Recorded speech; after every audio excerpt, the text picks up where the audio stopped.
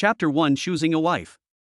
By the grace of heaven, the Empress decrees, a 1,000-year-old curse afflicts the eastern continent, a curse that remains unresolved to this day. For the prosperity of the empire, all adult men shall choose an auspicious day for marriage. The Silver Moon Empire, where the current empress has reigned for over 300 years, has been bound by this imperial decree of marriage for 300 years. Every year on the 9th day of the 9th lunar month, the local city lord presides over the marriage ceremony. On this day, all unmarried men who turned 18 years old were allowed to choose a wife. After choosing a wife, the man was granted the title of first-class baron, rising from a commoner to a nobleman. After becoming a nobleman, one can not only be exempt from all taxes, but also receive an annual allowance of 10 gold coins. Those without housing can even receive a 2-courtyard house.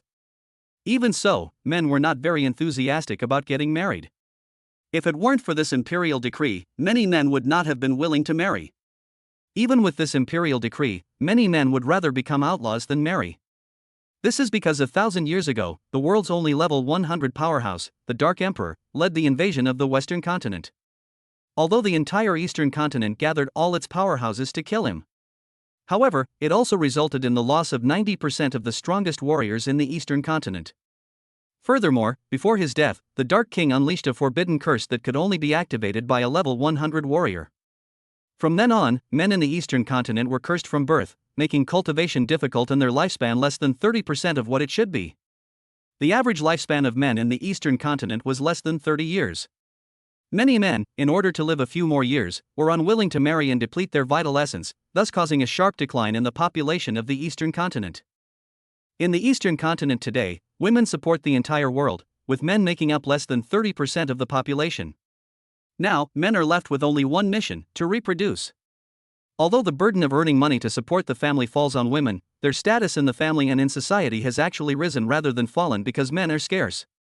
No woman dares to go against her man's wishes. It's safe to say that, aside from the short lifespan, this place is a man's paradise. Bright Moon City is located in the southern part of the Silver Moon Empire, one of the most peripheral cities. It has only been established for 20 years, but its permanent population has exceeded 300,000.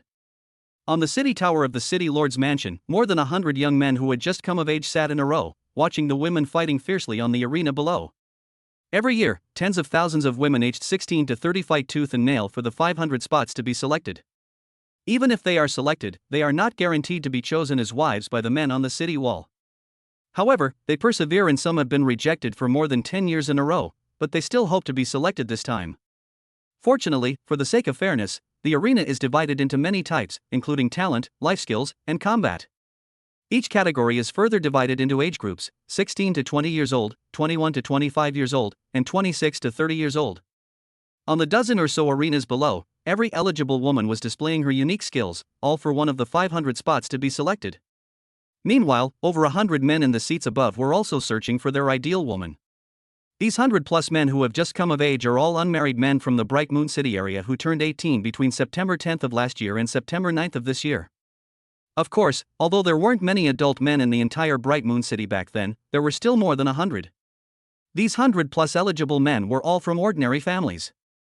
Those wealthy and powerful families arranged marriages for their children long before they came of age, as long as they reported it to the city lord's mansion, which was allowed.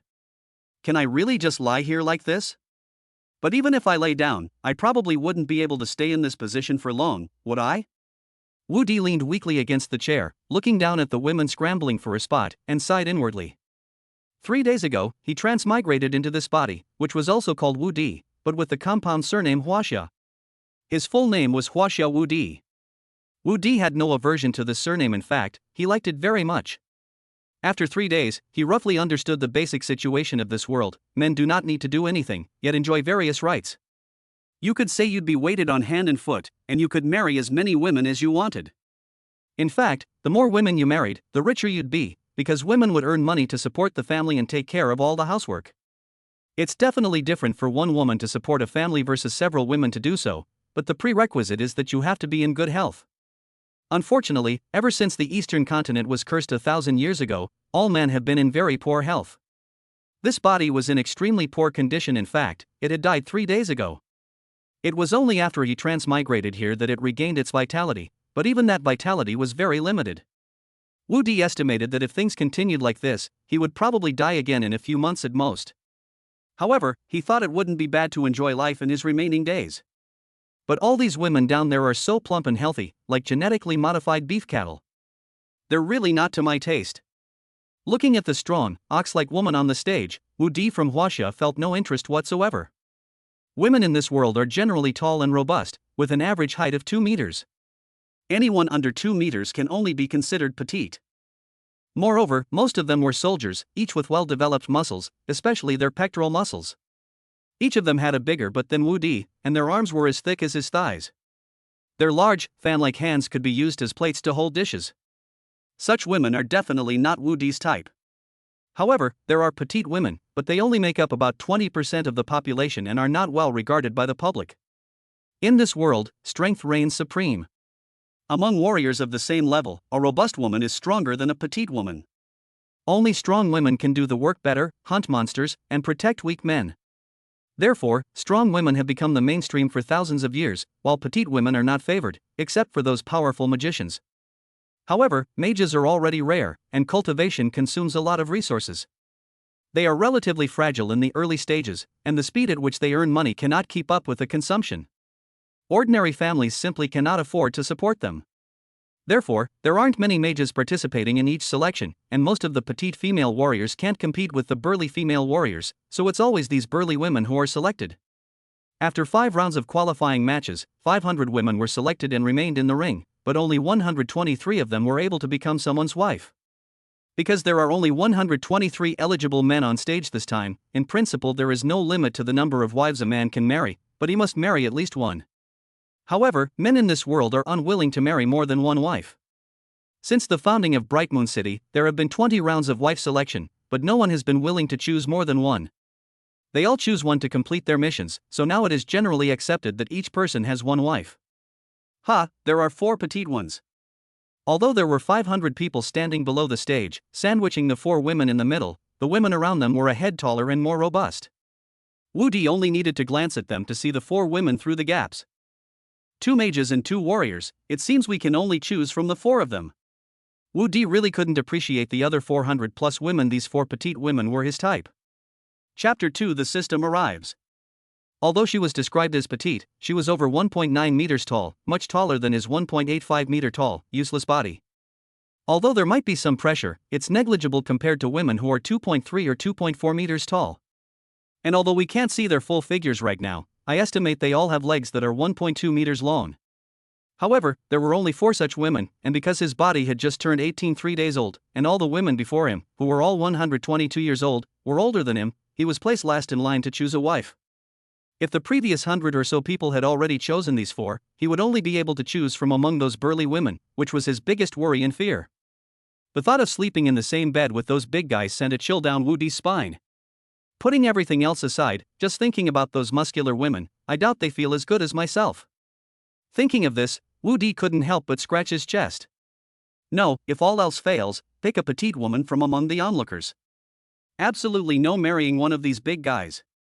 After experiencing the feel of his own hands, Wu Di made a decision. Although there were only 4 petite women on stage, there were quite a few in the audience. After all, you can find 2 or 3 petite women out of 10, but most of them are either eliminated or don't have the courage to participate. Ding dong. The host is selecting a wife. The polygamy and multi-child reward system has been successfully bound. Just then, a clear system notification sounded in Wu Di's mind. Holy crap, do all the transmigrators really have cheat codes? Wu Di's eyes widened in surprise. Now that a system has arrived, perhaps he won't have to lie down and wait to die. System, what abilities do you have? Wu Di had already forgotten about the woman on the stage and hurriedly asked the system about its abilities in his mind. The main purpose of this system is to encourage the host to marry and have children. Each time you marry and have children, you will receive a reward from this system. The more wives and children you have, the more rewards you will receive. Is that all it does? Wu Di felt that this system was a bit of a rip-off. In his current state, getting married wouldn't be a problem, but the chances of having children were probably 0, mainly because his body was too weak. The host can also view their own data through the system. Oh, then let's look at my current stats. Although it feels a bit unfair, it's better than nothing. Host, Wu Di of Huaxia. Age, 18. Height, 185 cm. Wives and concubines, 0. Qi and blood, 60. Magic, 10. Spirit, 150. Lifespan, 27 days. Holy crap, I only have 27 days left to live? Woody's heart sank when he saw his stats. He had thought he would live for at least 2 or 3 months, but it turned out he didn't even have a month left. System, can the reward for marrying a wife extend my lifespan? Each time you marry, you will be rewarded with an extra year of lifespan. The reward is tripled for your first marriage. Phew, that's good. Woody had only asked out of curiosity, but he never expected that he would actually be rewarded with a longer lifespan. With this system, there's no need to worry about lifespan. Although each marriage only rewards 1 year of lifespan, you can extend your lifespan indefinitely by marrying a different person each year. System, check the attributes of the guy next to me. Woody glanced at the guy on his left who was craning his neck to find his ideal partner, wanting to see his attributes. Sorry, this system can only view the host's own attributes, as well as the attributes of his wives, concubines, and children. If the host wants more functions, please marry more wives and have more children. After this system is upgraded, more functions will be unlocked. Oh, it can be upgraded, that's good. Although the system's functions aren't very powerful right now, the fact that it can be upgraded means we can look forward to it. By the way, system, how many wives do I need to marry to level up? Since I can level up, let's set a small goal first. You need 10 wives and concubines and at least 3 children to upgrade. The system's emotionless voice rang out again. Well, it seems there's still a long way to go before I can upgrade. It'll be at least a year from now. In this world, getting married is very easy. You don't need a house, a car, or a dowry. If you're willing, and you take a fancy to someone who isn't married, she'll marry you and even pay you to marry her, guaranteeing to be completely devoted to you. Giving birth is the only exception. It requires not only time but also physical strength. Of course, you can lie down and relax, but 10 months of pregnancy is inevitable, so you'll have to wait at least a year to upgrade your system. But now that the most important issue of lifespan is no longer a concern, the first thing to do is choose a wife. Holy crap, how come there are only 3 left? In the time it took to communicate with the system, 40 or 50 men had already made their choices, but one of the 4 women he liked had already been chosen. It's actually a level 27 mage, no wonder she was chosen. Woody took a closer look to see who had been chosen. Before, the woman was behind the big guy, so he couldn't see her figure or appearance, but now he could see her clearly. She was quite good looking, barely an 8 out of 10. She was also very tall and slender, with a curvy figure. In particular, her long legs, which were faintly visible under her magic robe, made people want to touch them. Damn, what a pity! With that figure and looks, she would have been a goddess back in the day. And she's a level 27 mage. Just 3 more levels and she could have learned area of effect skills. What a waste! Woody felt a great pity. If a level 27 mage were raised to level 30 and learned area of effect skills, the speed at which he could make money would be equivalent to that of 2 or 3 warriors of the same level. This is why petite women, who are not popular, were still chosen. The man probably saw this as an advantage. Forget it, there are still 3 left. Let's see which one to choose. Since he had already chosen one, Woody stopped worrying about it. There were still 3 left, as long as he could save one for himself later. At this moment, the women waiting to be chosen below were slowly moving around the arena at a distance of 1 meter, so that the men on the city wall could see them clearly. Each woman has a number, along with her age, occupation, and rank. If you like her, you just need to give her the number. At this moment, one of the remaining 3 walked right below Woody. He was about 2 meters tall and wore a full set of standard armor, giving him a heroic and dashing appearance. Moreover, his physique and appearance were even better than the previous mage. His ID number was 9527, age 30, profession, warrior, level 30. This one is good. Her figure and appearance are at least a 9 out of 10, and judging from her armor, she's from the Bright Moon City Defense Army. She must be a battle-hardened warrior. I hope no one chooses her. Warriors are easier to level up than mages in the early stages. Among the remaining 400 plus people below, nearly 100 are warriors who are level 30 or above. Woody saw a 2.4 meter tall warrior who was level 36, but he wasn't Woody's type. Level didn't matter, what mattered was the feeling. Besides, the level 36 warrior was quickly chosen. Chapter 3. I want all 3. Soon, the second woman arrived below Woody, wearing tight leather armor. Her breasts seemed about to burst through the armor, and beneath half of the armor, her flat, fair abdomen and 8-pack abs were exposed to the air. Her slender waist, which could be encircled by one hand, paired with her long, shapely legs that are 1.12 meters long, is incredibly alluring. She is absolutely the epitome of beauty. This one is also a soldier, much younger than the last one. Although he's a bit shorter than the last one, he's still about 1.95 meters tall, and his physique is even better than the last one. ID number 10088, age 22, professional warrior, level 21. Although her level is a bit low, she's definitely top-notch. In my previous life, you wouldn't even dream of having a woman like that for less than hundreds of thousands or millions. I want this one too. What should I do? I'm only level 21, so I don't think anyone will choose it, right? Wu Di is now extremely worried, fearing that he will be chosen by the person in front of him. One person has already been chosen, and if this person is chosen, he will really be in deep trouble. Damn, why is this body so young? After seeing two exceptional women, and being the last one left to choose from, Wu Di felt as if 1,000 ants were gnawing at his heart. Just as Wu Di was complaining about being the youngest, the last remaining petite woman appeared before him.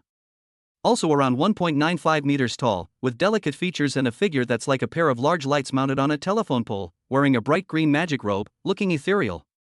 Number 996, age 19, profession, mage, level 18. Wow, she's a mage. Her level is a bit low, but she's young and energetic, easy to train, and her mage gear looks quite valuable. She's definitely a total rich and beautiful girl.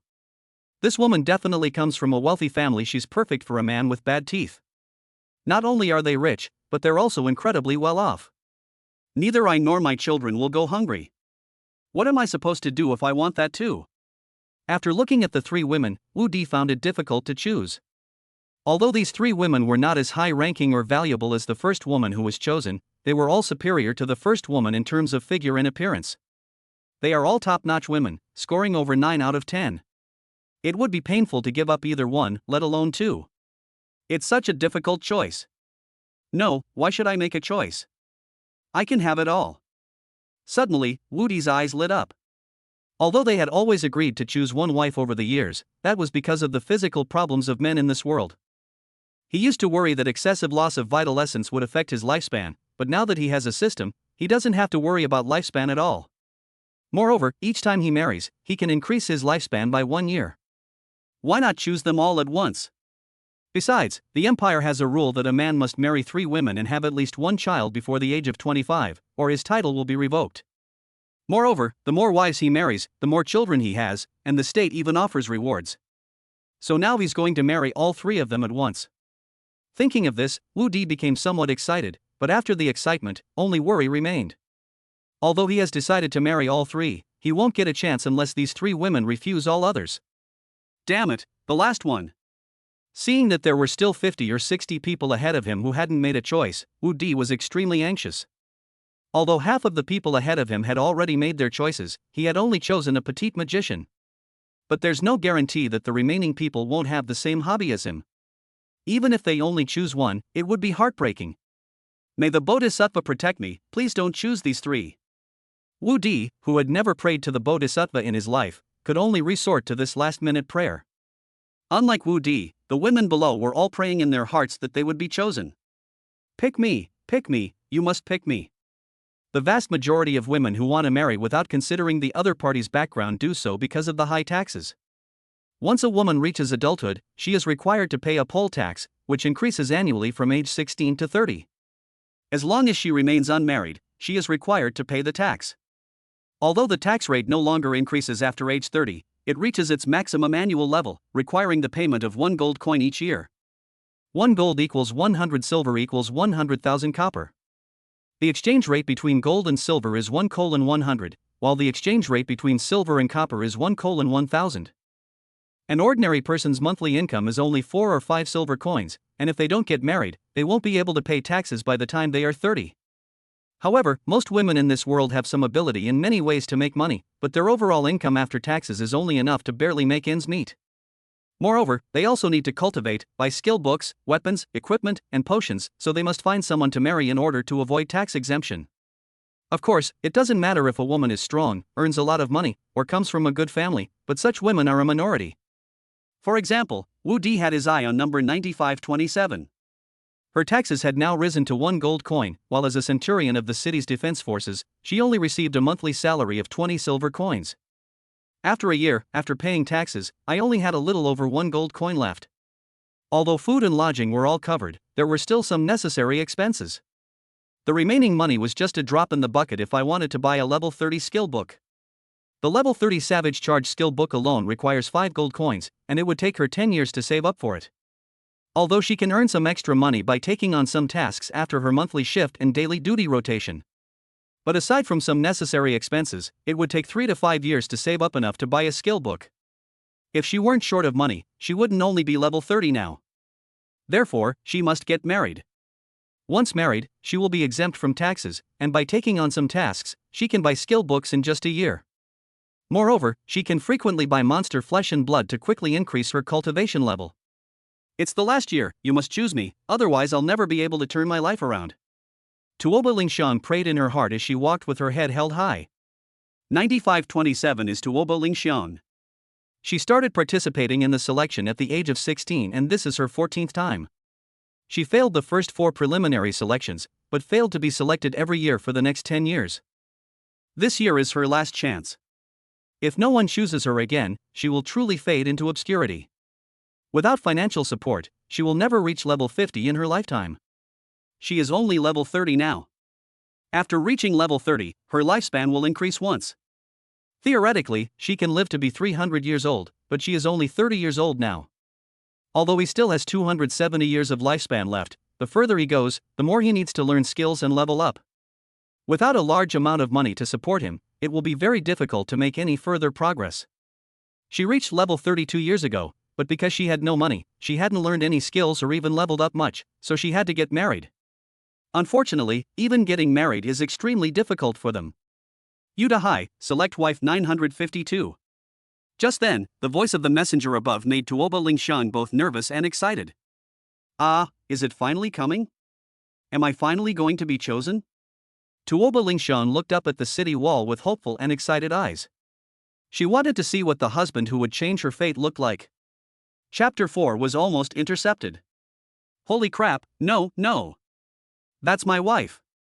Upon hearing this number, Wu Di, who was on the city wall, felt his internal organs clench and his heart ache so badly that it felt like it was about to bleed. He cried out that the treasure he had just obtained was about to fly away. There were only 4 he liked to begin with, and he was heartbroken when one of them was chosen. Now that he's going to lose one more, it's like taking his life. As the messenger finished speaking, Wu Di and Tuoba Lingshan's world fell silent. Yes, I am number 9521. As soon as the announcer finished speaking, a burly level 33 warrior excitedly walked off the stage.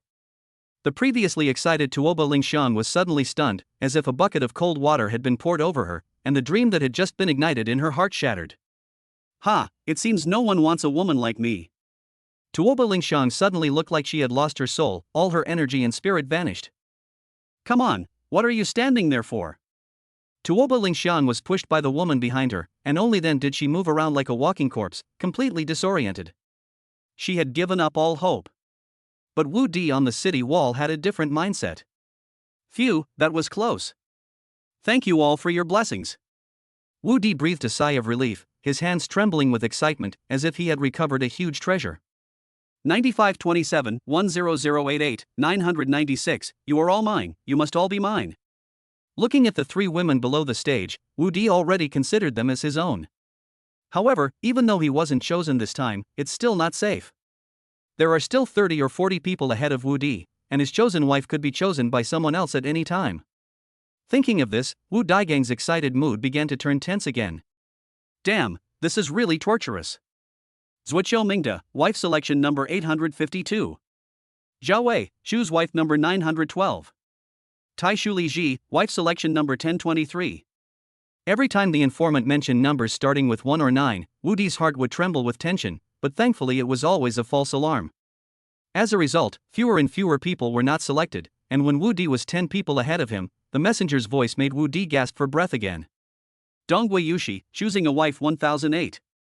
Holy crap, no way, it's almost my turn. My goddess, please don't let it be my goddess. Wu Di clutched his chest and curled up into a ball. No, I have to stop him. That's my wife. Wait. Number. Just as Wu Di spoke, the messenger's word number immediately silenced him. Phew, thank goodness, it's not number 10088. I can't take this anymore, it can't go on like this. If this continues, my heart will probably explode before it even reaches me. Wu Di decided he couldn't just sit and wait to die, it was too agonizing. There were only a few people left, so he decided to take the initiative. Although he couldn't choose in advance, he could prevent others from choosing the three he preferred. Brother, what's wrong? Are you feeling unwell? The young man next to Wu Di asked with concern when he saw Wu Di's pained expression. Oh, it's nothing, I just sat for too long and my butt hurts a bit. Wu Di waved his hand, not intending to chat with the other person any longer. He was going to go to the front and keep an eye on things, to prevent others from choosing their wives. Bro, have you made your choice yet? I've already chosen. I'm going to pick the mage number 996. Which one are you going to choose, bro? Upon hearing the other person's words, Wu Di just stood up and then plopped back down. He thought to himself, I was just about to go and keep watch when the guy next door almost broke into my house. Bro, seriously? You actually chose that level 18 mage? Are you out of your mind? Wu Di said, touching the other man's forehead with his hand, while inwardly trying to figure out how to persuade him to change his partner. Brother, I don't have a fever. I know there are many warriors above level 30 who are good, but this one is younger and a mage. His height is also a good match for me. I think number 996 is perfect for me. Match my ass. Suitable for you, my ass. She's my wife, only suitable for me, only a perfect match for me. Brother, that's true, but choosing a wife isn't like that. Think about it, why are magicians so rare? It's because they cost a fortune.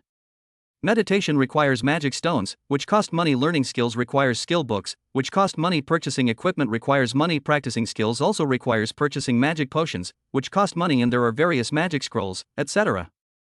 Each of these requires a lot of money, and she's only level 18 now. She can only start earning money at level 30, which is 12 levels short. Without hundreds or thousands of gold coins, she simply can't reach level 30. The young man hesitated again after Wu Di said that. Seeing that the other party hesitated, Wu Di knew that his words had worked, so he quickly pressed his advantage and added fuel to the fire.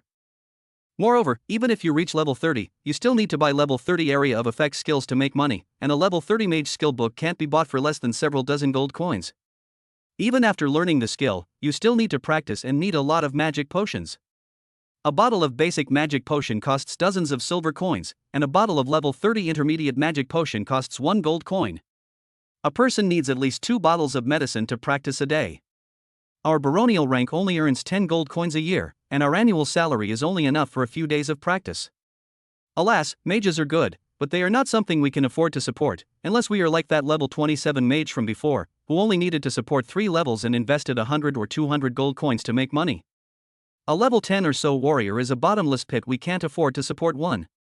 If it were me, I'd choose a warrior. A level 30 or so warrior marrying one would make me money. With our title stipend, life would be absolutely heavenly, much more comfortable than marrying a magician. Hey brother, you've really woken me up from my dream.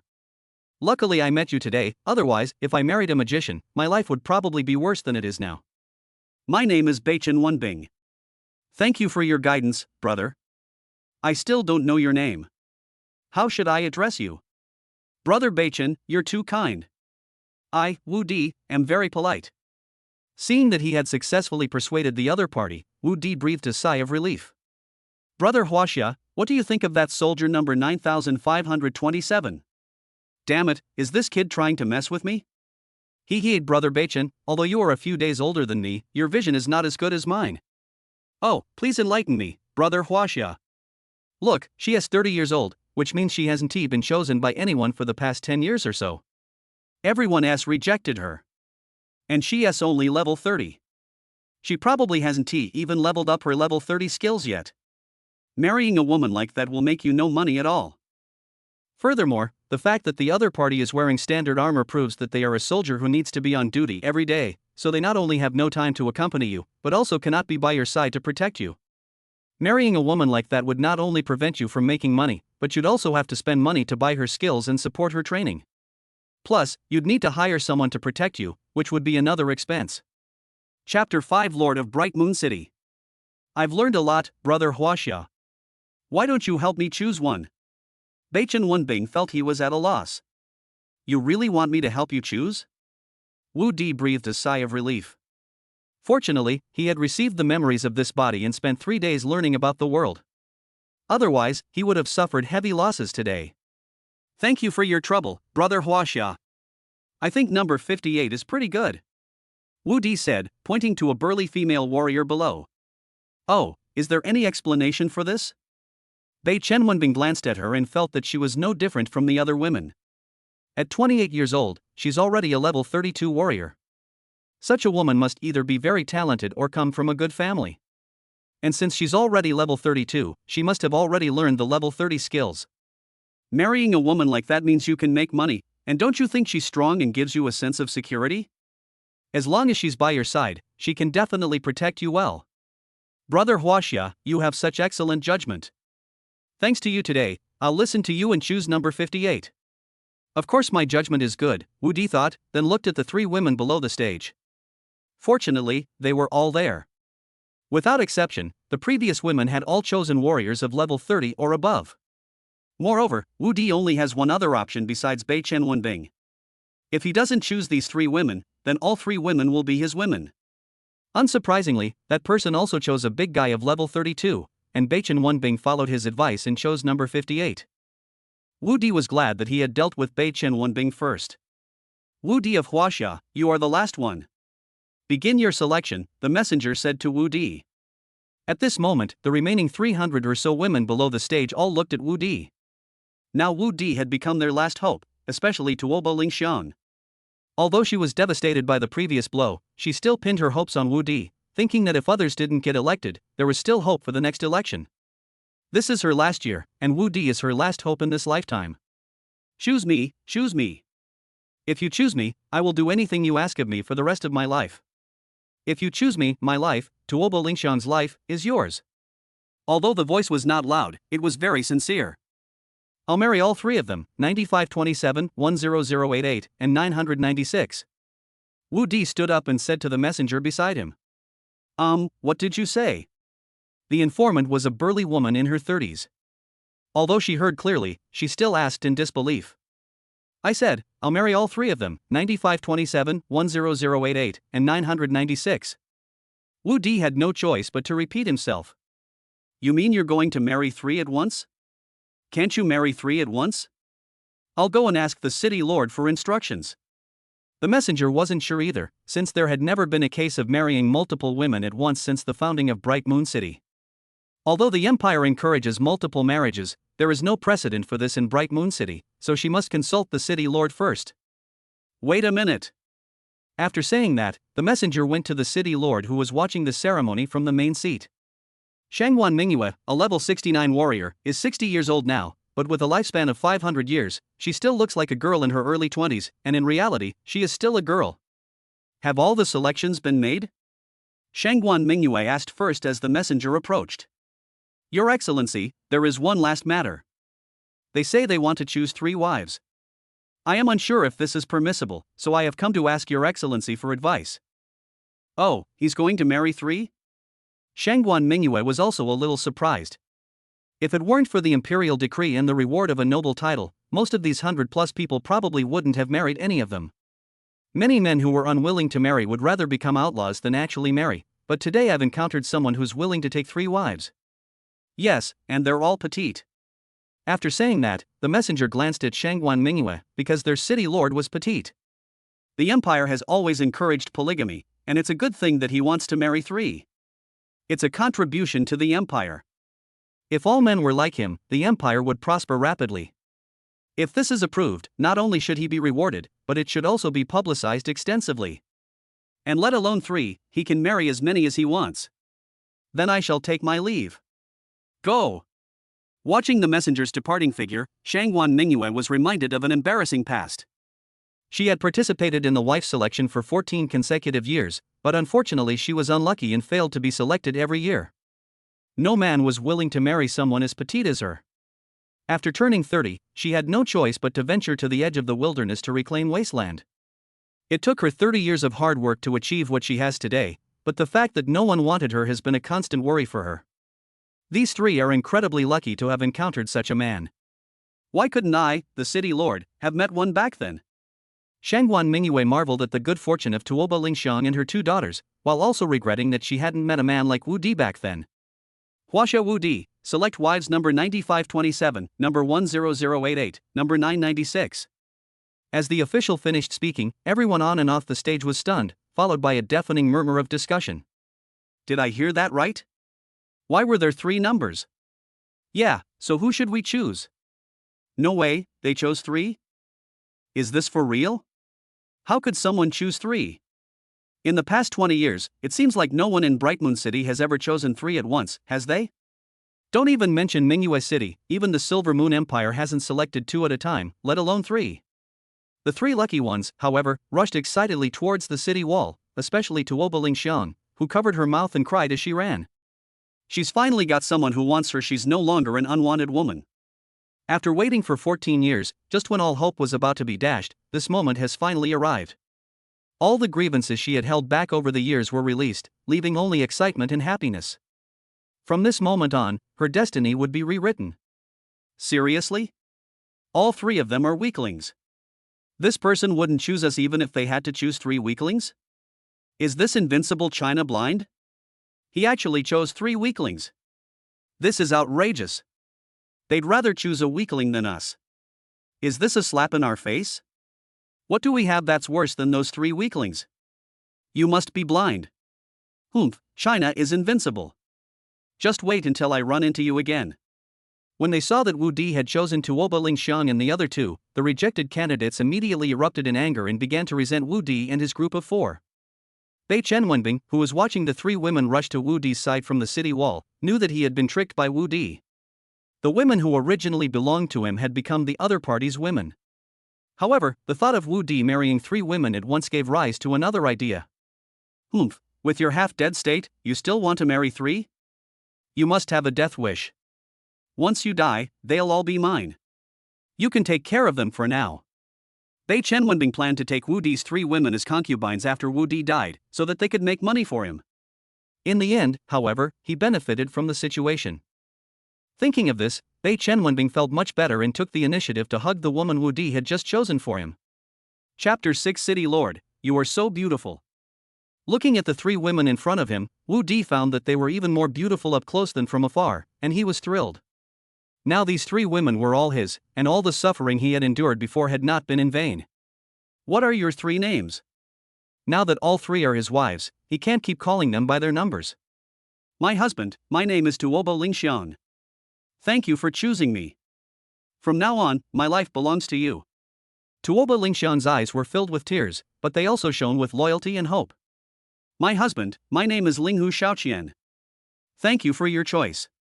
Although I am not as strong as Sister Lingxiang, I will take care of you wholeheartedly and be at your beck and call. Linghu Shaoqian is indeed number 10088. With her petite figure and being only a level 22 warrior, she didn't have high hopes for this wife selection, but unexpectedly, she was chosen in the end. This surprise came so suddenly. While I was overjoyed, I also decided that I would repay my husband wholeheartedly from now on, in any way I wanted.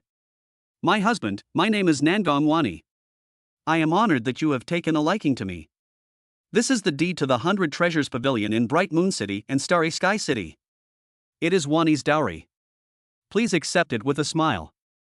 Nangong Wani handed 2 house deeds to Wu Di, which was also the purpose of her participation in the wife selection. She had only her mother and sister. Because the title of Baron could not be inherited, many people had their eyes on her family's property since her father died. Although she had her mother's support, they didn't have a title, so it was difficult for them to protect their family property when they encountered someone with a title. If it weren't for her mother's strong influence and constant mediation over the years, their family would have been swallowed up long ago. However, despite her mother's help over the years, she has not had the time or energy to cultivate, and her cultivation level has progressed slowly. Moreover, more and more people are eyeing her family's wealth. If she doesn't find a man to support her, even with her mother, it will be difficult to protect the family business. So, after some discussion, they decided to let her run for election. She had only been going with a try-it-out mentality, but she never expected to actually be selected. Although she still had to give away her family business, he was still her husband and her family's husband. Is the 100 Treasures Pavilion yours? Wu Di asked in surprise. He knew before that Nangong Wani was a rich woman, but he didn't expect that Bai Baoji was actually her family's. Although Wu Di had only been in the world for 3 days, he still knew about Bai Baoji. The Treasure Pavilion has a wide range of businesses, from small items like medicinal herbs and monster materials to large items like skill books and magical equipment, including various potions and magic scrolls. Now she belongs to my husband. In addition, my mother has prepared 1,000 gold coins as dowry, which will be delivered to our home this afternoon. Nangong Wani's words were truly astonishing. Such a dowry was definitely extravagant. Tuoba Lingxiang and Linghu Shaoqian were also completely shocked. They came from ordinary families and could barely make ends meet. They had never seen 1,000 gold coins in their lives. At the same time, she felt inferior and thought she was not good enough for Wu Di.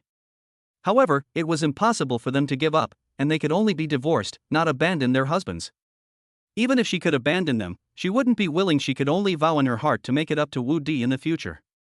Wu Di was even more surprised to find that in addition to the shop, there was also a dowry of 1,000 gold coins, which was absolutely enough to make him feel comfortable. You should know that he only had 1 silver coin and a few dozen copper coins on him, which his aunt had given him a couple of days earlier. He only had one relative left in the world, and that was his aunt who had never married. His aunt raised him these past few years, but she was only in her early 30s and a petite level 26 warrior, barely able to support him. Then I will accept it. From now on, the 3 of you must live in harmony, and you shall be ranked according to your age. Wu Di did not allow Nangong Wani to become the eldest daughter-in-law just because her dowry was generous, but instead ranked her according to her age.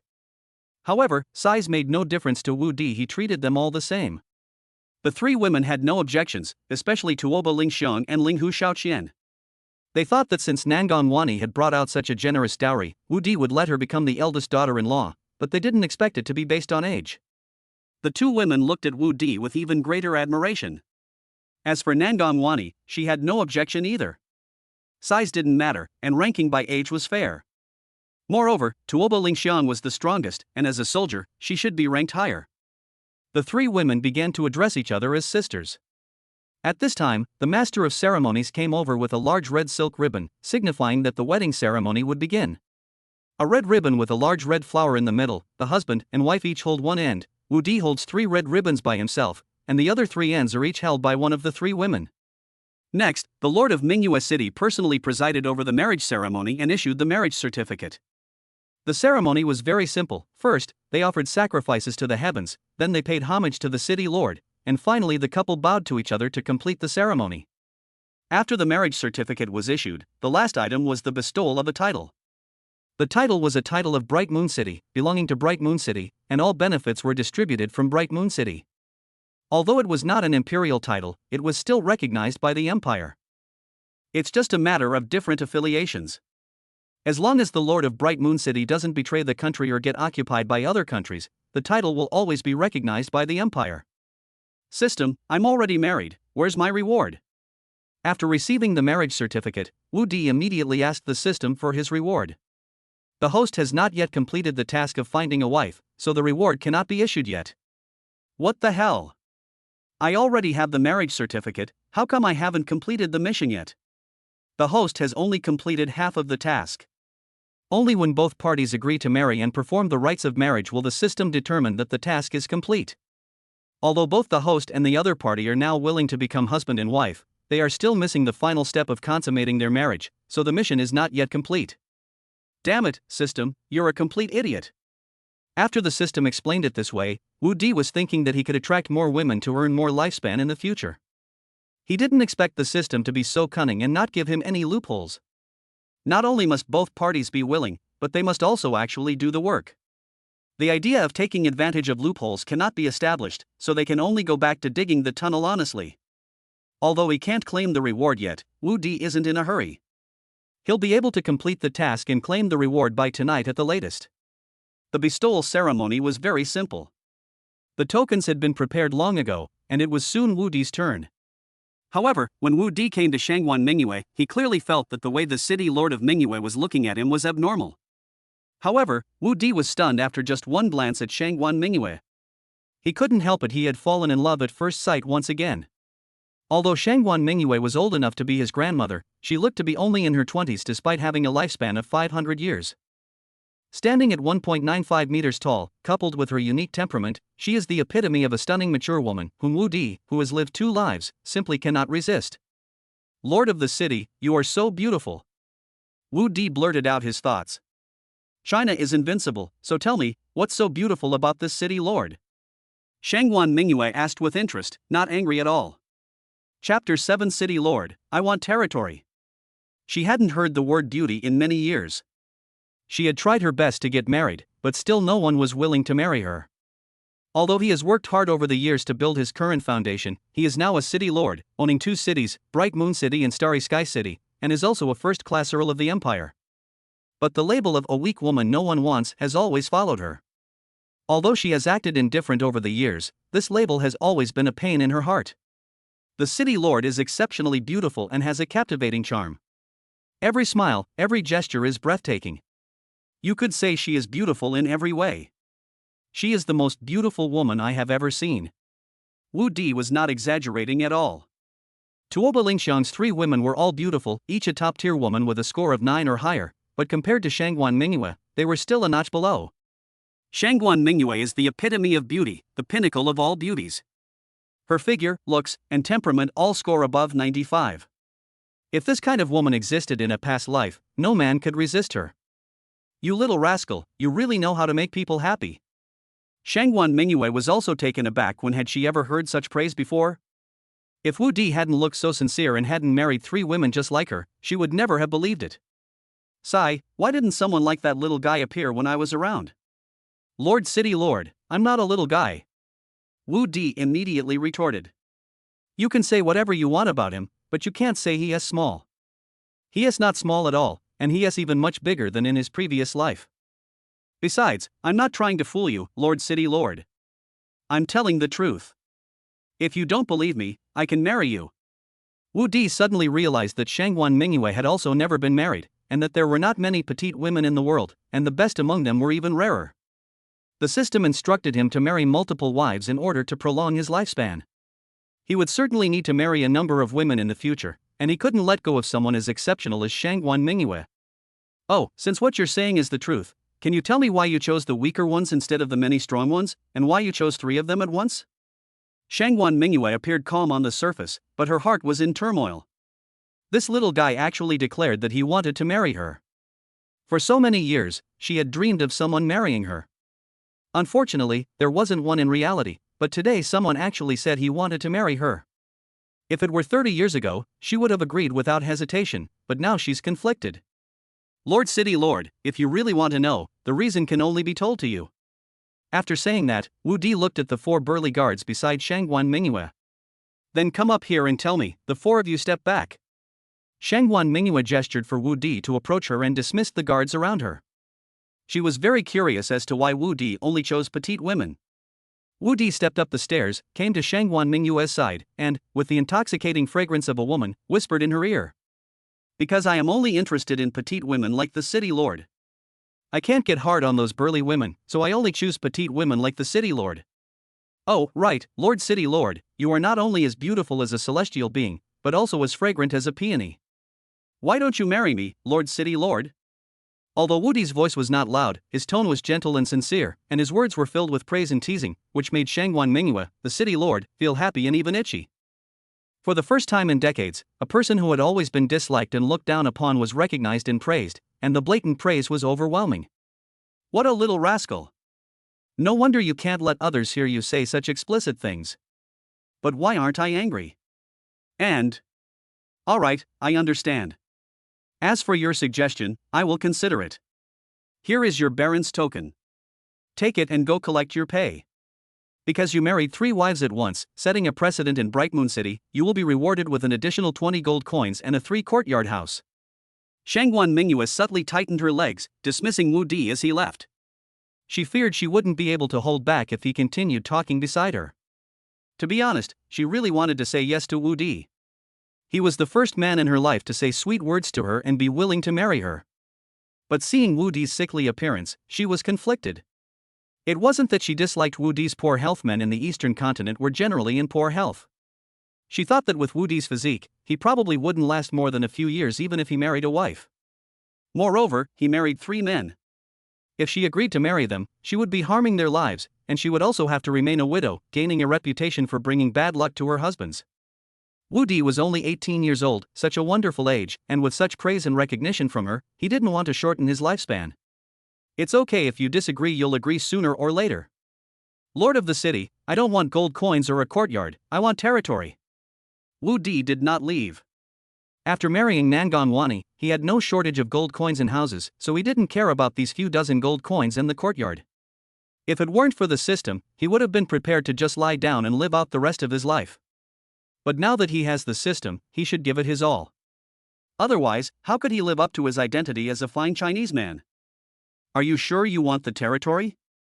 You should know that the vacant lordship positions are all quite dangerous and impoverished territories, frequently attacked by bandits and magical beasts. I think you're safer in the city.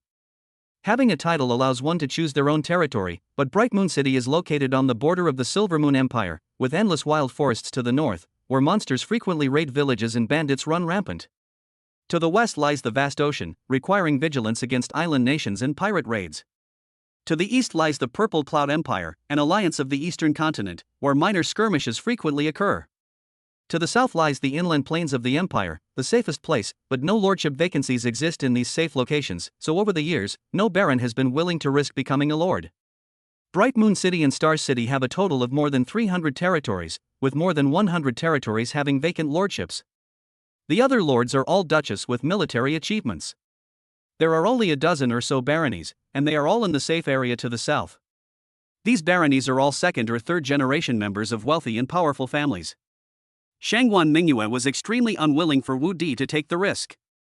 Although she did not agree to marry Wu Di, she had a very good impression of him. Your mind is made up, and I hope that your excellency will grant your request. Wu Di said, cupping his hands in greeting. Sai, are you really going?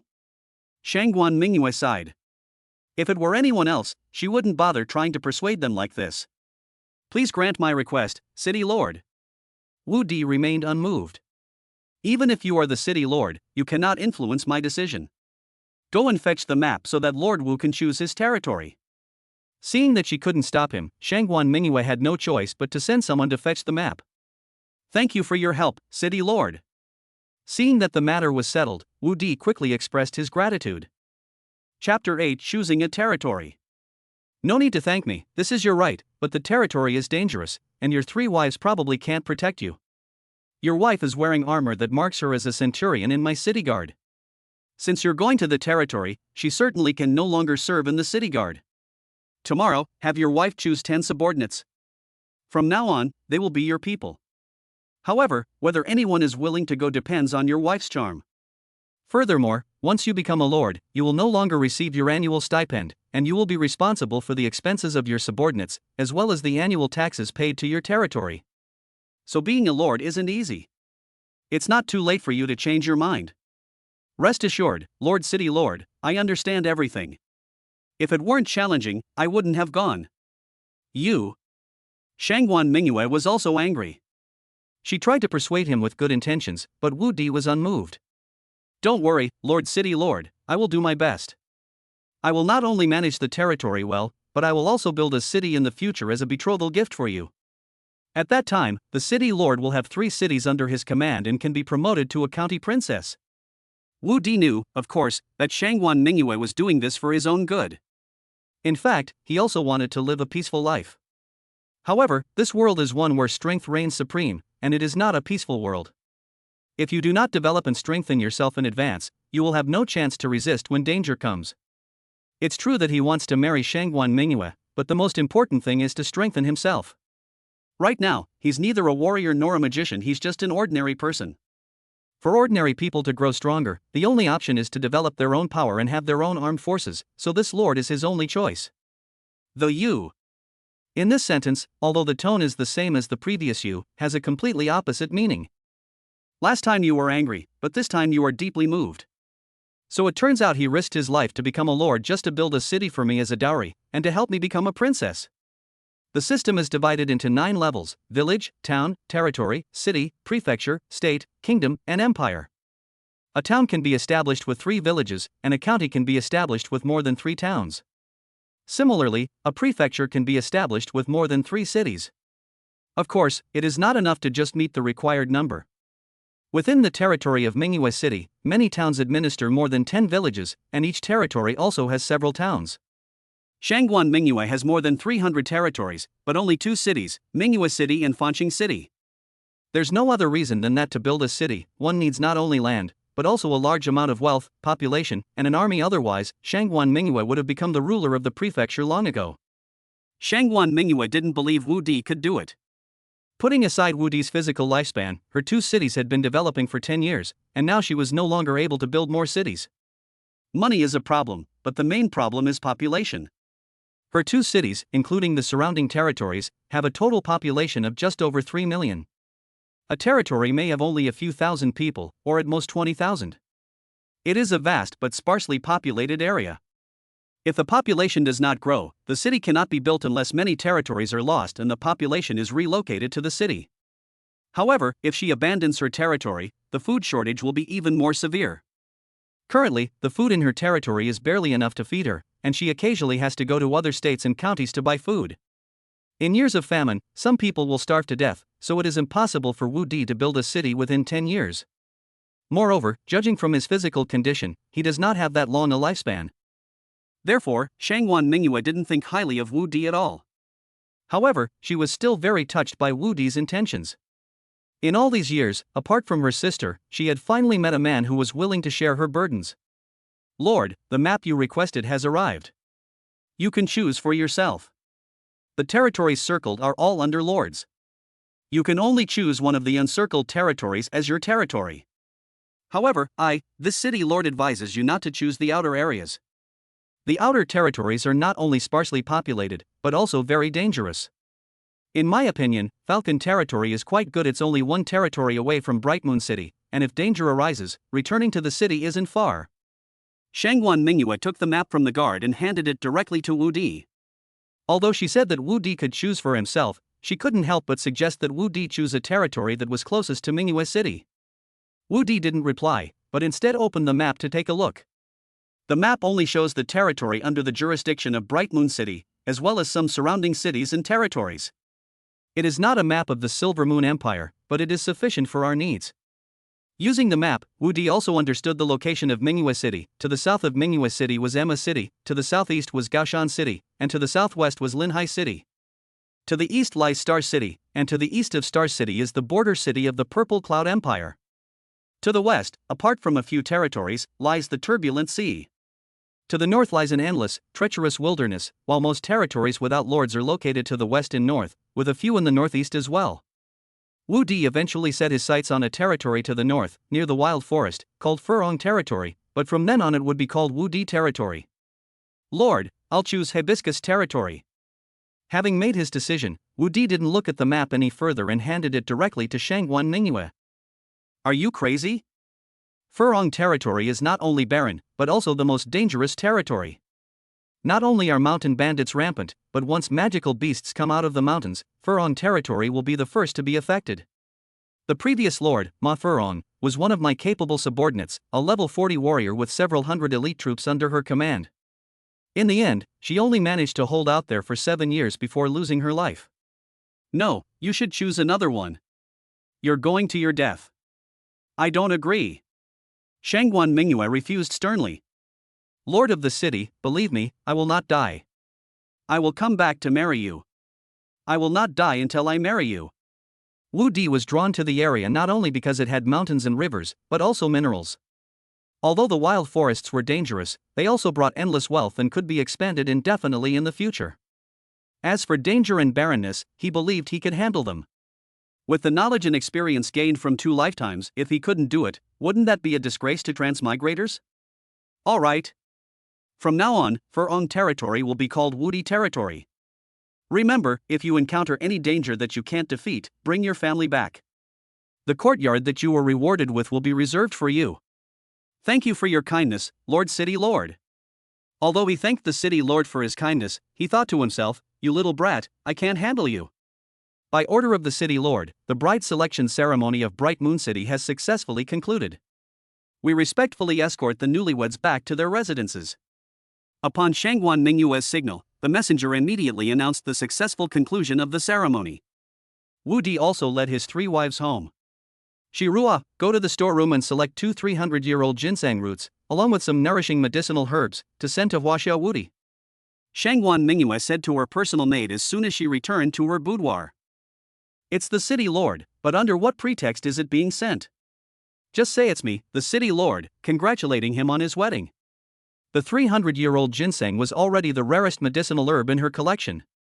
If it weren't for Wu Di's seemingly dying appearance, she really wouldn't have been willing to give it away. Chapter 9 Ant. Despite being the lord of 2 cities and holding the title of Earl, Shangguan Mingyue's territory is barren. Most of her annual taxes are handed over to the empire, and the remainder is used to support the army and for the development of her territory, all of which require a large amount of money. After a year, she didn't have much left, not even as much as some business families, so apart from power, she couldn't help Wu Di much else. Miss, the carriage and dowry are ready. Wu Di had just led the 3 women out of the city lord's mansion when a woman in a green dress ran over to Nangong Wani and said, "Green robe greets the son-in-law." She then bowed to Wu Di. "My lord, this is my dowry maid, Green Robe. She has been with me since she was a child.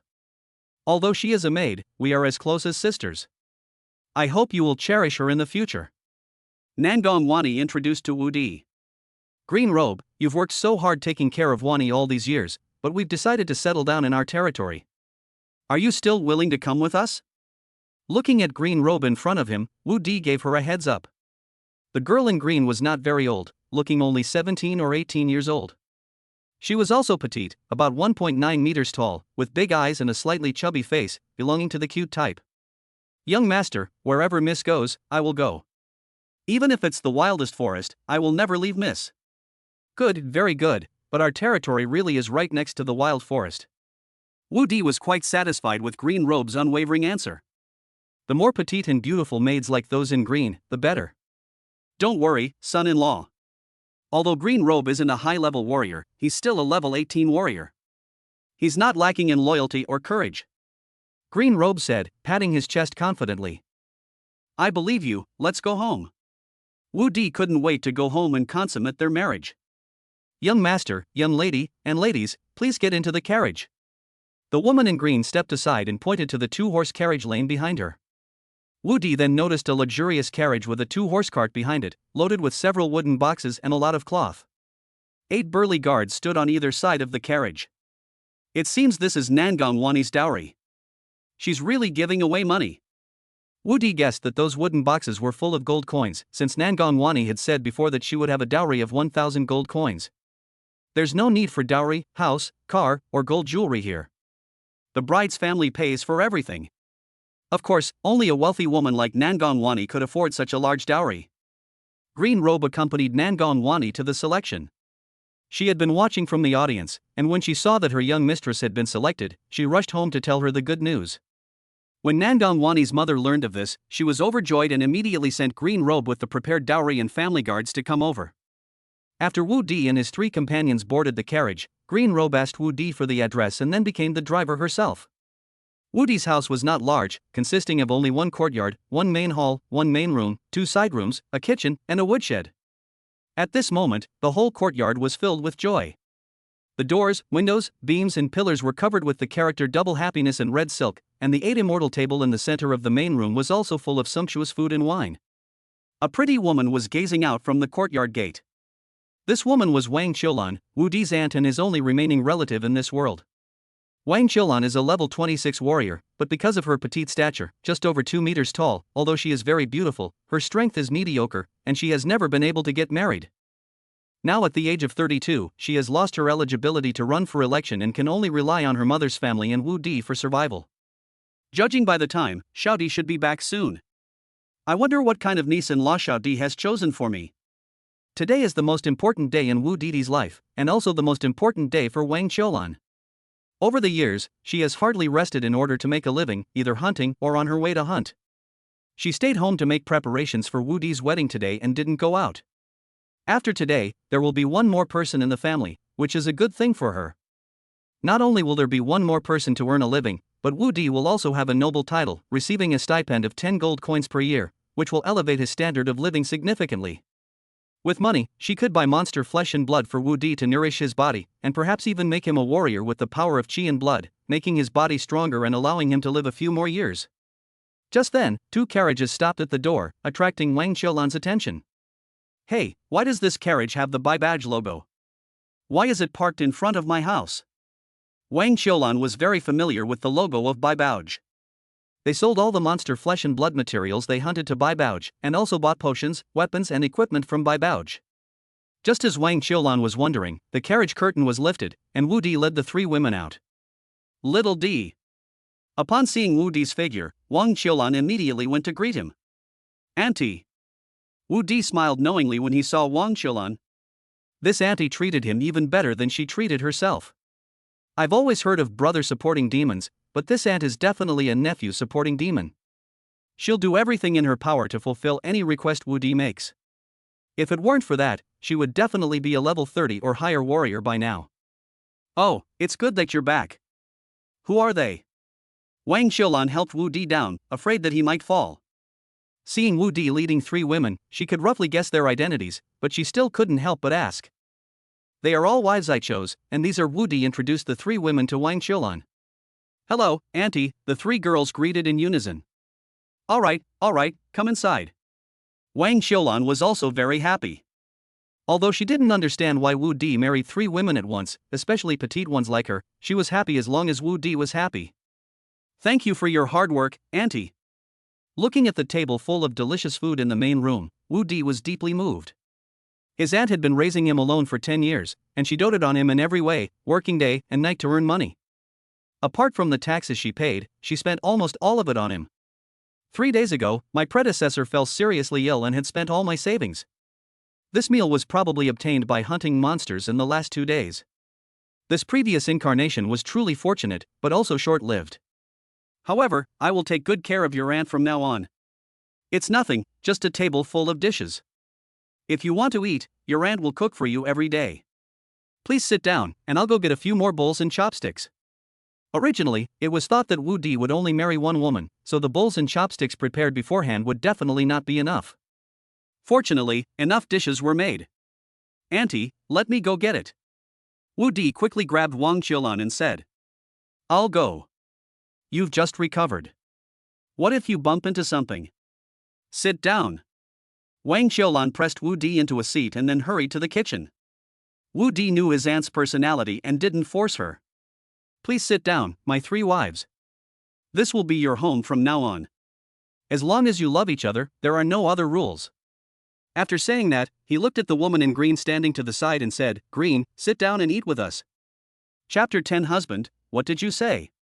Young master, this won't do. I'm a maid, and I have to serve you and your wife. Green-clad woman quickly waved her hand. You and Wani are as close as sisters, and you even brought your dowry with you, so you're family now. Besides, I'm the one who calls the shots at home, so sit down and eat with us.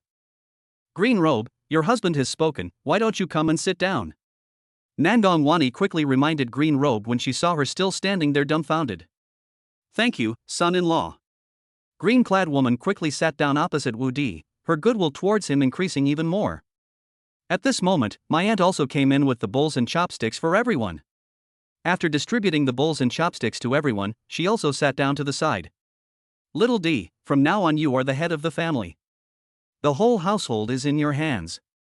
After dinner, go to the bridal chamber as soon as possible and start producing offspring for the Huaxia family. Hearing Wang Qiulan say that, the three women blushed instantly. Although they had prepared themselves, they were still a little shy to hear it said to her face. Don't worry, auntie, our Huaxia family will definitely prosper in the future. Okay, that's good. Now that Ling Xiang and the others are taking care of you, your aunt can focus on hunting and earning money.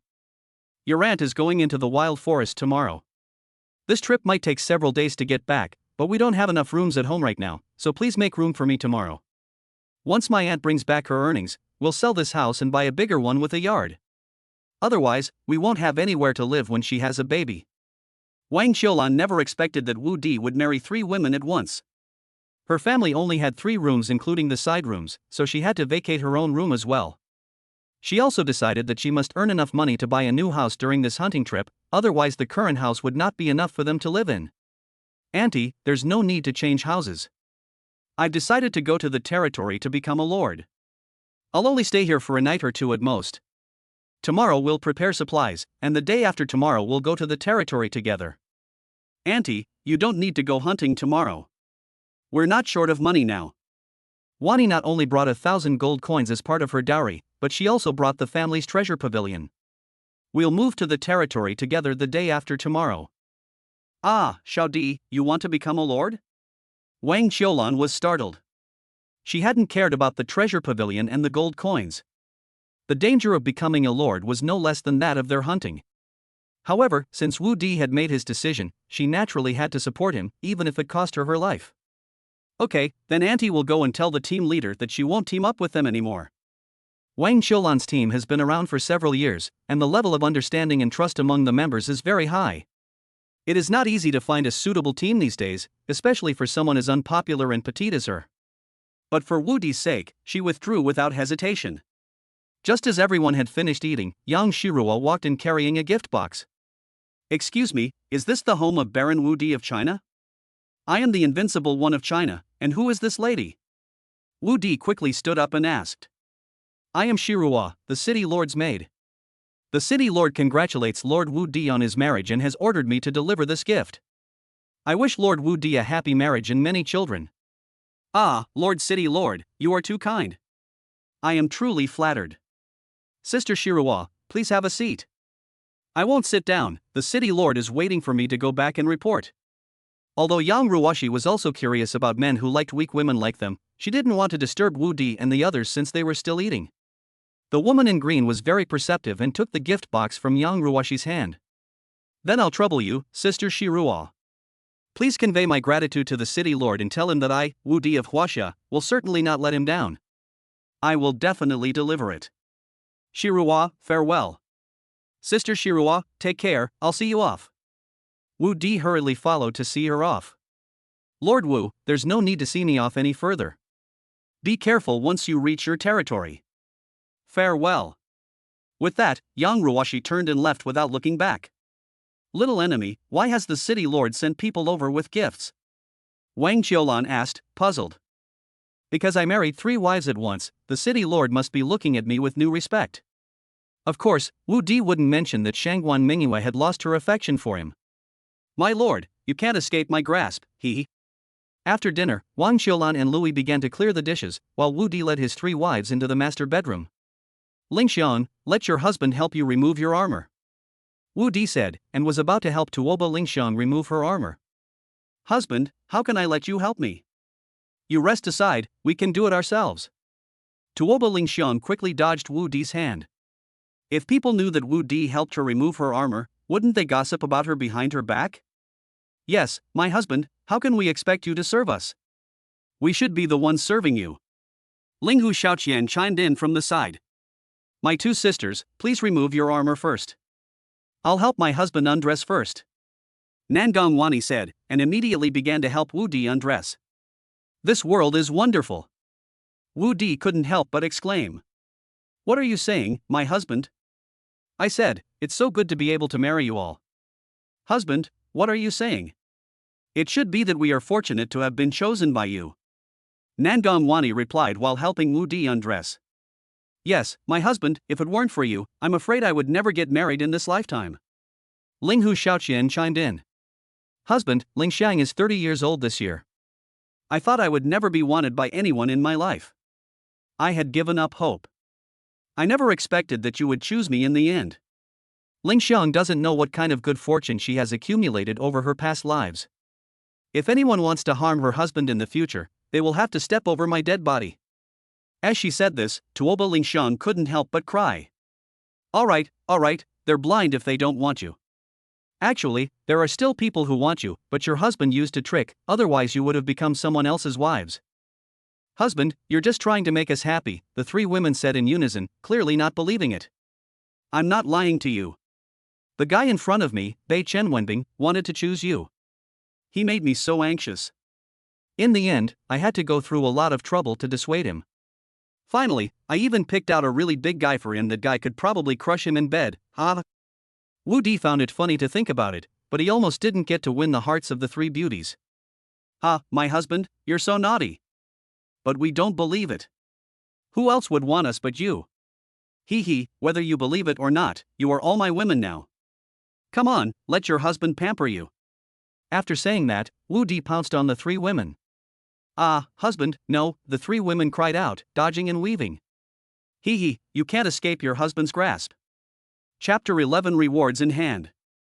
Wu Di's eyes widened.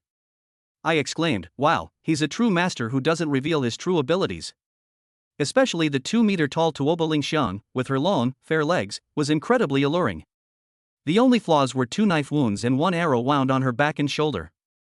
Ling Hu Shaoxian, although a little younger than Tuoba Ling Xiangruo, has a figure of 1.96 meters, which is absolutely devilish. Nangong Wani, being the youngest and a magician, appears somewhat weak, but her overall body proportions are extremely balanced and perfect. One could say she is exquisite to the extreme. Sigh, I was forced into this situation just to survive. Congratulations, host, for exceeding the target for finding a wife. Critical hits reward 3 years of lifespan x 3 times. First marriage reward, career awakening x 3. Awaken warrior, HP plus 500. Awaken class mage, magic points plus 500. Please select a magic attribute. Awaken summoner, spirit power plus 500. The reward for marrying a wife has been distributed. Please select a magic attribute within 1 hour. Otherwise, the system will randomly select an attribute. Holy crap, we've struck it rich this time. The reward has tripled. The system previously stated that marrying a wife would reward you with 1 year of lifespan, and the first marriage would reward you with 3 times that amount, which is 3 years of lifespan. Marrying 3 wives would result in a total of 9 years of lifespan. He's even awakened a class, warrior, mage, and summoner. This guy is about to take off with all 3 classes. Wu Di's heart was filled with excitement and boundless pride. Summoners are a rarer profession than mages, not because training to become a summoner is expensive, but because summoners need to cultivate mental power, which is the most difficult to cultivate. Summoners do not need strong blood and energy to support them, nor do they need to be compatible with magic attributes. As long as you have strong mental strength, ordinary people can cultivate. Many petite women, and even men, aspire to become summoners, but none can get started. Summoners are scarce, yet their equipment and skills are incredibly cheap. But which mage attribute should I choose? Wu Di was also at a loss. There are 11 magic attributes in this world: metal, wood, water, fire, earth, ice, wind, lightning, space, light, and darkness. Wu Di, the dark mage, was instantly killed. The curse on the men of the eastern continent was the same forbidden curse cast upon the death of the only level 100 dark mage in the western continent. The light element primarily focuses on healing and support, while the 5 elements element is more common, and their magic skills are more comprehensive, emphasizing both attack and defense. Ice type focuses on attack and support, and has a built-in slowing effect. Wind type is more supportive, with weaker attack and defense, but higher agility. Lightning type focuses on attack, has a built-in paralysis effect, but has almost no defensive skills. The space type class has limited attack methods before level 70, it only has the space cutting skill, which can be learned at level 30. However, the space type can create storage artifacts, teleportation scrolls, and return scrolls. They can also set up teleportation arrays, and can learn the teleportation skill at level 20. They are rarely killed, so it can be said that space-type characters are very good at making money and escaping. Furthermore, at levels 70 and 90, there are 2 incredibly powerful area of effect skills. However, space-type mages are very rare, and powerful space-type mages are even rarer. The highest level spatial mage in the entire Silvermoon Empire is only level 75, but with just the level 70 spatial rift skill, mages and warriors below level 90 have to avoid its edge. If Wu Di only had one profession, he would choose either lightning or ice, but now he combines all 3 professions, with the attack methods of a warrior and the ability to summon battle companions, making him proficient in both offense and defense. So he chose the space-based system.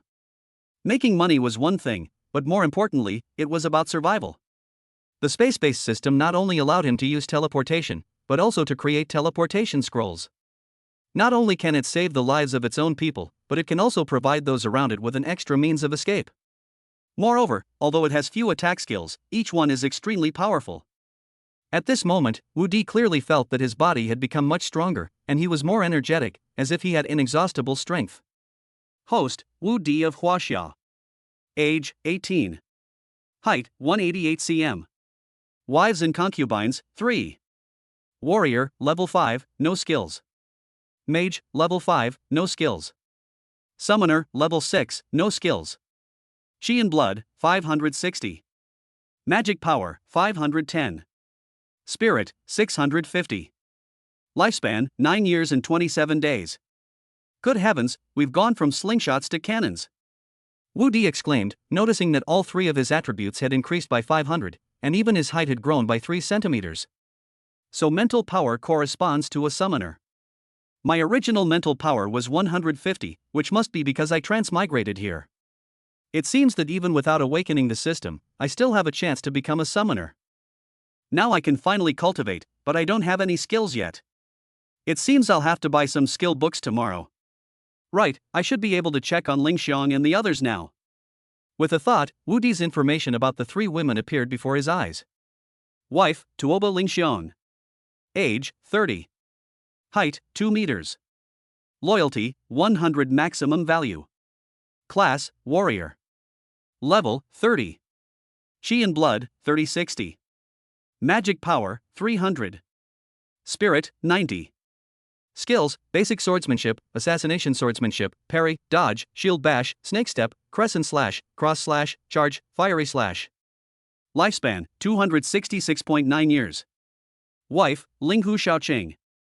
Age, 22. Height, 1.96 meters. Loyalty, 100 maximum value. Class, Warrior. Level, 20. Qi and Blood, 2080. Magic Power, 200. Spirit, 60. Skills, Basic Swordsmanship, Assassination Swordsmanship, Parry, Dodge, Shield Bash, Snake Step, Crescent Slash, Cross Slash, Jump Slash. Lifespan, 72.5 years. Wife, Nangong Wani. Age, 19. Height, 1.95 meters. Loyalty, 98. Occupation, Wood Mage.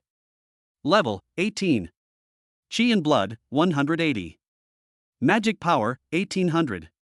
Spirit, 36. Skills, Wood Spike Technique Attack, Leaf Technique Healing.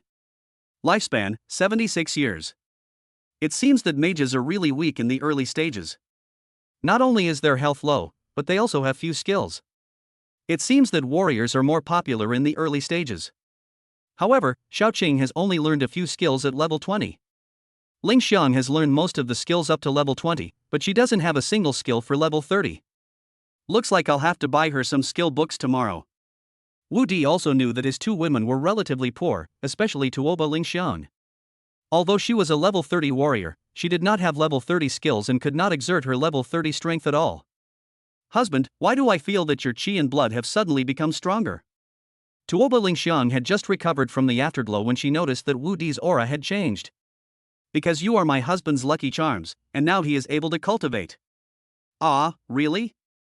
Husband, you can really cultivate?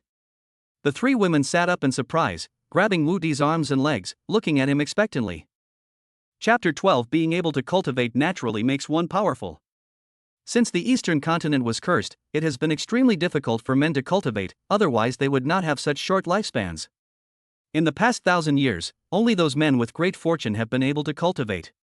Although the power of the curse remains, as long as one cultivates to level 30, one can increase their lifespan by 100 years. Although it is only 1/3 of a woman's lifespan, it is still enough to have the lifespan of a normal person. If their husbands can cultivate, then as long as Wu Di can break through to level 30, they can stay together for 100 years. Of course it's true, and it went straight to level 5. This is all thanks to you. Ah, that's wonderful. At this moment, the 3 women had already sensed the changes in Wu Di's body. Although they didn't know why Wu Di was suddenly able to cultivate after being intimate with them, it was definitely a good thing. Then, my husband, you should. Linghu Xiaoqing followed up, since they could help their husband cultivate, they would naturally give him their full support. Absolutely. This time I'm going to get my revenge. Wu Di's spirit and energy were many times stronger than before, and he believed that his strength would definitely increase several times over. Upon discovering that the congratulatory gift from the city lord's mansion consisted of nourishing medicinal herbs, Wang Qiulan immediately grabbed an old hen and stewed it, intending to give it to Wu Di to help him recover later that evening. Green robe, I'll take the wooden bucket over first. You can bring it back after the water boils. After doing all this, Wang Qiulan estimated that Wu Di should be finished, so she prepared to let him take a bath first, and then drink chicken soup. When Wang Qiulan arrived at Wu Di's door with a bathtub and a change of clothes, her hand that was knocking on the door suddenly stopped. Is he still not finished cultivating? How can Xiao Di's frail body have cultivated for so long? Wang Qiulan may not have eaten pork, but she had seen pigs run before. It should be soon, I'll wait a bit. Wang Qiulan gently put the wooden bucket down at the door and waited. However, she soon realized that this was a mistake. They wanted to leave, but found their bodies were frozen in place, unable to move an inch. It wasn't until Green Robe came over carrying bathwater that she regained her mobility. Barely suppressing her pounding heart, she met Green Robe as she approached. Green Robe, take the water back first. Your son-in-law and the others probably won't need it for the time being, and it won't be good if it gets cold. After saying that, Wang Qiulan rushed into the kitchen. Fortunately, it was getting dark and Green Robe didn't notice anything. Upon hearing Wang Qiulan's words, the woman in green seemed thoughtful and began to return with her bucket. After finishing his cultivation, Wu Di lay contentedly on the bed, feeling the changes in his body. Compared to the previous training time, it has now increased by nearly 3 times. Although he hasn't reached the level of his previous life, he's already doing just about enough. After all, nothing happens overnight, and growth takes time. Moreover, Wu Di believes that as his strength increases, he will become stronger and stronger in the future. Ding! Host has cultivated 3 times, increasing Qi and blood by 10, magic by 10, and spirit by 10. Please keep up the good work. Sure enough, I can really cultivate now, and it's even easier for me than for others. The system truly lives up to its name. Hua Xiao Wudi couldn't help but give the system a 5-star rating in his heart. It not only solved his cultivation problem but also increased his lifespan. Although lifespan is still very short now, there will be plenty of opportunities to improve it in the future. Moreover, once you break through to level 30, even with a curse, it's not a problem to add another 100 years to your lifespan. Because the curse ability belongs to the power of this century's rules, this system cannot eliminate it. Therefore, the host cannot cultivate normally. Marital harmony is the only way for the host to improve their strength level. I understand, harmony in the family brings prosperity, and a united couple can move mountains. After 2 lifetimes, Wu Di finally understood the meaning of this golden saying. Although he couldn't cultivate normally, this cultivation method was more interesting to Wu Di, and it could be said to have been tailor-made for him. If I had known that I could cultivate like this, I wouldn't have risked becoming a lord in the territory. However, now that the territory has been chosen, there is no need to back out. Although the territory is dangerous, it is also an opportunity. If a warrior wants to improve his cultivation quickly, he must constantly absorb the energy from the flesh and blood of magical beasts, and the flesh and blood of magical beasts must be of a higher level than his own to be effective. Tuoba Lingxiang, Linghu Xiaoxian, and their aunt all need powerful magical beast flesh and blood to improve their strength, so only by going to the territory can they better enhance their strength. As for the danger, it's not uncontrollable. After all, Wu Di's territory has tens of thousands of people living there. If those people can survive, there's no reason why a transmigrated lord like him can't survive. Moreover, although the city seems safe, it is impossible to develop one's own power, and it is also difficult to obtain the flesh and blood of magical beasts. Now that 1,000 years have passed since the last World War, the strength of the Eastern continent is not as great as before. Is it possible that the Western continent only curses the Eastern continent for 1,000 years and will not take any other actions? Impossible, absolutely impossible. If war breaks out again between the East and West continents, what will he do? Even if he has the strength of a level 100, so what? Didn't the Dark King 1,000 years ago also get beaten to death by the East continent? If a great war like the one 1,000 years ago were to occur, it would be impossible for one person to control the situation. Moreover, no matter how powerful he is, who would protect the people around him once a great war breaks out? Therefore, we must go to this territory, develop our own power, and cultivate the important people around us. Be prepared for danger even in times of peace. Although going to territory is dangerous, the danger is visible and can be avoided and resolved in advance. But the threat from the Western continent is like a sword hanging over our heads, ready to fall at any moment. Although he was a transmigrator, as a member of the Eastern continent, he could not remain uninvolved. Every citizen has a responsibility for the rise and fall of their nation. Wait a minute, system, I cultivated 3 times before, did you just swallow those? According to your calculations, shouldn't I have 6 experience points? Wu Di suddenly realized that this was disproportionate to his efforts. Host, anything under 5 minutes doesn't count. You old man, this matter is over, don't mention it again, just pretend I didn't ask. Wu Di was embarrassed. He didn't expect to have no experience after less than 5 minutes of cultivation. Fortunately, he was no longer a novice. Husband, you've suddenly become so powerful, is it because you can cultivate now? Tuoba Lingxiang asked after taking a breath. Although this was also Tuoba Lingxiang's first time cultivating like this, she was the strongest among the 3 women. She could recover after a short rest, which was one of the advantages of being strong. Yes, don't worry, my husband will only get more and more amazing. Husband, you're already amazing, look. After giving Wu Di a 5-star rating, Tuoba Lingxiang teased the 2 women beside her. Looking at everything before him, Wu Di couldn't help but feel a sense of pride. Although he was much stronger in his previous life, his opponents were even more powerful. I've never felt this accomplished before. No wonder so many people like raw eggs. I had several girlfriends in my past life, but I never met any virgins. I guess this life is the end of that regret. Lingxiang, after you leave your post at the barracks tomorrow, will you also have to hand over your armor and weapons?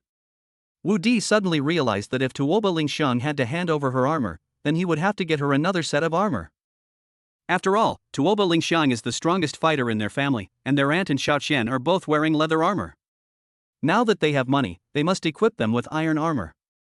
Yes, my husband, my armor and weapons are all standard issue and must be handed over after I leave the military. Once you leave the military camp, anything bearing the military insignia must be taken back, that's the rule. Although Wudi territory also belongs to Bright Moon City, the soldiers of Wudi territory are not directly under Bright Moon City, they belong only to Wudi territory. Therefore, she was not allowed to take away the soldiers she had originally planned. Wu Di had also considered this point, otherwise he wouldn't have asked. Okay, then hand it over. We'll get you new ones tomorrow. You can go to the barracks to resign and choose your guards. Wadi and I will go to the 100 Treasures Pavilion to buy some things. Okay. Tuoba Lingxiang had no objection to Wu Di's arrangement. From the moment Wu Di chose her, she vowed not to resist or refute any of Wu Di's wishes. Husband, what about me? Linghu Xiaoqian had recovered considerably and asked Wu Di.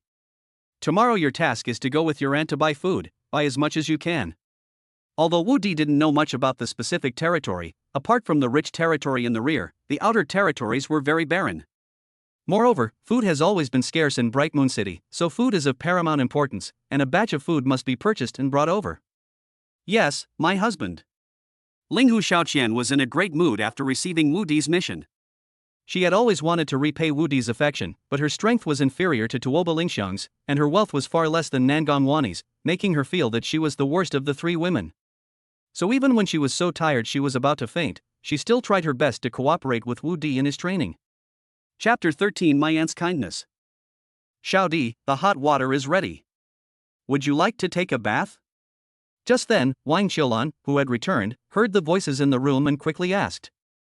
Ah, Auntie, just a moment, I'll open the door right away. I had just sweated a lot, and in my previous life I would have just taken a shower. It's so nice to have such a thoughtful auntie now. Husband, I'll go. Tuoba Lingxiang quickly got up. How could they, as Wu Di's women, let Wu Di do the work? No need, I'll go. Wu Di quickly refused. Wu Di quickly put on his pants and coat and rushed out of the bedroom. He went to the main room and opened the door. Wu Di's room was a suite, with a living room in the middle, the master bedroom on the left, and a side room on the right. Auntie, thank you for your hard work. You can let them do these things in the future. Wu Di felt a little embarrassed to have Wang Qiulan serve him, and decided that he would definitely find some maids after he got to the territory. What? You used to do all these things, but now that you have a wife, you think your aunt is in your way? Wang Qiulan rolled her eyes at Wu Di, picked up the bathtub and water, and prepared to go inside. How could I? Auntie, you are my dearest auntie. How could I dislike you? I'm just worried that you're working too hard and I feel sorry for you.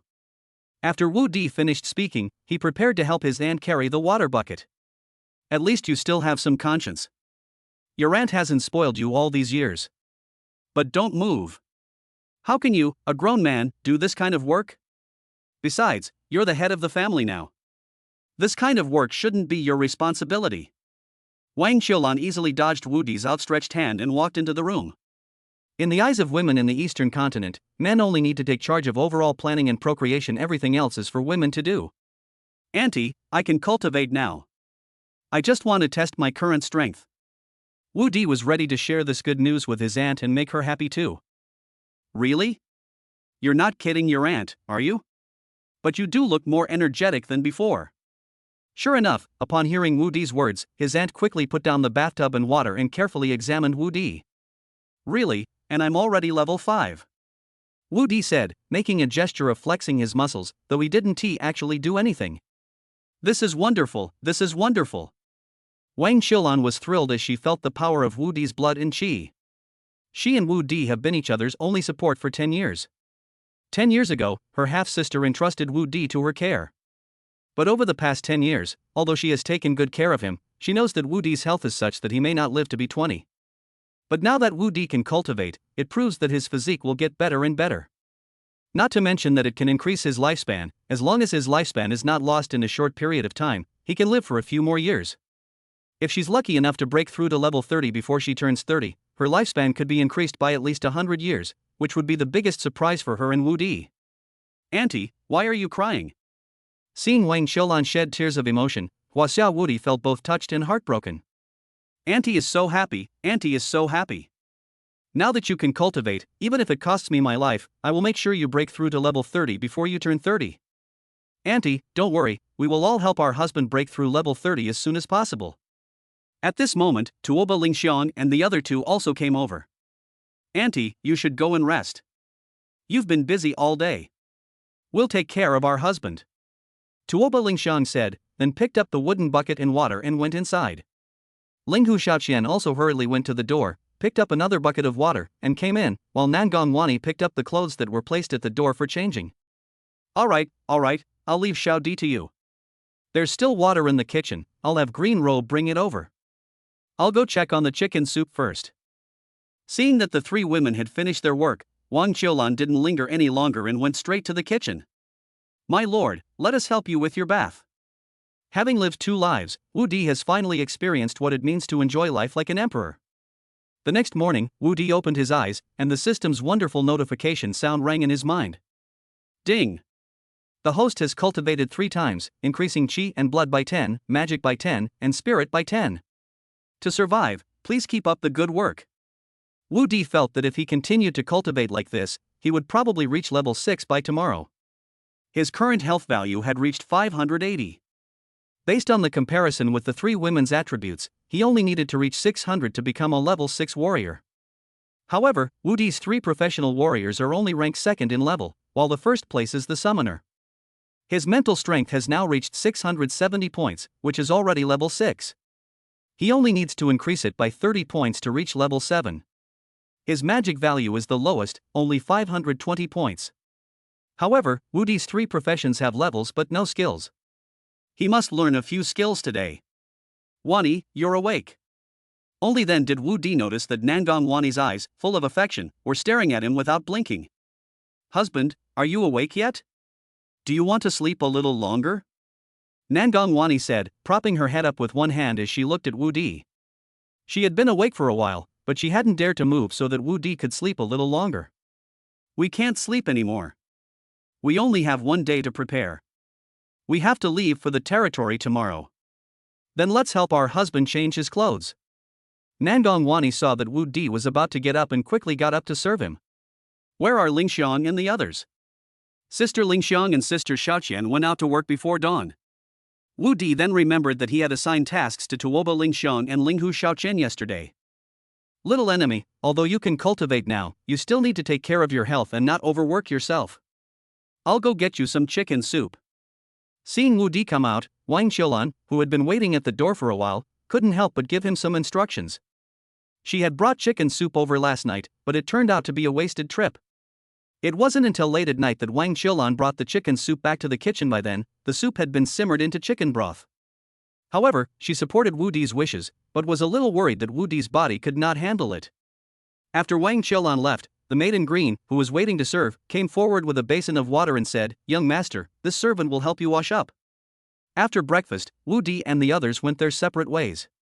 Tuoba Lingxiang went to the military camp, while her aunt and Linghu Shaoqian went to buy food. He and Nangong Wani boarded a carriage and headed straight for Baibauj. Green Robe still acted as the coachman. Baibauj was only one street away from the city lord's mansion, which was the most prosperous area of Mingyue City. The Baibao Pavilion was bustling with people and its business was booming, making a fortune every day. However, a golden goose without a powerful backer is always easy to be coveted. Chapter 14. Madam, something terrible has happened. At this moment, a group of uninvited guests arrived at the 100 Treasures Pavilion. 8 burly women, looking fierce and menacing, stormed into the hall and knocked down several guards without saying a word. Immediately, more than a dozen customers in the hall rushed out, and although the shop assistants were furious, they dared not make any move. Madam, something terrible has happened. Nangong Yan and the others are here again. Shangguan Qing'er rushed up to the 3rd floor and said to Morong Lingshan, who was checking the accounts, "Is it the 2 of them again this time?" Morong Lingshan frowned slightly, closed the ledger, and slowly stood up. Morong Lingshan was also very troubled by Nangong Yan and Li Feifei. It was because of their coercion that she had no choice but to let her daughter participate in the wife selection ceremony to seek protection. Although she has succeeded now, the only 2 treasure pavilions she owns now belong to her son-in-law whom she has never met, although it seems better than having them taken away by these 2.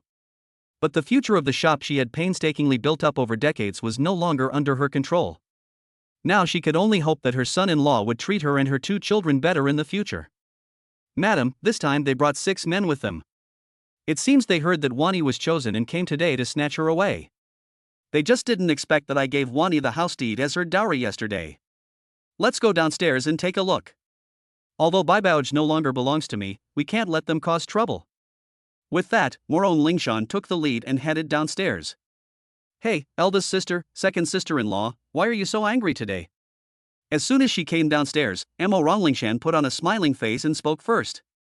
"That's right, Nangong Yan is Morong Lingshan's sister-in-law and Nangong Wani's aunt, while Li Feifei is the wife of her husband's second brother and Nangong Wani's aunt. Morong Lingshan, Baibauj is a property of my Nangong family. I advise you to immediately hand over the land deeds and properties of Baibauj, or don't blame me for not showing any mercy." Nangong Yan didn't waste any words and went straight to the point. "Morong Lingshan, you and your 2 children have already moved out of the Nangong family. The 100 Treasures Pavilion is a property of the Nangong family, and you must hand it over today." Li Feifei also spoke up. "Have you 2 sisters really lost all sense of shame? Not to mention that I built the 100 Treasures Pavilion myself, you were already married out when I married into the Nangong family, and you've long since stopped being a member of the Nangong family. Even so, every time you asked to borrow money, even though I knew you wouldn't pay it back, I never refused. Over the years, you've borrowed no less than 500 gold coins from me under the guise of borrowing. Even after I left the Nangong family, I didn't make you repay me out of consideration for our past relationship. Now you're using your power to covet my 100 Treasures Pavilion. You really are my good older sister. And second sister-in-law, after second brother passed away, for the past 10 years or so, I have been supporting you and your mother, including the old lady, as well as your sister. Every year I have spent no less than 100 gold coins on you. Now that the old lady has passed away, I'm giving you the 3-courtyard mansion of the Nangong family, and I've also opened a blacksmith shop for your daughter and given you 300 gold coins. You're still not satisfied, now you're still thinking about my treasure pavilion, have you fed your conscience to the dogs?" Morong Lingshan became more and more angry as she spoke. Over the years, she had raised a bunch of ungrateful wretches. Morong Lingshan, Baibao Pavilion is my 3rd brother's business. What's wrong with me taking some money? Now that my 3rd brother is gone and you've left the Nangong family, what's wrong with me taking the shop back? Nangong Yan acted as if it were perfectly natural, and Morong Lingshan's words did not awaken her in the slightest. Morong Lingshan, the 100 Treasures Pavilion is originally the property of my Nangong family. If you hand over the 100 Treasures Pavilion now, we can give you 100 gold coins out of consideration for our past relationship. If you remain stubborn, don't blame us for being impolite." Li Feifei threatened, drawing her long sword from her waist. Li Feifei didn't intend to drag it out any longer. Although Baibauj also had guards, the people they brought today were all warriors of level 35 or above, more than enough to deal with Baibauj's guards. She herself was a level 43 warrior, and in this confined space, she had a chance of defeating Morone Lingshan, a level 39 mage, not to mention that Nangong Yan had already reached level 48. They must get their hands on the 100 Treasures Pavilion today, otherwise, once her newly recruited son-in-law supports her, they will only be able to get the 100 Treasures Pavilion when he dies. Then go ahead and do it. Even if you kill me today, you won't get your hands on the 100 Treasures Pavilion. Morong Lingshan said calmly, looking at the two of them. Morong Lingshan, don't think we won't dare kill you just because we're in the city. Even the city lord has to show us respect because of the people behind us. Oh, who dares to speak so arrogantly in my shop, saying they want to storm in, showing no respect for me or the city lord? Wu Di had just arrived at the door when he heard someone speaking so arrogantly, and he interrupted the other person before they could finish. Nangong Wani had told him about Bai Bao's situation on the way. Although she wasn't sure who these people were, she roughly understood their identities. Greetings, Your Excellency Baron. Although the shop assistant at the 100 Treasures Pavilion had never seen Wu Di before, he knew that only a baron could wear the baron's robes that Wu Di was wearing, which was also a symbol of nobility, so he quickly bowed. No need for formalities. Mother, are you all right? Nangong Wani ran up to Morong Lingshan and asked with concern. She was still a little scared. If she and Wu Di hadn't come today, her mother would probably have suffered. Upon seeing Wu Di arrive with her daughter, Morong Lingshan immediately recognized Wu Di's identity. Mother is all right. This must be Baron Wu Di of Huaxia. This humble woman, Morong Lingshan, greets the baron. Even if he is her son-in-law, he is still a baron, a nobleman, and she must still pay her respects. She was once a baroness, but after her husband died, her baronial title was automatically revoked, and she was no longer a baroness, but just an ordinary widow. Mother-in-law, there's no need for such formalities.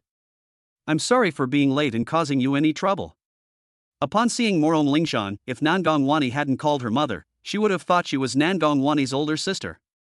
However, even though the other party is young and beautiful, she still has to call her mother-in-law. Although this world is patriarchal, the parents of the legal wife still have to be respected. The parents of the concubines you marry later in life no longer need to be addressed as such. Nangong Yan and Li Feifei, standing to the side, immediately sensed something was wrong. Although they were far stronger than their opponent, they knew that things were going to fall apart when facing Wu Di, who was a baron. Although he was only a baron, he was still a nobleman. The empire attached great importance to titles, and killing a nobleman was tantamount to treason, which would result in a nationwide manhunt and the execution of 3 generations of his family. Disgracing one's title is like disgracing one's country, and is punishable by death. So from the moment Wu Di appeared, they had no chance. Chapter 15: The Intimidation of the Nobles. It seems you have a problem with me, Baron. You didn't even bow to me and dared to injure my guards. You're all tired of living. Wu Di looked at Nangong Yan and Li Feifei, his words filled with murderous intent. Your Excellency, please forgive us. We were so impressed by your heroic bearing that we forgot to pay our respects. As for injuring your guards, well, we really don't know. Faced with Wu Di's questioning, Nangong Yan understood that a wise man doesn't fight a losing battle, so she quickly apologized. As for Wu Di's claim that his guards were injured, she genuinely didn't know the reason. Bai Baoj was already given to me by Wani as part of her dowry, and now Bai Baoj is my property. You brought men to cause trouble in my 100 Treasures Pavilion, not only driving away my guests but also injuring my guards. You have quite the audacity. Wu Di looked at the 2 behemoths in front of him without the slightest fear. Of course, this was because they were in the city, just 1 street away from the city lord's mansion. If they were outside the city, Wu Di would not be foolish enough to reason with them. WH. What? They gave you the 100 Treasures Pavilion? How is that possible? Li Feifei said in disbelief. They had gone to great lengths, using both soft and hard tactics, but to no avail. Now they had just given it away. Please forgive us, Baron. We were unaware that the Treasure Pavilion was already your property. Otherwise, we would not have dared to offend you even if we had 1,000 lives. Here are 100 gold coins, consider it compensation for the loss of the Treasure Pavilion. I hope the Baron will forgive our unintentional mistake. Nangong Yan asked Wu Di for forgiveness while tugging at Li Feifei as a hint. Ah, Your Excellency, please forgive us. We were just joking with my sister-in-law, but we didn't know that she had already gifted the shop to you. I am willing to offer 100 gold coins as an apology. Please forgive us, Your Excellency. Although Li Feifei was extremely unwilling, she had no choice but to pay out 100 gold coins as compensation, otherwise, the mere act of offending the Baron was something they could not afford. Considering you are Wani's aunt and uncle, I will let this go this time. But if there is a next time, don't blame me for being ruthless. Having just learned their identities from Nangong Wani, Wu Di didn't truly spare them out of respect for Nangong Wani. Although he was a baron, he didn't have the strength to contend with them. Now, he's only relying on the intimidation of his baronial status, so he has to know when to stop. If he really pushes them too far and they decide to fight to the death, he'll suffer a huge loss. No, we'll take our leave so as not to disturb your excellency's business. Get lost. After seeing that the man in green had taken all the gold coins from the two men, Wu Di didn't hesitate to kick them out. Meanwhile, Morong Lingshan, who had been watching the whole thing from the sidelines, felt her opinion of Wu Di rise even higher, and quietly put the 3 scrolls she was holding into her spatial ring. Unlike most men who are weak, she is neither arrogant nor conceited, and knows how to advance and retreat. It seems that Wani is luckier than her mother.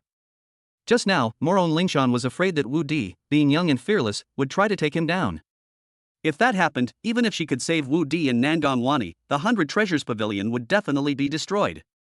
Big sister, not only did we fail to get the Treasure Pavilion this time, we also lost 200 gold coins. Are we just going to let it go like this? Li Feifei said unwillingly as she left the Treasure Pavilion. This matter will definitely not be left like this. Isn't he going out to become a lord? These days, which of those unclaimed territories isn't extremely dangerous? Once he's dead, the 100 Treasures Pavilion will still be ours. But send someone to find out which territory he chose, then have someone keep an eye on it. As soon as he's dead, we'll take the 100 Treasures Pavilion back.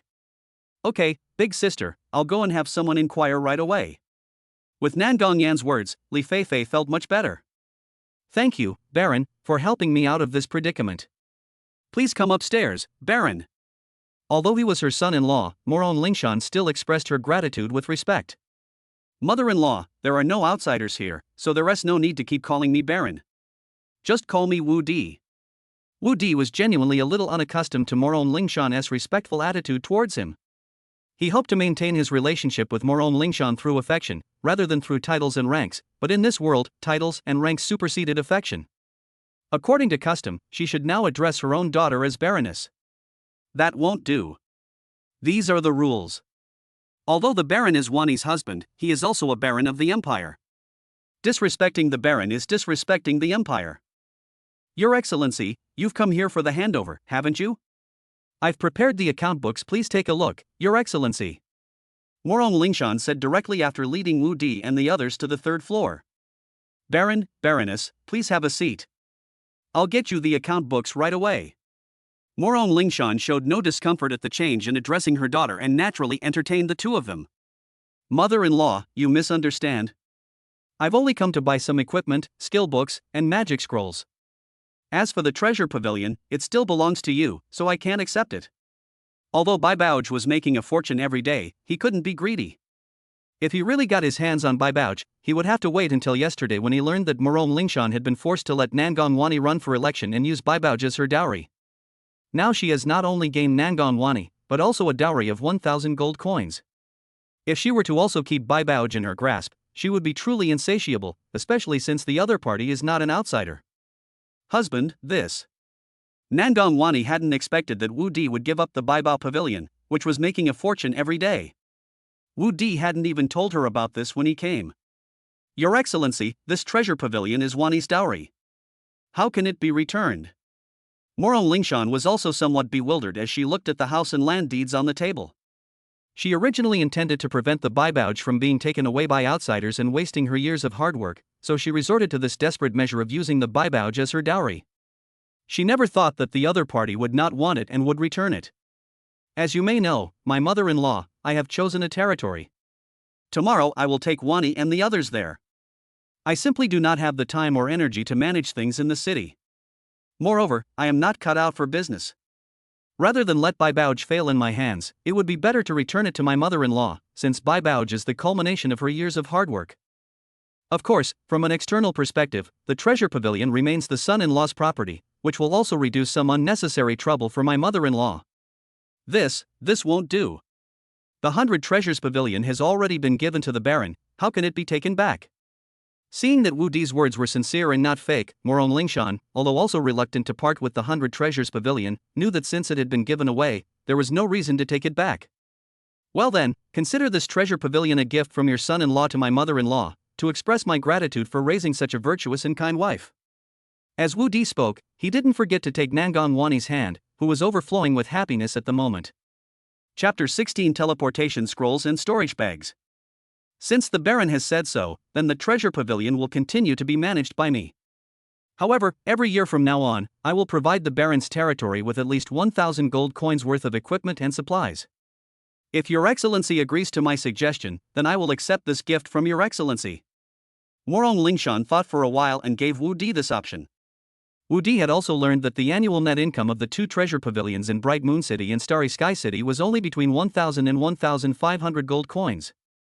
In addition, his territory needs a lot of equipment and supplies to develop, and he really can't refuse this condition. It's good that he can develop rapidly, and the treasure pavilion can return to Morong Lingshan's hands again. I agree to this, but I have one condition: from now on, mother-in-law, you can no longer call me Baron in private. You can call me Wu Di, or son-in-law, either is fine. Then let's go with the son-in-law's suggestion. Morong Lingshan was surprised that Wu Di doted on her daughter so much and always thought of her. Her goodwill towards Wu Di had almost reached its peak. Wani is so lucky. Not only was she chosen by the young master on the first try, but he also cares about her so much. More importantly, the young master seems to have a special fondness for petite women. She's truly one in a million.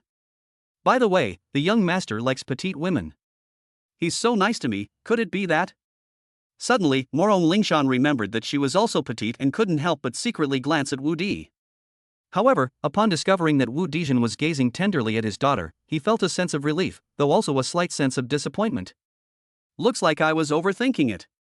Wu Di then made a list of the items he needed to purchase and handed it to Morong Lingshan, who then instructed Shangguan Qinger to prepare the goods. At the same time, he took out 3 scrolls from his spatial ring and handed them to Wu Di. Young master, here are 3 basic teleportation scrolls. The territory is extremely dangerous. If you encounter any danger, immediately open the scrolls. They will allow you to teleport randomly to a location within 100 miles. However, the location of the teleportation is not fixed, and it's difficult to predict whether it will be a safe location after use. It should only be used as a last resort. Wu Di was familiar with teleportation scrolls. Although they were basic teleportation scrolls and the distance wasn't very far, they could save lives in critical moments. It's like having an extra life, and even though it's a beginner-level item, only a level 50 space-type mage can create it, so it's always been in high demand but not readily available.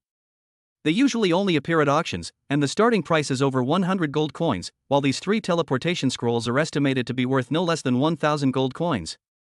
Wu Di really couldn't refuse something that could save his life. Although he was also a space mage, he still had a long way to go before he could create a teleportation scroll. Then thank you very much, mother-in-law. Wu Di accepted it and put it in his pocket. Son-in-law, if you want to call me mother-in-law, that's fine with me, but could you please drop the word sir? I'm not worthy to be called sir in front of you. Alright, from now on I'll call you mother-in-law, and you don't need to refer to yourself as a commoner anymore.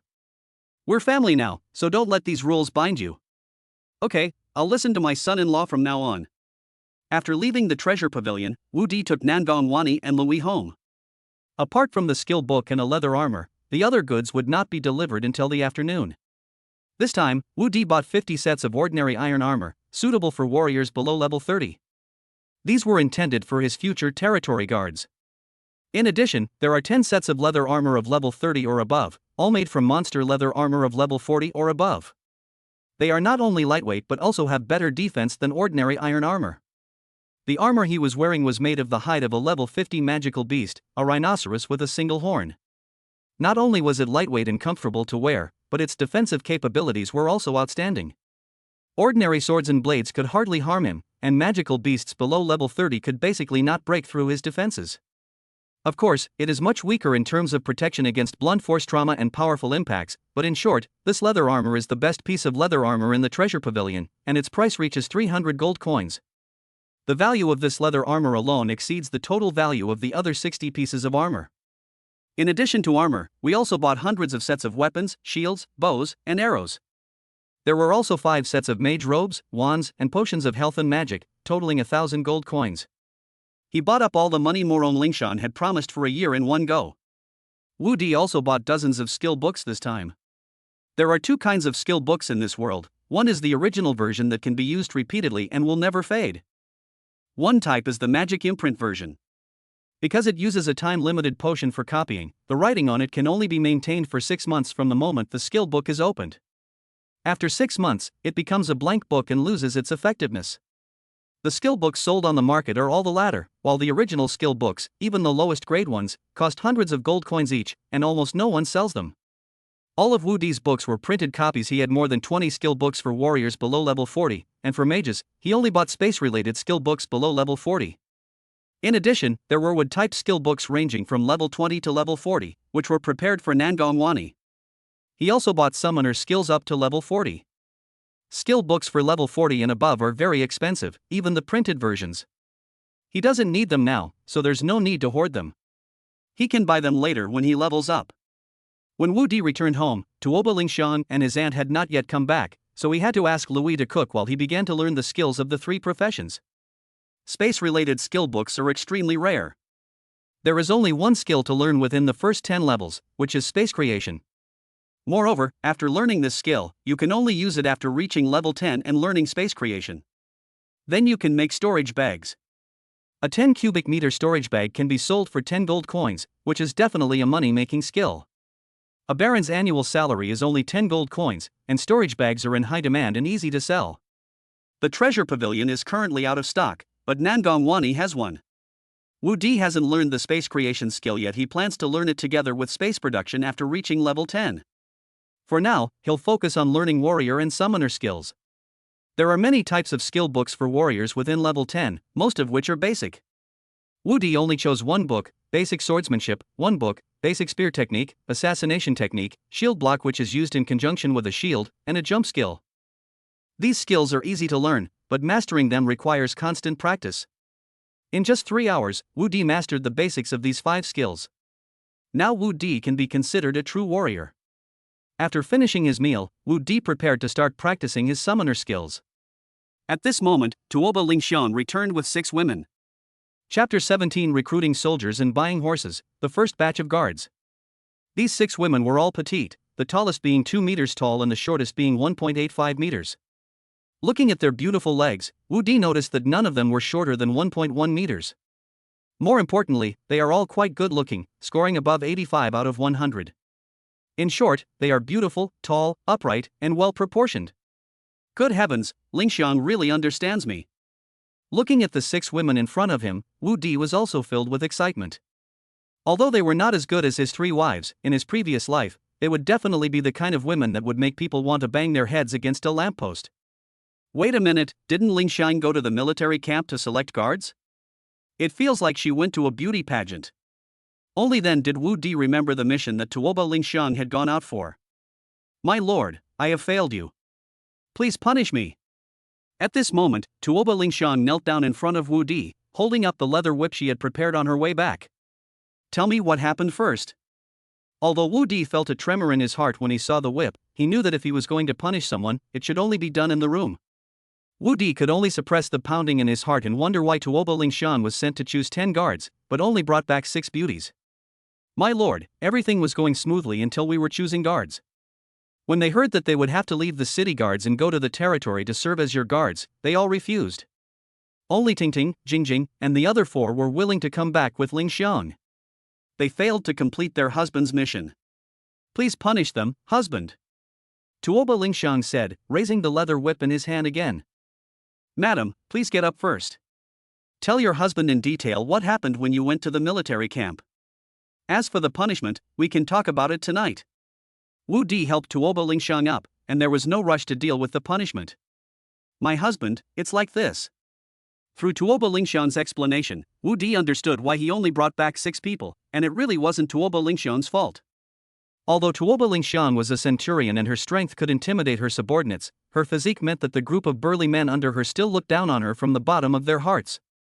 Now that Tuoba Lingshan has relinquished her official status and is no longer their leader, these people are naturally unwilling to follow her anymore, especially since she has to give up her identity as a city guard and go to a dangerous territory to serve as a guard. In the end, only Shan Tingting, who is also a weak woman, and Xu Jingjing, along with 5 others, were willing to follow her. These 6 were her best sisters she could absolutely trust. To be honest, Wu Di understood this very well. Territory guards were not as good as city guards in terms of status, and the danger level in the territory was many times greater than that in the main city. No one was willing to lower their status and give up a stable job to exchange for a dangerous one. Just like barons, few barons are willing to become lords. Most lords are unmarried or widowed duchess. He is a completely special case. As for Shan Tingting and the other 6 women, Wu Di understood that although most of their reasons were due to their relationship with Tuoba Lingxiang, it was also because they had no other choice. Their figures destined them to be ostracized. With Tuoba Lingxiang gone, their future would certainly be difficult without her protection, so they had no choice but to leave. Actually, there was another reason that Wu Di hadn't expected. Since he chose 3 weak women as his wives yesterday, it was as if he had given absolute affirmation to the group of weak women. Upon hearing this news, all the seemingly weak women became Wu Di's little fans. Even those who didn't become his little fans developed a much stronger liking for him. Despite her great strength, Shangguan Mingyue, the city lord, had developed a fondness for Wu Di. Therefore, when Shan Tingting and the other 6 women heard that they were there to serve as Wu Di's guards, they agreed without hesitation. Well, it's not your fault. Since they don't want to come, we won't force them. But, my husband, we are going to the territory tomorrow. The territory is extremely dangerous, and I'm afraid the few of us won't be able to protect you. Tuoba Lingxiang was very worried about Wu Di's safety. After all, apart from her, a level 30 warrior, none of the other 6 women, including Shan Tingting, had reached level 30. If they encountered powerful bandits, they would not be able to protect Wu Di at all. My lord, I have a plan, but I don't know if I should say it. Xu Jingjing, who was behind Tuoba Lingxiang, stepped forward after hearing her words. Jingjing, do you have any ideas? Tell your husband quickly. Tuoba Lingxiang grabbed Xu Jingjing's hand as if she were a drowning person grasping at a straw. Xu Jingjing smiled at Tuoba Lingxiang, then looked at Wu Di without saying anything. Although she used to obey Tuoba Lingxiang, she knew very well that Wu Di was the master here. Go ahead and tell me. You can share any good ideas you have. You'll be rewarded for good ones, and we won't blame you for anything bad. Actually, if we don't require them to be all big, burly guards, it's quite easy to recruit guards like us. However, if the time frame is too short, the number might not be enough to satisfy the lord. Xu Jingjing said frankly when she saw Wu Di nod. That's right. Didn't many of our city guards get pushed out by those big guys? If we can bring them back, they'll definitely be willing to serve their husbands. Tuoba Lingxiang was also confused by her concern. When Xu Jingjing reminded her, she immediately thought of the sisters who had been ostracized in the military camp. As long as she found these people, the matter of the guards could be resolved. That's fine. As long as you're loyal, there are no restrictions on your size. For Wu Di, petite and delicate women are more pleasing to the eye. Although they are not as strong as the big guys of the same level, he prefers petite ones. My lord, I know the whereabouts of a few sisters. I can go and call them over. Shan Tingting also stepped forward and said. My lord, we also know the whereabouts of some of our sisters. My lord, I know that too. All 6 people stepped forward, saying they could all find someone. Alright, there's still time this afternoon. Go find the people, and also go back to say goodbye to your families. Come back and gather again tomorrow morning at Chenshur 9 a.m. No matter how many people you find, you'll all set off for the territory tomorrow. Yes, my lord. Wait, each of you take 10 gold coins with you. Anyone who wants to come will get 1 gold coin as a settling-in allowance, and you will get the same. Seeing the 6 women turn around, Wu Di quickly called them back. The emperor doesn't lack hungry soldiers. If he wants them to fight for him, he can't just shout slogans. Besides, they have to pay taxes every year in addition to their living expenses, so they basically have no money left over at the end of the year.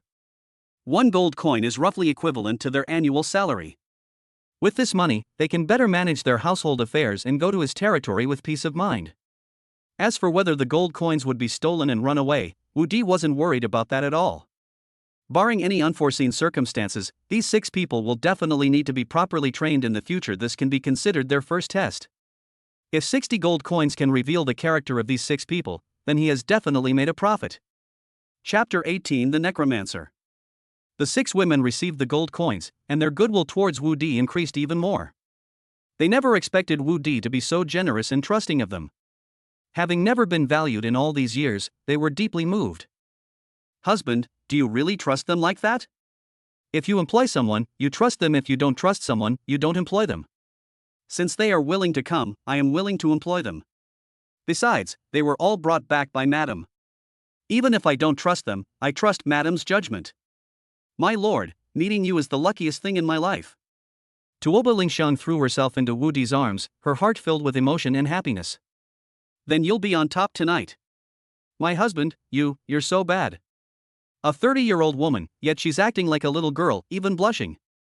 Wu Di muttered to himself as he watched Tuoba Lingxiang run away shyly. Looking at the 2 skill books in his hand, Spellcraft and Summoning, these were the summoner skills he could currently learn. Spellcraft was an essential skill for any summoner. Because summoners don't rely on health or mana to unleash skills, but rather on mental power and various talismans, only by learning talisman making can one create various talismans. The creation of each talisman is inseparable from talisman making techniques. Of course, you can also buy talismans, but that not only consumes a lot of resources, but it is also difficult to keep up with your needs when buying talismans. Therefore, the art of talisman making is a skill that every summoner must learn, and the art of summoning is the symbol of a summoner's identity and their greatest asset. There are many types of summoners, such as dark summoners who summon dark creatures, undead summoners who summon undead creatures, and angel summoners who summon angels. Warcraft summoners summon magical beasts, and this type of summoner is the most common. There are also puppet summoners, alien summoners, and so on, but no matter what type of summoner, they cannot summon infinitely.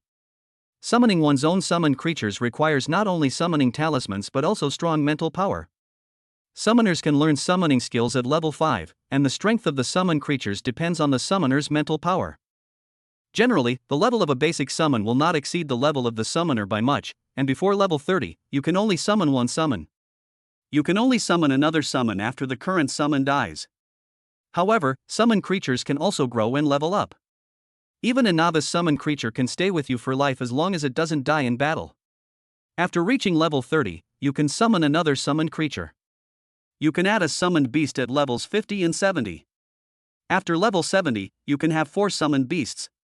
If all the summoned beasts reach level 70, you will be invincible among those of the same level. The type of summoner is not determined by the summoner themselves, but by the type of the first summoned creature. In order to improve his strength, Wu Di did not learn the art of talisman making first. Instead, he took more than 30 summoning talismans from the treasure pavilion. He was not sure if these 30-odd talismans would be able to summon successfully. After all, the first summoning requires proficiency, but the treasure pavilion only has about 30 summoning talismans in total, and they've been stored for several years. There's no way around it, there are too few summoners, so collecting them is difficult, and selling them is equally difficult.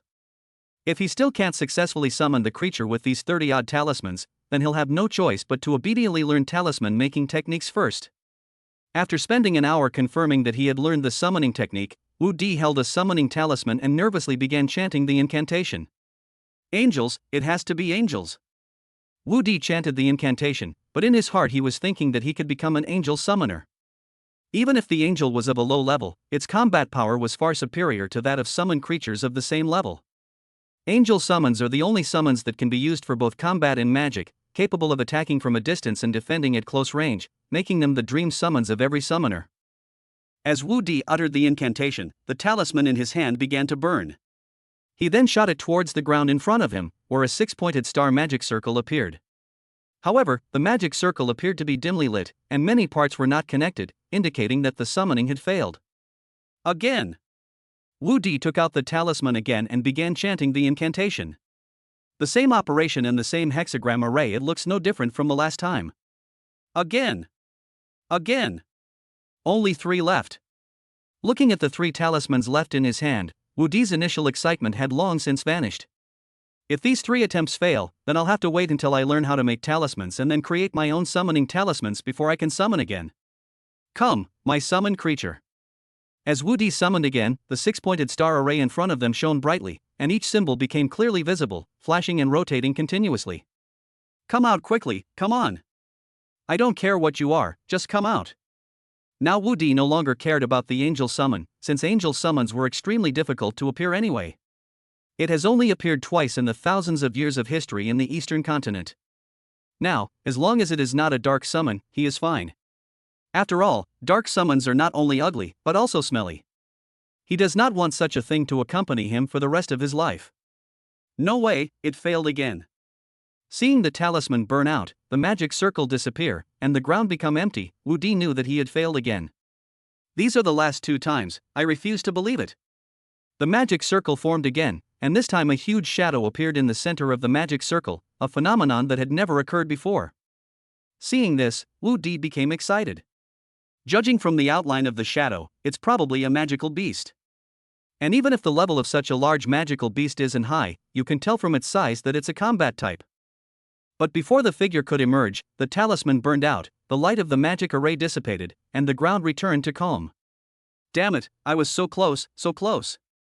Wu Di was so angry that he jumped up and down, but luckily he was the only one in the yard. This is the last one. No wonder there are so few summoners.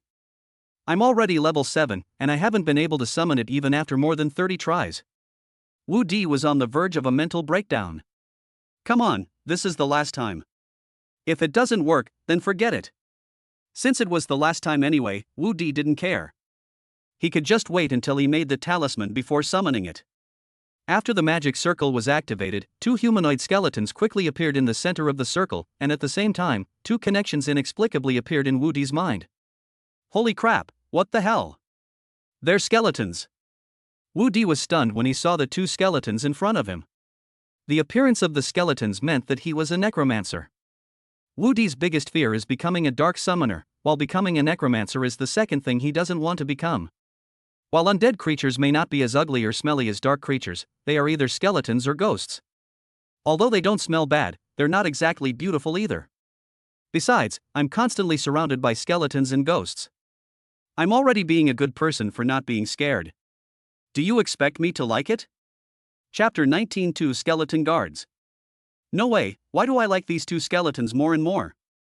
Am I going gay? Wu Di broke out in a cold sweat at the thought. The 2 skeleton guards were also under 2 meters tall. Wu Di never expected that his preference for petite women would lead him to summon small-sized skeletons. The 2 skeletons, one holding a bone shield and a short knife, and the other holding a bone bow, also carried a bone quiver on their backs containing a dozen or so bone arrows. 2 skeletons stood side by side, their empty eyes staring at Wu Di, as if waiting for his command. It's actually a sword and shield skeleton and a skeleton archer. Wu Di was quite surprised. Although summoners are rare, he still knew the basic information. The standard starting setup for a necromancer is usually a single-axe skeleton, which is not only weak in attack power but also slow in movement and attack speed. However, it has a 30% reduction and immunity to magic damage and arrow damage. While the movement and attack speeds of these sword and shield skeletons are unknown, they appear to be more advanced than the single-axe skeletons. As for skeleton archers, Wu Di had never heard of any necromancers summoning them. Ranged archers were clearly much rarer than offensive swordsmen and shieldmen. It seems that although I am a necromancer, I am a special existence. It's only the beginning of the game, and I already have both ranged attack and melee defense. Wu Di had already accepted his identity as a necromancer, and he was growing to like the 2 skeleton guards in front of him more and more. Wait a minute, before level 30, summoners can only summon 1 creature, so why do I have 2? Only then did Wu Di remember this rule that had not been broken for thousands of years. System, can you come out and explain yourself? This system is not responsible for anything other than marriage and having children. Fine. Wu Di was completely helpless in the face of such an inhuman system. Could it be because I am a transmigrator and my soul has merged with the soul of this body? This question was destined to remain unanswered, and Wu Di didn't intend to delve into it further, since it was a good thing for him. Husband, what is this? Nangong Wani walked over and asked Wu Di, who was studying the skeleton. These are the skeleton guards that I summoned. Ah, my husband, aren't you a warrior? How did you become a summoner? Nangong Wani asked in confusion. Wu Di had previously said that he could cultivate, and they all clearly felt that Wu Di's chi and blood had improved, so they all thought that Wu Di was a warrior. Wu Di had never explained this to the 3 women. This is all thanks to the 3 of you. Because of the 3 of us? Yes, I am now not only a warrior, but also a mage and a summoner. Wu Di did not intend to hide it from the 3 women, whose loyalty was at its maximum, so there was no need to conceal it. Moreover, it's impossible to hide it anyway, since you live together every day and it will be discovered sooner or later, so it's better to just tell the truth. No wonder you wanted to buy summoner skill books and mage skill books before. So, your magic attribute is spatial? Upon hearing Wu Di's words, Nangongwani immediately deduced Wu Di's magical attributes from the skill books he had purchased. What a clever little thing! But don't tell outsiders. From now on, I'll be a summoner in front of them. Wu Di flicked Nangongwani's nose, intending to act as a summoner from now on. The other two classes can easily hide their abilities as long as they don't use their skills in the open, but the summon creatures around a summoner cannot be hidden. While summon creatures are absolutely loyal to their summoner, their only drawback is that they cannot stray too far from their summoner. Wu Di is currently level 6, and his skeleton guards can only move a maximum of 60 meters away from him. In other words, his skeleton guards can only move or fight within a 60-meter radius of him. Once they go outside this range, the skeleton guards will lose control. Husband, Wani understands all of this, but before level 30, a summoner can only summon one creature, right? So why can you summon two? Have you already reached level 30? My summoner level is only 7, and they are only 10. They're not very strong. I don't know why they can summon two at once. Husband, let's investigate this later. But for now, it's best to hide a skeleton guard. If other summoners find out, they might be more interested in this matter, and then you'll be in danger. What you said makes sense. We really can't let others find out, but how can we hide it? Wu Di was also stumped for a moment. There was no such treasure as a spirit beast pouch in this world. My lord, we can simply have one of them wear leather armor so that no one will realize it's a skeleton guard. That's right. As long as we put them in equipment and helmets to completely conceal their skeletal characteristics, no one will know. Wu Di slapped his thigh. He knew this simple problem, but he just hadn't thought of it. That's perfect, since skeleton archers are ranged attackers, hiding them is just what we need. Wu Di quickly made his decision. Husband, the food is ready. Haven't Aunt and the others returned yet? Tuoba Lingxian came out at this moment. My husband, this is. Wu Di had no choice but to explain again. Tuoba Lingxian was also very surprised, but she didn't understand why Wu Di was able to summon two skeletons. It's getting dark. I hope something has happened to my aunt and the others. Wu Di frowned slightly as he looked at the sky. Nothing serious should have happened in the city. Maybe they were delayed by something else. Why don't we go look for them? Tuoba Lingxian was the oldest and had previously served in the city guards, so she wasn't in a hurry. Let's go then. Wu Di said and headed towards the door, with the two women following behind. However, the three of them had just stepped out when they encountered the two women coming from the opposite direction. My husband. Little enemy, what are you doing out here? Auntie, Xiaoqian, it's good that you're back. Wu Di breathed a sigh of relief as he looked at the two women and the two carriages behind them. Little enemy, are you planning to come to us about this? It's getting dark, and you still haven't come back, so we're about to come out and check. Little enemy, you can't do that anymore when you go to the territory. From now on, no matter whether we come back or not, you can only wait for us to return in the Lord's manor. You absolutely cannot leave the Lord's manor. You are the Lord, and more importantly, the head of the family. It doesn't matter if anything happens to any of us, but you cannot be harmed, understand? Wang Xiulan said to Wu Di earnestly. Husband, Auntie is right. From now on, we will handle all the affairs outside. You just need to make decisions at home. No matter what, you must not put yourself in danger. Tuoba Lingxiang also agreed with Wang Xiulan's opinion. Chapter 20 The Food Problem. Yes, my husband, now that you have us, just ask us to do anything. Although we are not strong, we will do our best to complete any task you ask us to do. Husband, aunt, and my two elder sisters are right. From now on, we can handle everything. Also, you are a nobleman, so you must not put yourself in danger. Nangongwani also tugged at Wu Di's arm to express her agreement. Listen to yourselves, is this even human? I just went out to pick someone up, and you all made a big deal out of it, making me, a grown man, hide behind a bunch of women. How am I supposed to ever get an erection in the future?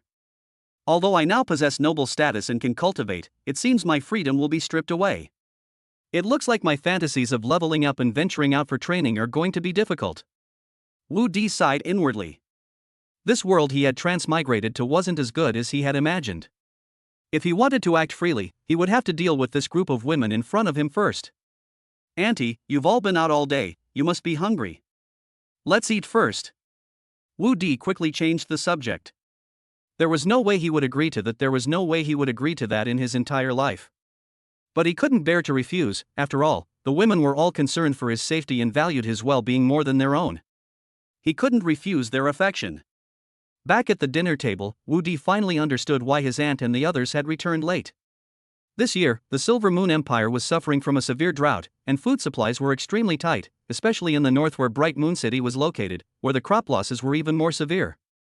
Nowadays, 80% of the food in Mingyue City has to be purchased from the south.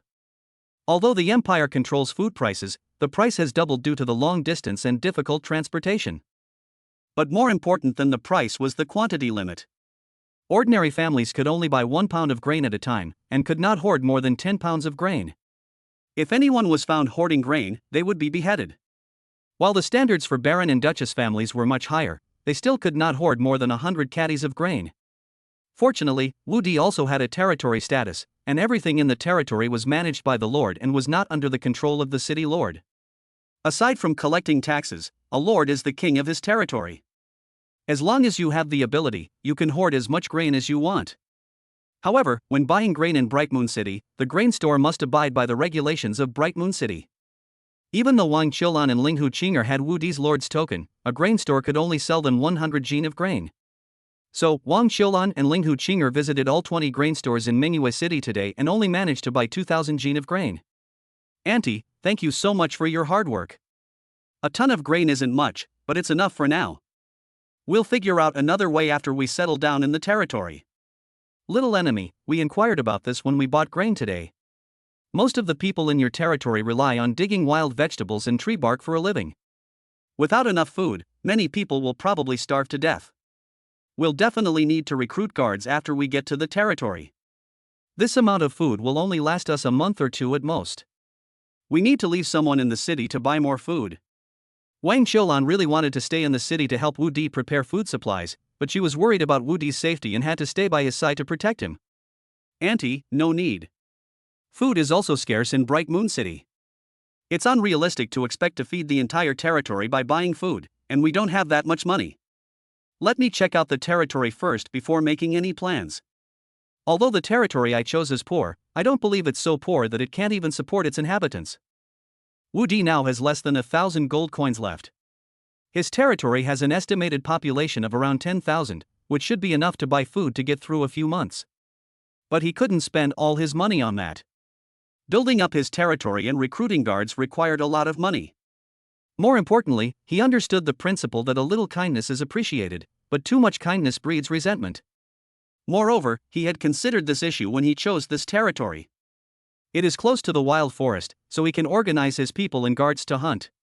The territory also has a river, so he can organize his people to fish. To the east of the territory lies a barren expanse of black rock, which Wu Di estimates to be an open-pit coal mine, though he'll have to go and see for himself to know for sure. 30 miles to the north in the wild forest, there is a salt mine. Although the wild forest is dangerous and mining is difficult, there are always ways to solve the problem. It was precisely because of these points that Wu Di chose this place as his territory.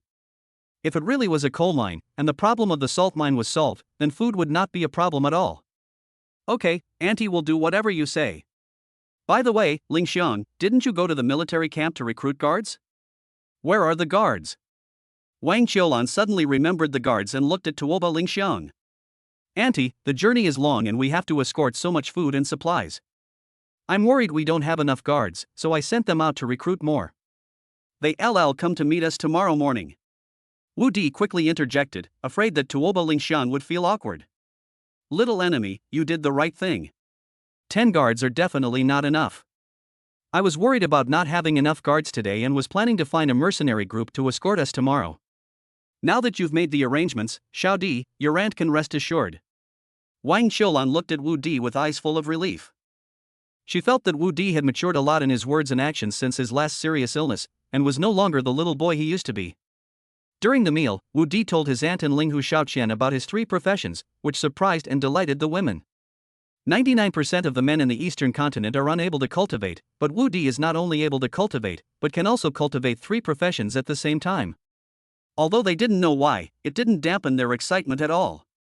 Shouty, green robe, and I will take care of things here. You guys go and rest. After finishing the meal, Wang Qiulan took the initiative to take over the finishing work. There's basically no nightlife here after dinner, all you do is sleep. Then I'll have to trouble Auntie in green robe.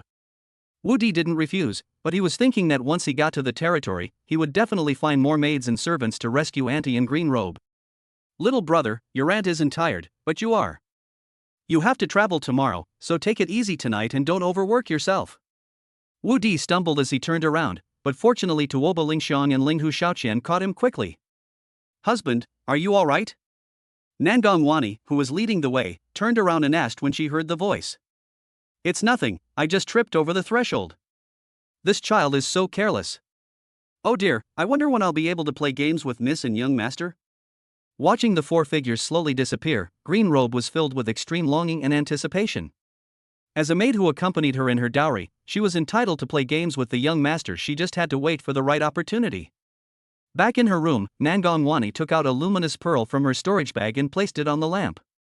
Instantly, it illuminated the entire room like a 40-watt LED light. Chapter 21: The Rooster That Disturbed My Sleep. No wonder she's a little rich woman, she even has such good stuff. Luminous pearls are not rare in the Silver Moon Empire, but they are not something that ordinary people can afford. A pearl of Nangong Wani's size and brightness would cost at least several dozen gold coins to buy. Wani, I never expected you to have such a wonderful treasure. Xiaoqian and I are really lucky to have you. Tuoba Lingxiang said enviously. Yes, my sister and I were dirt poor, we never even dreamed of having such good things to use. Sisters, please don't say that. These are all the mundane things I have to offer. You two are very strong, and the responsibility of protecting our husbands in the future will fall on your shoulders. My younger sister is weak and not good at combat, she's a wood type, so my husband and I will have to rely on our 2 older sisters in the future. Alright, you 3, stop being so sentimental. We're all family. You've all made great contributions to your husband, and none of you are dispensable. Now that we have the lamps, we don't need to rest. You can practice all the skills you haven't learned yet. Wu Di said to Tuoba Lingxiang and the other girl, pointing to the skill books on the desk. Linghu Shaoqing is now level 26, and can now learn all the skill books below level 30. Before, she couldn't afford the skill books, so she hadn't learned a few skills, but now she naturally has to catch up. Tuoba Lingxiang had several skills below level 30 that she hadn't practiced, and she hadn't practiced any of the level 30 skills. However, she could now practice Savage Impact and Storm Assault. Wani, take out all the talismans and other items I left here. I'm going to practice my talisman making skills. Wu Di wasn't going to be idle either, and started learning talisman making techniques. Now that his level is low, his skeleton guards are his only means of fighting back. He's out of summoning talismans, and if his 2 skeleton guards are killed, he'll be out of the game. Yes, my husband. Nangong Wani breathed a sigh of relief and quickly took out everything Wu Di wanted. Previously, when Wu Di had her 2 older sisters practice their skills, she was worried about facing her husband's attacks alone, and the trauma from last night was still hurting. Although relief technique is a healing skill, it can only heal external injuries. This is an internal injury that cannot be healed. Moreover, she is a mage, and her physical recovery ability is not as strong as her 2 older sisters. It would be absolutely impossible for her to face Wu Di alone. However, Nangong Wani's relief did not last long. Wu Di was very talented in making talismans, and after failing more than 10 times, he successfully made a summoning talisman. After making 20 summoning talismans in a row, Wu Di stopped. With the experience of successfully summoning, the subsequent summoning spells would basically not fail as long as he was not interrupted during the summoning. So these 20 summoning talismans are enough for him to summon a dozen or 20 times. There's no need to draw too many at once. Besides, the 3 pairs of long legs in the room have been swaying in front of him for a long time, and he couldn't resist any longer. However, since the 2 girls are still practicing, the Vanguard Knight for tonight can only be Nangong Wani, who is a mage. Husband, why are you stopping painting? Seeing that Wu Di had finished, Nangong Wani had a bad feeling, like a lamb in a sheepfold cowering in a corner in front of a big bad wolf. I'm tired of drawing talismans, I want to draw something else. Wu Di chuckled, stretched his arms, and headed straight for Nangong Wani. What do you want to paint, my husband, ah. Amidst Nandong Wani's exclamation, Master Wu Di began his creative journey. Master Wu Di's painting style is unique, and he creates more spontaneous works. In no time, a beautiful painting is displayed in front of him. Looking at the masterpiece in front of him, Wu Di couldn't help but feel excited, wishing he could merge himself into the painting. Such a beautiful painting naturally deserves applause. It's a compliment to the masterpiece and an encouragement to the creator. The applause lasted for a long time, and only gradually subsided after Tuoba Lingxiang and Linghu Shaoqian turned off the lights. Early morning. Giggle. Whose rooster is crowing so early in the morning? Can't a person get any sleep? Wu Di opened his eyes and complained to the rooster that had disturbed his peaceful dream. The host sparred with his wife 6 times last night, increasing his health, mana, and spirit by 20. The system notification appeared in Wu Di's mind as soon as he opened his eyes. Host, Wu Di of Huaxia. Age, 18. Height, 188 cm. Wives and concubines, 3. Warrior, level 6, basic swordsmanship, basic spearmanship, assassination swordsmanship, shield block, jump. Mage, level 5, no skills. Summoner, level 6, runecrafting, summoning. Chi and blood, 600. Magic power, 550. Spirit, 690. Lifespan, 9 years and 25 days. It's finally starting to look decent, but leveling up is really hard on my kidneys. Looks like I'll have to keep taking supplements. Wu Di calculated that at this rate, he would need to level up to level 10 more times. Based on the current pace, it would take at least 20 days to reach level 10. Although it seems slow, it is much faster than normal cultivation. Tuoba Lingxian's cultivation speed is also above average, and it took her 16 years to reach level 30. His aunt only reached level 26 after 18 years. Although a large part of the reason for his aunt's decline was due to his predecessor, it still seems that his cultivation speed is much faster. Husband, did we disturb you? Tuoba Lingxiang asked when she saw Wu Di wake up. This has nothing to do with you. Get up. Once we get to our territory, we won't be raising any more roosters near our lord's mansion. Wu Di didn't want to argue with a rooster, since he wouldn't be sleeping here anymore anyway. Okay, then we'll help our husband change his clothes. Meanwhile, in Wu Di's front courtyard, Shan Tingting and others, along with dozens of newly recruited guards, were lined up in neat rows, waiting for Wu Di to appear. There were 66 people in total, all of them were weak women who were over 1.8 meters tall but under 2 meters tall. The lowest level among them was level 20. They were all female warriors who had been forced to retire. These men were all menacing and elite warriors, yet they were gathered here by Shan Tingting and her 6 friends to become Wu Di's personal guards. Greetings, Lord. As soon as Wu Di appeared, the clear and loud voices almost made Wu Di's earwax, which hadn't been cleaned for 2 months, come out. Why are there so many people? Wu Di was also surprised to see the crowd that filled the entire courtyard. He gave 6 people 60 gold coins yesterday, and originally thought that he could recruit 20 or 30 people at most. This number of people has completely exceeded his expectations. My lord, due to time constraints, we have only recruited 60 people. Many of our sisters have either joined mercenary groups or are away on missions and have not yet returned. However, we also left them a message: if they return and see this, they can go to the territory on their own if they are interested, with 60 people following them. If the Lord is not satisfied with any of them, we can also let them leave. Chapter 22. The guards depart for territory. Shan Tingting, at level 28, was the strongest and naturally became the leader of the guards. Let me take a look first. Wu Di remained calm, but he was actually very excited inside.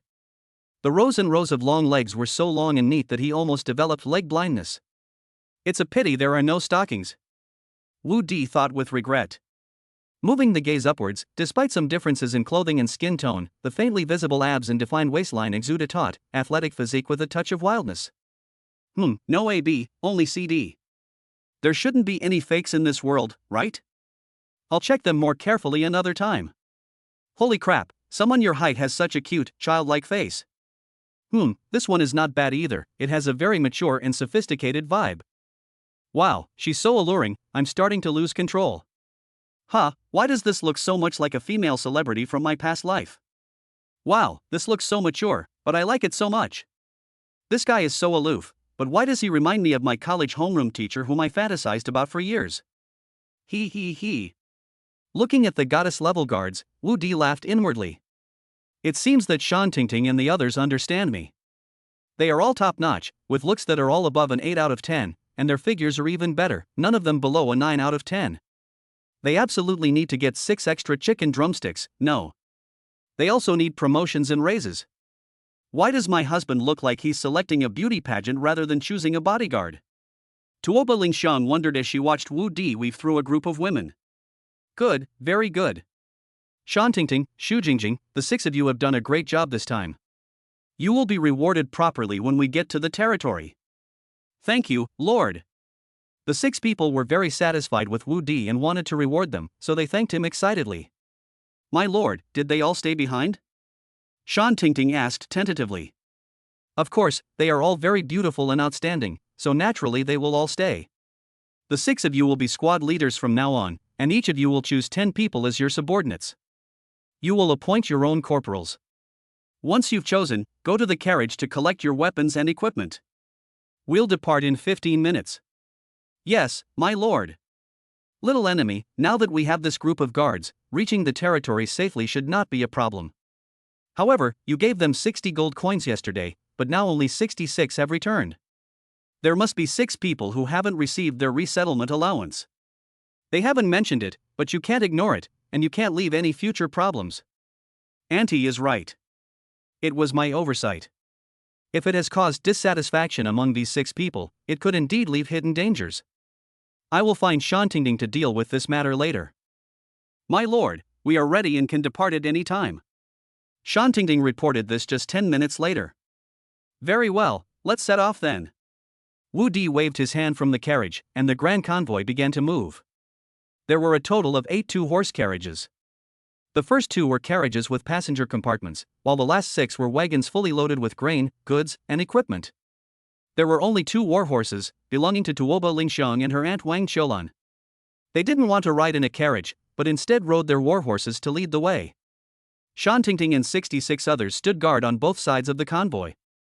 The first 2 carriages were guarded by Shan Tingting and Xu Jingjing, while the remaining 6 carriages were guarded by the 4 guard teams. Shan Tingting, there are still 6 of you who haven't received your resettlement allowance. Tell those who haven't received it to go to the Lord's mansion to collect it when you get to your territory. Looking at Shan Tingting driving in front, Wu Di said, I'm afraid we'll forget about this once we get to the territory and get busy. Lord, actually, this doesn't need to be given. None of the 6 of us have families, so we don't need a settlement allowance. Besides, you made us squad leaders as soon as we arrived, so we are already very grateful. So, you 6 squad leaders didn't collect your resettlement allowance yourselves? It's already a blessing for the 6 of us to be able to follow our Lord. We don't want any settling in allowance or anything like that. We be content as long as our Lord can give us a bite to eat and a safe place to live. This world is so wonderful. As long as you have food and shelter, there are plenty of amazing women willing to risk their lives for you. Wu Di had been thinking about going back before, but now he feels that this world is pretty good too. In my past life, I was brainwashed by the toxic chicken soup of capitalism. A large part of women are unrealistic and have high aspirations but low abilities. They earn little but spend a lot, so it's only natural that you should be my slave. If you're making demands of me, it means you don't love me. If you have no car, no house, and no savings, then don't bother me. Getting married takes the life savings of several generations, even causing serious financial strain. After you marry her, you still have to be subservient to her, and for the next few decades you have to treat her like royalty. If you're not satisfied with her, we'll meet at the Civil Affairs Bureau.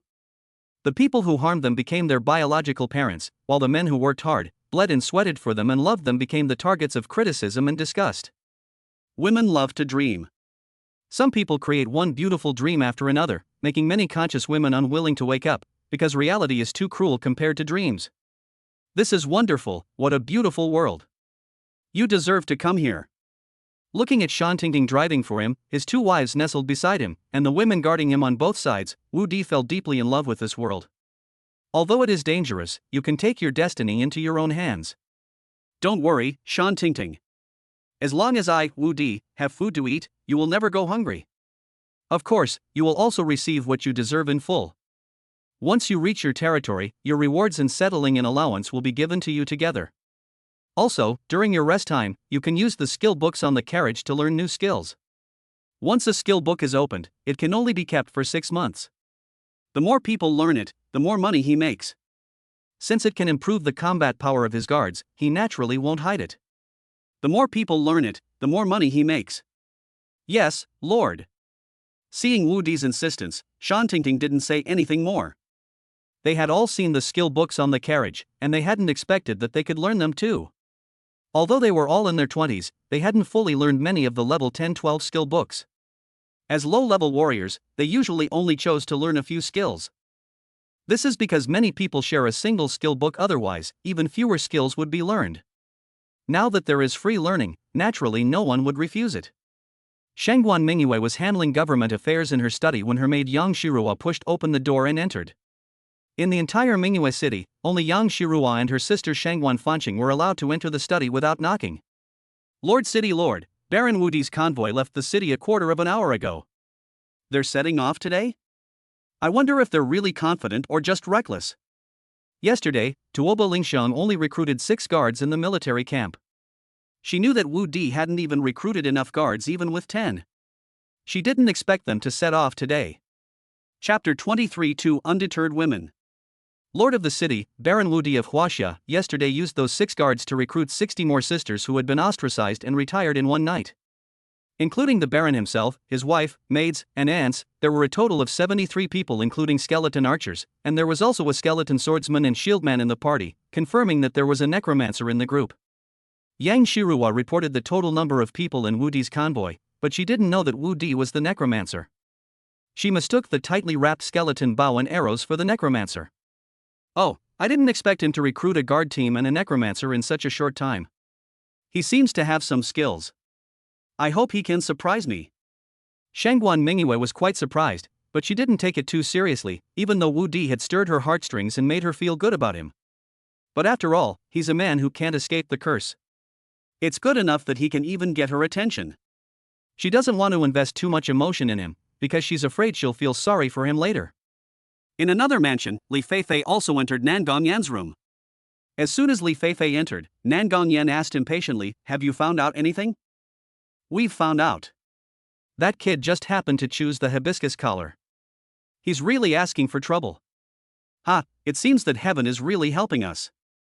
Monsters roam freely there, we don't even need to lift a finger. That kid will be dead in a few months, and then the 100 Treasures Pavilion will be ours again."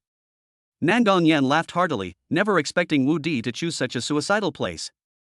"Humph, even if the monsters can't kill him, we can contact the big sister of Black Demon Mountain to take care of him." Li Feifei chimed in viciously. "This matter is not urgent. We must not take this step unless absolutely necessary. If word gets out, the Silver Moon Empire will have nowhere to hide. Let's wait 3 months. If he's still alive after 3 months, then we can make our move." Nan Gongyan had no desire to live a life on the run, especially since their foundation was in the Silver Moon Empire. If things were exposed, the consequences would be something they were unwilling to bear. Then let him live a little longer. When they go to their territory, we'll send people to keep an eye on them. Once he dies, we'll take over the 100 Treasures Pavilion immediately. Li Feifei is still unaware that Wu Di has already set off. She had been busy inquiring about the territory Wu Di had chosen, and only now did she remember to send someone to keep an eye on him. "Xiao Di, we've entered Falcon territory. Shall we take a break?" After the group had been traveling for several hours, Wang Qiulan was worried that Wu Di might not be able to stand sitting for long, so she turned around and asked Wu Di in the carriage, "Let's find some shade under a tree and rest for a while."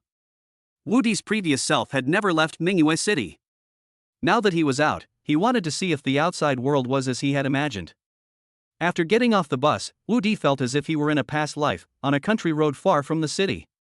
In the distance, there were farmland and fields with wisps of smoke rising from chimneys.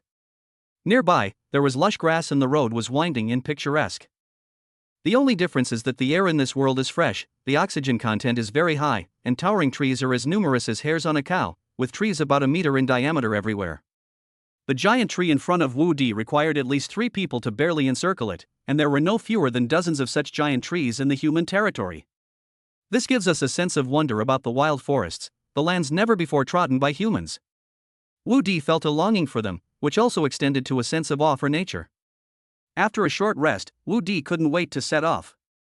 The journey was quite peaceful, and apart from encountering some pedestrians and caravans, he did not encounter any danger. Little enemy, Ziying town is just ahead. Why don't we stay here tonight? Wang Xiulan had been on missions with the mercenary group for many years and was very familiar with the area around Mingyue City. At this pace, they would pass through the town and camp out in the wilderness today. Although they had camped out in the wilderness before, she still suggested that they spend the night in the town for Wu Di's safety. No, Auntie, it's still early.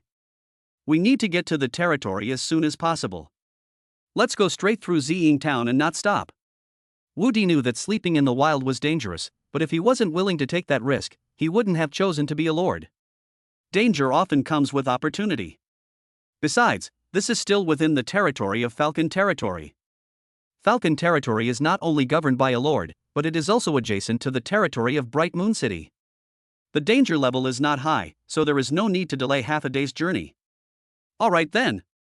Wang Xiulan had no choice but to follow Wu Di's arrangements and lead the team forward. Ziying town has a total population of over 2,000. It has only one main street and two side streets. The streets are bustling with people and lined with shops, making it look very prosperous. Upon seeing the grand procession, the pedestrians on the street knew that a nobleman was approaching, and they all stepped aside, not daring to block the way, and watched the procession pass by. So that's all there is to it. Looking at the mostly mud and wood buildings, Wu Di felt a little disappointed. Although the town looks prosperous, the buildings are messy, disorganized, and lack any aesthetic appeal, a world apart from Bright Moon City.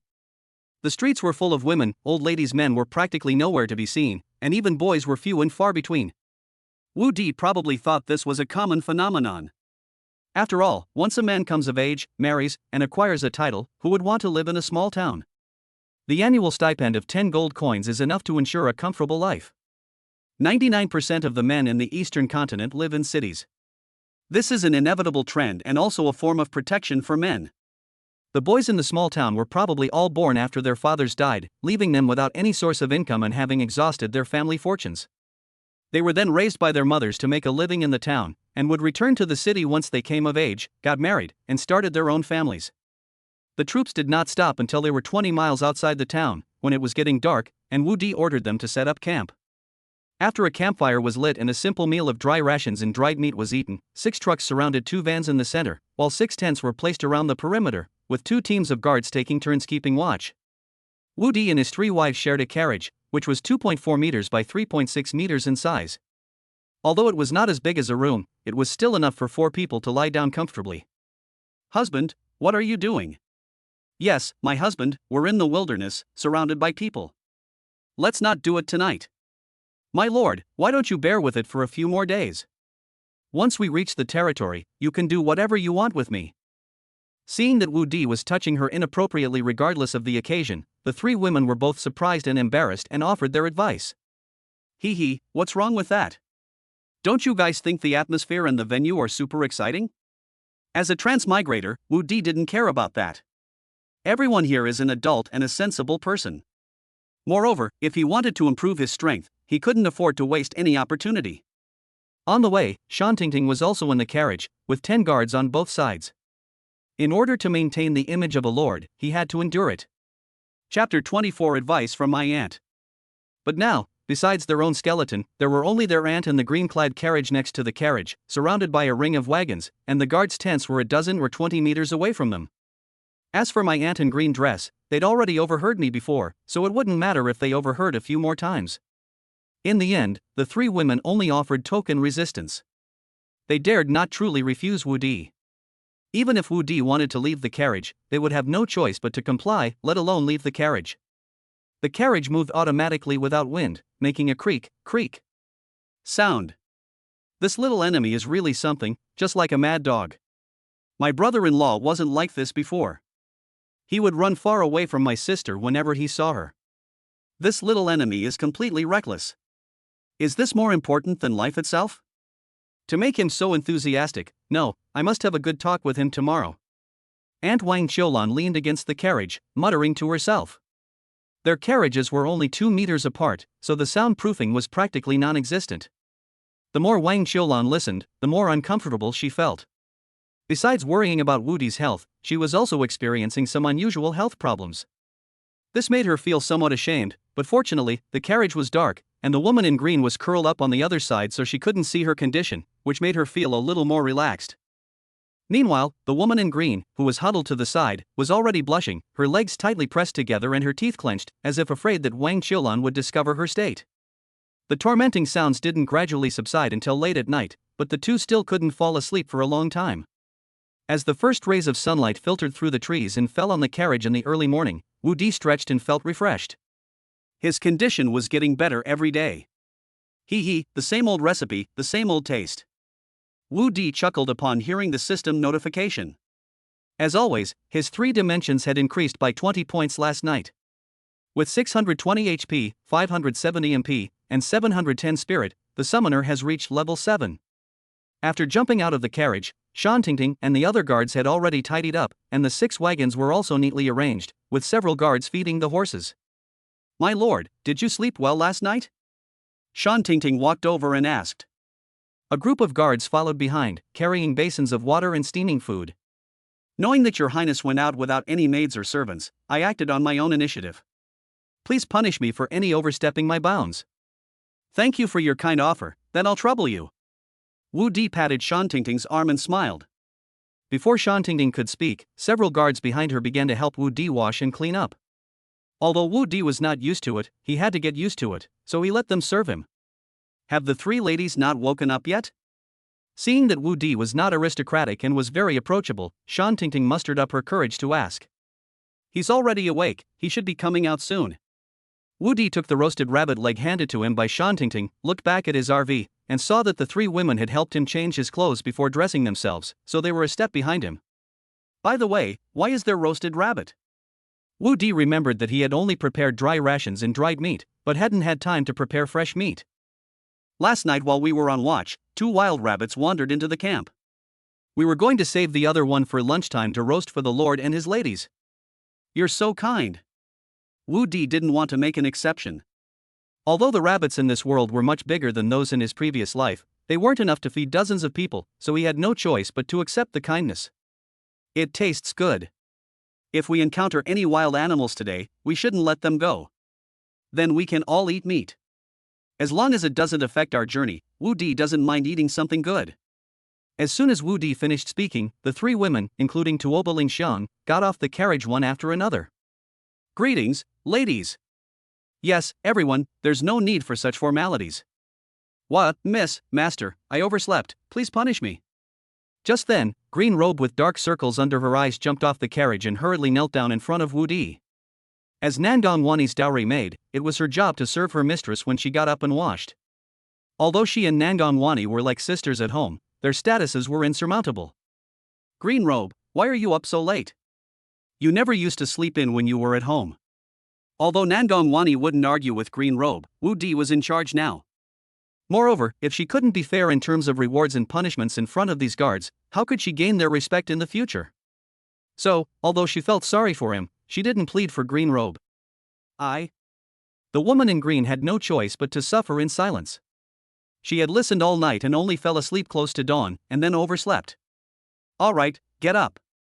I know this is your first time sleeping outdoors and you didn't sleep well last night, but since Shan Tingting and the others did everything for you, you'll be punished by having to wash their clothes for a day." Looking at the dark circles under Green Robe's eyes, Wu Di quickly realized why Green Robe had overslept. He didn't blame Green Robe, but with so many subordinates watching, he couldn't pretend anything had happened. "My lord, I did these things voluntarily. How can we let the girl in green wash our clothes? Please, my lord, rescind your order." Upon hearing this, Shan Tingting and the others panicked. Although Green Robe was a maid, she was a dowry maid and would definitely become the lord's woman in the future. They dared not let Green Robe wash their clothes. Wu Di heard this and knew it was true. He had already guessed that Shan Tingting and the other girls would refuse, but he said calmly, "Since you, squad leader Shan, are unwilling, Green Robe has made a mistake and must be punished. Alright then, I'll punish her by making her take out a month's salary. When we get to the territory, she can treat you all to a good meal. Consider it compensation for the 2 rabbits." "This, my lord." "Alright, it's settled then. Let's pack up, put out the fire, and get ready to set off." Wu Di waved his hand, biting a rabbit leg as he turned and walked towards the carriage. "Auntie, how come you're only Wu Di turned around and happened to run into Wang Qiulan getting off the bus. He had just asked the question subconsciously when he saw his somewhat haggard aunt and realized something. Wang Qiulan, who was originally calm, suddenly became furious when she saw Wu Di walking over. She said with a hint of exasperation, "I told you not to take care of your health. You're always causing trouble." After saying that, she couldn't help but secretly pinch Wu Di's waist. Hiss. Wu Di gasped, not expecting his aunt to be so angry about the commotion last night. In his memory, his aunt had never even raised her voice at him before, but today she actually pinched him. "So you know it hurts? You don't take care of your body at all.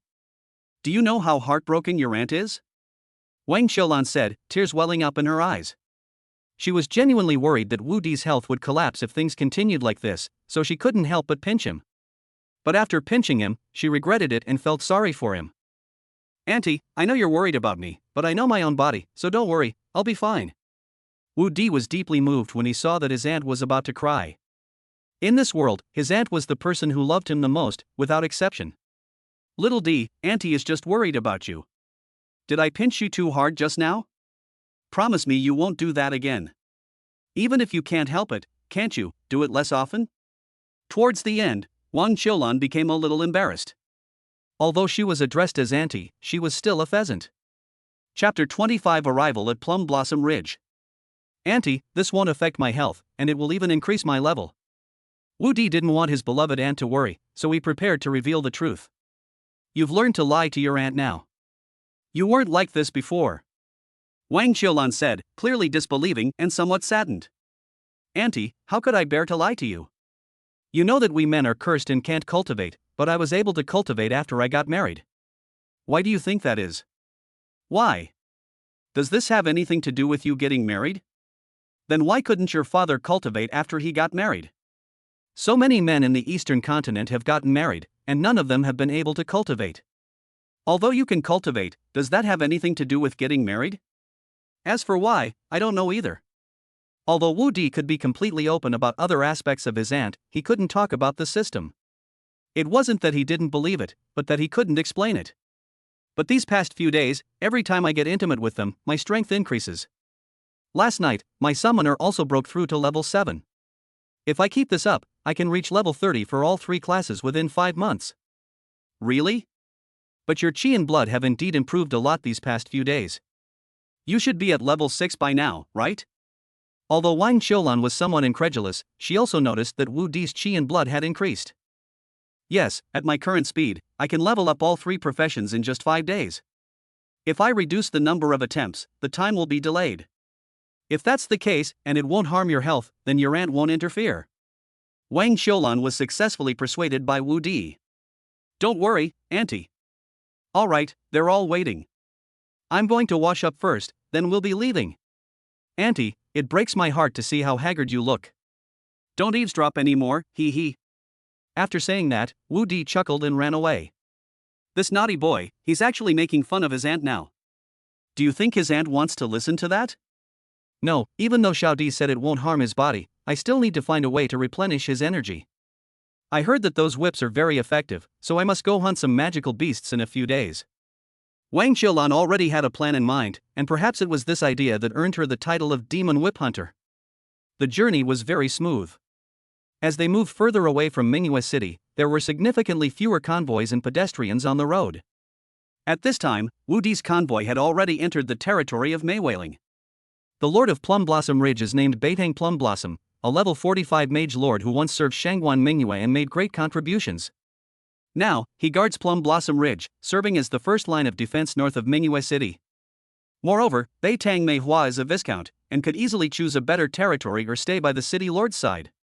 However, the northern gateway was extremely important, which is why Shangguan Mingyue had no choice but to send her over to form a defensive line north of Mingyue City with several other lords in their 40s. The territory chosen by Wu Di is directly in front of Plum Blossom Ridge. As long as you cross Plum Blossom Ridge, you can reach Wu Di's territory. From now on, Wu Di Ridge will become the first line of defense in the north. Let's speed up, we'll head to Plum Blossom Town tonight. Looking at the sky and the map, Wu Di decided to go to Plum Blossom Town tonight. Maywailing consists of 5 towns, with Meihua Town being the location of the Maywailing Lord's Mansion and the military and political center of Maywailing, located 120 li away from Mingyue City. In Plum Blossom Town, within the Lord's Manor, a woman of unparalleled beauty, her fiery figure half covered by a pale blue magic robe, her long, gray-white hair cascading over her shoulders, and her bright, large eyes fixed on a scroll unfurled by slender, fair fingers. After all these years, finally an interesting fellow has appeared. He'd rather forego powerful warriors and choose women like us, who are not well liked, as his wives. Interesting. I guess you'll be here soon. I wonder if you'd be interested in someone like me.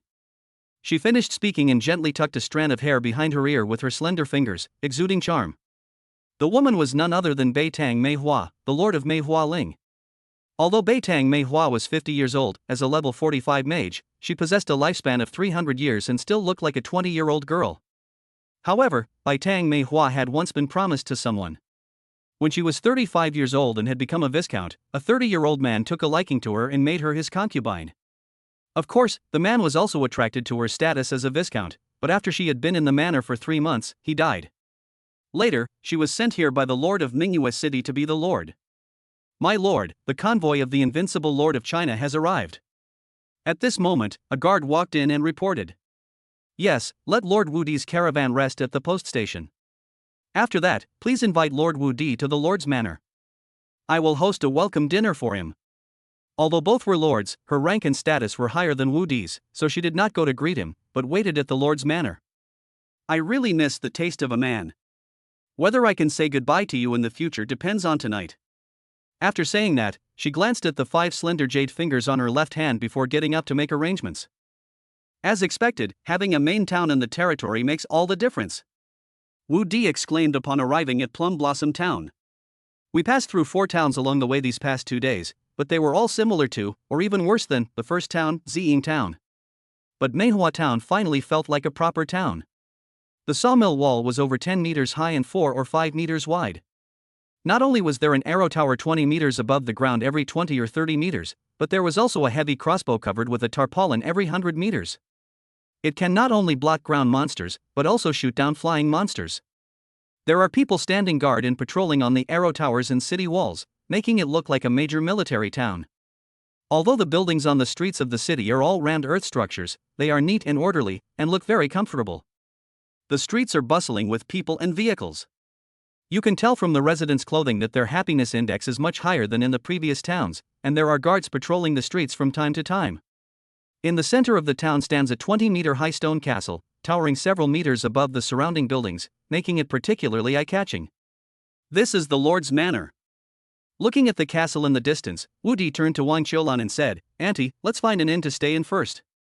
I'll go pay a visit to the master of Plum Blossom Ridge later. Now that we've come to Plum Blossom Ridge, we should gather some information. After all, Plum Blossom Ridge borders his territory, so he should know a lot about it. Moreover, they will be neighbors in the future, and they will inevitably have to interact. Besides, the other party is a viscount, so it is only right and proper for him to pay him a visit. Is it the convoy of the invincible Lord of China? Just as Wang Qiulan was about to go look for an inn, a group of guards came over and asked. This is the invincible Lord of China. Auntie stepped aside and gestured. Greetings, Lord Invincible Lord of China. The group quickly bowed to Wu Di. No need for formalities. Who are you? Chapter 26 The Mischievous Plum Blossom of Bei Tang. We are the personal guards of Viscount Bei Tang Meihua. The Viscount learned that the Lord was passing through Meihua Town, so he sent us to escort the Lord to the post station to rest. Oh, that would be too much trouble for you, Viscount. This way, my lord. Is the Lord satisfied with this place? After leading Wu Di and the others to the post station, the female guard asked Wu Di.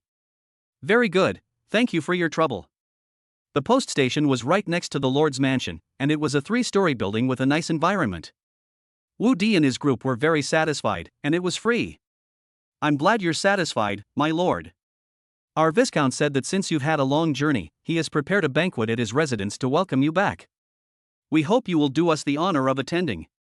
The guards were very humble, something that no other duke or lord could enjoy.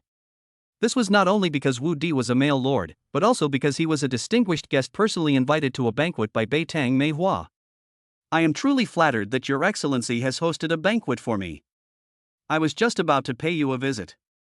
Please wait a moment while I change my clothes and we'll be right back.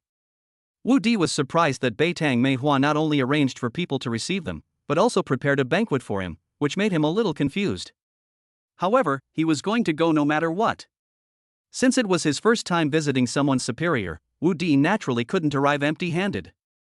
But as someone who had only held a title for a few days, he had no good gifts to offer. We can't exactly ask Wani for it, can we? Wu Di subconsciously thought of Nangong Wani.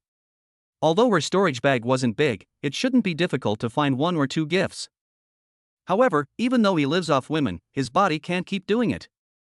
Alright, didn't the city lord send me some tonics last time? Just take a ginseng root.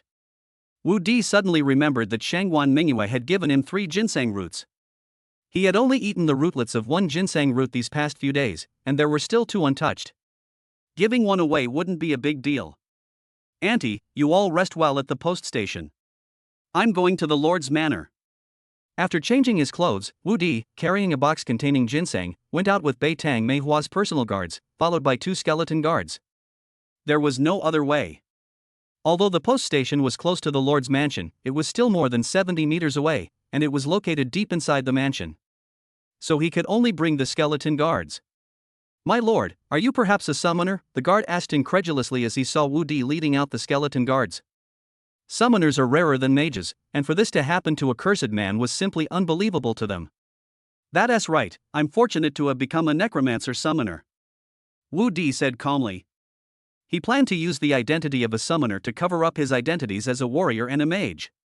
Wow, I actually met the legendary male summoner. My god, I remember the last male summoner in our empire appeared 500 years ago, but he entered the savage forest 300 years ago and has never appeared since. Yes, it said that the summoner was a jungle summoner, almost invincible among his peers in the jungle. He was already level 66 when he entered the savage forest, but unfortunately he never came out again. Yes, many people thought he was the first person in our empire to break the curse, but unfortunately he still couldn't escape this damned curse.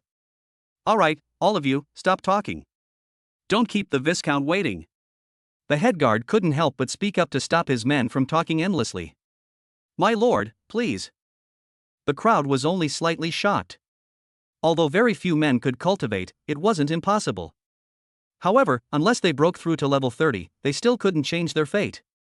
Even if one breaks through level 30, it only adds a few decades to one's lifespan, making one no different from an ordinary person. With that short lifespan, it is almost impossible to break through level 50. If you don't reach level 50, no matter how strong you are, all your efforts will be in vain after 100 years. And they are all warriors above level 30 with a lifespan of 300 years. With their talent, as long as they don't die on the battlefield, breaking through level 50 in the remaining years of their lives is a sure thing, so they won't be hindered by Wu Di's status as a summoner. Upon entering the castle, Wu Di discovered that it was also a 3-story Chinese-style castle, only the towers were quite tall, and there was a huge courtyard in the center of the castle, similar to the large villa in his previous life. However, the outer wall of the castle was only 10 meters high. Wu Di observed as he walked along the bluestone floor, following the captain of the guard into the castle. Lord Wu Di, the Viscount is inside. You can go in by yourself. The captain of the guards led Wu Di to the door of a room on the second floor of the castle and gestured for him to enter. You all wait for me here too. Wu Di said to the skeleton archer, taking the gift box from his hand at the same time. In fact, controlling the skeleton guards only requires mental power. The reason for saying this was to let the captain of the personal guard next to him hear, since the skeleton archer was his fully armed bodyguard. As for danger, Wu Di wasn't worried. They were all nobles with whom he had no enmity, and even if there was danger, the 2 level 10 skeleton guards were just for show. Pushing open the door, Wu Di found himself in a living room that resembled a presidential suite, rather than the dining room he had imagined. The dining table was laden with various delicacies, and a double candlestick sat in the center of the table. However, Wu Di didn't look at any of these things closely. Instead, he was immediately attracted by the beautiful woman in palace attire in front of him as soon as he entered the room. Perfect, mature, charming, and generous, she's truly captivating. A whole host of words popped into Wu Di's mind. The woman in front of him was just as beautiful and had a figure as his 3 wives. Moreover, she possessed a mature charm that the 3 women lacked.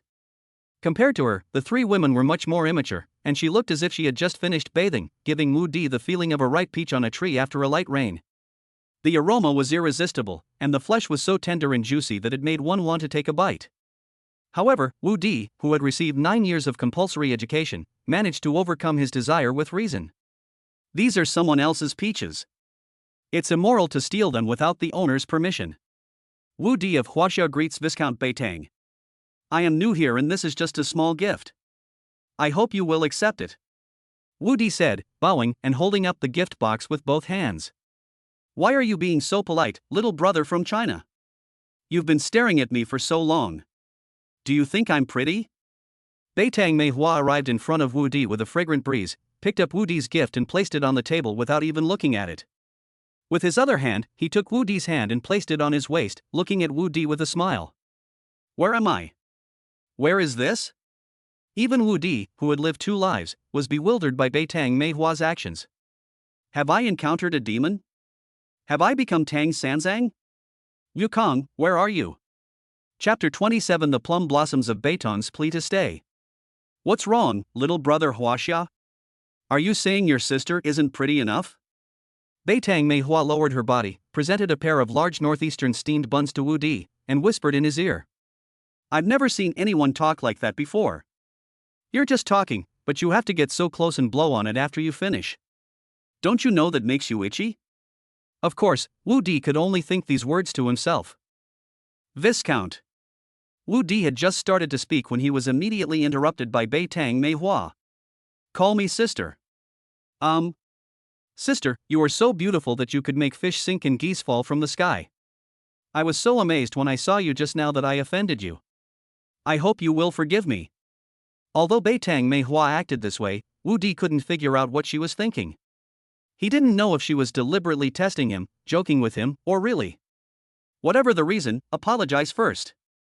Then, compared to your 3 wives, who is more beautiful, sister? Beitang Meihua lifted Wu Di's chin with her slender, jade-like fingers and parted her red lips. She looked at Wu Di with a provocative gaze. Well, they are both elegant and refined, the older sister is stunningly beautiful, and in my opinion, it's hard to say who is better. Since the situation was unclear, Wu Di could only try to smooth things over, but it was indeed difficult to say who was better. You're so glib, but I'm quite satisfied with your answer.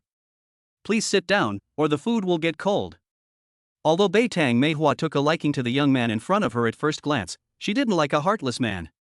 Although the territory has been filled with women and boys over the years, it wouldn't be difficult for her, as a viscount, to become a man's concubine. However, in this world, men take wives and concubines for profit.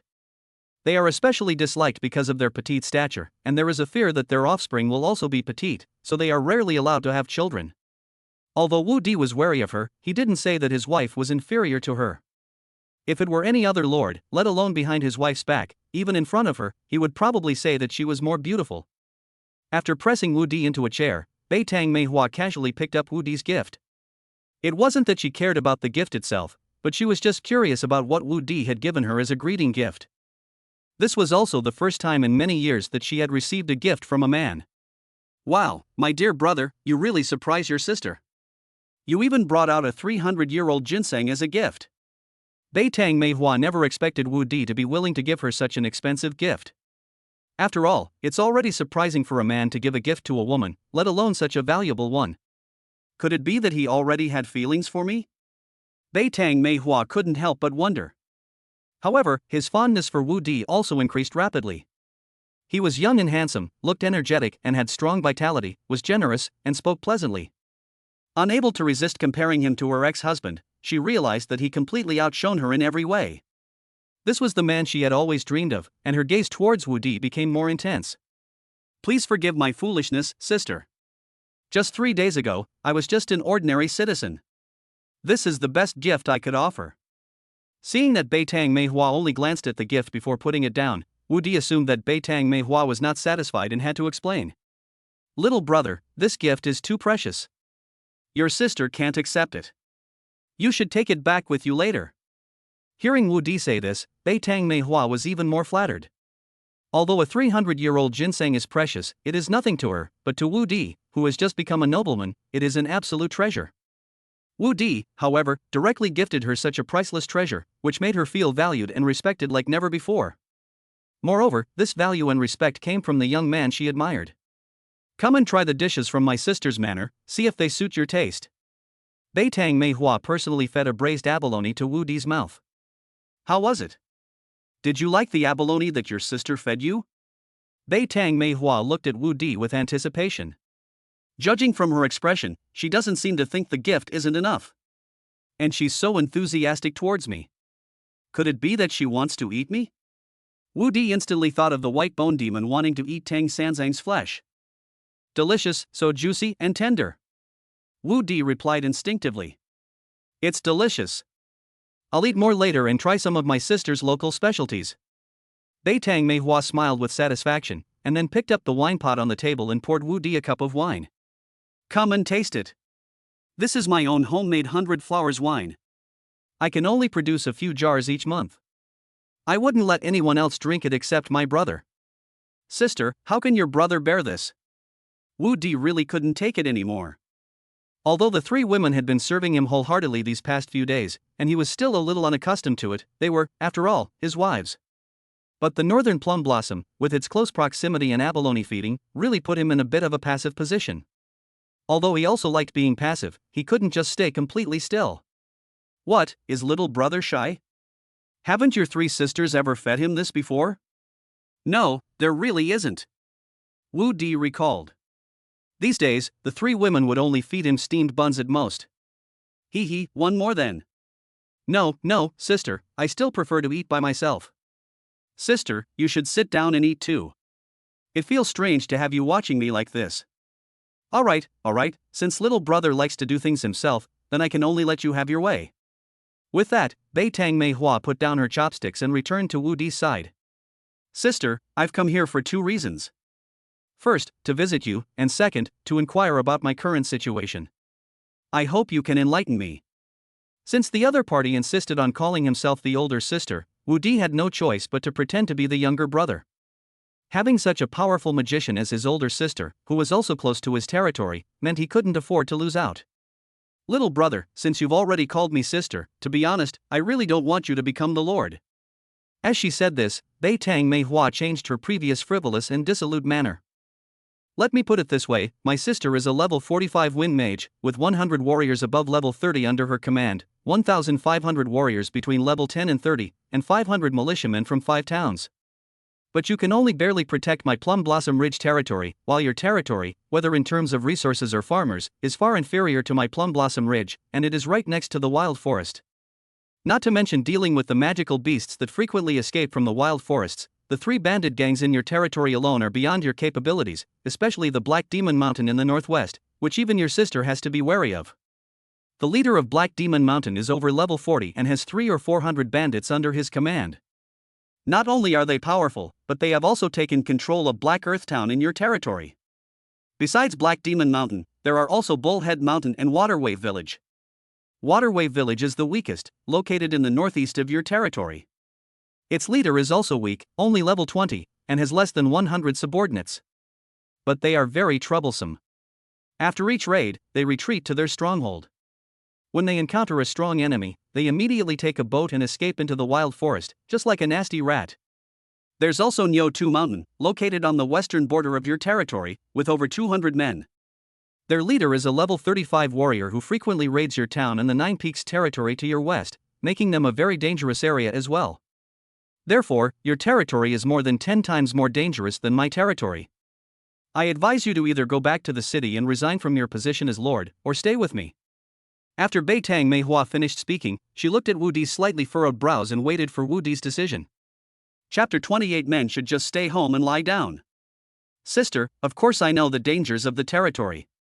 Since I decided to choose this territory in the first place, I will not give up just because I hear about the dangers. I appreciate your kindness. To be honest, although Wu Di knew that the territory was very dangerous, he did not expect that such a small territory would have 3 bandit groups, especially the Black Demon Mountain bandits, who were so powerful. This was something he did not expect. This can be described as a hellish start, but this hellish mode was his own choice. In fact, he could have chosen to just give up, but he has a system and is a transmigrator, so how could he let down the thousands of transmigrators? Little brother, don't rush to refuse. I really don't want you to take this risk, and you don't need to. Although Huaxia Ridge is also part of the empire, the first line of defense in the north is my Plum Blossom Ridge. Whether it's bandits or beast tides, Huaxia Ridge cannot stop them. Even if you are unwilling to give up your status as a lord, you can stay here with your sister for the time being. At least your sister can protect your safety. Besides, your territory has a population of less than 10,000 and is very barren. The tax revenue you can collect each year is less than 100 gold coins. There is really no need for you to risk going to your territory yourself. Furthermore, if you wish to develop your territory, you can send people to manage it. Previously, I had people collect the taxes from your territory on your behalf. You just need to stay here with your sister without worry. Listen to your sister, you're a grown man, there's no need for you to take this risk. Let us women go. You can choose any room in this lord's manor, what do you say? Not good. He was a transmigrator, and neither staying in Bright Moon City nor Plum Blossom Ridge was what he wanted. Although they were comfortable, they didn't belong to him. Being a transmigrator is like being a son-in-law who marries far away from home. No matter how good life is, it's not truly yours. Although Huaxia Ridge still belongs to Mingyue City and the Silver Moon Empire, you only need to pay taxes every year, and nobody cares about you. He could also use Huaxia Ridge as the foundation of this world to develop his own power. In this chaotic world where strength reigns supreme and all races vie for supremacy, lying down might feel good for a while, but it would put one's fate in the hands of others. Although the beginning was difficult, he could control his own destiny, so no one could stop him from developing his own power. Even if it cost him his life, at least he had tried. You. Bei Tang Meihua was also furious. She had already said so much, but the other party still didn't appreciate it and insisted on going to his death. She really didn't know what to say. Sister, don't be angry. I know you mean well, but I have my reasons for having to go. What reason do you have? You're a man, why don't you stay home and raise your children properly? Instead, you insist on running off to a dangerous territory to become a lord. If there's anything you really want to do, your sister can help you. Sister, may I ask why you're so nice to me when we've only just met? Wu Di was both amused and exasperated. Her words left him speechless. Isn't it simple? You're a man and I'm a woman. Isn't protecting men our duty as women? Bei Tang Meihua felt a little nervous after Wu Di asked her this question. It wasn't that she was shy, but rather that she was worried about being rejected by Wu Di if she spoke her mind. These are things that women should do, why are you, a man, meddling in them? Is that really the case? Wu Di finished speaking and stared intently at the beauty in front of him. He had some guesses in his mind. Although he had not completely switched roles, he could still make a rough guess. My sister has taken a liking to you and wants to be your woman, is that not allowed? Feeling embarrassed by Wu Di's stare, Bei Tang Meihua steeled her resolve and said. Oh, so that's what it is. Sister, you should have said so sooner. But even if you become my woman, it won't stop me from becoming the lord. Only after getting the answer he wanted did Wu Di feel completely relieved. The plum blossoms in the northern Tang were already overly enthusiastic. I thought they were going to gnaw on his kidneys, but it turns out they were just lusting after his body. Well, that makes things easier. Oh, little brother, does that mean you agree? How could a younger brother bear to refuse a woman as beautiful as his sister who has taken the initiative to be with him? But my sister was betrothed to someone more than 10 years ago. Don't you mind, little brother? Bei Tang Meihua was extremely nervous at this moment. She didn't want to tell Wu Di about this, but she was worried that Wu Di would find out later and divorce her again. After much deliberation, I decided to speak up. Even if Wu Di minded, at least I could gain his favor. As long as you behave from now on, none of this will be a problem. What's that? I had 4 girlfriends in my past life, and they were all second-hand or third-hand. What's a second-hand one? Really? Little brother, are you telling the truth? You're not just teasing your sister, are you? At this moment, Bei Tang Meihua was more nervous than if she had encountered a level 70 magical beast. Hee, my dear sister, if words can't convince you, then your little brother can only express it through actions. Looking at the beauty before him, Wu Di felt that even the most delicious food tasted bland. He wiped his mouth, walked to Bei Tang Meihua's side, and, under Bei Tang Meihua's expectant gaze, carried her in a princess carry into the pink rippled inner room. This reminded Wu Di of the concert he attended in his previous life. Applause erupted. Screams erupted. The atmosphere was incredibly lively, with applause and screams erupting everywhere. After the performance, the floor was left in a mess. Do you believe me now? I believe it, even a little bit. Looks like that's not enough, let's have some more. Now, do you believe me? In the early hours of the morning, Wu Di collapsed onto the bed, exhausted and hungry. He realized he had been careless, but he still refused to admit defeat. Actually, when my brother picked me up, I already believed him. Bei Tang Mei Hua, who was also exhausted and covered in sweat, covered her mouth and chuckled, just like a fox who had successfully stolen a chicken. As expected, I'm still too inexperienced. Little brother, you are the most powerful, strongest, and toughest man I have ever met. From now on, you will be my man. Bei Tang Mei Hua said with great satisfaction, pressing against Wu Di's muscular chest. However, last night's experience made Wu Di realize what a woman is, a real woman. What does it mean to spar? It means to be evenly matched, unlike when he was with the three women, where he completely overwhelmed them with his strength. Bei Tang Mei Hua's defense was excellent, and her counter-attack power even surpassed his, making it difficult for him to cope. Congratulations, host, on completing the Marry a Wife +1 mission. Your lifespan will be increased by 1 year. You have sparred with your wife 7 times. You are rewarded with +20 to health, +30 to magic, and +20 to spirit. Please keep up the good work and reach new heights. System, you're really talking without understanding the pain. My back aches even when I'm lying down. It's impossible for us to reach a new high.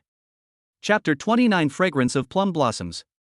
With the reward credited to his account, Wu Di felt a bit more refreshed and energetic, and his magician level had now reached level 6. Host, Wu Di of Huaxia. Age, 18. Height, 189 cm. Wives and concubines, 3. Warrior, level 6, basic swordsmanship, basic spearmanship, assassination swordsmanship, shield block, jump. Mage, level 6, no skills. Summoner, level 7, runecrafting, summoning. Chi and blood, 640. Magic power, 600. Spirit, 730. Lifespan, 10 years and 23 days. Not bad, as expected, only by working hard can we get better and better. Not only has my strength increased, but I've also grown a centimeter taller and my lifespan has increased by a year. Not bad, not bad. Looking at his panel, Wu Di was very satisfied. It really was true that you reap what you sow. Wait, system, does that mean I can increase my lifespan simply by changing the person, without having to go through the wedding ceremony? Wu Di thought back to when he married 3 women before. He hadn't been paid out any rewards until he slept with them. Now, it was the same when he slept with Bei Tang Mei Hua that the rewards came. Reporting to the host, as long as the host is truly willing to marry the other party and the other party is truly willing to marry you, the reward can be obtained by completing the couple's task under the condition of mutual consent. If either party is unwilling, the task cannot be completed. Okay, I understand. Whether there's a ceremony or not, whether there's a witness or not doesn't matter. As long as both parties are willing to marry, completing this final step means the task is done. Wife, Bei Tang Plum Blossom. Age, 50. Height, 1.99 meters. Loyalty, 100. Class, Wind Mage. Level, 45. Chi and blood, 450. Magic power, 4500. Spirit, 135. Skills, Wind Blade Attack, Wind Light Support, Wind Shield Defense, Wind Sweep Area of Effect, Wind Demon Wolf Attack. This is what a magician should be like. After seeing Bei Tang Mei Hua's skills, Wu Di exclaimed in his heart, this is what a true magician should be like. Only after reaching level 30 can a mage unleash their true power. At level 30, their area of effect skills not only have a wide attack range but also high damage output. Even though wind magic is more supportive and control-oriented, its offensive skills are still very powerful. Although it is only level 45, a dozen or so level 30 Tuoba Lingxiangs would probably not be a match for Bei Tang Mei Hua. If it weren't for the magic limit, any number of warriors below level 50 would be easy prey. However, Wu Di did not expect Bei Tang Mei Hua's 100 loyalty points. Is it possible that women are easily subdued at this time, and become subdued after just one night of sleeping? Outside the city lord's mansion in the early morning, Bei Tang Mei Hua held Wu Di's arm with some reluctance. If she weren't going to be an obedient woman, she would have locked Wu Di up in the lord's mansion and never let him go. Brother, if you insist on going to the territory, I will let you have your way, but why do you still refuse to let my personal guard accompany you? Although their relationship has broken through, Bei Tang Mei Hua still habitually calls Wu Di her brother. Plum Blossom Ridge isn't very safe either, and you need someone to protect you. Besides, I have the random teleportation scroll you gave me, so there won't be any danger. Although Beitang Meihua's personal guards were much stronger than his own, it was still inconvenient to use them since they weren't his own people, and besides, he wasn't used to them being all big guys. Furthermore, her guards are all petite. If a squad of large men were brought in, it might cause unnecessary trouble, just like the conflict between maternal relatives and direct descendants. Alright, then you take this falcon with you. If you encounter any problems you can't solve, send me a message. If you encounter any danger, be sure to come back. It doesn't matter if we lose our territory, as long as you're here, we'll take it back in the future. Seeing Wu Di's resolute attitude, Beitang Meihua had no choice but to have her subordinates bring over a falcon that had been constantly communicating with them. Wu Di did not refuse. After the skeleton guard took it, he stepped out of the city lord's mansion amidst Beitang Meihua's reluctant gaze. The skeleton archer not only carried the ginseng he had brought yesterday, but also a random teleportation scroll. This scroll was Beitang Meihua's only life-saving teleportation scroll, which she also gave to Wu Di. With the 3 scrolls given by Moron Lingshan and 1 for Nangong Wani herself, Wu Di now has 5 random teleportation scrolls, 1 for him, 1 for the 3 women, and 1 for his aunt. A small enemy. My husband, you're finally back. Before Wu Di even reached the entrance of the post station, the 4 women who were eagerly waiting at the door came to greet him. If it weren't for the fact that someone from the Lord's mansion hadn't come last night to say that Wu Di had spent the night at the Lord's mansion, the 4 women probably would have come looking for him. Husband, how did you spend the night at the Lord's manor last night? How is Lord Plumblossom? Did he give you any trouble? Tuoba Lingxian, the eldest, asked with concern, holding Wu Di's arm. Lord Plumblossom is very kind and hospitable. She has been very hospitable to me several times, which is why I am only returning now. Wu Di didn't want to keep it from the 3 women, but they were on the street with people around, and he was afraid that telling them would have a bad impact on Beitang Meihua, so he decided to tell them later that night. However, Wu Di was completely overthinking it. In this world, this was something that Beitang Meihua was proud to show off. Others would only feel envious and jealous if they knew about it. That's good. We're all ready. When would you like to set off, my husband? Let's go now. Wu Di didn't intend to delay any longer and got into the carriage. Husband, you smell so good. The 3 women smelled Wu Di's fragrance as soon as they entered the carriage. Hee, the plum blossoms smell good. Wu Di chuckled. After spending the night with the plum blossoms of Beitang, how could he not smell good? What kind of plum blossom smells like this? Nangong Wani asked casually, sensing that the smell was off. Of course it's the northern plum blossom. Ah, my husband, could it be that you? The 3 women exclaimed in unison. That's right, I've found you another good sister. Now that he'd said it, Wu Di had no more reason to hide it. Husband, you must not have slept well last night, right? While the 3 women were worried that Wu Di hadn't slept well, they also realized how sought after their husbands were. They had only been gone for 1 night and they had already made a friend. Fortunately, their husbands only liked petite women like them, which put their minds at ease. It's not just that I didn't sleep well, I didn't sleep at all night. She's more capable than the 3 of you combined. My husband is already feeling sore back and aches. Ah, then husband, you should lie down quickly, we'll give you a massage. The 3 women didn't care at all that they were inferior to Beitang Meihua. When they heard that Wu Di was not feeling well, they took care of him attentively. It feels so good. Why do I feel like my wife in this world is more like my secretary from my past life? She's capable when there's something to do, and she can do anything when there's nothing to do. She's incredibly capable. What a pity for my brothers in Cao Cao's camp. If only they could have traveled through time. Lingxiang, I'm going to sleep for a while. Wake me up when we reach the border of Plum Blossom Ridge. At this moment, Wu Di was enjoying the service of the 3 women, and drowsiness suddenly struck him. My town is a small town at the forefront of Meihua Ridge. 5 miles past my town lies the border of Huaxia Ridge. It took Wu Di and his group nearly 4 hours to travel from Meihua Town to my town. Chapter 30 Poisonwood Town is full of cassava. Husband, wake up. We've arrived at Konoha Town. Your territory is just ahead. My town is one of the 2 important towns in Meiweiling. If Meiweiling is the first line of defense north of Mingyue City, then my town is the first line of defense of Meiweiling. My town stands like a long snake on the northern border of Meiweiling. Of the 1,500 guards in Maywailing, 600 are stationed in my town, along with 100 militiamen, making up 1/3 of the total military force in Maywailing. Although it was called a town, Wu Di felt more like a larger village.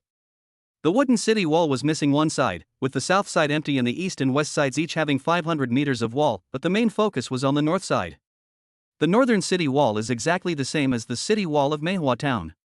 The city wall is bordered by mountains on one side and water on the other side.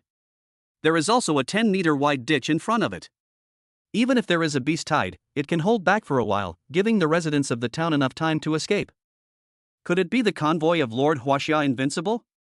Indeed, this is the Lord's token. Wang Xiulan, who was temporarily acting as the head guard, handed Wu Di's token to the guard.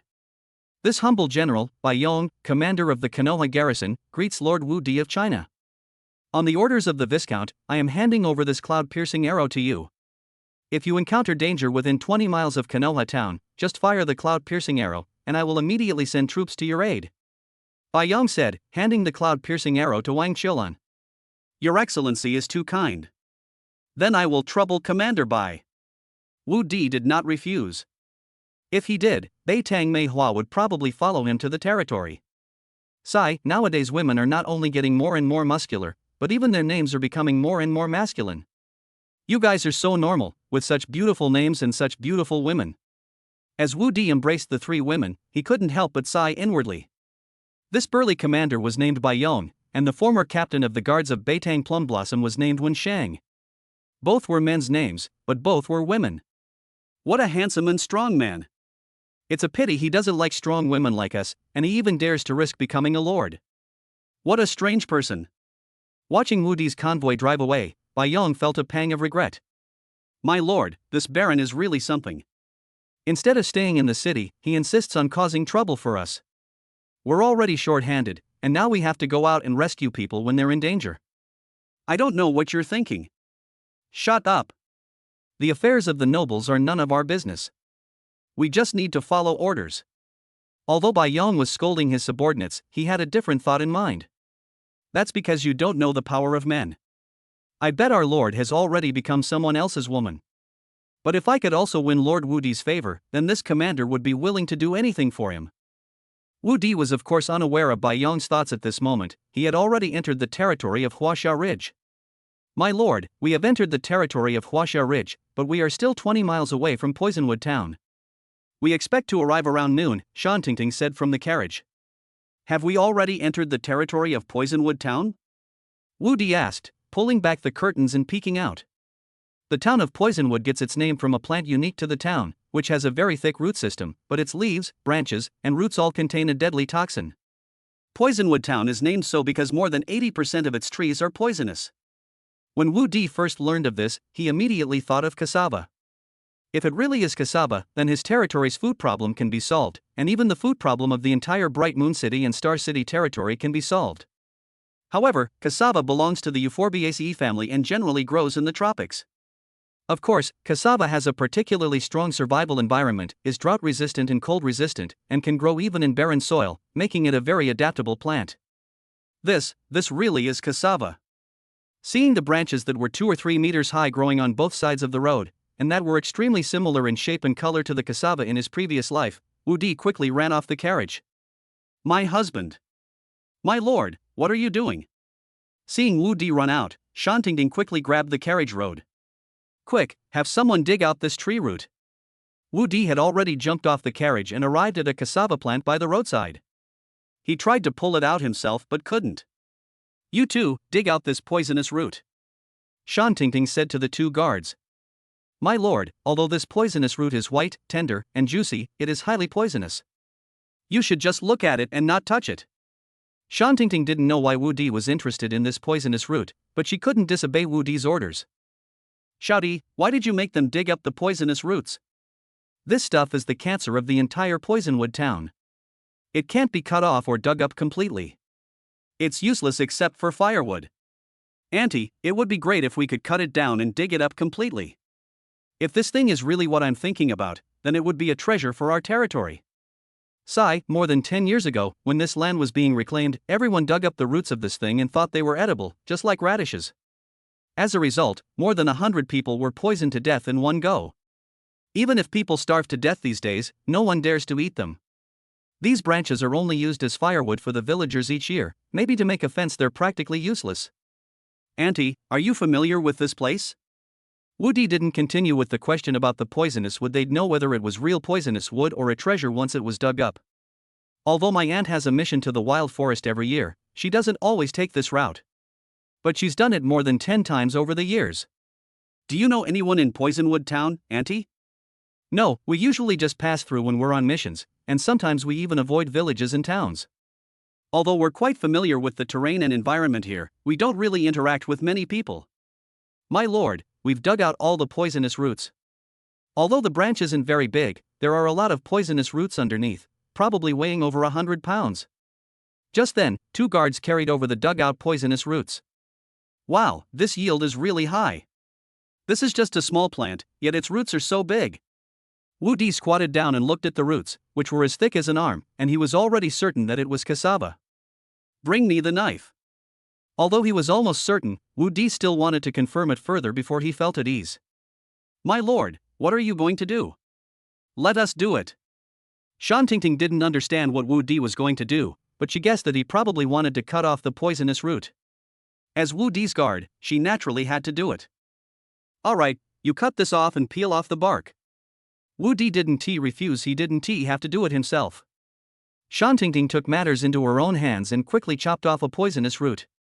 She peeled off the skin and handed it to Wu Di, saying, Sir, don't be fooled by the fact that this poisonous root looks like a radish. It can kill a cow.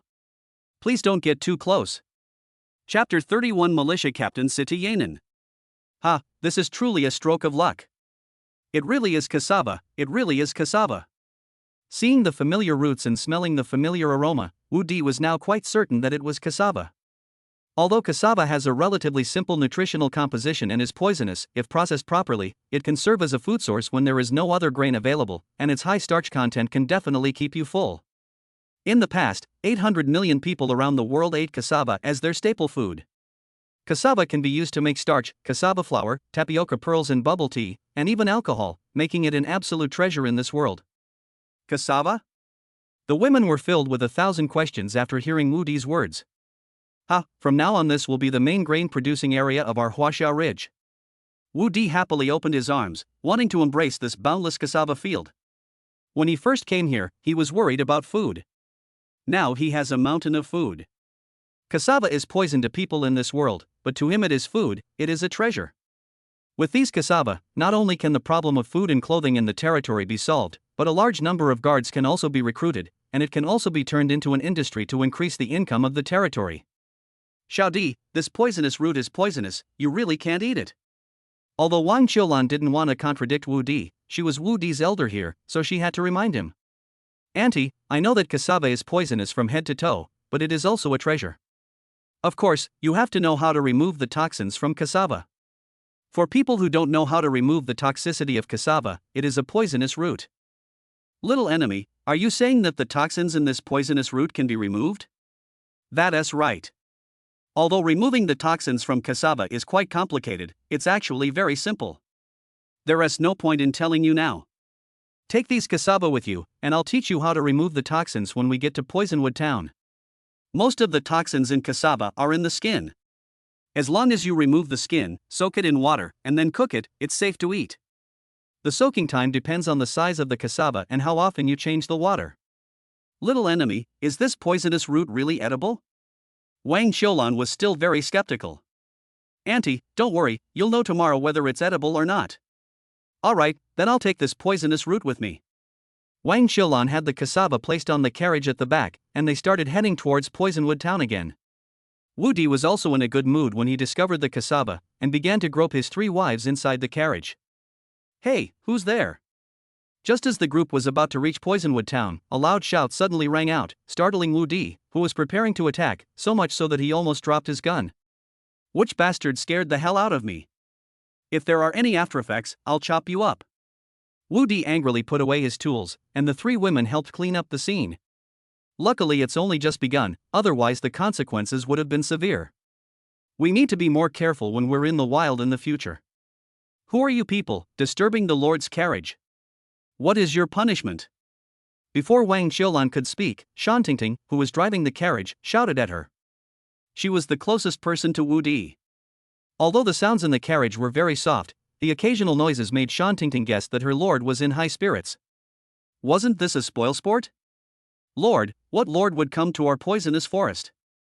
I think you are bandits from Shueibua village. The burly woman in the lead, with about 20 people behind her, blocked the middle of the road and said fiercely. Daring to block the Lord's path, you're courting death. One of the guards next to Wang Qiulan said, then drew his longsword and activated his charge skill. In the blink of an eye, the guard rushed in front of the burly woman and used his leaping slash skill again, aiming for her head. Good timing. Block, hammer, strike.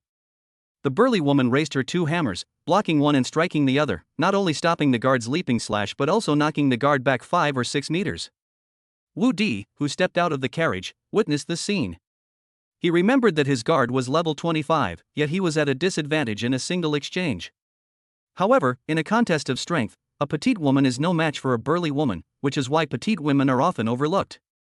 The guards were also seasoned veterans. Knowing they couldn't match the strength of their opponents, they adopted a guerrilla tactic, using their agility to avoid direct confrontation. My lord, this woman's chi and blood strength is only level 24. Although Xiaomei is 1 level higher, the difference in their physiques means that our strength is far inferior to that of people of the same level. Unless Xiaomei can quickly find the opponent's weakness, I'm afraid we will be defeated. Tingting, does that mean you're 1 or 2 levels weaker than the burly woman? The other side is level 24, and we're level 25, yet we still can't win. That's quite a difference. Sir, actually we are only about 1 level below these big guys, but they are not as agile as us, so we also have a chance to win. But this behemoth was not only incredibly strong, but its agility was in no way inferior to ours. It was probably equivalent to our level 26 strength. At this moment, although Xiaomei was still fighting the opponent, she was mostly on the defensive, like a cheetah encountering a brown bear. It was estimated that she would be defeated soon. The opponent was 2.4 meters tall, wielding a pair of iron hammers that were both offensive and defensive, and he wielded them with great power. Although he was breathing heavily, his body, which weighed over 300 pounds, was agile and free. Hey, this big guy is actually quite good looking. Wu Di took a closer look and found that this big guy was different from the other big guys. His body shape was out of shape. Wu Di felt that although he was very big, his body proportions were very good. He looked very fit and well proportioned, and his appearance was also exquisite, like a larger version of a female bodybuilding coach. Hiss, what am I thinking? Just looking at that physique, he's definitely awesome. We don't have the skills, so we can't take on this awesome job, absolutely not. Wu Di shook off the thought that had just popped into his mind and gave himself a warning. Stop. Just as Xiaomei was knocked back by the hammer, and was about to step forward again, Wu Di shouted to stop her. He could tell that these people did not look like bandits. Although they were blocking him, he guessed they were his people. Yes, sir. Xiaomei and the guard who was about to step forward to help simultaneously stepped aside, protecting Wu Di behind them. A man? How could there be a man? Could it be? Situ Yanan was stunned when she saw Wu Di. Suddenly, a terrifying word came to mind, nobleman. She had actually rammed into a nobleman's caravan. How dare you? This is Baron Huaxia Wu Di. Furong territory has been renamed Huaxia Ridge. You are the lord of Huaxia Ridge. Don't you all pay your respects to the lord? This Situ Yanan, the militia captain and commoner from Poisonwood Town, greets your lordship. Situ Yanan quickly knelt down and bowed. Greetings, your majesty. Seeing Situ Yanan pay her respects, the militiamen behind her also knelt down. Chapter 32. Is my lord going to explore the wasteland? My lord, I have offended you. Please punish me. They didn't know it was you in front of them, and they didn't lay a hand on me. It was all my own doing. Please forgive them. Although it was Situ Yanan's first time meeting nobles, she knew the consequences of offending them and couldn't bear to see her sisters punished, so she wanted to take the blame upon herself. Get up, all of you. Ignorance is no excuse. You are all militiamen of Poisonwood Town, which means you are my subordinates. I will forgive you this time. Thank you, my lord. Your name is Situ Yanan, right? Yes, my lord. Have your men lead the way to Poisonwood Town? Come here, I have some questions for you. After saying that, Wu Di returned to the carriage. My lord, do you wish to know about the current situation in Poisonwood Town? Citoyenin walked to the carriage and asked. That's right, tell me about the current situation in Poisonwood Town. Yes, sir, our Poisonwood Town Citoyenin, although she did not yet understand that someone would come to their town as a lord, and that it was a man, still told Wu Di all the information he wanted to know. Wu Di learned from Citoyenin that Poisonwood Town had a population of only over 3,000 people, and there were no other villages below it. The entire Huaxia Ridge was in this situation now, with only towns and no villages. Whether it's bandits, monsters, or a harsh living environment, villages can't withstand the invasion of foreign enemies, so they can only gather in the town to stick together for warmth. Nowadays, Poisonwood Town only has two roads, one leads to Plum Blossom Ridge, which is the road they are on now, and the other leads to the Wild Forest and Little River Town. There were only 60 militiamen, divided into two groups to guard the road into the town. This side of the road was relatively safe, so only 20 men were on guard, while 40 men were on guard at the other intersection. In recent years, the town has managed to cultivate about 5,000 to 6,000 mu of farmland, but because the farmland is barren and the yield is not high, even in a good harvest year, people can barely make ends meet. In a famine year like this year, it is estimated that a large number of people will starve to death in a month or two. In order to stockpile food for the winter, many townspeople have now ventured into the wild forest to hunt monsters. In the entire Poisonwood Town, only the 60 militia members have reached level 20. The other villagers were only at levels of few or 10. When these people entered the wild forest, even at its edge, there were many level 20 magical beasts, and even level 30 magical beasts. Most of these people would not be able to return. Captain Situ, have many people from the town gone to the wild forest? Wu Di was heartbroken. These were his people, and his population was already small. Every loss of one of them was a loss for him. How could he not feel pain? The first batch of 100 people just left, and the second batch will depart tomorrow. Can the first batch of people be brought back? Wu Di was heartbroken. 100 people, 1/30th of the entire town. My lord, we are only a day's journey from here to the wild forest. They have been traveling for 2 days and have already entered the wild forest. There is no way we can catch up with them, and even if we did, it would be useless. Lacking food, they could only survive for a month at most. The wild forest, though dangerous, offered hope, their only hope. Bullshit. Who said there's no food? Poisonwood Town is overflowing with food, more than you could eat in several lifetimes. Wu Di was also furious, but he quickly calmed down. After all, no one else knew that cassava could be eaten. If he hadn't been a time traveler and hadn't received 9 years of compulsory education, he wouldn't have known that cassava could be eaten either. Sir, you're not talking about this poisonous tree root, are you? We'd rather starve to death than eat that stuff. The death from poisoning is far worse than starvation. Humph, I hope you still have this idea after tomorrow. Wu Di was too lazy to explain. The poison of cassava was already deeply rooted in their minds. No amount of words could convince them as much as practice. My lord, the town of Poisonwood is just ahead. Citoyenin said, pointing to the town ahead. Phew, we're finally here.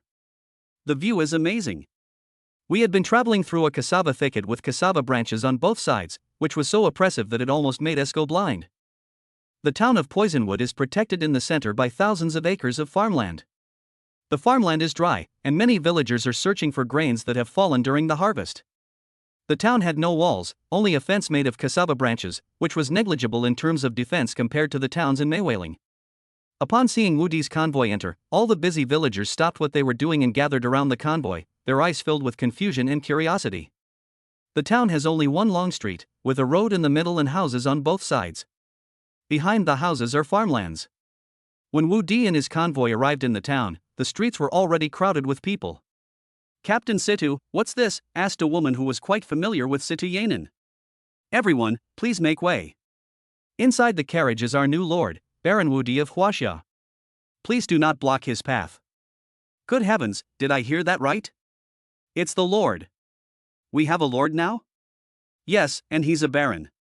Has the city lord sent us a man to be our lord? Is a man really capable of being a lord? Don't talk nonsense, the mayor is here. Mayor Zhangli Chuanxiu of Poisonwood Town greets Lord Wu Di of China. Your subordinate was unaware of your arrival and has failed to greet you properly. Please forgive me. An old woman with white hair, leaning on a cane, hurriedly came over with a group of subordinates to pay their respects. Mayor Zhongli, there's no need for such formalities. I'll have to trouble you to help me manage Poisonwood Town from now on. Wu Di personally jumped off the carriage and helped Zhongli Chuanxiu up. Putting aside the fact that he was respectful to scholars, just looking at the other person's age, he was at least over 200 years old. Seeing the other person reminded Wu Di of his kind grandmother from his previous life. Your Excellency is too kind. I will certainly assist you in managing Poisonwood Town for the rest of my life. Zhongli Chuanxiu quickly expressed her gratitude. Although she was the town mayor, she was not a noble. Wu Di is a lord and has the right to decide on all affairs of the territory. It can be said that Huaxia Ridge is Wu Di's backyard. Replacing her as the town mayor is just a matter of a word. Since Wu Di had indicated that she would remain the town mayor, her position was confirmed, and she naturally had to obey him from now on. She would be Wu Di's subordinate. Alright, I'll assign you a task now. Organize the villagers to dig up the poisonous roots and bring them to town. Sir, are you planning to reclaim wasteland? Food is scarce in town right now, and people are going hungry. I'm afraid there won't be enough labor. Situ Chuanxiu said with some difficulty. She has always advocated for land reclamation, and the fact that Poison Root Town has such farmland now is all thanks to her. But now that we can't even get enough to eat, how can we have the strength to reclaim land? Chapter 33 Cassava Town, Personally Testing Poison. You don't need to worry about anything else. I'll take care of the food problem. You just need to have someone bring all the poisonous roots back. Wu Di said the same thing again, not wanting to explain, because no one would believe him anyway. Now, apart from him, even his doting aunt probably doesn't believe that cassava is edible, and she doesn't let him have his way with it, only because of his status. Situ Yanan, take me to a well, and I'll show you how to eat cassava. Poisonwood Town has no rivers, and the entire town relies on a dozen wells for survival. Water is essential to remove the toxins from the cassava. Sir, there is a well ahead, but this well is the water source for more than 30 households in the vicinity. How dare you? Everything in this territory belongs to the Lord. Not to mention a well, even your lives belong to the Lord. Xiao Mei, who had previously fought with Situ Yanan, retorted angrily. Don't worry, I'll only take well water, it won't pollute the water source. Although Wu Di didn't like to bully others by taking advantage of his power, Xiao Mei was also on his side, so he couldn't blame her and had to explain to Situ Yanan. My lord, I have already arranged for people to dig up the poisonous roots. If there is anything else you need, just give me your orders. Zhongli Chengxi said as she rushed over. Mayor Zhongli, you're really still going strong for your age. My lord, don't let my age fool you, I'm only 260 years old. Although I can't unleash my full level 35 strength, I can still live for another 20 or 30 years. Alright, then I'll trouble Mayor Zhongli to have someone prepare some wooden sheds and buckets, the more the better. Fill the basins with well water, then peel off the skin of the poisonous roots I brought back, slice them, and put them in the basins to wash and soak them in water. Although no one understood what was going on, they still followed Wu Di's instructions. Wu Di also provided guidance from the side until the cassava he brought back was sliced and placed in 2 wooden basins. Only then did everyone stop and look at Wu Di.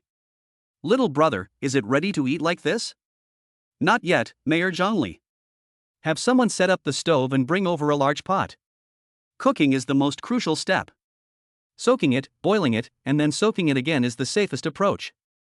Soon a stove was set up next to the well. Wu Di then had the water changed after the chopped cassava was cooked, and instructed Zhongli Chuanxiu to change the water every hour. Not long after, the team that went out to dig cassava returned, bringing back 1 or 2 tons of cassava. Wu Di then arranged for people to process it according to the previous steps. After processing this batch of cassava, it was almost dark. I originally planned to boil some to test for poison, but to be on the safe side, I decided to soak it overnight and boil it the next day. Generally, cassava needs to be soaked in water for 2 or 3 days before it can be cooked and eaten. Although the toxins dissolve more easily into the water after slicing, and the soaking time can be shortened, soaking it for a longer time is safer. That evening, Zhongli Chuanxiu arranged for Wu Di to rest at her home. The Zhengli family was among the first to move to Poisonwood Town and had been developing in the town for over a decade, becoming the largest family in the town. The family has nearly 20 members, although there are no men. However, there is a granddaughter studying at the Imperial Magic Academy. But the academy has a rule that she cannot graduate until she reaches level 30, and she is not allowed to go home. Early in the morning, Wu Di arrived at the well. There were guards on duty there, and someone would change the water for the cassava every hour. Last night, each of the three professions increased by 20 points again. Good morning, Lord. Did you rest well last night? Zhongli Chuanxiu had already arrived. Although she still didn't quite believe that the poisonous root was edible, if it really was, then their biggest problem would be solved.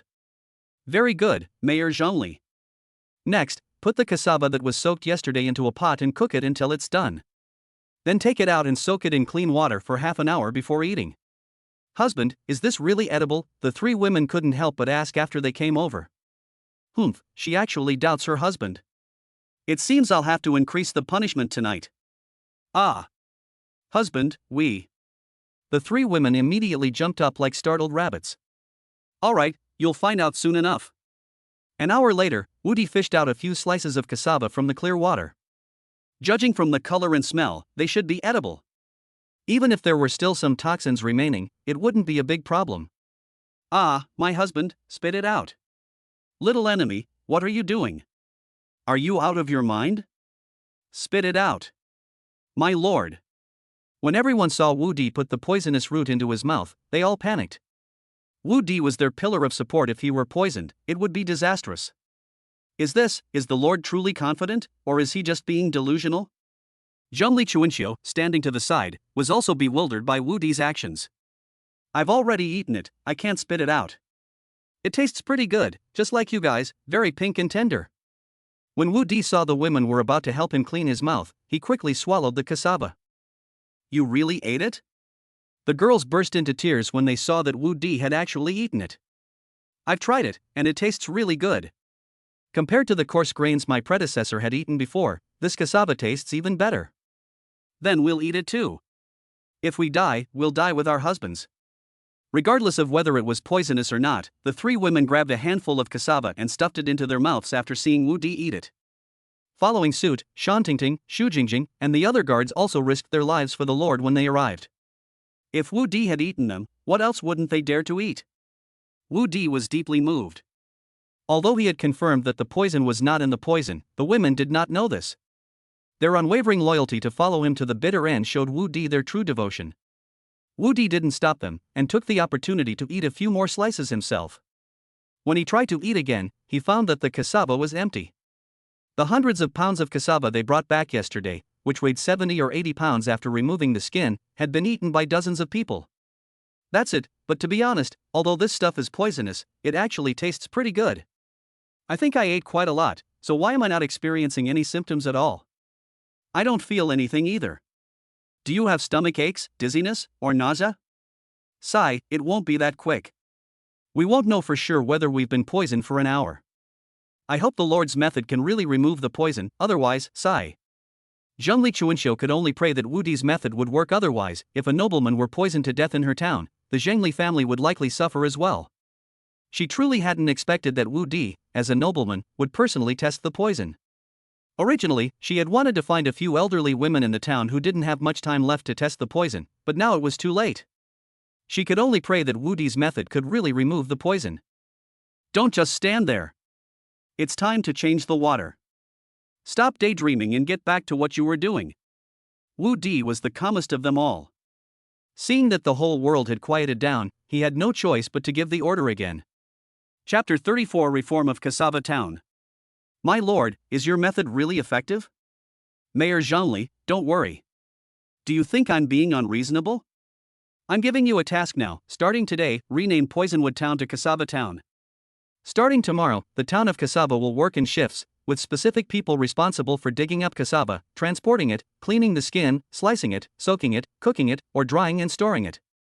Besides its own needs, Cassava Town needs to produce at least 5,000 gene 2,500 kilograms of cassava chips daily, which will then be dried and stored.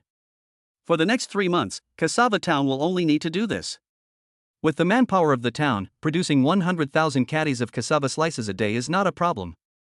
However, the water source in the town is a problem. Relying on just a dozen wells, the daily output of an extra 5,000 caddies is already the limit. If the toxins in cassava can really be removed, Lord, let alone 5,000 gene, even 50,000 gene of cassava, I can make Cassava Town. Zhongli Chuanxiu assured. No rush. Water resources in Mushu Town are limited. Long-term large-scale production will affect the water source. After a while, we will transport the cassava from the fields to Shaha town and use the river water to treat the toxins, which will be faster and more convenient. Wu Di already had a plan in mind.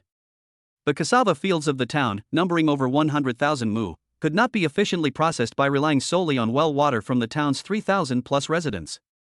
He not only wants to turn the existing cassava into a valuable resource, but also plans to continue planting it in the future, transforming Cassava Town into his granary. Shaha Town and Cassava Town are connected and have no fixed industry, so they can cooperate and divide the work. Lord, this cassava is an industry of our Cassava Town. It's not appropriate to take it to Shaha Town to deal with it. Zhongli Chuanxiu was somewhat unwilling. So this cassava is inedible, it's just waste. If she really turned this waste into a treasure, how could she bear to share it with Shaha Town? Mayor Zhongli, your vision is too narrow. Even if your Cassava Town can process all these cassava, the daily output from your dozen or so wells is limited. Moreover, if this continues for too long, the toxic water that has soaked the cassava will seep into the ground, rendering the wells useless. Not only will you be unable to process the cassava, but you will also be without your daily water supply. At that time, your Cassava Town would have to be relocated, so using well water to treat cassava is not a long-term solution. Moreover, we need to plant new cassava plants. While harvesting them, we can't just sit around and do nothing. The Cassava Town alone can't handle all of this. Your Excellency is right. I will certainly cooperate with you and manage Cassava Town well. Soon it was noon, and Wu Di had another pot of soaked cassava cooked. Although some people were still worried, many townspeople were willing to try it. Even by evening, none of the people in Wu Di's group who had eaten the cassava initially experienced any discomfort. The entire town of Cassava was in an uproar, with the townspeople excitedly spreading the news. Many townspeople began to sing and dance around the bonfire, bringing out their treasured food and wine to celebrate spontaneously. Our new lord is truly a remarkable person. That's right. In just one day, the poison from the poisonous root has disappeared. What poisonous root? The Lord said it's cassava.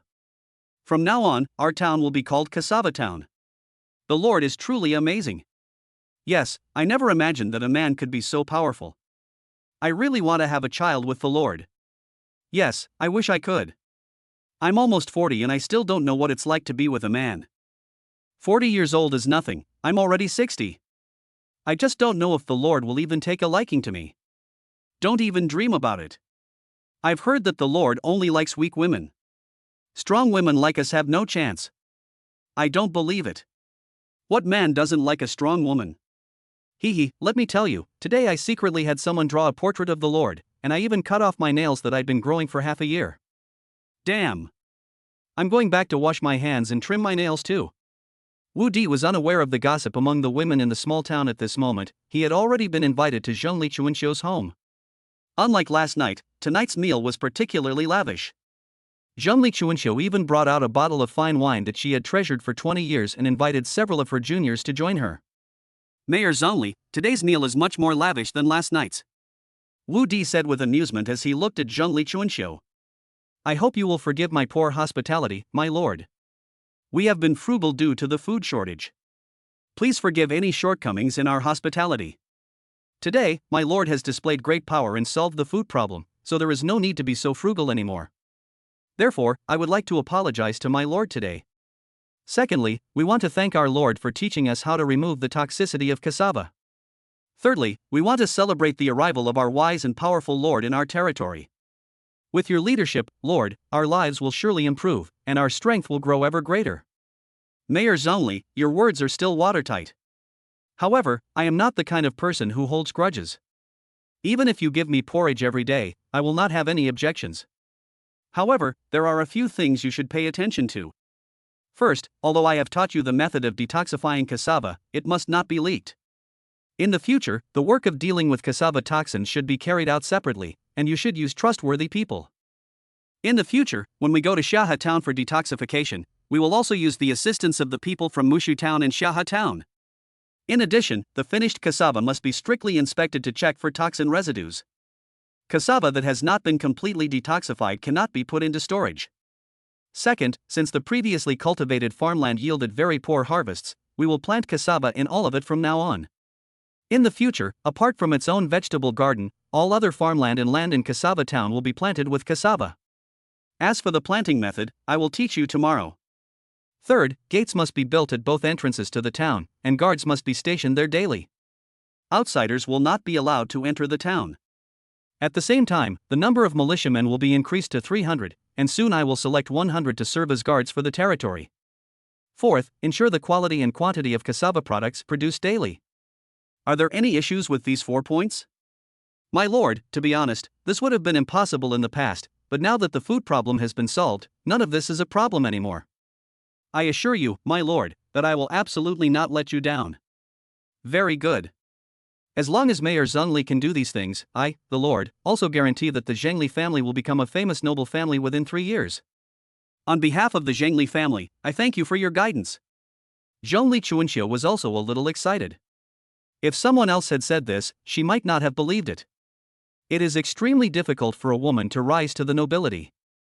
Let alone 3 years, some families have not been able to do it for several generations. But she saw hope in Wu Di, even if it was only a sliver. Children, let us raise our glasses together to toast his lord. Chapter 35. A bet's a bet. My lord, we raise a toast to you. My lord, you are so strong. My lord, your chest is so sturdy. My lord, wow, it's huge. Damn it, where are you touching? Is this a toast? The 4 women from the Situ family were getting increasingly outrageous, and Wu Di had no choice but to dodge. My lord, I am old and cannot hold my liquor, so I shall take my leave now. Seeing that her junior had launched an offensive, Situ Chuanxiu quickly got up to say goodbye. Come, my lord, let's drink. Here, my lord, have a grape. Come. Half an hour later, Wu Di finally breathed a sigh of relief after running to his room in a somewhat disheveled state. Damn it, is this a toast to me? Or is it just lusting after me? Luckily, I'm a gentleman, and I have a wife. I absolutely cannot mess around outside. At this moment, Wu Di completely forgot about his previous overnight stay at the Plum Blossom Ridge Lord's mansion. He thought that petite and beautiful women were just not good drinkers, but in front of such a burly woman, he was naturally a gentleman. As soon as Wu Di entered the door, his 3 wives came to greet him and helped him undress and bathe. The 3 of them worked together and were very happy. Hey, who says homegrown flowers aren't as fragrant as wildflowers? My homegrown wine is even more fragrant than wildflowers. You can only be jealous and envious. Big sister, you lost. Tonight you'll have to use your mouth to help relieve the pressure on me and second sister. That's right, big sister, you can't renege on your debt. Oh, it seems you've been up to something new in private. Wu Di had just settled into the bathtub when he heard Nangong Wani and Linghu Xiaoqian's words and couldn't help but look at Tuoba Lingxiang. Husband, my 2 younger sisters are bullying me, aren't you going to do anything about it? Tuoba Lingxiang didn't answer the 2 women's questions, but instead started to act coquettishly towards Wu Di. Hiss, Lingxiang, you've actually started to act cute. Wu Di felt a strange sense of enjoyment. Tuoba Lingxiang had always been the eldest sister, and she had maintained that image for the past few days. But today, she actually started to act cute. Husband, we didn't bully eldest sister. Third sister and I made a bet with eldest sister that you would definitely come back to keep us company tonight. Eldest sister bet with us that you would definitely find some sisters for us tonight, just like the night before last. The bet was that whoever lost had to help relieve their husband's firepower tonight. Since you came back, my dear husband, I naturally lost.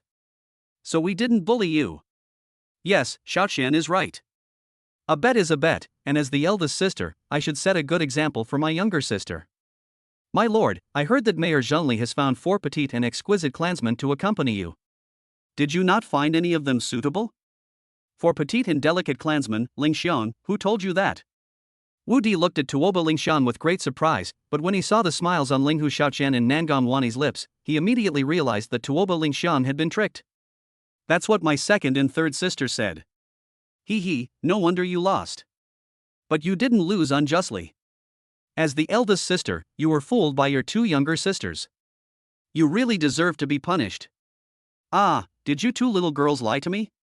Tuoba Lingxiang immediately realized what was going on. Hee, big sister, this is not our fault. As soon as we said that Mayor Zhongli had invited 4 petite women to have dinner with her husband, you immediately said that her husband would not be coming back tonight. We said your husband would definitely come back, and then you made that bet with us, so you really can't blame my second sister and me. Well, I trusted you 2 so much, But I didn't expect you two to have dug a pit for me from the very beginning. Tuoba Lingxiang realized that although she had fallen into the pit herself, it was the two of them who had dug it beforehand. Alright, I understand now, but a loss is a loss. Come in, husband.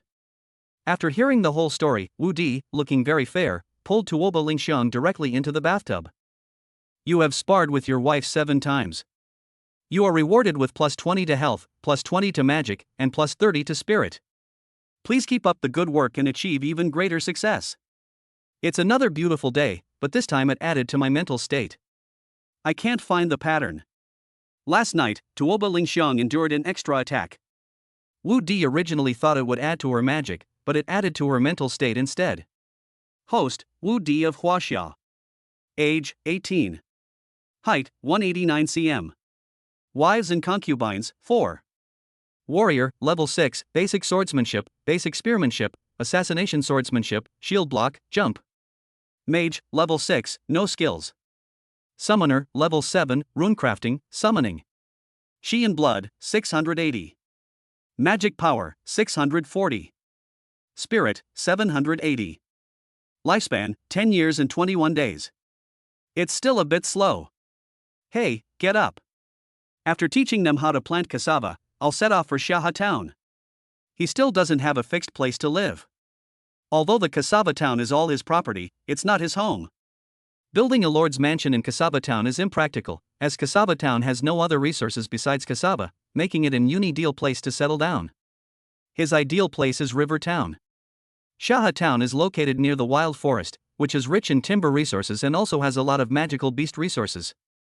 There are also tens of thousands of acres of farmland and a small river with no water problem. However, this is all based on information from the map, and we still need to conduct an on-site investigation. My lord, are you sure you don't want to stay a few more days? On the way to Xiahe Town, Zhongli Chuanxiu couldn't help but ask her to stay longer. No, I'll leave the matter of Mushroom Town to Mayor Zhongli. I'll send someone to inform Mayor Zhongli after I've settled down in Little River Town. Wu Di said before getting into the carriage. Respectfully seeing off our lord. Yanan, the responsibility of guarding and recruiting militia in Mushroom Town is now in your hands. Perform well and try to win the lord's favor. After Wu Di left, Zhongli Chuanxiu patted Situ Yanan on the shoulder and said, Mayor, after recruiting militia today, I want to take a group of people to hunt monsters tomorrow. Without the blood and flesh of monsters, it will be difficult to improve our strength by just eating cassava. Martial arts training is relatively simple. Apart from practicing skills, leveling up depends entirely on fighting and replenishing with the flesh and blood of magical beasts. The higher the level of the magical beast, the more flesh and blood one can consume, and the faster one's strength will increase. Alright, now that the food problem is solved, we can do things we couldn't do before. You can arrange these things yourself, and Xiangwei will assist you. Grandma, he is just a baron. Men don't live long anyway. Is it really necessary for us to support him with all our might? After returning to the Zhengli family, a junior who was with Zhengli Chuanxiu couldn't help but ask. Xiao Jun, no matter how long he lives, he is still our lord. Moreover, he has solved our food problem in just 2 days and saved at least several hundred lives in our town. The abundance of food liberated our entire town, bringing us benefits beyond just food.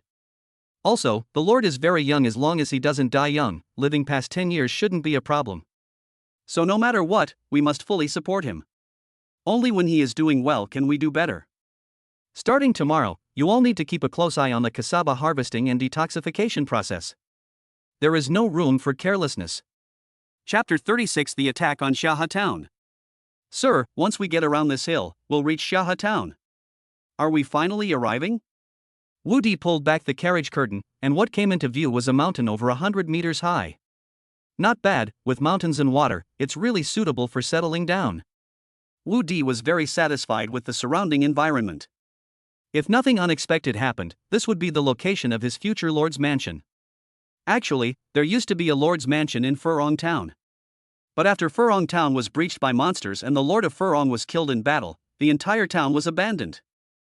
Therefore, Wu Di can only choose to rebuild the lord's mansion in Xiahe Town in the northeast of his territory. Xiao Di, something bad has happened. We've heard sounds of fighting coming from the direction of Xiahe Town. It looks like a battle has broken out. I've already sent people to check. Just as Wu Di was admiring his surroundings, Wang Xiulan came over with a serious expression. It's not winter yet, so it shouldn't be a monster attack on the village. It's probably bandits from 3 different places. If it's bandits from the other 2 places, it'll be easier to handle. With our current strength, plus the town's militia, we have a fighting chance. But if we encounter the bandits of Black Demon Mountain, we have no way to resist them without fortifications. Wu Di quickly determined that it was a bandit attack. Of the 3 bandit forces in the territory, the only one that they couldn't contend with was Black Demon Mountain. As long as it wasn't the bandits from Black Demon Mountain, they were confident they could handle it. But no matter what, Wu Di couldn't just retreat like that, so he ordered, "Everyone, advance faster." If he ran away without even seeing the enemy, he might as well not be a lord. "Report, my lord, Shaha town has been attacked by more than 100 bandits, and they have already entered the town." Just as Wu Di was about to round the mountain and reach the town entrance, the guards who had gone out to scout returned. Only a little over 100 people? Could they be bandits from Shueibua village? Shueibua village only has about 100 people, and they are the closest bandit group to Shaha town. It's not surprising that we've encountered them now. However, Wu Di knew that the bandits of Shueibua village were always cautious and never launched large-scale attacks on villages. They only robbed people on the road. As long as they did not resist, they would not kill them. Why did they attack the village today? Was it because of the shortage of food? Leave a few men to guard the carriage, the rest of you follow me to fight the enemy. At this moment, Wu Di could no longer care about his doubts. Dealing with the bandits in front of him was the most important thing. "Little enemy, you can't go. My husband, you can't go." Upon hearing Wu Di's words, Wang Qiulan, Tuoba Lingxiang, and the other 2 women all spoke in unison to stop him. "Yes, my lord, it's just 100 or so bandits. I can take men and go." Shan Tingting also spoke up to stop them. This wasn't Shan Tingting being arrogant. Although they were outnumbered, they were all elites who had crawled out of piles of corpses. They are well equipped, each wearing armor, and have long-range bows and crossbows. Even when facing 2 or 3 of their own kind who are much larger, it is not a problem for them. "Alright, I'll just watch from behind. You all go for it." Wu Di stopped insisting. If they kept going, Shaha town wouldn't be able to hold out any longer. "Wani, Louis, protect our husband." Tuoba Lingxiang and Linghu Shaoqian had already put on their armor when they heard that Shaha town had been attacked. Now, they left a message and rushed into Shaha town with the guards. Although Wu Di wanted to stop it, he didn't. He needed to get used to the position of women in this world, and his women needed to grow through battles. Moreover, his subordinates were all women. He sent them to fight while his own women hid behind them. Although they wouldn't say anything, it still had a bad influence. Besides, their women's leather armor is all high-end, and opponents of 10 or 20 men have no chance of breaking through their defenses. Even if they encounter someone they can't defeat, as long as they aren't killed in one move, they have teleportation scrolls to save their lives. "Come on, Wani, Louis, follow behind me, we'll charge in too." Seeing his men rush into the town, Wu Di called to the 2 women and led the 2 skeletons into the town as well. He didn't want to just stand on the shore and watch the ducks. Even if he didn't do it himself, he was still a summoner now. He had summoned his 2 skeletons for several days, and he couldn't let them be just decorations after finally getting the chance. Otherwise, how could he upgrade his skeleton? As for danger, he was fully armed, wearing the only set of top-quality leather armor in the 100 Treasures Pavilion. No martial artist below level 30 could break through his defense. Moreover, he only planned to take advantage of the situation from behind. If he were still eliminated, he would accept it. "Ah, my husband, how could you do this?" Nangong Wani saw Wu Di run away and hurriedly stamped her feet to chase after him. "Miss, don't worry, there are only a little over 100 bandits in total, and we're still behind them, so nothing will happen." Greenclad, on the contrary, followed closely behind Wu Di and said to Nangong Wani with an excited expression. As Nangong Wani's maid, Green Robe's duty is to protect Nangong Wani. However, she has always stayed in the city and has never actually fought a battle even though she is almost level 20. Now that such a good opportunity is in front of her, she naturally has to support Wu Di. Although Nangong Wani was a little worried, she also felt very excited. However, she was a magician and only had 2 skills, one of which was healing. The only technique I could use was the vine technique, but it wasn't powerful enough to kill. It could only trap the enemy. I was still very nervous. Meanwhile, the battle in the center of Shaha town had reached a fever pitch. Although there were more than 2,000 people in Shaha town, their levels were not high. Ordinary townspeople were only a few levels, there were only a few dozen militiamen at level 10 or above, and only 8 people at level 20 or above. Moreover, they had no armor whatsoever, and their weapons were a motley collection and extremely damaged. Meanwhile, the enemies were all warriors of level 10 or higher, who, although also without armor, had far superior weapons. Not only that, but there were as many as 30 warriors of level 20 or above on the other side, which was simply beyond their ability to stop. Moreover, their town mayor and militia captain were killed at the very beginning. Without a commander, the villagers of Shaha town were basically on the side of the bandits. Although they outnumbered the bandits, they had no way to stop their slaughter. Sisters, we've killed the mayor and captain of Shaha town. They're at their last gasp. Kill them all. Wipe out Shaha town. Tonight, the boss will personally celebrate your victory. Oh, kill. Today's credit is definitely mine. Then let's have a competition and see who kills more. Kill. Charge. Crescent slash. Cross slash. Fiery slash. Behold my fury. Suddenly, the bandits were like they'd been injected with adrenaline, unleashing all sorts of skills as if they were free, and charged towards Shaha town. These were all bandits above level 20, and each of their skills could basically take a life. Fellow villagers, the team leader is gone, and the town mayor is dead too. These beasts not only want to destroy our homes, but also our lives. Today, we will fight them to the death. We'll fight to the death to avenge the captain and the mayor. Kill. I'm going to die anyway, so I'll take someone down with me. Kill. Chapter 37. The guards achieved their first victory. Although Shaha town had lost its commander, not a single person fled. This was their home. Having lost their homes and food, even if they escaped, they would only face certain death. They had no way out. However, although the townspeople were brave, the difference in strength could not be overcome by mere bravery. Although they greatly suppressed the bandits' morale, people still fell under the bandits' knives. As the townspeople watched their relatives and neighbors fall one by one, their hearts were filled with grief, but their hatred outweighed their fear, and they charged towards the bandits one after another. Just then, Wang Qilan finally arrived with her guards. Seeing the bandits killing townspeople one by one and the corpses littering the ground, her anger flared up. Sisters! Follow me and kill all these beasts. Kill! Shantingting and the other guards rushed towards the bandits in front of them with bloodshot eyes. Charge! Crescent slash! Wang Qilan and the others used a charge skill to rush behind the bandits, and once again used a crescent slash to kill the bandits who were slaughtering the townspeople. More than a dozen bandits fell down immediately after their retreat was cut off. Savage charge, fiery slash. Tuoba Lingxiong, the strongest among them, charged into the town with a savage charge, overpowering a level 27 bandit, and then killed him with a fiery slash. Villagers, reinforcements are here. Hold on. Tuoba Lingxiong turned back to face the bandits again, but did not forget to loudly encourage the villagers. With Tuoba Lingxiong's level 30 ability to block the bandits' offensive, the townspeople were greatly relieved of their pressure. In addition, the bandits were attacked from both sides and were thrown into chaos. Ah, reinforcements have arrived. Our reinforcements have arrived. Everyone, kill them. Kill these beasts and avenge the town mayor. Ah, you beasts, give me back my mother's life. Ah, sister, our reinforcements have arrived. Let's kill them all to avenge our fellow villagers and our town mayor. Fellow villagers, don't worry. As long as we hold them off, we can kill them all and avenge our lost fellow villagers. Tuoba Lingxiong was under immense pressure. Although she is level 30, she is under great pressure to hold off the attack of more than 10 people by herself. She is currently unable to kill the enemy and can only try her best to hold the line and reduce the number of townspeople killed. As long as they hold out, these bandits will be wiped out sooner or later. Their current objective is defense, so she needs to stop the townspeople from fighting desperately. Damn it, how could there be reinforcements?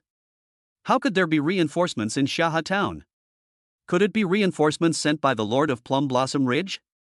A woman on a hillside looked at the battle situation in Shaha town and said angrily, "Send the signal to retreat. Although we failed to take Shaha town, we still achieved our goal." The woman turned to her two subordinates and said, "Sister Butterfly, our sisters are now surrounded by enemies. If we retreat now, I'm afraid not many of them will be able to pull us out of the way. Do I need to tell you that? If we pull the strings now, we can minimize the losses. If we don't, they'll all die here." Flower Butterfly said angrily. She knew it would be difficult to withdraw now, but these people were all her subordinates. If they all died, she would be left with no one to command. Damn Beitang Plumblossom, you're meddling way too much. Only a few of us high-ranking officers knew about this operation, so how come you sent reinforcements so quickly? Did we just happen to run into each other? I, Flower Butterfly, will remember this grudge. Once Big Sister unifies Hibiscus territory, I will make you pay for this grudge tenfold. Whoa. Sister Hua has ordered us to retreat. Sisters, follow me and fight our way out. Hearing the retreat whistle, the bandits, who were being attacked from both sides, breathed a sigh of relief and quickly organized their retreat. However, it was not easy for them to retreat when they were surrounded, and this kick immediately disrupted their formation. Instantly, more than a dozen bandits were cut down by Shantingting and the others. Damn it, are they retreating? I haven't even made a move yet. Wu Di, who had just run over, was immediately unhappy to see the bandits retreating. Kill them. Don't let them escape. Number 1, chase after them. Number 2, fire your arrows. Wu Di roared, then immediately ordered his skeletons to attack. Sisters, follow me and fight. Although the women were startled by Wu Di's arrival, they had no choice but to obey his orders and fight the enemy with all their might. Although Tuoba Lingxiang was powerful, she couldn't hold out alone. In the end, the townspeople were cut open, and the remaining 30-odd bandits took the opportunity to escape. Chase them. Switch to crossbows and shoot them down. Tuoba Lingxiang shouted. Before, the bandits and townspeople were fighting each other, so it wasn't convenient to use crossbows. Now that the bandits were fleeing, it was time for the crossbows to come in handy. Swish, swish, swish. Several waves of arrows took the lives of more than a dozen bandits, and in the end, a dozen or so managed to escape. Sigh, only number 2 killed one. Wu Di was clearly dissatisfied with his results. Little enemy, what are you doing here? It's too dangerous here. Husband, are you all right? Ling Hu Shaoqian ran over and asked with concern. Husband, let a dozen or so of them escape. Tuoba Lingxiang ran over, covered in blood, and said. It's all right, as long as you're all safe. How are our casualties? My lord, there are only 2 lightly wounded guards on our side, but the casualties in Shaha town are heavy. We are currently taking stock. Moreover, the mayor and militia captain of Shaha town have been killed, and the militia is down to only 10 men, all of whom are wounded. At this moment, Shantingting also came over to report on the battle situation. Sister Yuan, the mayor has passed away. Please accept my condolences. I'm fine. Could you please have someone help me carry my mother's body home? Lu Yuan said to her friend, forcing back her grief. Then, Sister Yuan, you. My mother is gone, and some important figures have come to town. They helped us drive away the bandits, so naturally I have to receive them on my mother's behalf. Lu Yuan, I greet you gentlemen. Thank you for your help in driving away the bandits. On behalf of all the townspeople of Shaha town, I thank you for saving our lives. Please get up quickly, we are late, otherwise Shaha town would not have suffered such a great loss. Although Wu Di did not like big guys, he still helped Lu Yuan up. May I ask who you are, sir? Lu Yuan was filled with doubt. How could a man come to a place like theirs? This is the new lord of Furong territory, Lord Wu Di of China. Before Wu Di could speak, Shantingting introduced him. Ah, Lord? That's right, from now on, Furong territory will be renamed Huaxia Ridge, and Baron Wu Di of Huaxia will be your lord. Ah, Lu Yuan greets Lord Wu Di. No need for formalities. Where is your town mayor? Wu Di waved his hand and asked.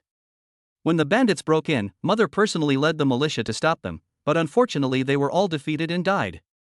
So, you're the mayor's daughter? Then you'll be the mayor of Shaha town from now on. Wu Di never expected that the mayor of Shaha town would personally lead the fight against the enemy and die. My lord, this is not the place to talk. Please move to another place. No rush, I'll go take a walk around the neighborhood. You take some people to appease the townspeople and handle your mother's funeral arrangements. Come find me when you're done. Chapter 38. The Lord's Mansion is located at Phoenix Claw Mountain. What a wonderful place! The view is expansive, with an unobstructed vista for miles around. Shaha town is right in front, facing northeast, with wild green mountains to the left and a small river encircling it to the right. The scenery is truly delightful.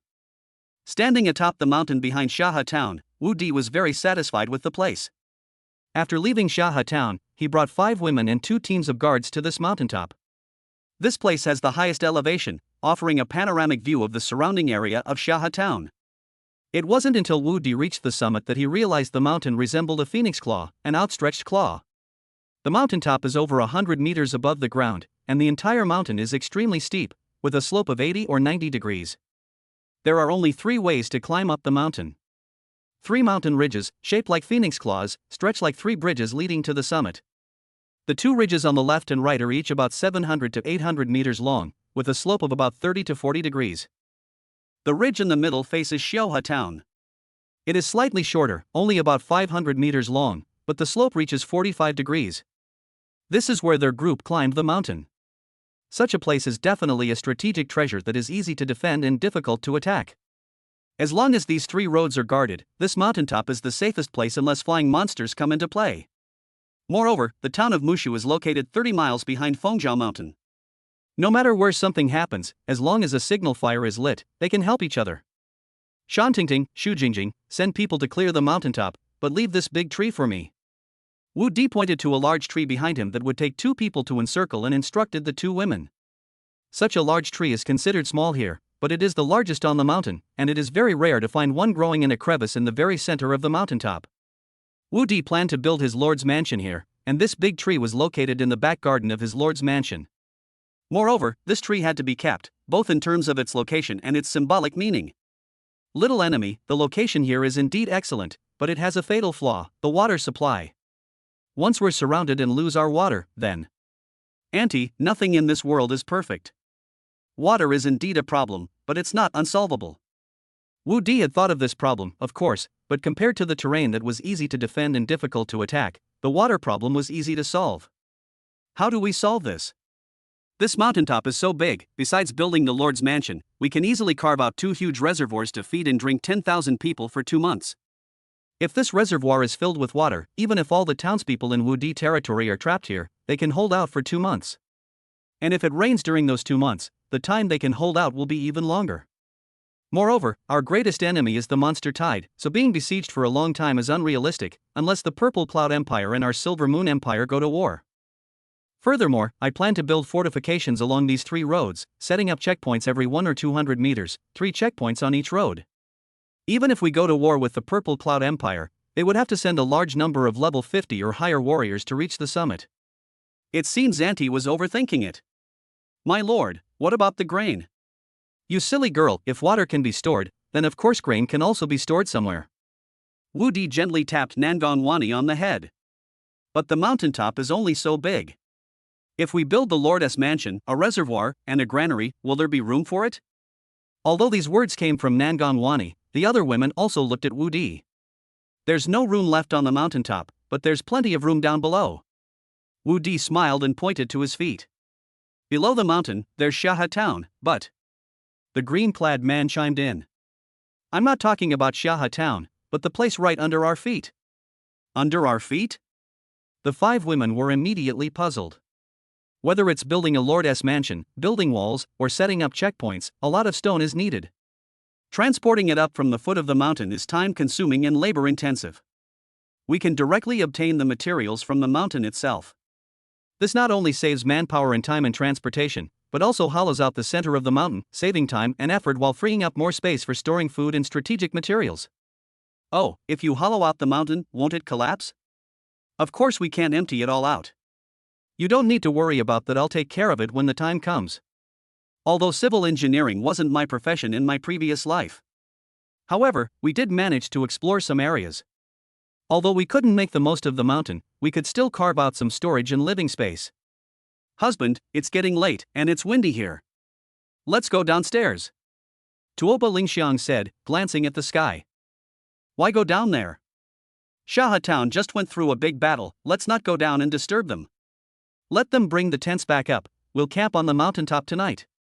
The town of Shaha was filled with the heavy smell of blood, and the townspeople were all in a somber mood. Although Lu Yuan would arrange for hospitality, he didn't want to go down and trouble them. Besides, the scenery here is charming. Wouldn't it be great to have a barbecue and camp here with my aunt and other women? Although it's a bit windy, the breeze is fragrant. The night sky was full of stars, the campfire was bright, and the food around the fire sizzled with golden oil. Wu Di was surrounded by beautiful women, and a gentle breeze carried the aroma of the food with the fragrance of the women, intoxicating Wu Di and making him feel completely intoxicated. Food and sex are human nature. This place is truly a good place to cultivate one's character and relax. It smells so good. My husband, I'm hungry. Don't rush, it'll be ready to eat soon. Wu Di picked up his homemade barbecue seasoning and sprinkled it on. Although many ingredients were missing, it added a lot of flavor and aroma compared to food with only salt. It's a pity we couldn't find any chili peppers, Wu Di said with some regret. Barbecue without chili peppers is like cola without ice. However, after being sprinkled with barbecue seasoning, the flavor was elevated several levels, making it an ultimate delicacy for this body's taste buds. Not only did Wu Di enjoy it immensely, but the girls also ate with gusto. In the firelight, the girls' glistening, juicy red lips made Wu Di unable to resist the urge to take a bite. Holy crap, that's my aunt. How could I have this feeling? I'm becoming more and more of a jerk. No, I have to forget about it. I need to get drunk. Wu Di shook his head and quickly looked away. Sir, Lu Yuan, the new mayor of Xiahe Town, requests an audience. Just then, Shantingting, who was on duty, came over to report. Why is she here? Let her come over. Xiahe Town had just been attacked by bandits, and Lu Yuan had lost her mother. Wu Di didn't want to bother Lu Yuan, but she didn't expect her to come looking for him. Your subordinate has met with you, Lord. It was my dereliction of duty to leave you to camp in the wilderness and eat wild food. I have already cleared out the town and had a small banquet prepared to welcome you back. I have come to invite you down the mountain. Watching Wu Di eat the barbecue, Lu Yuan felt a little guilty. Chapter 39 The Strength of Black Mountain. Mayor Lu, there's no need for a banquet or anything like that. I've already eaten. We won't go down to bother you tonight. You just need to take care of things in town.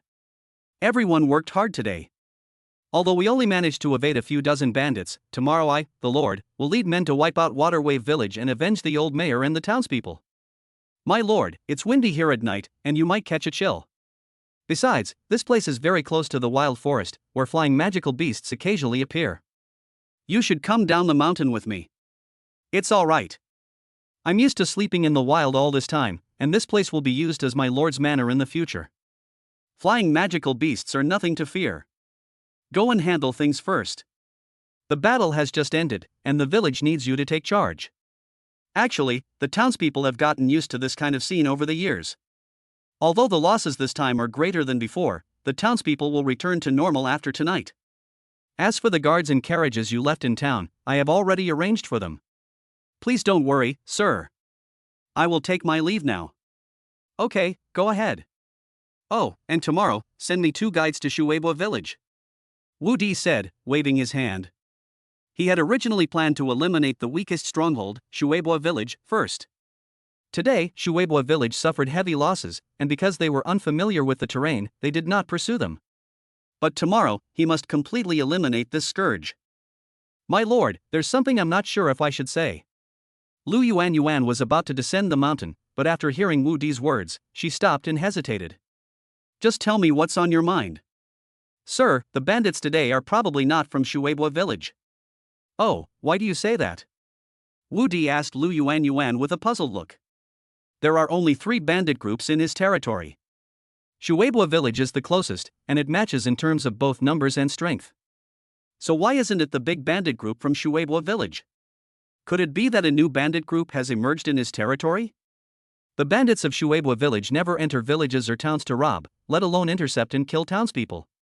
They only rob passing merchants or mercenary teams that go into the mountains to capture magical beasts. Moreover, they only rob valuables. They won't harm anyone unless they resist. If they encounter a strong enemy, they'll hide in the wild forest. And they have another characteristic. What are its characteristics? That is because they, like the adult subordinates, are all petite women, while the people who attacked us today, although roughly the same strength as them, have very different body types. Oh, is that so? Are all the women in Shueibua village petite? Wu Di was also quite surprised, not expecting that there would be a team organized by weak women here. Yes, sir. Shueibua village only accepts petite women. There are about 100 of them, all of whom are petite. So, the bandits today aren't from Shueibwa village anymore? Could it be that a new bandit force has sprung up nearby? Wu Di asked with some concern. He already had enough of a headache dealing with the 3 bandit groups in his territory. If there was another one, especially one whose background he didn't know, it would be even more difficult. No, our Fu Huaxiao Ridge is only so big. It's already the limit for it to support 3 bandit groups. It's definitely not a new force. Oh, could they be bandits from Black Demon Mountain and Bullhead Mountain? It's impossible for the bandits of Nyoto Mountain to be here. The straight line distance from here to Nyoto Mountain is 50 miles, and since Furong Town was destroyed, there has been no direct road to Nyoto Mountain. The bandits from Nyoto Mountain would have to detour through Haishi Town to get here. Not only is the journey long, but Haishi Town is controlled by Haimo Mountain and is their territory, so it's impossible for them to be bandits from Nyoto Mountain. If that's the case, then the bandits who attacked us today were from Black Demon Mountain. But Blackstone Town is located to the west and east of here, about 40 or 50 miles apart. Yes, although the journey is a bit long, without carrying supplies, a level 10 or higher warrior can make a round trip in a day. Moreover, I've heard that there's been a big operation going on at Black Demon Mountain recently. What big move is this? Is it taking control of Xiaha Town? Yes, but not entirely. I've heard that Black Widow, the leader of Black Demon Mountain, has broken through to level 45 and wants to control the remaining 3 towns and rule over our Wu Di territory. Wow, it seems this Black Widow has quite the ambition. If this news is true, then the one who attacked us today was Black Demon Mountain.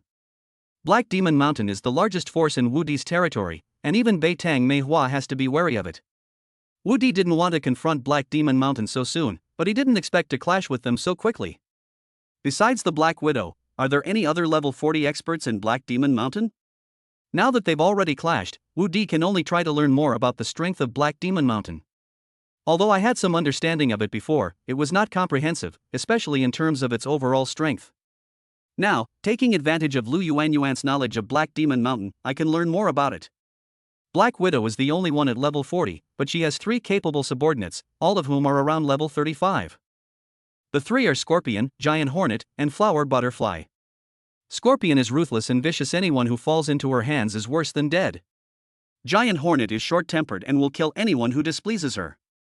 The most troublesome one, however, is the Flower Butterfly. This person is cunning and unpredictable, making him impossible to guard against. Moreover, each of the 3 has a level 30 subordinate.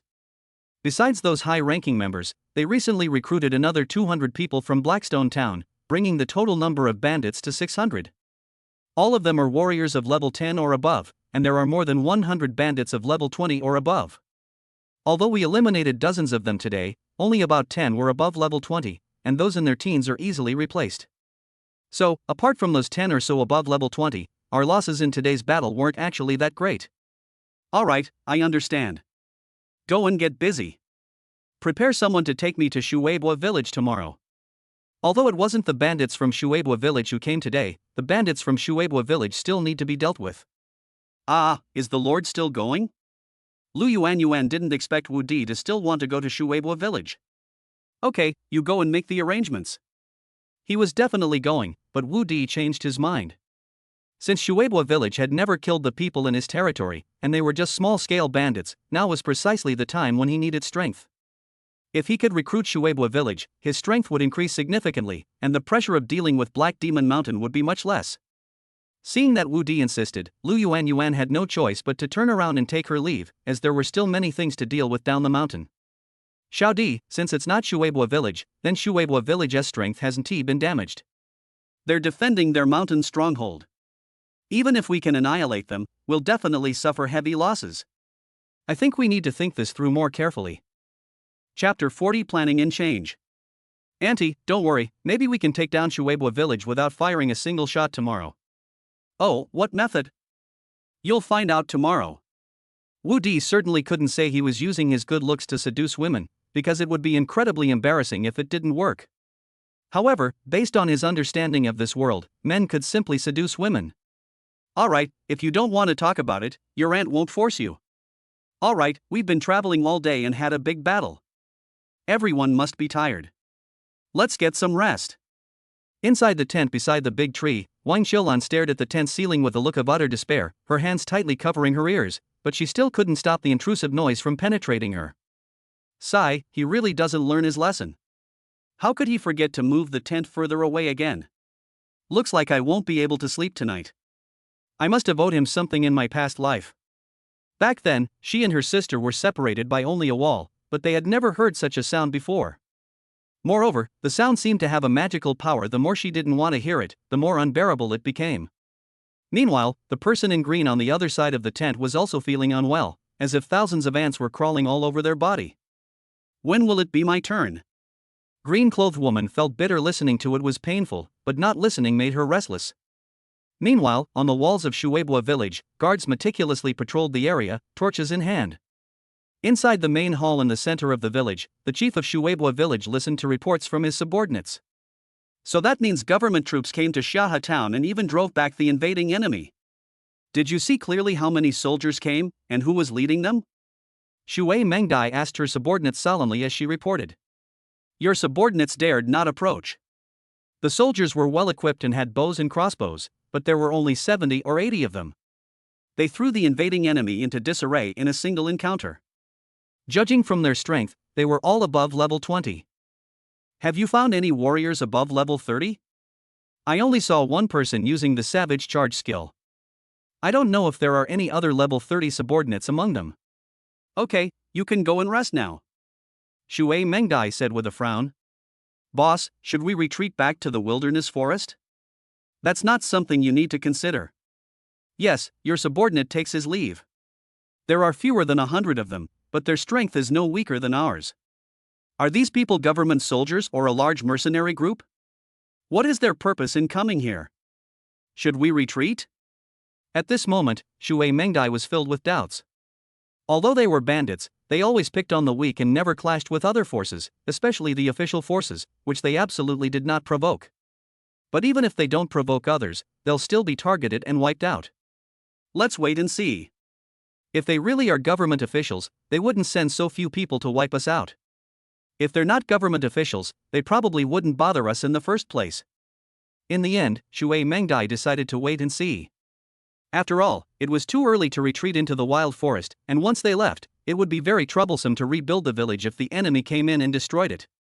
Meanwhile, on the other side of Black Demon Mountain, Flower Butterfly returned to Black Demon's stronghold with the remaining 20-odd subordinates. Third brother, why are you in such a sorry state? Yeah, third brother, you've always been so good at planning, yet you've made such a mess of things in a small town like Shoha. If it were me, I'd just go and kill them. As soon as the butterfly returned, the scorpion and the giant wasp found out. Although they were sisters, their personalities clashed and neither would give in to the other. Now that they had finally gotten a chance, they were naturally going to have a good chat. Little sister was just unlucky. She happened to run into the official army, otherwise Shaha town would have been taken long ago. Butterfly wouldn't give up easily, especially since this time it was all just bad luck. Besides, although my sister had bad luck this time, she still achieved the goal of the mission. I'm sure Shaha town will soon request Maywailing to send troops to suppress the bandits. Butterfly, I heard you suffered heavy losses this time. What exactly happened? Just then, Black Widow walked in with several people and asked directly. Greetings, big sister. The 3 members of Poison Scorpion quickly bowed. Sit down and let the butterfly tell you the story in detail. Big sister, it's like this. Oh, so these soldiers just happened to be patrolling Shaha town, and didn't come here specifically to provide support after the news leaked out? Black Widow frowned after hearing Butterfly's explanation. It shouldn't be. If word had really leaked out, they would have made their move as soon as we started, and they wouldn't have sent so few people. Otherwise, none of my men would have escaped. And if they had truly come prepared, they wouldn't have let their militia captain and town mayor be killed by us. It seems this was really an accident. Fortunately, the losses were not significant. However, you should all be more careful in the future. Starting tomorrow, send people to keep an eye on Shaha town and Shueibwa village. If this plan succeeds, the soldiers from Plum Blossom town will definitely attack Water Wave village first. Once they're both weakened, we'll make our move. Yes, boss. Butterfly, go to Blackrock town tomorrow and replenish the manpower. Yes. Go ahead and get busy. Northern Plum Blossoms, our competition has begun. With Black Widow's current strength, controlling the remaining 3 towns in Huaxia Ridge would be no problem at all, but the biggest trouble in controlling Huaxia Ridge is Plum Blossom Ridge. Therefore, before she could control Wu Huaxia Ridge, she had to deplete the manpower of Meihua Ridge. Attacking Meihua Ridge would be like throwing an egg against a rock. If she wanted to weaken Meihua Ridge's forces, she could only nibble away at them little by little. The area being gradually encroached upon is Huaxia Ridge, but it's not easy for the soldiers of Meihua Ridge to enter Wu's territory, so they have no choice but to set a trap for Meihua Ridge. Once the soldiers from Meiweiling enter Huaxialing to suppress the bandits, they can gradually erode it. After a few repetitions, Meiweiling will be too busy to take care of itself, and then the entire Huaxialing will be theirs. Then we can integrate the bandits of Nyoto Mountain and Shueibua Village, build a fortress on the road connecting Meiweiling, and we won't be afraid even if Mingyue City sends troops. Their plan was perfect, but they didn't know that the former Furong territory had now been given a new master and transformed into Huaxia Ridge. Nothing unexpected happened that night, and no flying monsters attacked. The demonic sounds under the big tree didn't dissipate until dawn, and the group slowly drifted off to sleep. Wu Di woke up from his slumber in the early morning. Although he was absurd, he never neglected his duties. His cultivation level also broke through, reaching level 7 as a warrior and level 8 as a summoner. "Greetings, Lord." After Wu Di descended the mountain, the townspeople he encountered all bowed to him, indicating that the entire town of Shaha knew of Wu Di's identity. Although Shaha town was attacked by bandits yesterday, the town resumed normal operations this morning. Although many people wore sadness on their faces, there was more helplessness in the face of life. Chapter 41: The enemy approaches Shueibua Village. In this other world, human life is truly worthless. There are no funeral halls or religious ceremonies after death. People are immediately placed in a coffin and buried. The next day, the living must struggle to make a living. They simply couldn't stopping meant going hungry, and going hungry meant death. Especially since death had become the norm, even sadness had become a luxury. I must change all of this, I absolutely must. Lord, did you encounter any danger last night? Lu Yuanyuan arrived with her entourage as soon as Wu Di entered the town. Everything is fine. Didn't I just ask you to find 1 or 2 people to guide us? Why did you bring so many people? Wu Di asked, looking at the dozens of people Lu Yuanyuan had brought. My lord, I have gathered the remaining militia and recruited 50 new militiamen of level 10 or above, making a total of 60 men. We will assist you in attacking Shueibua Village. Who said I was going to attack Shueibua Village? You just need to find someone to take us there. You don't need to worry about Shueibua Village. My lord, although Shueibua Village is the weakest of the 3 bandit groups, it won't be easy for our guards to take it down. Please let us go together. A lord finally arrived in Huaxia Ridge. Although he was a male lord, he gave Lu Yuanyuan a chance to change her fate. Although she couldn't stop Wu Di's decision, she had to protect him by her side. My lord, although we are not strong, we are not afraid of death. Please let us go with you. The militiamen who were with Lu Yuanyuan also pleaded. Alright then, you can come if you want, but none of you are allowed to move without my orders. Wu Di agreed, looking at the age of the militiamen in front of him. Although these militia members are not very strong, they are all around 40 years old. They cannot increase their lifespan until they reach level 30, so their lifespan is similar to that of ordinary people.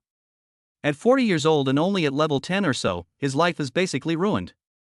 It seems that Lu Yuanyuan has chosen not just the militia, but a suicide squad, which is essentially cannon fodder.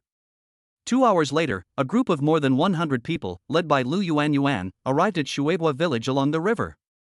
Wu Di did not attack directly, but stopped 300 meters in front of the village gate. Meanwhile, the scouts of Shueibua Village had already discovered Wu Di's group. Now, the atmosphere in Shueibua Village was extremely tense. Some people were preparing for defense, while others were preparing for retreat. If they were not defeated, they would immediately take a boat and retreat into the wild forest. Chief, the men are well equipped, they must be government troops. What should we do? A bandit leader said. These soldiers are really going too far. We only robbed some mercenaries and merchants from other places. We have never offended them. We didn't do the attack on Shaha town this time, but they are targeting us. Do they really think we are made of clay? Exactly.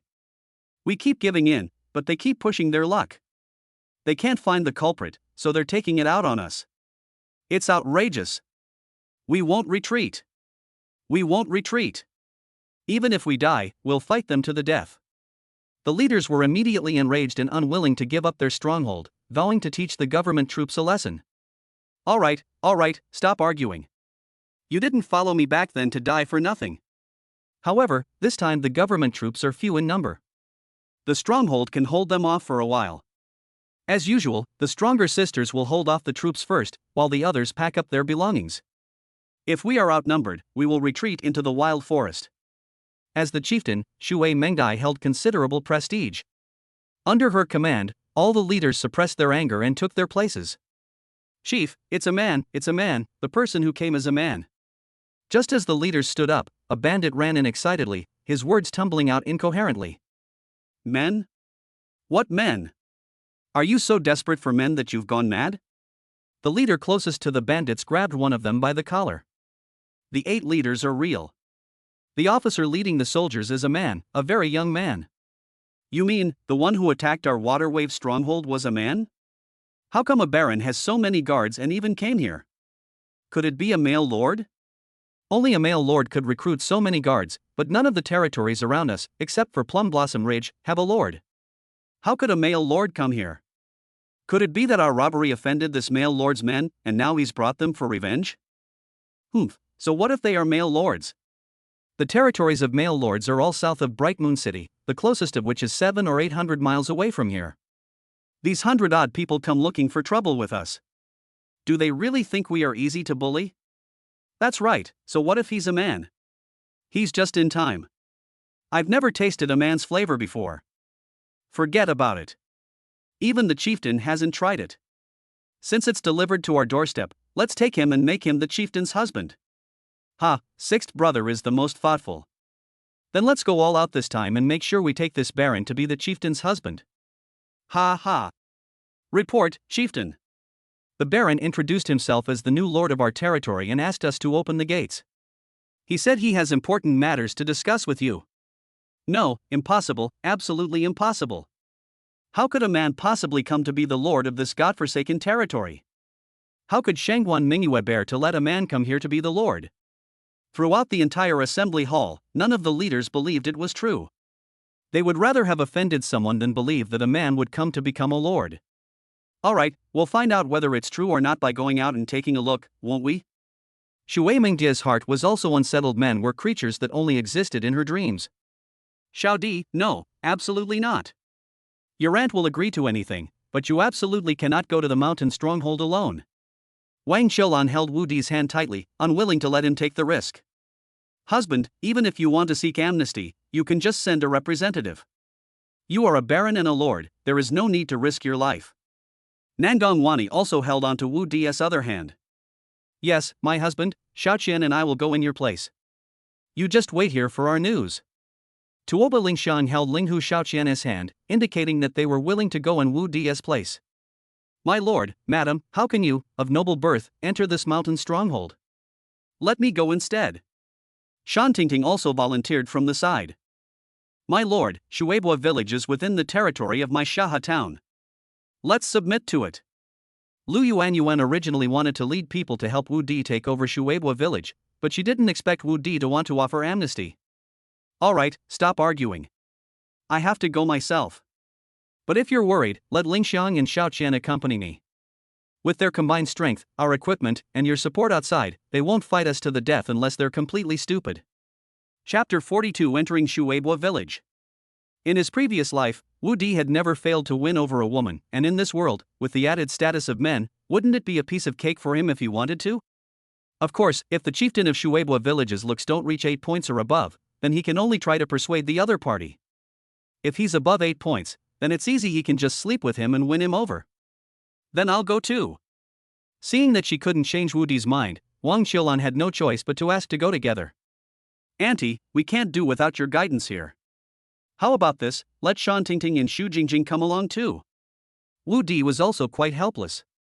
Although his subordinates were very loyal, he still needed to be in charge. Since he had taken Tuoba Lingxiang away, his aunt had to stay behind. He was only going to negotiate and offer amnesty. Originally, he could have gone alone, but now, including his skeleton, he had brought 6 people, so the other side was definitely more vigilant. Alright then, but if things go wrong, you two should retreat immediately, and we'll provide backup outside. Shan Tingting and Xu Jingjing were one level higher than her, so although Wang Qiulan was still a little worried, she reluctantly agreed. It really is a man, and he looks like he just got his baronial title. At this moment, Shui Mengdai and the other leaders on the stockade wall saw Wu Di walking towards them and confirmed that the leader was indeed a man. Chief, what do we do? That man is walking towards us. He's just a man. He doesn't seem to have any ill intentions towards us. If he really is the new lord of Furong territory, he shouldn't attack us directly. After all, we haven't killed a single resident of our territory in all these years. Although Shui Mengdai said this, she was very nervous inside. She didn't know why, but she felt very nervous when she saw the man in front of her. Maybe it was because she had never dealt with a man before. He's here, he's coming with heart-stopping steps. This was the thought in the hearts of all the bandits on the stockade wall. Although Wu Di was followed by only 5 people and a skeleton, the pressure he exerted on the bandits was like a mountain. They were not afraid of mercenaries or magical beasts, but the man made them fear and tremble.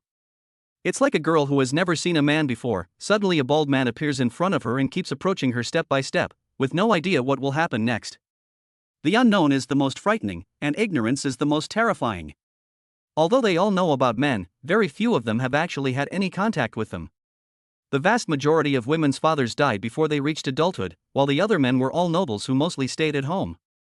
The only time women could see a man was at the annual wife selection ceremony, but that was always in the city, and they could hardly see him in the wild. So the shock that Wu Di brought to them was unimaginable. Oh my god, I feel like a monkey in a zoo. Looking at the bandits' gazes from the stockade wall, Wu Di felt like he was experiencing his first time at the zoo. Chief, are we just going to let them walk over like this? The 7th leader couldn't help but ask Shui Mengdai as Wu Di approached. Make him stop. Xiaojiu, tell her to stop. The 7th leader was already very nervous, and he was even more at a loss when he received this order. However, his eyes happened to fall on the 9th leader, so he passed the buck to him. Seventh sister, I can't do it. Why can't you do it? Last time we encountered that level 30 demon-striped tiger, you were the first to charge in.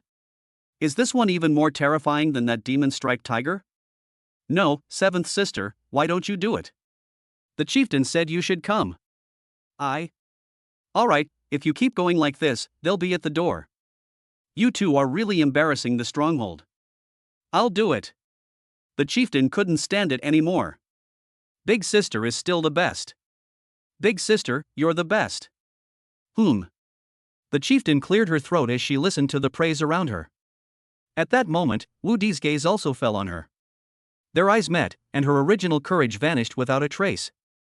The burden he had just taken on immediately became a heavy responsibility, but as the chief, and having made a boast in front of the village chief, he had no choice but to bite the bullet and speak up. Come, stop. State your name. Big sister, you. I just ate a sour fruit, and it numbed my tongue. The chieftain said awkwardly as all the sisters looked at her. How dare you? Tell your chieftain to come out. The new lord of Furong territory, Baron Huaxia Wudi, is here. Why don't you open the gates to welcome him? Shan Tingting stepped forward and shouted, pointing at the bandits. Not bad, awesome. Wu Di silently gave Shan Tingting a thumbs up, feeling that having subordinates was indeed beneficial. I am Shui Mengdai, the chieftain of Shueibua village. Are you really the new lord? Shui Mengdai looked at her subordinates and had no choice but to speak herself, turning to Wu Di. Wow, I made the right choice this time. She's already a 5 out of 10 in looks, and her name is nice too. As for her figure, I'd take her even if she were flat-chested. Although the stockade wall blocked Shui Mengdia's body, Wu Di was already prepared to add her to his harem just because of her angelic face. What kind of status does our lord have? Would he need to lie to you? If it weren't for our lord's consideration that you have never harmed the residents of your territory, he would have already sent troops to attack us. Chief Shui, this is my identity token. If Chief Shui is unwilling to open the gates and talk to me, then I will ask Chief Shui a few questions. Wu Di patted Shan Tingting's shoulder, signaling her to step back, and took out his token. Please speak, Your Excellency. Chief of the Water Village, although you have never offended the residents of your territory over the years, you have offended quite a few mercenary groups. Although you have been able to retreat into the wild forest every time, you can't hide forever. Although he was able to evade powerful enemies, the village was destroyed every time, and he had to start all over again every time he left the mountain. Didn't the village chief feel frustrated? And the more than 100 sisters in Shueibwa village are all so young. Are they really prepared to live this kind of life of hiding and running away for the rest of their lives, staying in the village forever, and not wanting to live in the city? Finally, after all these years of hiding and fleeing, how much has your strength increased? How much food is left in the village? How many of you sisters will be able to survive this winter? Open the gates and welcome the Baron into the village. Wu Di's words struck a chord with Shui Mengdai. Every question he asked hit the nail on the head, and these were exactly the questions that troubled her the most. Little brat, I've received a compulsory education. You women who only know how to fight and kill are easy to handle, aren't you? Wu Di smiled knowingly. After learning about Shueibwa village's ways of doing things, he knew that it wouldn't be difficult to persuade them, otherwise they wouldn't risk their lives. Let's go into the village. Chapter 43 Village Leader Shui Mengdai. Welcome, Baron. Before Wu Di entered the gate, Shui Mengdai and her leaders jumped down from the wall. Although it was a bit rushed, their attitude was completely natural. If they hadn't been so severely suppressed and forced into this situation, they wouldn't have become bandits. Even as bandits, they maintained their principles and held on to a last glimmer of hope. Wu Di's arrival today gave her a glimmer of hope. If she could get Wu Di's protection and shed her identity as a bandit, that would be something they had always dreamed of. Of course, she wouldn't give up Shueibwa village easily. After all, it was their place of refuge and livelihood, unless Wu Di's conditions could satisfy them. Chief Mengdai is not only as beautiful as a fairy, but she also manages this village in an orderly manner. She is truly a young and promising heroine. He actually called me Mengdai and said I was as beautiful as a fairy. Is that true? Upon hearing Wu Di's praise, Shui Mengdia's heart was filled with emotion, and her face glowed like a peach blossom. It's all thanks to my sisters. Please forgive us, Baron. This way, please. Wow, the Dream Butterfly Village Chief actually has such a capable person in his village, who actually managed to build a bridge here, spanning the two sides of the river. When Wu Di entered the village, he was surprised to find that Shueibwa village had built a bridge across the river, while the main village was on the opposite bank. Although this is the narrowest part of the river, it is still more than 200 meters wide, and the current is rapid, so it is not easy to build a wooden bridge. Although the trees in this world are tall, it is not easy to build a bridge by manpower alone. If they attack Shueibwa village, even if they breach the village walls, the enemy will hold the wooden bridge on the other side of the river, and they will have to pay a heavy price to reach the other side. It's all thanks to the sisters working together. This bridge has been destroyed several times over the years, and each reconstruction takes 10 days to half a month. I hope it won't be destroyed again in the future.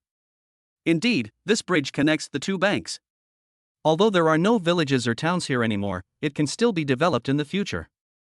Moreover, it saves dozens of miles of travel from here to the eastern Shulin area.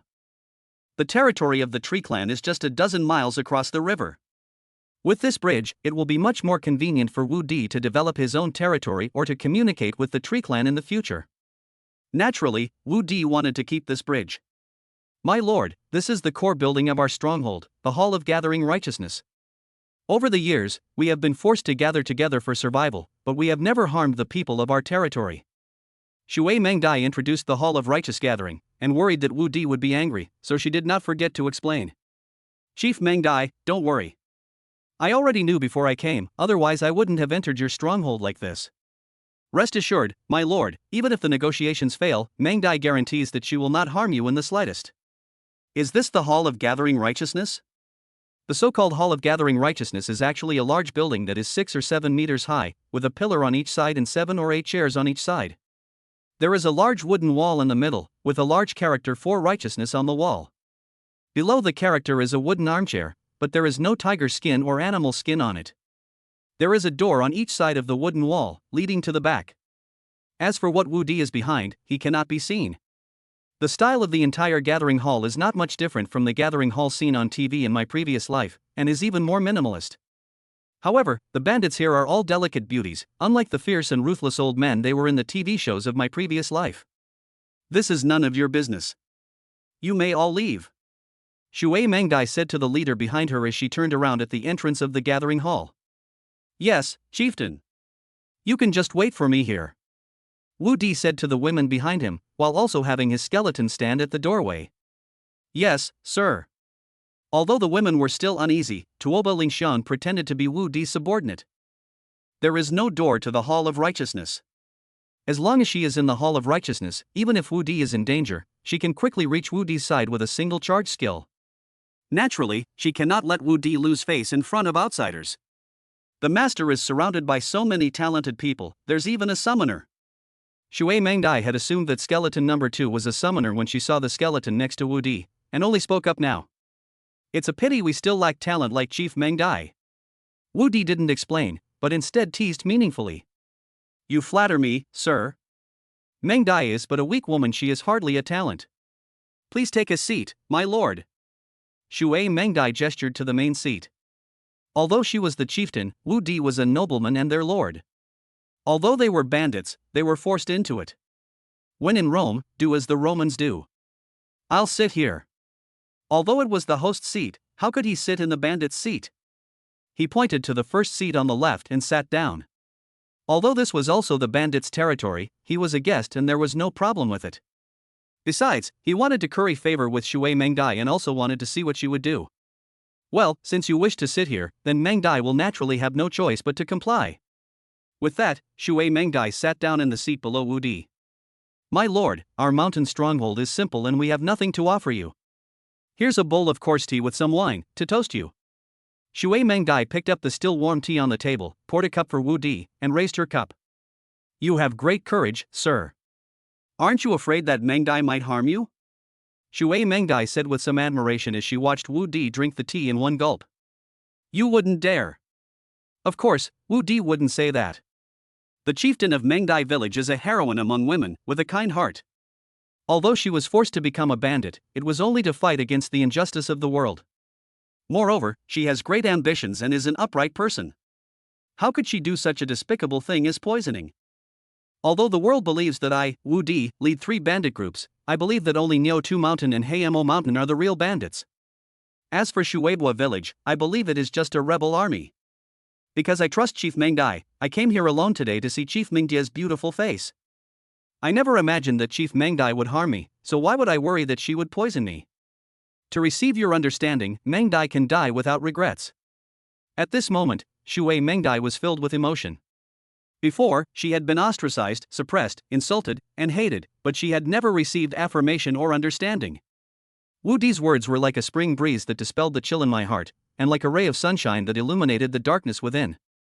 People often say that to have a true friend is to die without regret. This was being understood, affirmed, and recognized, especially by a man, a nobleman. The impact of this on her was immense. However, Mengdai has over 100 sisters who have followed her for many years, and she cannot abandon them for her own selfish reasons. Chapter 44 Water Dream Butterfly's Request. The Lord's visit this time is certainly not just for the simple purpose of seeing Mengdai. If the Lord wants Mengdai to disband the stronghold, then Mengdai really cannot do it. The sisters are all homeless. If they are dismissed, Mengdai will have nowhere to go and will no longer be able to stand in this world. This is no different from taking their lives. Of course, based on the Baron's understanding of Mengdai, although Mengdai cannot disband the sisters of Shueibua village, she can lead the sisters away from the Baron's territory.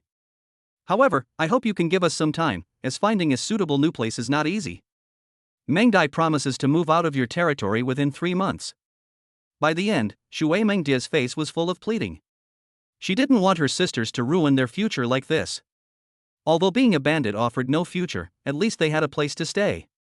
She was unwilling to confront Wu Di, not only because she had a strange fondness for him, but also because Wu Di's status made him someone they couldn't possibly fight against. After all, a baron is crucial to the prosperity and continuation of the empire.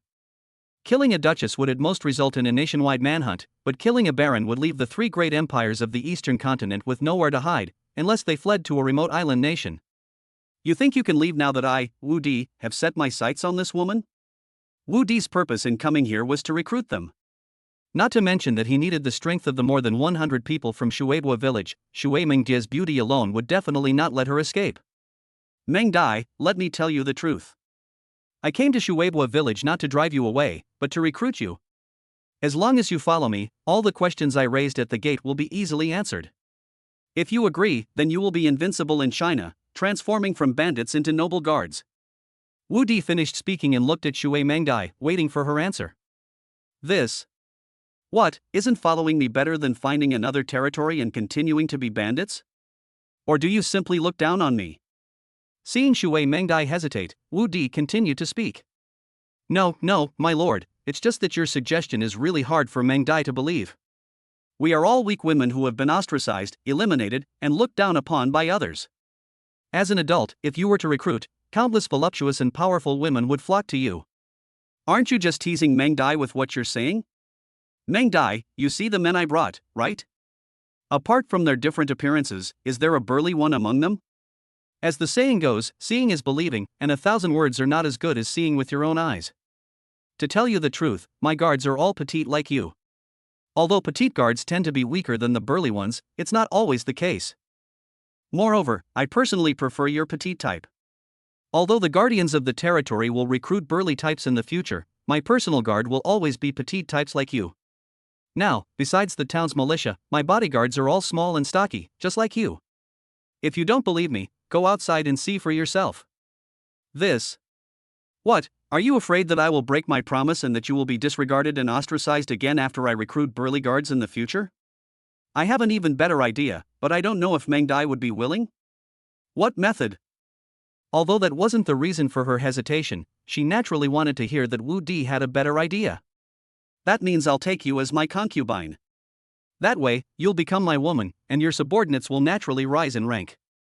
Even if they aren't valued in the future, no one will dare to bully or ostracize you. What do you think? Ah! Shui Mengdai was so surprised that her mouth almost split open. She never expected Wu Di to make such a request. It wasn't that the request was unacceptable, in fact, it was an incredibly auspicious thing for her, and the best guarantee for her more than 100 subordinates. It was just that it was too sudden and unbelievable. What, you don't believe me? Yes, it is somewhat unbelievable. Ling Xiang, Xiaoqian, you two come in. Wu Di didn't want to waste words. He preferred to teach by example. He would never waste words on things with a benchmark. He would let his actions and examples speak for themselves. Husband. Although the two were outside the door, they were not far apart and could hear Wu Di and Shui Mengdia's conversation clearly. They also understood why Wu Di was calling them, so they stopped calling them sir and directly addressed them as husband. They are both my wives, and there are 2 other women like you who are weak. You may not know Wani, but even if you have never met the master of Plum Blossom Ridge, you must know that Beitang Plum Blossom is also my woman. So you don't need to worry that I'm joking with you. This lord has different tastes than other men. This lord only likes petite women like you. Now that I've said all that, and you've seen my 2 wives, whether you believe me or not, whether you agree or not, that's up to you. I agree, but can I make 2 requests? Shui Mengdai was afraid that Wu Di would change his mind, so she quickly agreed. But then she thought that she couldn't have such a good thing all by herself, and wondered how she would convince others in the future. So she weakly pleaded for more. Since you've agreed, then you're my woman, Wu Di's woman. As long as my woman's requests aren't too outrageous, I, the Lord, will naturally grant them if I can. Tell me. Wu Di was in high spirits. Not only did he gain another beautiful woman, but he also gained an extra year of lifespan and more than 100 subordinates. Why wouldn't he want to have such a good thing?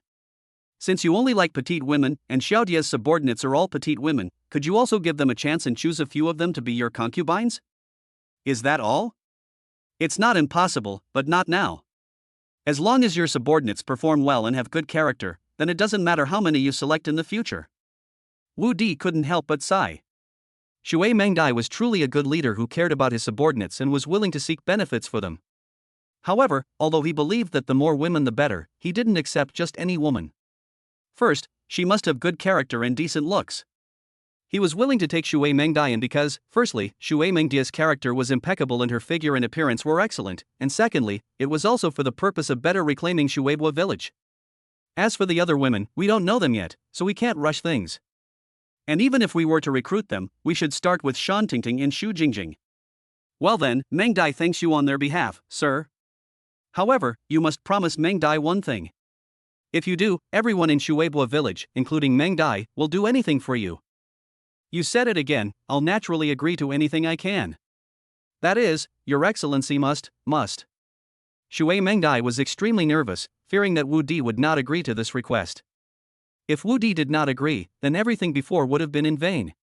That's the master, and he has to marry me. A voice rang out from the back room. Chapter 45 Big Profit, Buy One Get One Free. That's the master, and he has to marry me. At this moment, a light and melodious voice rang out from the back hall of the gathering hall, which made people feel refreshed. Then, a woman with a hot figure and an ethereal temperament walked out. The woman wore a white gauze dress with flowing straps. Her face was fair and delicate, and she looked about 80% like Shui Mengai. However, she was about 2 or 3 centimeters shorter than Shui Mengai, and was about 1.93 meters tall. Chang'e? Wu Di's eyes lit up. His first impression of her was that she was like Chang'e. Elder sister. Sister? Wu Di hadn't expected that such a beauty was hidden in Shueibua village. Unlike Shui Mengdai, who was gentle and down to earth, this woman had an ethereal beauty that gave people a sense of beauty that was unattainable. My lord, this is my elder sister, Shui Mengyao, a level 35 ice mage. My sister and I have sworn an oath that we will never marry, and if we do marry, we can only marry one person. So, if you are to marry me, you must marry my sister. A level 35 ice mage? Now it was Wu Di's turn to be shocked. He never expected that the seemingly weakest village, Shueibua village, would hide such a powerful figure. Although the level is 10 levels lower than that of Beitang Meihua, a level 35 mage here would be an absolute killing machine if they learned area of effect skills. A single area of effect skill can instantly kill dozens of warriors below level 30. Even those above level 30, if grouped together, can wipe out several or even a dozen warriors. Luckily I made the right decision, otherwise if a real fight broke out, I don't know if I would be able to travel through time again. With the strength of Shui Mengyao alone, she could make Shueibua village the second largest power in his territory. If Black Demon Mountain didn't have more warriors above level 40, and if it didn't have more level 30 and level 20 warriors than Waterwave Village, and if Waterwave Village hadn't deliberately concealed its strength, then becoming the number 1 power would have been just around the corner. Yes, although my subordinates all know about my sister's existence, only I know about her strength. Moreover, in order to hide her strength, she has never made a move against anyone.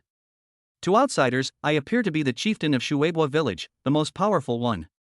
But in reality, I only manage the village on behalf of my sister for important matters. I must consult her.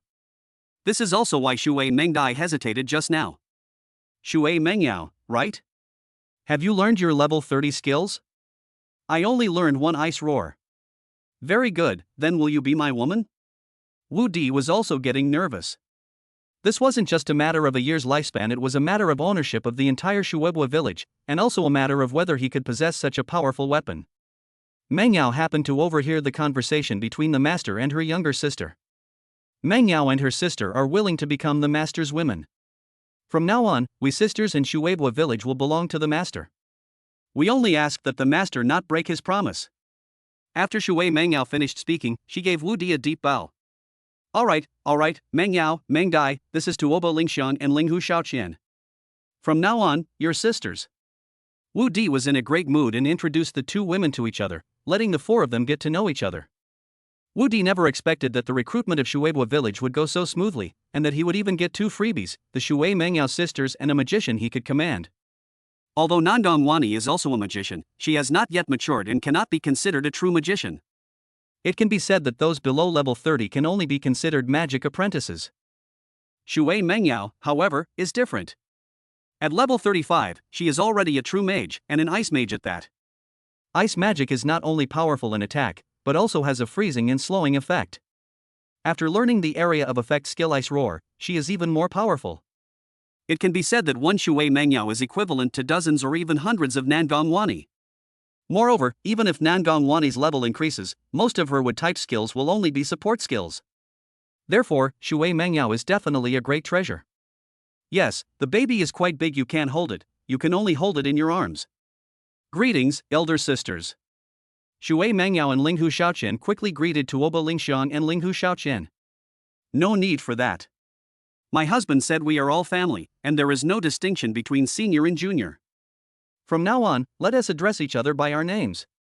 Although Tuobo Lingxiang was very pleased, she thought that Shui Mengyao was older and stronger than her, and would definitely be valued by Wu Di in the future.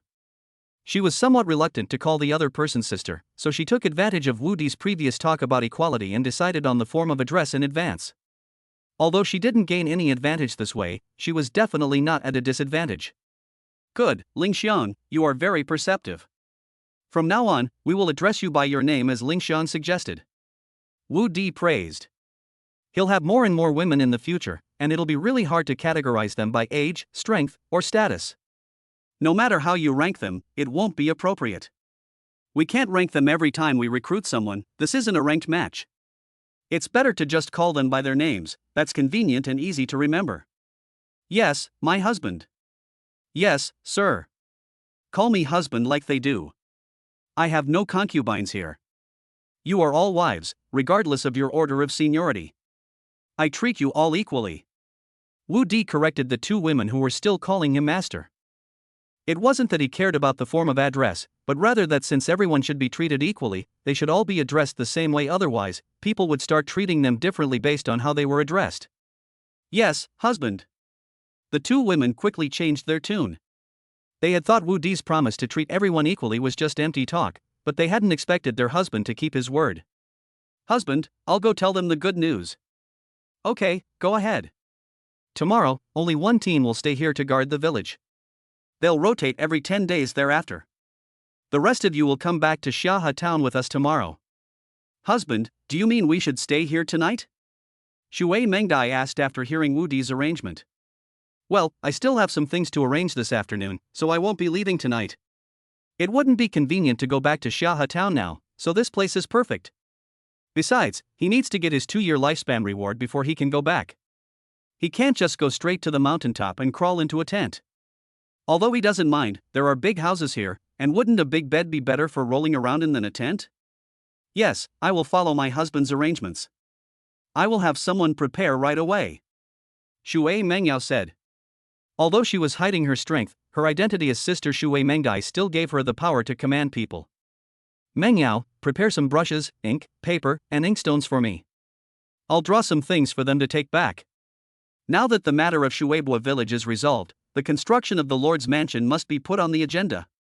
Soon, Shui Mengyao brought over the 4 treasures of the study, and Wu Di began to draw.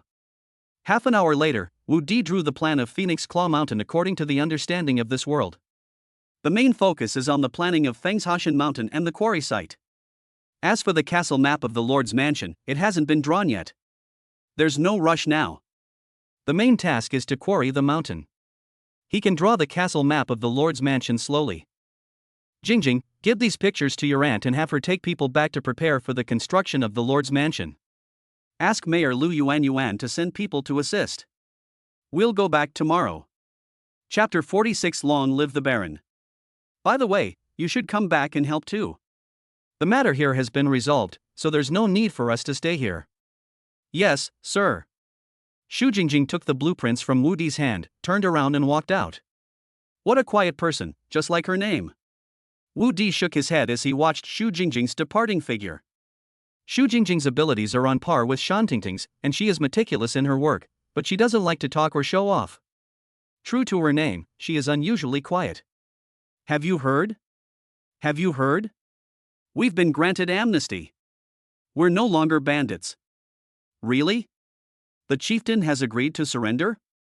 We really don't have to hide anymore? But we are just a group of weak women, so why would the Baron offer us amnesty? Yeah, this can't be real, can it? Hee, I didn't believe it at first either, but this Baron called Invincible China is a strange person? What strange person? Several bandits nearby were immediately drawn to him. This Baron doesn't like strong, robust women, he actually prefers weak women like us. Isn't that strange? Such a thing is true. That's right. I heard that 2 of the guards who came in with him were his wives, and that's not even the most important thing. What else? Just say it already. You're driving me crazy. Also, the Baron actually wants to marry our chieftain, but the chieftain has set 2 conditions. Ah, such a good thing. The chieftain still has conditions?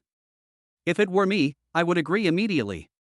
Humph, if it weren't for the fact that the chieftain can only be the chieftain, do you know what conditions the chieftain made? What are the conditions? One was that the chieftain made the Baron marry her sister as well. Did the Baron agree? Of course I agree. What is the chieftain's second request? The second request is a benefit that the chieftain has arranged for us. That is, any one of us who makes meritorious contributions and performs well can also become the Baron's woman. Ah, we can also be the Baron's women. Has the Baron agreed? Speak quickly. Your Excellency the Baron agrees. Oh, yeah. Long live the Baron. Long live the chieftain. At this moment, the entire mountain village received this good news, and the whole village was cheering and celebrating, with more than 100 women running around in joy. Phew, now that Xiao Di has completely subdued Shueibua village, let's go back. Aunt Wang Qiulan, having received Wu Di's signal, felt relieved upon hearing the cheers coming from the village.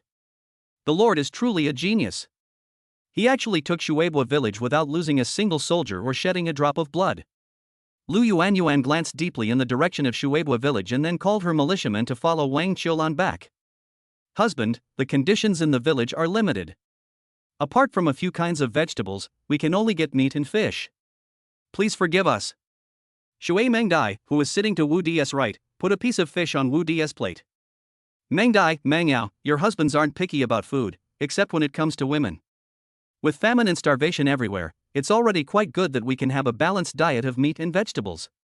My husband is right. In fact, the village has been saving every penny over the years. Today, being able to follow my husband is a joyous occasion for us sisters and for the village as well. We're so grateful to my husband for providing this food today, otherwise my sister and I would have to eat it for 10 or 15 days. Shui Mengyao quickly explained. Mengyao, you don't need to explain. I'm not blaming you. But we're all family now, so there is no need for you to be so polite and distant. Yes, my husband.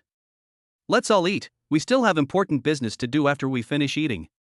Wu Di said and began to wolf down his food. Now that the problem of Shueibua village was solved, cultivation was the next big thing. After all, the great sword of the western continent was still at their throats, and it might fall at any time. He had to quickly improve his cultivation level when that sword came down. Does my husband have anything else to do tonight? Shui Mengdai asked, puzzled. But. Mengdai, hurry up and finish eating so you'll know what your husband is talking about. Tuoba Lingxiang across from them couldn't help but say. My husband is as impatient as ever.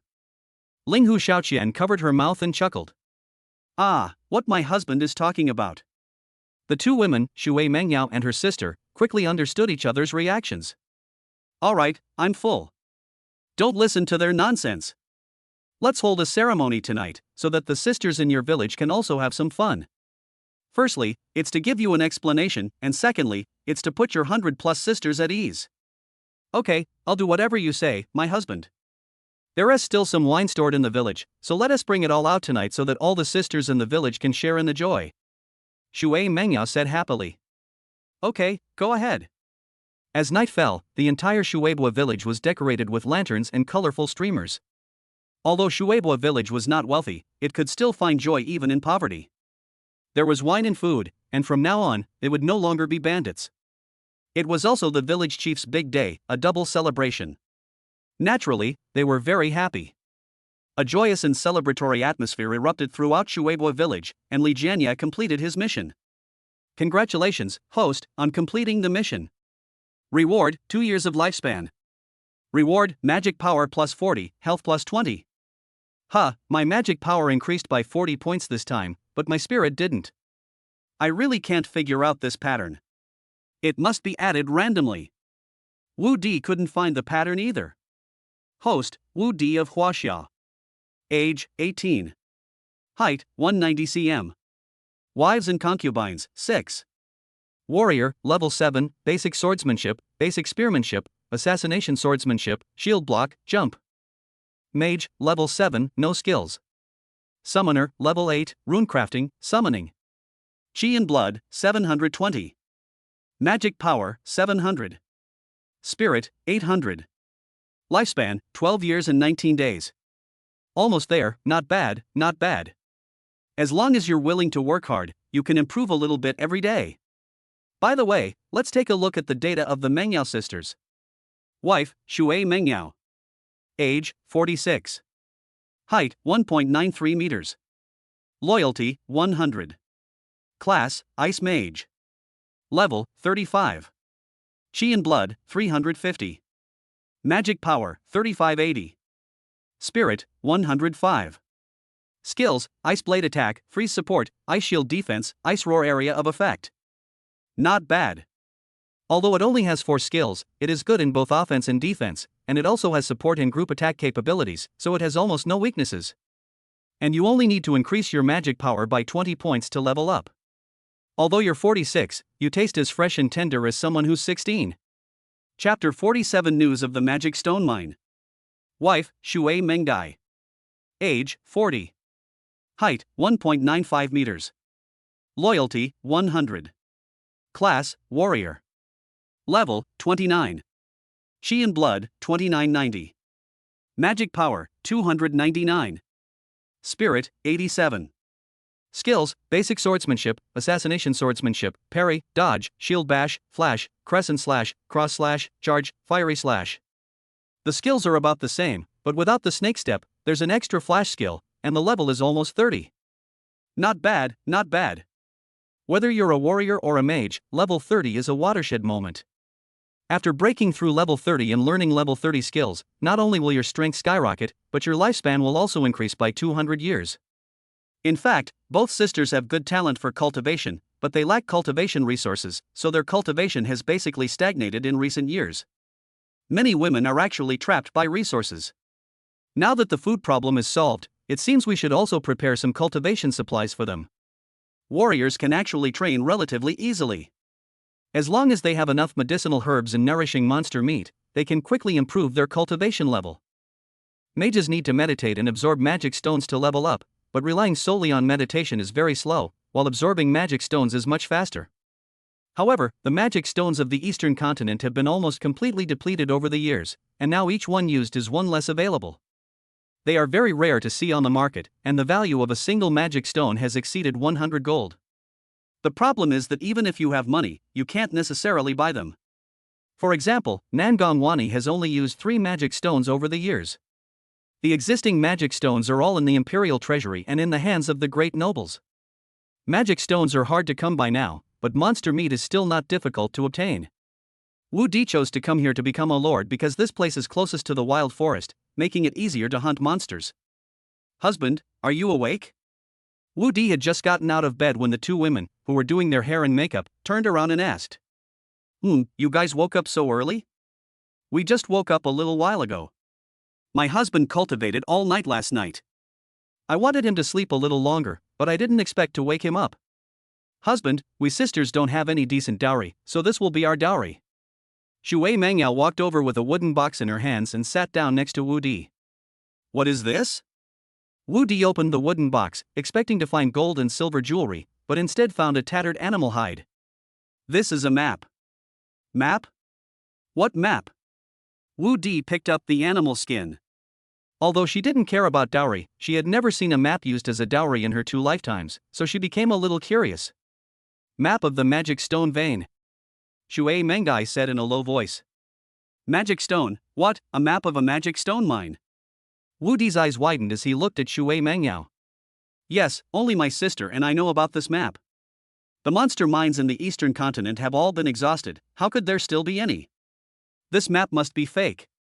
Wu Di didn't believe that he could get a map of monster mines so easily. Moreover, even if it were a real map, the mineral veins would definitely have been emptied out. My husband is right. The magic stone mines in the eastern continent have indeed been depleted, but the wild forest still has them. You mean the mine on this map is located in the wilderness forest? Could this be a trap? After all, the value of a magic stone mine is immense. How could a map like this be easily leaked out? Our grandmother discovered the location of this mineral vein, and she drew this map herself. The map is absolutely genuine. Your grandmothers found it? Then why didn't your grandmothers dig it up themselves and even record the location on a map? Although the 2 women said this, Wu Di still didn't quite believe it. After all, the value of a magic stone mine is immeasurable, and if the news were to leak, it could absolutely trigger a world war. My grandmother also discovered the location of the mine by accident. Not only was the location remote, but the mine was also deep in a cave where the power of chi and blood could not be used. My grandmother went to great lengths but only managed to bring back 100 or so magic stones. Our Shui family has been warriors for generations, and I am the only magician. It was thanks to the magic stones my grandmother brought back that I was able to cultivate to my current level. Fortunately, my grandmother knew the importance of the matter and did not tell anyone about it. Even my mother did not know that 10 years ago, my grandmother led my mother and more than a dozen other clansmen to the wild forest again. Before my grandmother left, she drew this map just in case and gave it to me, but she and the others never came back. At that time, my grandmother was already a level 52 warrior and had learned the level 50 skills Whirlwind Slash and Lightning Flash. My mother and the others were also warriors of level 30 or above. There was no further news of the group of 12. Over the years, I have ventured into the wild forest several times, but the furthest I've ever gone with my abilities is only about 60 li, approximately 30 kilometers deep, while the location my grandmother described is between 100 and 120 li, approximately 50 to 60 kilometers away. So, the map of this magic stone mine really is real. That's absolutely true, but finding the location is difficult. No, it's difficult to get deep into the mine. Once we get there, it's easy to find the location with a map. Wu Di was already very excited. He never expected that by casually marrying two beauties, he would receive a magic stone mine as a dowry. Although he hadn't received it yet, he had the check in his hand. Although obtaining the money would not be easy, and there was a risk of being discovered by others, the location was well hidden and suppressed the power of chi and blood, making it much safer. However, things can change in the long run, so we should still take the opportunity to explore it. Only what we have in our hands is true wealth. Okay, then I'll accept this map, my husband. Once I'm stronger, you can take me to explore the area. Ah, my husband, you absolutely mustn't take the risk. Once Meng Yao breaks through to level 40, she'll definitely be able to help you find the mine. Alright, don't worry. I didn't say we should go now. Let's talk about it again in 2 months after I break through level 20. After reaching level 20, he can learn many skills as a warrior and many talisman skills as a summoner, including healing spells and teleportation spells. Especially in terms of magic, he can learn the technique of teleportation, which will allow him to move freely in and out of the area. Even if he can't find his way out, as long as he doesn't encounter enemies or magical beasts above level 50, he can escape unscathed. Oh, level 20? You're going at level 20? No, husband, can you cultivate? At first, the two women were surprised by Wu Di's wild idea. His grandmother, who was level 52, had gone and never returned, and she, at level 35, could only go a few dozen miles deep. Wu Di wanted to go at level 20, which was tantamount to courting death. But then she thought, isn't it said that men can't cultivate? If her husband said that, does that mean her husband can cultivate? Don't be surprised, your husband can not only cultivate, but also cultivates 3 elements at the same time. Not to mention that the two women's loyalty is already at its maximum, just based on the fact that the other party took out the magic stone mine. Wu Di is not going to hide it from the two women. Chapter 48: The Ant Who Plans Ahead. 3 elements simultaneously? The two women were completely overturned by Wu Di's words. Not to mention that men could not cultivate after being cursed, they had never heard of anyone being able to cultivate 3 elements simultaneously even before the curse. That's right, but don't make a fuss about it. I only use the identity of a necromancer outside. So, does that mean the skeleton outside the palace belongs to my husband? That's right, but there are only 2. 2? Could the person in the leather cloak also be a skeleton? Shui Mengdai thought of the strange person next to the skeleton yesterday. That's right, those were actually skeletons I summoned. So, my husband can summon 2 skeletons, which means your summoner level has reached level 30 and you have a lifespan of 100 years? Shui Mengyao looked at Wu Di with surprise. If Wu Di broke through level 30 and had a lifespan of 100 years, then they wouldn't have to worry about being widowed in a few years and could have 100 years of happy life. Wu Di shook his head and said, my situation is a bit special. Currently, my battle tactics are all at level 7, and my summoning skills are only at level 8. However, my cultivation is different from yours. Reaching level 30 is easy for me, but it takes time. At his current pace, he could reach level 30 in 6 months, but he's almost at his limit now. Then how does your husband cultivate?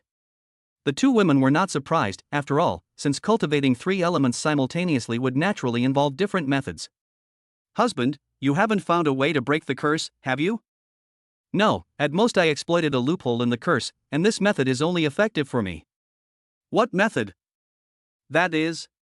Wu Di also revealed his unique method, since he would need their cooperation in the future. Ah, is that all? Then, my husband, let us assist you in your cultivation. With that, Shui Mengdai got into character. Should I ask Ling Xiang and the others for help? Shui Mengdai asked tentatively, worried that she and her sister might not be able to let Wu Di have his fill. No, no, no. We need to have a balance in our training. Let's practice again tonight. 6 times a day is already the limit. If it goes any further, even the donkey won't be able to take it. You two go ahead and get busy. Once everything's packed, we'll head back to Xia town. Wu Di said, pushing the two somewhat reluctant women out of the room. Phew, that was close. I almost couldn't hold back. Wu Di closed the door and let out a long sigh of relief. This body was in the prime of its life, and the two women were stunning beauties. Especially with their initiative, he was immediately invigorated. If Wu Di hadn't had strong mental power, he probably would have succumbed to them just now. Well, let's take this time to draw up the blueprints for the Lord's mansion. With that, Wu Di began to draw on his desk. Everyone, give it your all. The Lord is moving in today, and we must finish setting up the temporary Lord's mansion before nightfall. At the top of Phoenix Claw Mountain, Lu Yuan was directing hundreds of her subjects to build the temporary Lord's mansion. The temporary Lord's mansion was located at the reservoir site planned by Wu Di, without occupying any of the Lord's mansion space. It was quite large, with a large hall, a master bedroom suite, 4 side rooms, a study, and a kitchen. After they returned yesterday, they started construction. It's all wooden structure, and the main structure is now complete. They're currently installing doors and windows, and at this pace, it should be fine for them to move in tonight. Meanwhile, on the other side of the mountainside, Wang Qiulan, accompanied by her guards, was directing hundreds of her people to excavate the mountain, and the quarried stones were being transported to the mountaintop. Temporary Lord's mansions can be built with wood, but real Lord's mansions are built entirely with stone, which makes them far superior to wooden buildings in terms of both lifespan and defense against flying magical beasts. Fortunately, Xiao Di was well prepared this time and brought excavation tools.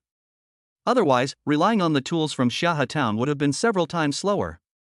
However, for such a large project, these tools alone are far from enough. It seems we'll have to wait for the enemy to return before sending someone into the city to buy a batch of tools. And we don't have enough manpower. It looks like we'll have to bring another batch of people from Mushroom Town. It's already afternoon. Little enemy should be back soon. As she spoke, Wang Qiulan looked towards the town entrance, just in time to see Xu Jingjing running over. Captain Xu, has Xiao Di returned? Steward, the Lord has not yet returned, but we spotted 2 suspicious figures at the town entrance.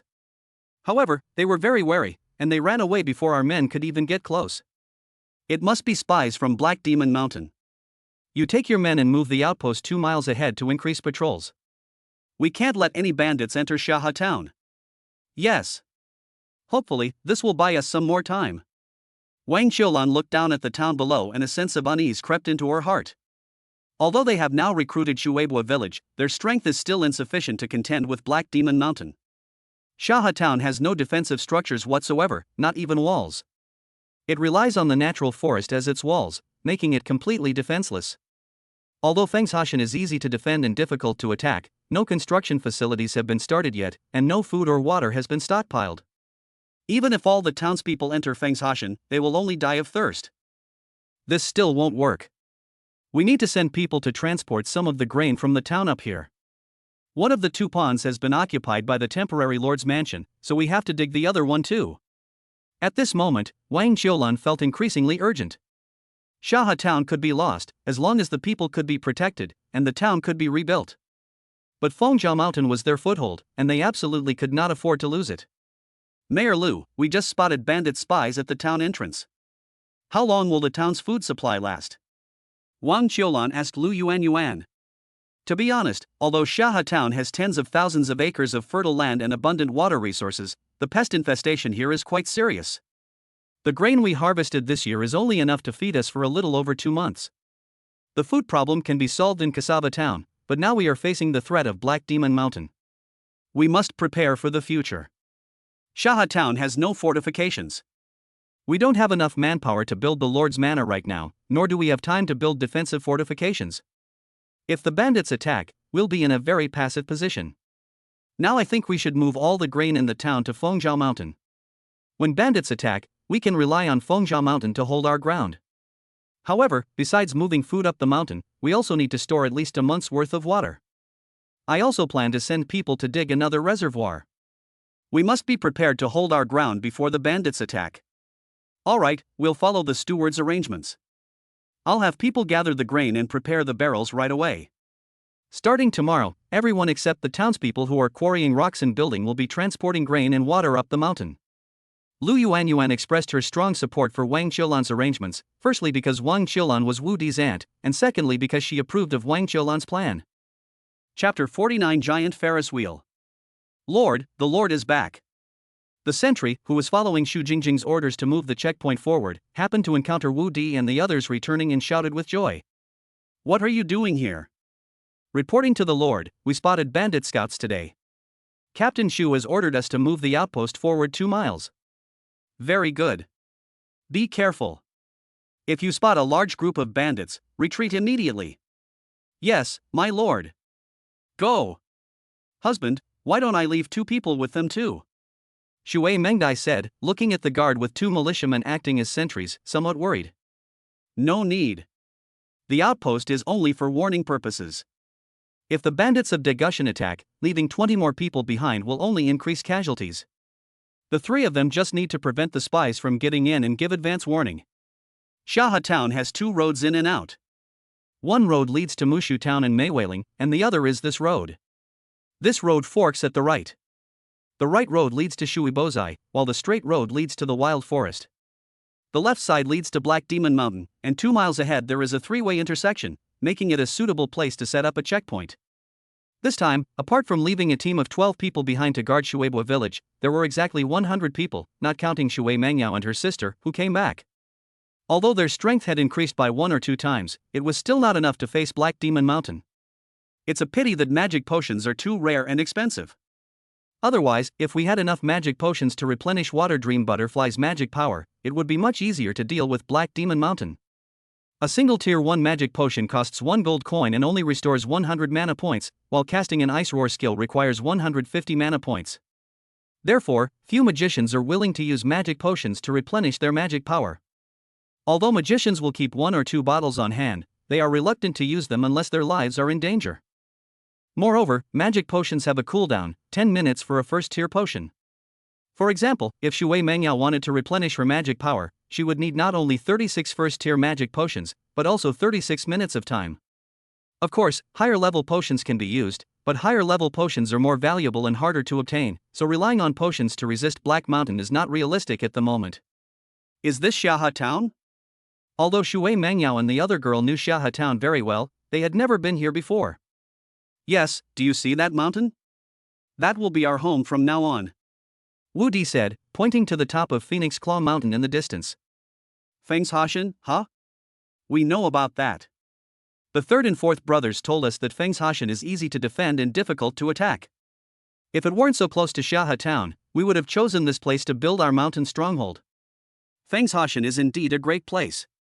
Come on, I'll take you up there to take a look. Upon returning, Wu Di decided that the first priority was to solve the water problem on Phoenix Claw Mountain. Along the way, the local people were transporting materials and supplies up the mountain. When they saw Wu Di and his group, they all bowed and gave way. Fortunately, although the road up the mountain was not yet smooth, it was wide enough that 2 carriages could drive side by side without any problem. Impressive speed. The house is already built on the mountaintop so quickly.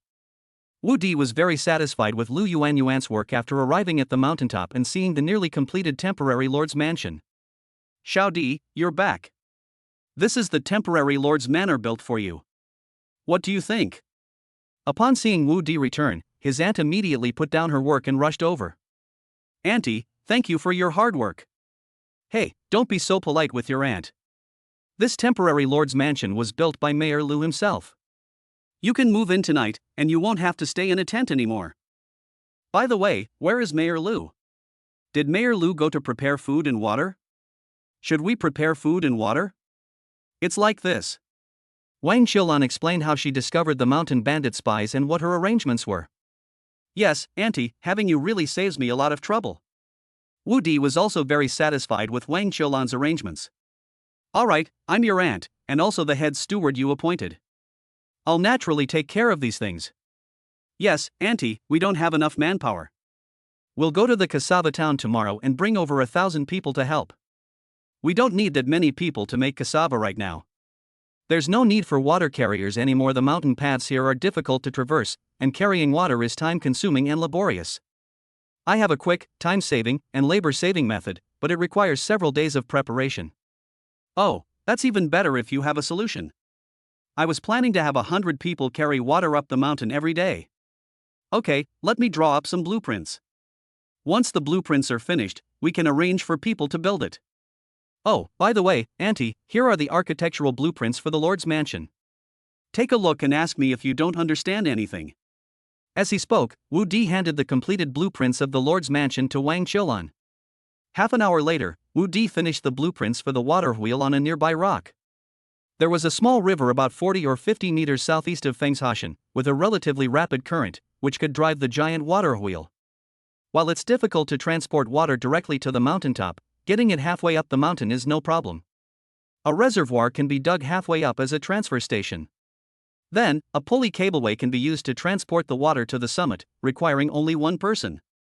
The area halfway up the mountain is also planned as a future residence for guards and a refuge for townspeople, which also requires a large amount of water. However, even if it were to be transported halfway up the mountain, the water wheel would still need to be 80 meters in diameter, making it the world's largest, comparable to a giant Ferris wheel. My lord, you summoned me? Lu Yuan ran over and said. Do you think anyone in town can make this? Wu Di asked, handing the blueprints to Lu Yuan. Sir, this isn't difficult to make, but how big should it be, and where should it be stored after it's finished? This is called a water wheel. It can send water from the river to the sky. Then we can put up a water trough to bring the water from the river to the mountain, which can save us the trouble of carrying water by hand. Wu Di then explained the working principle of the water wheel and all the details to pay attention to during its construction to Lu Yuan. Lu Yuan was so shocked by Wu Di's words that she was speechless. She never expected that the most difficult task of water storage could be solved by the Lord simply by drawing a diagram. Sir, can this water wheel also bring water from the river to the farmland? Lu Yuan suddenly asked, a sudden inspiration striking her. That's good. In the future, when we have time, we can make some small water wheels to irrigate the farmland. As long as we dig the irrigation ditches, we won't have to carry water for irrigation anymore. Sir, you are truly our lucky star. With this water wheel, we can save at least several months of water carrying time every year. Previously, they needed to carry water to irrigate their farmland for 4 or 5 months each year, and during the hot summer months, they simply couldn't keep up with the demand. Now, with water wheels, they can save that time. Okay, let's get people made to build this giant Ferris wheel first. Sir, isn't this thing called a water wheel? Why is it also called a Ferris wheel? Once you finish making this water wheel, you'll know why it's called a Ferris wheel. Wu Di didn't explain further. At this moment, he was still a little worried about whether Lu Yuan and the others could make such a huge Ferris wheel. Chapter 50 Wang Qiulan's Heartbreak. My lord, Situ Yanan, the militia captain of Mushu Town, requests an audience. Just as Wu Di had a moment to spare, Shan Tingting came to report. Let her come over. A moment later, Situ Yanan followed Shan Tingting in. Greetings, your lordship. Captain Situ, is there something you need? My lord, 40 people have arrived from Bright Moon City, saying they wish to seek refuge with you. I have brought them here. Oh, you came from Bright Moon City? Wu Di asked, somewhat puzzled. Sir, it must be those sisters you asked us to recruit before. They weren't home at the time, but we left them our information. They must have come looking for us. After hearing Situ Yanan's report, Shan Tingting immediately guessed the identities of these people. Oh, then go and see. If it really is them, then you can make the arrangements. Wu Di didn't expect that in just a few days, someone would come to surrender. This is a good start. However, there is still a problem. There is a serious shortage of weapons and equipment. The equipment that was prepared before has already been distributed to Shan Tingting and her team, but now that more than 100 people have been added, the equipment that was prepared before is simply not enough. The weapons were alright, basically everyone had one, but there were issues with quality and standardization. The main problem was with armor and leather armor. Whether it was the people from Shueibwa village or people like Shan Tingting before, they all wore coarse cloth and linen clothes when they came to join them. What he lacks now is manpower. Without armor for protection, he doesn't dare let them participate in the battle, so he must go and get some leather armor.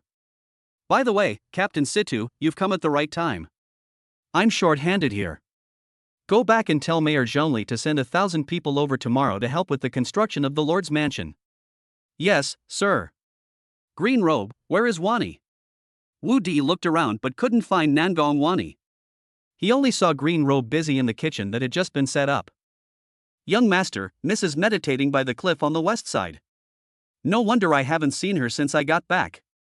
Is the young master looking for Miss? I'll go and fetch her right away. No need, you just go about your business, I can go by myself. This place is really nice, quiet, with a wide view and beautiful scenery. When Wu Di arrived at the location mentioned by the woman in green, he immediately saw Nangong Wani meditating. Husband, when did you get back?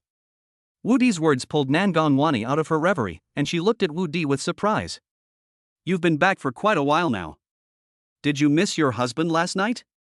Wu Di held Nangong Wani in his arms and explored her for a while. Oh dear, my husband, you're up to no good as soon as you get back. It would be so embarrassing if someone saw us. Nangong Wani said coquettishly. Then you haven't told your husband yet, have you missed him? Wu Di continued to tease. Husband, please stop. I've thought it over. Nangong Wani blushed deeply, having been forced to confess under duress. I don't know, is it here or here? But looking at the shy beauty, how could Wu Di let her go so easily? Ah. Husband, you're bullying me as soon as you get back. Aren't you going to tell me? Is it here or here? I want all of it. At this moment, Nangong Wani was already limp in Wu Di's arms, with no room for resistance. That's more like it. Upon seeing this, Wu Di picked up Nangong Wani, placed her on a large rock beside him, and withdrew his demonic claws. He knew he couldn't take it any longer. Wani, this time I not only recruited Shueibwa village, but also brought dozens of guards from Mingyue city to join me. Now we don't have enough armor at all. My husband needs you to take some men back to Bright Moon City tomorrow and exchange all our remaining gold coins for armor and weapons. Nangong Wani replied weakly, still not fully recovered. Tomorrow you will take 2 squads of guards back with you, and bring all our horses. If you need more, go to Plum Blossom Ridge and borrow some from Beitang Plum Blossom. That way, we can reach Bright Moon City in one day. The carriage was too slow, so to save time, Wu Di planned to have Nangong Wani and the others ride horses back, which would save at least a day and a half.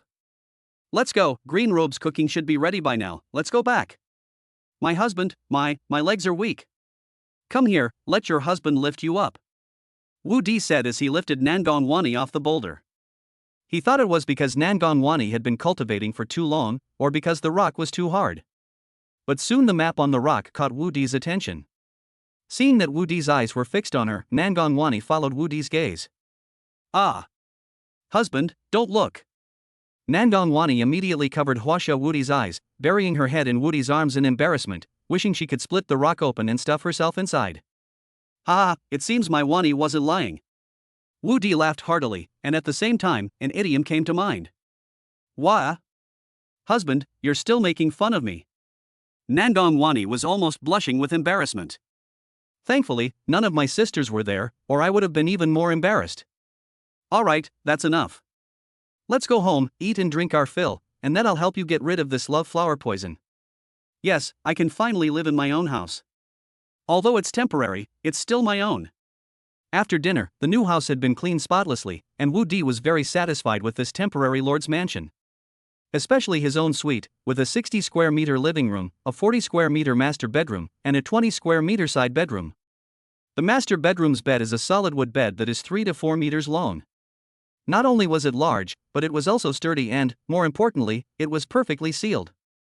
Wu Di tested it and found that it made no sound at all. A thick cotton quilt was laid on top of it, which was both sturdy and soft. Such a great environment naturally deserves a thorough inspection.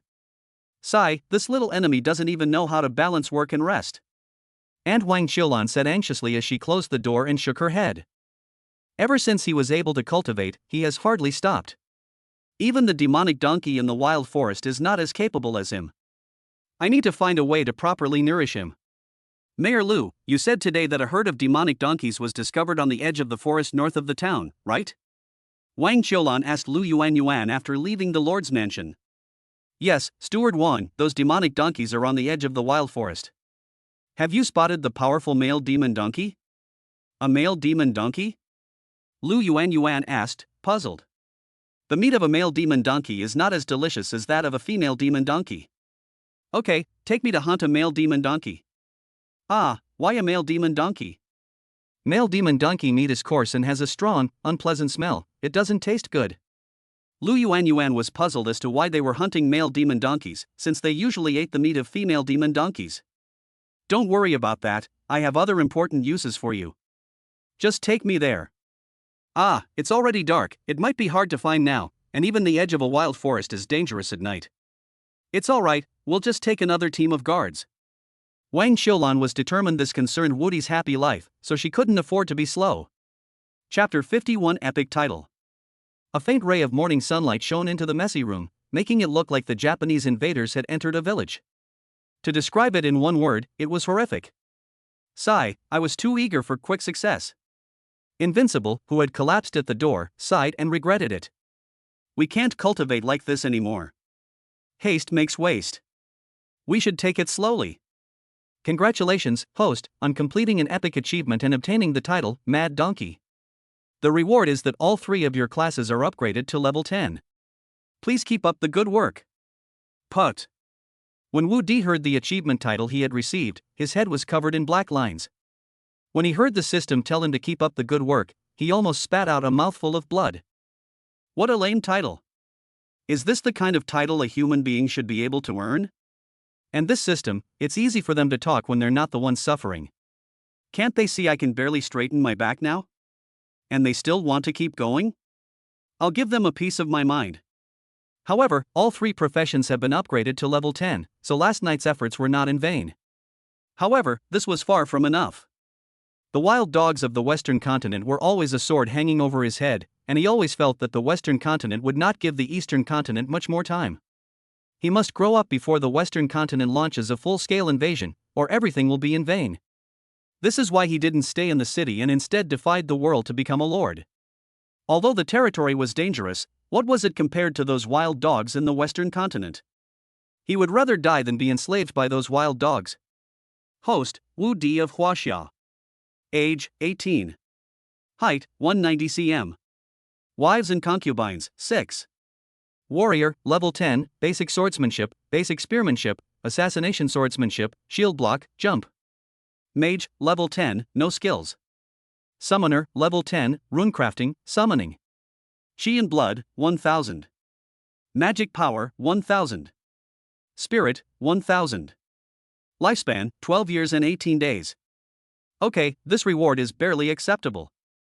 Although he could reach level 10 in 10 days at his current speed, what he lacks now is time. 10 days in Meng province would be a good amount of time. Moreover, he can now learn 3 level 10 skills, which increases his strength in advance and provides him with an extra layer of protection. After reaching level 10, he can learn many skills and techniques, including space creation, and can make storage bags.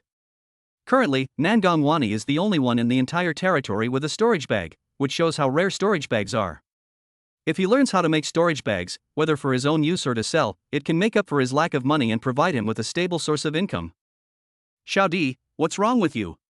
Wang Xiulan, holding the donkey soup bowl she had personally hunted and stewed all night, saw Wu Di lying at the door and quickly put down the bowl to squat down and check on him. I'm fine, I just overdid it during cultivation. After lying down for a while, Invincible felt much better. You're such a worry. I know you're ambitious, but you can't push yourself too hard. You need to know how to balance work and rest, otherwise you'll lose everything if your health collapses. As she spoke, Wang Xiulan looked at the mess on the ground and picked up Wu Di in a princess carry. Auntie, I'm sorry to have worried you. I know, I won't do it again. Wu Di was now utterly ashamed. Husband, what's wrong? Husband, are you alright? My husband. The 3 women were awakened by Wu Di and Wang Xiulan's conversation, and Wu Di's ears were immediately filled with incessant chatter. Alright, I'll go bring the soup in from outside. Wang Xiulan said, pulling up the blanket that had fallen to the side and covering Wu Di with it. Alright, I raised you from a young age. I even bathed you when you were little. Wang Xiulan said, pretending to be calm, looking at Wu Di who was blushing. Come and drink this hot blood and cheese soup to dispel the cold. Wang Xiulan said, taking the soup that Tuoba Lingshang had been simmering all night from her hands. Cultivation must be done step by step. You must know that things will turn into their opposites when they reach their extremes, and too much of anything is as bad as too little. Wang Xiulan said earnestly while feeding Wu Di. Okay, I understand, I won't do it again next time. Wu Di wasn't unaware of the situation, but he was still too young. By the way, Auntie, what kind of soup is this? Why does it taste a bit strange? The soup was very thick, it should be called broth. It was smooth and tender, and besides the taste of many medicinal herbs, it also had a flavor that Wu Di couldn't quite describe. You don't need to worry about that. This is my secret recipe. You just need to know that it's good stuff. I cooked it all night and added more than a dozen kinds of medicinal herbs, including ginseng. I guarantee that you'll be full of energy after you eat it. As she spoke, Wang Qiulan scooped up a spoonful of soup and personally brought it to Wu Di's lips. Auntie, let me do it myself. You've worked hard all night, go and get some rest. Wu Di had regained some strength by now, and he felt bad that Wang Qiulan was still feeding him. You've become so sentimental. Well, I'll serve it to you, you can eat by yourself. Every time you were sick before, I was the one who took care of you. I can only rest after you finish eating, he said, handing the soup spoon to Wu Di. In the end, under Wang Qiulan's watchful eye, Wu Di still managed to finish the entire bowl of food, which was full of love and care. Alright, you get some rest. I'll go check the heat. It can be made into 3 more servings, but it can't be burnt. Ah, there's more. Although his aunt didn't say it, Wu Di could roughly guess what it was. Regardless of whether it works well or not, the taste is really bad. His aunt's meticulous care was something he found hard to accept. Wu Di didn't dare leave his room all day, mainly because his aunt's secret recipe was too effective and obvious. He could only stay in his room to learn skills. The warrior's parry, dodge, and snake step took 3 hours to learn. In the afternoon, the summoner also successfully learned the fire rune, slow rune, and attack rune. I've also learned most of the spatial magic skills, including space creation and space production. However, to develop combat effectiveness and make full use of these skills, more practice is needed. Warrior skills are easy to acquire, they can be practiced in rooms or open spaces. Summoners, however, need to use talismans. They must create talismans before they can use them.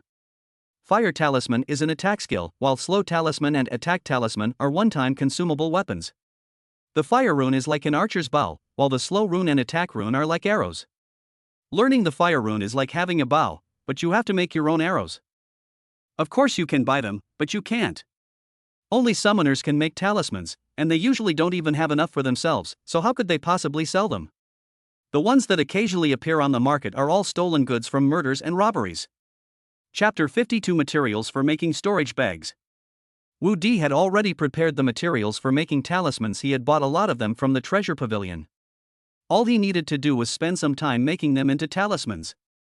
While there are 2 skills in the magic space system, they only serve one purpose: to create storage bags, storage rings, bracelets, belts, and so on, by opening up space. Space creation refers to creating space on a certain carrier, while space production refers to creating a dimensional space that can store objects after creating space on a carrier. The 2 skills complement each other and are indispensable.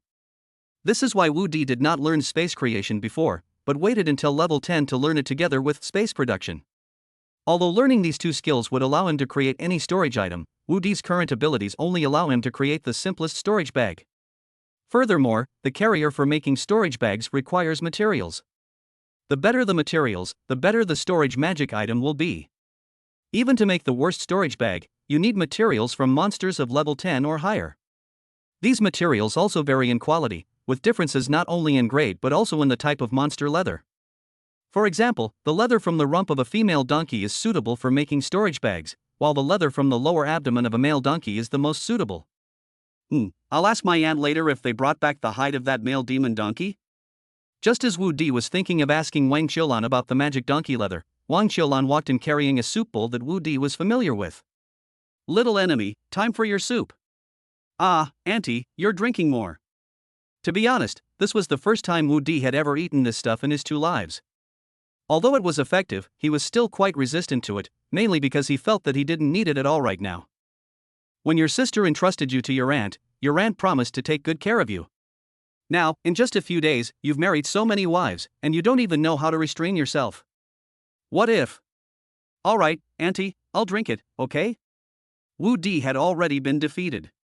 He took the soup bowl from Wang Qiulan's hand, and without even using a spoon, he drank it all down in one gulp. Good, eat that thing too. Is it ready? Wu Di asked his aunt, who looked satisfied, after swallowing the last bite with difficulty. That's more like it. We can have it twice more tomorrow. Phew, thank goodness it's only happened twice. Okay, Auntie will make you some more tomorrow after you've eaten enough. No need. Wang Xiulan's words were like a bolt from the blue, pulling Wu Di back into darkness. Alright, Auntie's leaving now. Don't do what happened last night. Wang Xiulan said, picking up Wu Di's special bowl and preparing to leave. Wait, Auntie, is the donkey's skin still there? Yes, what's up? It's like this. Wu Di explained that he had broken through to level 10 and was now able to make storage bags. Great, that's wonderful. Although it's only level 10, you're one step closer to level 30. When you break through to level 30, your aunt will definitely get you a level 30 demon tiger whip to celebrate. Wang Xiulan didn't care about Wu Di's increased strength or his ability to make storage bags. What she cared about was that Wu Di was one step closer to level 30. For her, extending Wu Di's lifespan was her greatest wish and pursuit. Auntie, are you sure that's for me to celebrate? Of course it is. You have to know that demon pattern tigers are already very rare, especially those above level 30, let alone males. Okay, then I'll thank you very much, Auntie. Alright, tell your aunt what other materials you need besides the magic donkey hide, and I'll have Mayor Lu prepare them and send them to you tomorrow. Yes, we'll also need beast tendons and blood of level 10 or higher. However, I have some beast blood in stock, so we don't need to prepare any for now. Making talismans also requires beast blood, and he had prepared quite a lot beforehand, which is enough for now. Alright, Auntie's leaving now. After Wang Xiulan left, Wu Di began making talismans.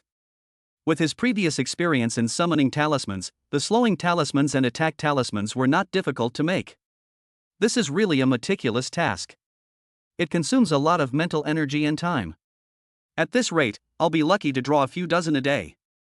Looking at the talismans on the table, Wu Di was very dissatisfied with the speed at which he made them. At his speed, it took him about 10 minutes to make one talisman, which was too slow. Slowing talismans reduce the target's speed, but the effect only lasts for a few seconds. Attack talismans, on the other hand, have explosive and burning effects. Although they look more intimidating than arrows, their penetrating power is not as strong.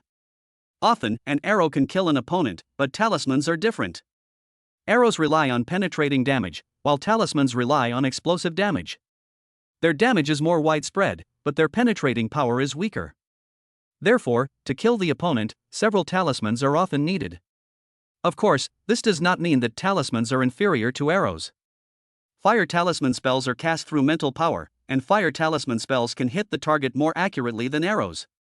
It's just that the damage effects are different, but summoners consume a lot of runes. For a summoner, a battle often consumes a large number of runes. Given Wu Di's current speed at making talismans, if he wants to go hunting, he'll probably have to draw talismans a few days in advance, since the speed of drawing can't keep up with the speed of throwing them away. If only I could make copies. If we had a photocopier, one day of copying could probably last for several days. That's right, there's no way to use a photocopier, but I can make a rubbing. Can't I just make a stamp? Wu Di suddenly slapped his thigh and became excited. Don't get excited, it's not certain it will work, but whether it works or not, I have to give it a try. Suppressing his excitement, Wu Di prepared to give it a shot. Whether it works or not, he would only know by trying. Husband, are you still busy? Tuoba Lingxiang asked as she walked into Wu Di's room after taking a bath, noticing the light.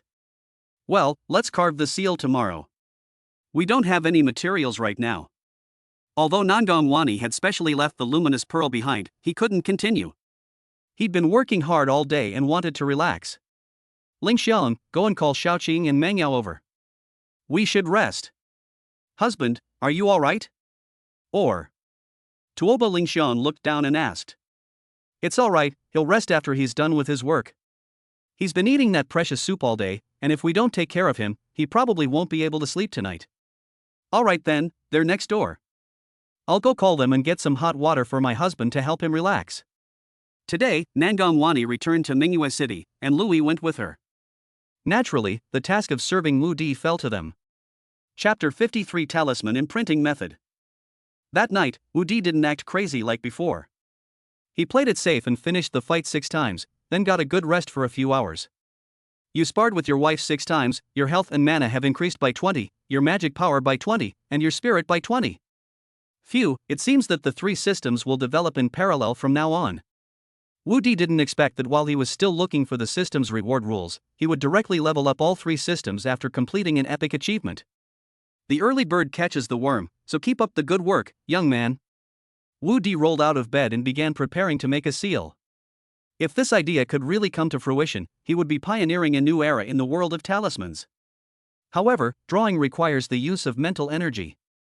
Previously, it was conducted through a talisman brush, but now, for printing, a seal made of the same material as the talisman brush must be used. Talisman pens are usually made from the bones and hair of magical beasts, so a seal can only be made from the bones of magical beasts. Although he doesn't have any magical beast bones, they are not hard to find. Yesterday, my aunt hunted a demon donkey for him, and several parts of its bones were suitable for making seals. Hopefully, the demon donkey's bones are still there. Little enemy, time for soup. Wang Xiaolan arrived at the door with the precious soup, just as she was about to finish. Auntie, you've come at the right time. Are the bones of that demon donkey still there? Here, Xiao Di, drink the soup first. Auntie, oh auntie, thank goodness you're my auntie. I really wouldn't dare drink the soup if someone else gave it to me. Wu Di looked at his aunt's eagerness for him to drink the soup and remembered the scene in the TV series from his previous life where Jinlian fed medicine to Dalong. What nonsense are you talking about? By the way, what do you need the demon donkey bone for? I'm going to do an experiment, but I don't know if it will work. Will the bone still be there? If you hadn't told me, I probably would have thrown it away later, but it's still in the kitchen right now. Monster bones are actually quite useful. They can be used to make bone knives, bone arrows, and even talisman pens. Some magical beast bones can be used to make potions and healing potions. The rarer and higher the level of the bone, the more valuable it is. However, the magical bones of this magical donkey are not worth much money and are not very useful. They are usually thrown away after being eaten. Auntie, give me all those big bones later. A standard talisman is about the size of a cell phone from my previous life. To make a seal, you need a large piece of demon bone, which needs to be smoothed before it can be carved. Therefore, there aren't many parts of a demon donkey's bone suitable for making a seal. I'll bring it over to you after you finish eating. Wang Xiaolan didn't care what Wu Di was going to do, as long as he finished this precious soup. Burp. In order to get the demon bone as soon as possible, Wu Di finished his aunt's loving breakfast as quickly as possible. Wang Xiaolan did not disappoint Wu Di. She quickly brought over all the demon bones that met the requirements, more than a dozen pieces of various sizes, enough for him to use. What seemed like a simple thing took Wu Di a whole day and wasted more than a dozen pieces of demonic bone to carve out the attack talisman seal. It's time to verify the results.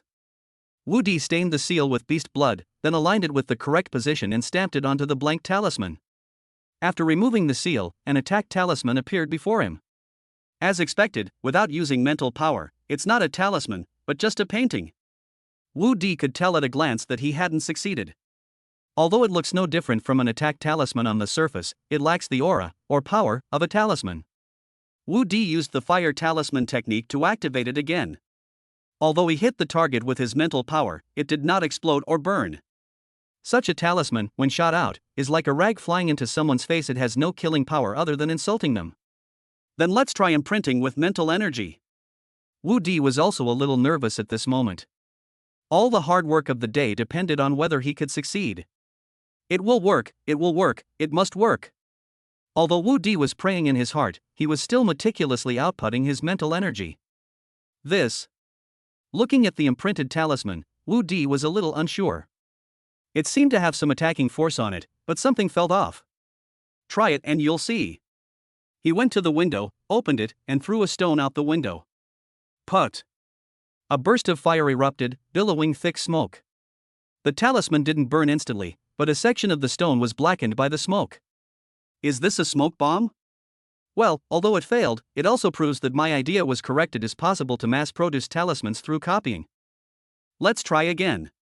It's probably because my mental energy output is insufficient. I was using the mental energy output required for drawing talismans, but imprinting takes shape instantly. I should increase my mental energy output. With that, Wu Di returned to the workbench and began to adjust his mental energy. Puff! Still not enough, but this is definitely much better than last time. Again. Puff. Puff. Bang. It's done, it's done. I'm a genius. After adjusting the technique more than 10 times, Wu Di finally mastered the rubbing technique. Not only must one's mental energy be applied evenly and comprehensively to the lines of the talisman at the moment of imprinting, but one must also control the magnitude of the mental energy. Just like mixing gunpowder, one must not only stir it evenly, but also control the proportions to achieve the best effect. Alright, time to rest today. We'll make the slow-down talisman seal tomorrow. Although I only did this one thing today, I still felt very rewarded and accomplished. Little enemy, it's time for your soup. Wang Qiulan walked in with a graceful figure, carrying a large bowl of soup. Auntie, I don't want to drink the soup anymore, I want to eat meat. Wu Di was already somewhat averse to this precious soup, and now that he was drinking it twice a day, he only had one meal left at noon, which made him very sad. This is great, it has soup and meat. Come on, drink it quickly, Ling Xiong and the others are waiting for you. No, Auntie, do you call it meat? Wu Di looked at the columnar object in the soup bowl with a disgusted expression. Isn't it all meat? There's not a single bone. In the end, Wu Di couldn't resist Wang Qiulan's persistent pleading and had no choice but to give in. Although she's now level 10 and her skills and strength have improved a lot, she still can't skip nighttime training. However, Linghu Xiaoqian is absent tonight due to her period, and Nangong Wani hasn't returned yet, so the three girls are left to share the damage equally. The next day, after Wu Di ate the treasure his aunt had just hunted, he continued to carve the seal. With yesterday's experience, he only wasted 3 pieces of beast bone today and managed to carve the slowdown rune in the summoning rune. Moreover, he made 100 summoning talismans, 300 slowing talismans, and 500 attack talismans in one morning. Not only were the talisman materials exhausted, but his mental energy was also almost depleted. Let's go out for a walk before making storage bags. Wu Di hadn't left his room for almost 3 days, so he decided to go out and check on the construction speed of the water wheel in the castle. Chapter 54: Successfully Making a Storage Bag. My lord. Not bad, keep it up. Wu Di replied in the same way to every villager he encountered working along the way. Little brother, you've come. Auntie, this is progressing well. Looking at the castle, which is already taking shape, it looks like it will be completed in at most half a month. Yesterday, 1,000 people came from Cassava Town to help. The manpower problem has been solved. Now we just need to wait for the castle to be completed so that we can start building the infrastructure and defenses. Hopefully, there's still time. After the temporary Lord's Mansion was built, Wu Di proposed to build the defensive facilities on Phoenix Claw Mountain first, and then build the castle, but this was met with unanimous opposition. It is said that the Lord's Castle is the most important part of the city. If they encounter bandits or monsters, they can block them by guarding the 3 passages. However, without a Stone Lord's Mansion, the temporary mansion would be no match for flying magical beasts, threatening Wu Di's life. But once the castle of the Lord's Mansion is built, this problem will be solved. It would have been fine if others objected, but Wu Di had no choice but to compromise because of Wang Qiulan's opposition. There should still be time. As long as the water wheel is completed and the pool is filled with water, even if the bandits from Black Demon Mountain attack, we can defend ourselves for a period of time by relying on the terrain. Yesterday, the grain from Xiahe Town was transported to a cave carved out halfway up the mountain. Now, apart from the water source, he is not too worried about anything else. Even if Black Demon Mountain launches a major attack, he can rely on the terrain to hold his ground and then use the communication falcon left by Beitang Mei Hua to send troops to support him. This morning, Mayor Lu sent word that the Ferris wheel is mostly complete, and the installation and setup will be finished in 3 days at most. Standing atop the hill, Wu Di looked down and saw 200 or 300 people busily working along the riverbank. The outline of the giant Ferris wheel was already complete, a progress that was even faster than Wu Di had anticipated. Auntie, is there any movement from Black Demon Mountain? No abnormalities were found at the outpost, and Ling Xiang personally led a team to check the surrounding area these past 2 days. So far, no spies from Black Demon Mountain have been found. We disrupted Black Demon Mountain's plans last time, they shouldn't give up so easily. It's been unusually quiet these past 2 days, I'm afraid it might be the calm before the storm. In the Black Mountains Assembly Hall, Black Widow sat in the main seat, listening to her subordinates' reports. Below her were 3 major leaders and dozens of other leaders. Everyone knew that something big was about to happen. It's been so many days, and you still haven't figured out the situation in Xiahe Town. What are you all doing? The poisonous widow, sitting in the main seat, roared in anger. Boss, the checkpoints in Shaha Town are too formidable, and there's only one road leading to Shaha Town. It's impossible for us to enter Shaha Town to gather information without alerting them. In the past few days, all we know is that those soldiers went to Shuaibwa village a couple of days ago, but we have no idea what happened after that. Flower Butterfly has always been in charge of intelligence matters. She originally had several capable assistants who gathered information, but they were all killed in the last great battle, and the new people she trained are simply not up to the task. Isn't there any valuable information at all? Black Widow asked the butterfly with some disappointment. My men spotted Chicken Claw Mountain behind Shaha Town from afar, with figures moving around as if there was a major construction project. If you ask me, we should just storm into Shaha Town, take control of the townspeople, and then intercept the reinforcements sent by Maywailing. Giant Hornet was an impatient man, and had been waiting for several days and was already getting restless. Winter will arrive in a month, and beast tides could occur at any time.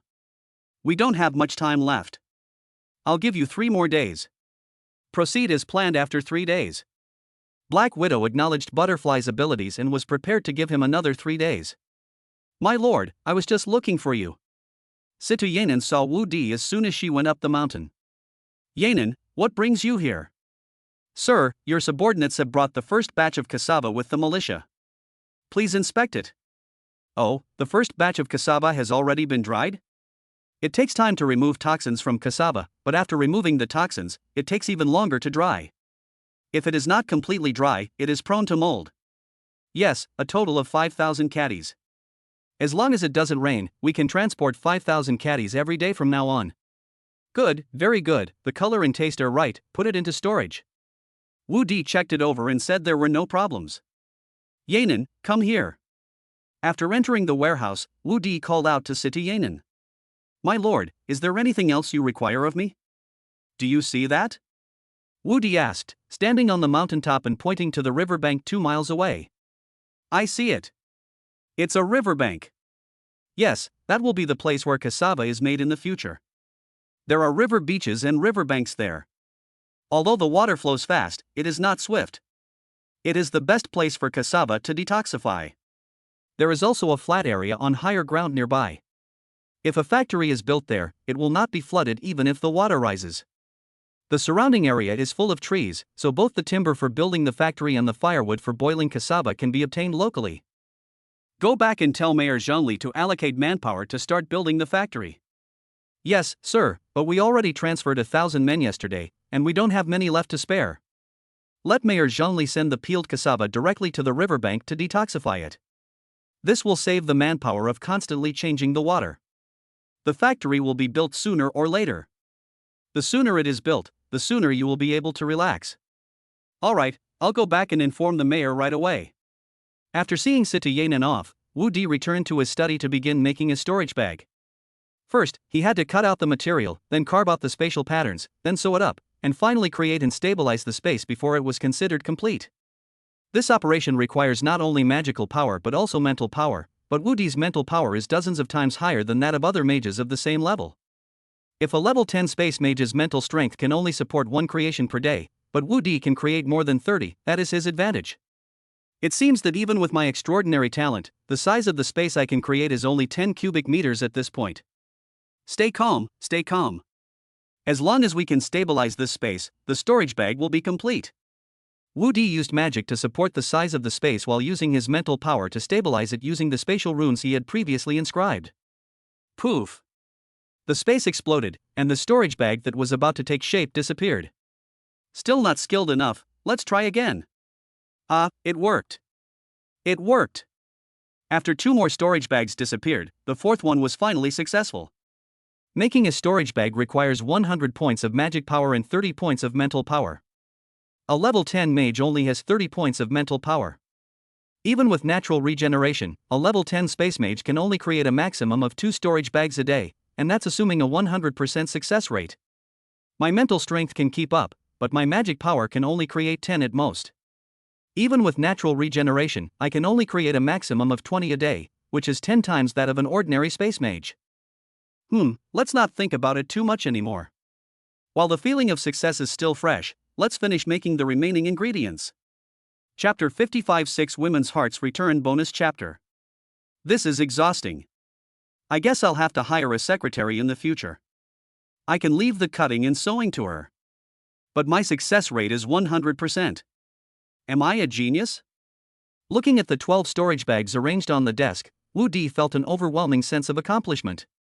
However, Wu Di also knew that his 100% success might be inseparable from his talent, but he estimated that it was more due to his mental strength. Keep in mind that a level 30 mage only has 900 points of mental power, while he has over 1000. Strong mental power not only prevents mistakes in details, but also far surpasses the control and output of those with weak mental power. There's a reason why a storage bag can sell for over 100 gold coins and still be hard to find. First, space mages are rare, and second, they are difficult to make. Ordinary mages at level 10 or 12 have weak mental strength, so their success rate is naturally low. I'd be lucky to make a few in a month, and even though the storage bags don't recognize their owners, they can still be damaged in battle. The storage bag he's making now, although enhanced by spatial power, is made from the most ordinary materials. If an attack of level 20 or higher hits the storage bag, it will be destroyed. However, neither you nor the enemy will intentionally destroy the other's storage bag during battle, since the storage bag becomes yours after you kill the other. But there are still instances where storage bags are destroyed. I'm out of talisman materials and storage bag crafting materials too. Looks like I'll have to hunt for materials tomorrow and upgrade my skeleton while I'm at it. Summoned beasts can be 5 levels higher than their masters. His skeletons were level 10 before, but they hadn't been used much lately. Now that number 2 had shot down a bandit, it was time to put them to good use.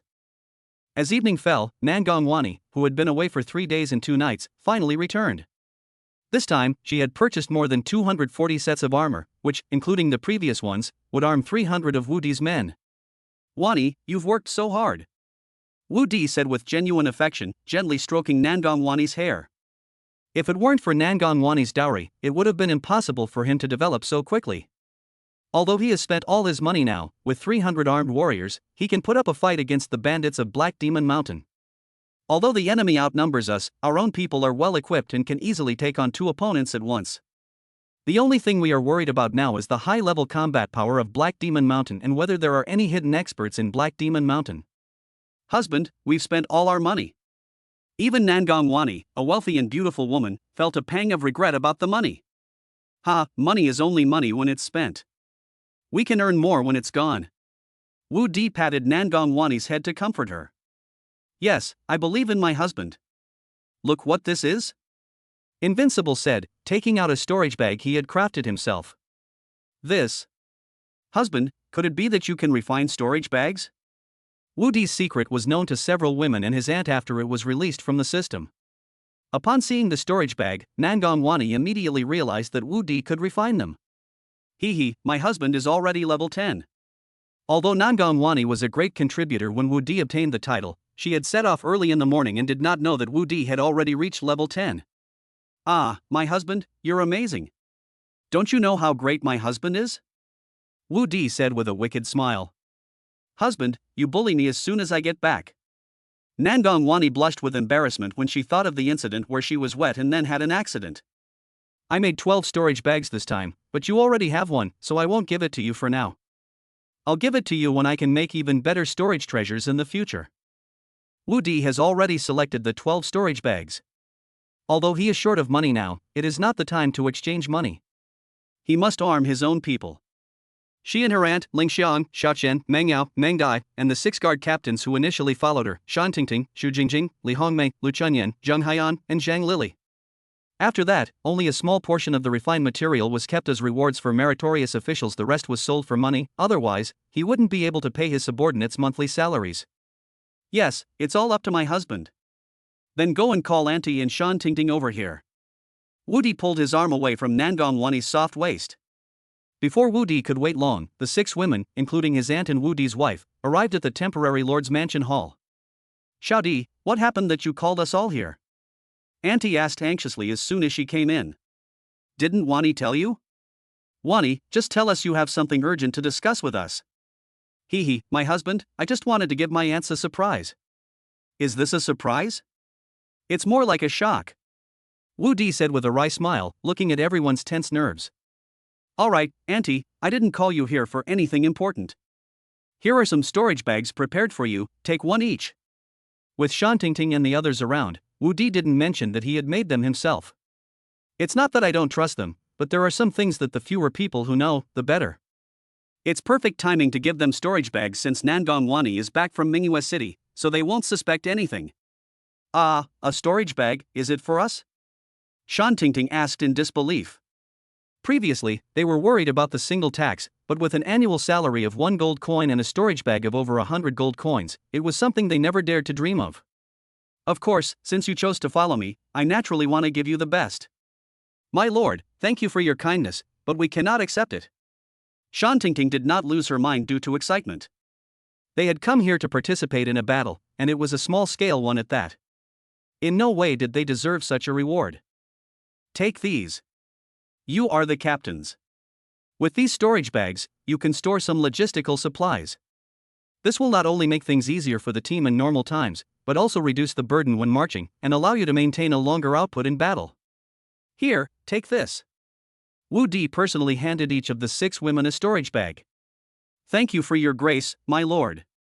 I will certainly live up to your expectations and will respect you for eternity. I will go through fire and water for you. Your subordinates are willing to go through fire and water for you, sir. The 6 women knelt down in unison and swore an oath. If they followed Wu Di before, it was because they saw hope, but now Wu Di's storage bag has completely won them over. Get up, all of you. I have a task for you to complete later. Wu Di said, gesturing for the 6 women to stand up and then looking at his woman and aunt. Then your aunt won't stand on ceremony with you. Wang Qiulan took the lead in picking up a storage bag. Unlike the 6 women, she knew Wu Di's secret and naturally knew that Wu Di had made this storage bag himself. She was somewhat surprised that Wu Di could successfully produce so many storage bags in just one day.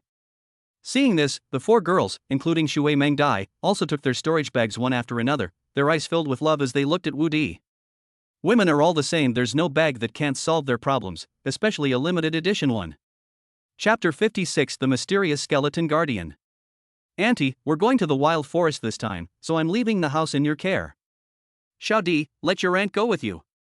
Although Wu Di had already made arrangements last night, Wang Qiulan was still a little worried. Auntie, don't worry. We're just on the edge of the wild forest.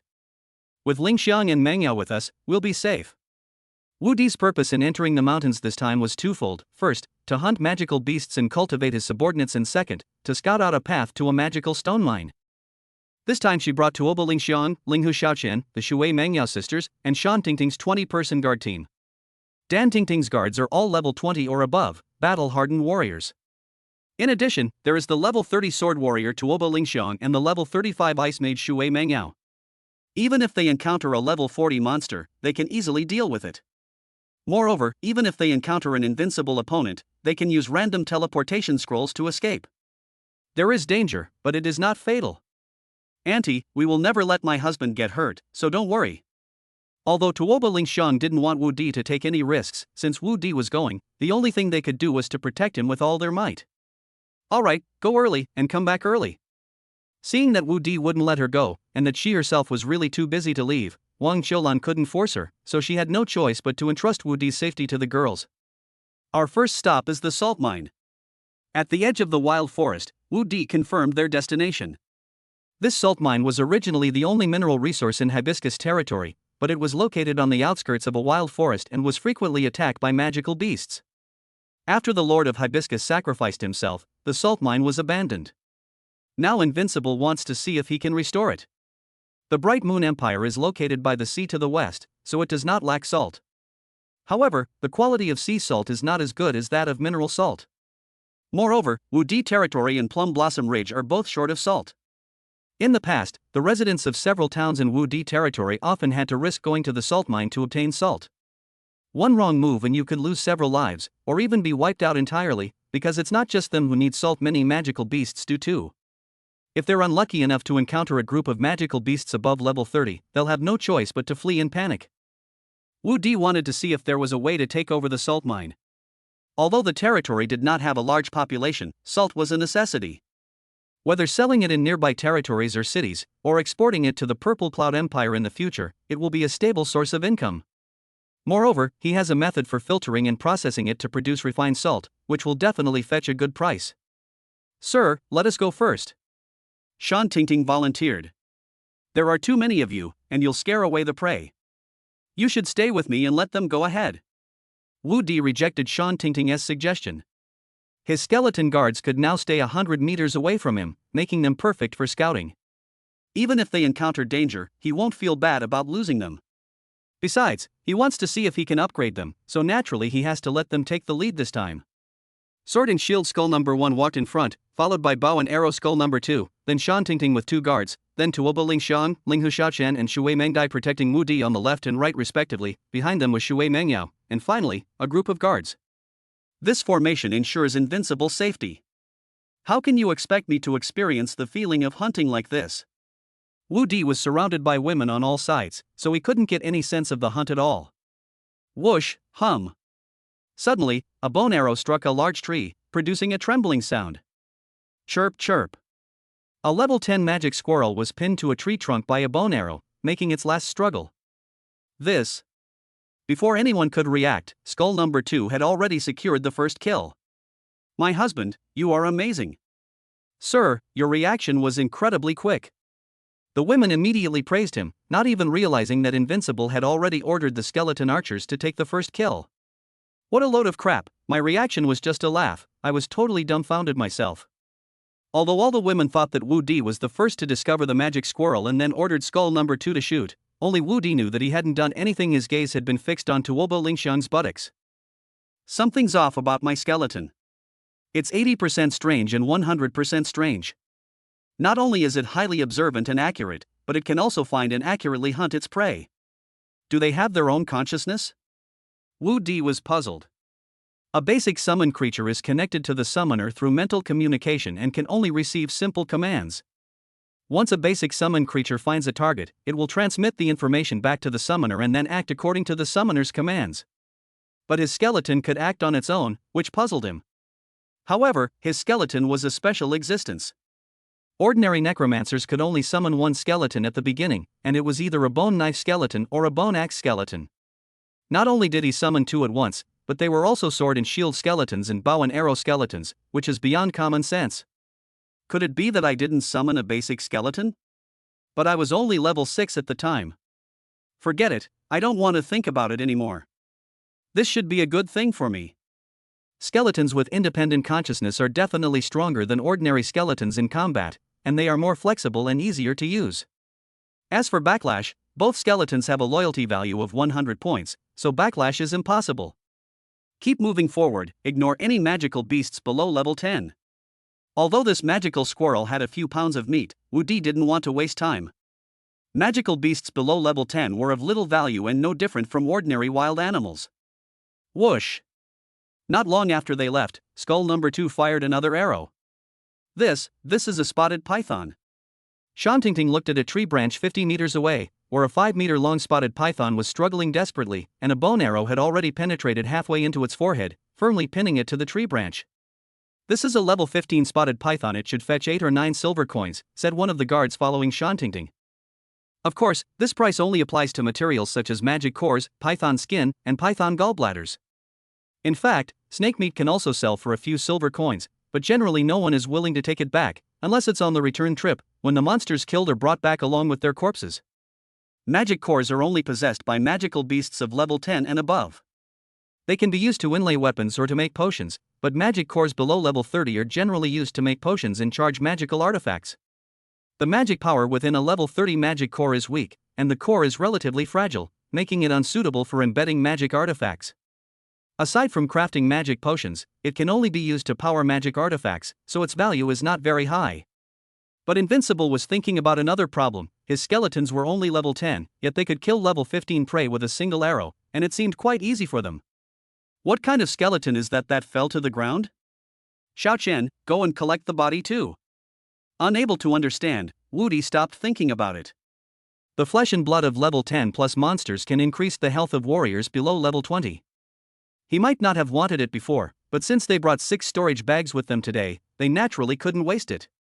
The 6 storage bags have a total volume of 60 cubic meters, equivalent to the volume of 2 shipping containers, which can hold quite a lot of things. Although they brought some of their own belongings, they still only had less than 10 cubic meters of storage space, leaving 50 cubic meters for storing their prey. Even after being disassembled, the 5-meter-long spotted python only took up a tiny bit of space. They didn't plan to spend the night outside, and whether they could fill the container today was a question. Brush. Number 2 then shot and killed 3 more level 10 plus prey.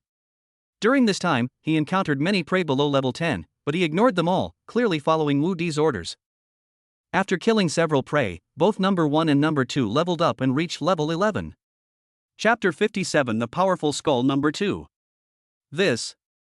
I originally thought I was the only one who could lie down and enjoy the experience, but I didn't expect there to be someone even better at lying down than me. I didn't kill a single monster, but I still leveled up. Wu Di looked at skeleton number 1, who was actually able to share the experience of number 2. Lord, your skeleton seems to have leveled up. Shan Tingting was closest to number 2 and felt it most strongly. My lord, your skeleton is amazing. How come it's different from the legendary skeleton warriors? Yes, not only is the reaction fast, but the accuracy is also incredibly fast. It can instantly kill a level 10 or higher magical beast. That's unbelievable. Husband, your skeleton is really amazing. Although it's only at the beginner level 11, its agility is no different from ours. Moreover, the arrows are incredibly fast, even I might not be able to dodge them. Shui Mengdai exclaimed in Wu Di's ear. You couldn't even dodge it? Wu Di was also surprised. Although Shui Mengdai wasn't level 30 yet, she was just one step away from it, but she still couldn't dodge the arrows from number 2. Did her skeleton really have the combat power of a level 30 character? Husband, my sister is right. I've seen a level 30 archer warrior before. The speed and power of his arrows were about the same as your skeleton's. Your skeleton should have the combat power of a level 30. Shui Mengyao confirmed from behind.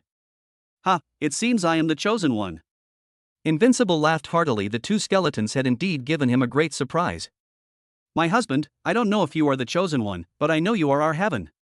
No, you are my everything. Ah, why? Because I am the man who stands tall and plows the land, huh? Ah. Husband, you're getting worse and worse. It took Shui Mengyao, the eldest sister, a while to react. Ha, alright, let's delve deeper. Although Invincible was joking, he had a plan in mind. He couldn't let those two skeletons die. Although the summoner will still summon the same type of summon after the summoned creature dies, and its level will be within 5 levels of the summoner's level, this is a special case. Whether he can summon such a skeleton again next time is unknown.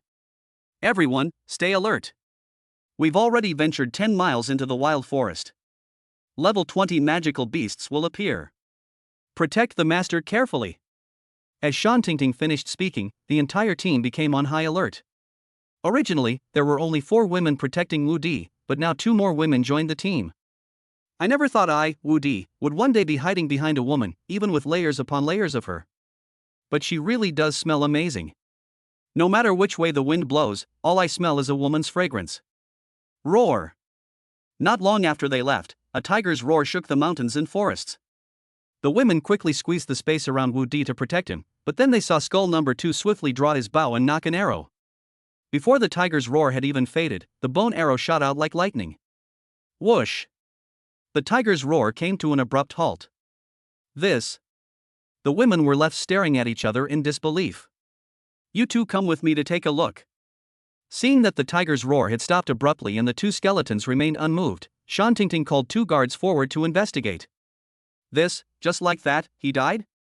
A 4-meter-long demonic tiger collapsed to the ground, a bone arrow embedded halfway into its brow. At this moment, the demon-patterned tiger was only exhaling and not inhaling, and its muscles were still twitching, which also caused the muscles on the faces of Shan Tingting and the other 2 women to twitch. They thought they would finally have a chance to show their strength in front of the Invincible, but they didn't expect that Skull number 2 would beat them to it. They had been in the mountains for so long, and all they had done was collect corpses and decompose materials. So we're here to do odd jobs? If this is all we're doing, then a few townspeople would suffice. We don't need them at all. My god, this seems to be a level 26 demon striped tiger, and it was instantly killed. Dan Tingting was devastated. Even a level 26 demon patterned tiger was a formidable opponent for her, and she couldn't defeat it in a short time. Yet, she was instantly killed by a single arrow from a skeleton. It turned out that she was not even as good as a skeleton beside the Lord. Aren't men supposed to be weak? How come our Lord is so powerful? You don't know, do you? Our Lord's greatest strength isn't this. What is that? Shut up. Do you two really think the Lord doesn't exist? Quickly drag this demon pattern tiger over there. Shan Tingting shouted, stopping her subordinate's chatter. It wasn't that she was afraid Wu Di would get angry if he heard it. As Wu Di's personal guard captain, she knew Wu Di best. If the two women continued talking, she was afraid she wouldn't be able to stand it. Captain, this is a tigress, and she seems to be in heat. What, a tigress, and in heat? Oh no, get out of the way. Shan Tingting exclaimed in alarm, realizing something. Roar! A huge figure, roaring angrily, pounced on Shan Tingting. Berserk, block. Without thinking, Shan Tingting activated the Berserk skill and immediately used the block skill. Bang! Shan Tingting felt a tremendous force coming from her. Although she blocked the violent blow, she was still knocked back several meters. A level 29 demon striped tiger. So the tigress's roar was calling for it. Shan Tingting breathed a sigh of relief when she saw that the demon striped tiger was no higher than level 30. Perfect timing. This is the perfect opportunity for the Lord to see my strength. Brush. A bone arrow whistled past her ear, and Shan Tingting immediately had a bad feeling. Looking at the fallen demon pattern tiger, Shan Tingting felt a sense of frustration, unable to express her suffering and powerlessness. Tingting, are you alright? At this moment, Tuoba Lingxiang and the other women also escorted Wu Di away. I'm fine, it's just that the Lord's skeletons are too powerful. Shan Tingting said with a wry smile. It's good that everything's alright. Xia Qian, just accept it. There's no time to deal with it now. We'll handle it together when we get back. It's been half a morning, and they've only walked a dozen miles. They're still a few miles away from the salt mine, and they have to return before dark. Along the way, number 2 shot down more than a dozen monsters ranging from level 10 to 20, and the 2 skeletons also leveled up to level 13. Wu Di didn't know number 1's strength yet, but number 2's strength was definitely above level 30. Furthermore, after reaching level 13, the second quiver contains 26 bone arrows, and after being shot, 1 arrow is replenished every minute, which is more than enough for small-scale battles. The salt mine is just ahead, sir, but there should be quite a few magical beasts nearby. Okay, proceed with caution. My lord, we're lucky, there's only a herd of demon goats. Shan Tingting said, both happy and disappointed. Being happy means there is no danger, but being disappointed means there is no way to show strength in front of Wu Di if there is no danger. That's really good luck. As long as you don't get close, the demon goat rarely attacks people. Moreover, the demon goat's hide can be used to make storage bags, its blood is also a material for making talismans, and its meat is incredibly delicious. There were 60 or 70 demon goats in this group, and more than a dozen of them were level 20 or so. We couldn't let them go after we encountered them. Number 2, shoot down all the demon goats above level 20. The reason for only killing those above level 20 is that those below level 20 are of little value. Although bringing them back could create some value, if they were all hunted down, the herd of demon goats would not be able to survive.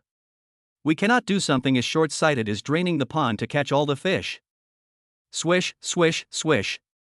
As soon as Wu Di finished speaking, the second arrow fell into the herd of demon goats like raindrops, each arrow hitting the head of the demon goat accurately.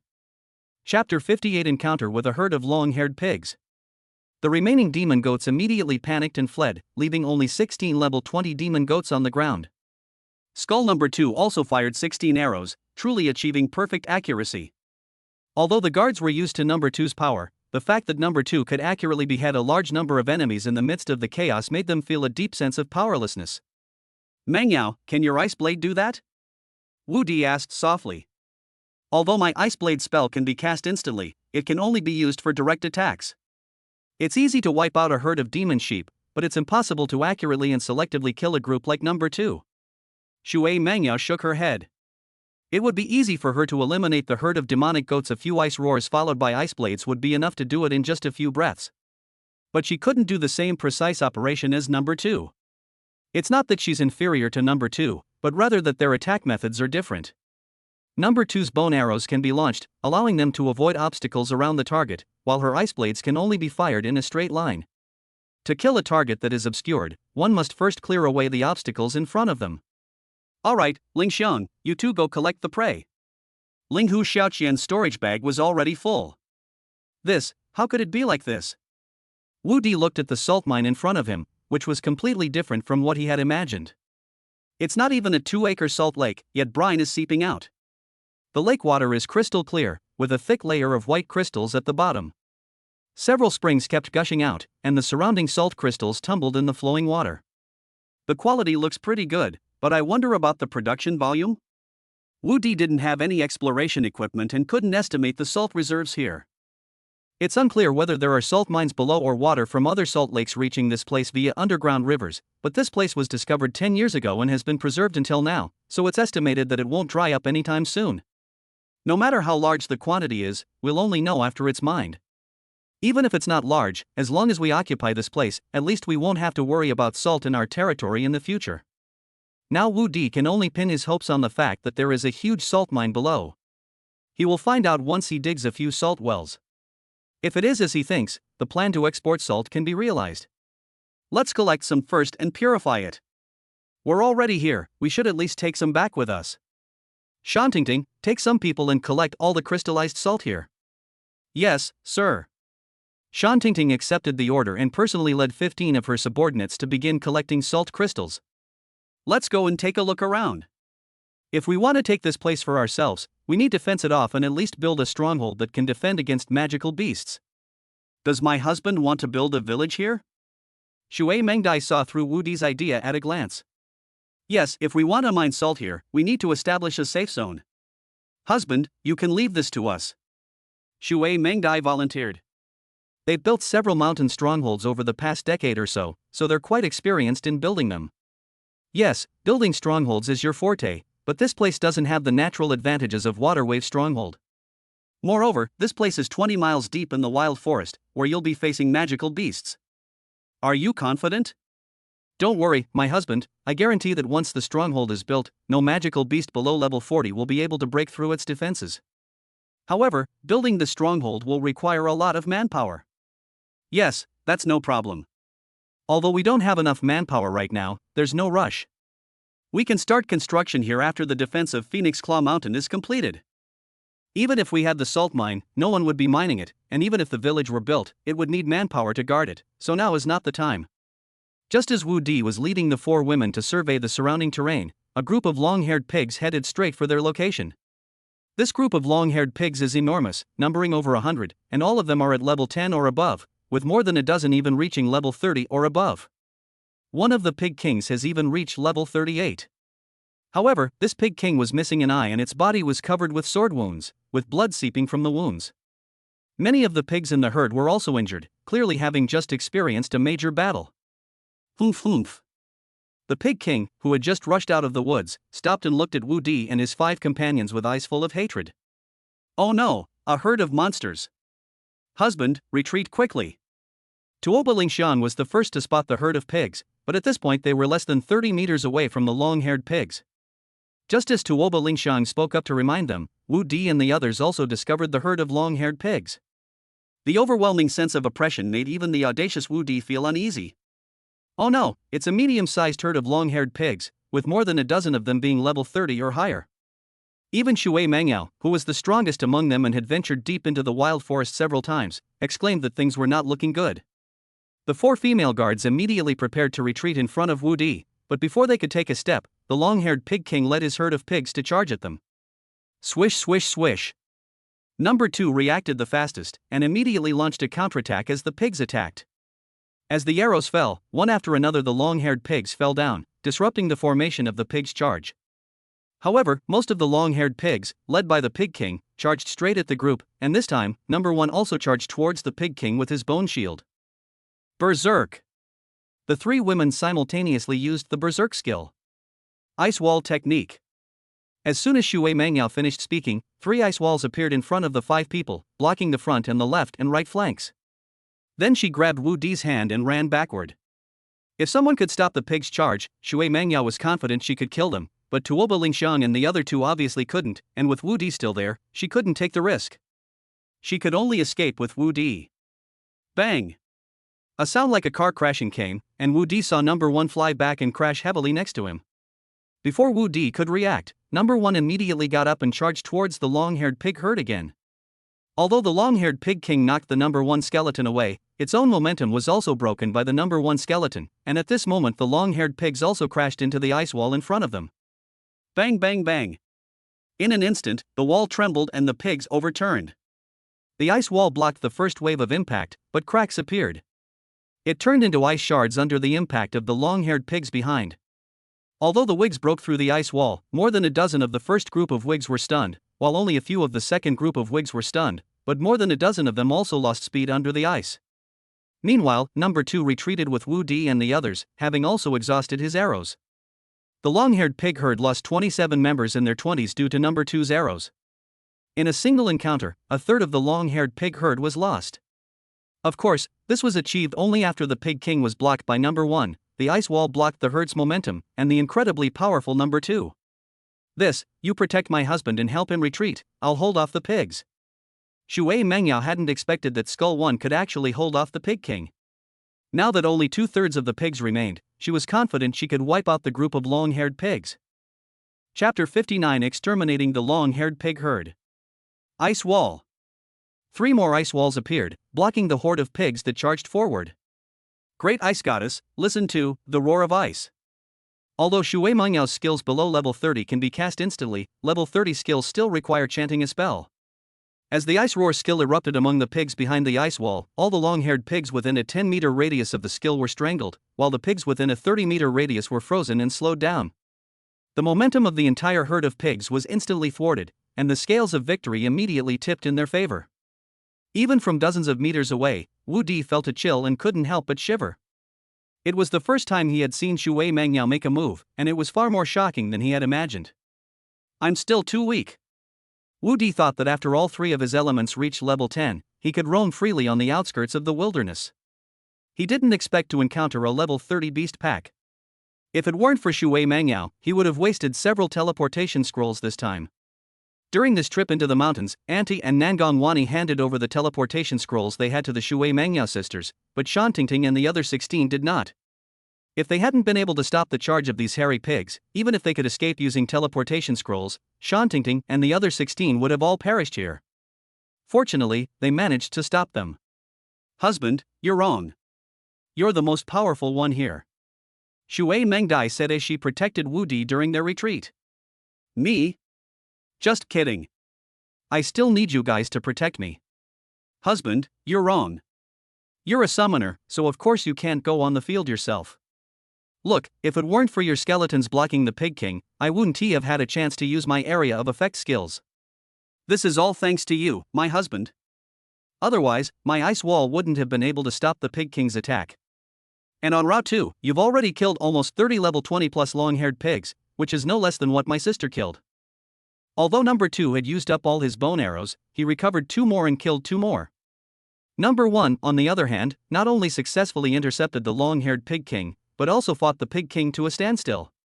Moreover, although it couldn't kill the Pig King in one hit, each strike left a deep wound on the Pig King's body, and most of the Pig King's attacks were blocked by his bone shield. Even if the attacks land on it, they can't cause much damage. If this continues, the Pig King will be worn down and killed before long. Ice Blade Technique. The slowed-down long-haired pigs became easy targets, and Shui Mengyao continuously unleashed ice blades to harvest their heads. My lord, are you alright? At this moment, Shan Tingting, who had heard the commotion, ran over with her guards. It's alright, you guys go help out too. Although Shui Mengyao is strong, that's only if she has enough magic power. According to her panel, she has already used up more than half of her magic power. She needs to go back later and must conserve some magic power. Sisters, follow me and kill. Shan Tingting roared, releasing the pent-up frustration in her heart. Now it was finally their turn to take the stage. Just then, number 1 finally wore down the Pig King, but instead of withdrawing from the battle, it charged into the leaderless herd of pigs and killed them one by one. None of the creatures below level 30 could withstand a single strike from number 1, while those above level 30 could withstand only 2 or 3 strikes. By this time, number 1 had already begun a massacre. By the time Shan Tingting and her team joined the battle, only a dozen or so pigs remained in the entire herd. This is mine, don't try to take it from me. Why should it be yours? I'm going to kill you. More than a dozen guards started fighting over the monsters, they couldn't help it, it was just too frustrating. Number 1, come here and let me see. Hearing Wu Di's call, number 1 stopped fighting with the guards for the monster and ran over happily. TSK, I underestimated you guys.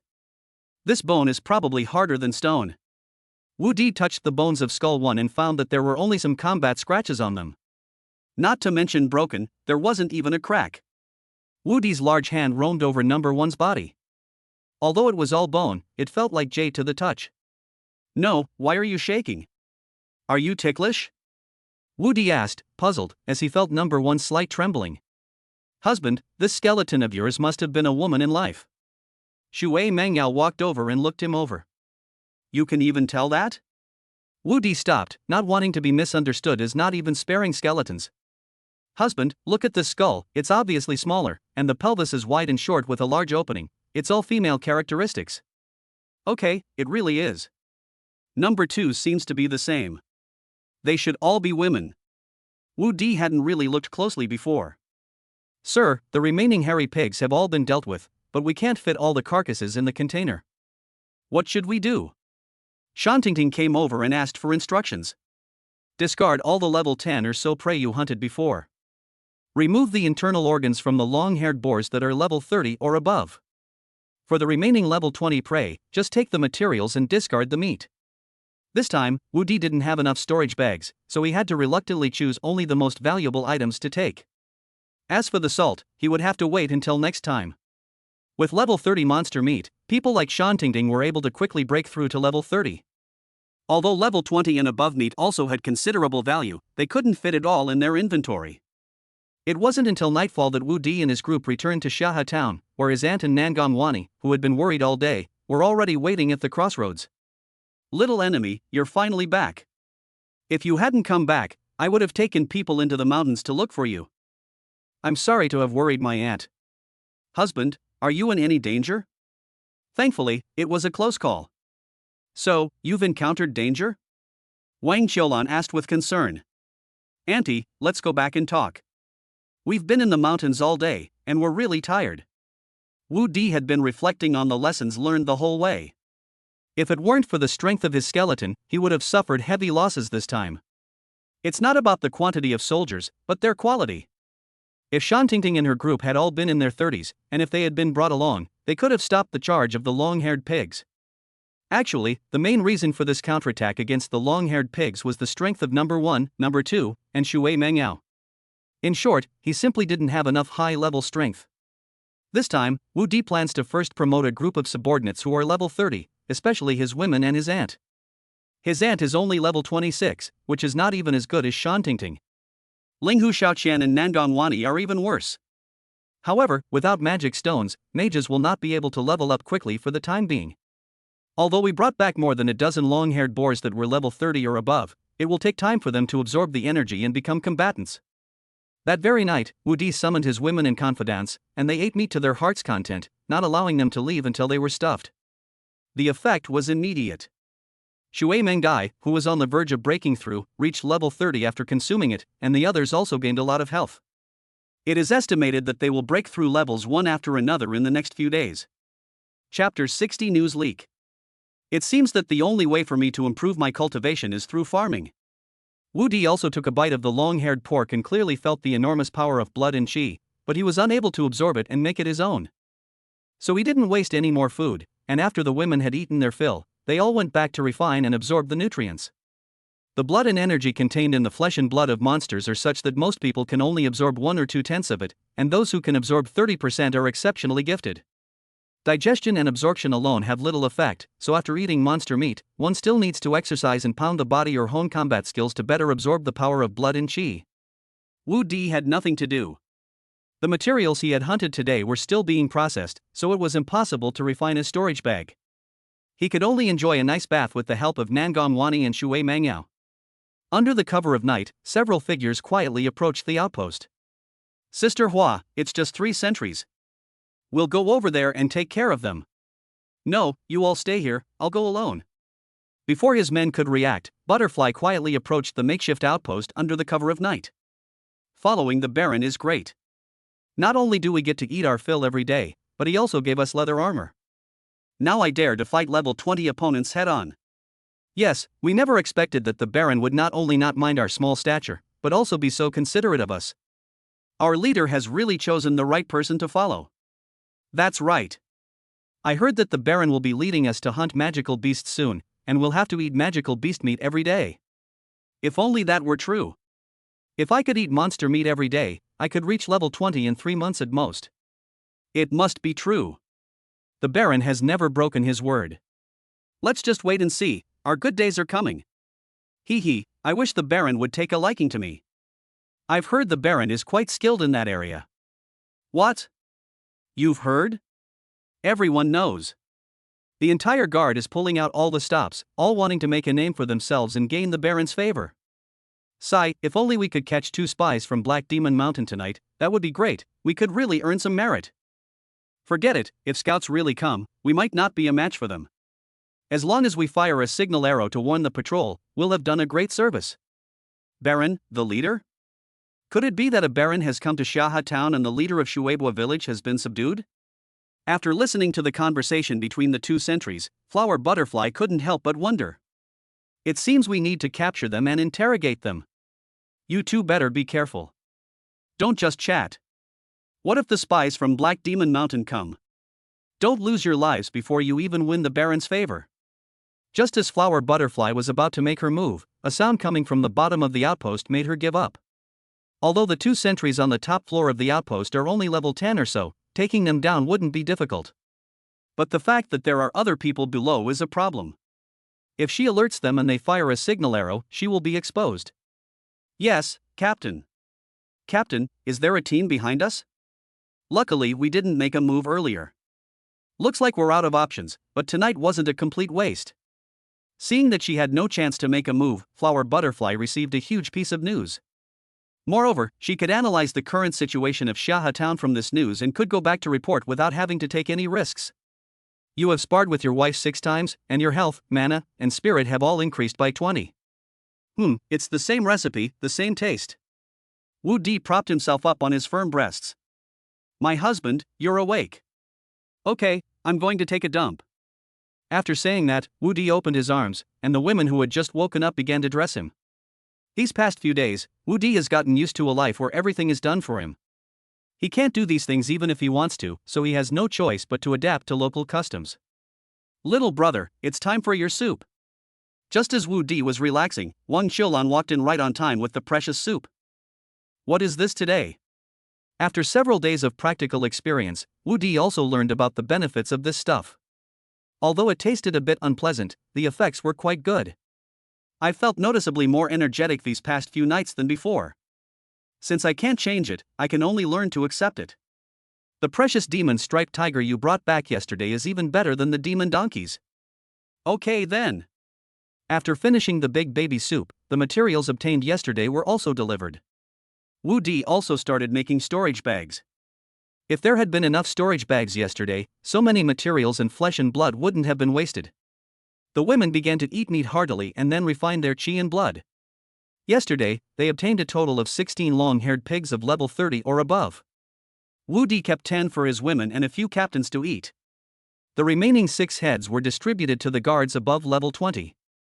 As long as they consumed this flesh and blood, the strength of his subordinates would increase significantly, and Black Demon Mountain would no longer be a threat. In the Black Demon Mountain's assembly hall, Butterfly was reporting to Black Widow the information she had gathered the previous night. You mean, the group that attacked you last time was guards brought by this Baron, and now they've subjugated Waterwave's stronghold? Black Widow stared blankly at the Butterfly. If that were the case, her plans would be completely disrupted. Yes, although I haven't seen this Baron with my own eyes, this information came from their sentries, so it must be true. Baron, why would a Baron come to this remote and impoverished place and start such a large-scale construction project? Does he intend to stay here permanently? Black Widow had no intention of asking the Lord to come up. After all, men have short lifespans, so who would be foolish enough to enjoy life in the city instead of going out to become a lord? Although there are barons who become lords, they all come from large families and would never come to such a place to become a lord. The wife selection ceremony just ended this year. Surely no baron would be so bored as to come here and become a lord? Poison Scorpion said this, but he didn't really believe it. If you ask me, we should have just taken over Shaha town back then. Now look what's happened. Giant Hornet has never liked these roundabout ways. In her opinion, nothing beats a single, decisive blow. Big sister, I think this is a good thing for us. Flower Butterfly glanced disdainfully at Giant Hornet and looked at Black Widow. Oh, then tell me how it's good? First, the enemy only had a few dozen guards before, and even with the addition of Shueibwa village, the number of guards is less than 200. Even if they are all armored, they are far from being a match for us. Secondly, the reason we cannot contend with the government troops is not because we are weak, but because we lack armor. Now, however, armor is readily available. With this armor, our elite troops can directly confront the government troops. Chapter 61, Dividing the Baron. This is indeed an opportunity. Our previous plan was to lure the soldiers of Plum Blossom Ridge, then gradually annex them and obtain their equipment. If we acquire this batch of equipment, we'll be even more confident in our ability to gradually take over Plum Blossom Ridge. Black Widow's eyes lit up when she heard Butterfly's words. They can't handle Plum Blossom Ridge with their current strength, but the Baron of Little River Town can. Even if he is a baron or a lord, he is an unappreciated lord, or a lord who has made some mistake and has been demoted to our place. Now that you've entered my territory, the Poison Widow, I don't care if you're a baron or a lord, anyone who hinders my plans is doomed. Although killing a baron is unacceptable throughout the entire eastern continent, these mountain bandits don't care about such things.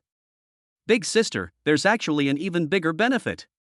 Butterfly smiled knowingly. Are there any other benefits? Big sister, if we can control that baron, wouldn't we be like having the emperor in our hands and commanding the princes? If he is indeed the lord of the territory, then as long as we control him, the entire territory will rightfully be ours, and his guards will also be able to expand our strength. And more importantly, boss lady, after all these years, don't you want to taste the flavor of a man again? If you could give birth to a boy, then in 10 years or so. Butterfly stopped there, because Black Widow's eyes were practically glowing green. That's right, the taste of a man is truly delicious. I haven't tasted it for decades. Now that you mention it, I really miss it. Big sister, let's go snatch that baron back right now. Upon hearing this, the giant wasp was no longer sleepy and immediately perked up, laughing heartily. Butterfly has done a great job this time. Don't worry, I, Black Widow, am not one to hog all the benefits. Once we have the baron under control, we'll take turns. As for whether it's a boy or a girl, that's up to everyone's luck. Black Widow certainly knew the importance of men. If she didn't share them, her Black Mountain would probably be in chaos very soon. Big sister is awesome. Then we won't stand on ceremony with Big sister. Giant Hornet declared first, as if afraid that Black Widow might change her mind. Thank you for your kindness, elder sister, but I only need to take turns with you for 1 day every 7 days. The reason why Butterfly wanted to control the Baron was also to get pregnant. If she could give birth to a boy, then 18 years later, she could rise in status as the mother of a baron, and then why would she still be a bandit? However, she also knew what was good and bad. If she dared to take up too much time, she probably wouldn't even be able to get pregnant before her life was in danger. Just like my third sister, I only need 1 day out of 7. Although the poisonous scorpion didn't like to talk, he wasn't stupid. Alright, then I only need 1 day, and the remaining 4 days can be enjoyed by the big sister. Seeing that both the scorpion and the butterfly only needed 1 day, the giant wasp had no choice but to agree, even though it was unwilling. Then I thank you very much, sisters. Big sister, when are we setting off? The giant wasp was already impatient. Go and prepare. We will depart for Little River Town before dawn tomorrow and capture the Baron alive. Oh no, we have to wait until tomorrow. Second sister, listen to eldest sister, let's go and get ready. Even if we leave now, it will be dark by the time we get there. Although Flower Butterfly and Giant Horsebee disagreed on some points, they still got along well.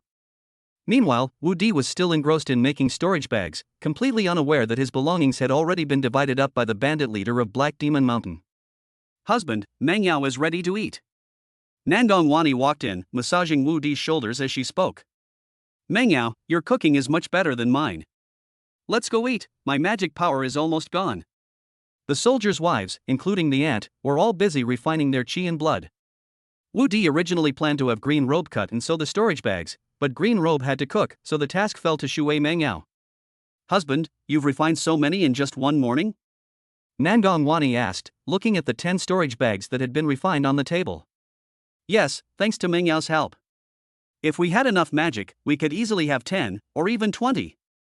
Wani, don't listen to your husband. I didn't do any work, it's all thanks to you.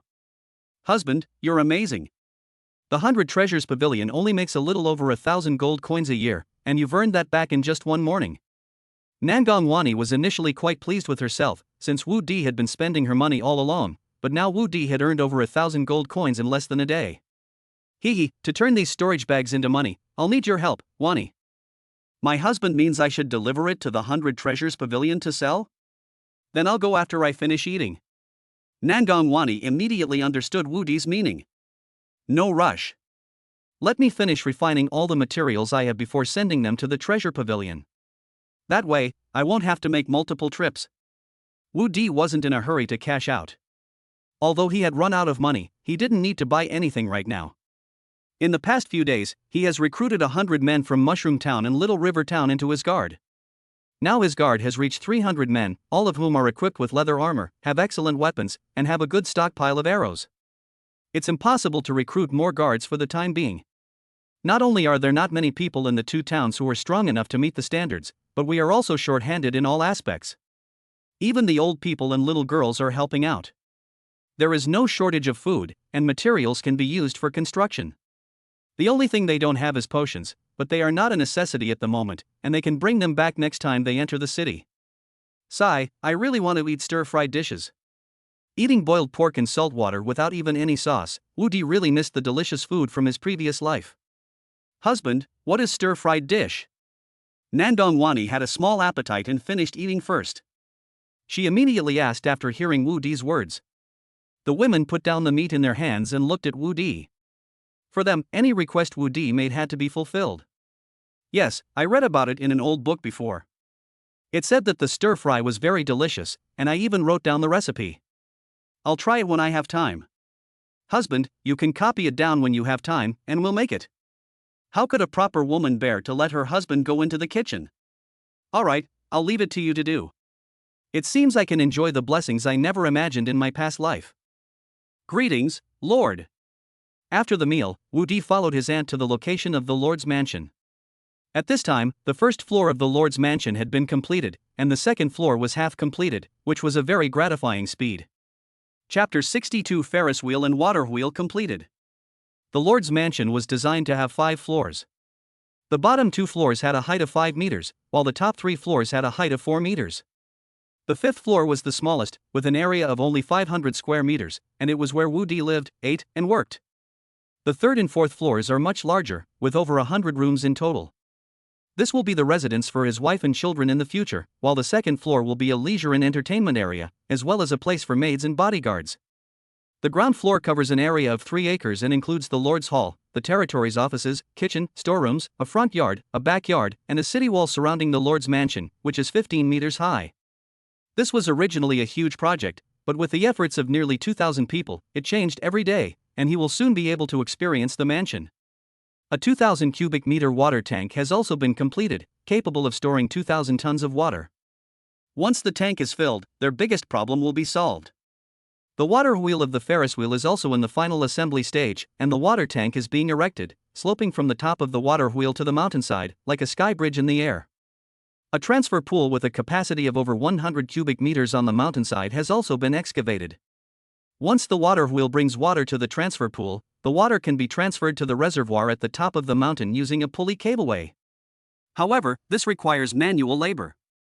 In order to save manpower, Wu Di specially designed 2 sets of hand-cranked and foot-operated variable gears at the pulleys at both ends. If nothing unexpected happens, the water should be running by tomorrow morning. After inspecting the room and finding no problems, Wu Di pulled Shui Mengyao back into the room.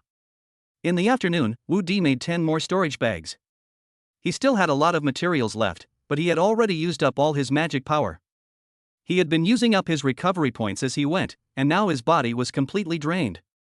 Through these few days of work, Wu Di also discovered that his magic and mental energy recovered relatively quickly, especially when there were women around. His magic and mental energy recovered twice as fast. I'll reach level 11 tonight, and I can finish 2 more tomorrow. After Wu Di finished work, Wang Qiulan appeared right on time with the precious soup. Auntie, aren't you going to absorb the power of qi and blood? Just leave these things to Green Robe. Absorbing the power of qi and blood is not as important as your business. Besides, your aunt just broke through to level 27. It's not too late to familiarize herself with it before absorbing it. Wu Di woke up to a burst of cheers in the early morning. Ignoring the cheers outside, he first opened his own panel to check. Host, Wu Di of Huaxia. Age, 18. Height, 190 cm. Wives and concubines, 6. Warrior, level 11, basic swordsmanship, basic spearmanship, assassination swordsmanship, shield block, jump, dodge, parry, snake step. Magician, level 11, specializing in space creation and space development.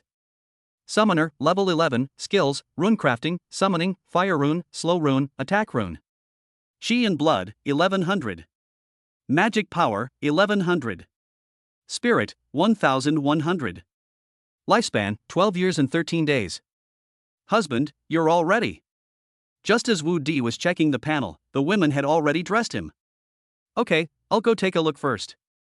The water wheel should be finished. Wu Di didn't wait for the girls to get dressed before heading out first. After Wu Di went out, Shan Tingting, who was waiting at the door, immediately followed with her people. At this moment, the cliff edge was crowded with local people who stopped to watch. In the distance, the Ferris wheel slowly rotated, and the water it brought flowed slowly into the transfer pool on the mountainside through the wooden water trough. Upon seeing Wu Di arrive, the people greeted him warmly and made way for him. Standing on the mountaintop, Wu Di could see the water column rushing down in the trough. The water volume wasn't very large, but it still filled about half of the trough, producing about 1 or 2 tons of water per minute. It only takes 1 day to fill his 2,000-ton reservoir, which is more than enough. Now that the biggest problem has been solved, all that's left is for the Lord's mansion to be completed and the surrounding mountain defenses to be finished, then he can truly establish himself in this world. My lord, I have successfully completed the task. The Ferris wheel is finished. Lu Yuan, who was in charge of the Ferris wheel's construction, ran over breathlessly and said excitedly. Originally, she only built the water wheel because she didn't want to disobey Wu Di's orders. She didn't really believe that the water wheel could send water to the sky and then to the mountainside. This morning, after the Ferris wheel turned and actually brought the water to the mountainside, her admiration for Wu Di reached its peak.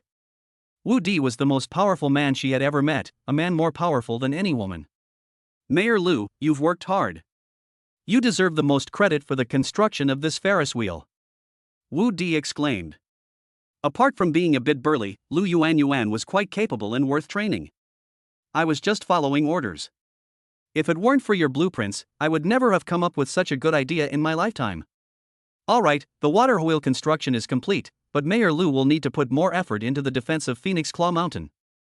My lord, I plan to take men shortly to begin constructing defensive towers, clearing roads, and building defensive ramparts on both sides of the mountain, starting from the 3 entrances at the foot of the mountain. Very good. The defense of the 3 roads is of paramount importance and cannot be neglected in the slightest. Once the defenses of the 3 roads are in place, we can rest easy. My lord, please rest assured, I will personally oversee the defense construction. Yes, the people have worked hard these days. Make sure they are all well fed.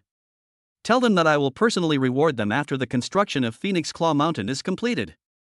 Yes, sir, I will arrange it immediately. Wait, I was originally planning to reward you with this storage bag after the mountain construction was completed, but I have faith in your abilities, so I'm rewarding you with it now. Wu Di called out to Lu Yuan, who was about to turn around, and handed her a storage bag. This, sir, this is far too valuable. How could my meager contributions possibly warrant such a reward? Although Lu Yuan desired it, she knew that her merits were not worthy of such a reward. Here you go, take it. In our Huaxiao Wudi, we have always been fair in our rewards and punishments. Merits are rewarded and mistakes are punished. As for what the reward is, that is up to me. Of course, if the defenses along the road aren't done well, then I, the Lord, will punish you. Are you confident you can handle it? Rest assured, sir. If there is any mistake in the road defense, I am willing to offer my head in retribution. Very good. Since you are confident, then take this reward. I hope you will not let me down. Yes, sir. Lu Yuan took Wu Di's storage bag with both hands, feeling that the storage bag was as heavy as 1,000 pounds. The onlookers had all gone back to work, and Wu Di was also preparing to return to continue making storage bags. Once he had finished making all the materials this time, he planned to go into the mountains again. Chapter 63 Black Demon Mountain Attack. Whoa! Just as Wu Di was concentrating on making the storage bag, a sharp whistle shot from a distant outpost rose into the air, and all the people of Phoenix Claw Mountain stopped what they were doing and looked in the direction of the whistling arrow. Oh no, it's an enemy attack. Everyone immediately realized what was happening. Enemy attack. Quickly help the townspeople evacuate to Lord's Mountain. Li Hongmei, who was leading a patrol in the town, quickly gave the order to her subordinates. Fortunately, the residents of Xiahe Town all work on the mountain and only come back to rest at night. Now, there are only a few elderly people with mobility issues in the town, so they are easy to relocate. The guards on the mountain immediately rushed to the 3 intersections to carry out defensive work when the signal arrows were fired. At this point, the first layer of defense at the 3 intersections had only just begun to be built and had little defensive capability. However, the building materials piled up along the roadside could block the enemy's charge. Put down your work and retreat to the mountaintop immediately. Lu Yuan saw the guards coming and hurriedly ordered the workers to retreat. These people were all townspeople below level 10, and staying behind would only increase casualties. Wu Di also rushed out of the study immediately, accompanied by his aunt, 5 wives, and 2 skeleton guards. Shan Tingting's team of guards also protected Wu Di and the others. All citizens, find safe areas to hide on the spot. Don't panic, don't run around. Wu Di's voice seemed to have a magical power, spreading throughout the entire mountaintop. Some panicked citizens immediately calmed down and found cover to hide. There are still about 20 days until the start of winter, so it shouldn't be a monster attack. If it were a monster attack, then they would not only have to defend against ground monsters, but also against flying monsters. Let's go down and take a look. Wu Di called out, and before Wang Xiulan could stop him, he took the lead and headed towards the main road ahead. Xiao Di, wait a minute, let your aunt go first. Wang Xiulan knew she couldn't dissuade Wu Di, so she rushed in front of him to protect him. Lord, why have you come down? Lu Yuan, who was directing the retreat of her people, hurriedly came up to greet Wu Di when she saw him come down. It's nothing, I just came down to check the situation. Then I'll go with you, sir. No need, you go up there and appease the people, leave the rest of the battle to them. Although Lu Yuan was also a level 20 warrior, her strength was not in combat. He doesn't need Lu Yuan as a combatant, but he only has a few managers. He can't afford to lose even one of them. Besides, Lu Yuan doesn't even have armor, so she can't play a role more effective than a level 10 or 12 guard. The first checkpoint on the road is a city gate tower located on the ridge, 10 meters above the ground. It was only recently built, with just the foundation laid, and has virtually no defenses. But there were already 60 or 70 people standing by, and at that moment, Li Hongmei's team, escorting more than a dozen elderly people, came over with hurried steps. Sir, there's no one left in the town, everyone has evacuated to the mountains. Good, have the people at the outpost been withdrawn? Not yet, but I estimate. Sir, they're back. Very good. Defend the position and ask them if bandits have come. Wu Di also saw the 3 people rushing back.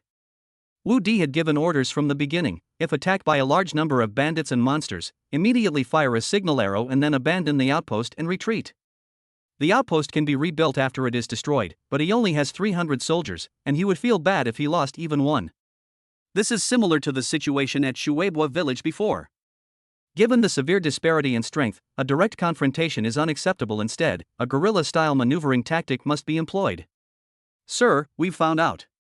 They're bandits from Black Demon Mountain. This time, they've mobilized their entire army. We estimate there are 700 or 800 of them. The news quickly spread back from the 3 men. Hearing this, Wu Di breathed a sigh of relief. Although there were more people than he had expected, it was still within his expectations. His Phoenix Claw Mountain was easy to defend and difficult to attack, so even if there were many people, they couldn't rush in all at once. Alright, there are too many people here to form a proper formation. Leave 20 archers here to fight and retreat, the rest of you retreat to the mountainside to establish a defensive line. Wu Di did not intend to hold out here. The road was too narrow and there were no fortifications.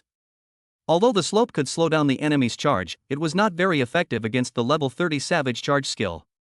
All we need to do is leave 20 archers to wear down the enemy's forces on the way up the mountain. The terrain is wide up the mountainside, so we can set up a defensive line there. This way, we can use the wide terrain against the narrow terrain and the large number of troops against the small number of troops, which will be more advantageous to them. Your insight is excellent, sir. I will make the arrangements immediately. Notify the other two routes that if they encounter the enemy, they should also use ranged attacks to wear them down, and then retreat to the mountainside. Yes.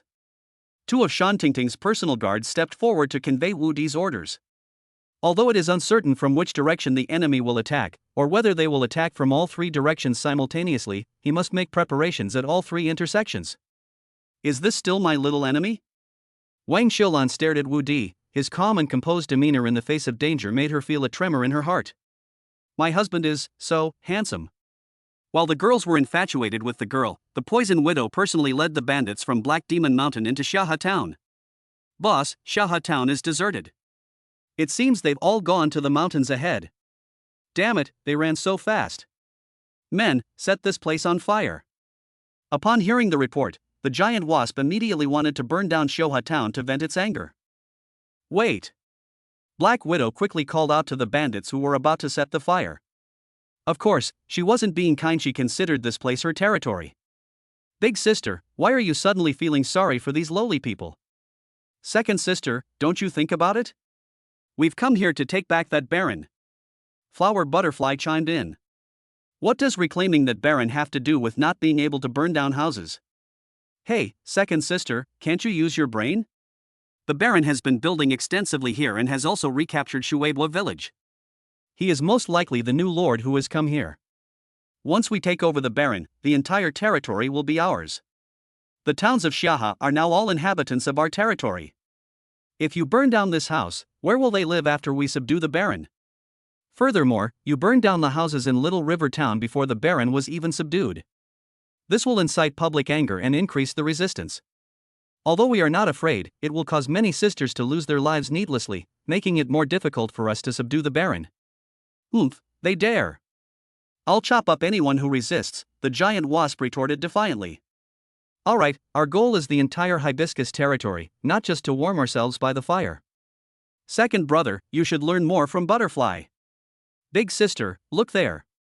Butterfly was not only thoughtful but also had a keen eye for observation. She pointed to the Ferris wheel a kilometer away and gestured.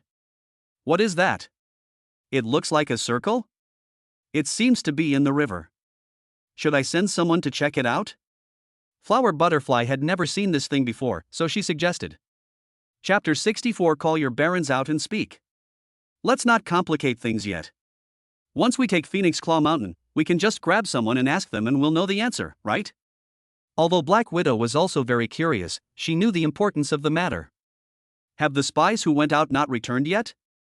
Black Widow couldn't wait any longer. Report, boss, the residents of Shaha Town have all taken refuge in the mountains. There are 3 roads leading up the mountains, and they are all guarded. 3 roads? How many people are guarding them? There aren't many, only 20 people on each mountain path, but they all have crossbows. The crossbow is a powerful long-range weapon that is very lethal to low-level warriors, especially those without armor. Moreover, it is not easy to make, and none of their more than 700 people had one. They only had a few dozen bows and arrows, and they were not powerful enough. They also only had about 40 sets of leather armor. The others wore coarse cloth clothes, which could not withstand the arrows and crossbows at all. However, wooden shields are easy to obtain, with a couple hundred of them, but they cannot stop crossbow fire at close range. Scorpion, Butterfly, each of you take 100 men and guard the exits on both sides. Do not attack, just prevent the Baron from escaping. Second brother, you come with me and attack from the middle. Black Widow quickly came up with a battle plan. Although the enemy had crossbows, their numbers were limited, and they were deployed in 3 directions. She could easily break through from one direction. Yes. Sir, they're here.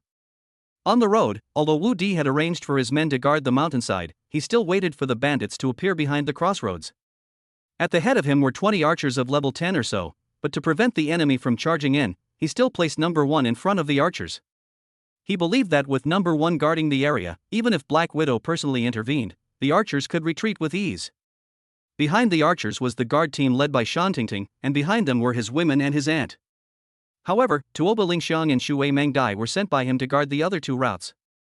Of course, he also has 2 ADCs, number 2 and Shui Mangyao, by his side, which is also the source of his courage.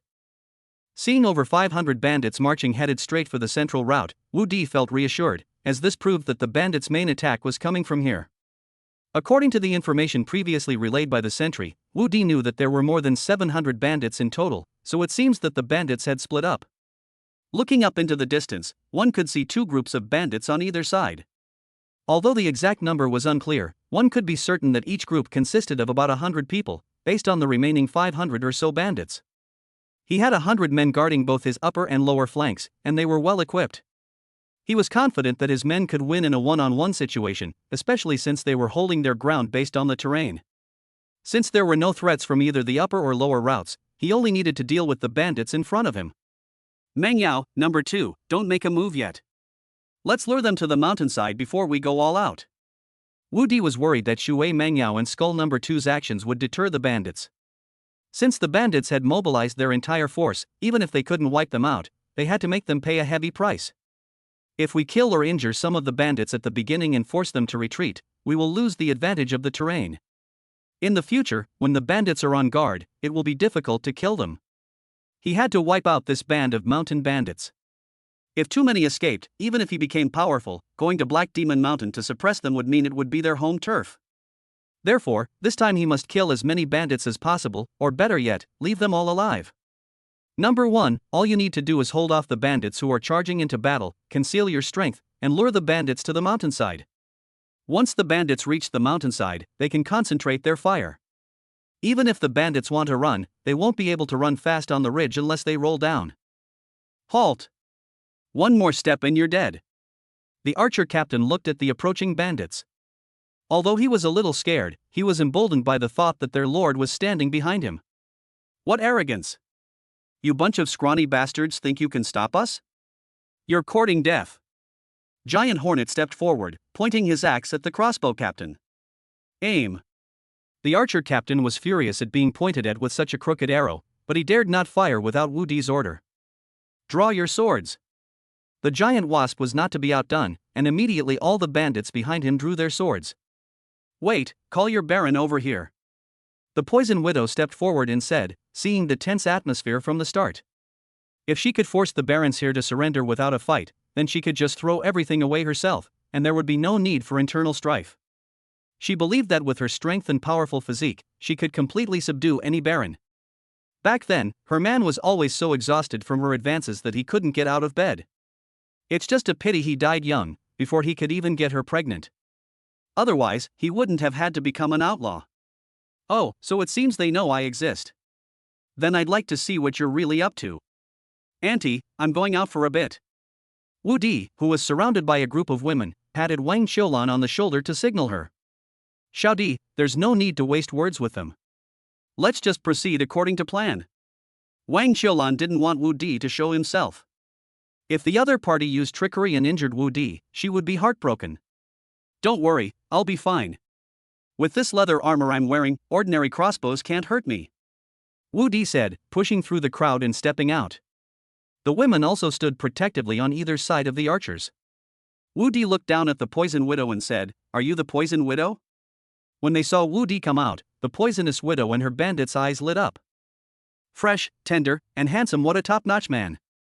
And young and energetic, he's far superior to her ex-husband. She could probably use him for several years, and with proper care, maybe even more than a decade. A man of such high quality could probably give me several children. What should I name him? Giggle giggle. Damn, has this woman gone mad?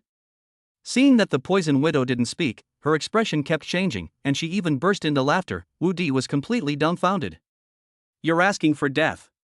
Our lord has asked you a question. The archer captain burst into laughter when he saw that the poison widow was silent, wishing he could shoot her in the face. Lord, are you the lord of Hibiscus territory? Although you have delicate skin, I like you. How about being my man?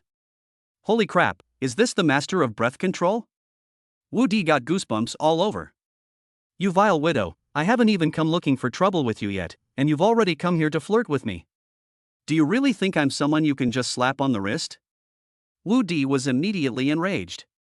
He was the one who teased others. When did it become someone else's turn to tease him? Of course, if you were a fairy, then I would accept it. But you're a ball, no, a gourd weighing 200 or 300 pounds, and you dare to tease him. How can he tolerate that? Chapter 65 Mental Critical Strike Damage. Oh, you're getting angry already? Let me tell you, being a lord isn't easy. But if you become my man, I guarantee you won't have to do anything. You can just lie in bed all day. I can also help you manage the territory. Besides, with my strong and sturdy figure, it wouldn't be a problem for me to have 10 or 8 children for you. If that's not enough, your sister has 3 good sisters under her command. Each of them is as strong as your sister. As long as you become your sister's man, they will all be your women, and you're guaranteed to have a large and prosperous family in the future. Moreover, my sisters are all very talented, guaranteeing they can entertain you with something different every day, giving you a unique experience every day. Second brother, show our men your charm. Black Widow said, gesturing to the giant wasp. Watch closely. The giant wasp slammed its axe into the ground, making a very seductive gesture, and even winked at Wu Di. Put. Wu Di spat out his lunch on the spot. He's alluring, and his movements are perfect, but damn it, this is Li Kuei. A seductive Li Kuei flirting with him is even more lethal than Stephen Chow's version of Ru Hua. Damn it, I made a mistake. I shouldn't have come out. This critical hit was too strong. Wu Di could see the psychological trauma. He would probably be plagued by nightmares for the next few days. Get lost, you son of a bitch, how dare you come here and pollute my eyes. Shoot them to death. Wu Di roared, then turned and walked towards the mountainside with the women without looking back. If he didn't leave soon, he estimated he would vomit his stomach acid, which was already seriously affecting his appetite. Oops, I was careless. I forgot that there's damage that leather armor can't block. Xiao Di, are you alright? Wang Xiulan didn't understand why Wu Di had vomited. Had he eaten something unclean at noon? Husband, what's wrong with you? Shui Mengyao and the other women asked in a panic. It's alright, let me catch my breath. Sir, are you injured? Captain Li Hongmei and others, who were in charge of the defense of the mountainside, saw several women helping Wu Di walk over and hurriedly went forward to ask with concern. It's nothing, just a little emotional distress. Wu Di shook his head, but the damned image just wouldn't leave his mind. This was only because his mental strength had reached 1,100 points, otherwise, he probably would have died on the spot. Ah, mental damage? Could it be that the opponent is also a high-level summoner? Everyone was shocked upon hearing this, as they all knew that Wu Di was a summoner. Their mental strength was the highest among them, yet they were still injured like this. Just how strong was the opponent's summoner? Don't worry, they don't have any summoners. Wu Di said, trying to calm the troops despite his distress. Ah, if there's no summoner, then who hurt the master? The women were even more puzzled. It's that ugly woman, the ugly woman with the axe. Wu Di felt that if he didn't kill that ugly woman today, he estimated that the psychological trauma would linger for the rest of his life. Damn ugly woman, I'll tear you to pieces. Upon learning who the culprit was, Wang Qiulan immediately drew her long sword, ready to fight the giant wasp to the death. Auntie, when they come back, we don't need to fight them head-on. We can't let them interrupt our plans. Wu Di quickly grabbed his aunt. The impact on the plan is small, but if they continue running in anger, they are at a disadvantage. If something happens to their aunt, he will be devastated. Sisters, those ugly women down the mountain dared to harm the Lord. When they come up, kill them all. Seeing that Wu Di had stopped Wang Qiulan, Shan Tingting knew that the overall situation was more important, so she had no choice but to mobilize her subordinates to avenge Wu Di later. Kill them, kill them. The guards were all filled with righteous indignation, secretly vowing to tear the bandits who had harmed their lord to pieces. Run. Let's see where you run. You can't escape from the clutches of this chieftain. The poison widow said, licking her dark lips as she watched Wu Di flee in panic. Sisters, charge. Whoever becomes a baron alive, the chieftain, will grant him to you all for 30 days of your enjoyment. Ah, kill. Capture the baron alive. Capture the baron alive. Upon hearing that capturing the baron alive would grant them 30 days of enjoyment, they were instantly energized and charged forward recklessly. Don't push me, the baron is mine. Seeing the bandits surging in like a tide, the archer captain followed the plan and retreated while firing. The 20 archers split into 2 groups, retreating and firing as they went, and bandits at the front kept falling and rolling down the ridge. Although bandits fell one after another as they advanced, they were all fearless and charged forward with bloodshot eyes, determined to obtain the baron. Is life more important than a man? Number 1 received orders to retreat with the archers, only striking and killing bandits when they were about to reach them. Wu Di's plan went smoothly. The crossbowmen successfully lured the bandits to the mountainside without suffering any casualties. It was said that the crossbowmen lured them, but it was more accurate to say that Wu Di lured them, and the Black Widow's words added fuel to the fire, causing the bandits, who hadn't tasted the pleasures of a man for decades, to completely lose their minds. Even as people continued to be hit by arrows and tumble down the ridge, the bandits showed no fear whatsoever. Instead, they believed that the next lucky one would be themselves. He only regained consciousness after being shot by an arrow, but by then it was too late. Along the way, he was killed by archers who shot at him with kites. Bring the barricades over and block the road. After the archer team and number 1 returned, Shan Tingting immediately ordered her men to put the makeshift barricades on the road. Swordsmen and shieldmen, hold your ground. Archers and crossbowmen, shoot them down. Swish, swish, swish. In the blink of an eye, 40 arrows shot into the charging bandits, and a number of them fell instantly. Wu Di only had 80 crossbows in total, with 40 deployed on the other 2 routes and 40 in the middle. However, as long as they could hold off the bandits' charge, they could wear them down. Oh no, boss, we seem to have fallen into a trap. This place is so narrow, our people can't move around at all. Although the giant wasp was reckless, it wasn't stupid. Seeing that the road ahead was blocked, it immediately understood the other party's intention. Damn it, get the archers up here and clear a path for me. Black Widow knew she had been tricked, but she was now in a dilemma. Having lost so many men, if she couldn't take this place, all her losses would have been in vain. But if she could capture the Baron alive, all the losses could be made up for. Moreover, they outnumbered her 4 or 5 times. Once she broke through this barrier, victory would still be hers. Make way, let us in. The entire road was crowded with bandits, and on both sides were almost vertical slopes tens of meters deep. Even rolling down there would be a 9 out of 10 chance of death. The archers behind could only squeeze in little by little. Chapter 66, The Death of the Giant Wasp bonus chapter. My lord, they have archers. Please step back and watch the battle. Shan Tingting said, immediately stepping in front of Wu Di to protect him when she saw the archers appearing in the center of the bandits. No problem, just a few dozen archers. Number 2, take out the archers inside. How many archers can the bandits have? Number 2 has already reached level 15 and has 30 bone arrows. After a burst of fire, how many will be left? Moreover, after a burst of fire, it will probably be able to upgrade again. After the upgrade, the bone arrows will be replenished, and with dozens of archers, number 2 can take care of him. Ah! The archer who had just squeezed through from behind was taken away by a bone arrow falling from the sky before he could even draw his bow. How is this possible? The Poison Widow exclaimed in shock. There were still hundreds of people blocking their way. It would be normal for 1 or 2 arrows to be thrown over, but more than a dozen in a row, and every single one of them hit the archers who had just squeezed through. Did these arrows have eyes? What the hell? How could this happen? The giant wasp didn't even dare to look at the fallen archer. What terrified them most was that the archers who were still pushing forward were also being called out one by one. Close combat is hindered, and long-range attacks are sniped. How can we fight like this? Second brother, you take them and clear a path for me. Black Widow frowned slightly now, only a direct assault would allow her to break through. You lot, come with me. Giant Hornet, level 35, called upon the only 6 level 30 bodyguards beside Black Widow and squeezed forward. We'll use Savage Charge at the same time to push aside the barricades in front. You all follow us. Once we break through the barricades, we'll charge in from both sides. Giant Horse called to his 6 bodyguards, not forgetting to give his subordinates some instructions. Kill them. Savage Charge. After a volley of arrows, Giant Horse immediately led a group of bandits forward. The 7 of them quickly pushed up the barricades blocking their path and activated the Savage Charge skill at the same time. The 10-meter-long barricade and the guards behind it were immediately forced back 3 meters. 2 paths more than 3 meters wide were also cleared on both sides of the barricade, and the bandits behind them seized the opportunity to swarm forward. Half Moon Slash, Leaping Slash.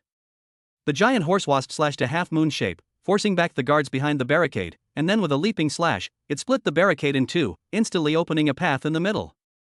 Number 1, go all out and hold the middle. Mangyao Ice Roar. Wu Di had calmed down a lot by now, but seeing the giant wasps rushing up, his stomach still churned. However, he still endured the discomfort in his stomach and not only personally directed the operation but also released slowing spells from time to time to assist his own side. Meanwhile, number 1 had already encountered the giant wasps and 2 level 30 bandits, who forcefully blocked the road that had just been cleared. Shui Mengyao had already prepared her ice roar skill when the giant horse be pushed aside the barricades. The entrances on both sides were blocked by Shan Tingting, Li Hongmei, and others. The archers also provided continuous support, and all of the 100 or so guards in the middle lane went up to fight, using a variety of skills. The battle had become intense and stalemate. Damn skeleton, how can there be such a powerful skeleton? The giant horse wasp was furious. She originally thought she could take care of the skeleton in front of her with one swing of her axe, but she did not expect it to be stronger than her. Not only did they block her attacks, but even the 3 of them working together could only barely parry them. This made her feel both frustrated and terrified. When did a baron become so powerful? Roar of ice. As Shui Mengyao finished her incantation, a huge ice flower with countless rotating ice blades scattered on the ridge 30 meters away from the battlefield, and the surrounding temperature suddenly dropped. The ice roar exploded 10 meters in front of Black Widow, and the bandits within a 10-meter radius were all killed. Blood protection. Under the level 40 skill blood protection, and at the edge of Ice Roar's attack range, Black Widow did not suffer much damage, only losing a little blood. Damn it, there's even a level 30 mage. At this moment, Black Widow also had some thoughts of retreating, but looking at her nearly half-lost subordinates and Wu Di not far from her, she suddenly saw hope again. Follow me and kill them. Capture the Baron alive. Black Widow called out to the remaining 200 or so bandits behind her. They had to rush up the mountainside and capture the Baron alive before the giant wasps and their group were driven back. Mengyao, well done. Wu Di couldn't help but praise. Shui Mengyao's ice roar not only killed dozens of bandits, but also pushed the bandits who came to their aid out of the 20-meter vacuum zone. More importantly, the freezing and slowing effect also affected the bandits who were fighting with them. However, their own people only felt a little cold and were otherwise unharmed. Their control of the distance was extremely precise. If the skill had been placed a meter further back, their own people would have been affected as well. But if they were a meter further away, they wouldn't be able to slow down all the bandits fighting them. Damn magician. How can there be a magician? And a damn ice magician at that. The giant wasp cursed loudly. Although they were on the very edge of the ice roar's influence and not greatly affected, she was still injured by that damn skeleton in that one strike. And she was lucky to only be injured, while the 2 women who fought the skeleton with her had already been killed by that damn skeleton. The other 4 were also shot dead by the archer skeleton not far away. She could only barely defend herself now and couldn't escape even if she wanted to. What's even more infuriating is that every time she retreats, while the damn skeleton presses down on her and attacks, it can also kill her companions around her, while swords and blades only leave shallow marks when they strike the skeleton. Damn it, how can he be so strong? How can he be so strong? Faced with the threat of death, the giant wasp realized that no baron or any man was more important than its own life. At this point, she had consumed more than half of her health and energy, and was still no match for the berserk skills. If the reinforcements behind her didn't arrive soon, she would be doomed. Mountain Splitting Axe, split it open. This was her level 30 axe warrior skill, and also her greatest killing move. Unfortunately, when it struck the bone shield, it only made the skeleton in front of her take a step back. Before she could even catch her breath, the opponent's bone blade came slashing towards her. My life is over. Second brother, I'm here. Storm Assault. Black Widow arrived just in time, using a level 30 skill to deflect number 1's bone knife and successfully pulled a giant wasp back from the gates of hell. Big sister. After surviving the ordeal, the giant wasp almost burst into tears, but before she could react, a bone arrow pierced through her neck in an instant. Am I still unable to escape? Chapter 67 The Black Widow's Hasty Escape. Damn it, I'm going to kill you all, heaven opening slash.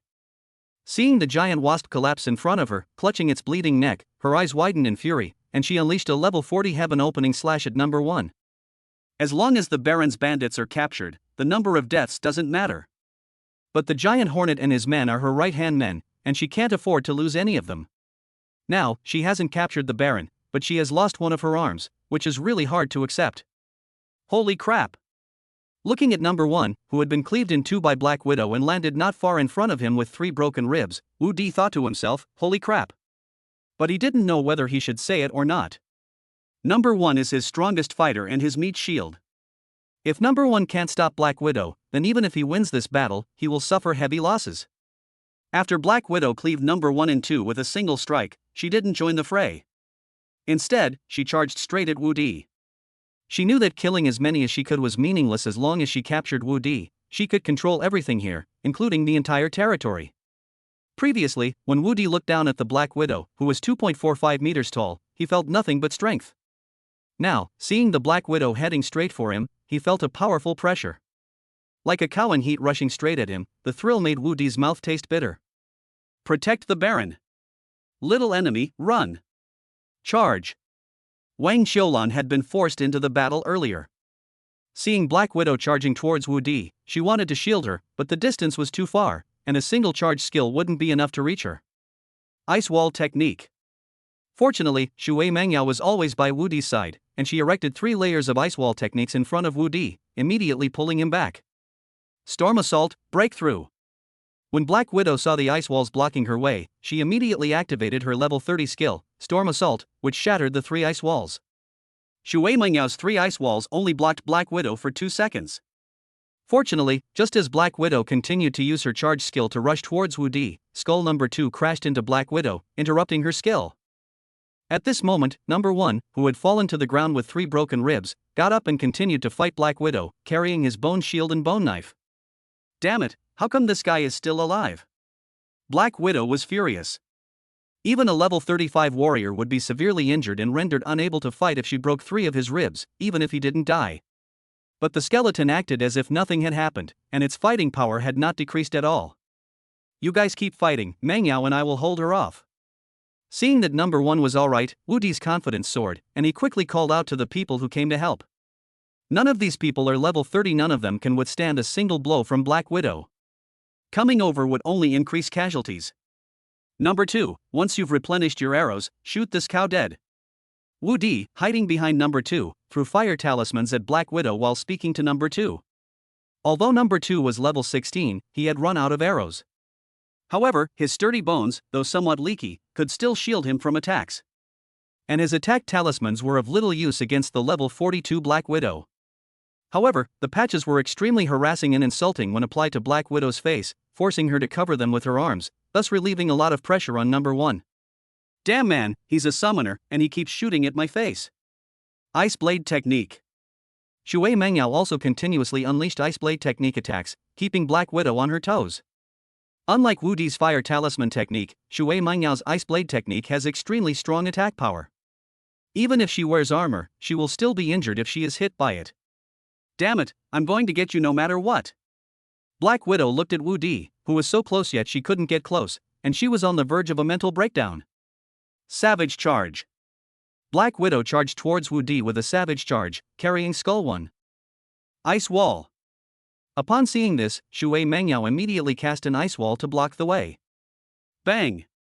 Skull 1 was slammed against the ice wall by Black Widow. Although it cracked the ice wall, it did not break. Black Widow's plan failed once again. Damn mage, I'll make you a widow. At this moment, Black Widow hated Shui Mengyao to the extreme. If it weren't for this damned mage, even 2 skeletons wouldn't have been able to stop her. She now regretted splitting her forces into 3 groups. If she had the help of Scorpion and Butterfly, she would have already captured the Baron. Open Heaven. Oh no! Just as she was about to use Open Heaven Slash to cut down the Black Widow who was blocking her way again, she caught a glimpse of another skeleton with a bow drawn and an arrow aimed at her. She was immediately terrified. Whoosh! Just as a bone arrow was restored, number 2 swiftly shot towards Black Widow's throat. Put! The bone arrow was dodged by the Black Widow who had reacted, but not completely, and the arrow still hit her shoulder. Damn it! At this moment, Black Widow knew that there was no hope of capturing Wu Di this time, and if she continued to fight, she would die here. Retreat! Looking at the remaining 100 or so bandits behind him, his heart bled, but he had no choice but to retreat. With a single slash, she deflected the bone knife of number 1 and immediately leaped down the mountain. The other bandits had long since given up on fighting, and upon receiving the Black Widow's order to retreat, some ran even faster than the Black Widow herself. Ice Wall. Great Ice and Snow Goddess. After casting 2 Ice Wall spells to block the way down the mountain, Shui Mengyao immediately prepared her Ice Roar skill. Kill. Upon seeing this, the guards immediately struck the fleeing bandits, attacking them relentlessly. Ah, get out of the way. They're coming. The bandits running behind were terrified. Don't push me. Ah. A bandit was pushed and tumbled down the ridge. There was only one road down the mountain, which was narrow and steep, and the road ahead was blocked. Open up. Black Widow pulled away the bandit who was crashing into the wall, cleaved the ice wall in 2 strokes, and ran down the mountain. But she hadn't run far when she suddenly felt the temperature around her plummet. The familiar temperature made her realize that it was Xu Mengyao's ice roar skill. She was immediately terrified.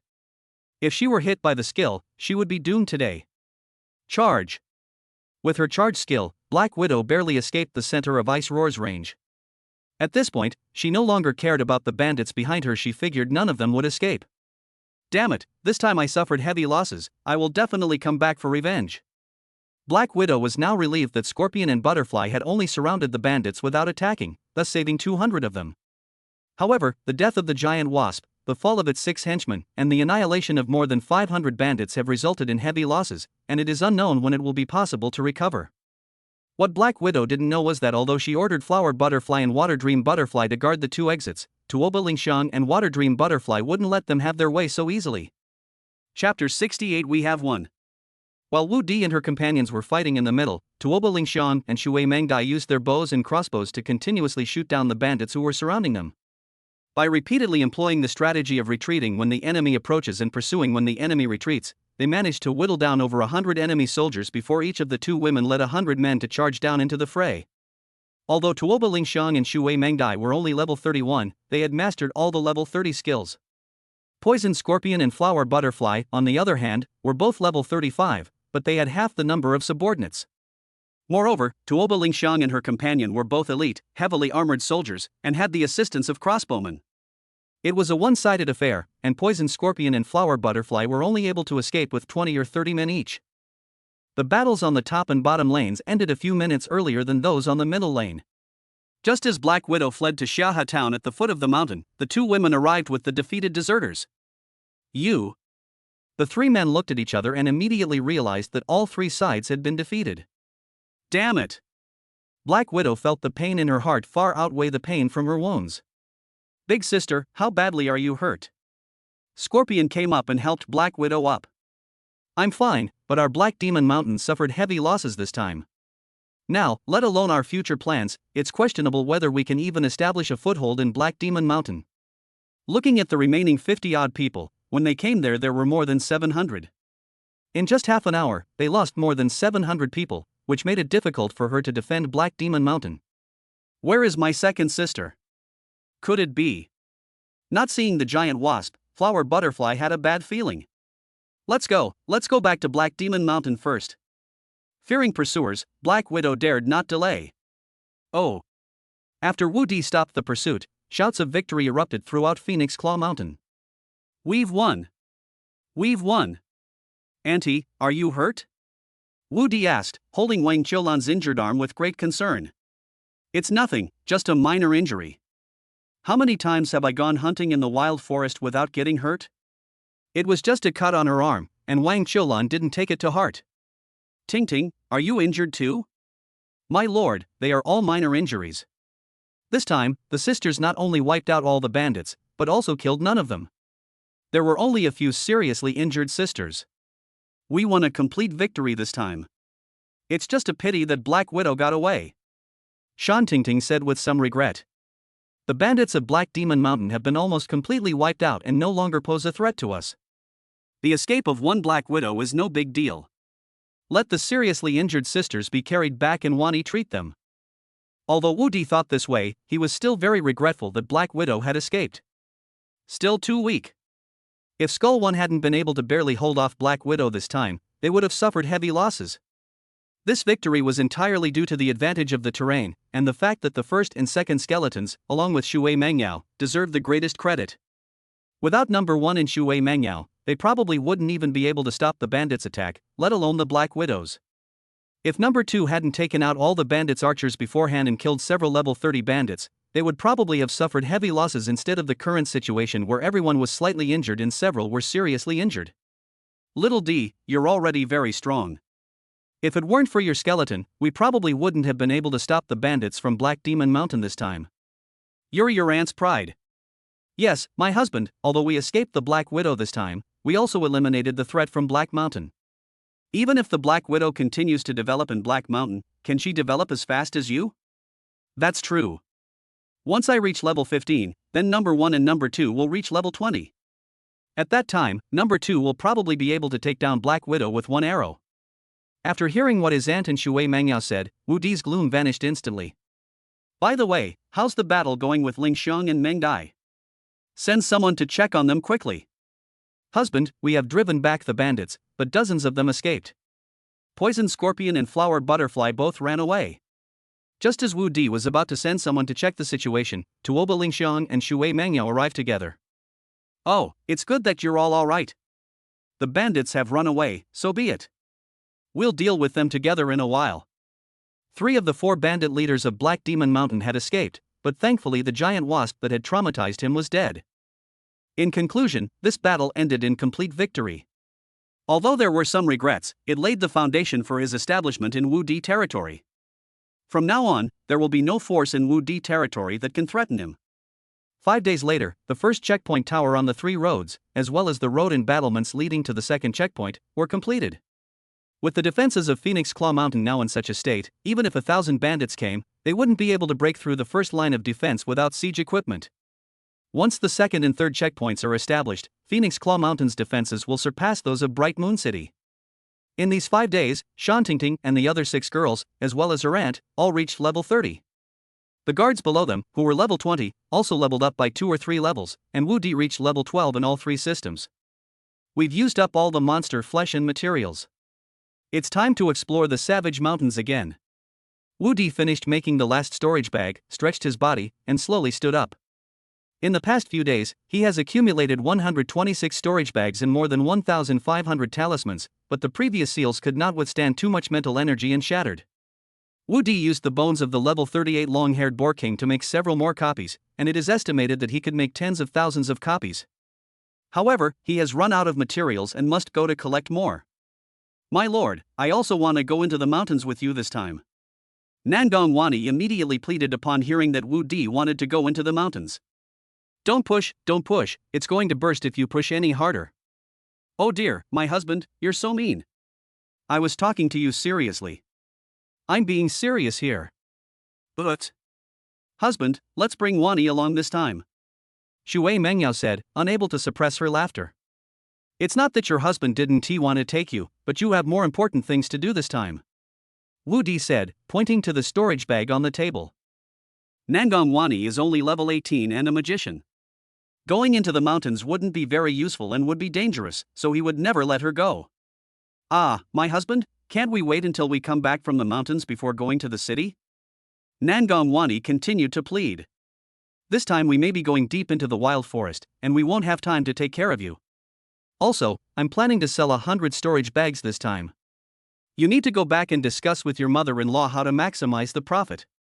Although Bright Moon City has a population of 200,000, not many people can actually afford storage bags, and most of them are powerful individuals or wealthy merchants, so the market is definitely not large. While consuming 100 storage bags wasn't a big problem, figuring out how to maximize profits and quickly monetize them was a delicate matter. Wu Di didn't understand this, so he had to leave it to Morong Lingshan to handle. Alright then. Nangong Wani had no choice but to obey. Chapter 69 The Tale of Nights. The next morning, Wu Di personally escorted Nangong Wani down the mountain. This time, Xu Jingjing led a group of people to escort her, and Green Robe naturally followed.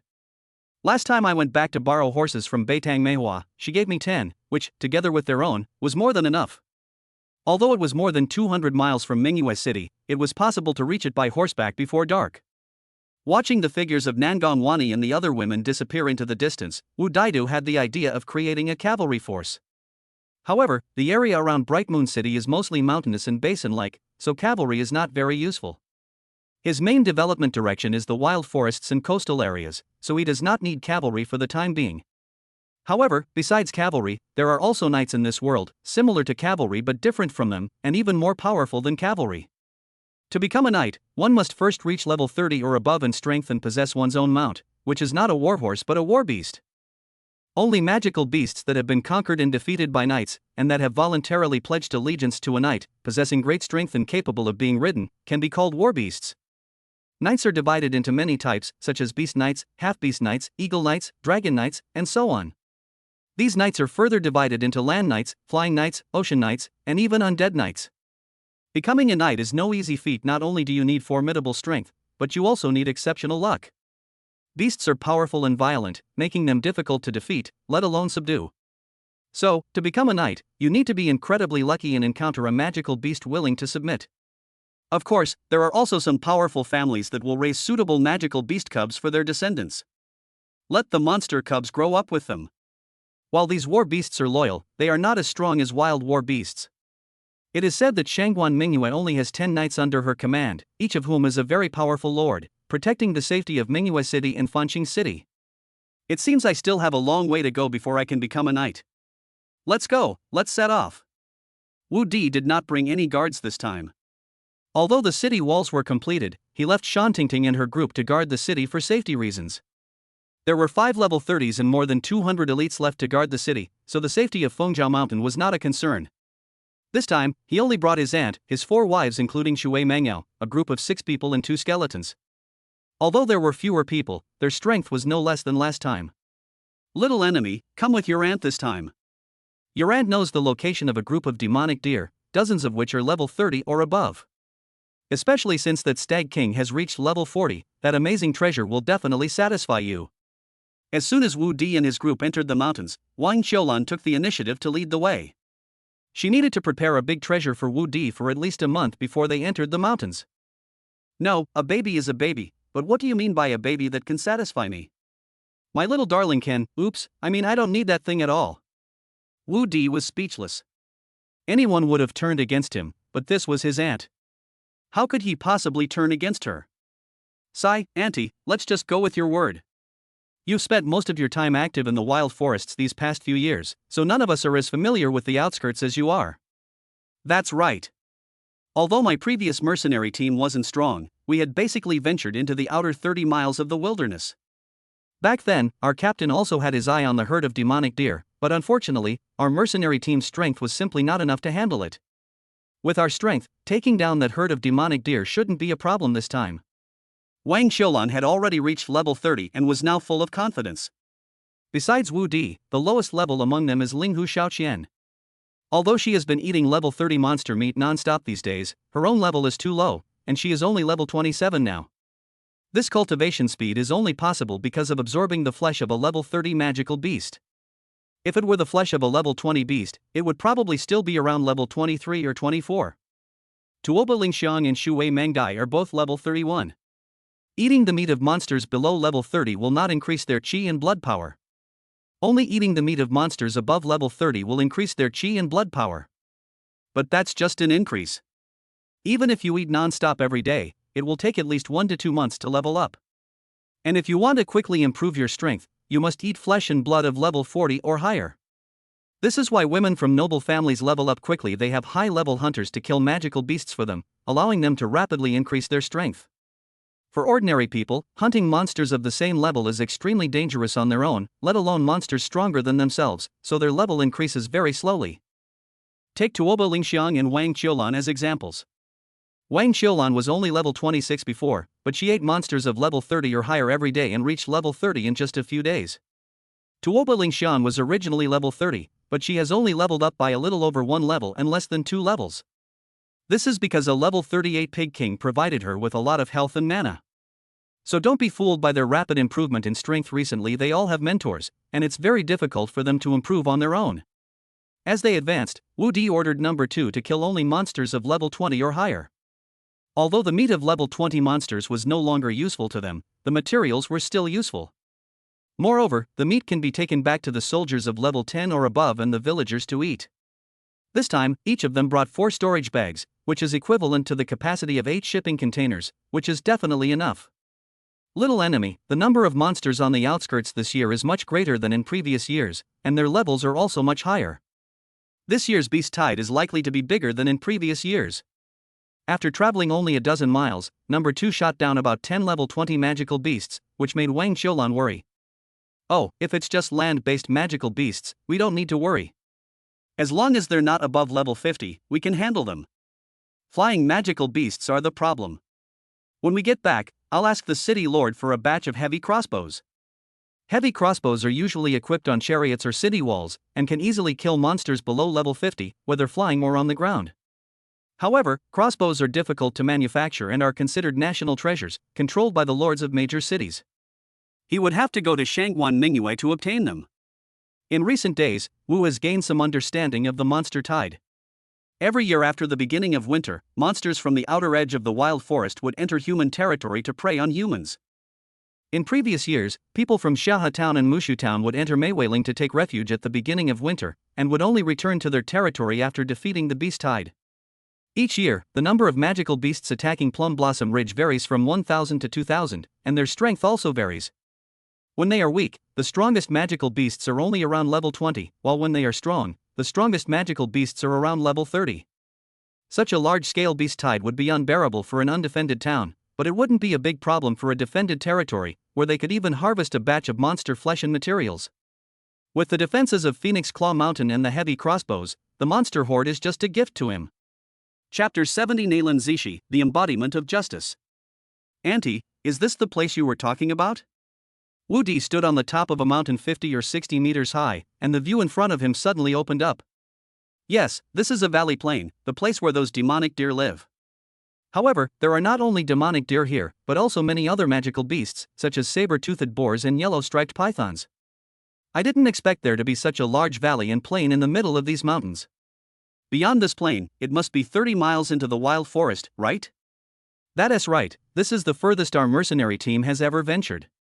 I have no idea what's on the other side of the plain. Okay, let's get something to eat first, then we'll scout out the surrounding area and make further arrangements.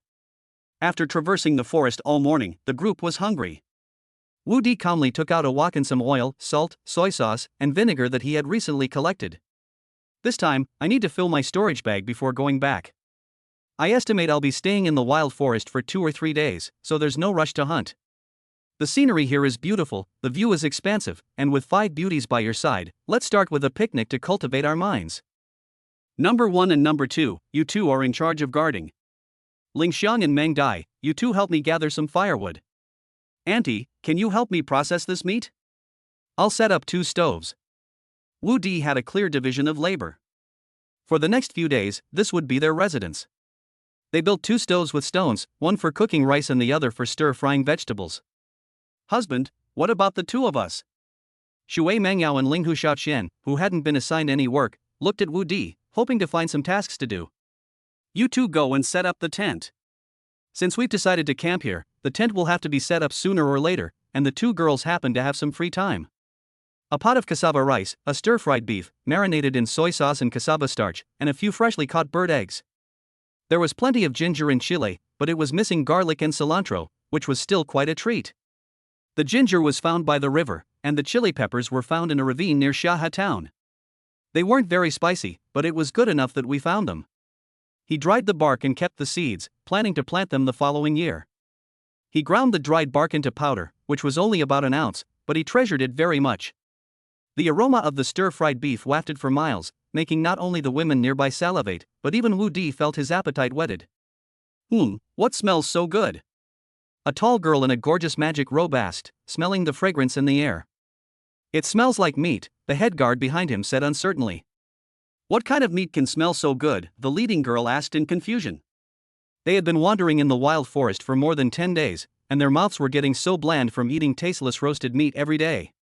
The aroma made her feel like every cell in her body was breathing, accompanied by an endless hunger. This subordinate also doesn't know? Let's go take a look. Ninth Princess, this place is far from the Empire, already on the edge of the Silver Moon Empire. We'd better be careful. Commander Li, you're a level 50 warrior, surrounded by the Empire's elite soldiers. When did you become so timid? Your Highness, I am only worried about your safety. If you encounter any danger, I cannot bear the responsibility. I shouldn't have brought you out. What danger could there be on the outskirts of this wilderness? And don't call me Princess outside, call me Ninth Miss. Yes, Miss Gio. Let's go. Oh no, someone's coming. Wu Di, who had just extinguished the fire and was about to call the women to start their meal, sensed through his mental connection with number 2 that a large group of people was rapidly approaching. Could it be a mercenary group? Wang Qiulan didn't pay much attention.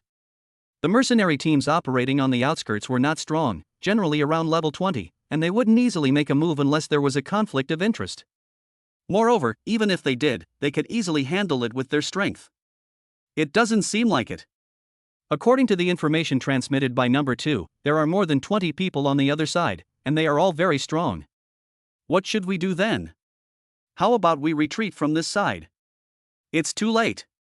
Wu Di said, immediately withdrawing number 1 and number 2. The 5 women also took up positions and stood ready, protecting Wu Di tightly behind them. This is someone from the Purple Cloud Empire. Tuoba Lingshan recognized the other party's identity at a glance from their armor. How could there be people from the Ziyun Empire here? Could they be scouts from the Ziyun Empire? Tuoba Lingshan was shocked. If they really were scouts from the Ziyun Empire, they would probably be silenced. Although the Eastern continent is now allied with the Western continent, minor skirmishes still frequently occur between the empires.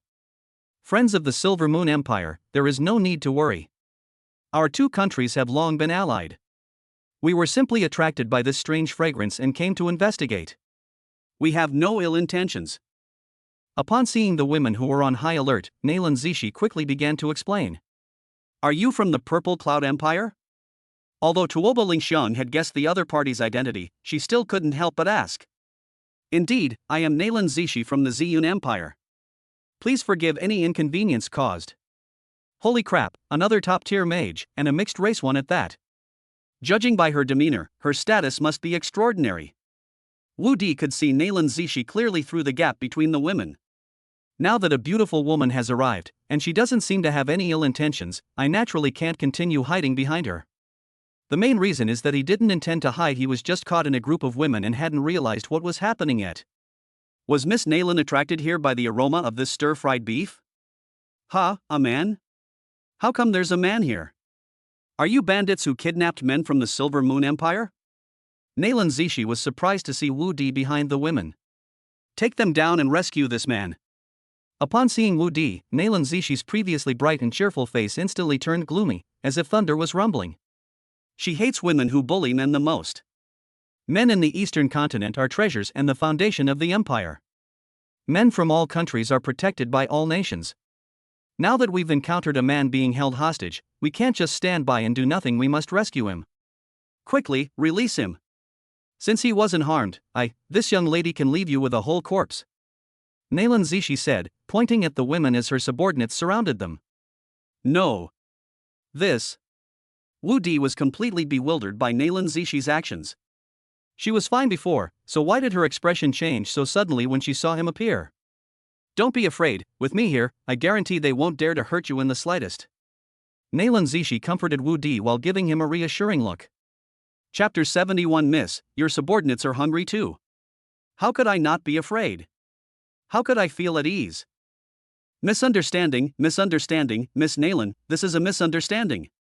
Wu Di immediately stepped in front of the women, opened his arms, and protected the 5 women behind him like a mother hen protecting her chicks. Hey, why are you suddenly protecting them? Miss Nalan, it's not what you think. They are all my wives, not bandits.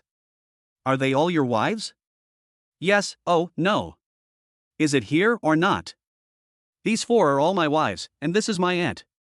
We're here to hunt. Invincible introduced, pointing to the women. Hunting actually brought a man like you along. Aren't they afraid you'll be in danger? Furthermore, what are you doing hunting as a man? Although this is the outer edge of the wild forest, it is still extremely dangerous. It is outrageous to send a man out on such an adventure. Damn it, you're meddling way too much. What business is it of yours if I go hunting? It has nothing to do with them, I came here of my own accord. Forget it, since they are all your wives, then let it go. After saying that, she made a gesture to the guards surrounding the 5 women, and immediately the 20 guards returned to her back in an orderly fashion. May I ask your name? How should I address you? I am Wu Di, the lord of the nearby Wu Di territory. Miss, you can just call me Wu Di. My lord, the Silver Moon Empire actually appoints a man as its lord. Is it because they think there are too many men in the empire? No, it wasn't that. I asked for all of this myself. There was nothing Wu Di could do, the other side was too strong, so he had to be led by the nose rather than suffer a loss. You too, what's so great about being a lord? It's all hard work and no reward. Why don't you come back to the Purple Cloud Empire with me? I'll give you a Viscount title and a manor, and I guarantee you'll never have to worry about food or drink for the rest of your life. Thank you for your kindness, Miss Naylan. My Huaxia is invincible and I am not a double master. It is easy for you to kill me, but if you want me to betray my country, you will be disappointed. Alright, if you don't want to, that's fine. I won't do anything to you. No matter what country you're from, you're a man of the Eastern continent. We won't force you or do anything to harm you. Naylan Zishi waved her hand. She had originally wanted this guy to go back with her and become her son-in-law, but she didn't expect him to care so much about nationality. Although disappointed, there was nothing she could do. Even if the man was from another country, she could not go against his wishes. This was the bottom line that all women in the Eastern continent should abide by. What's in this pot? Naylan Zishi had no choice but to change the subject, pointing to the source of the food that made her mouth water. This is stir-fried beef, and this is tapioca rice. Beef? What kind of beef smells so good? Ling Xiang, serve Miss Naylan a bowl of cassava rice. Seeing that Naylan Zishi really meant no harm and was only attracted by the aroma of his beef, Wu Di naturally wouldn't be stingy with a bowl of rice. Can I eat this beef? Naylan Zishi asked somewhat shyly. She was drawn here by the aroma of the beef, not for a bowl of rice. Of course you can, but you can't eat it like that. Wu Di was preparing a beef rice bowl, which was quite spicy and salty. Only by eating it over rice could you achieve the best taste. If you're not going to eat it directly, how are you going to eat it? By bending over? She then demonstrated bending over. You're bending over, fine, but what's with your butt facing me? Here, let's eat it with rice. Wu Di, afraid of hurting his eyes, didn't dare to look too much. He took the rice that Tuoba Ling Xiang had served, scooped up some beef, put it on top, and handed it to Naylan Zishi. Oh, is this how you eat it? Yes, this is how you eat rice. Wu Di said, picking up his chopsticks to demonstrate. Ah, I'll give it a try. Miss, I'm hungry too. May I eat first? Li Xiaomei quickly stopped Naylan Zishi when she saw her preparing to eat. Commander Li, you're overthinking it. Naylan Zishi didn't believe there was anything wrong with Wu Di's food. After all, he didn't know their identities, and the food was originally meant for them to eat themselves, so how could he possibly poison it? Commander Li, right? You go ahead and eat. I'll serve Miss Naylan another bowl. But I didn't know you would be coming, so I didn't prepare much. As for the sisters behind you, I can't take care of them. Wu Di naturally understood what Commander Li meant. Naylan Zishi's status was clearly not low, and it was normal for her subordinates to be worried. He didn't mind. As for the food, he had already prepared dinner. Although it wasn't enough for everyone, it would be fine for 2 more people. Then thank you very much, Lord Wu Di. As long as there is enough for me and Miss, that's fine. They brought their own food. Thank you for your help, Lord Wu Di. Seeing that Wu Di was so considerate, Li Xiaomei said very politely. Thank you for your help. Naylan Zishi handed the food to Li Xiaomei and apologized to Wu Di. It was one thing for her to eat alone, but now she even brought her subordinates along. Even as a princess, she felt a little embarrassed and planned to give Wu Di some compensation later. After serving Naylan Zishi a bowl, Wu Di called his woman to eat. The girls lowered their guard and started eating. They had been hungry just from the smell of food, and they probably would have finished eating by now if Naylan Zishi and the others hadn't suddenly appeared. This flavor is so savory and delicious, and the beef is incredibly tender. There's also a flavor that actually helps to stimulate my vital energy. This feeling is just so incredibly comfortable. After taking a bite of rice, Li Xiaomei was so overwhelmed by the explosion of flavor that her eyes widened in amazement. It was the best meal she had ever had in her 60-plus years. Is it really that delicious? Seeing Li Xiaomei's unstoppable appetite, Naylan Zishi also became very excited. Delicious.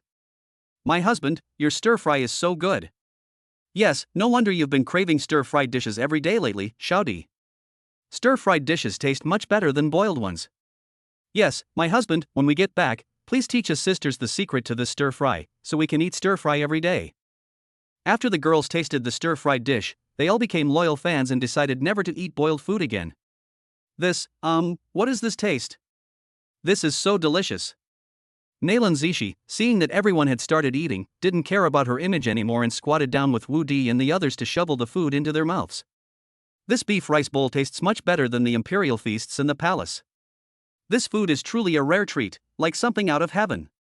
Li Xiaomei exclaimed sincerely after finishing her meal first. However, looking at the food in the pot, I felt a little unsatisfied, but I didn't dare to say anything more. Chapter 72. I'll listen to you. Lord Wu Di, what is this smell that makes one's blood and qi surge? And that powdery stuff in the rice is also delicious, I wonder what it is. The taste you mentioned that can make one's qi and blood surge is called chili pepper, or spiciness. And the powdery stuff in the rice is called cassava, which is also a type of grain and a specialty of my territory. After finishing a bowl of rice, Wu Di poured himself another bowl while talking. Chili peppers and cassava? I wonder if Lord Wu Di could buy some chili peppers and cassava for us. Li Xiaomei hesitated to ask for more food, but thought she could buy some to take back so she could cook them herself later. I only have enough chili peppers for about 10 or 20 meals, so I don't have any for now. I do have quite a lot of cassava, but we didn't bring much this time, so I'm sorry. However, if Commander Li is not full, please help yourself. There's still plenty left, so don't be shy. Seeing Li Xiaomei's eyes glancing at the pot from time to time, he naturally understood what she meant. Well, I have a big appetite, so I won't stand on ceremony with Lord Wu Di. Come on, eat more if it tastes good. Seeing that Nalan Zishi's bowl was almost empty, Wu Di served her some more. Lord Wu Di, you are so kind. This was the first time a man had served her rice. Although she had never served rice before, those were all served by palace maids, who were her subordinates. The rice served by this man was especially fragrant. Just call me Wu Di. Okay, then you can call me Zishi. Eat it while it's hot, it won't taste good when it gets cold. Seeing this, Tuoba Lingxiang and the other girls exchanged glances and knew that they were about to have another sister. This little devil, always flirting with women, I wonder who he takes after? Wang Xiulan shook her head helplessly and added another bowl for herself. Zishi, are you a magician?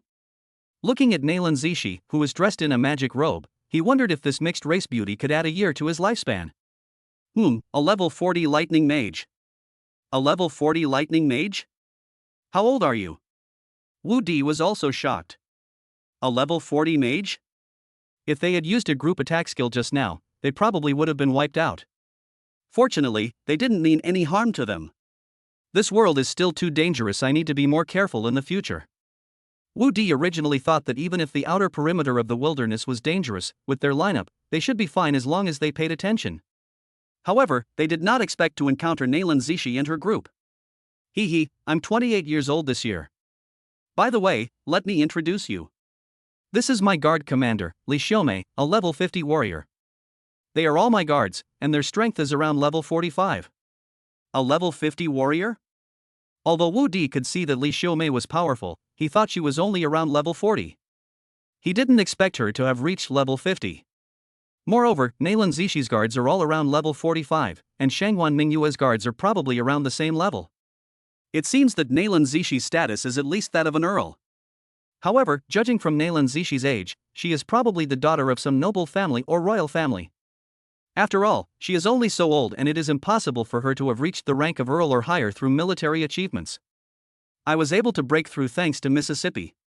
If it weren't for Li Xiaomei, probably wouldn't have reached my current level before I turned 100. Alright, Commander Li, Lord Wu Di treated us to such a delicious meal. Later, you will take some men to help Lord Wu Di hunt magical beasts. Consider it payment for our meal. Yes, miss. Originally, Li Xiaomei was going to give some gold coins as a reward, but since Nalan Zishi had said so, she could only obey. This is not right. It's just a meal. How can we trouble Commander Li to hunt monsters for us? Lord Wu Di, it's nothing, it's just a good meal to help you digest. She couldn't control herself and ate 9 large bowls, which was enough for the 3 of them. She would feel bad if she didn't do something for Wu Di. Then I'll trouble Commander Li and everyone else. I'll also cover your dinner later. He had a team of elite soldiers around level 45 working for him, so he couldn't be stingy with a meal, could he? Then I'll thank Lord Wu Di for his hospitality on their behalf. Li Xiaomei's eyes lit up. She was also considerate of her subordinates. There hadn't been enough food for them before, so it hadn't reached her. They ate with gusto, while their subordinates could only smell the aroma. It was wonderful that everyone had food to eat that evening. The guards, who had been eagerly anticipating the hunt, were now looking forward to it after hearing Wu Di's words. They had initially been reluctant to go hunting. "We've all gone to hunt magical beasts, so what about you?" Miss Li Xiaomei thought that since they had all gone to hunt magical beasts, Nailan Zishi would be left without anyone to protect her. "It's alright. I'm a level 40 mage, and Lord Wu Di and his group also have summoners above level 30, right?" Nailan Zishi had assumed that Wu Di had a necromancer above level 30 after seeing Wu Di's two skeletons. "By the way, Wu Di, those guys should all be warriors and mages, right? What about your summoner? Doesn't she need to eat?" Only then did Nailan Zishi realize that she hadn't seen Wu Di's summoner. "He has already eaten." "Oh, I've already eaten. How come I didn't see it?" "Because I am the summoner you mentioned." "Ah, you're the summoner?" Nailan Zishi and Li Xiaomei exclaimed in unison, unable to believe it. "Yes, they are all my summoned creatures," he said, then had two skeletons assume a fighting stance. You're a man, you can actually cultivate, and you've even reached level 30. As the 9th princess of the Purple Cloud Empire, she was one of the few men born in the past 1,000 years who could cultivate. She had met a few men before, but a man who could reach level 30 was a once-in-a-century occurrence. She never expected to encounter one in this wild forest. "If only he were from our Purple Cloud Empire, then I could marry him legitimately," Nailan Zishi thought regretfully. "That won't work either. If he really is from our Ziyun Empire, even if my sisters don't fight me for him, I'm afraid the Empress will take him into her harem. Sigh, this is a man who comes along only once in a century. There are probably only a handful in the entire Eastern continent now. How can I make him my man? More or less?" Wu Di could only go with the flow. Anyway, breaking through to level 30 was only a matter of time. He didn't need to explain, and it wasn't easy to explain why he could summon two skeletons at what level. "Wu Di, you're amazing. Keep up the good work and strive to be the first to break the curse." Nailan Zishi's eyes were shining, just like Wu Di's little fangirl. "You don't know how amazing I am. Then let's go with Commander Li and the others. Anyway, it's still early, and we can come back to cook later. That way, Commander Li won't have to worry about your safety." "Okay, then I'll do as you say." At this moment, Nailan Zishi only had eyes for Wu Di. Chapter 73 Free Labor. "Zishi, are all the women of your Ziyun Empire this tall and fit?" Wu Di and the others walked behind Nailan Zishi, looking at the 20 guards led by Li Xiaomei in front. Although these guards were also very tall, they had very well-proportioned figures, unlike the women of the Silver Moon Empire, who were mostly quite large, especially their thighs, which were like those of elephants. The group of guards in front of him gave Wu Di the feeling of a group of strong and beautiful cheetahs, just like Citoyenin, strong yet beautiful. Actually, it's not like that. The people from our two empires are not much different in terms of physique and appearance. It's just that I carefully selected them. They are powerful yet agile. The Silver Moon Empire can find many women like them, especially in the south. 3 or 4 out of 10 women have a figure like theirs. "Oh, have you ever been to the south of our empire?" If Nailan Zishi hadn't said so, he would have thought that 90% of the entire Silver Moon Empire was made up of elephant-like figures. "Well, when I was 20, I visited your capital once. Actually, both of our empires are populated by people of Asian descent, except for the Holy War Empire in the northeast, which is populated by people of white descent. The women there have skin as white as milk, physiques as robust as horses, and great stamina, so we often call them foreign horses. Actually, you've probably noticed I'm mixed race. My father is from the Holy War Empire, so I'm kind of a half-foreign woman." Nailan Zishi didn't mind her mixed race identity at all. Instead, she made a joke. "Oh, so your father is from the Holy War Empire, then why are you from the Purple Cloud Empire?" "Because my father married into the family, but he passed away when I was 5 years old. I'm sorry, I reminded you of something sad." "It's alright, this is the fate of men in the Eastern continent, so I hope you can break the curse and end the fate of men having short lifespans for thousands of years. I can't guarantee it, but I will try my best." In truth, Wu Di was not great, but for the sake of the continuation of the empire and for the sake of his future descendants, he had to break this curse. There's another reason, actually. Influenced by his past life, he really dislikes the hyenas on the Western continent. He didn't have the chance to fight them in his past life, so he naturally wants to make up for his regret in this life. Husband, Commander Li and the others have encountered magical beasts. Shui Mengyao reminded him from the side while Wu Di and Nailan Zishi were talking. Wu Di looked up and saw that Li Xiaomei and the others had formed a semi-encirclement around a group of demonic bulls. The herd was not large, with only about 50 bulls, including a few calves. This is a small herd of cattle. The strongest ones seem to be only a few around level 30. Recently, Wu Di has learned how to identify magical beasts below level 40, and he could tell the level of the cattle herd at a glance. Commander Li, only those above level 30. Wu Di shouted at the top of his lungs, fearing that Li Xiaomei would wipe out the entire herd. Wu Di, don't worry. Commander Li knows that if it weren't for hunting magical beasts for you, they wouldn't even bother with any magical beasts below level 40. Looks like I was worrying for nothing. While Wu Di and the others were talking, Nailan Zishi's guards, with only a few men, dealt with several level 30 or higher demonic bulls in the herd. Moreover, several guards swiftly emptied the demon bull's belly, neatly sorting out the hide, beef, horns, and other materials. Lord Wu Di, you should have brought storage bags, right? Li Xiaomei said as she walked over. Yes, Ling Xiang, go and put the prey away. Tuoba Ling Xiang quickly took out a storage bag and ran to a pile of prey to collect it. The 7 demon bulls filled the storage bag perfectly. Commander Li, let's continue. Nailan Zishi said to Li Xiaomei after seeing Tuoba Ling Xiang put away the demonic ox. This valley and plain is not large, but it covers several tens of square kilometers. The land here is fertile, the grass is lush, and there is a small lake. Not only are there resident magical beasts, but there are also magical beasts that have migrated here. As long as you have the strength, it is not difficult to hunt enough prey. What Li Xiaomei and the others did not know was that a small lord actually carried more than 20 storage bags. 2 hours later, they had hunted down more than 100 magical beasts of level 30 or above, including many of level 40. Just when Li Xiaomei thought it was over, Wu Di said that their storage bags were only half full. It was then that Li Xiaomei and the 20 guards realized that this meal was really hard to come by. Wu Di, how come you have so many storage bags? Nailan Zishi asked in surprise.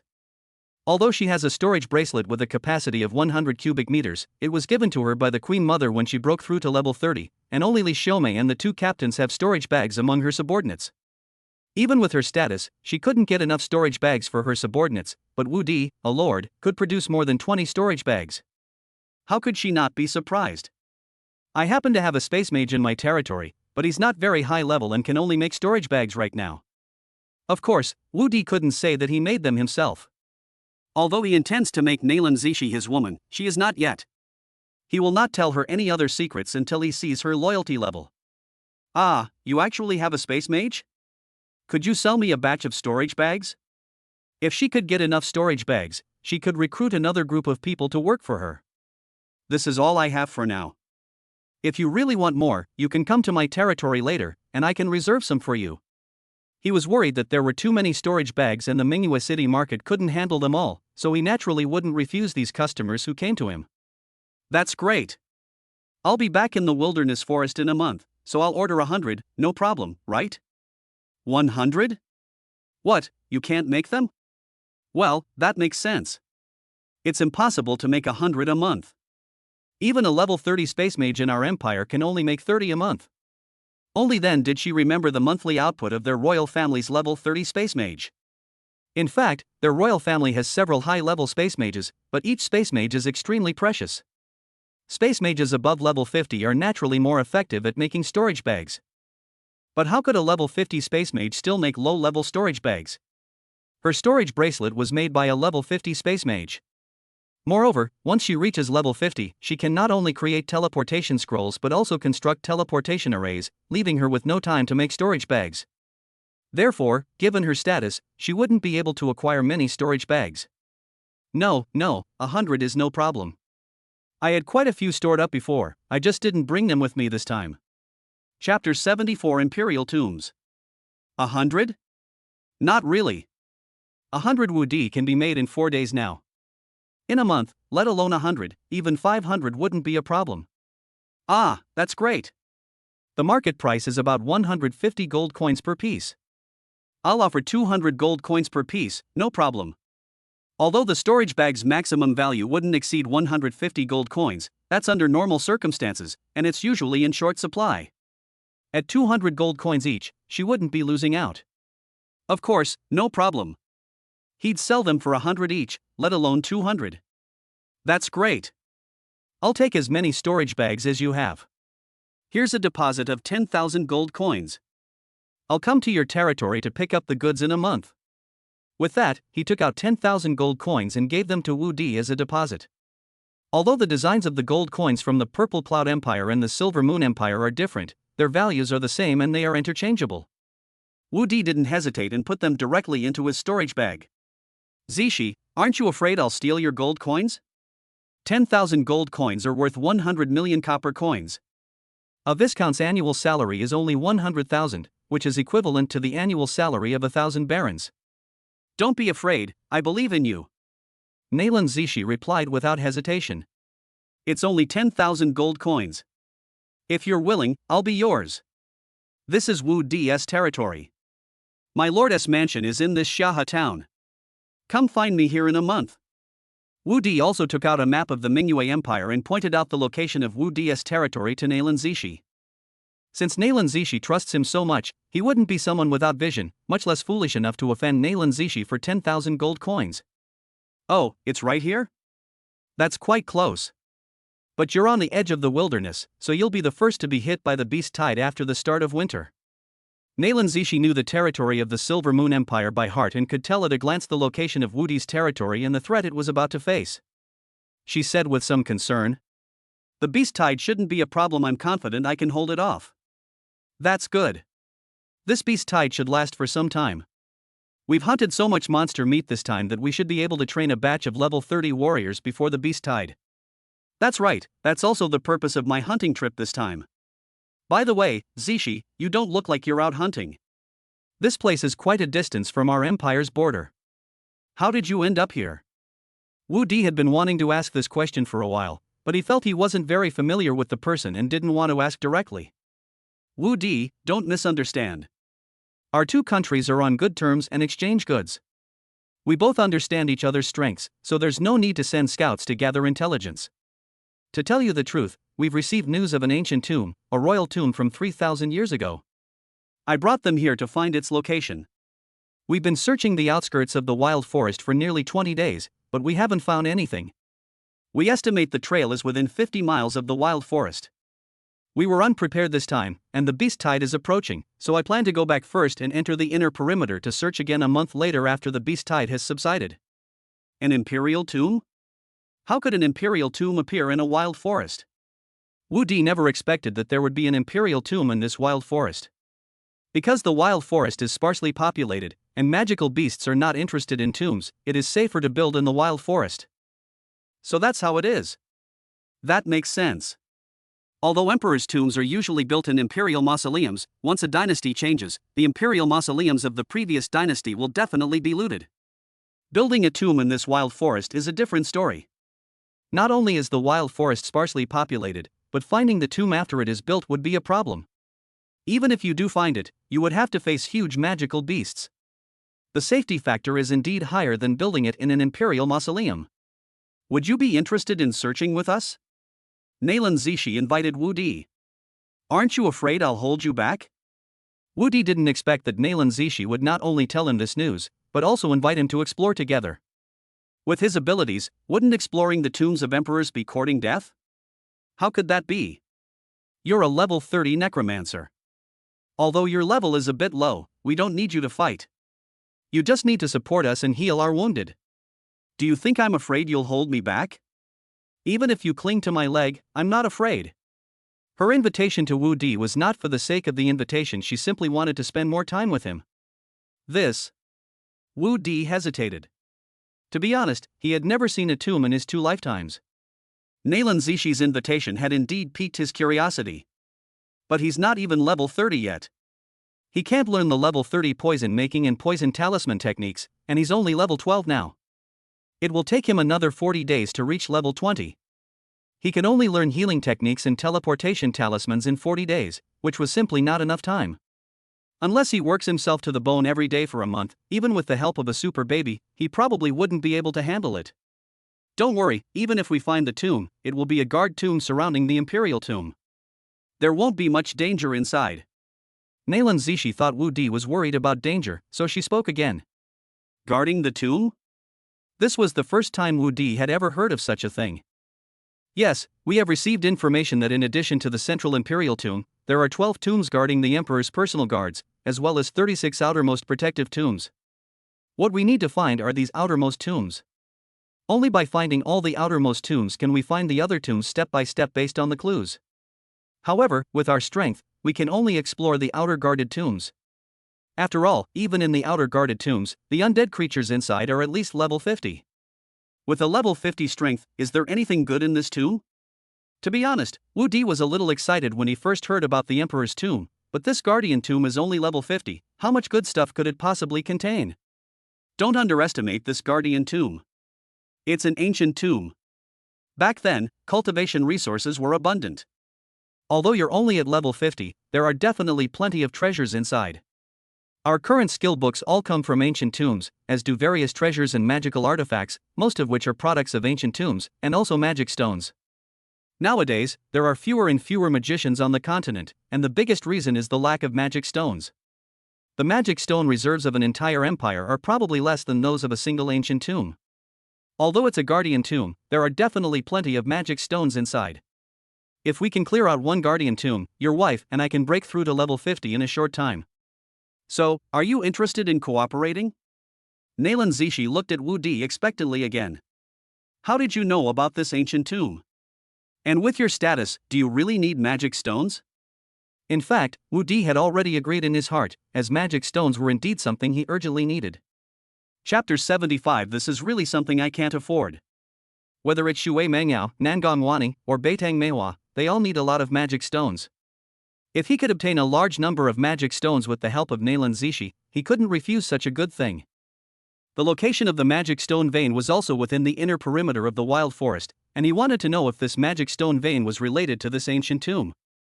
More importantly, with his current strength, it would be impossible for him to explore the inner perimeter to find the location of the magic stone mine.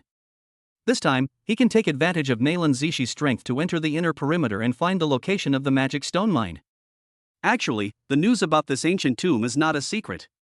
The high-ranking officials of the three major empires in the eastern continent all know about it, and it is estimated that the major empires in the west also know about it. However, the high-ranking officials of the major empires are currently tied down, and the exact location of the ancient tomb has not been discovered, so there has been no major action taken. They are only searching in secret. I suspect that both your Silver Moon Empire and Holy War Empire are secretly investigating, you just don't know it. As for magic stones, all mages, whether in the eastern or western continents, are short of them. I can only use 2 or 3 magic stones a month, so if I want to level up quickly, I must find an ancient tomb. Does the entire continent's top leadership know about this? Even the western continent knows. Do we still have a chance with this ancient tomb? This news was definitely not good news for Wu Di. The more people know about it, the more people will enter the wild forest. He is not worried about the ancient tomb being discovered by others, but he is worried that these people will discover the magic stone mine that originally belonged only to him when they are searching for the ancient tomb. The value of a magic stone mine is definitely no less than that of the entire imperial treasury. If it is a large magic beast mine, its value can definitely exceed that of an imperial treasury. Of course, this is just his opinion. After all, he doesn't know what's in the imperial treasury or how many treasures there are.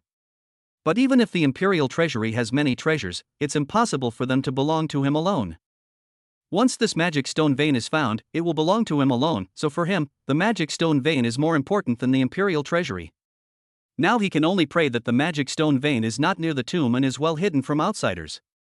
Don't worry about that. The western continent is too far from the burial site. They can't possibly cross the entire wild forest to come here. They won't interfere until the true imperial treasure is born, otherwise they would lose more than they gain. As for the 3 great empires, there are 36 guard tombs on the outer perimeter and 12 personal guard tombs in the center, which is more than enough and there will not be much friction. As for the imperial treasury in the central empire, that's beyond our concern. The high-ranking officials of the 3 great empires are currently discussing the tomb, and a decision will only be made after its exact location is found. If it's divided up by the 3 great empires, will we still have a share?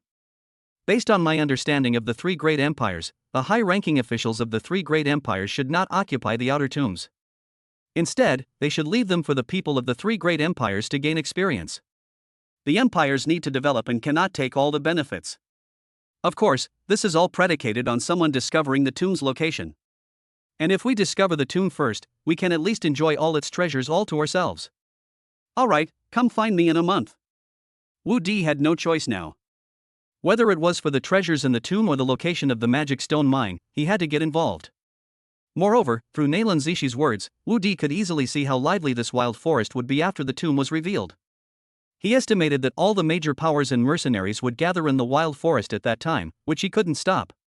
However, since his territory was on the edge of the wild forest, he could take advantage of this event to make some money.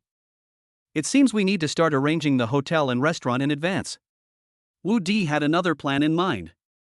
He can find tombs, explore for minerals, and make money all at the same time, but all of this has to wait until after the beast tide. And most importantly, he must level up to level 20 within a month. Thinking of this, Wu Di couldn't help but look at his women, knowing he would need their help for the next month. Then it's settled. Seeing that Wu Di agreed, Naylan Zishi was in a much better mood. Little enemy, we've got some big treasures, and several of them.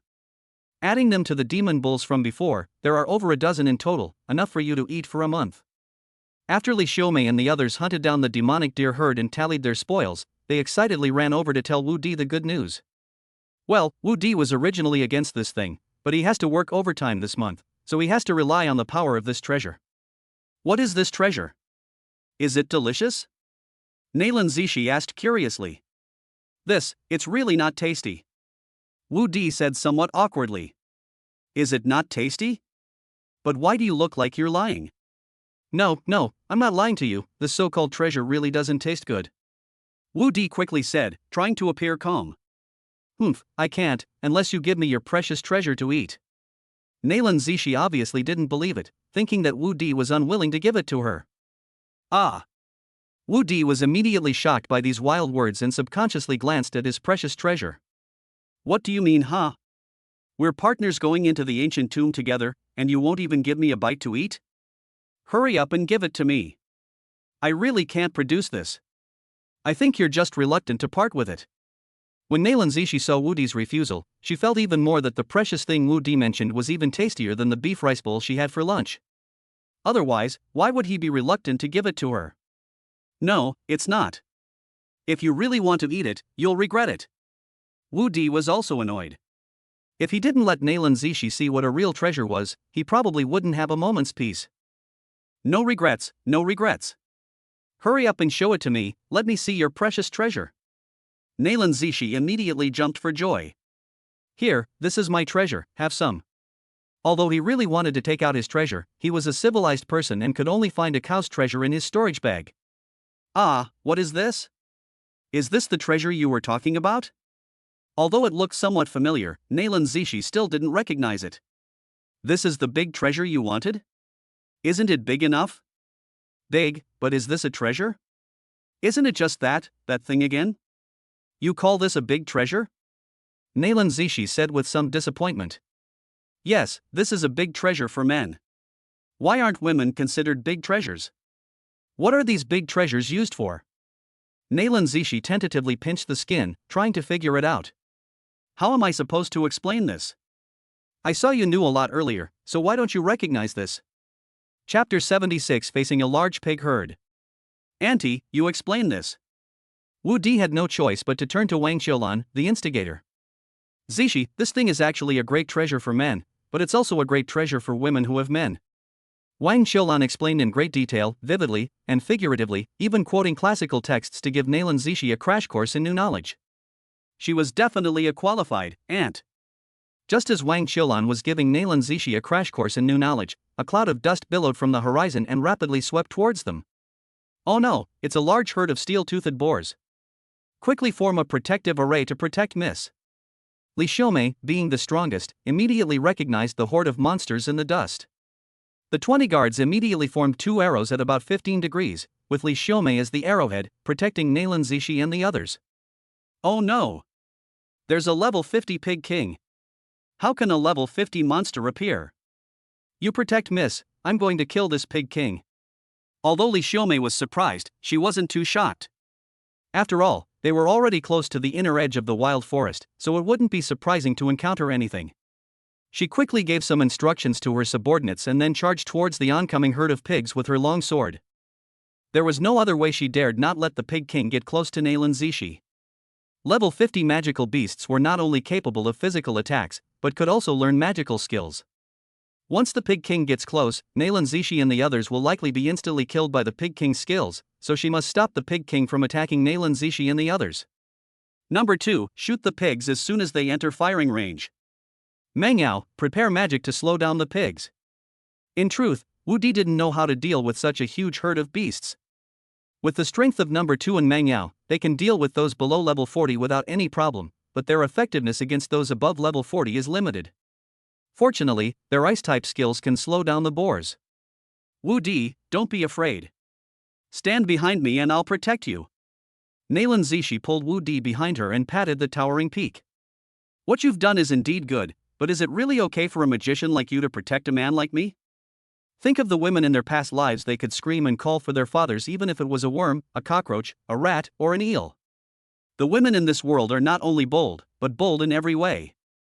Standing behind Naylan Zishi, smelling the refreshing fragrance and looking at the curves outlined under the magic robe, I felt truly safe. Ugh, this damned otherworld. It's corrupted even a model man like me. What kind of time is this to be thinking about this? After pulling Wu Di behind her, Naylan Zishi began chanting a spell. The god of thunder, capable of destroying heaven and earth. Give me a mighty thunderbolt to destroy all the darkness in this world. As Naylan Zishi completed her magic, the pig herd was less than 100 meters away from them, and number 2's arrows had already shot down several level 30 steel-toothed pigs. Shui Mengyao's ice roar is complete, and she can unleash the skill as soon as the pigs are within the optimal range. Thunderbolt, destroy. As Naylan Zishi unleashed her level 40 skill, a thunderbolt shot straight at the pig herd, splitting it in two. A scorched area, 2 meters wide and 100 meters long, appeared in the center of the pig herd. Whether they were level 30 or level 40 steel-toothed pigs, they all turned into scorched steel-toothed pigs lying on the ground, emitting a pungent aroma. Wow, are they slaughtering the New Year's pig? Wu Di, peeking out from behind Naylan Zishi, watched this scene and recalled the times his family slaughtered the New Year's pig when he was a child. Once you scrape off the charred skin, you'll see the golden yellow pork skin underneath, which makes the cured pork incredibly fragrant. Naylan Zishi's skills didn't stop there. The pigs on both sides of the lightning pillar were also affected by the lightning. Although they did not die, they were all paralyzed by the lightning. Due to their own momentum, they crashed to the ground and rolled around before convulsing. Naylan Zishi eliminated over 100 steel-toothed boars with a single strike, reducing the boar population by 1/5. This demonstrates the power of a mage. Roar of ice.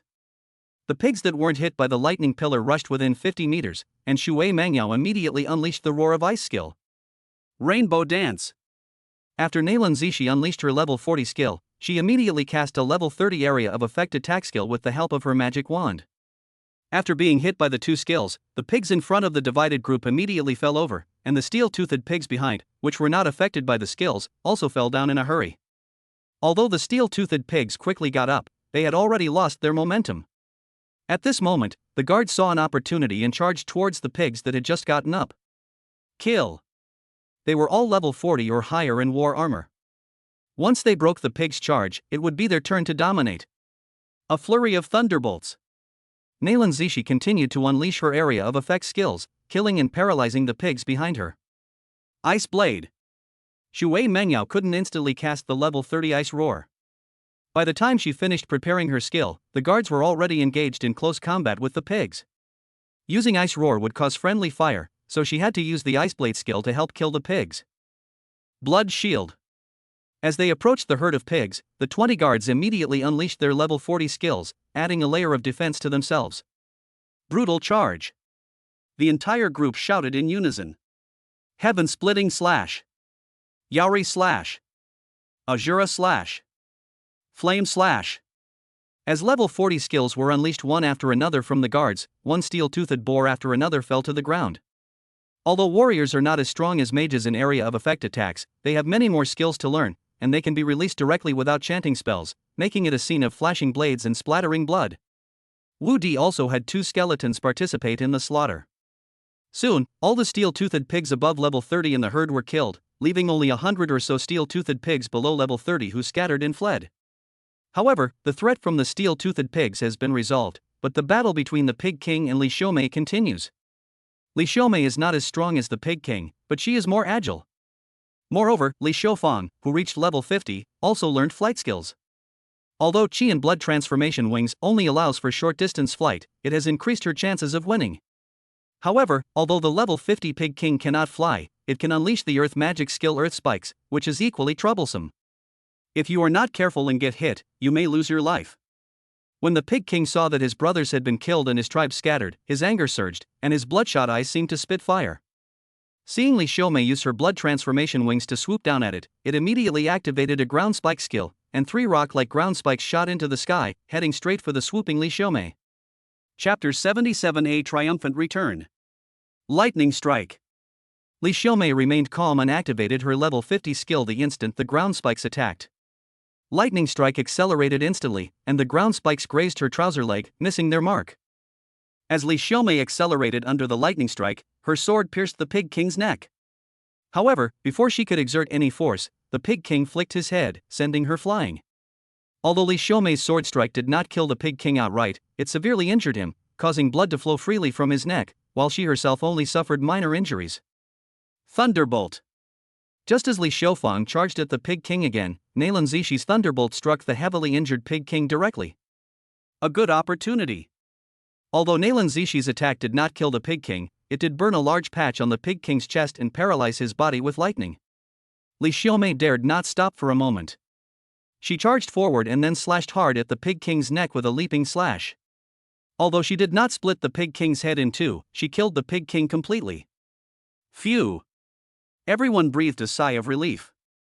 Don't be fooled by how simple the battle seemed. It was only because the Pig King was stopped. Neilan Zishi divided the pigs, and Shui Mengyao used her group attack skills to stop the pig's charge. Otherwise, they would probably have been the ones wiped out. How about that? Isn't this young lady amazing? I said I'd protect you, and I definitely will. Neilan Zishi turned to look at Wu Di, indicating that she was a woman of her word. Yes, Zishi, you're amazing. Whoever marries you in the future will be so happy.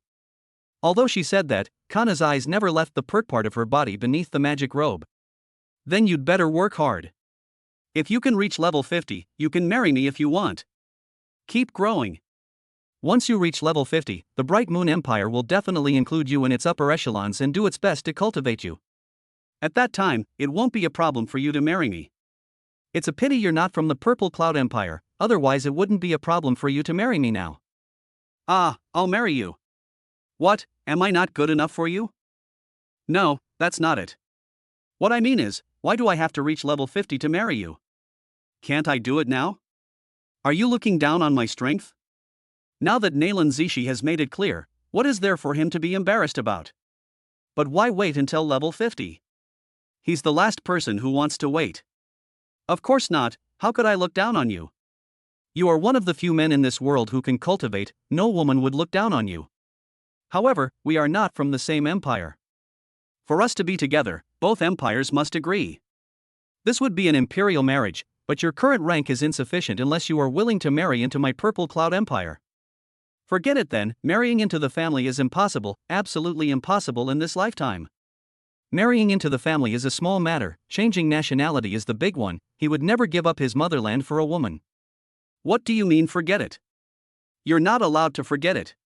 You're already level 30, what's wrong with leveling up another 20? Don't worry, I'll collect treasures that can increase spiritual power when I get back this time, and I'll help you level up. Forget about spiritual treasures, but if you want to help me level up, it's actually easy. You don't even need to go back, you can do it now. Wu Di chuckled, looking at Neilan Zishi with amusement. Tell me how I can help you. Neilan Zishi became interested immediately when she heard that she could help Wu Di level up. It's like this. Wu Di tiptoed and whispered into Neilan Zishi's ear. Ah. Are you sure this will help you level up? Upon hearing Wu Di's words, Neilan Zishi's cheeks flushed slightly, but she wasn't angry, she was just a little skeptical. Aren't you angry? Wu Di thought that even if Neilan Zishi didn't slap him, she would be shy and jump up and down, but he didn't expect her to react like this. What's there to be angry about? I haven't lost anything, and I've already decided on you for life anyway, so it was bound to happen sooner or later. But will this really help you level up? Well, it seems I haven't gotten used to this world yet. The women in this world are really domineering. Once a man asks, very few can refuse. He had expressed his willingness to marry Shangguan Mingyue. Although she did not agree, she did not refuse either. She even asked him to recruit guards in the barracks and sent him a 300-year-old ginseng to nourish his body. It seems I must try visiting the city lord's mansion again next time I return to Mingyue City. Although Wu Di was in his territory, he couldn't stop thinking about Shangguan Mingyue, who had a hot figure and a mature and elegant demeanor. Of course it's true, otherwise why do you think my aunt would get me so many amazing treasures? What's far away is temporarily unattainable, but what's right in front of us can't be let go. Letting it go would be a sin. Then come to my tent tonight, and I'll help you upgrade. Alright, it's settled then. No backing out later. Wu Di appeared calm on the surface, but he was secretly overjoyed. Although it said that you can only marry Naylan Zishi after reaching level 50, his system only requires both parties to be willing and doesn't need any formalities, so this year of lifespan is guaranteed. Don't worry, I promise I won't go back on my word. How could I possibly go back on my word? This princess is more afraid of you going back on your word. Naylan Zishi never expected that men from the Silver Moon Empire would be so easy to obtain. None of her older sisters had men yet, and now she was going to get one before them. The thought of it excited her. Little enemy, our storage bags are all full. Give me yours. I'm free anyway, I'll do it myself, but I only have 4 storage bags left. Now that Naylan Zishi's matter is settled, it's natural to get involved in the harvest as well. After Wang Qiulan and the others filled their storage bags, they still had many level 40 steel-toothed pigs and the level 50 pig king left. Wu Di only collected a few dozen level 40 steel-toothed pigs, and his storage bag was left with less than 1 or 2 cubic meters of space. Zishi, you can take the rest of the steel-toothed boars and the boar king. This time, he got dozens of level 40 monsters and more than 100 level 30 monsters for free. These magical beasts are enough for him to train dozens of level 30 warriors and a dozen level 40 warriors. He must leave some for Naylan Zishi and the others. Well, that's fine then, they need me too. Naylan Zishi used her storage bracelet to collect most of it, leaving the rest for Li Xiaomei and the 2 captains. This hunt filled both sides' storage spaces. On the way back, Wu Di stopped at the place where he had hunted the demon bull before. Little enemy, what's wrong? Wang Qiulan asked, puzzled. This is good stuff, I have to take 2 back. Wu Di said, pointing to the cow tripe on the ground. He still had a little space in his storage bag, enough to fit 2 tripes. Ah, what use are these internal organs? Naylan Zishi asked in confusion. Chapter 78 Enemies meet on a narrow road. Hee, don't underestimate this stuff. It's the perfect ingredient for beef offal hot pot. It's delicious and chewy, much better than beef. Ah, can this thing still be eaten? The girls asked in unison, their expressions showing a hint of disgust. You wouldn't understand. This place has tripe, this place has honeycomb tripe, and this place has honeycomb tripe. Each place tastes different, but they all have one thing in common, they're delicious. Wu Di pointed out each part to the women, and at this moment he was already missing the taste of beef offal hot pot. Ah, can this really be eaten? But this thing is so dirty, how can we eat it? Naylan Zishi didn't doubt whether the tripe was edible, but could something so dirty really taste good? Don't be fooled by its dirtiness. Once it's cleaned properly, I guarantee you'll love it after just 1 bite. Come on, make way, let me get all the fodder out of here. Once we get back and clean it up, we can have beef offal hot pot. Wu Di said, taking out his long sword to start cleaning. Husband, let us do it. Little enemy, let me handle this. Wu Di's longsword was suddenly grasped by 5 hands, and the 5 women stared at him wide-eyed. Alright, then you guys go ahead. 2 is enough, there's no room for more. Wu Di had no choice but to put down his longsword. Ugh, this damn world, women are doing everything. Is it really okay for a grown man like me to be idle? Wu Di, I really don't know how to do this. How about I ask them for help? Naylan Zishi felt a little guilty watching the 5 women busy themselves. After all, she was now practically Wu Di's woman, but she had never done this kind of work before. No need, just 2. They'll finish in no time. As long as you help me with my cultivation tonight, that'll be fine. Wu Di chuckled and winked at Naylan Zishi. Oh, but I have no experience with this either. Can you teach me later? Nayland Zishi said coquettishly. She felt so embarrassed that there was still so much she didn't know. Damn it, another one who doesn't know anything. Sigh, looks like I'll have to be a teacher again. This batch of students is going to be hard to manage. Wu Di felt utterly helpless. The previous students hadn't even graduated yet, and now another one had arrived. It was really a headache. Wu Di decided that once the Lord's mansion was completed, he would bring Bai Tang Mei Hua over as a coach so that he could have an easier time. Wu Di, why aren't you saying anything? Don't you want to teach me? I can pay tuition. Seeing that Wu Di was silent, Nayland Zishi thought that Wu Di was unwilling to teach her. How could that be? I'm definitely willing to teach you and guarantee you'll get your driver's license. As for tuition, there's no need for that. With our relationship, why would we need to pay tuition? Wu Di, you're so nice. But what's a driver's license? Nayland Zishi happily took Wu Di's arm, feeling like she had met the right person in her life. Little enemy, it's done. Do you think this is okay? Okay, that's good enough. Let's go back and cook.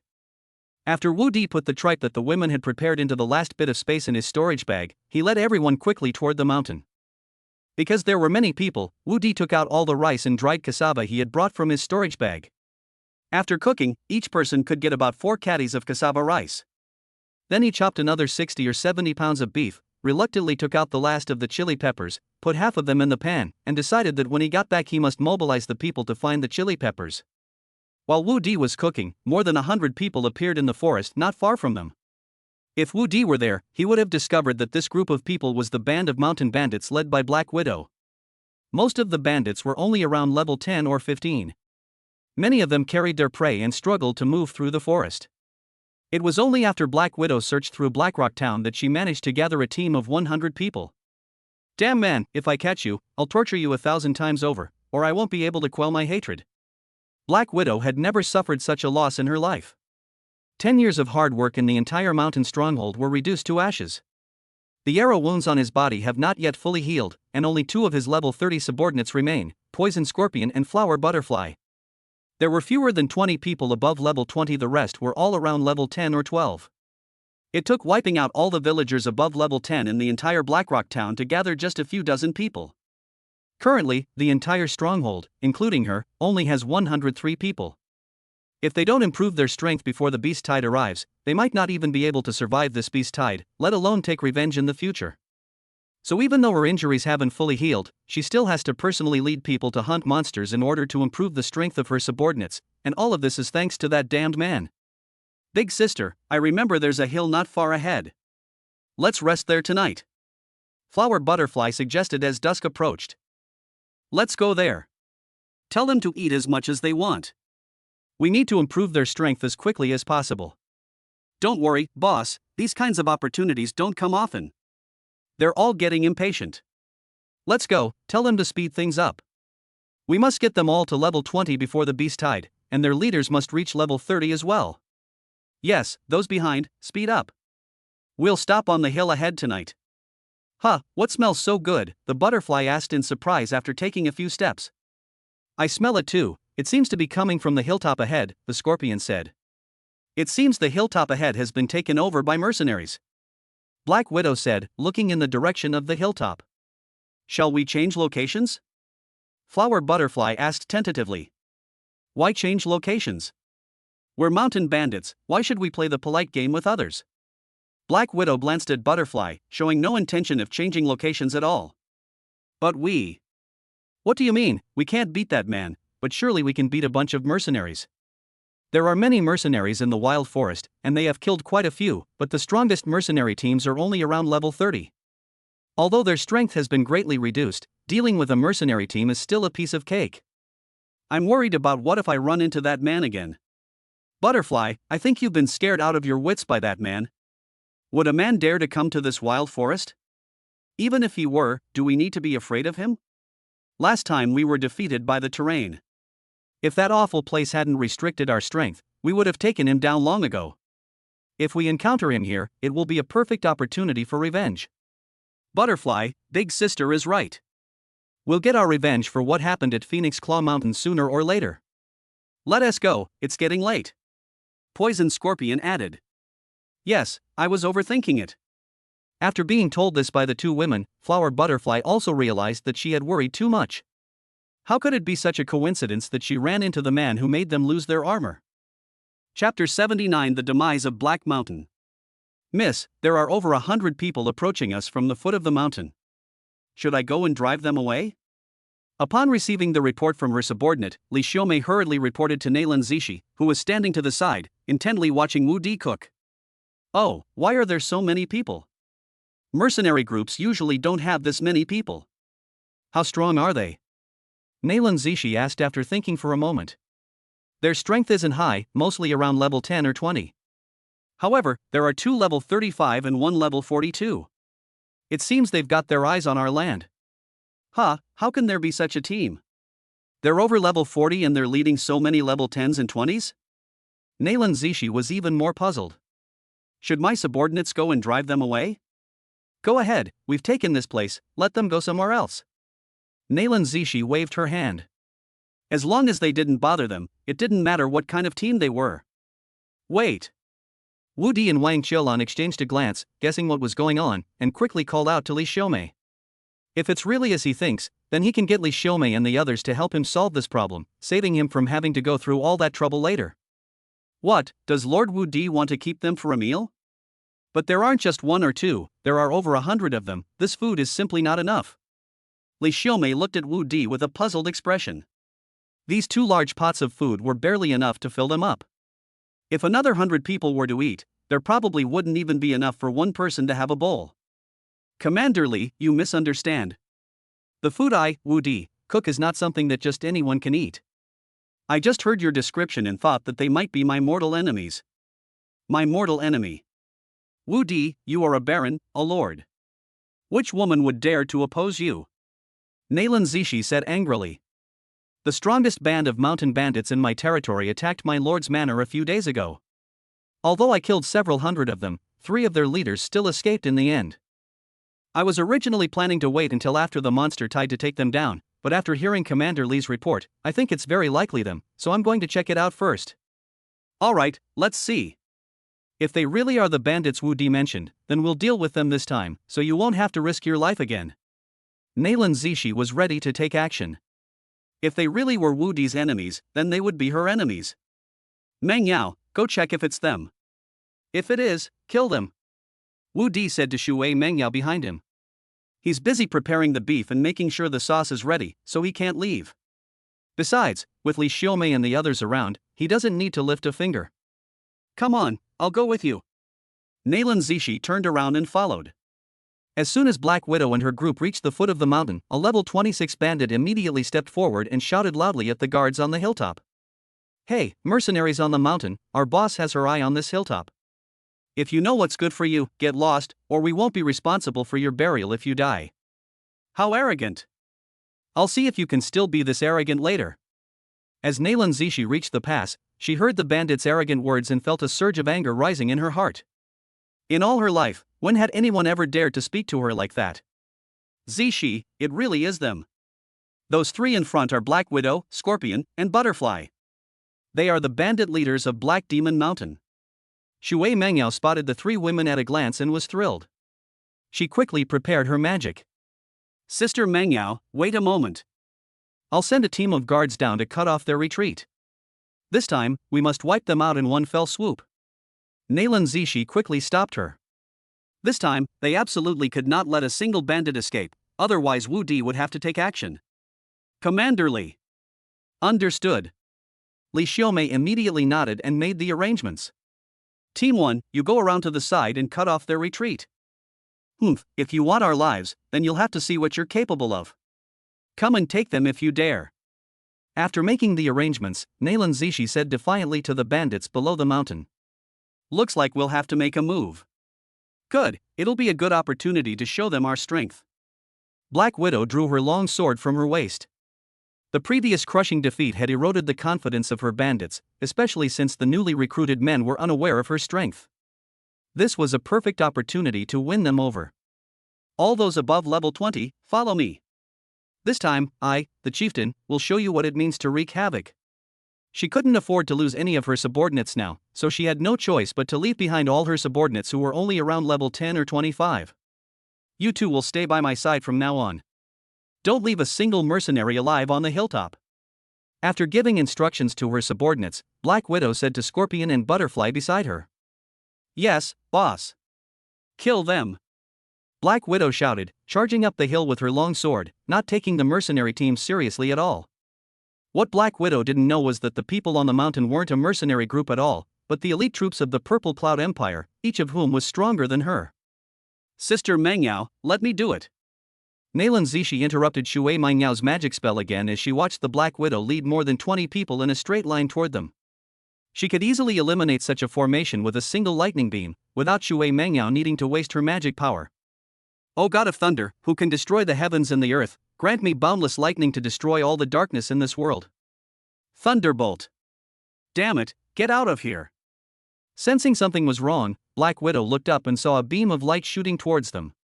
She quickly cast a blood shield on herself and warned the bandits behind her, but before she could utter the word open, she was annihilated by the beam of lightning. Done. Nalan Zishi clapped her hands as she watched all the bandits who had charged at her fall to the ground, their bodies charred black. Black Widow doesn't seem to be dead yet. Shui Mengyao said, looking at the still convulsing Black Widow. She's 2 levels higher than me, so it's normal that she didn't die. But if she survived my lightning beam, she would have lost at least half her life. How could this be?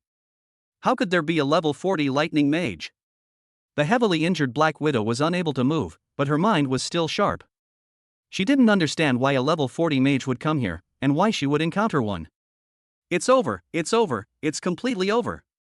Although she wasn't dead yet, Black Widow's heart was dead. All her powerful subordinates were dead, and even if she survived, she would only be a fugitive. Besides, given her current severely injured state, do you think the other party would let her leave? No, is it over already? Wu Di, who had just finished cooking, walked over and looked at the charred remains of the bandits on the hillside. That's easy. But that bandit leader isn't quite dead yet. Do you want to go take a look? Oh, let's go take a look. Wu Di clapped his hands and walked towards the heavily injured Black Widow. Chapter 80 The Pledge of Allegiance. Hey, Black Widow, what a coincidence that we meet in a place like this. But why are you lying on the ground? Get up, or you'll catch a cold. Having eliminated a major hidden danger, Wu Di was in a great mood, and a smug expression appeared on his face. It's you, how could it be you, why is it really you? Seeing Wu Di, Black Widow was both surprised and resentful, and she never expected that Flower Butterfly's prediction would come true.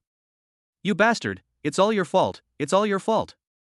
If it weren't for you, how could I have ended up in this state? It's all your fault. If looks could kill, Wu Di would have been killed by Black Widow 1,000 times over. No, it wasn't me, it was all you're doing. This is all retribution for your many evil deeds.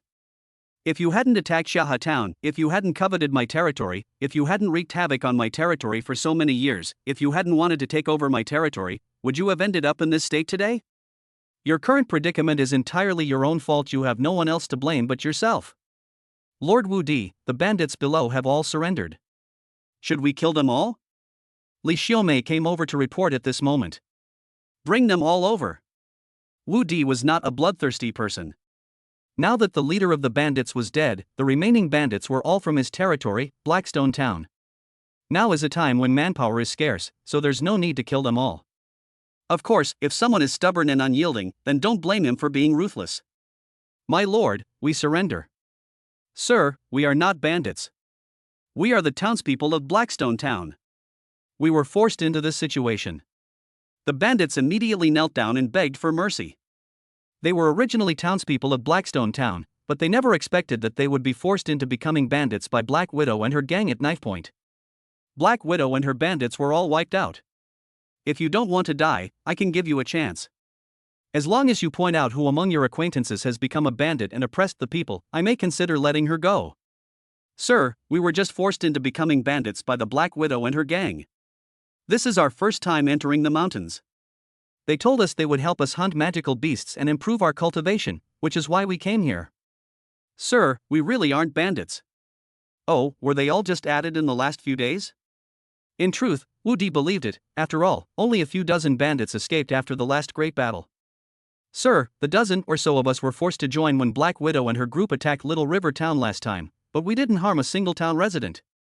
A dozen or so bandits who had participated in the last siege of Fengjiao Mountain stepped forward and spoke. They were also forced to join the attack on Phoenix Claw Mountain last time, but they only participated in the siege and were chased and lost their armor, without actually fighting anyone. Oh, so you're willing to step forward? Very well, I'll give you a chance. See Black Widow? Each of you stab her once, and I'll let bygones be bygones. He pointed to the half-dead Black Widow beside him as he spoke. Sir, let me go first. If they hadn't enslaved our Blackstone town, so many of our sisters wouldn't have died. The bandit who had stepped forward earlier volunteered. Sir, I want to join too. I want to join too. Sir, may I stab her a few more times?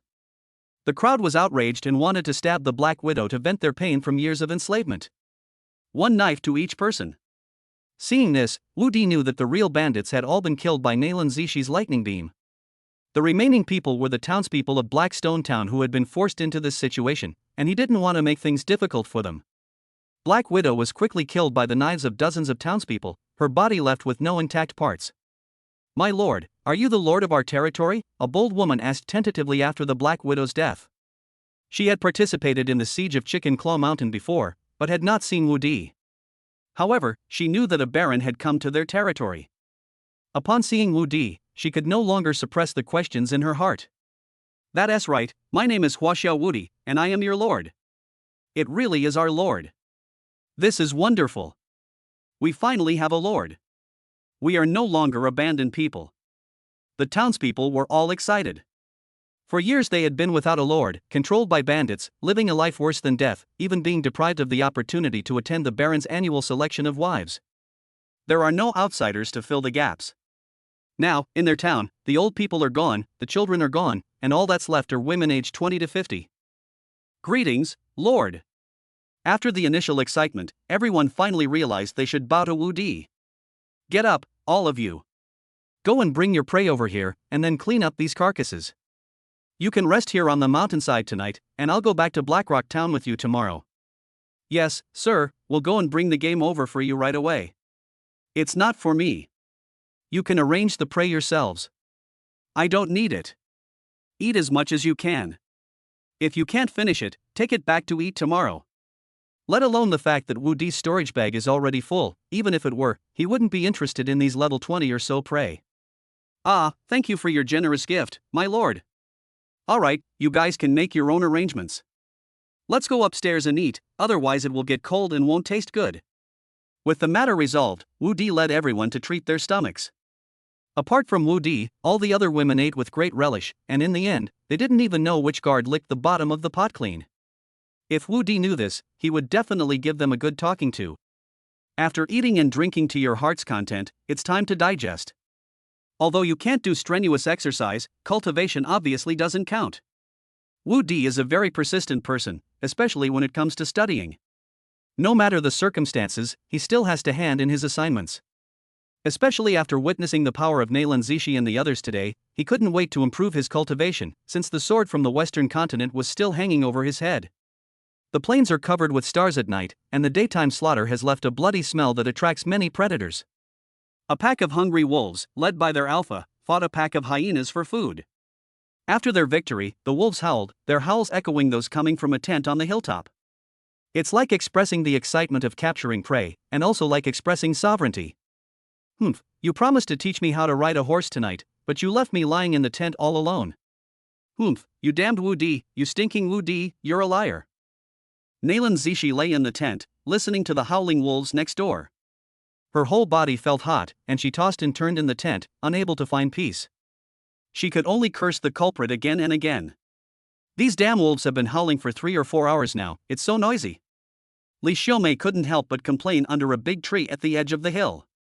Commander, are you referring to the wolf pack? The captain of the team next to him asked with a smile. What do you think? I thought, damn it, that's the princess's tent. Just as the team leader was about to answer, a white figure darted into Nalan Zishi's tent and hurried towards it. Chapter 81 Revealing My Identity Bonus Chapter. Where are you going? Li Xiaomei grabbed the team leader who had just taken 2 steps. No, she went into the princess's tent, the team leader said, pointing to Nalan Zishi's tent. Does this commander not have eyes? What if you go? Do you want to get involved? Li Xiaomei could see it all. She had noticed something amiss during the day. This matter was not under her jurisdiction, and she dared not interfere. This subordinate does want to. Ah! Don't even think about it. Li Xiaomei snapped the team leader out of his daydream with a flick on the forehead. Damn it, it made me feel all aroused. Li Xiaomei said, her legs clamped together. Ah, Commander, you just told me not to, but you yourself. Smack. Li Xiaomei slapped the other person's helmet, then said, What are you thinking? You just ate too much tonight. I'll go take care of it. Then he disappeared into the darkness. Only officials are allowed to set fires while ordinary people are forbidden to light lamps, the team leader muttered, looking into the darkness. What did you say? Li Xiaomei returned, startling the team leader. Commander, why are you back again? Give me your toilet paper. Li Xiaomei said, stretching out her hand. Ah, Commander, don't you have your own? Not enough. Here you go. The team leader reluctantly handed his tissues to Li Xiaomei. Sigh, judging by the commander's posture, I guess the one's below. The squad leader shook her head and muttered to herself, but unexpectedly a large foot suddenly stretched out from the darkness, kicking her and making her stumble, interrupting her words. The team leader could only glance into the darkness, dust himself off, and reluctantly move to another spot. The monsters, having eaten and drunk their fill late at night, gradually quieted down, finding the most comfortable spot to stretch their tired bodies. At dawn, the birdsong roused Wu Di from his sleep. The tent still carried a faint smell of blood and lingering hormones. Wu Di, are you awake? Nalan Zishi, who had slowly woken up, looked at Wu Di, who was sitting up, and sat up as well, completely unconcerned about her delicate body exposed to the air. Are you still calling me Wu Di? You didn't call me that last night? Last night was last night. I'll call you that until you officially marry me. Suit yourself, but now you can tell me your identity, right? How can I marry you if you don't even tell me your identity? I am the 9th princess of the Purple Cloud Empire. So it's not that I look down on your strength, but my status dictates that I can only marry into an alliance, and you haven't yet entered the upper echelons of the empire. However, once you reach level 50, the Silver Moon Empire will at least grant you a Marquis 8. Only then will our marriage be considered a union between our two nations. Well, I thought you were a young lady from some noble family, but I didn't expect you to be the 9th princess of the Purple Cloud Empire. Hasn't your royal family arranged a marriage for you? No, not to mention me, none of my older sisters are engaged. Men are already scarce, and those who are of our status are even scarcer, so there is simply no one to marry. Don't even those noble families have them? Yes, but very few. Moreover, there are many more daughters from royal and noble families, and the relationships among them are very complicated, so it is difficult to find a suitable marriage partner. I see. Then it's also possible to form a marriage alliance with the royal families of other empires, isn't it?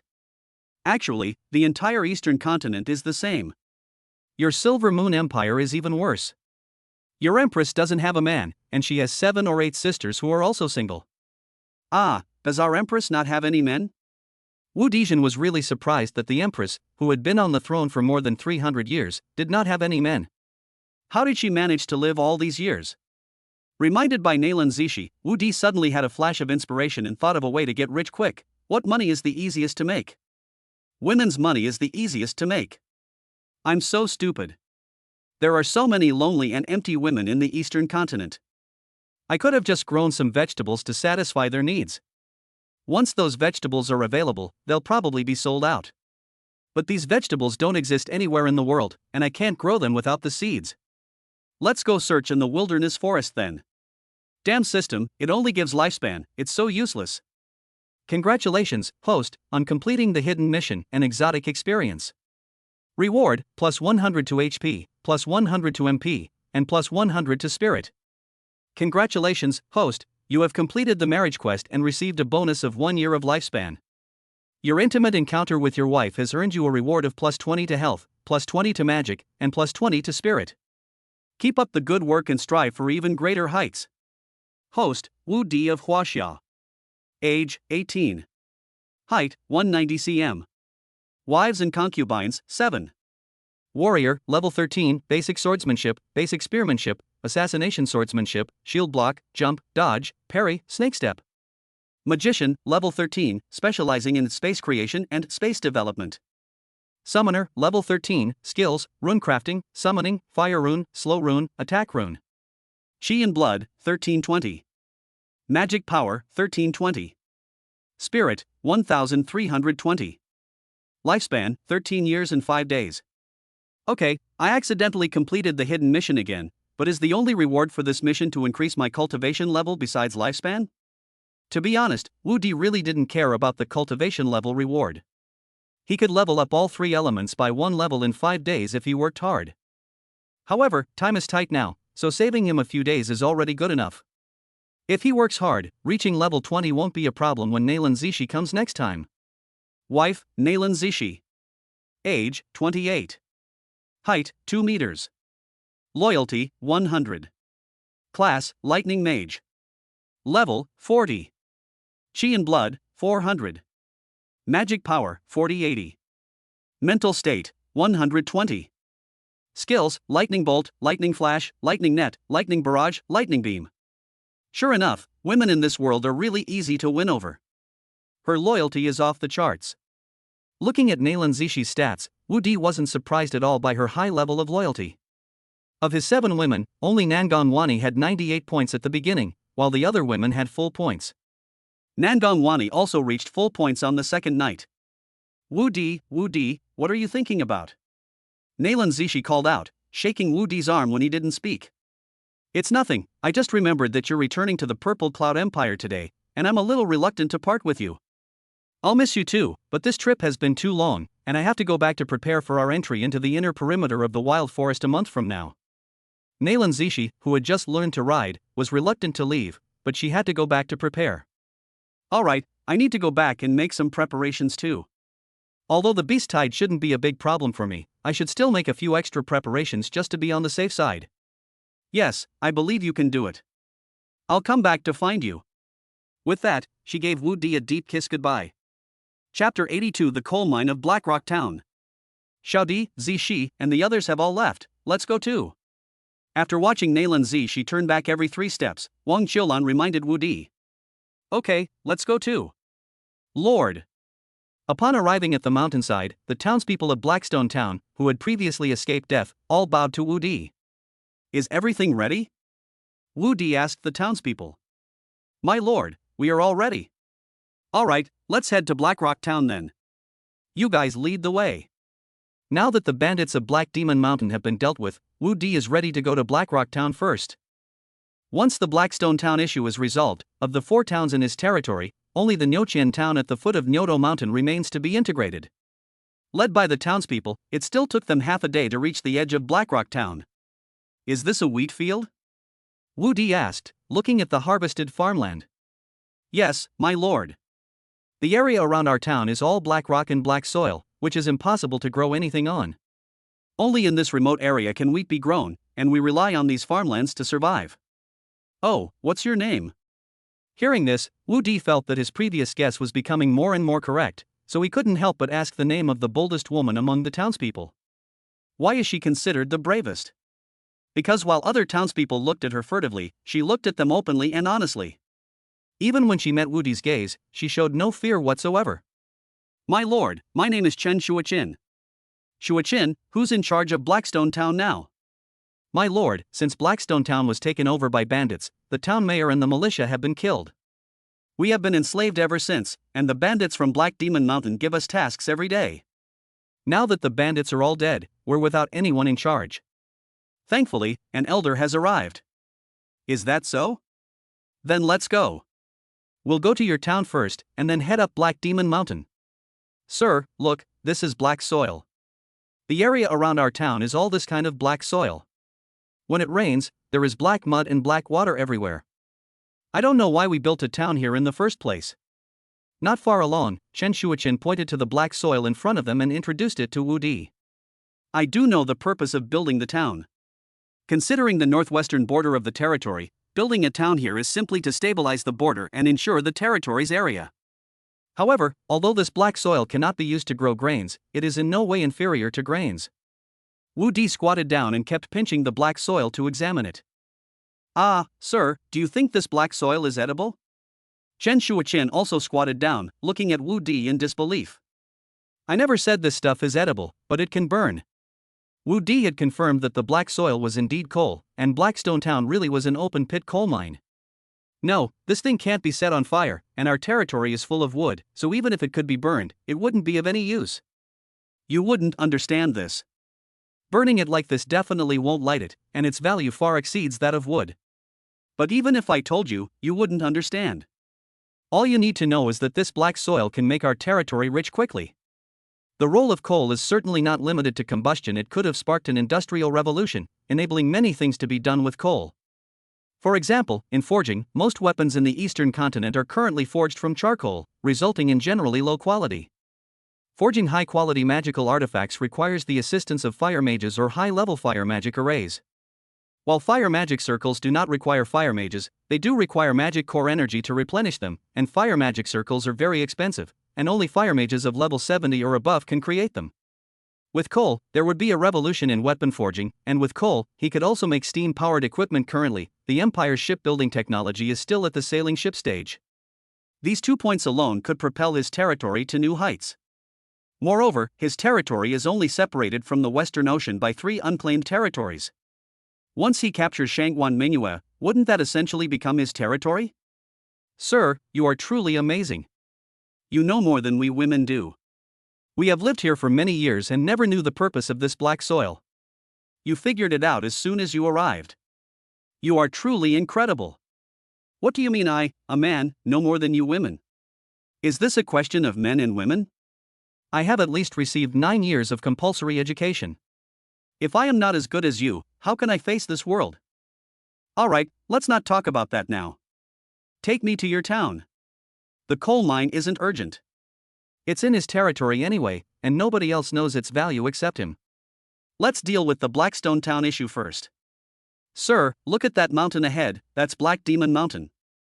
Our Blackstone Town only has this one rocky mountain, surrounded by black soil like this, and our Blackstone Town is located at the foot of Black Demon Mountain. Chen Shuoqian pointed to a solitary stone mountain path not far away.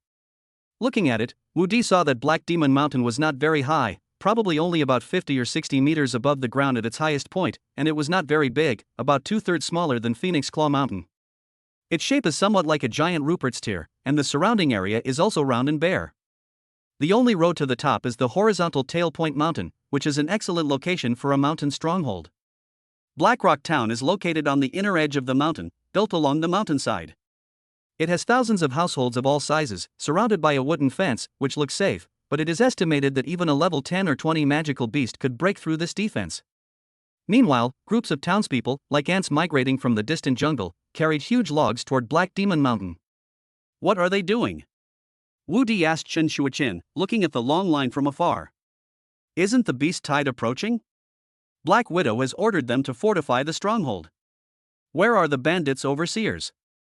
Sir, last time when the bandits of Black Demon Mountain mobilized their entire stronghold, they even temporarily captured us to make up the numbers. Later, less than 50 people returned. This time, they captured people in the town again before they finally gathered 100 people. There aren't a single bandit left here now, so of course there's no foreman. Without a supervisor, are all the townspeople this conscientious?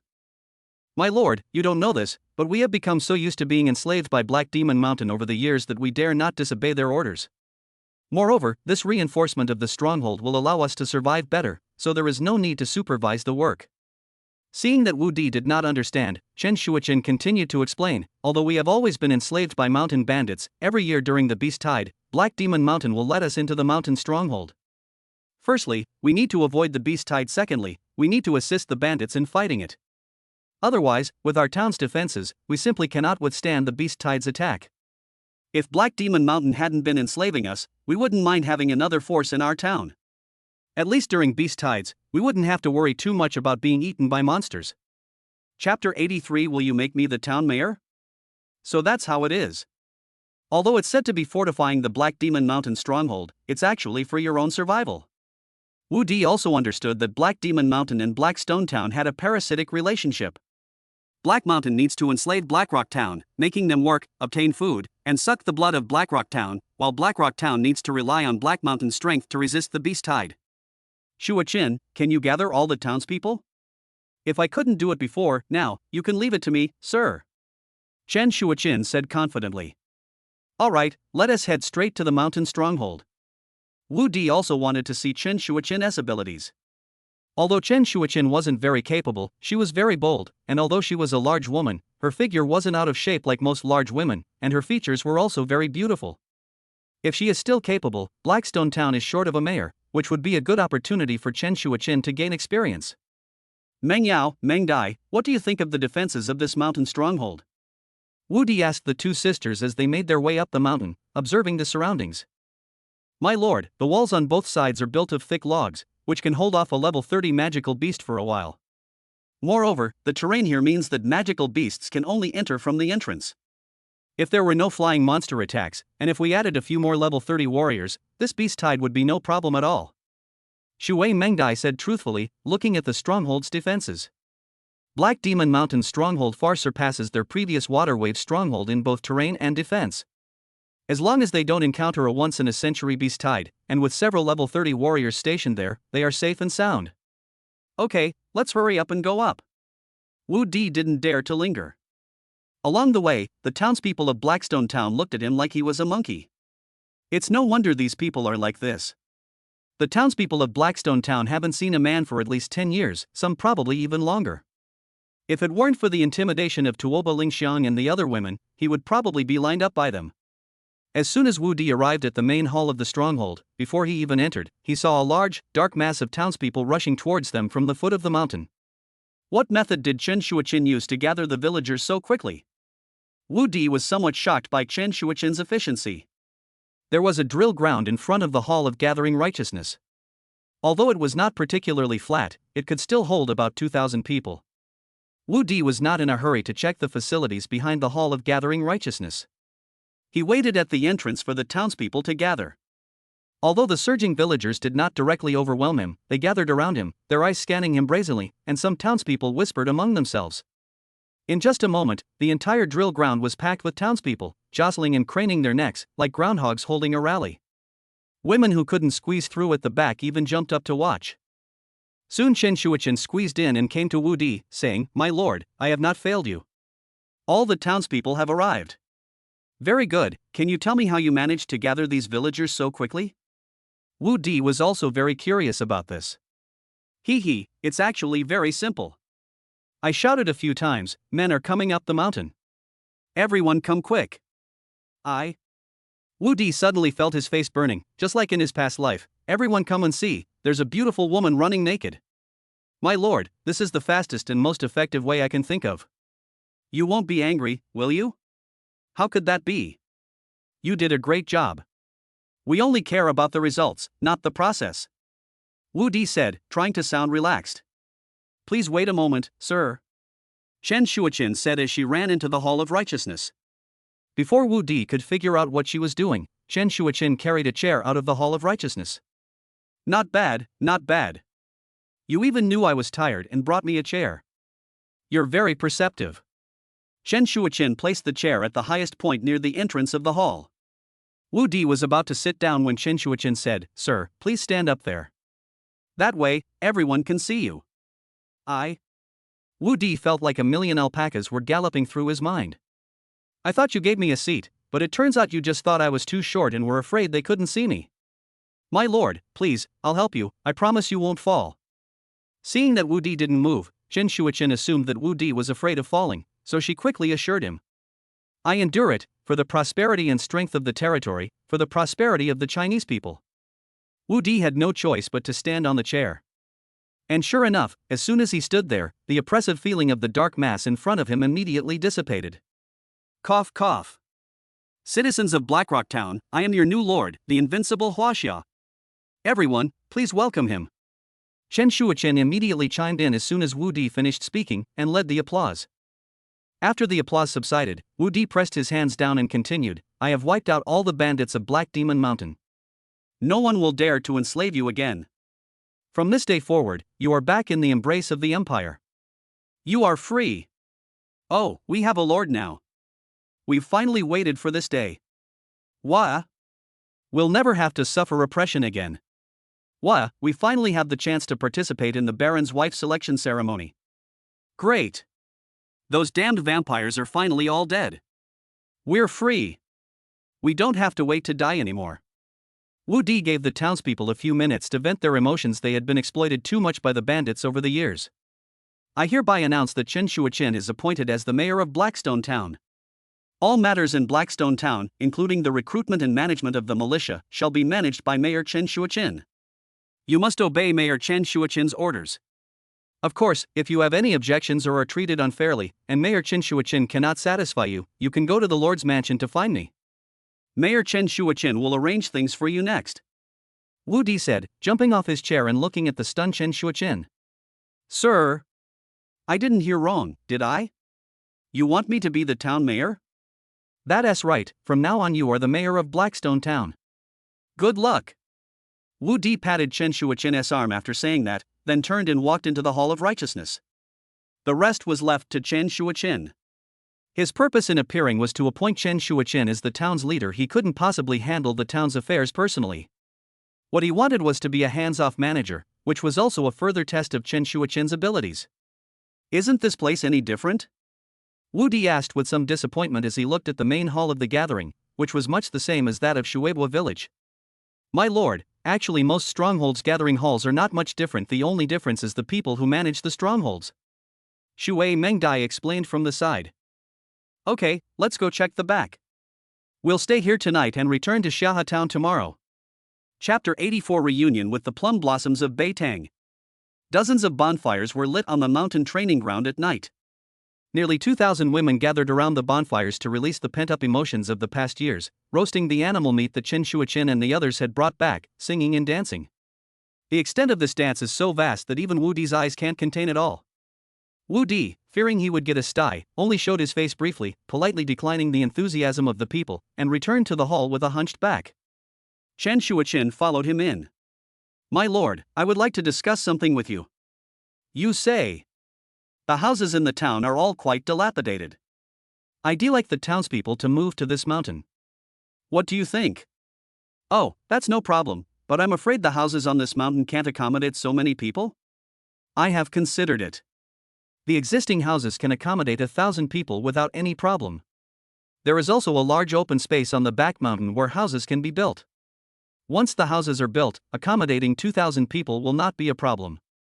Now that you're the town mayor, you can make these decisions yourself.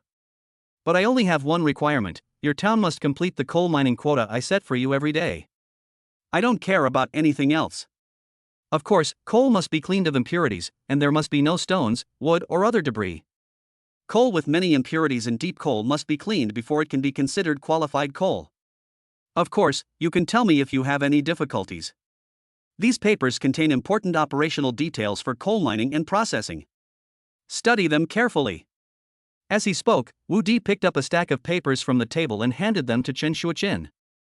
These papers outlined the development direction for Blackstone Town and matters related to coal mining, which Wu Di had set for the town after arriving. Sir, there are indeed two problems. One is the food problem.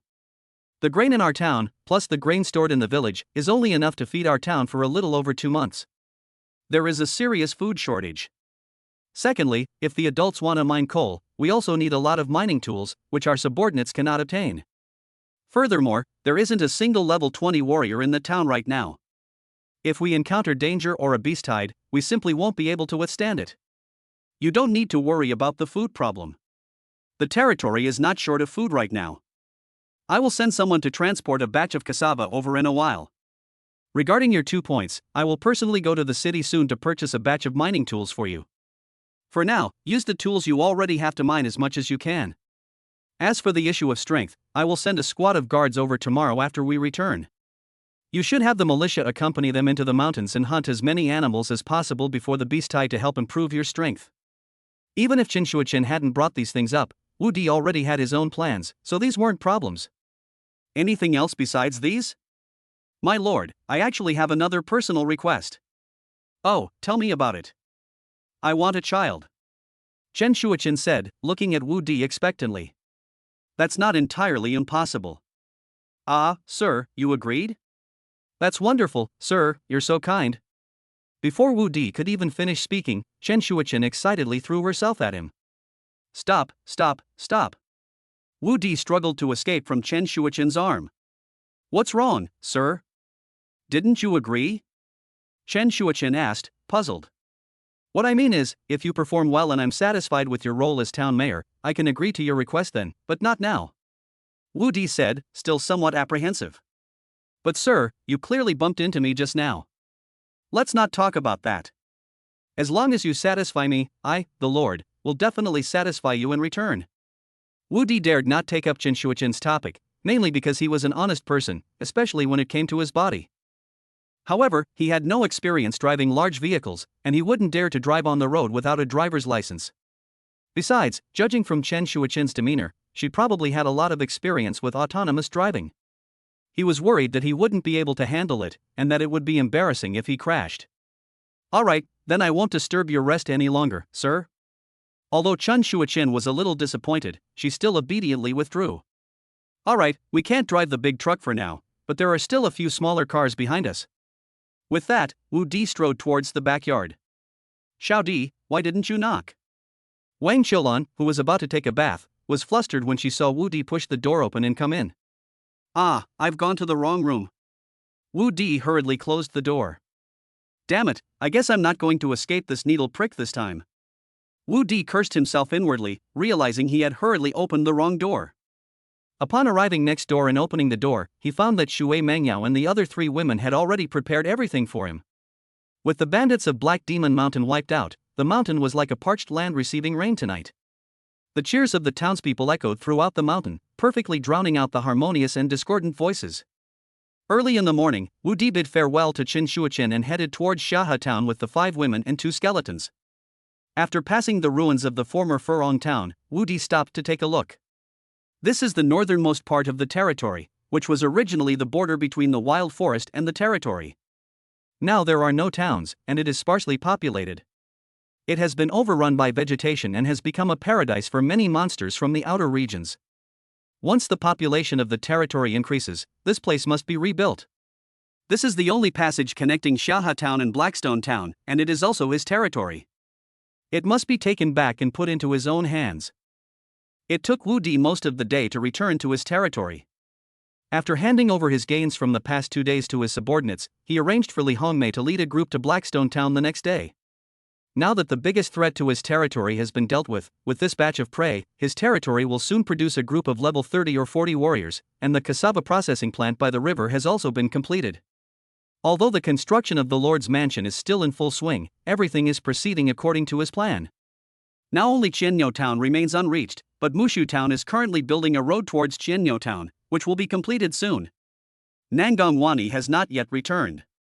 Wu Di plans to return to Mingyue City tomorrow as well. However, there is still some time today, so he can spend the night at Maywailing and return to the city directly from Maywailing tomorrow. After arriving in the territory, he was always surrounded by beautiful women, but what he missed most was the haunting northern plum blossom. After leaving his aunt to watch the house, Wu Di, along with Xue Mengyao and the other 3 girls, rode the few remaining horses in their territory straight to Plum Blossom Ridge. When Xue Mengyao and her sister heard that they were going to the city, they were both very excited. They had never been to the city since they became bandits, and this time they would finally be able to fulfill their long-cherished wish. When they arrived at Plum Blossom Town, it was already dark. However, Wu Di had informed Beitang Meihua of the situation before setting off using the communication falcon left by Beitang Meihua. Beitang Meihua had already sent her personal guards to meet her on the way, while she herself had taken a bath and dressed up early. Chapter 85 Nangong Wani's Worries. You rascal, do you still remember coming to find me? This was the first thing Beitang Meihua said to Wu Di, her words filled with deep resentment. Hee, why don't my fingers feel as good anymore? Please come in, ladies. Beitang Meihua rolled her eyes at Wu Di and pulled Xue Mengyao and the other girls towards the mansion. The 5 women chatted animatedly at the dinner table, displaying their deep sisterly bond, leaving Wu Di no chance to interject. Only after the women had eaten and drunk their fill did Beitang Meihua have her men take them down to rest. Not bad. In just over half a month, you not only took over Shueibua village, but also dealt with Black Demon Mountain. Little brother, You have truly impressed your older sister. Beitang Meihua came to Wu Di, straddled Wu Di's lap, lifted Wu Di's chin, and her eyes were full of admiration and teasing. She had prepared her subordinates, intending to personally lead them to help Wu Di resolve the threat of Black Demon Mountain when Nangongwani returned. However, she didn't expect that this little brother wouldn't need her at all. Do you think your older sister doesn't know whether her younger brother is capable or not? Wu Dui said pointedly. Do you think your sister knows? I guess damn it, Wu Di was about to reply when he was shocked by Beitang Meihua's actions. Is there any need to make such a fuss? There aren't even any men in my sister's territory. And this is the Lord's mansion, so you can wear whatever you want, right? Beitang Meihua didn't care at all, and instead widened the angle. Wu Di also put down his chopsticks. If he continued eating, Beitang Meihua would probably open her mouth and bite him. I can't refute what my sister said. Is my little brother full? Beitang Meihua looked at Wu Di with seductive eyes. Can I say I'm full? Wu Di looked at Beitang Meihua's murderous posture and knew that if he wanted to get a good night's sleep, he could only let Beitang Meihua eat her fill first. If you're full, then have a drink with your sister. Beitang Meihua has a very high alcohol tolerance, so high that even Wu Di, a legendary martial arts master, is somewhat unable to handle it. We drank from the restaurant to the bedroom, from dusk to dawn. Fortunately, Wu Di had strong mental strength, and he was refreshed after only an hour of rest.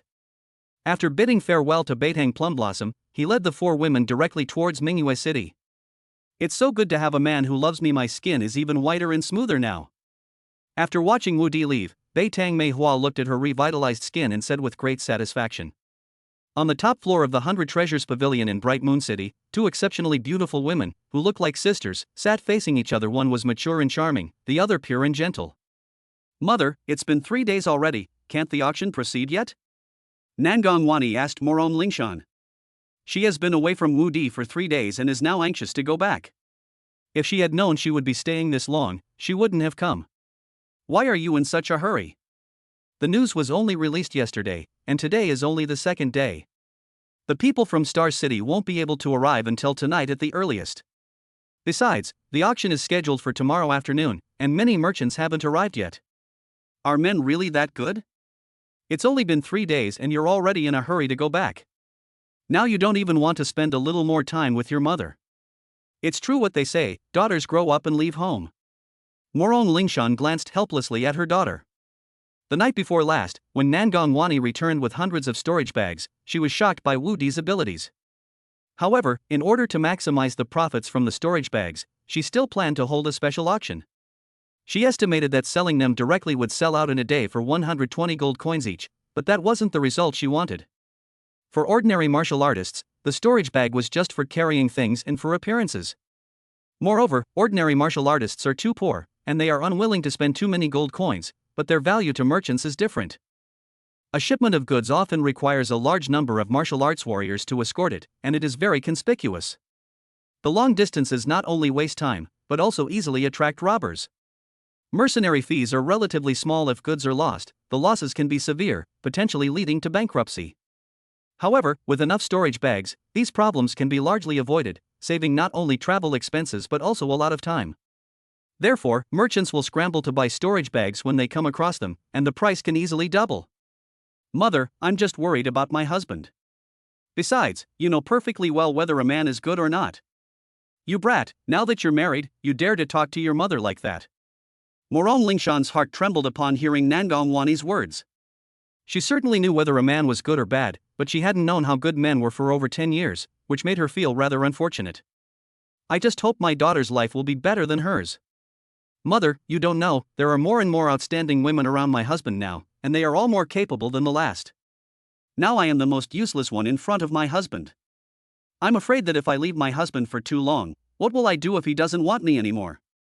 Nangongwani finally couldn't help but express her worries. At the beginning, although Tuoba Lingshan was much stronger than her, she had the advantage of money. Wu Di had nothing at the time, so she held a pivotal position among the three women. But now, not only have all the gold coins she brought as dowry been spent, Wu Di can earn several thousand gold coins a day just by making storage bags, so her little bit of contribution is completely insignificant. Moreover, she's a mage, and not even level 20 yet. While other women can help Wu Di, she can only do errands at most. What's even more frightening is that the other women's strength is increasing rapidly, leaving her far behind. It's estimated that they will reach level 40 soon. Only Shui Mangyao was unable to level up, but she was already a level 35 mage and had a younger sister to help her, which made her feel increasingly insecure. How could that be?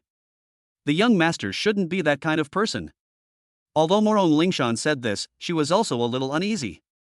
She had no choice but to give up Bai Baoj as part of her dowry, but Wu Di refused to accept it. Although she promised to provide Wu Di with goods worth 1,000 gold coins every year, she figured that her son-in-law probably wouldn't care about that amount of money at all. Although she could help Wu Di sell storage bags and purchase some supplies, any merchant would probably be happy to serve him as long as Wu Di gave the word. Mother, do you still have any magic stones? Nandong Wani looked at her mother expectantly again.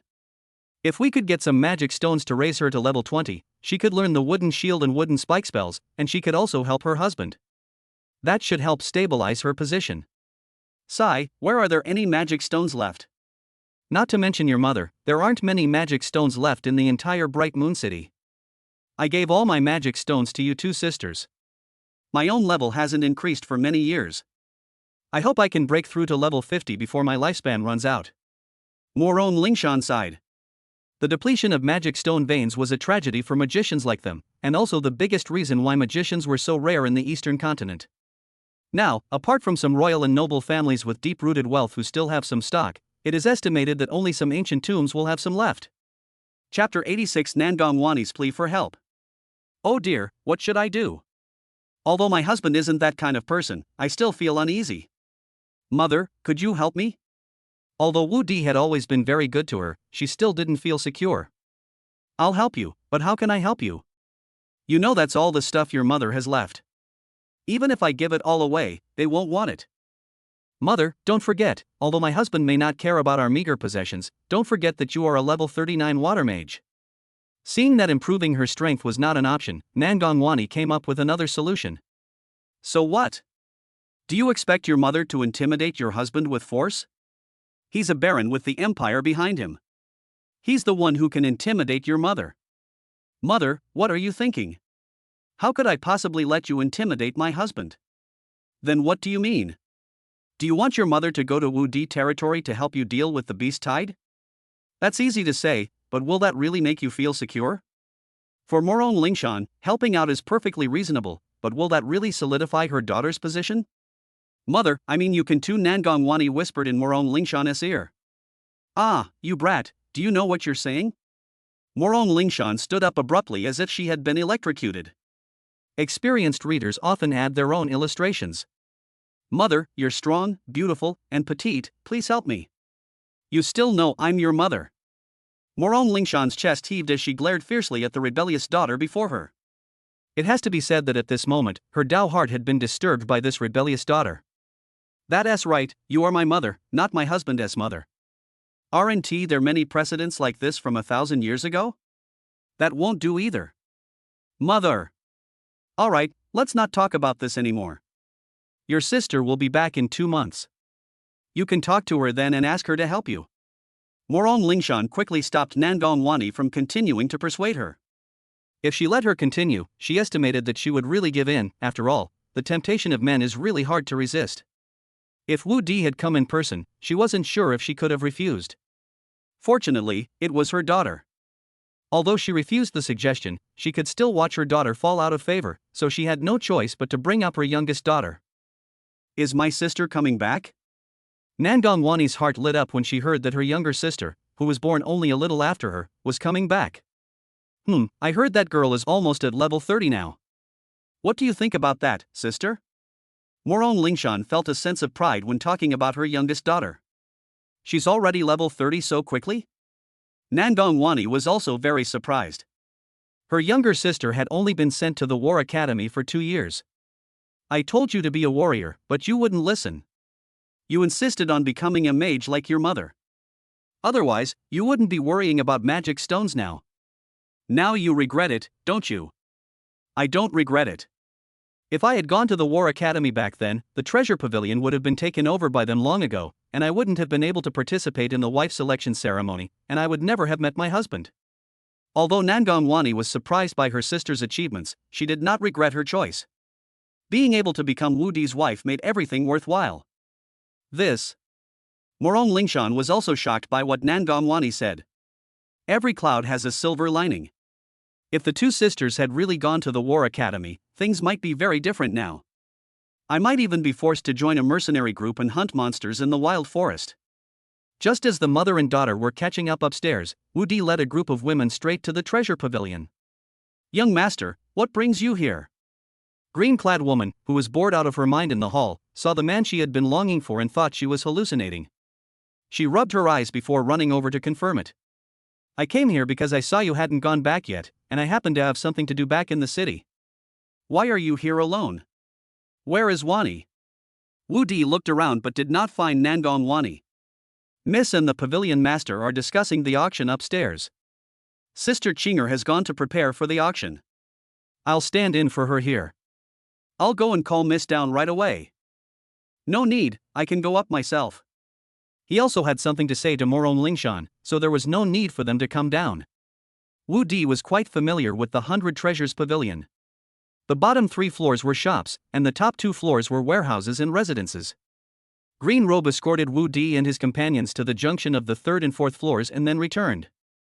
Because there were guards at the entrance to the 4th floor, and another door that could not be accessed without permission, the guards recognized Wu Di, but they did not have the key, so the woman in green needed to come up and open the door. Wu Di went directly to the room where he had met Morong Lingshan last time, and as soon as he entered, he saw the mother and daughter facing each other with red faces. Young master, what brings you here? Morong Lingshan was sitting facing the door. She saw Wu Di as soon as he entered and immediately thought of what Nangongwani had said before, which made her feel a little flustered. This son-in-law isn't here too. Should I accept or not? If I don't agree, will I offend my son-in-law? Will he hold a grudge against me because of this? I can agree, but Morong Lingshan was still reeling from the shock caused by Nangongwani's words. Ah, my husband. Nangongwani quickly turned around and found Wu Di smiling at her. Overjoyed, she ran straight into Wu Di's arms. Good grief, he charged at me with the ball the moment we met. With her soft and delicate body nestled in his arms, Wu Di had no choice but to accept. To be honest, he had really missed Niz after not seeing her for a few days. This Niz was so tender and juicy. My husband, I missed you. Feeling that familiar scent, Nangongwani buried her head in Wu Di's arms. Alright, your husband misses you too. I'll treat you well tonight. Wu Di whispered gently into Nangongwani's ear. Only after hearing Wu Di's promise did Nangongwani reluctantly let go of Wu Di. Young master, was the journey smooth? Morong Lingshan asked, suppressing her inner turmoil, when she saw Wu Di looking at her. It's alright, but I'm definitely a bit tired after riding horses all day. There are rooms here. Let Wani show you around so you can rest for a while. I'll go and have someone prepare a banquet. By the way, the guards that Wani brought back lived in your previous courtyard. You can rest here tonight, young master. Before Wu Di could speak, Morong Lingshan hurriedly went downstairs. She dared not stay any longer if Wu Di really made such a request. She truly didn't know what to do. Nangongwani arranged for Shui Mangyao and the other 3 girls to stay in the next room, and then took Wu Di into her room. Wu Di was really tired. He didn't sleep much last night and rode horses all day. He really needs to rest now, otherwise he probably won't have the strength to cultivate tonight. Nangongwani knew that Wu Di was really tired, so she didn't try to be intimate with him. Instead, she hugged Wu Di and took a nap contentedly. When Wu Di woke up again, it was 2 hours later. He had slept very soundly, and it felt like morning. Husband, why did he get up? Don't mind it, it's a normal reaction. Get up first, don't keep your mom waiting. After catching up on sleep, she naturally felt refreshed. Chapter 87. This son-in-law is no ordinary man. When Wu Di came out, a large table of dishes had already been set out in the hall, including monster meat, fish, chicken and duck, but they were all boiled. Wu Di was not very interested, but his predecessor had been eating them for more than 10 years and was not used to them. Did you rest well, son-in-law? Morong Lingshan asked with concern when she saw Wu Di come out. Great, I feel so refreshed after a good night's sleep. Wu Di looked at the beautiful, charming, fair-skinned woman before him. The woman with the melon on her chest was completely unrelated to the word mother-in-law. In his view, Morong Lingshan and Nangongwani were like sisters. One was pure and lovely, like an uncarved piece of jade, and the other was mature and elegant, like a white lotus blooming after the rain. That's good. Come on in and sit down. Don't be shy. You're all Wani's sisters, so make yourselves at home. Morong Lingshan then invited Shui Mengyao and the other girls to sit down. Upon seeing the 4 girls, she realized that her daughter's previous concerns were not unfounded. If she were in her shoes, she would probably have had the same worries. But she couldn't bring herself to do it right now. Thank you very much, Pavilion Master Morong. The 4 women sat down as well. Calling me Pavilion Master is too formal. If you don't mind, you can just call me Sister Morong. The girls glanced at Nangong Wani. Although Morong Lingshan was indeed not much older than them and could be called elder sister, they didn't feel comfortable speaking up because of Nangong Wani's connection. We're all just people of the martial world, no need to worry about these things. Let's each do our own thing. Morong Lingshan realized her mistake as soon as she said it, but since she had already said it, she couldn't take it back. Then thank you very much, Sister Morong. Alright, don't be shy, eat more. No, you guys are calling me sister in front of me and Wani, how are we supposed to call you that? Wu Di was displeased. They were just being polite, but they actually took advantage of him. He could tolerate them riding on his back normally, but they wanted to take advantage of him because of their seniority. No way. Isn't this easy to solve? Why doesn't the son-in-law just call me elder sister like the other sisters do? How can this be? It's just a form of address. If you call me mother-in-law, I'll feel uncomfortable. So it's settled then. Sister Morong, Sister Lingshan, call me whatever you like. Husband, just listen to your mother. Seeing that Wu Di was still hesitating, Nangong Wani quickly advised him. At this moment, Nangong Wani was not angry at all, but rather very happy, thinking that Morong Lingshan had come to her senses and accepted her suggestion. You're not angry at all? Wu Di's brain had completely shut down. He didn't care if he was called that, since it was Morong Lingshan and her daughter who would suffer the loss anyway. Nangong Wani, who suffered the most, actually advised him, which puzzled him. However, since neither of the parties involved minded, he had nothing to worry about. Then I'll call you Sister Lingshan. Alright, is the young master here because of the storage bag? Morong Lingshan looked at Wu Di, guessing that Wu Di was worried about the storage bag and that's why he rushed back from the territory. No, I'm very relieved that Sister Lingshan is handling the storage bag matter. We're here for 2 reasons. First, to prepare for the upcoming beast tide, and second, we need a batch of mining equipment, which we need Sister Lingshan's help to procure. Oh, did the son-in-law discover mineral resources in the wild forest? But mining in the wild forest isn't easy. No, there is a mineral vein in the territory. I have already sent people to mine it, but we don't have enough mining tools, so we need to purchase a large batch. Mineral veins in the territory? Morong Lingshan was puzzled. She had learned about the territory Wu Di had chosen, and apart from its proximity to the wild forest, it had no other valuable assets. Not to mention mineral veins. You know, no matter what kind of mineral vein it is a huge treasure.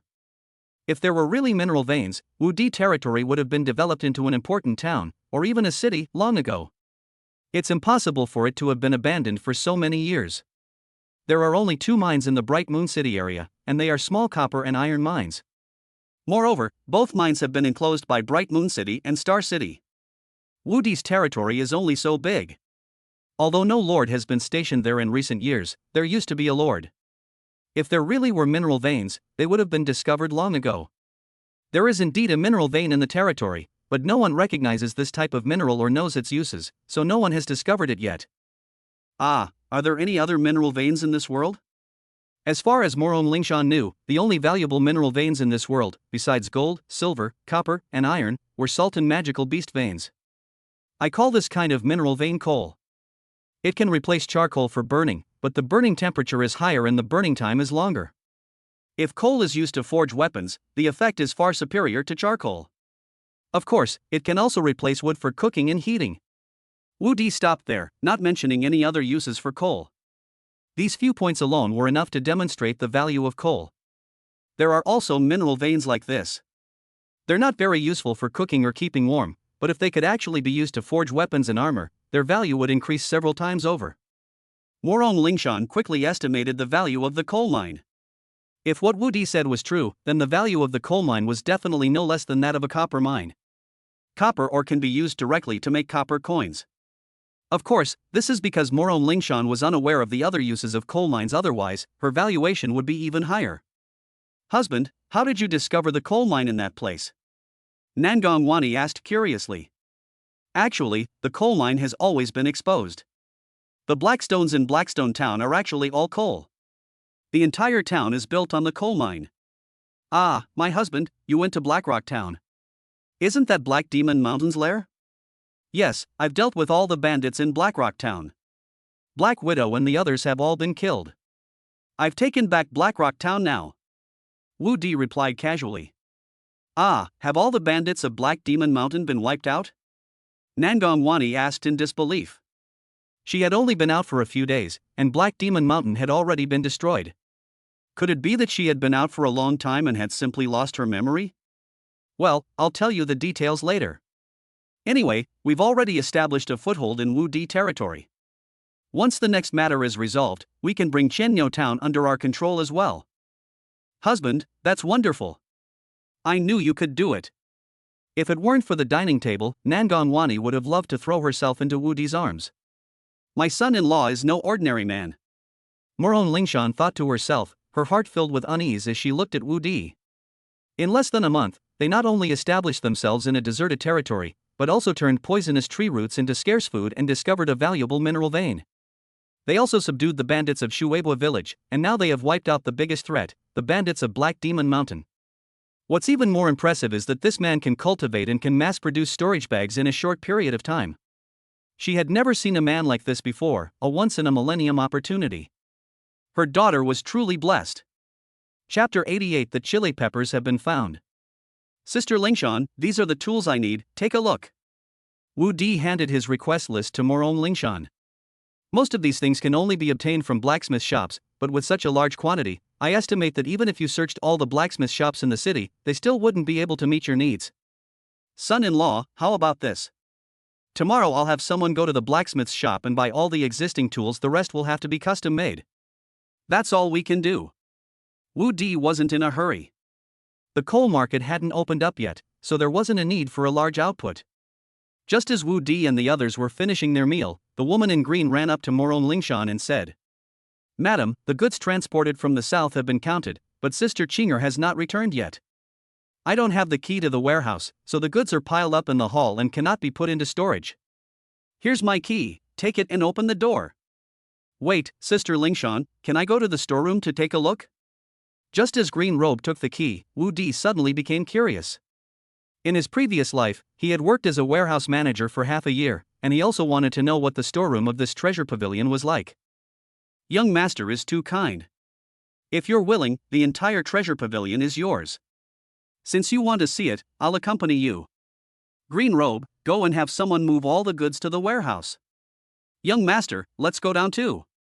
After Wu Di followed Morone Lingshan to the fourth floor, Morone Lingshan personally opened the door to the fourth floor warehouse. Before Wu Di's eyes were rows of neat shelves, which looked no different from the warehouse in his previous life. This is where weapons and armor are, this is where cosmetics and spices are, this is where medicinal herbs and finished potions are, and this is where the materials for magical beasts are. Morone Lingshan introduced Wu Di as they walked. Wu Di, smelling the fragrance emanating from Morone Lingshan and feeling her swaying figure, felt a surge of excitement. He quickly shook off these unrealistic thoughts and looked at the shelves to distract himself. Wu Di has no shortage of weapons and armor for the time being, but he can prepare some rouge and spices for his women. He has many women, but he has never bought anything for any of them, so it is not excessive to give them some rouge and spices. Why does this smell so much like star anise? Wu Di opened a wooden box called shankue, which contained some powder, but the familiar scent made Wu Di's spirits lift. Sister Lingshan, do you have a complete one? These safflowers need to be roasted and ground into powder to release their full aroma. There are no more whole ones left, but there should be a batch of fresh ones in this new shipment. Great, that's good. Wu Di's enthusiasm soared after opening his first blind box, and he continued to open more blind boxes with anticipation. If he can gather all the spices he needs, he can start his restaurant project in the territory, and even open restaurants all over the eastern continent in the future. Young master, are you looking for something? Morone Lingshan couldn't help but ask as she watched Wu Di open the spice boxes one by one, like a treasure-hunting mouse. Well, Sister Lingshan, you don't need to worry about me. Let me see if there's anything I need. Wu Di also wanted Morong Lingshan's help, but he figured she probably wouldn't know anyway. However, Wu Di did not find any similar items in the spices, but he did not give up and went to the medicinal herbs area to check them one by one. Cinnamon and cumin.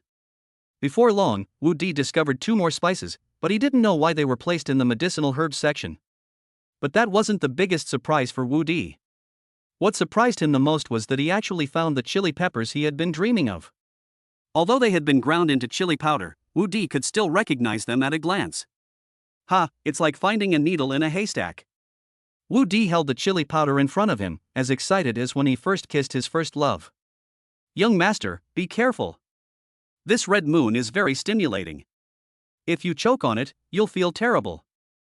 Sister Lingshan, no way, this stuff is really good. By the way, is this called red moon? Wu Di noticed that the chili powder here was spicier than the chili powder he had found before, so he guessed it was probably a bird's eye chili. Yes, when the red moon matures, it looks like a red crescent moon, hence the name red moon. Although it can be stimulating to the human body, it is also an indispensable ingredient in making medicines that restore qi in blood.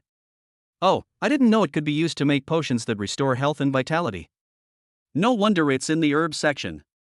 What use does the son-in-law have for this red moon? Sister Lingshan, this spicy red moon is a real treasure. Tomorrow I'll treat you all to hot pot, and then you'll see another use for it. Wu Di didn't want to explain too much. Practice makes perfect, and they would understand everything after they had eaten. Hot pot, what is that? Keep it a secret for now, Sister Lingshan, you'll find out tomorrow night. By the way, are all the red moons here? How many red moons can Bright Moon City get?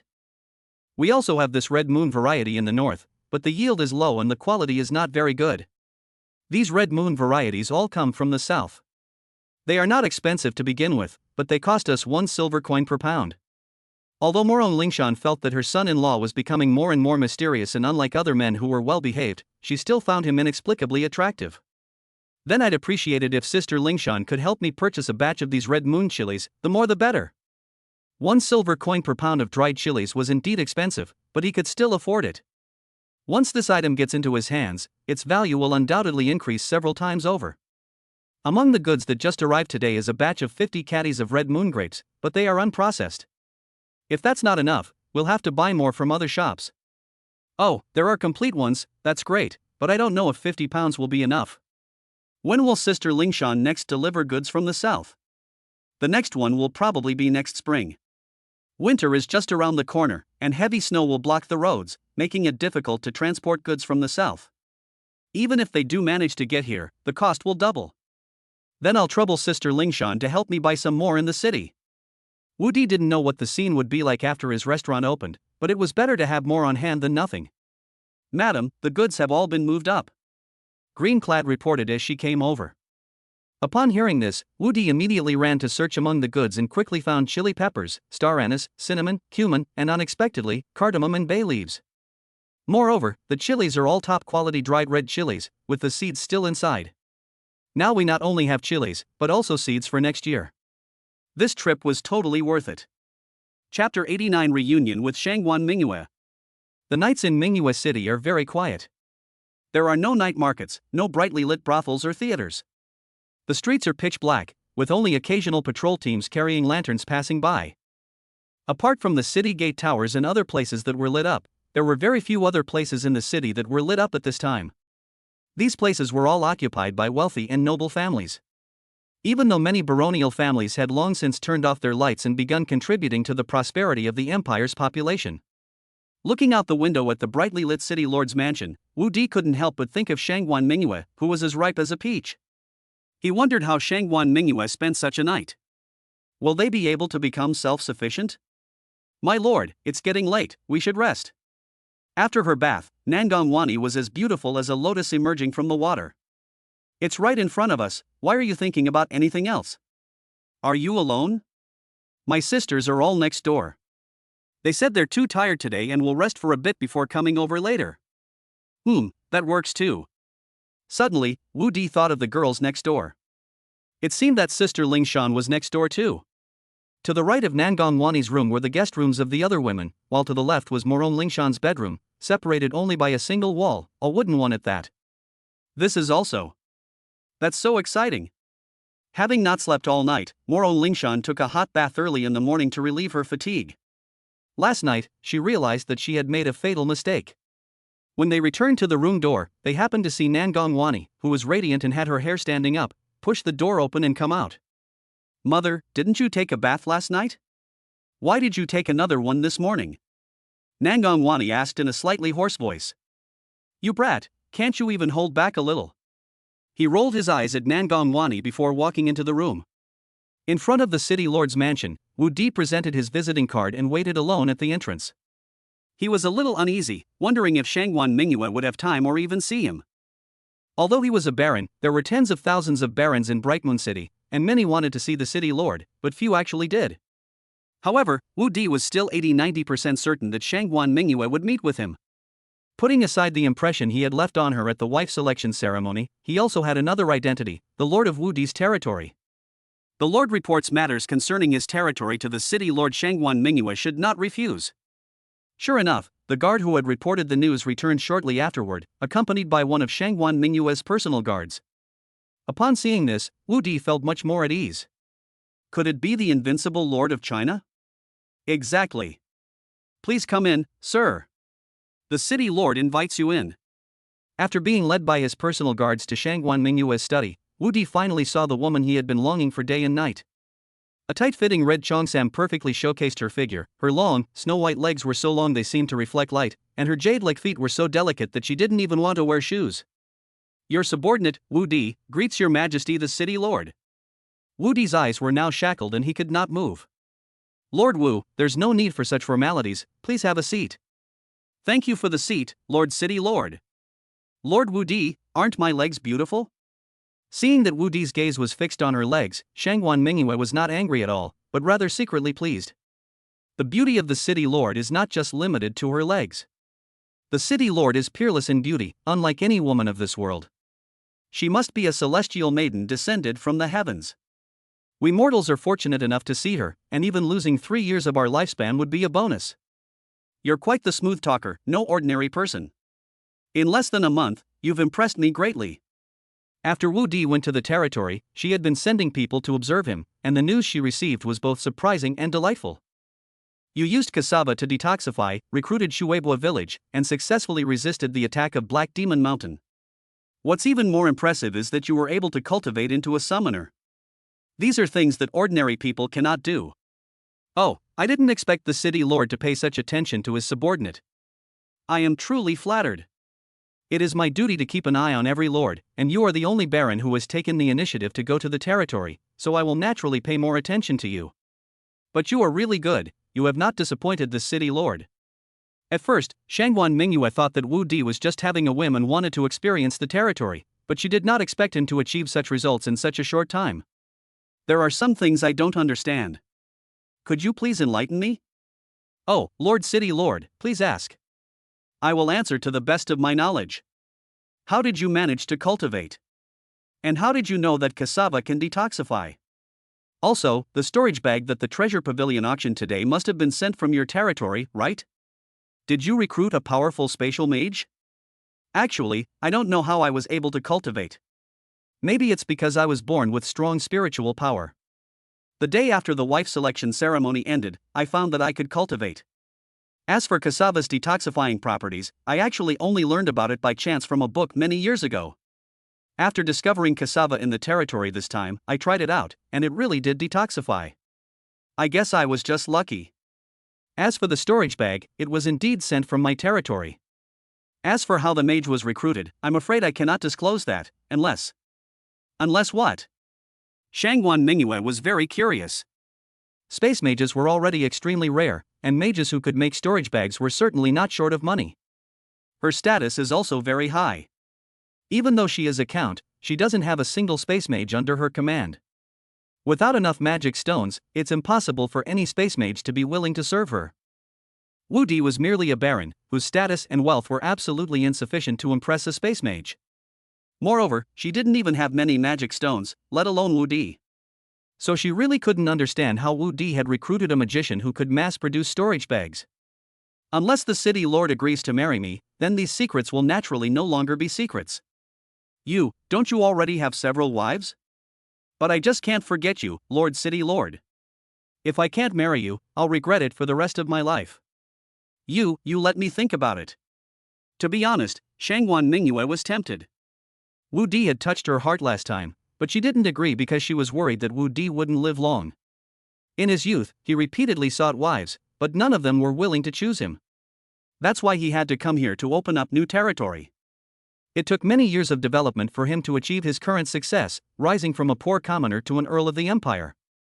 But she always had one regret: she couldn't contribute to the empire's population. Wu Di was the first man willing to marry her, and now he was professing his love for her again. How could she not be moved? She was about to agree, but for some reason, when the words were about to come out, she changed her mind and said she would think about it. Chapter 90. Why hasn't my husband come yet? Seeing Shangguan Mingyue hesitate, Wu Di knew there was a chance, so he decided to add fuel to the fire for Shangguan Mingyue. Then I'll let the city lord experience it.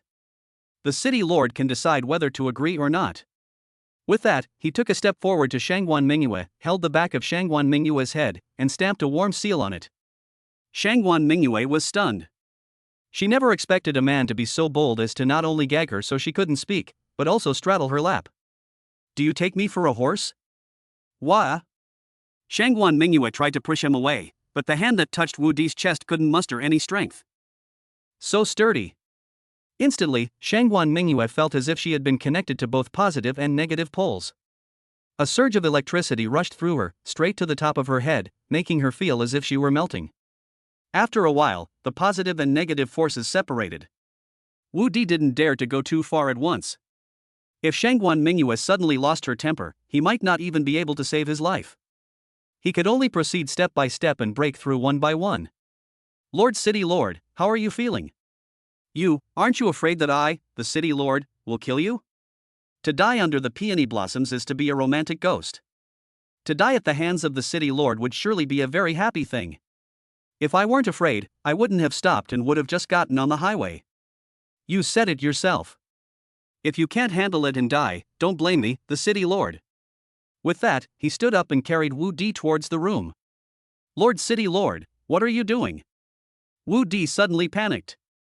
What's wrong? You've already angered me, the City Lord, and you still ask me what I want? I'll show you what it's like to mess with a level 59 knight. With that, he slammed Wu Di onto the ground. No. This was a scene that Wu Di had always dreamed of, but for some reason, he felt a sense of fear. It was like facing a volcano about to erupt. The oppressive feeling made Wu Di tremble. Wu Di tried to escape, but since the volcano had erupted, how could he possibly escape? In the end, he was crushed under the volcano and his entire body was submerged by the lava from the eruption. I tried to struggle and climb out again and again, but it was all in vain. If you can't escape it, then you can only accept your fate. Inside an auction building next to the City Lord's mansion, the place was bustling with activity. It was filled with powerful merchants from Bright Moon City and Starry Sky City, as well as several merchants from the south who had come just in time for the auction. The venue belongs to the City Lord's mansion, but this time it was rented to the 100 Treasures Pavilion for the auction of storage bags. Morong Lingshan and Wu Di's wives had been waiting for a long time. Mother, the auction is about to begin, and my husband has not yet returned. Should we wait a little longer? No, this is the first time our 100 Treasures Pavilion has held an auction on its own. Since the time has been set, we must follow the rules. Otherwise, even if we disregard our reputation, the merchants outside will not agree. I've already sent someone to wait for the young master at the City Lord's mansion. We'll begin the auction first, and once he comes out of the mansion, someone will bring him here directly. Xinger, let's begin. As Morong Lingshan's personal maid, Xinger not only personally organized this auction, but also served as the auctioneer. Dressed in palace attire, she moved gracefully with light, lotus-like steps. Her S-shaped figure exuded youthful energy yet also a capable air as she walked slowly towards the auction stage. Unfortunately, everyone in the audience, whether women or the few men present, was focused on the tray behind her. Even the most exquisite woman couldn't compare to the storage bag covered by the red cloth in everyone's eyes. Xinger was not surprised by this, and this was exactly the effect she wanted. Only if the storage bag was attractive enough could she auction it off for a sufficient value. Ladies and gentlemen, there are only a handful of events across the entire continent that can auction off 100 storage bags at once. This time, my 100 Treasures Pavilion is fortunate to have secured this opportunity for my Bright Moon City and Starry Sky City. This auction will only sell storage bags. You are all wealthy merchants, so you must know the value of storage bags. My 100 Treasures Pavilion has paid a great price to obtain the auction rights for these storage bags. However, the quantity is still limited. Whether you can return with a full load depends on your courage and strength. 100 storage bags will be auctioned in 10 groups of 10, with the highest bidders winning. Let's wait and see who the 10 lucky winners will be. The first auction will begin, 10 storage bags, totaling 100 cubic meters. The starting price is 1,000 gold coins, and each bid must be at least 10 gold coins higher. As Chinger spoke, she lifted the red cloth on the maid's tray, revealing 10 storage bags neatly arranged on it. I'll offer 1,200 gold coins. I'll offer 1,300 gold coins. I'll offer 1,500. I'll offer 1,550 gold coins. Merchants below immediately began bidding, and in the blink of an eye, the price reached 1,550, exceeding the market value of ordinary goods. You think you can take a set for 1,550? I'll offer 1,800 gold coins. A woman who looked to be in her 40s stood up and shouted, 1,800 gold coins per attempt, is there anyone offering more? 1,800 gold coins twice. If no one bids higher, then the first lucky winner will be this lady. I'll offer 1,850. Just as Chinger was about to make her decision, another woman stood up and said, I'll offer 1,900 gold coins. 2,000 gold coins, deal done. Congratulations, madam. Please proceed to the back office for further transactions. Finally, the first set of storage bags was sold for 2,000 gold coins. Although Chinger knew that it hadn't reached the highest value at auction, it was already quite good that the first set could reach 2,000 gold coins. The second auction will now begin. The starting price is 1,000 gold coins, and each bid must be at least 10 gold coins higher. I'll bid 1,500 gold coins. As soon as Chinger finished speaking, a woman immediately raised the price to 1,500. Chinger had already stirred up the atmosphere of the auction, while on the other side, the contest between Wu Di and Shangguan Mingyue continued. This time, Wu Di completely lost control and was constantly suppressed, unable to turn the tide. It can be said that he suffered a complete defeat. So, are you regretting it now? Shangguan Mingyue looked at Wu Di provocatively. Regret? What a load of rubbish. Although I feel my dignity has been violated, my body is very happy. However, Wu Di still admired the women of this world. Even when their bodies were pierced, they didn't even flinch. Instead, they displayed a spirit of fearlessness and fighting with increasing courage. No wonder women in this world can hold up the whole sky. They are truly a group of admirable women. Wu Di sighed inwardly. If it were a woman from his previous life, wouldn't she be in excruciating pain? As long as the city lord doesn't regret it, how could I possibly regret it? I'll let you off the hook today. You can rest for a bit, and I'll have someone prepare some food for you. Shangguan Mingyue softened, and remembering her previous madness, she couldn't bear it anymore. However, her previous madness also completely released the grievances and bitterness that she had suppressed for decades. Chapter 91: An Unexpected Reward. Lord of the city, do you see, is there still a place for me to rest? If it weren't for the bright sunshine outside the window, Wu Di would have thought that the city lord's mansion was leaking. Shangguan Mingyue's face immediately turned as red as the evening glow, covering half the sky. What does this have to do with me, the city lord? It's all your fault. Yes, it's all my fault, it's all my fault. Wu Di knew he couldn't reason with a woman, so he naturally took all the blame. I'll have someone take you to take a bath. I'll go arrange some food first. Shangguan Mingyue saw that Wu Di hadn't eaten for 3 or 4 hours and guessed he was starving. She can't make the horse run without feeding it properly. Soon 2 maids came in and led Wu Di to Shangguan Mingyue's private bathroom, which was now a huge bathtub, or rather, a large pool. The bathtub was already filled with hot water, with a layer of unknown flower petals floating on top. Perhaps to cater to Wu Di's aesthetic sense, the petals served to Wu Di were all of his favorite type. My lord, let me wipe your body. Wu Di did not refuse Shangguan Mingyue's kindness and closed his eyes to enjoy it. Congratulations, host, on completing the marriage mission. Your wife has reached level 50, so the reward is doubled, plus 2 years of lifespan and steam worship technology, which will be directly transferred to your mind. Your happiness index with your wife is 9 points. You are rewarded with 30 points of health, 30 points of magic, and 30 points of spirit. Since your wife has reached level 50, the reward is doubled. Holy crap, there's such a good thing. System, why didn't you tell me sooner? Wu Di never expected that his wife would receive such a reward after reaching level 50. He wished he had won Shangguan Mingyue over sooner. And this time, he was even rewarded with steam warship technology. Is he being asked to conquer the ocean? Host, Wu Di of Huaxia. Age, 18. Height, 190 cm. Wives and concubines, 8. Warrior, level 14, basic swordsmanship, basic spearmanship, assassination swordsmanship, shield block, jump, dodge, parry, snake step. Magician, level 14, specializing in space creation and space development. Summoner, level 14, skills, rune crafting, summoning, fire rune, slow rune, attack rune. Chi and blood, 1440. Magic power, 1440. Spirit, 1440. Lifespan, 15 years and 2 days. Wife, Shangguan Mingyue. Age, 60. Height, 1.99 meters. Loyalty, 100. Class, warrior. Level, 59. Chi and blood, 5960. Magic power, 596. Spirit, 178. Skills, basic swordsmanship, assassination swordsmanship, parry, dodge, shield bash, flash, crescent slash, cross slash, charge, fiery slash, savage charge, knight's guard, health shield, holy light shield, heaven opening slash, whirlwind slash, lightning flash, man and rider as one. Wow, these skills alone are dazzling.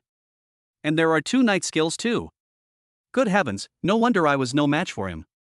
It turns out I ran into a knight who was close to level 60. My defeat was not unjust. Just as Wu Di was sighing inwardly, Shangguan Mingyue also walked in. After waving away the maids, she also entered the bath. How's it going in the territory? You must have other things to discuss with me this time. Shangguan Mingyue asked seriously as she wiped Wu Di's back. Yes, everything in the territory is proceeding according to my plan. However, the Lord's manor is almost finished. I came to see the city lord this time to ask him to sell me a batch of crossbows for city defense to resist the upcoming beast tide. I have 50 giant crossbows on standby, but you should know the value of a giant crossbow. Don't think that just because I am the lord of a city, I have less than 2,000 gold coins in my treasury. I can only send you 10, you'll have to buy the rest with money. Ah, so poor? Wu Di didn't expect his city lord to be poorer than him, a lord. Of course, if he couldn't make storage bags, he would be a poor guy too. Do you think being a city lord is easy? There are more than 20,000 barons in the city, and it costs more than 200,000 gold coins to support them every year. They also have to pay taxes to the empire and support the army.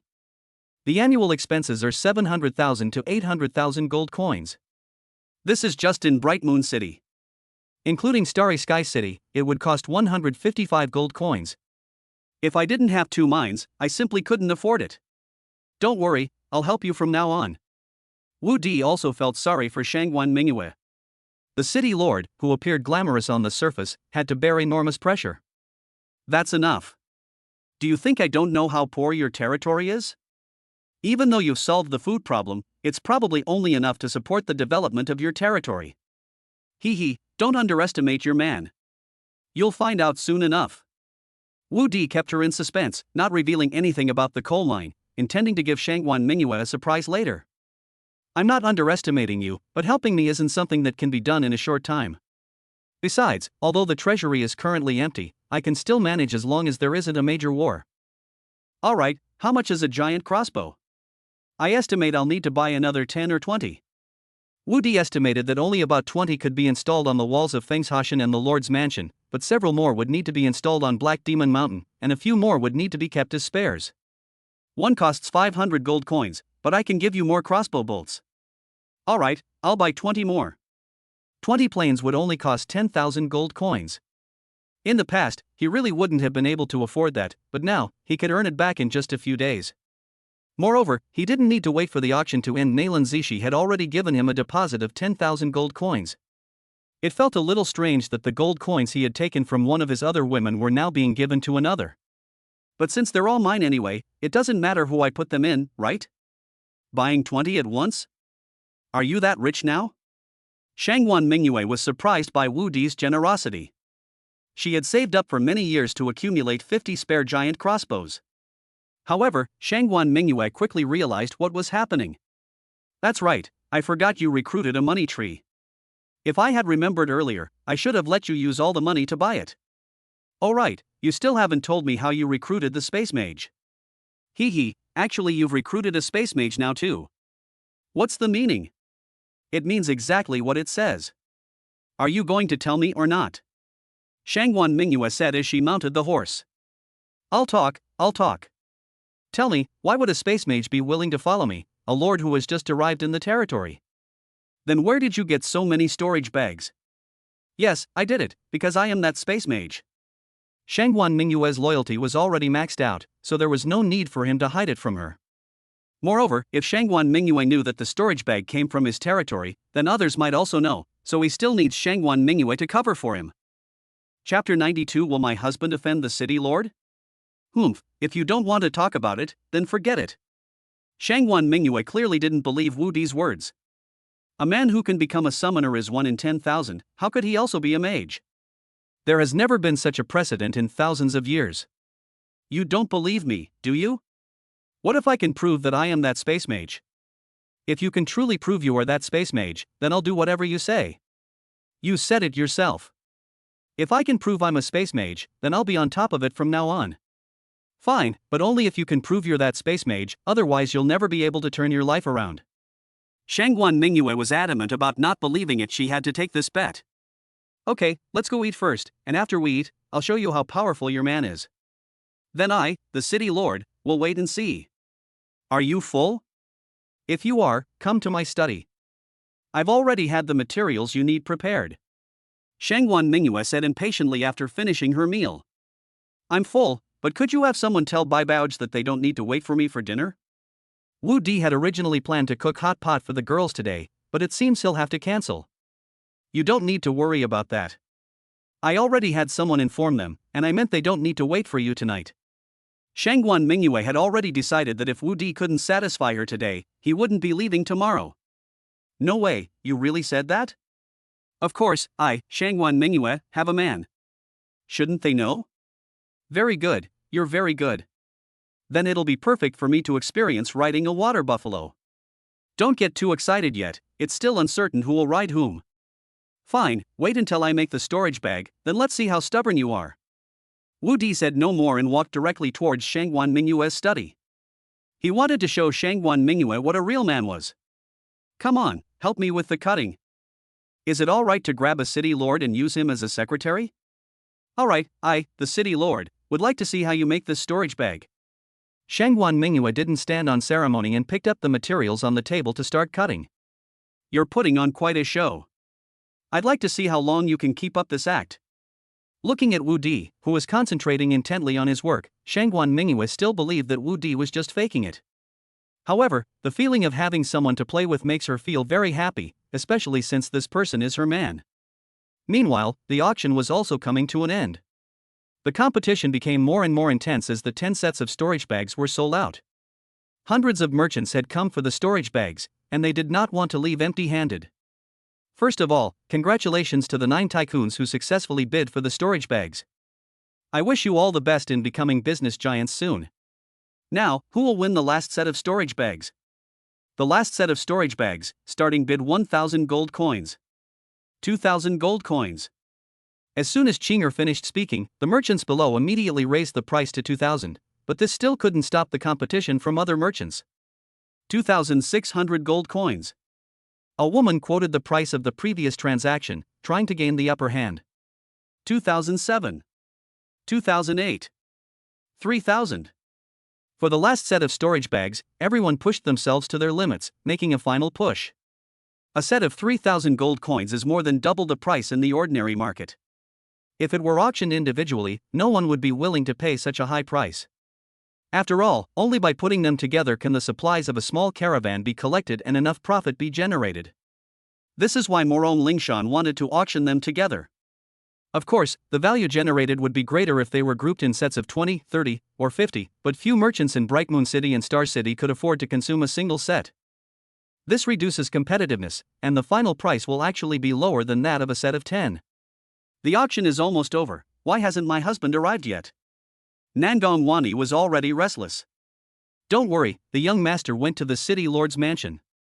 He was probably delayed by something. There won't be any danger.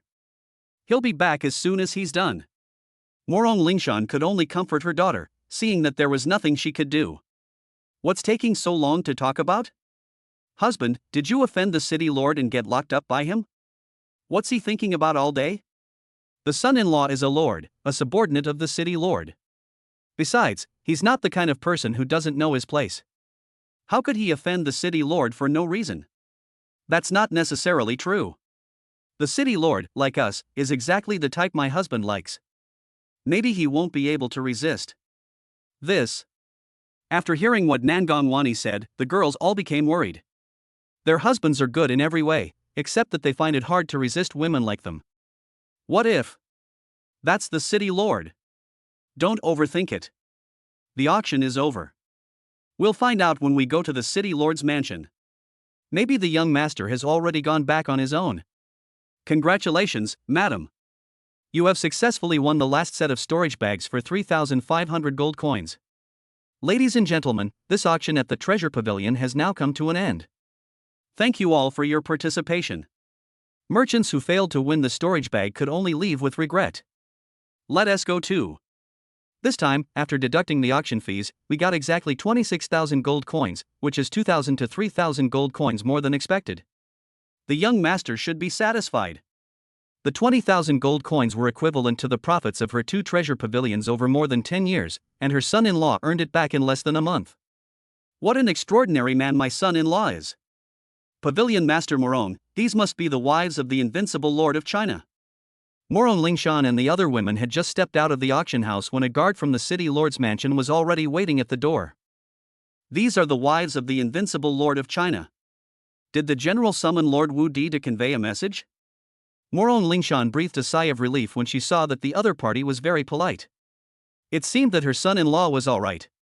It was the city lord who sent me to deliver a message. Lord Wu Di will be spending the night at the city lord's mansion, so the ladies don't need to wait.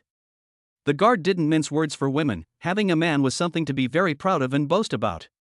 Even the city lord was no exception, so although Shangguan Mingyue did not directly announce that Wu Di had become her man, she also had no intention of concealing it. Ah! The women were shocked, not because Wu Di had not spent the night at the city lord's mansion, but because the city lord had truly become their sister. Now that the message has been delivered, I'll head back to report. General, please wait.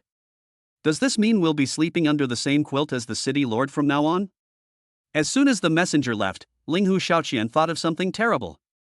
Although they had gotten used to sleeping together under the same quilt during this time, they still couldn't really relax when sleeping with the city lord. Probably not. We're going back to our territory with our husbands, and the city lord probably won't be going with us. Shui Mengyao said after thinking for a moment. Chapter 93. How did you do that? That's true, it seems we were overthinking things. If we really went with the city lord, Shui Mengyao was also scared, but she was interrupted by Nangongwani before she could finish speaking. What if my husband doesn't go back to the territory? He only went to the territory before there was no city lord, but now that he is with the city lord, will he stay in the city lord's mansion and not go to the territory anymore? The girls were genuinely startled this time. The possibility was indeed quite high. I'm telling you, you're really scaring yourselves. You're all the son-in-law's women, yet you don't even know what kind of person he is. I told you not to worry, your son-in-law isn't a man who's used to comfort and only knows how to enjoy life. If he were truly that kind of man, the son-in-law wouldn't have chosen to go to the territory in the first place. Seeing the girls scaring themselves, Morong Lingshan understood that Wu Di was definitely not the kind of man who would rely on a woman for protection. My son-in-law is different from other men. I think he is more like a man from 1,000 years ago. He has ideas, a sense of responsibility, and ability. Let's go home. Wu Di from the city lord's mansion placed the prepared storage bags one by one in front of Shangguan Mingyue, looking at her provocatively and saying, "How about it, isn't your husband amazing?" Shangguan Mingyue was indeed shocked by Wu Di. Not only was Wu Di able to make storage bags, but he also made 10 storage bags in just a few hours, which completely overturned her understanding. Are you really not only a summoner, but also a mage? There are people who cultivate both elements, but those were all from 1,000 years ago, and they were 1 in 10,000. 1,000 years ago, anyone who could cultivate 2 systems simultaneously was an absolute genius. But today, 1,000 years later, a cursed man is cultivating two systems simultaneously. What kind of heaven-defying feat is this? No, no. Wu Di shook his head. Phew. Shangguan Mingyue breathed a sigh of relief, but also felt a little disappointed. If her man could really cultivate both elements simultaneously, wouldn't that be something to be proud of? Your husband cultivates all three elements simultaneously. Are you sure you're not lying to me? Cultivating two elements simultaneously is unbelievable enough, but cultivating three elements simultaneously? Do you think I'm some naive little girl who's never seen the world? Wu Di stopped explaining and directly mobilized his qi and blood. This, a level 14 warrior.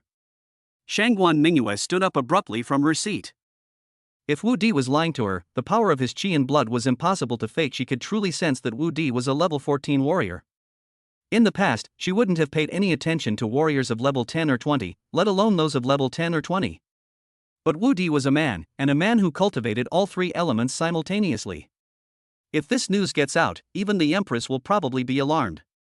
She might even bring him into the palace, train him to level 30, and then take him into the harem to become her husband. After all, the Empress does not have a husband yet, and the entire court has been urging her to get married for many years. If there were a suitable man, the Empress would definitely not refuse to find a husband. How about it, isn't my husband amazing? How did you do that? Shangguan Mingyue wondered if Wu Di had found a way to break the curse. Now that Wu Di could cultivate, did that mean that all men could cultivate in the same way as Wu Di? I know what you're thinking, but you're going to be disappointed.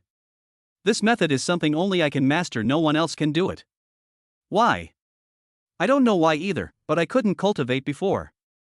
I was only able to cultivate after I got married, and my cultivation method is different from yours. It's different. How is it different? Perhaps this difference is the right way for men to cultivate? Hearing Wu Di's words, Shangguan Mingyue became excited, as if she had found a breakthrough. For thousands of years, men have been unable to cultivate, precisely because they tried to cultivate in the same way that women did. Now that there's a different method, it might very well be the correct way for men to cultivate themselves. It's useless. My cultivation method is to have sex with women. Only by having sex with you can I improve my cultivation. Monster meat and magic stones are of no use to my cultivation. I was only level 13 before I came here. I only reached level 14 after we slept together. So this method won't work on other men. If it did, other men would have been able to cultivate long ago. Wu Di will not tell anyone the secrets of the system, but there is no problem with the method to improve his strength, because no one else can do it. Ah, is that really so? Shangguan Mingyue was disappointed.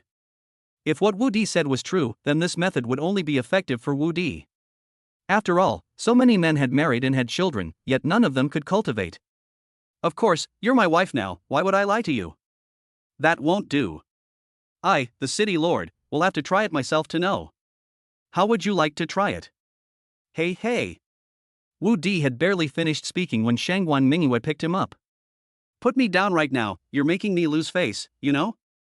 There are no outsiders here, you won't lose face. No, you lost. You promised I'd be up there. That's right, so you're standing on my shoulders now. What, you think you're too short and want to be taller? Does this mean the same thing? How can they not mean the same thing? You, a city lord, are actually cheating. I'm not cheating. I'm just verifying whether what you said is true or false. With that, he threw Wu Di hard onto the ground again. Come on, I accept my fate. Wu Di was a pragmatic man. Since he couldn't resist, he could only. Although the city lord is a weak woman, I didn't expect her to be so fierce. Lord Wu Di is in for a tough time. Yang Shirua exclaimed as she walked down the corridor, listening to the loud crashing sounds from the room. Manager Yang. You scared the hell out of me. You walked so quietly. Did you get things done? Yang Shirua asked the guard captain in front of her. This is not my fault. Steward Yang was so engrossed in listening that he didn't hear my footsteps. I have already sent people to inform Lord Wu Di's wives. Alright, you're done with your business, so go now. Yang Shirua waved her hand and said. Manager Yang, what's the point of you listening alone? Besides, I am the commander of the city lord's guards. This is the time when the city lord needs protection, and I cannot leave. Manager Yang, how long has the city lord been inside? Why are you asking this?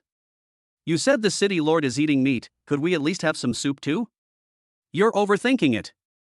Why are you overthinking it? The city lord has never wronged us sisters, no matter what he did. Is Manager Yang just here to get a taste of the soup? Alas, you're probably going to be disappointed this time. There's not even enough meat for the city lord. Forget about soup, the city lord will probably eat every last bone. So don't even think about it. Ah, is the city lord so formidable? You're making a fuss over nothing. You can keep guarding it, I, the steward, will not keep you company. Chapter 94 System, I love you. Although Wu Di felt empty inside late at night after all, he hadn't eaten dinner, his physical strength hadn't been exhausted. After all, he hadn't gained the upper hand in the fight between the upper and lower body. Although Shangguan Mingyue was very stubborn and insisted on her own opinion regarding her position, she was still able to listen to Wu Di's opinions on writing techniques. Under Wu Di's guidance, she experienced 21 different writing techniques, which could be considered a way of compensating Wu Di. However, Wu Di also realized that a level 59 woman was still beyond his current ability to defeat. But with this experience, Wu Di believed that he should be able to barely manage to drive vehicles below level 50. System, are you asleep? I need to claim my reward. If you don't give it to me soon, I probably won't see the sunrise tomorrow. Wu Di usually falls asleep as soon as he finishes his work, so the rewards are usually distributed in the morning. However, he has already received his reward this afternoon. Wu Di guesses that the reward will be distributed immediately as long as he doesn't fall asleep after the work is finished. Congratulations, host. Your happiness index with your wife has increased by 9 points. You are rewarded with 60 points of health, 60 points of magic, and 60 points of spirit. Congratulations, host. All 3 systems have reached level 15. You are rewarded with 300 cubic meters of system space. Ah, that's great, system, I love you. Wu Di was excited. He didn't expect that reaching level 15 in all 3 systems would reward him with a system space of 300 cubic meters, which is equivalent to carrying 30 storage bags. Although he can now make storage bags, the storage bags have limited space, and he can't possibly hang storage bags all over his body. Moreover, hanging too many storage bags would make him look rich. Now that he has the system space, things are different. The host only needs to cherish his wife. Holy crap, system, you're becoming more and more human now that you're willing to communicate with me. Wu Di didn't expect the system to respond to him. It used to be very aloof and only appeared when completing tasks. As the host's level increases and the number of tasks completed increases, this system will become more and more human-like. Please continue your efforts. Okay, I'll definitely work hard and try to get the system running in one day. Then you can't do it, the system's cold voice came again. Why can't it be done? If you keep making it more human-like, it's very likely that a physical entity will emerge in the future. Why can't it be done? Wu Di had just casually said okay, but he didn't expect the system to say that it couldn't be done. Even if this system evolves into its final form in the future, it should be made of steel, which you cannot handle. Holy crap, a body of steel? If that's really the case, I doubt his little, big baby could do it. Wait, didn't you say it should be? Then there's still a possibility it's not made of steel. Wu Di suddenly realized the loophole in the system's words. But the system stopped responding to him. It really leveled up. Shangguan Mingyue, who refused to dismount, clearly felt Wu Di's blood and qi increase, directly reaching level 15. She didn't expect that what Wu Di said was true. So, when have I ever lied to you? Alright, I believe you. Although this method won't work for other men, it's fine as long as it works for my man, Shangguan Mingyue. Shangguan Mingyue wasn't disappointed, after all, it wasn't easy to find a way to break a 1,000-year curse. But it's enough that his man can find a way to break the curse. What? My Lord City Lord, have you finally admitted that I am your man? It wasn't easy. It took me from morning till midnight to get Shangguan Mingyue to change her mind. I already acknowledged you as my man before, otherwise I would have kicked you out long ago. Alright then, my lord, call me husband and let me hear it. Husband, is this alright? Shangguan Mingyue called out 3 times in one breath. Then could it be? Can't. You broke your promise. Husband, I can agree to anything else, but not this. Besides, you've had a long day and need to rest. If my husband were to fall ill, I would not only be heartbroken, but I would also have no way to explain it to my sisters. Alright then, let's go to sleep. But shouldn't we change the sheets before we go to bed? Wu Di, in both his past and present lives, was amazed to discover that some women could be so wasteful with bed sheets. It was quite an eye-opener for him. Go sleep in the next room, they're all resting now. Even in the city lord's mansion, everyone except the guards on duty was resting at this time, so Shangguan Mingyue had no choice but to lead Wu Di to the next room. You two, stop right there. Shangguan Mingyue pushed open the door and saw two furtive figures. If she hadn't recognized them at a glance, she would have dragged her longsword and slashed at them. Oh dear, Lord City Lord, it's so late, why aren't you resting yet? Yes, Lord City Lord, why haven't you rested yet? Shangguan Mingyue was furious at the way the two of them were putting on airs. They had been sisters with her for decades, through thick and thin, so how could she not know what they were up to? Commander Ling, Supervisor Yang, you two have quite the refined taste. It's so late and you're still waiting outside my city gate. Do you want me to treat you to a late-night snack? No, we just noticed that the city lord hadn't eaten dinner and were worried that the city lord and Lord Wu Di were hungry, so we stayed here to keep watch. Yes, that's exactly what Manager Yang said. Oh, so you two left us some food? Shangguan Mingyue asked the two men meaningfully. Ah, yes, we'll go prepare food for the city lord and Lord Wu Di right away. No need. By the time you're all ready, it'll be dawn. Go back and rest. Shangguan Mingyue wasn't really going to punish the two, it was just a warning. Besides her sister, the two of them were the closest to her. Although they were her subordinates, they were also her best sisters. Of course, Wu Di was the closest to her now. Husband, this is for you. Shangguan Mingyue had just led Wu Di to the next room when she took out a knight's medal and handed it to him. What's this? The junior knight's medal contains hundreds of cubic meters of space and was crafted by a space mage of level 50 or higher. You should need it. Ah, so this is the knight's medal? Although Wu Di had never seen a knight's medal, he knew its purpose. While a knight's medal could serve as a symbol of a knight, it was primarily for storage. It has the same function as a storage bag, but its purpose is not to store items, but to carry mounts, pets, and other living creatures. A storage bracelet in the same space is worth around 4,000 or 5,000 gold coins, but a knight's medal might not be available even for 10,000 gold coins. It was assumed that only a level 50 space mage could create a knight's medal, and such instruments were controlled by the state, making them impossible for ordinary knights to obtain, or even if they did, they couldn't afford them. Knight's medals are usually awarded by the Empire as a reward for a knight's meritorious service. However, knight's medals do not recognize their owners, so although they are rare, they can occasionally appear on the black market or at auctions. I happen to have two, so I'll give you this one. Chapter 95 Re-encounter with Baichen Wenbing. My lady, you are truly my lucky star. With this knight's medal, my skeleton no longer has to follow me around. Although the skeletons can move further and further away as Wu Di's level increases, it would be much more convenient to store them in the knight's medal when not in use.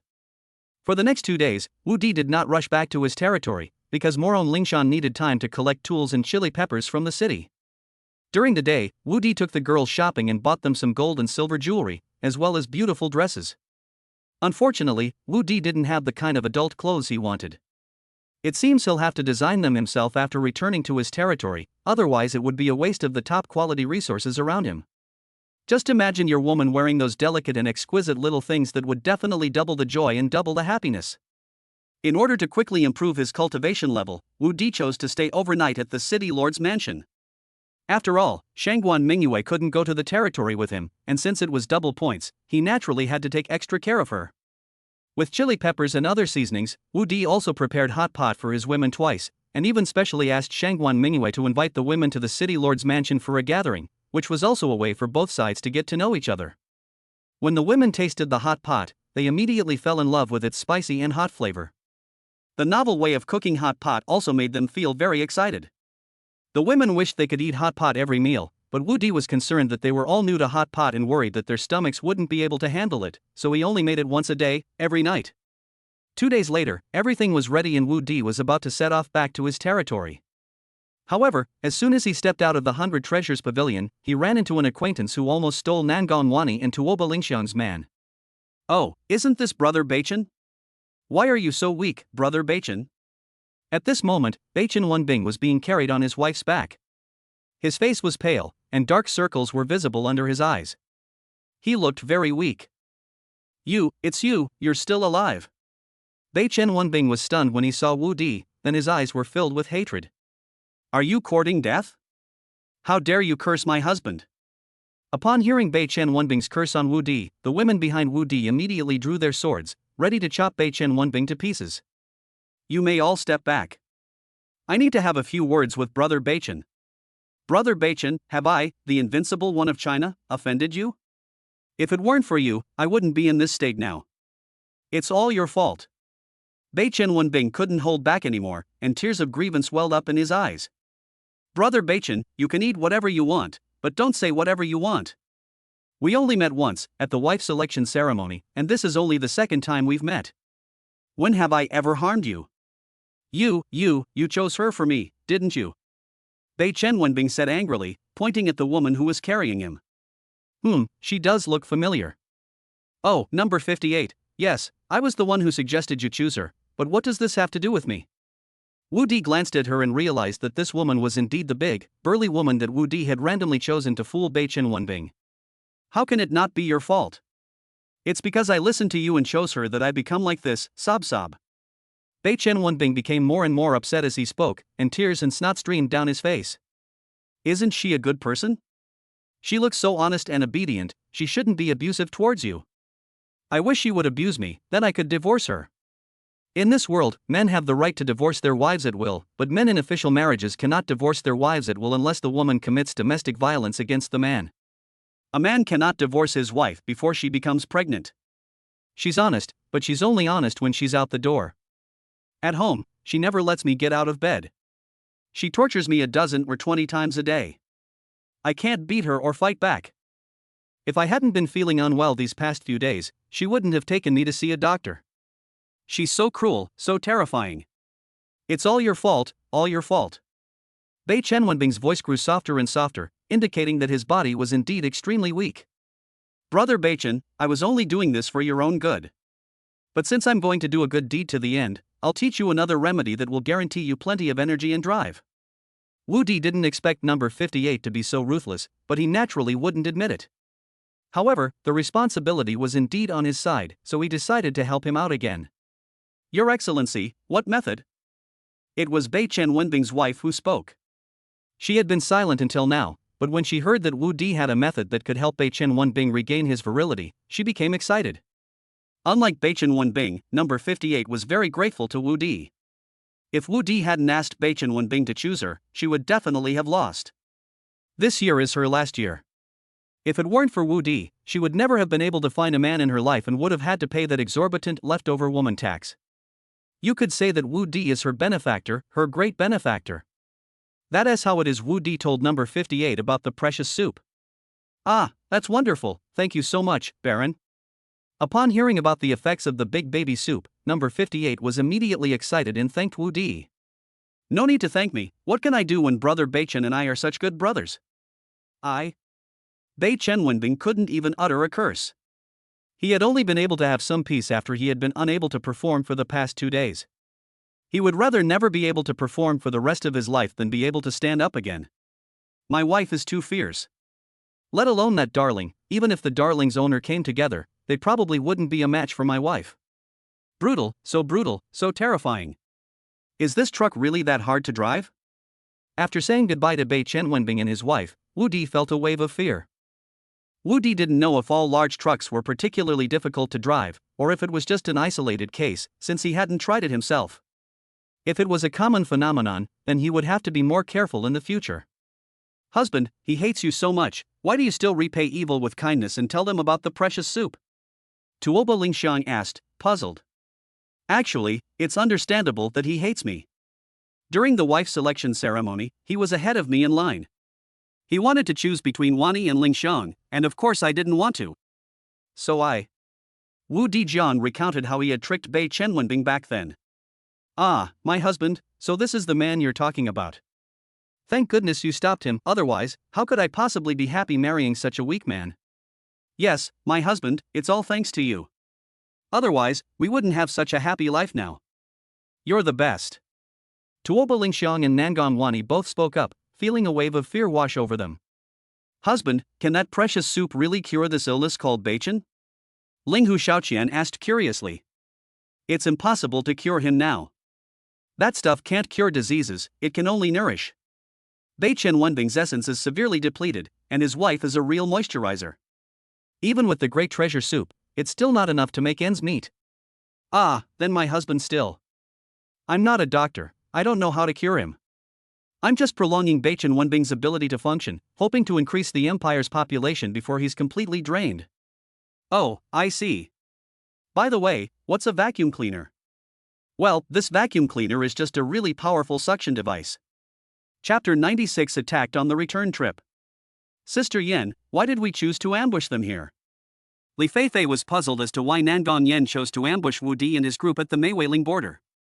This place is far from Bright Moon City and is the only road leading to Plum Blossom Ridge in Wu's territory. It is surrounded by high mountains and dense forests, with few people. After dealing with them, we can throw them into the mountains without anyone knowing. It is the best place to ambush and dispose of their bodies. Nangon Yen and Li Feifei originally thought that the bandits of Black Demon Mountain could deal with Wu Di and the others, saving them from trouble. But now Wu Di has appeared safely in Bright Moon City, while Black Demon Mountain has been destroyed. They had no choice but to take action themselves.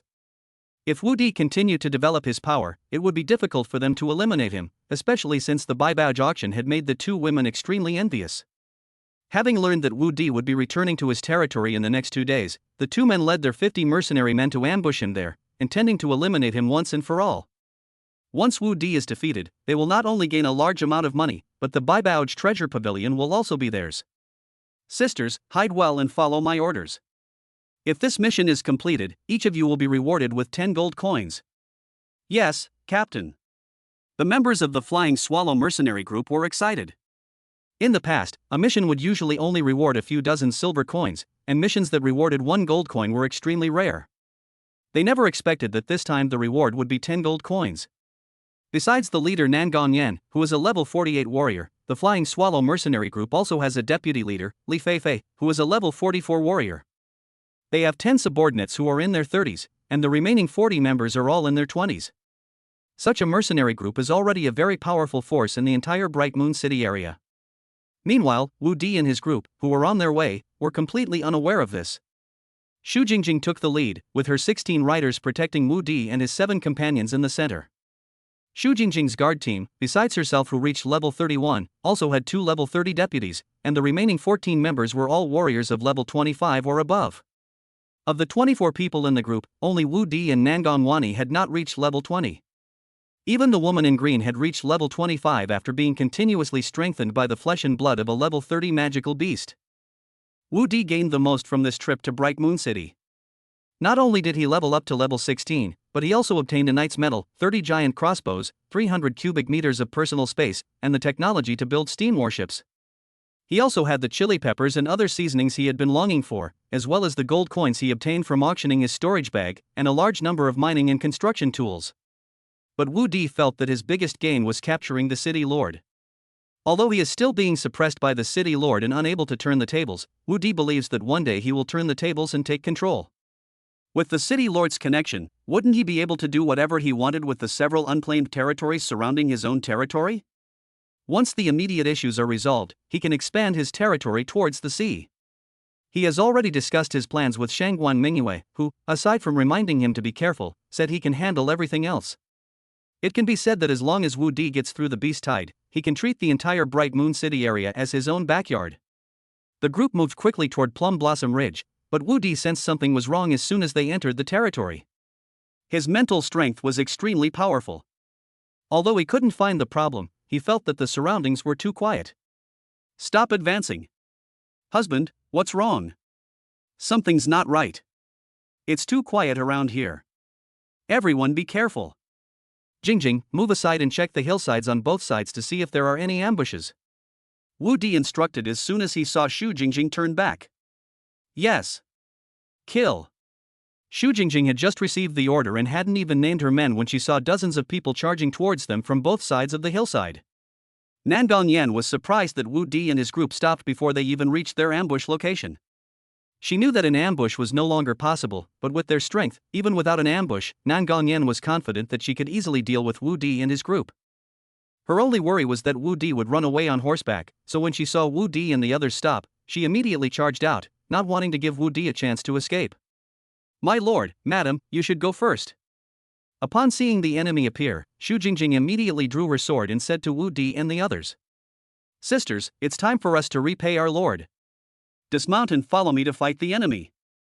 Xu Jingjing saw that the enemy had 2 leaders in their 40s who were prepared to die in battle. They were not good at standing on horseback, and they were not riding war horses. They could only dismount to buy time for Wu Di to escape. How could Wu Di stand by and watch his hard-earned subordinates die? The enemy was strong, but he himself was not weak either. "Jingjing, come back and protect the area. Meng Yao, use ice wall to block the enemy." Wu Di called out, releasing his skeleton at the same time. He had just leveled up 3 times in the past few days, so how could he pass up this free experience? Number 1, stop the strongest one. Number 2, start shooting from level 30 onwards. Whoosh, swish, swish. As soon as Wu Di finished speaking, the second arrow shot out one after another, and in the blink of an eye, 3 of the opponents fell, all of them experts above level 30. Although number 2 is only level 18, it already has 36 bone arrows. It's estimated that it can be upgraded and replenished after it runs out. Number 1 charged directly at Nangongyan. Although he was no match for her, he could still hold her back, since her bones were incredibly strong. Lingxiang, Meng Dai, Jingjing, the 3 of you work with Meng Yao to hold off the other level 44 enemy. The rest of you, wait for the enemy to get close before attacking. Wu Di estimated that by the time the enemy got close, those above level 30 would have been picked off by point 2, and the remaining level 20s would be no threat. The biggest threat would only be the 2 level 40s. This is why he is not afraid to choose to fight head-on. After all, with 2 skeletons in Shui Mengyao, his chances of winning are much greater. Of course, if he falls into the opponent's ambush and engages in close combat, then he has no chance of winning. Damn it, how can the enemy have such skilled archers? Li Feifei cursed as she watched her elite soldiers fall one after another. At this rate, our elite troops will probably be wiped out before we even get close to the enemy. Humph, a skeleton thinks it can stop me? Die. Nangongyan didn't believe that a skeleton could stop her. Even if it was a skeleton from a level 30 or higher necromancer, she could kill it with a single strike. Clang! The 2 blades clashed, sparks flying, and the oncoming skeleton was forced back a step. This Nangongyan stared in disbelief at the skeleton before her. Although she didn't use her full strength, she still used about 70% of her power. Instead of instantly killing her opponent, she felt a tremendous force strike her, blocking her forward movement. As the other members of the Flying Swallow mercenary group saw their captains fall one by one, their previously overwhelming momentum weakened several times over, and they even unconsciously slowed down their pace. Chapter 97 Counterattack. Don't stop, charge. Once we get close, their arrows will be useless. Li Feifei shouted as she saw her subordinates' morale drop. Savage charge. Obstructed, Nangongyan directly used her sword to block the skeleton in her way and used Savage Charge to advance. As long as she got close, the man who was hindering her from making money would surely die. She didn't care at all about the deaths of her subordinates. As long as she killed Wu Di and obtained the money tree of Baibauj, why should she worry about not being able to recruit people? Moreover, if all her subordinates died, she could save 500 gold coins as a reward. Ice wall. Bang! The ice wall shattered, and Nangongyan's skill came to an abrupt end. Damn it! Nangongyan had no problem pushing the skeleton in front of her, but after the skeleton crashed into the ice wall, it used the resistance to forcefully block her skill. Shui Mengyao simply offered a helping hand to number 1, and at this moment she continued to unleash her ice blade technique in coordination with the 3 women to stop Li Feifei from advancing. In just over 10 seconds, all of the Flying Swallow mercenary group's elite troops above level 30 were killed by number 2. Number 1 and number 2 also leveled up to level 19 with the help of experience. The bone arrows that number 2 had just shot not only recovered to their original state, but also had 2 more. Number 1, on the other hand, fought Nangongyan to a standstill with a single blow. Damn it, it's upgraded. Azura Slash, get out of my way. Nangongyan was furious. Knowing that she wouldn't be able to get close to Wu Di without killing this skeleton, she immediately used her strongest skill, Azura Slash. Bang! Number 2 was sent flying several meters backward, with 3 ribs broken in her chest, even more than the damage Black Widow had caused her last time. However, number 2 was just a skeleton and had no sense of pain. As long as her bones didn't break, she wouldn't lose her fighting ability. She quickly got up, but Nangongyan took the opportunity to advance 4 or 5 meters. At this moment, Nangongyan was only a dozen meters away from Wu Di, but Wu Di was not going to stand there stupidly. Seeing this, Wu Di led everyone to retreat another 7 or 8 meters. "Ah, you bastards, all of you rush over there. Whoever kills that man, I'll reward her with 1,000 gold coins." Nangang Yan was about to go crazy. Her powerful attack not only failed to close the distance between her and her opponent, but actually made them even further apart. On the other side, Li Feifei still had some strength left to deal with the three women's obstruction, but she had to keep an eye on the ice blades shooting at her at all times, so she was also tied up and completely entangled. As for the others, most of them had already been shot dead by number 1, leaving only a dozen or so. However, since no one was stopping them, they were less than 5 meters away from Wu Di and the others. Kill. The remaining members of the Flying Swallow mercenary group saw hope. At such close range, the archers were completely useless. Unfortunately, they underestimated number 1. Bone arrows shot out from the gaps between the guards, taking away several more mercenaries. Kill. The guards had the upper hand in both numbers and strength. The mercenaries were down to 13, while the guards had 16, not to mention 2 level 30 warriors.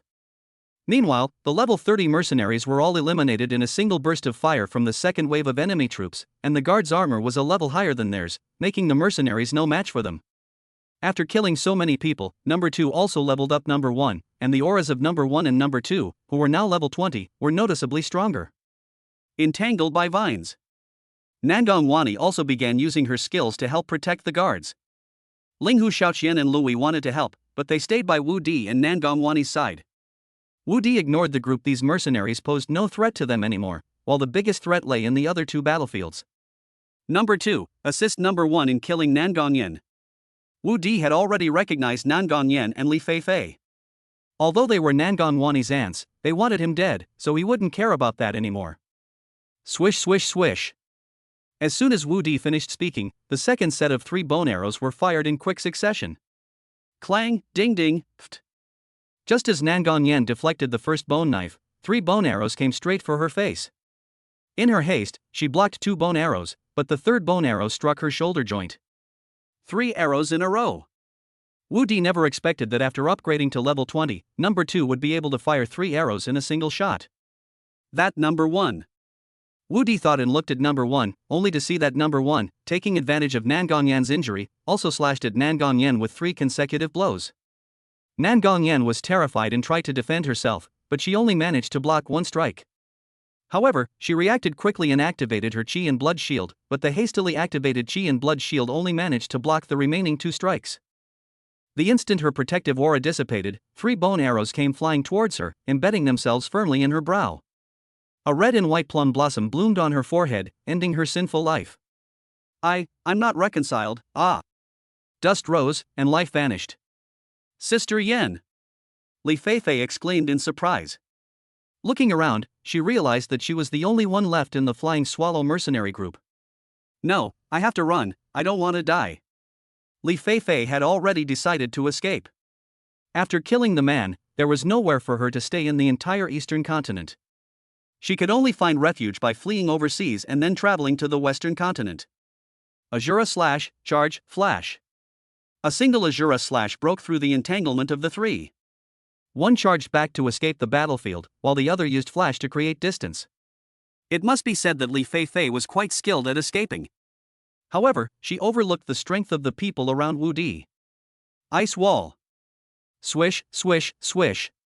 Shui Mengyao stacked 3 ice wall spells, blocking Li Feifei's path as she flashed out. Li Feifei couldn't dodge in time and crashed directly into the ice wall. Then, the second arrow fired 3 arrows in quick succession, pinning it firmly to the ice wall. Lingxian, Meng Dai, Jingjing, are you alright? Wu Di asked the 3 women as he approached them. Although the 3 women failed to kill the enemy in this battle, they played a decisive role. If the 3 women had not joined forces to resist Li Feifei, the situation of the battle would probably have been very different. My lord, we're both fine, just a few holes in our armor. It was Jingjing who took a knife for us and got injured. Jingjing, where are you hurt? Let me see. Wu Di quickly walked up to Shu Jingjing. Although Shu Jingjing was not his woman, she and the others were among the first to follow him and were still very important to Wu Di. Your subordinate is incompetent, please punish me, sir. Shu Jingjing did not expect Wu Di to care about her so much. When she thought about how she, as the captain of the guard, did not even have the ability to protect her master, she felt very useless. Get up quickly. You all made great contributions in this battle. Go and bandage your wounds. Wu Di helped Xu Jingjing up and checked her wounds. Fortunately, they were just superficial wounds, which Nangong Wani could treat. Wani, treat Jingjing and the others. Don't worry, my husband, they're just minor injuries. I can handle them. Although Nangong Wani lacked combat skills, she did have some experience in treating common external injuries. Since arriving in the territory, she has treated hundreds of people, especially the guards who were injured in the battle with Black Demon Mountain. Chapter 98. Little brother, you're finally back. My lord, besides Captain Xu, 3 other guards sustained minor injuries, but their armor was damaged to varying degrees. Linghu Shaoqian reported to Wu Di after checking on the wounded. It's good that everyone is alright. We don't need any more armor now. Before leaving, Shangwan Mingyue gave her 500 sets of standard equipment and bought over 100 sets from the treasure pavilion. She wouldn't lack equipment in the short term. What he lacks now is manpower. At present, recruiting 300 soldiers in the territory is already the limit. If he wants to expand the army, he will have to find another way. Husband, these are Nangong Yan's and Li Feifei's storage bags. Tuoba Lingxiang handed 2 storage bags to Wu Di. Hey, you can loot the bag. Wu Di took the 2 storage bags. This was the first time he had ever looted a bag. Black Widow had never had storage bags before. Not bad, there are over 1,000 gold coins in total. Could these be magic stones? Wu Di saw that there were 3 blue pigeon eggs in Nangong Yan's storage bag. Husband, this is the magic stone. Although Wu Di had never seen a magic stone before, Shui Mengyao and Nangong Wani had used them, and they recognized it at a glance. Husband, how many magic stones do you have? Nangong Wani asked. If she had more than 10, she could break through to level 20. Just 3. That's true, it would be good if Nangong Yan had 3. I was just assuming that. Which of you wants these 3 magic stones? Wu Di asked, looking at Nangong Wani and Shui Mengyao. Give it to Wani. I'm about to break through level 36. Even if I absorb it, I won't reach level 37. Giving it to Wani should help her break through level 19. Shui Mengyao generously said that although the 3 magic stones could slow down her meditation time, they wouldn't be of much use to her. It would be better to give them to Nangong Wani so that she could break through to level 19.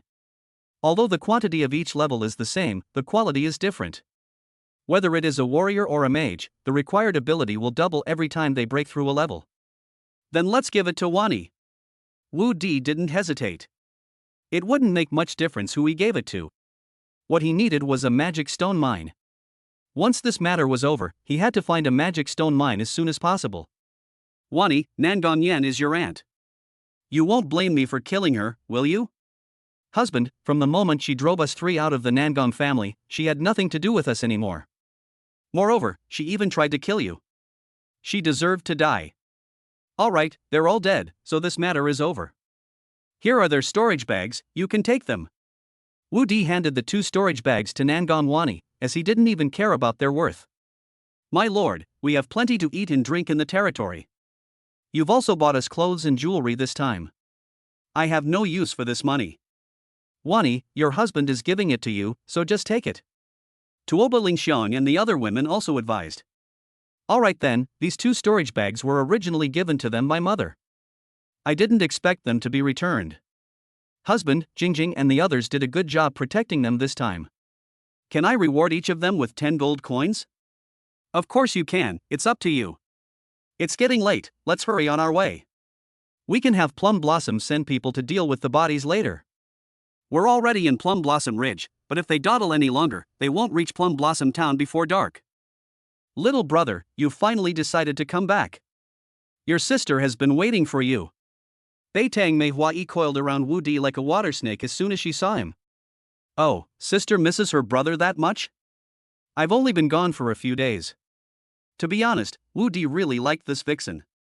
Not only was she uninhibited and willing to do anything, but she could also attract all sorts of people. But it feels like my brother has been gone for years. And if he doesn't come back today, I'll have to wait a few more days. Wow, what a coincidence. Sister, you're so lucky. That's right, ever since I met my little brother, I've become a completely better person, everything about me is fine. Bei Tang Mei Hua said, blowing on the air as she spoke, making Wu Di's heart itch with desire.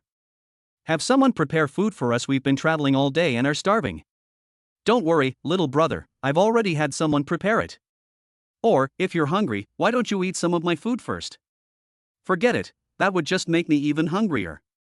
Oh, and tell someone to take good care of my men, there are still a few injured ones. Ah, you're injured. Did you encounter bandits on the way? Upon hearing that someone was injured, Bei Tang Mei Hua immediately regained the demeanor befitting a lord. They weren't bandits, they were a mercenary group who were eyeing my property, but I wiped them out.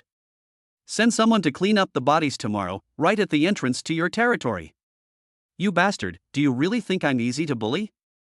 You dare to ambush my man on my territory and even collect his body. I'll whip his corpse. Bei Tang Mei Hua was furious.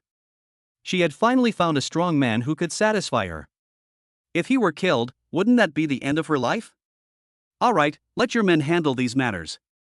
Once a person dies, it's all over. Your job is to make it up to me properly tonight. They got off too easy. Don't be fooled by Bei Tang Mei Hua's usual unrestrained behavior in front of Wu Di, she is definitely not a kind person. Otherwise, she wouldn't have been sent by Shangguan Mingyue to be a lord, and a viscount at that. Based on this viscount title alone, it must have been earned by piling up corpses. An old ox worked hard in the fields that night and received high praise from the landlord. The landlord, Bei Tang Mei Hua, also treated the hard-working ox very well. After both the ox and the landlord were fully satisfied, they both drifted off to sleep. Steward Wang, the lord has returned. Where is it? I can't see it. Wang Qiulan asked Shan Tingting. There are still 2 miles to go. The guards at the back of the mountain saw the lord and the others rushing back. I was just afraid you would worry, so I told you in advance, Shan Tingting said with a smile. Not only was Wang Qiulan happy that Wu Di was back, but they were happy too. Wang Qiulan hurriedly ran towards the back mountain, which was in the backyard of the lord's mansion, directly facing the road leading into Mushu town. Standing on the top of the mountain, as long as your eyesight is good, you can see several kilometers away without any problem. It really is Xiao Di and the others back. Commander Shan, go and pick them up. I need to hurry up and start making the soup for our precious child, or it will be too late tonight. Wang Qiulan glanced at him and, after confirming that it was Wu Di who had returned, immediately ran to the kitchen. She had been worried for several days because Wu Di had been away without the help of the big baby soup. However, she wasn't sure when Wu Di would return, so she couldn't cook it in advance, since her precious baby was very precious and couldn't be wasted. When Wu Di returned, Shan Tingting had already led people down the mountain to greet him. My lord, you don't need to dismount. Shan Tingting quickly stopped Wu Di when she saw him about to dismount. Oh, has the road been paved yet? My lord, all 3 roads have been paved up to the mountainside, but the road from the mountainside to the lord's mansion will take 2 more days to complete. Lu Yuan continued. Alright then, I'll ride my horse up the mountain. Wu Di also wanted to see how the road and defensive wall construction had progressed in the past few days. Chapter 99, Who Stole Ant's Heart? Wu Di did not take the widest main road behind Shaha town, but instead chose the shortest road closest to the water wheel by the river. Along the way, the originally uneven mountain ridge was neatly paved with long stones. The slope is about 30 degrees, about 6 meters wide, with 1.5 meter high walls on both sides, winding all the way to the mountainside. Wu Di rode his horse on it and felt that even the horse was a little tired. Fortunately, the stones on the road were flat but not smooth, otherwise it would be impossible to go up the mountain in the rain. Outside the wall was a steep cliff, with the lowest point being 7 or 8 meters above the ground. When encountering enemies and monsters, you only need to guard the entrance in front, and only a small number of people are needed to guard the sides.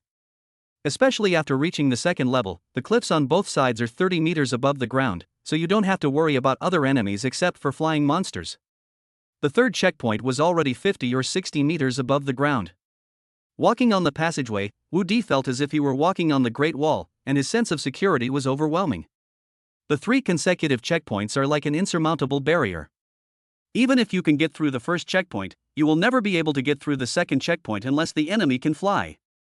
After the third checkpoint, you reach the mountainside, where the terrain is much flatter.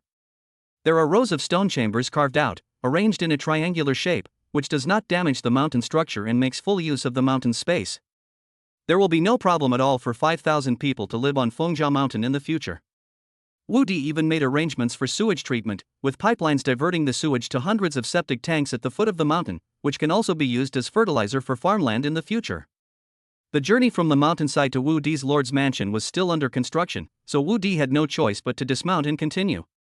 Along the way, the people working on the construction site greeted Wu Di warmly, their faces beaming with hopeful smiles. Before Wu Di arrived, they worried about food every day and about the beast tide. Although they could hide in Plum Blossom Ridge when the beast tide came, the timing of each beast tide was unpredictable, and by the time the beast tide arrived, it was too late to run away. Now, people can eat their fill every day, and occasionally even have monster meat. They don't have to worry about food or monster tides, and the happiness index of the people has greatly improved. Moreover, they work under the Lord's nose every day, always hoping that one day they will be noticed by the Lord and rise to prominence. Hey, right, where's my aunt? Wu Di suddenly remembered as he walked down the street. He had been back for so long, and his aunt hadn't shown up. This wasn't like his aunt at all. After seeing the Lord return from the hilltop, Steward Wang rushed to the kitchen in a great hurry. Shantingding replied with a smile. He ran to the kitchen. Is there something more important than me in the kitchen? Wu Di suddenly felt like he had fallen out of favor. He always thought he was the most important person in his aunt's heart, but he never expected that his position in her heart would be replaced. My aunt wasn't like this before. Every time she came back, I was the most important person to her. Wu Di felt a pang of heartache, realizing that his most precious aunt had changed her mind. No, I have to go see what stole my aunt's heart. Wu Di rushed towards the kitchen, as if he were catching a woman in distress. Husband, slow down, watch out for the stones on the ground. Ignoring the shouts of the women behind him, Wu Di walked straight to the kitchen door. After listening for a moment but finding no sound, he pushed the door open and went in. Little Di, you're back. You've been feeling really unwell these past few days without your auntie around, haven't you? But there's no use worrying now. The big baby stew has just started, but I promise you'll be able to eat it before dark. Ah. Auntie, you were hiding in the kitchen just to make soup for our precious baby? Yeah, what else? You've been gone for a few days, you must be exhausted. As soon as I saw you were back, I immediately started cooking for you. It wasn't completely worn out, but it was still quite worn out. Auntie, it's you again. Wu Di was embarrassed, but his aunt was still his aunt, and everything was for his aunt. Humph, now you know how good your aunt is, right? You used to complain when I offered you food. Okay, Auntie, I'll go check on how the Lord's mansion is being built. Wu Di hurriedly fled from the kitchen. The outer wall of the Lord's manor has already been built to a height of 10 meters, and it will be completed in another 4 or 5 meters. This wall is the last line of defense for the Lord's manor. The 5-story Lord's mansion has already started to be topped out, and the doors and windows of the 2 lower floors have been completed. It is estimated that it will be finished in another 2 or 3 days. Wu Di didn't look at it for long, but turned around and went back to his study. He was going to make storage bags. Wu Di was worried that the market in Minghua City would be saturated after the auction, but now it seems that he was overthinking it. He could easily invest 1,000 or 2,000 more storage bags in Bright Moon City and Star City. Moreover, storage bags are a scarce commodity, and they are in short supply in every city, so he doesn't need to worry about market saturation at all. In addition, the 100 storage bags that Nayland Zishi ordered also need to be prepared, and more should be made during the daytime when there is time. Now that he's level 16, he can only do 32 per day at his limit. It would take him 3 or 4 days to do 100. Moreover, he needs to seize the last town before the beast tide. Then there's the coal mining and coal furnace manufacturing, all of which require his direct guidance, so his time is very tight. Husband, Wani and I are here to help you. Shui Mengyao and Nangong Wani knew that Wu Di was making storage bags when he entered the study, so they both rushed over to help. Great! Wu Di was happy to have someone help him, and it would also help him stop itching for a fight. With the help of the 2 women, Wu Di made 16 storage bags in one afternoon. In the evening, he drank the big baby soup prepared by his aunt. After dinner, Wu Di and his wives started their night ride to digest their food. The next morning, Wu Di placed a crossbow cart on the tower of each of the 3 checkpoints on the 3 roads, and 9 of the 30 carts were destroyed in one go. Then, without stopping, they rushed to Blackstone Town. This time, Wu Di not only brought several hundred sets of tools, but also 30,000 caddies of dried cassava, which can be considered the first batch of supplies. When they arrived at Blackstone Town, Li Hongmei had already led a team to hunt monsters in the mountains. Fortunately, Chen Shuoqin was there. My lord, What brings you here? Chen Shuiqin was overjoyed to see Wu Di arrive. Of course, I'm here to deliver tools and food to you. Come on, take me to your warehouse. My lord, please follow me. After Wu Di released all the tools and food, he also installed 6 crossbow carts on Black Demon Mountain. Blackstone Town was his treasure trove, and he had to protect it. That's wonderful. I knew you cared about me, sir. You even equipped me with a heavy crossbow. Sir, why don't you come to my room so I can properly repay you? Chen Shuiqin's eyes lit up when he saw the heavy crossbow. What does it mean to have you in my heart? I'm doing this for Blackstone Town, for the coal mine. Shuiqin, take me to see the coal mine you've been mining. Although Wu Di was somewhat tempted, he was still a little timid when he thought of Bei Chen Wenbing's appearance. Chapter 100 Mobile Ballista. My lord, come with me. Although she failed again this time, Chen Shuiqin had a determined heart. A subordinate who doesn't want to sleep with their boss isn't a good subordinate. She's determined to be the best subordinate to her boss. Wu Di followed Chen Shuiqin down the mountain. Many of the houses in the original Blackstone Town had been demolished, probably because they were built on the mountain to save on materials. On the vacant lot where the house used to be, there was a pile of coal. Wu Di took a closer look and realized that the coal had probably been exposed to the ground for many years and was of poor quality. However, the stones and impurities inside were cleaned very thoroughly. Although the quality was not good, it was still fine for making honeycomb briquettes for heating and cooking. Very good, we'll proceed with your current method. From now on, coal of different qualities will be stored separately. Yes, sir. By the way, is there a blacksmith in your town? With a shortage of tools and a lot of unemployed labor, a blacksmith would be perfect for making coal stoves. No, there used to be 2 blacksmith families in Qianyou Town, but 3 years ago, in order to defend against the bandits from Black Demon Mountain, the town blocked the road into the village, so it's impossible to get in now. However, there are more than 10 carpenters in our town. A carpenter will do. I'll give you some blueprints later, and you can have the carpenter make as many as possible. Wu Di knew that the road to Qianyou Town was blocked, so he had already ordered the villagers of Mushu Town to clear a road to Qianyou Town. However, since there was no blacksmith to make a coal stove, and there was a carpenter, they made bellows. The bellows was pulled by hand, making a whooshing sound. Bellows are not needed in honeycomb briquette stoves, but they are essential in the burning of coal blocks and briquettes, the melting and smelting of iron, and the forging of iron. This not only helps combustion but also controls the size of the flame, strengthens the firepower, and increases the temperature of the coal stove. They can be used when selling coal in the future. They can be packaged and sold together with the coal. Wu Di did not stay in Blackstone Town for long. After drawing up the bellows blueprints and handing them to Chen Shuiqin, Wu Di returned to the Lord's mansion to continue his grand production plan. Before long, Situ Yanan, who had been summoned, rushed over. My lord, Situ Yanan requests an audience. Come in. Situ Yanan was the one he had summoned when he returned. He wanted to ask when the road leading to Qianyou Town would be completed. My lord, do you have any instructions for me? When will the roads to Qianyou Town be open to traffic? Your Excellency, the tunnel should be completed by tomorrow at the latest. However, Qianyou Town has been isolated from the world for 3 years. I wonder what the situation is now. Situ Yanan said with some worry. Whatever the situation, it's good that we've gone to check on it tomorrow. You can go now. I'll go there myself tomorrow to take a look. Yes, your subordinate takes his leave. After dinner, Wu Di made arrangements.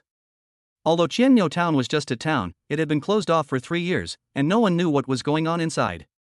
Therefore, for safety's sake, Wu Di decided to leave only 50 militiamen to guard outside his home, while all 300 warriors went to the front. Fortunately, after being fed with level 30 or 40 beast meat these past few days, the warriors' strength had increased by several levels. The weakest warriors are already level 25, and there are more than 20 people above level 30. Tuoba Lingxiong and Xiang Mangdai have reached level 34 today, and Shantingting and the other 6 girls have all reached level 33. With his 2 level 21 skeletons, as long as he doesn't encounter a level 50 opponent, even if he can't defeat them, running away is definitely not a problem. Of course, this is the worst-case scenario. Maybe once he goes there, Qianyou Town will take the initiative to return to his embrace. Little enemy, we had a few carriages before, but we don't need them anymore. Why don't you mount the heavy crossbows on them and turn them into mobile ballistae? Yes, Auntie, you're so thoughtful. He had 15 heavy crossbows left. He planned to install 3 on each side of the Lord's manor wall, for a total of 12. The remaining 3 could be used as mobile crossbow carts. Wu Di immediately took out 3 heavy crossbows and had them modified into a carriage. Tomorrow, he would be the one with a mobile artillery platform. However, speaking of turrets, Wu Di thought of cannons again. In this world, powerlessness is paramount and technology is extremely backward. If he could find sulfur ore, he could try to make gunpowder. Although he didn't know the specific ratio, he was sure he could succeed through repeated experiments. No, my steam warship technology seems to include methods for making cannons, as well as the proportions of several types of gunpowder. When Wu Di acquired the steam warship technology before, I didn't take a close look at it. After all, steam warships were still a long way off for him. But just now, a thought popped into his mind and a lot of information about artillery appeared. So this steam warship refers to all types of steam warships. I'm rich. I'm rich. Wu Di initially thought it referred to the technology of a specific type of steam warship. Unexpectedly, it was a complete encyclopedia of steam warship technology. All steam warships, including all the equipment technology on the warships, were packaged into his mind. It wasn't just the simple red-coated cannons, but even the technology of smoothbore cannons. Ha, Western continent, let's see if your dark mages are more powerful, or if my Wu Di's cannons are more powerful. So you curse us. In the future, the invincible China will bombard the Western continent. Returning to the present, bombarding the Western continent is too far off now. For now, we should deal with the problems of Qianyo Town and the bandits of Nyoto Mountain first.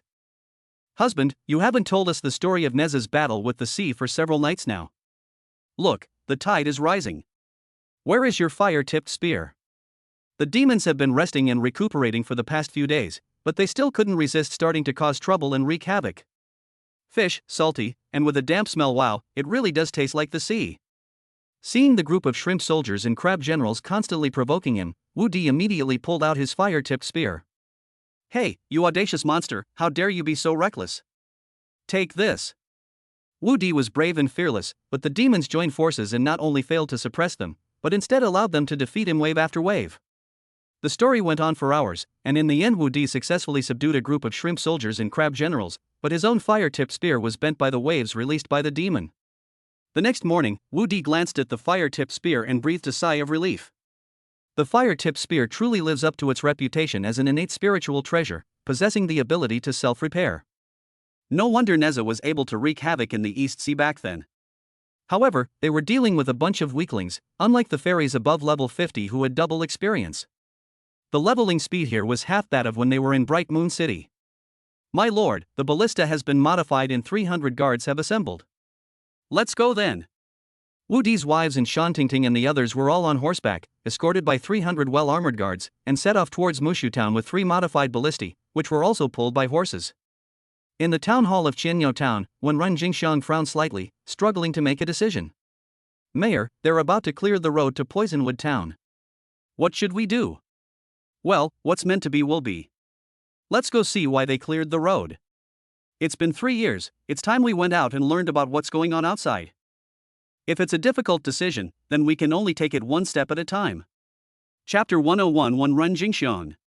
In fact, Wenren Jingxiang knew a few days ago that the road to Domo Town was being opened up, and she was already considering whether to stay or leave.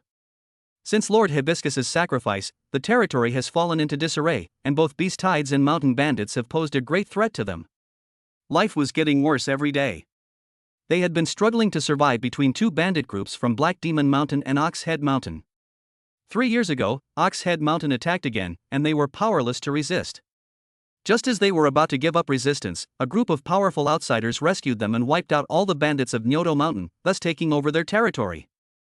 They originally thought that Qianyo Town would be enslaved by the other side, but they didn't expect the other side to be friendly and keep to themselves.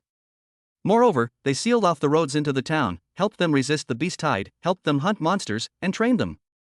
Although they have lost contact with the outside world for the past 3 years, their town has 2 reservoirs and thousands of acres of fertile land, which are enough to make them completely self-sufficient. After 3 years of development, they have 200 militiamen, all of whom have reached level 20 or above, with 10 of them reaching level 30 or above. She herself recently broke through to level 40. However, because they cannot contact the outside world, they have no skill books to learn and cultivate, nor good equipment. But they have no shortage of monster materials, so they have no shortage of leather armor.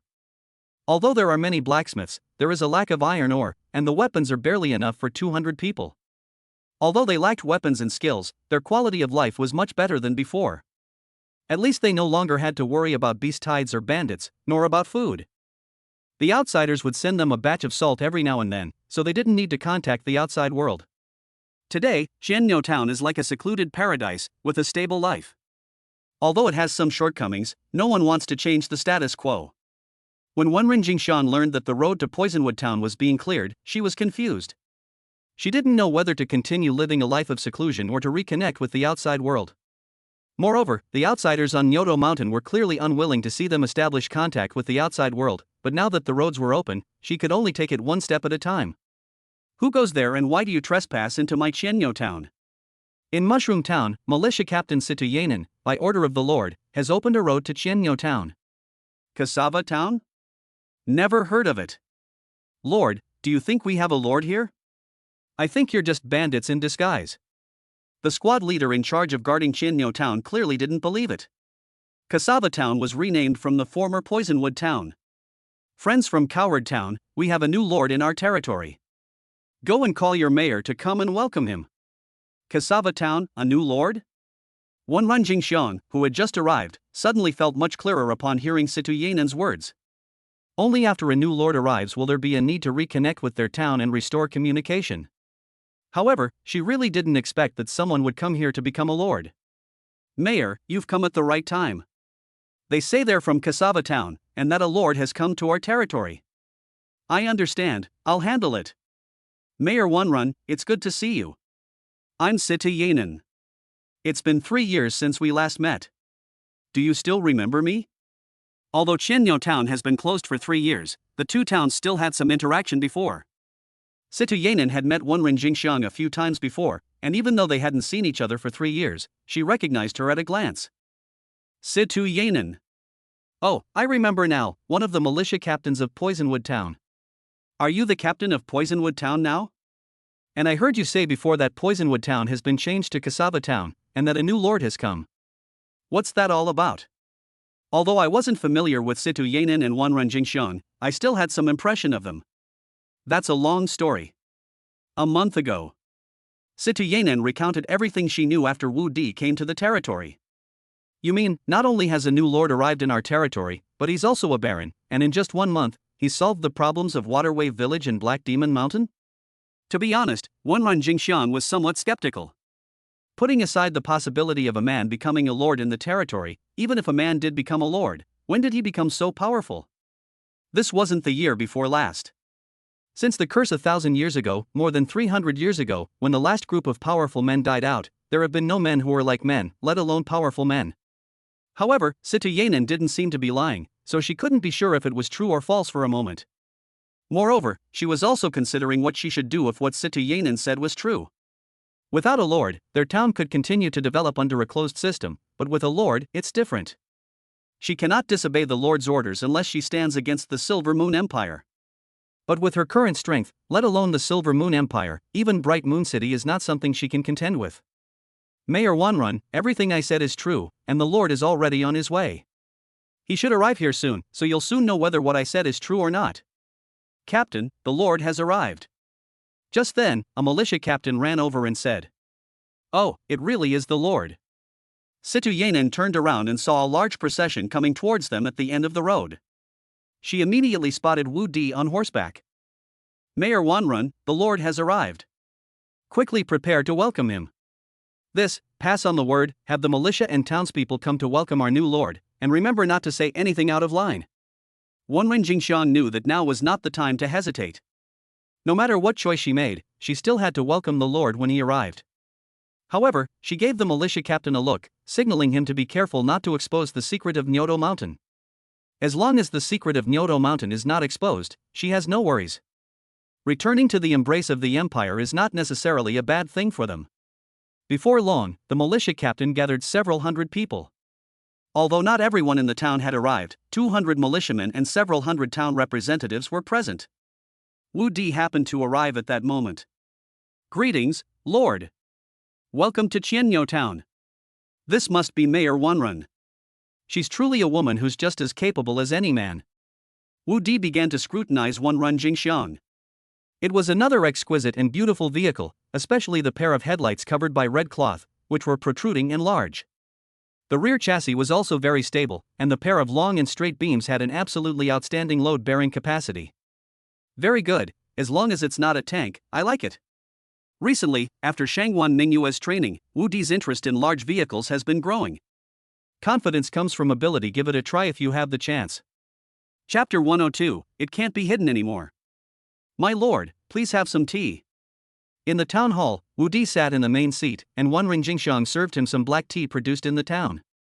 This tea is good. Drinking black tea in winter is good for warming the stomach. Wu Di took a sip and felt that the black tea tasted really good. It was bitter at first and then sweet, with a rich aroma and a lingering fragrance in the mouth. I'm glad you like it, sir. Although tea is not produced in abundance in Qianniu town, it still yields about 100 caddies every year. I will have someone deliver it to the Lord's mansion tomorrow. Mayor Wanren is too kind. There's no need to send it all over. I'll just take about 10 caddies with me when I leave, which will be enough for me to drink. Although tea can be sold for money, the quantity is too small.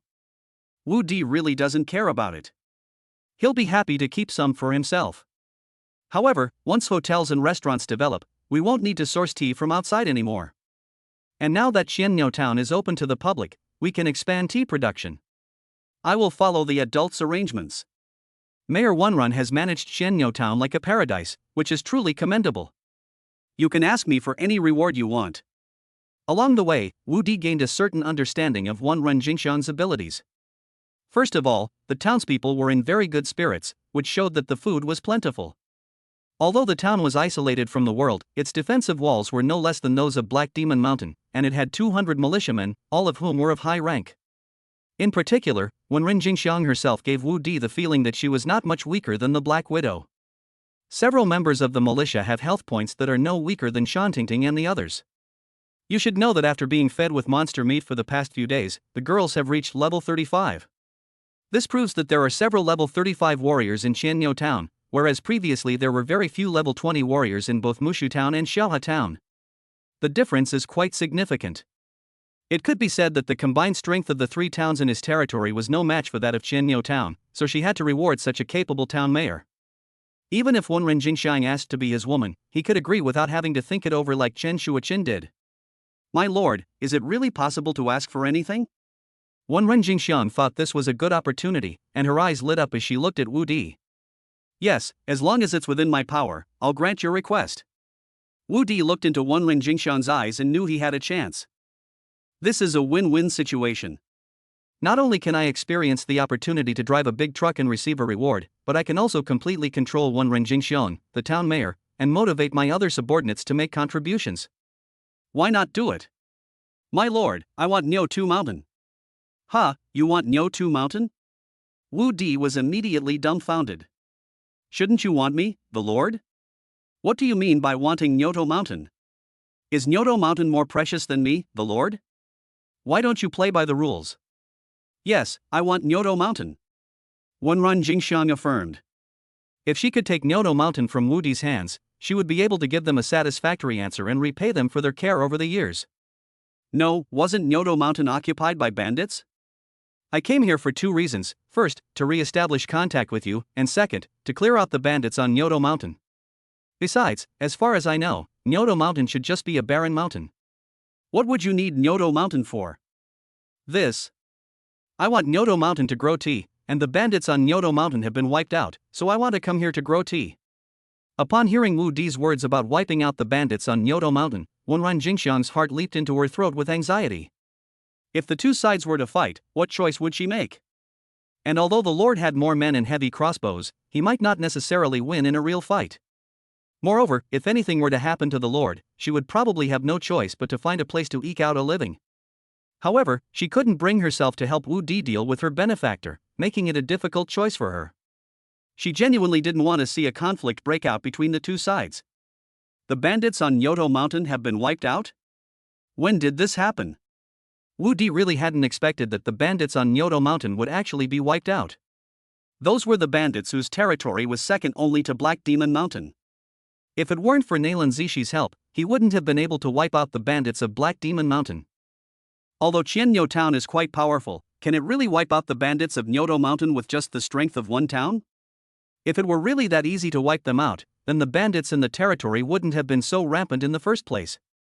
It was wiped out 3 years ago. It was wiped out 3 years ago? Wu Di was even more puzzled.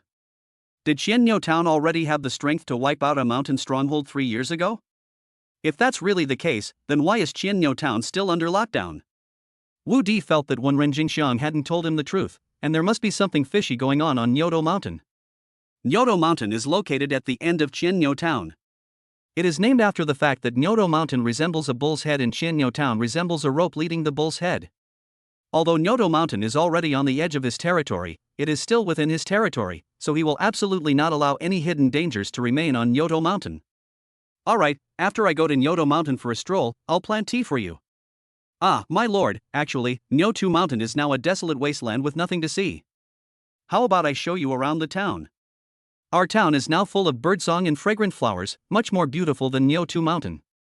Wenren Jingxiang was shocked. If Wu Di were to go to Nyoto Mountain, the consequences would be. Mayor Wenren, it's nothing. I just wanted to go to the top of the mountain to feel the breeze and get a better view of Qianyo Town. Seeing that Wenren Jingxiang didn't want him to go to Nyoto Mountain, Wu Di became even more certain that there was something wrong with Nyoto Mountain. Sir, the trees on Nyoto Mountain are too dense and the view is not good. Why don't we go to Mutong Mountain at the edge of town? The view is better there, and we can see the whole town. Mayor Wenren, the entire Wu Di territory belongs to the Lord. The Lord can marry whomever he wants. Even if the Lord bestows Nyoto Mountain upon you, it is still the Lord's territory. Seeing that Wenren Jingxiang had repeatedly stopped Wu Di from going to Nyoto Mountain, Shan Tingting felt somewhat displeased. Mayor Wenren, you're not letting us go to Nyoto Mountain. Does that mean the bandits on Nyoto Mountain haven't been eliminated, or that you've already colluded with them? As Wang Qiulan spoke, she drew her long sword from her waist and pointed it at Wenren Jingxiang. Immediately, the guards, including Shan Tingting, also drew their long swords and pointed them at the militia captains behind Wenren Jingxiang. The residents of Qianyo Town were stunned by this sudden scene. Although their levels had increased a lot over the years, they had not cultivated any skills above level 30, so their combat power was not high. Moreover, the other party was a lord. If they were to actually draw their swords against each other, it would be considered treason, which would result in the confiscation of their property and the extermination of their clan. Although they held weapons in their hands, they dared not draw them. This. My lord, please calm down, my lord, please calm down. Actually, I didn't want you to go up the mountain because I was worried that you might encounter danger. Seeing that things were out of control, Wenren Jingxiang knew that she could no longer hide the truth. Chapter 103 The Elf Race. Oh, danger? Didn't you say that Nyoto Mountain is already a wasteland and the bandits have all been wiped out? So where is the danger? Wenren Jingxiang, do you think that just because you've reached level 40 and have 200 subordinates, you can deceive me and oppose me? And you even sheltered the bandits, preventing my lord from dealing with them. Did you then collude with the bandits? No, sir, it's really not what you think. I'm guilty for lying to you, but I haven't colluded with the bandits, nor would I dare to be disrespectful to you in any way. Oh, then tell me, what exactly is your intention in trying so hard to prevent me from going to Nyoto Mountain? Judging from Wenren Jingxiang's appearance and actions, she didn't seem to be colluding with the bandits to oppose him, otherwise she would have already attracted the bandits to deal with him. However, Wu Di also wanted to find out what was going on. Since the situation at Nyoto Mountain was unclear, he would not rashly send people up the mountain to investigate. My lord, although I did not allow you to go up the mountain, I did not lie to you. The bandits on Nyoto Mountain were indeed wiped out 3 years ago.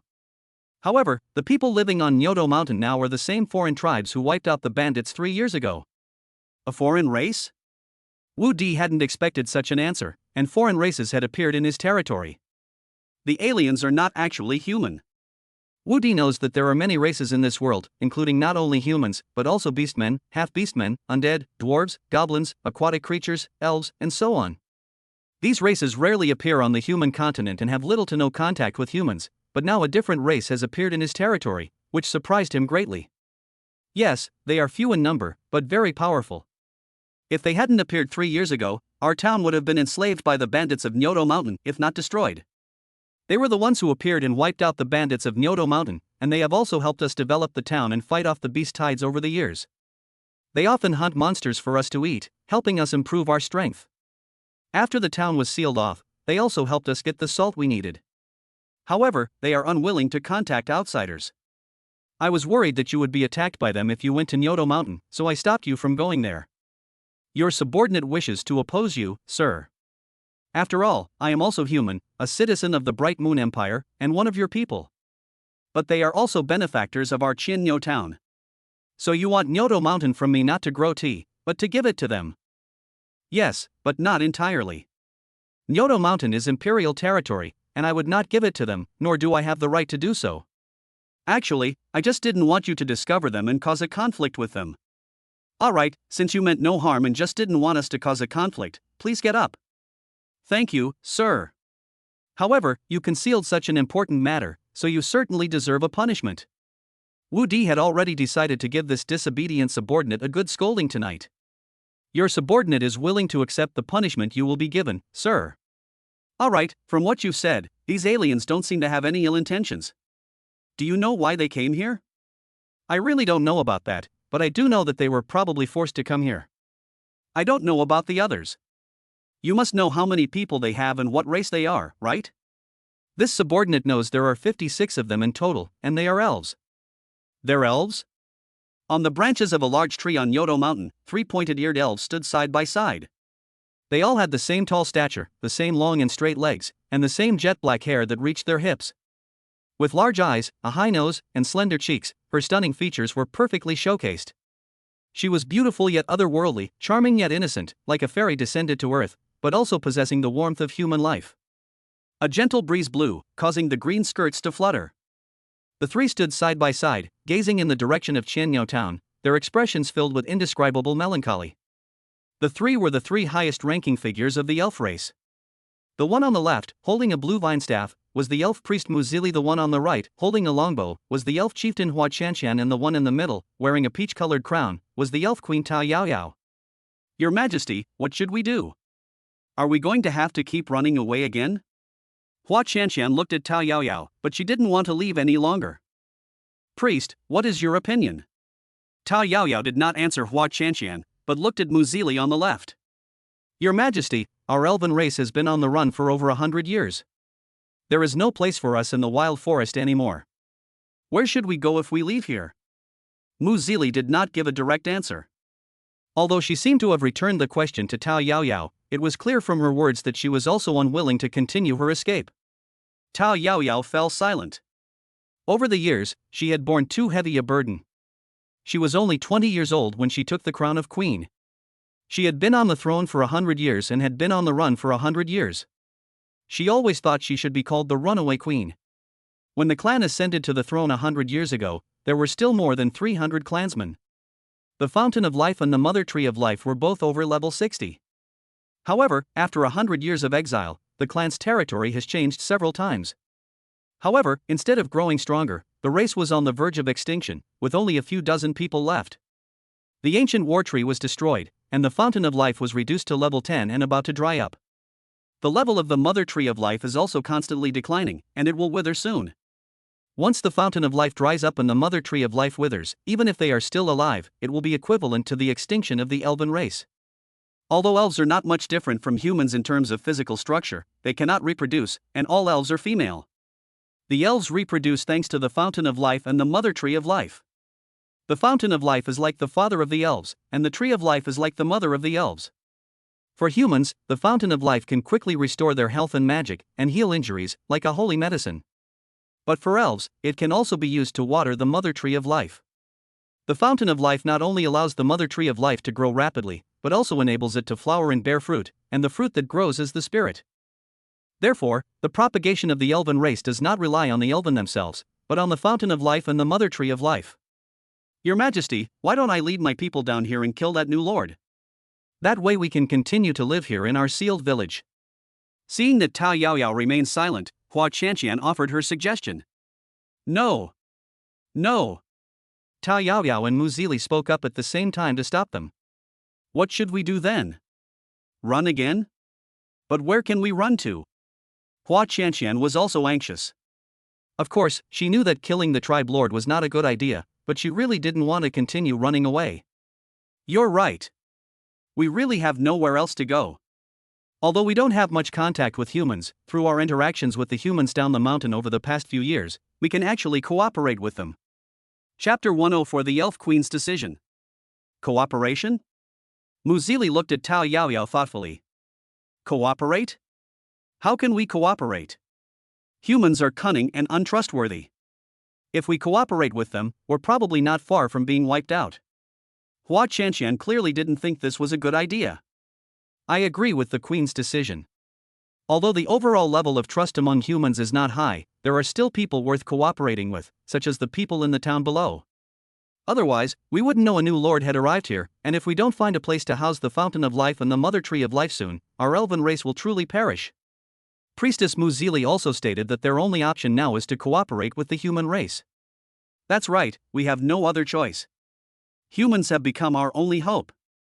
We can try to make contact with this lord, and if that works out, we can cooperate with the human race. But what can we offer to cooperate with the human race?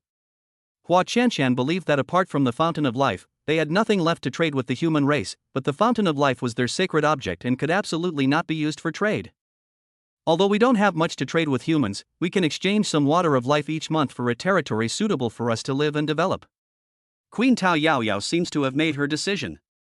Your Majesty, that is the water of life. Our Fountain of Life is almost dry. If we give it more, how will we nurture the mother tree? Hua Qianqian was clearly unwilling to trade away her already limited supply of the water of life. Qianqian, this Nyoto mountain is not suitable for our elves to develop and survive. If we can't find a place to place the mother tree and Father Spring, even if we don't touch the water of life, the Father Spring will only last a few more years before it dries up.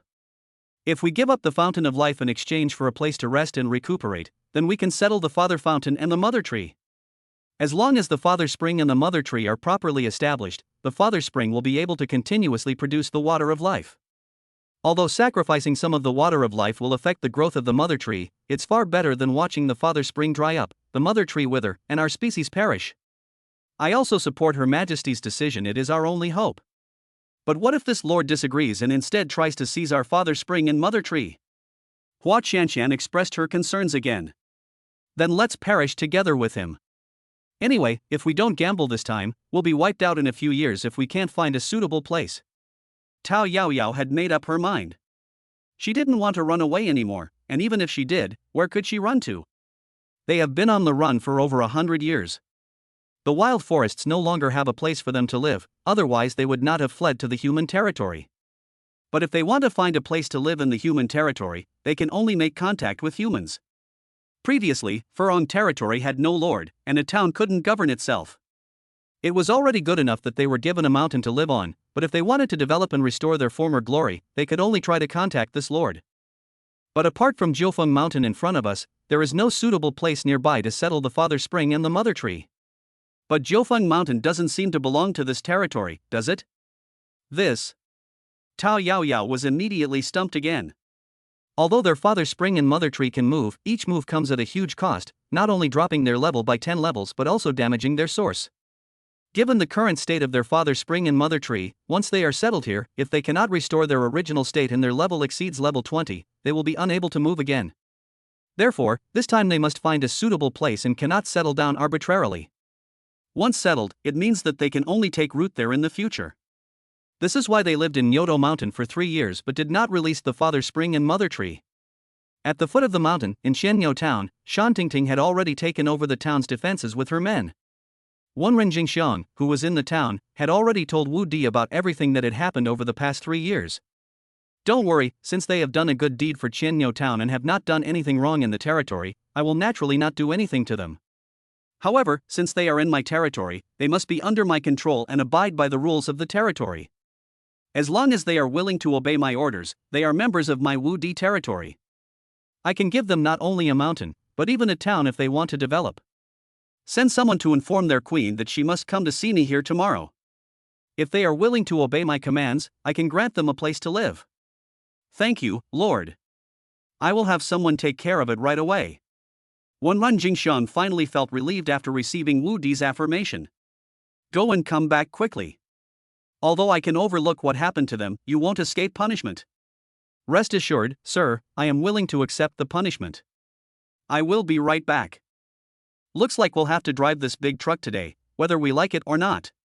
Watching Wenren Jingxiang's departing figure, Wu Di felt both excited and a little timid. Tomorrow, I will meet with the elves. I learned from Wenren Jingxiang that although the elves are few in number, they are all sharpshooters and their levels are very high. If a conflict arises due to a failure to reach an agreement, he might not be able to deter them with his current strength. He must bring Wenren Jingxiang to his side to increase his power. Even if he can't completely win her over, he should at least make sure that Wenren Jingxiang doesn't betray him. And in this world, the fastest and most effective way for a man to win over a woman is to conquer her. Yes, that means making her kneel down and sing conquer, or riding on her and making her sing conquer. Once a woman is conquered by a man, she is absolutely devoted to him. So today, we must subdue Shizuka Wenren so that tomorrow's meeting can proceed smoothly. My lord, your subordinate has come to receive the punishment. Wenren Jingxiang was filled with trepidation, unsure of what kind of punishment she would face next. She also wondered why the adults were punishing her in her room. Were they worried that her prestige would be damaged and that others wouldn't see her being punished? If Wu Di knew what Wenren Jingxiang was thinking, he would definitely say, "I'm worried about you, but I'm worried about myself. Come in." "Ah, sir, are you taking a bath?" Wenren Jingxiang pushed open the familiar door, only to find Wu Di soaking in her bathtub. While surprised, something suddenly occurred to me, and I felt both excited and nervous, but mostly worried that I was overthinking things. "What, you have a problem with borrowing my bathtub?" "Ah, no, it's my honor, I'm flattered. Why would I have a problem with that? I wouldn't mind using the bathtub, or even my bed. Of course, if I could use mine, that would be even better." Chapter 105 Epic Hidden Quest. "But sir, didn't you say you were going to punish your subordinates?" "Okay, now it's time for my punishment. Come over here and help me scrub my back." "Ah, is this the punishment?" "What, you don't want to?" "Ah, yes, I'm willing. I'm willing to be punished however you wish, my lord." "If this is punishment, then let the punishment come even more fiercely." The kind with a raging storm would be best." Your attitude is very good, and your awareness is also very high, but your technique is very clumsy." "Yes, please punish me, sir." "Then let's change the punishment and use this place." This won't work, I don't know how." "It's okay if you can't, just put it on my back and move around a little." Wu Di was also very excited. The enormous weapon, which he had never seen in videos before, was like two round shields covering his back and even his upper body. Ouch, that tangy flavor is amazing. "My lord, is this how it is?" Wenren Jingxiang, dragging two shields, was puzzled as to why her lord liked to punish her like this. Was this punishment? Why? 15 minutes later, Wenren Jingxiang became more and more skilled, but Wu Di could no longer hold on. His blood and qi were coursing through his body, and his body temperature was rising sharply. If this continues, it's going to explode. "Shizuka, now I'm going to give you your final punishment. Are you ready?" "Please punish me, your honor." "What do you mean by, are you prepared?" "If I wasn't afraid of scaring you away, I would have voluntarily accepted the punishment." "Okay, very good. Go and bring that stool over. Let me tell you a story about a man who once drove a big cart." "Yes, sir, I love listening to stories." The story goes like this. When Wu Di opened his eyes in the early morning, the dream of driving a big truck last night felt very real and the experience was very intense. However, it also had a major drawback: the fuel consumption was extremely high. Congratulations, host, on successfully completing the mission of getting married. Your lifespan will be increased by 1 year. As expected, host has been detected to have completed an epic level hidden quest. The lifespan of Big has been increased by 3 years, all attributes have been boosted by 3 levels, and the system space has been tripled. Your happiness index with your wife has increased by 6 points, your health has increased by 20, your magic power has increased by 20, and your spirit has increased by 20. Keep up the good work, host, and reach new heights. Both sentences are within the scope of my expectations, so what exactly do you mean by this epic hidden quest? Wu Di was a little confused, but after glancing at Wenren Jingxiang beside him and looking her up and down, he suddenly realized that the system had such a hidden mission. But this reward is really pretty good. System, you're getting more and more amazing. Wu Di couldn't help but give the system a big thumbs up in his heart. As the host becomes more and more powerful, this system will naturally become more and more powerful as well. Ha, that makes perfect sense. I never thought I could actually drive such a big vehicle. System, how about you issue me a driver's license too? Host, Wu D. Height, 190 cm. Wives and concubines, 9. Warrior, level 20, basic swordsmanship, basic spearmanship, assassination swordsmanship, shield block, jump, dodge, parry, snake step. Magician, level 20, specializing in space creation and space development. Summoner, level 20, skills, rune crafting, summoning, fire rune, slow rune, attack rune. Chi and blood, 2000. Magic, 2000. Spirit, 2000. Lifespan, approximately 19 years. Hee, I didn't expect to reach level 20 so quickly. But there's a reward for level 15, but no reward for level 20. When Wu Di and Naylan Zishi parted ways, he thought it would be quite difficult to reach level 20 in a month. Unexpectedly, I reached level 20 in just 8 or 9 days. This is all thanks to Shangguan Mingyue and Wenren Jingxiang by my side. I leveled up 3 times with Shangguan Mingyue, and then received a 3rd level reward here, plus the happiness index rewards from the girls in the middle. Today, I've reached level 20 in all 3 systems, no more and no less. Now I can learn new skills, but let's check Wenren Jingxiang's loyalty first. Wife, Wenren Jingxiang. Height, 2.4 meters. Loyalty, 100. Class, Warrior. Level, 40. Chi and blood, 40-30. Magic power, 403. Spirit, 121. Skills, basic swordsmanship, assassination swordsmanship, parry, dodge, shield bash, flash, crescent slash, cross slash, charge, fiery slash. As expected, her loyalty is full. Women in this world are really loyal to men. But this skill is too sloppy.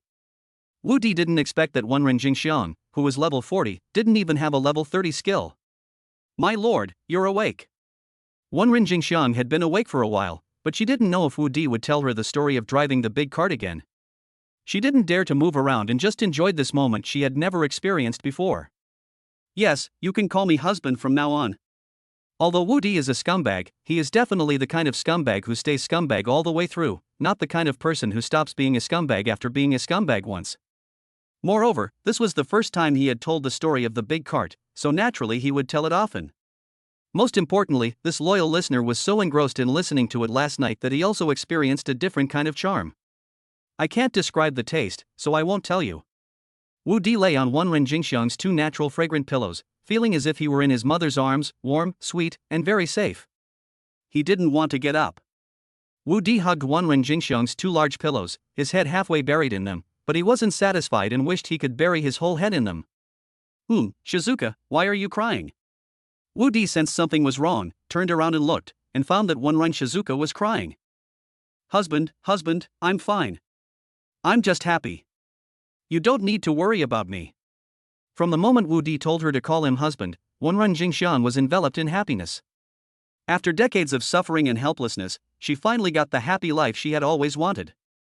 She may only be a part of this man, but this man is her everything, her life. There will be one more chapter today. Chapter 106. Is this what a human man is like? Although you're level 40 now, you haven't learned any level 30 skills. Go find Ling Xian later, she has skill books. Go ask her for them and learn them. Husband, you are so good to Jingxiang. Let Jingxiang serve you properly again. Wenren Jingxiang was so moved that she didn't know how to repay Wu Di, and prepared to get up. Time to get up, the Elf Queen and the others should be here soon. Wu Di had no choice but to make an excuse. Although he had won over the newly joined mayor last night, it had exhausted him. Toasting is nice, but don't overindulge. That really can make you drunk. You really will throw up when you're drunk. After vomiting, you still have to clean up. Xiao Di, are you up yet? My darling, soup is getting cold. Wang Qiulan's voice came from outside the door after Wu Di finished dressing. You're here, Auntie. Wu Di pushed open the door, and Wang Qiulan in green clothes stood on either side, each carrying a large bowl of soup and toiletries. After washing up, Wu Di immediately finished the big baby soup. Just then, Shan Tingting came to report that the Elf Queen had arrived.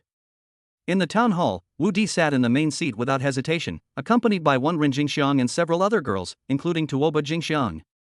Below, 2 teams of guards, led by Shan Tingting and Xu Jingjing, kept a close eye on the 2 elves. If the two made any dangerous or intimidating moves, they would pounce on them without hesitation. Wu Di is also a large number of elves below.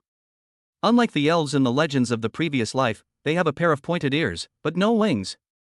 Moreover, the two elves are the same height and build, the only difference is their appearance, temperament, and clothing.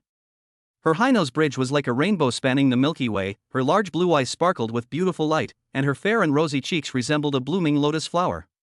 Her slightly parted pink lips resembled blooming peach blossoms, making one want to kiss them. Her fair neck was like that of a proud white swan, and her slender, graceful fingers were like a pair of butterflies dancing among the flowers.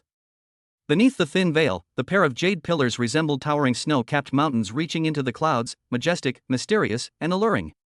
Beneath these pillars, the pair of perfect bare feet resembled snow lotuses blooming at the foot of a snow-capped mountain, inspiring an urge to hold them in one's hands. While Wu Di was sizing them up, the two women were also sizing him up. Although they didn't look very strong, they were very young and full of energy, and their eyes seemed to have a very penetrating quality. Is this what a human man is like? He looks like a tree branch, so what? Tao Yaoyao had seen many humans, and occasionally humans would venture into the wild forest. They encountered humans several times during their escape, but this was the first time they had ever seen a human man, so they couldn't help but be curious. Queen Tao Yaoyao of the elf race greets Lord Wu Di. Elven priest Mu Zili greets Lord Wu Di. Seeing that Wu Di was staring at them without saying a word, Tao Yaoyao and Mu Zili had no choice but to speak up first to greet him, since they were living under his roof and needed his help.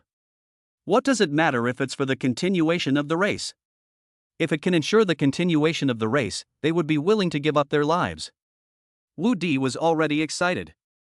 This elf was indeed an elf, just looking at it made him excited. If it were, wouldn't that be? Tao Yaoyao, Mu Zili, is it alright if I call you that? Wu Di looked at the two women, wanting to see if this elf queen was a good match for him. In our tribe, we are the queen and the priestess. But before Lord Wu Di, we are equal friends. It is perfectly acceptable for Lord Wu Di to address us this way. Oh, a friend? I think you two understand why I summoned you here. If you are just friends, then I can allow you to stay in my territory for a while. He had many friends in his past life, but he has none in this life, nor does he need any. Besides, can there be true friends between people of the opposite sex or different races? Lord Wu Di, we elves sincerely wish to become your friends, and we hope that you will grant our race a territory where we can survive. It doesn't need to be too large, a town-sized area would be sufficient. Moreover, I can offer my clan's sacred artifact, the Water of Life, in exchange. Tao Yaoyao knew that it wouldn't be easy for Wu Di to accept them, so she had no choice but to offer the Water of Life as a bargaining chip. Oh, so this is the Water of Life? Wu Di took a glass bottle containing a potion, which was about half full of a green liquid, about 500 milliliters in size. It is pure and clear, and you can feel the immense life force inside even from the outside.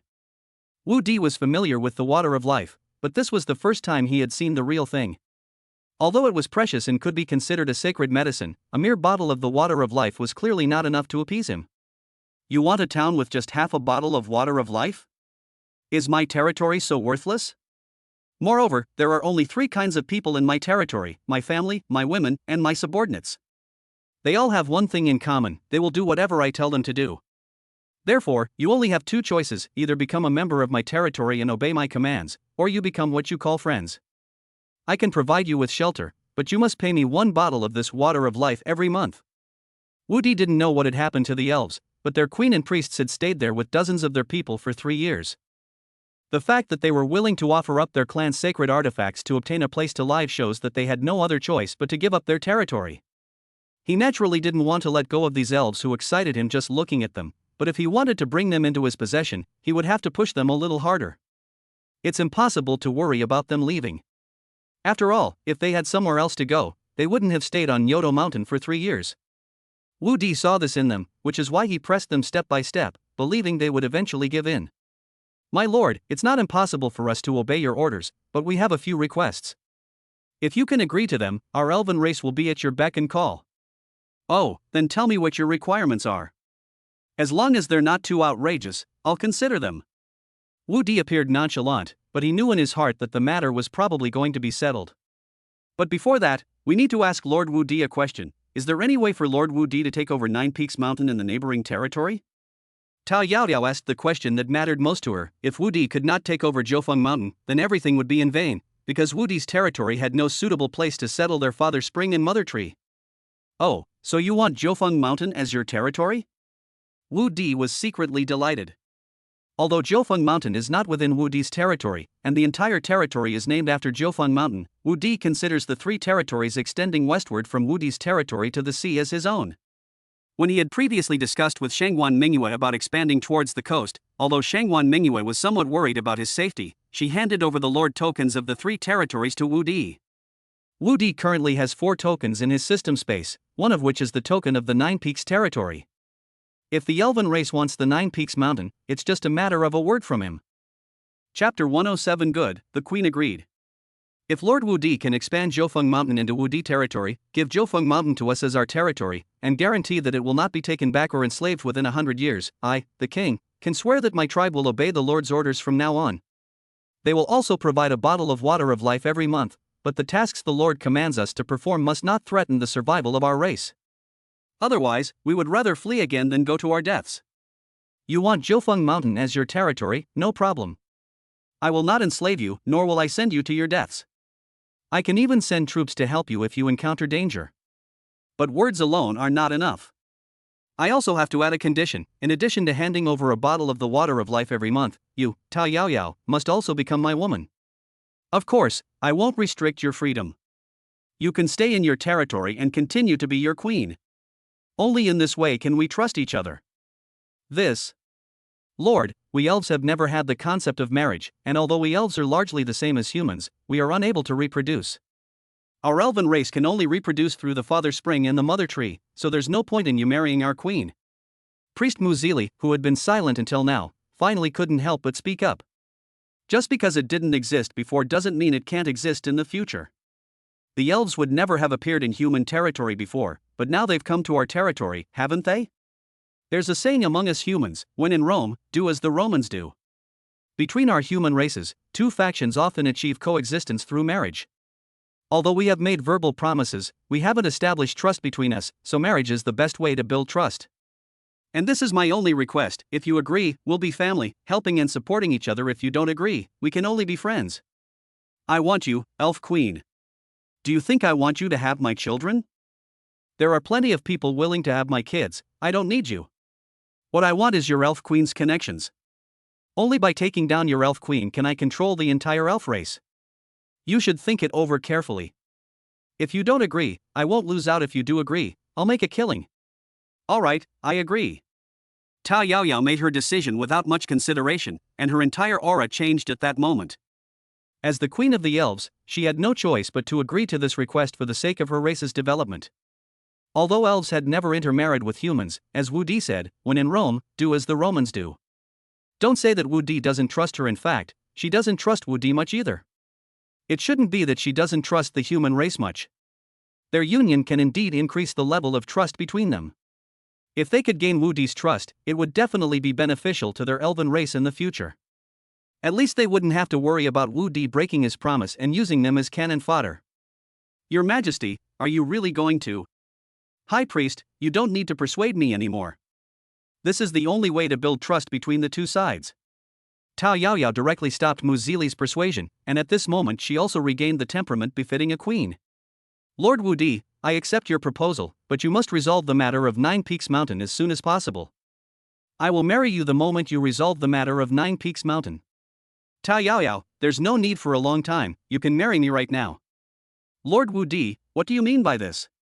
Although my clan has declined, we are not to be bullied by others. Her Majesty the Queen said that she can only marry you after you have resolved the matter of 9 Peaks Mountain. Are you really going to push us to the brink of destruction with the elven race? Muzili stood up angrily. Their queen was forced to submit to others only because of the race's circumstances, but now that the promised territory has not been delivered, she will absolutely not agree to submit to others. Although Tao Yaoyao didn't speak, she was extremely disappointed. She wasn't disappointed in Wu Di's character and behavior, but in the fact that their only hope had been shattered. In her view, everything before was just empty talk. Wu Di had no intention of giving them the land of Jiufeng Mountain. He just wanted them to work for him. It means exactly what it says, of course. However, I never force anyone to do anything against their will. Take a look at what this is before you make a decision. Wu Di tossed the Nine Peaks Territory Lord's token to Tao Yaoyao, who looked dejected. Lord's token, Lord, we all know you are the Lord, and we have never doubted your identity. What we want is the territory of Nine Peaks Mountain, not your Wu Di Territory's token. Turn it over and take a look. Nine Peaks Territory. When Tao Yaoyao saw the words Nine Peaks Territory, her first reaction was that she had misread it, and her second reaction was that it must be fake. Aren't you the Lord of Wu Di Territory? How do you have the Lord's token of Jiufeng Territory? Mu Zili asked in confusion. Not to mention Tao Yaoyao and Mu Zili, even Wan Ren Jingxian was puzzled.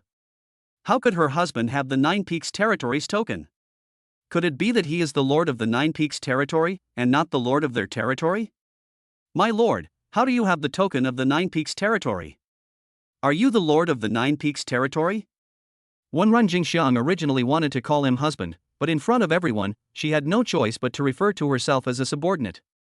You're not wrong to think that way, but I am also the Lord of Wu Di Territory.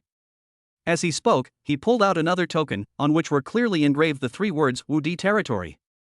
How is this possible? How can one person possess two Lord's tokens? Nothing is impossible. You've seen the token. As long as you can satisfy me in the future, not only Nine Peaks Mountain, but the entire Nine Peaks Territory can be made the territory of the elven race. My lord, may I ask why you possess tokens for two territories? Mu Zili asked again, but his tone was noticeably gentler. Tao Yaoyao also looked at Wu Di with anticipation. Over the past few years, they had gained some understanding of the human race. If the token was not obtained through legitimate channels, it would just be a decoration.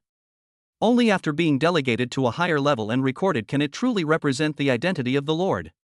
This is why, after a change of Lord, the new Lord will rename the territory and replace it with a new Lord's token. In this way, the former Lord's token becomes useless, thus protecting the rights of the new Lord. If Wu Di's token is of dubious origin, then it is an invalid token of course. They also hope that the token is genuine. Rest assured, every Lord's token I possess was personally handed to me by the city Lord, so you don't need to worry about their authenticity. Can a Lord possess two territories at the same time? Mu Zili wondered. Although they had been trying to understand the human race in recent years, they had never heard of this before. Under normal circumstances, that's not possible, but I have another identity. Shangguan Mingyue is my wife. Do you think it's strange that I own several territories? Plans never go as expected. I got up early to write this morning, but my youngest daughter got a fever and caught the flu. We spent the whole morning at the hospital. Also, who said I tested positive yesterday? I don't know if I'm positive or not, but today I feel weak and keep sneezing. I'll try to write another chapter later. The flu is rampant outside recently, so everyone please take precautions. Chapter 108. The Queen wants to take me flying. What? The City Lord's husband? You really are the husband of the Bright Moon City Lord? If it's true, then Wu Di will really be able to decide what territory of Jiufeng Mountain they want. But is that really true? Don't you believe me yet? You should know that Jiufeng Territory has always been named after Jiufeng Mountain, and it has never had a lord, so the Lord's token has never been issued and has always been in the hands of the City Lord. Now that the token is in my hands, isn't that proof enough? Wu Di didn't want to talk about this, since he was always the one being suppressed by Shangguan Mingyue, and he felt ashamed to say it. Fortunately, no one else knew about it except Shangguan Mingyue and him. In order to gain the trust of Tao Yaoyao and the other girl, he had no choice but to tell them. After all, he was very envious of the elf in front of him. Moreover, elves are a different race, and given the nature of the system, it might be able to complete some hidden quests, so this elf queen must be obtained. Now that we've finally arrived in this other world, do you guys have any objections to us trying the taste of the elves? I believe you. The queen, who had just regained her composure, was once again overwhelmed by those penetrating eyes. Come on, while there's still time, I'll take you to see Jiufeng Mountain. Although Wu Di was eager to try the taste of the elves, his current strength did not allow it. He needs to fully absorb the effects of the baby soup from last night. Although the truck didn't overturn last night, it still emptied his savings. My lord, are you going to ride a horse?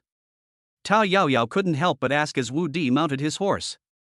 Of course, although it's not far from Jiufeng Mountain, it still takes 2 hours to walk there. Riding a horse will save most of the time. Actually, I have a faster way. Oh, what method? I'll take you there. Ah, if you take me there, and I take you there, we'll both have to ride horses, right? I mean, I'll just lead the Lord over there. You elves can fly too? No, you mean you're over level 50, so you can fly? Yes, my lord, I'm already level 60. Although I can't bring too many people, bringing you along shouldn't be a problem. Although Wu Di knew from One Ring Jingxiang that the elves were very strong, he did not expect them to be this strong. Level 60, that is one level higher than Shangguan Mingyue. Fortunately, the elves were forced into this situation, otherwise, they wouldn't have been threatened by him before, and wouldn't have forced the elven queen to marry him. But now it seems she has agreed to his request, and she even said she would take him flying. The elf queen wants to take him flying, can he refuse? I can bring one too, who do you want to go together? Mu Zili also stepped forward and said. What level is the high priest? Lord, you can just call me Mu Zili. I'm level 60 now, so I can easily take on one person. Goodness, another one. Level 50 elves were a rare sight before, but are level 60 elves as common as cabbages now? Then let Auntie go. Since we can only take 2 people, it doesn't matter who goes, but to be fair, it's better to take Auntie. Wang Qiulan felt a surge of joy in her heart. Even though my little enemy has a harem of women, he still thinks I, his aunt, am the most important person to him. I've really spoiled him for nothing. Don't hug me so tightly, it makes me uncomfortable. High in the sky, Tao Yaoyao looked at Wu Di hanging on her and felt that she could hardly breathe. Wu Di, who had been carried into the air by Tao Yaoyao, also regretted it. He hugged Tao Yaoyao's neck tightly with both hands, hooked his legs around Tao Yaoyao's slender waist, and buried his head in Tao Yaoyao's chest. Damn it, I forgot I'm afraid of heights. At this moment, Wu Di wished he could tear a crack in Tao Yaoyao and crawl inside. Stop rubbing against me, it's so itchy. Feeling the strange sensation on her chest, Tao Yaoyao regretted bringing Wu Difeng along just to save a little time. Isn't this just asking for trouble? Aren't we there yet? Didn't you say it would be soon? Even though he was wrapped around an extremely alluring body, Wu Di had no other thoughts and only wanted to land as soon as possible. Are you in such a hurry? Tao Yaoyao didn't know that Wu Di was afraid of heights, and thought that Wu Di was eager to take advantage of her. This male animal is really something else, he doesn't care about the occasion, and we're still in the air. Tao Yaoyao was reminded of the rutting male magical beasts in the wild forest by Wu Di's actions. No matter where you are, no matter if there is danger, they just climb up and start shooting. Wu Di hooked his arm around her waist, twisting and turning from time to time, much like those male monsters. But should I cooperate with him or not? Tao Yaoyao was conflicted again. Although she had agreed to be Wu Di's wife, she had no experience in this kind of thing. This was the first time in the history of the elf race that an elf had married. Although they had seen other races reproduce many times, they hadn't studied it carefully because they didn't need to, and now she didn't know how to cooperate. I'll just lie still like those female beasts when the time comes. Soon, Tao Yaoyao led Wu Di to the highest peak in the middle of Jiufeng Mountain, and then Mu Zili and Wang Qiulan landed next to it. Have we arrived yet? Wu Di only pulled his head out from between the 2 papayas after feeling Tao Yaoyao land. Phew, this is much scarier than flying. Wu Di had flown in an airplane in his previous life, but he didn't feel afraid of heights then. However, he felt afraid of heights when standing in front of the window of a tall building. In this life, it was fine for him to stand on the mountaintop, but today, being taken into the air by Tao Yaoyao, his fear of heights resurfaced. This place is indeed beautiful, with lush trees, a pleasant environment, and charming scenery. No wonder you chose to establish your territory here. Wu Di said, pointing to the scenery of Jiufeng Mountain to hide his still trembling legs. Jiufeng Mountain is actually just a continuous mountain range with 9 peaks, the middle one being the highest, even higher than Fengzhou Mountain. The entire area of Jiufeng Mountain is more than 7 or 8 times larger than that of Fengzhou Mountain, which is more than enough for the elf race to have as their territory. Tao Yaoyao, what are you doing? Did you get a leg cramp? At this moment, Wu Di noticed that Tao Yaoyao was lying next to him, her round t-shirt sticking out higher than mountain peaks, and her expression was indescribable, just looking rather uncomfortable. However, this posture made Wu Di's blood boil, and the aftereffects of his fear of heights seemed to disappear in an instant. Your Majesty, what's wrong? Mu Zili asked, stepping forward to support Tao Yaoyao. My lord was in heat just now, and I was playing along with him. Who's in heat? When did I go into heat? You couldn't help rubbing against me while you were in the air, weren't you in heat? Put. Wu Di nearly vomited 3 liters of blood. But. Ha ha ha. My aunt couldn't help but laugh. Little enemy, the queen is cooperating so well, hurry up and go. Wang Qiulan fanned the flames, wanting to see a live broadcast. I wasn't in heat, I was just feeling uncomfortable and adjusting my position. Oh, isn't it heat? When do you go into heat? If you don't get up soon, I'm going to get into heat. Brothers, my back aches, my limbs are weak, I can't take it anymore, this is my last day. Chapter 109 The Past of the Elves. Is this the place you chose? Led by Tao Yaoyao, Wu Di arrived at the mountain valley where the 5 peaks and the 4 peaks were connected. Although the area is small, it is flat, densely wooded, and very secluded. With the surrounding mountains providing cover, it is also easy to defend. Aside from these features, this place had nothing special about it, and Wu Di didn't understand why the elves said that this was the only place suitable for them to settle down. Yes, this place is sheltered from the wind, has a large temperature difference between day and night, and is shrouded in thick fog, making it perfect for us to collect dew. Collecting dew? Yes, our clan's father spring relies on purifying dew to produce the water of life. The more dew there is, the faster the father spring levels up and the more water of life it produces. Although the other valleys on Jiufeng Mountain can produce a lot of dew, only this place has the highest daily dew production. By placing the father spring here, we don't need to collect it, the father spring can automatically absorb the dew here. We only need to collect dew from other ravines, which will save us a lot of time.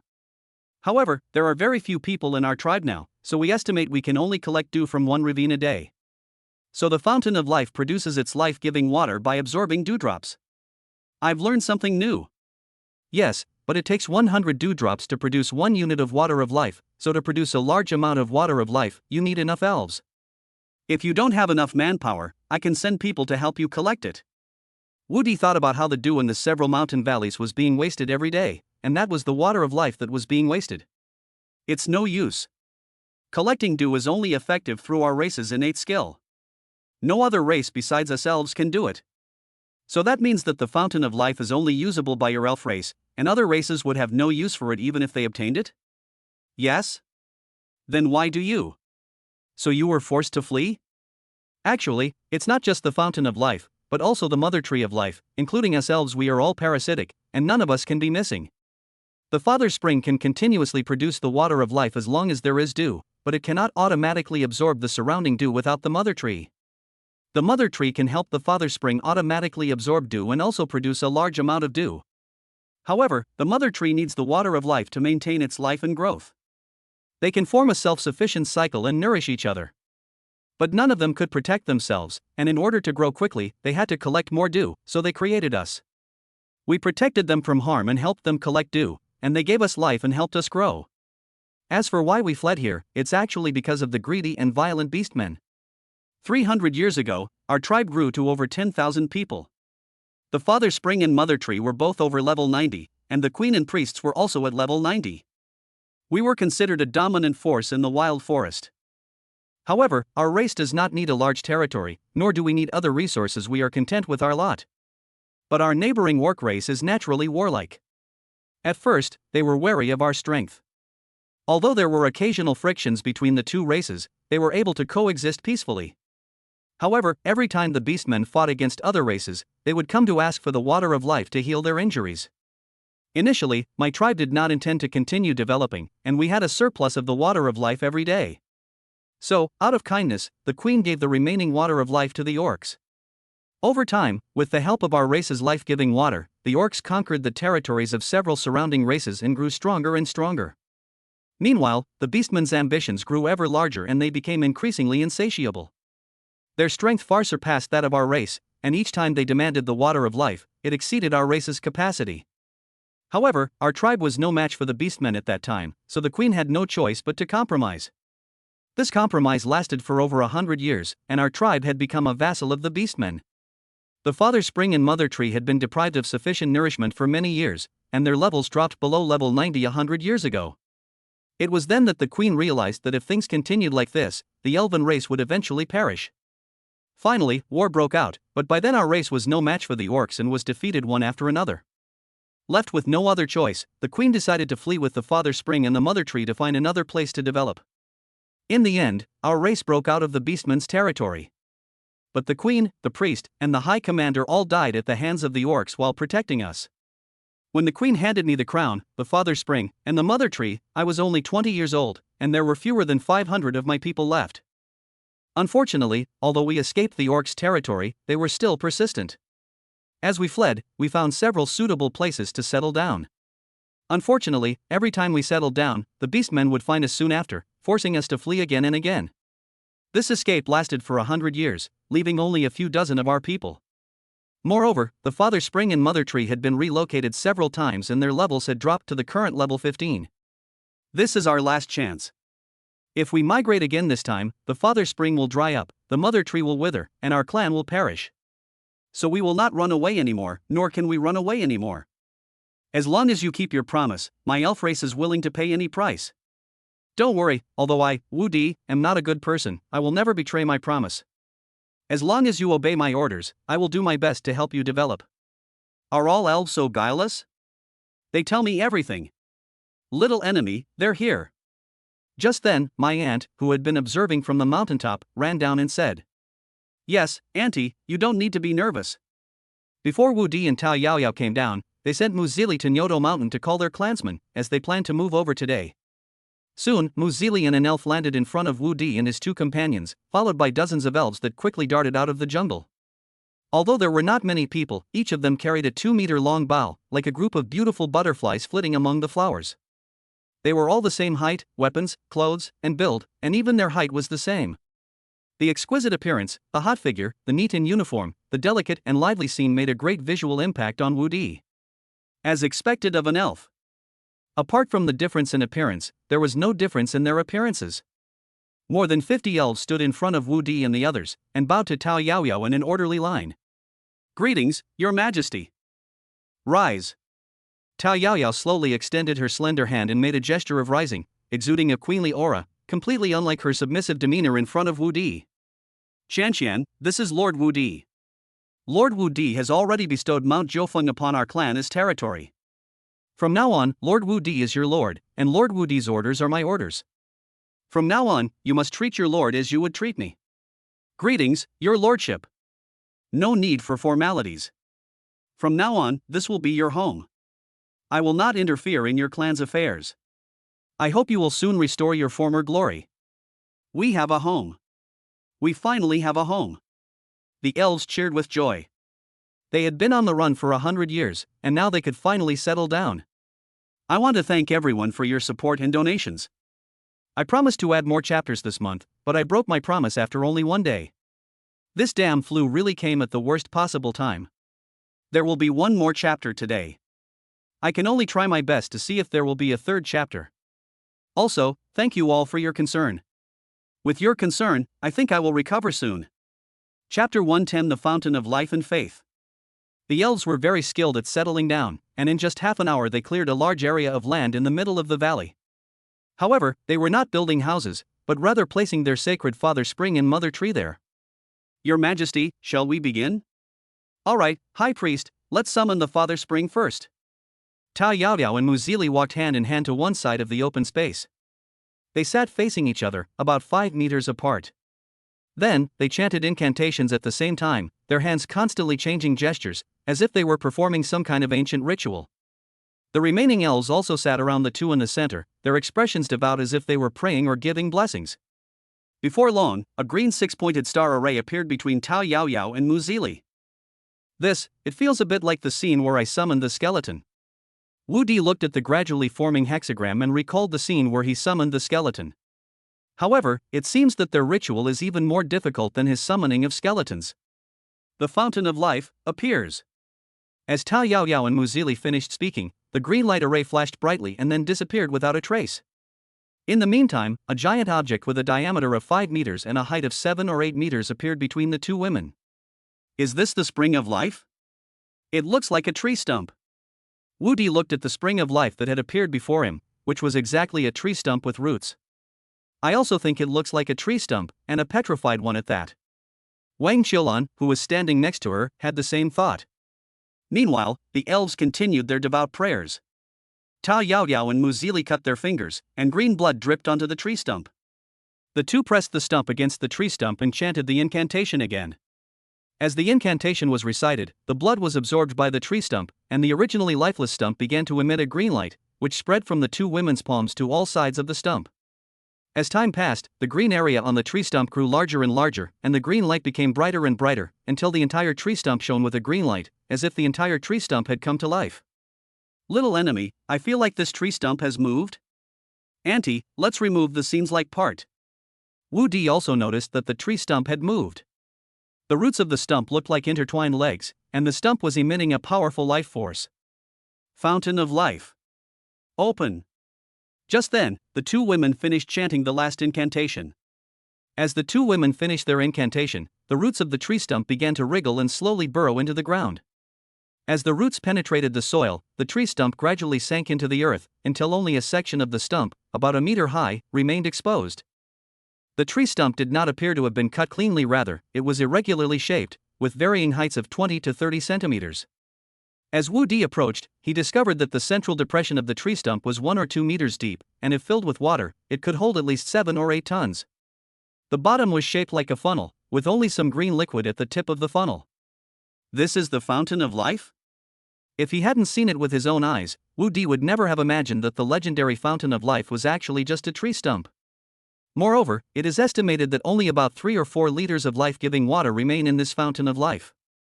Yes, this is the fountain of life, one of the 2 sacred relics of our elf race. Tao Yaoyao stood up and said, "By the way, when I saw you cut your fingers earlier, was your blood green too? In fact, our blood is the water of life, but its concentration is not as high as that of the water of life produced in the Father Spring. The lower the level of the elf, the lower the concentration of life water in its blood. Conversely, the higher the level of the elf, the higher the concentration of life water in its body. Only Pokemon at level 90 or higher have the same concentration of life water within their bodies as those from the Father Spring. So that's why your blood looks almost like the water of life. It turns out your bodies contain a lot of the water of life. Since Tao Yaoyao's body is full of the water of life, could it be that the water that is drawn out from certain parts of her body is also the water of life? TSK, I have to try it tonight." Wu Di had already made up his mind, and his anticipation grew stronger. Elves are creatures that are pure and spotless, so they should be clean even without washing, right? However, this secret is known only to the beastmen and the Lord. Please keep it a secret for us, Lord. Don't worry, I definitely won't talk about this carelessly. After all, you're all under my control now, and it won't do me any good to say it out loud.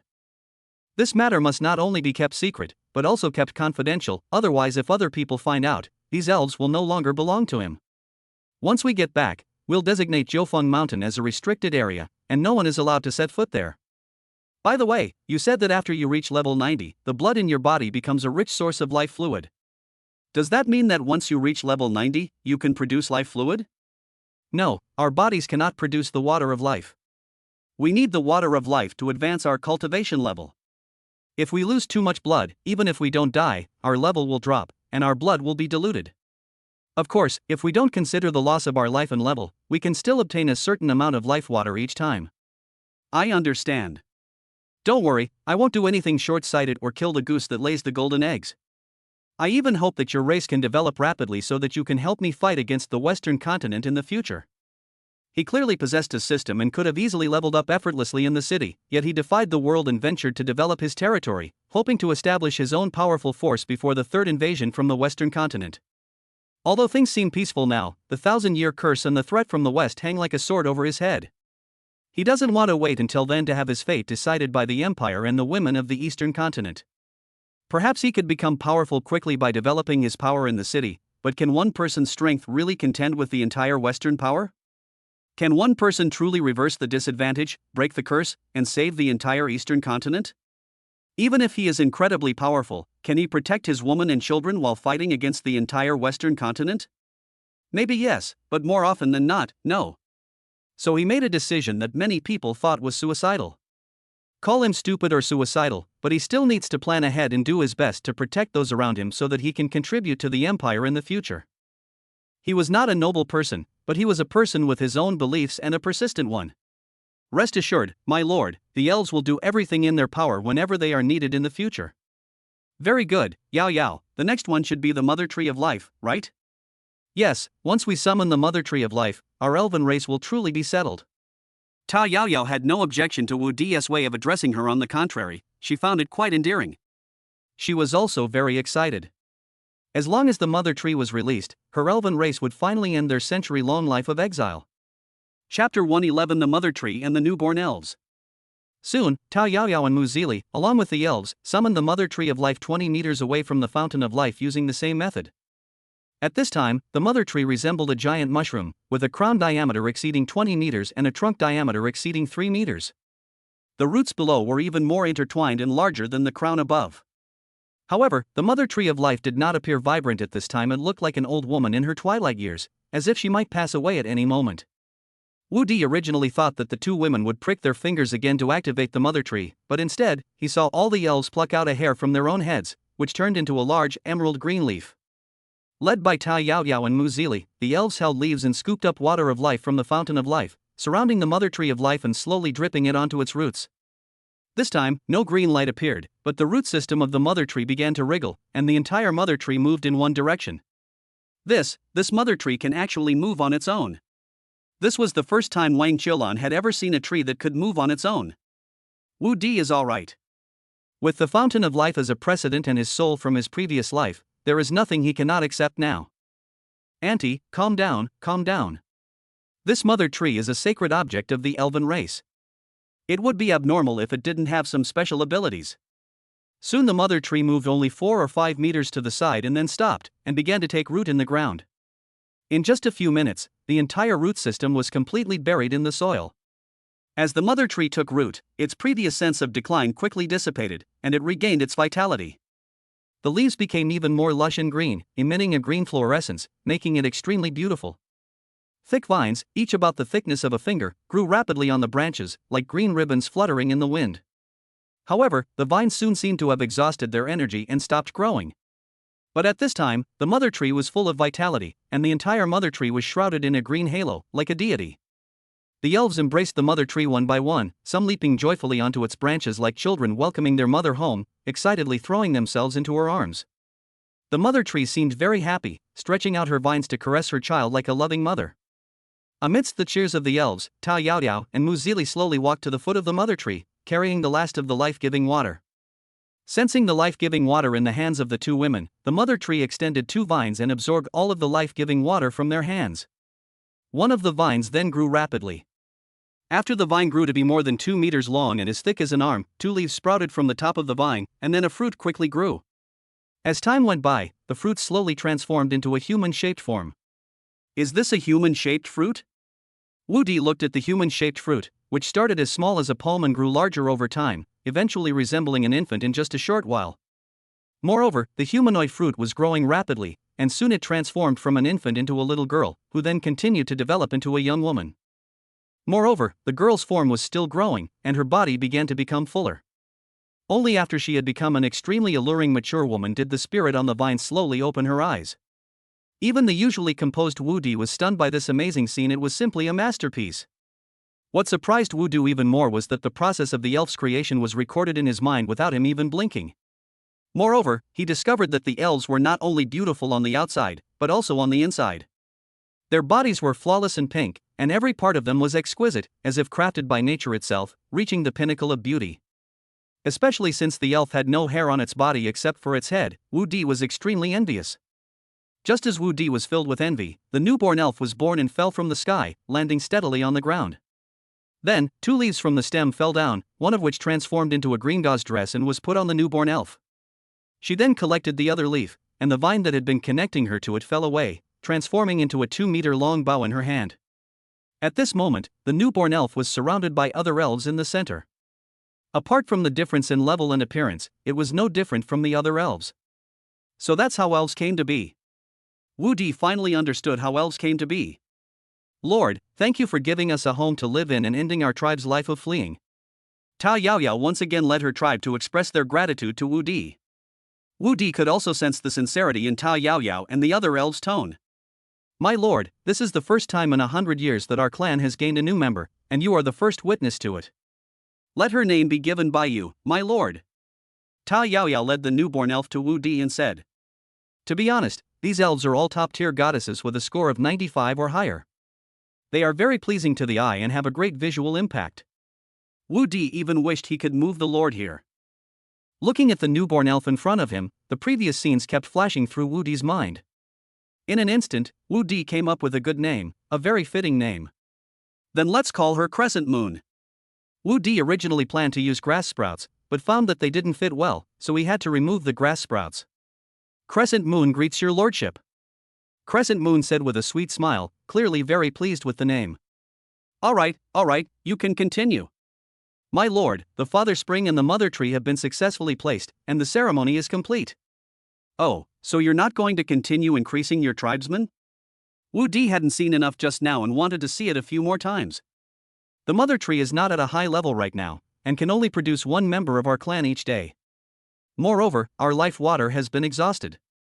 We can only continue to increase our clan members after collecting dew tomorrow. I see. Then let's head back to Qianyo Town first. Since there's nothing left to see, let's go back to see the Queen. The Elven territory issue has been resolved, so I doubt the Queen will refuse. Yes, let me give you some instructions. The High Priest and Commander Hua will escort us there. The Queen glanced at Wu Di, but did not refuse him. Instead, she turned around and gave some instructions to her people before taking Wu Di back into the sky. Wu Di was in the air before he could even react. He had intended to walk back, but before he could say anything, he was flying. He was too embarrassed to admit that he was afraid of heights. Why did Commander Hua bring Crescent Moon along too? Yu Guangzhong and Wu Di saw that Hua Qianqian had also taken Crescent Moon and was flying up. Chapter 112 Telling Stories to the Queen. It's like this, although I agreed to marry the Lord, I can't leave the clan for too long, so I can't stay by your side often. Therefore, I'm sending Yara to take my place. Although our rank isn't high, our physical structures are the same. When I'm not around, our Yaers can take my place. If you need anything from us, you can also have our Yaers come back and let me know. Wow, what a great thing. Even though their physical structures are the same, their appearances and personalities are different, so the feeling must be different. Wu Di chuckled inwardly, giving the Queen a big thumbs up, but said aloud, "Does Yara agree? You know I don't like forcing people." Don't worry, Yara has already agreed, and she's very happy. Soon, Tao Yaoyao landed in Qianyo Town with Wu Di, followed by Muzili with her aunt, and finally Hua Qianqian landed with Yue. Although Hua Qianqian could also carry others, she was still struggling at only level 55, and this trip had taken a toll on her. Since the three main leaders had all arrived, Tao Yaoyao was a little worried and sent Muzili and Hua Qianqian back directly. At this moment, the women from Qianyo Town also ran over to greet them. Although Wu Di was only gone for half a day, the women were still very worried. After all, it was their first time dealing with elves. Only after seeing Wu Di and Wang Qiulan return safely did they feel relieved. My lord, you're finally back. Have you finished your business? Are we going to spend the night here again? Tuoba Lingxiang asked as the representative of the harem. I still have some things to take care of, but I'm worried that Lu Yuan won't be able to handle things in Shaha Town by herself. You and your aunt should take the people back first. Tingting and her team can stay here with me. I'll come back tomorrow. Now that the problems with Qianyo Town and the elf race have been resolved, they no longer need to stay here with him. Besides arranging matters in Qianyo Town, he also needed to make arrangements for Jiufeng territory in advance, since the elf race had already developed in Jiufeng Mountain. And most importantly, of course, is to study the physical structure of the elven race through the Elf Queen. After Auntie left with the other women, Wu Di took out the token of Jiufeng territory and handed it to Wenren Jingxiang, asking her to send someone to inform the mayors of all the towns in Jiufeng territory that Jiufeng Mountain had been designated as a restricted area. At the same time, it also instructed several towns to prepare for the beast tide and informed them of the news that the Lord's mansion would be located in Shaha Town. Wu Di was quite confident in Jiufeng territory. He hadn't originally planned to take it over so quickly, but plans often change. He encountered the elves and had to contact the town mayor of Jiufeng territory ahead of time. Although Jiufeng territory has never had a town mayor, its situation is actually better than that of Wu Di territory. Back then, the town mayors of Jiufeng territory were all veterans who had followed Shangguan Mingyue to conquer the territory. Although their military achievements were insufficient to be granted a noble title, they were more than qualified to be town mayors. Moreover, these people had certain management talents and were capable of handling things independently, so the overall situation was much better than the original Furong territory. The current Wu Di territory is mostly composed of former subordinates of Lord Furong. After Lord Furong died, the entire territory was fragmented, and its location made it more susceptible to powerful monster hordes, which is why it is in such a dilapidated state. In fact, the Bright Moon Empire's border with the wilderness forest is not large, only these 6 territories to the north, and they are not far from the sea, so the magical beasts there are not strong. On the contrary, the Purple Cloud Empire and the Holy War Empire have a large border with the wilderness forest, and the number of beast tides they face each year accounts for more than 90%. Moreover, the number of monsters near the inland area is not only large, but their strength is also considerable. The Silver Moon Empire's borders stretch from the western sea to its eastern border with the Purple Cloud Empire, encompassing 6 territories that must contend with the beast tides. However, the 2 territories to the west, which are near the sea, do not experience large beast tides each year and can be easily resisted.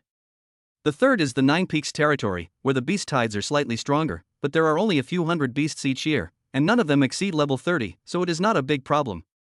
Starting from Wudi's territory, the 3 territories to the east will encounter a large number of monster attacks every year. These monsters are all of high level and some are even flying monsters. This is why, even though Furong territory had a lord and its overall strength far surpassed that of Jiufeng territory, it ultimately failed to defend Furong town and was buried along with it. If it weren't for the residents of the territory taking refuge in Plum Blossom Ridge before the annual beast tides, Wudi's territory would have long since become an uninhabited territory. Therefore, Wudi did not intend to help Jiufeng territory resist the beast tide, they could do it themselves. Once everything is arranged, it's time to do the most important and favorite things. However, in order to challenge the fairy queen Tao Yaoyao, Wudi personally went to the kitchen and drank all the precious soup that his aunt had left for him. My aunt would be very pleased to see this. From initially refusing to drink it, she has now taken the initiative to drink it and finally realizes how good my aunt is to her. Back in his room, the queen was already posing and waiting for him. Hiss, that POS again. The soup Wudi had just drunk immediately took effect. Is that how it is, my lord? Tao Yaoyao was very cooperative, but she didn't understand at all. That's not wrong, but we humans have so many stories to tell. Oh, you have a lot of stories? I've never heard any of your human stories before. Tell me about them. Tao Yaoyao was starting to look forward to it. Wait a minute, I'll go get a stool and then I'll explain it to you slowly. It seems that from now on, our Lord Wudi will need to keep a stool in his spatial storage more often. The story goes like this: one day, a treasure hunter was searching for treasure by traversing mountains and valleys. The beautiful scenery along the way did not make him stop and linger. His heart surged with excitement when he saw the 2 side-by-side mountain peaks. He was certain that the treasure was hidden within them. So what happened? Was the treasure really hidden there? Tao Yaoyao listened intently, but still couldn't help asking. No, that wasn't his ultimate goal. He searched and searched. He dug and dug. Tao Yaoyao was also drawn into the story, feeling both nervous and excited. Unexpectedly, Wudi told a simple treasure hunt story in a thrilling and suspenseful way. The story continues. Until the very end. He traversed mountains and valleys, crossing flat, smooth plains. Seam. Finally found it. Heaven rewards those who persevere. Did he find the treasure? Although it was the first time Tao Yaoyao had heard the story, she was deeply attracted by Wudi's story and couldn't help but ask if he had found the treasure. We've found the treasure. Great. He's finally found the treasure. Chapter 113 Super Reward Curse Lifted. Great. He's finally found the treasure. Want to hear more? I have so many more stories to tell. I want to listen. I didn't know you humans could tell stories so well.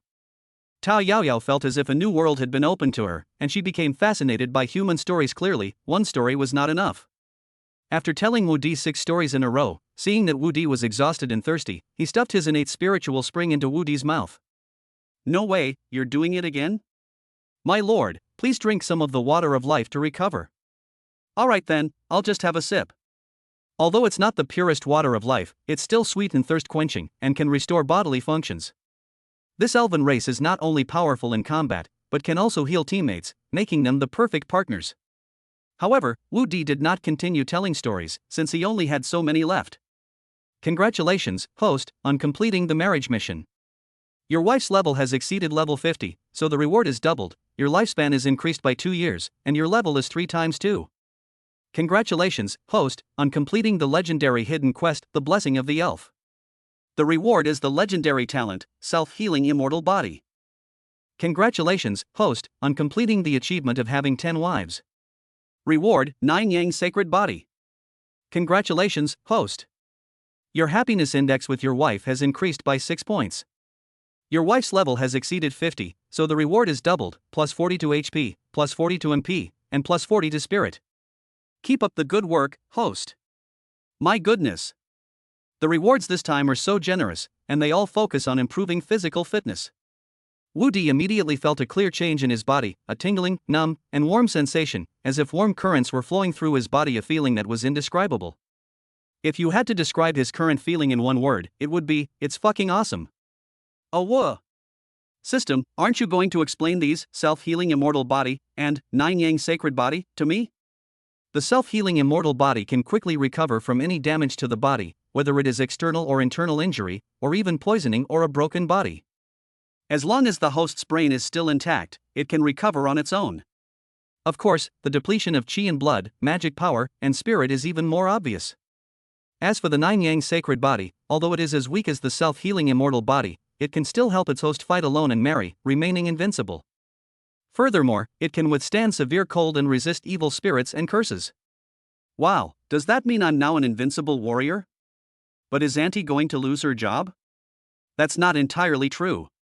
Although the host now possesses the 9 Yang sacred body, it still needs to absorb a vast amount of energy to maintain it. Once the sacred body is overdrawn, it will also decline. This is not bad. Host, Wu Di of Huaxia. Age, 18. Height, 190 cm. Wives and concubines, 10. Warrior, level 22, basic swordsmanship, basic spearmanship, assassination swordsmanship, shield block, jump, dodge, parry, snake step. Magician, level 22, specializing in space creation and space development. Summoner, level 22, skills, rune crafting, summoning, fire rune, slow rune, attack rune. Chi and blood, 2240. Magic power, 2240. Spirit, 2240. Physique, self-healing immortal body, 9 Yang sacred body. Lifespan, approximately 121 years. How come my lifespan has increased so much? Could it be that the system has become overbearing? Looking at his lifespan, which had increased by 100 years, Wu Di rubbed his eyes, thinking he was seeing things. Because the host has obtained the self-healing immortal body and the 9 Yang sacred body, curse lifted, their physique has improved, and their lifespan has naturally recovered. Does that mean I can cultivate normally now? Wu Di didn't expect that his curse would be lifted just like that. Yes, the host is now able to cultivate on his own. Since the host's curse has been lifted, he will no longer be rewarded with lifespan when he marries a wife in the future. Each marriage will grant random rewards, including but not limited to resources, technology, skills, equipment, and more. This is good. I really don't care about your 1-year lifespan. If it's something else, it'll give me a feeling of opening a blind box, and that way there will be some anticipation. If his lifespan hadn't been so short before, he would have complained about the system long ago. But now that his lifespan problem is solved, if the rewards aren't changed, the system will be too useless. Fortunately, the system is becoming more and more user-friendly. Don't be ungrateful. Rewarding lifespan requires breaking the laws of heaven and earth, which is the most difficult thing. If it weren't for your short lifespan, this system wouldn't have consumed itself to replenish your lifespan. Oh, Tong Tong, I didn't know you had such a proud and arrogant side. Tong Tong, why aren't you saying anything? Don't bother the system unless it's about the mission. Goodbye. Wow, this is really getting more and more human-like, and it's even like a woman. My lord, what's wrong? Seeing that Wu Di didn't speak for a long time and his mouth didn't move, Tao Yaoyao twisted the splayed chassis and asked. Nothing much, I feel like I'm all set, let's continue the story. At this moment, Wu Di felt his fighting power was off the charts, and he had inexhaustible strength. He wanted to show the queen the terror of the 9 Yang holy body, and at the same time, take advantage of the queen's double experience points to quickly level up. Okay, I love listening to your stories. Yes, call me husband. Husband, let's begin. Sit down, then your husband will begin his lecture. Wow, husband, your story is so dramatic, I love it, oh. Tao Yaoyao really liked Wu Di's story, and she sang along to it, expressing her joy. If you like that, let's make it even more exciting. Okay, I love hearing exciting things. Keep going, don't stop. Hey, you're supposed to be an elf, but I feel like you're a fairy. You love listening to stories so much. Luckily, the system reward came in time, otherwise I really wouldn't have been able to get you to sleep. Looking at Tao Yaoyao, who had already fallen asleep beside him, Wu Di couldn't help but sigh. The physique of this elf was indeed much stronger than that of a human, at least Shangwan Mingyue couldn't compare to her. Fortunately, he has now obtained a great immortal body and a great holy body, otherwise he really wouldn't be her match. However, he is now full of energy again. Well, I'm already level 23, and I haven't even mastered the level 20 skills yet. I'll focus on mastering all the skills first. Looking at the sleeping Tao Yaoyao, Wu Di didn't want to wake her up to listen to the story anymore. He decided to take this opportunity to practice his skills. Once he reaches level 20, he will need to learn more skills. First, the magic skill teleportation will give him another way to save his life. The summoner also has 2 skills to learn, healing and swiftness. Healing may not be very useful to him now that he has a self-healing body, but it can be used to heal teammates. The swiftness talisman is a talisman skill. Creating talismans can help users increase their movement speed, making it a great tool for chasing enemies and escaping. It's a skill that you must learn. As for warriors, there are even more skills to learn, such as crescent slash, cross slash, leap slash, fiery slash, berserk, and charge.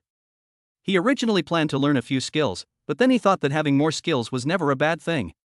Each skill had a unique use, and learning them all would make his attacks more diverse. Chapter 114: The Arrangement of Iron and Coal. It seems I haven't looked at Tao Yaoyao's panel yet. Let's check the panel first. Wife, Tao Yaoyao. Race, Elf. Identity, Elf Queen. Level, 60. Age, 122. Spirit, 6080. Weapon, my signature longbow. Armor, personalized outfit, personalized armor. Skills, natal arrow, natal perception, healing, gathering, racial summoning, wood concealment, cloud piercing arrow, 3 stars in a row, 7 stars worshipping the moon, elf wings. Loyalty, 80. This panel is different from the humans. That's true. Elves don't have blood or magic, only spiritual power. However, elves have their own equipment and skills, which puts them ahead of humans. Wu Di had never seen Tao Yaoyao's natal longbow, but he had seen Yuar's natal longbow with his own eyes. It was formed from the vines that connected them at birth. Their destined dresses should be the clothes they are wearing now. When the crescent moon landed, one of the 2 leaves that fell from the top of the vine was their destined dress. This natal dress may not offer any defensive capabilities, but it can provide shade and protection from dust, and it will never be damaged. Wu Di remembered that when he told the story before, Tao Yaoyao's dress was torn by him, but it miraculously recovered on its own after a short time. Wu Di estimated that as long as the elf didn't die, this natal dress could be continuously restored. As for the natal armor, Wu Di had never seen it before. However, this natal armor should be transformed from another leaf, possessing a certain defensive capability, and it is also an armor that can regenerate on its own. However, this loyalty level needs improvement. Looking at the loyalty level of only 80 points, Wu Di was somewhat dissatisfied. This was the lowest loyalty level his woman had ever had. Looks like last night's story wasn't powerful enough. However, Wu Di quickly came to terms with it.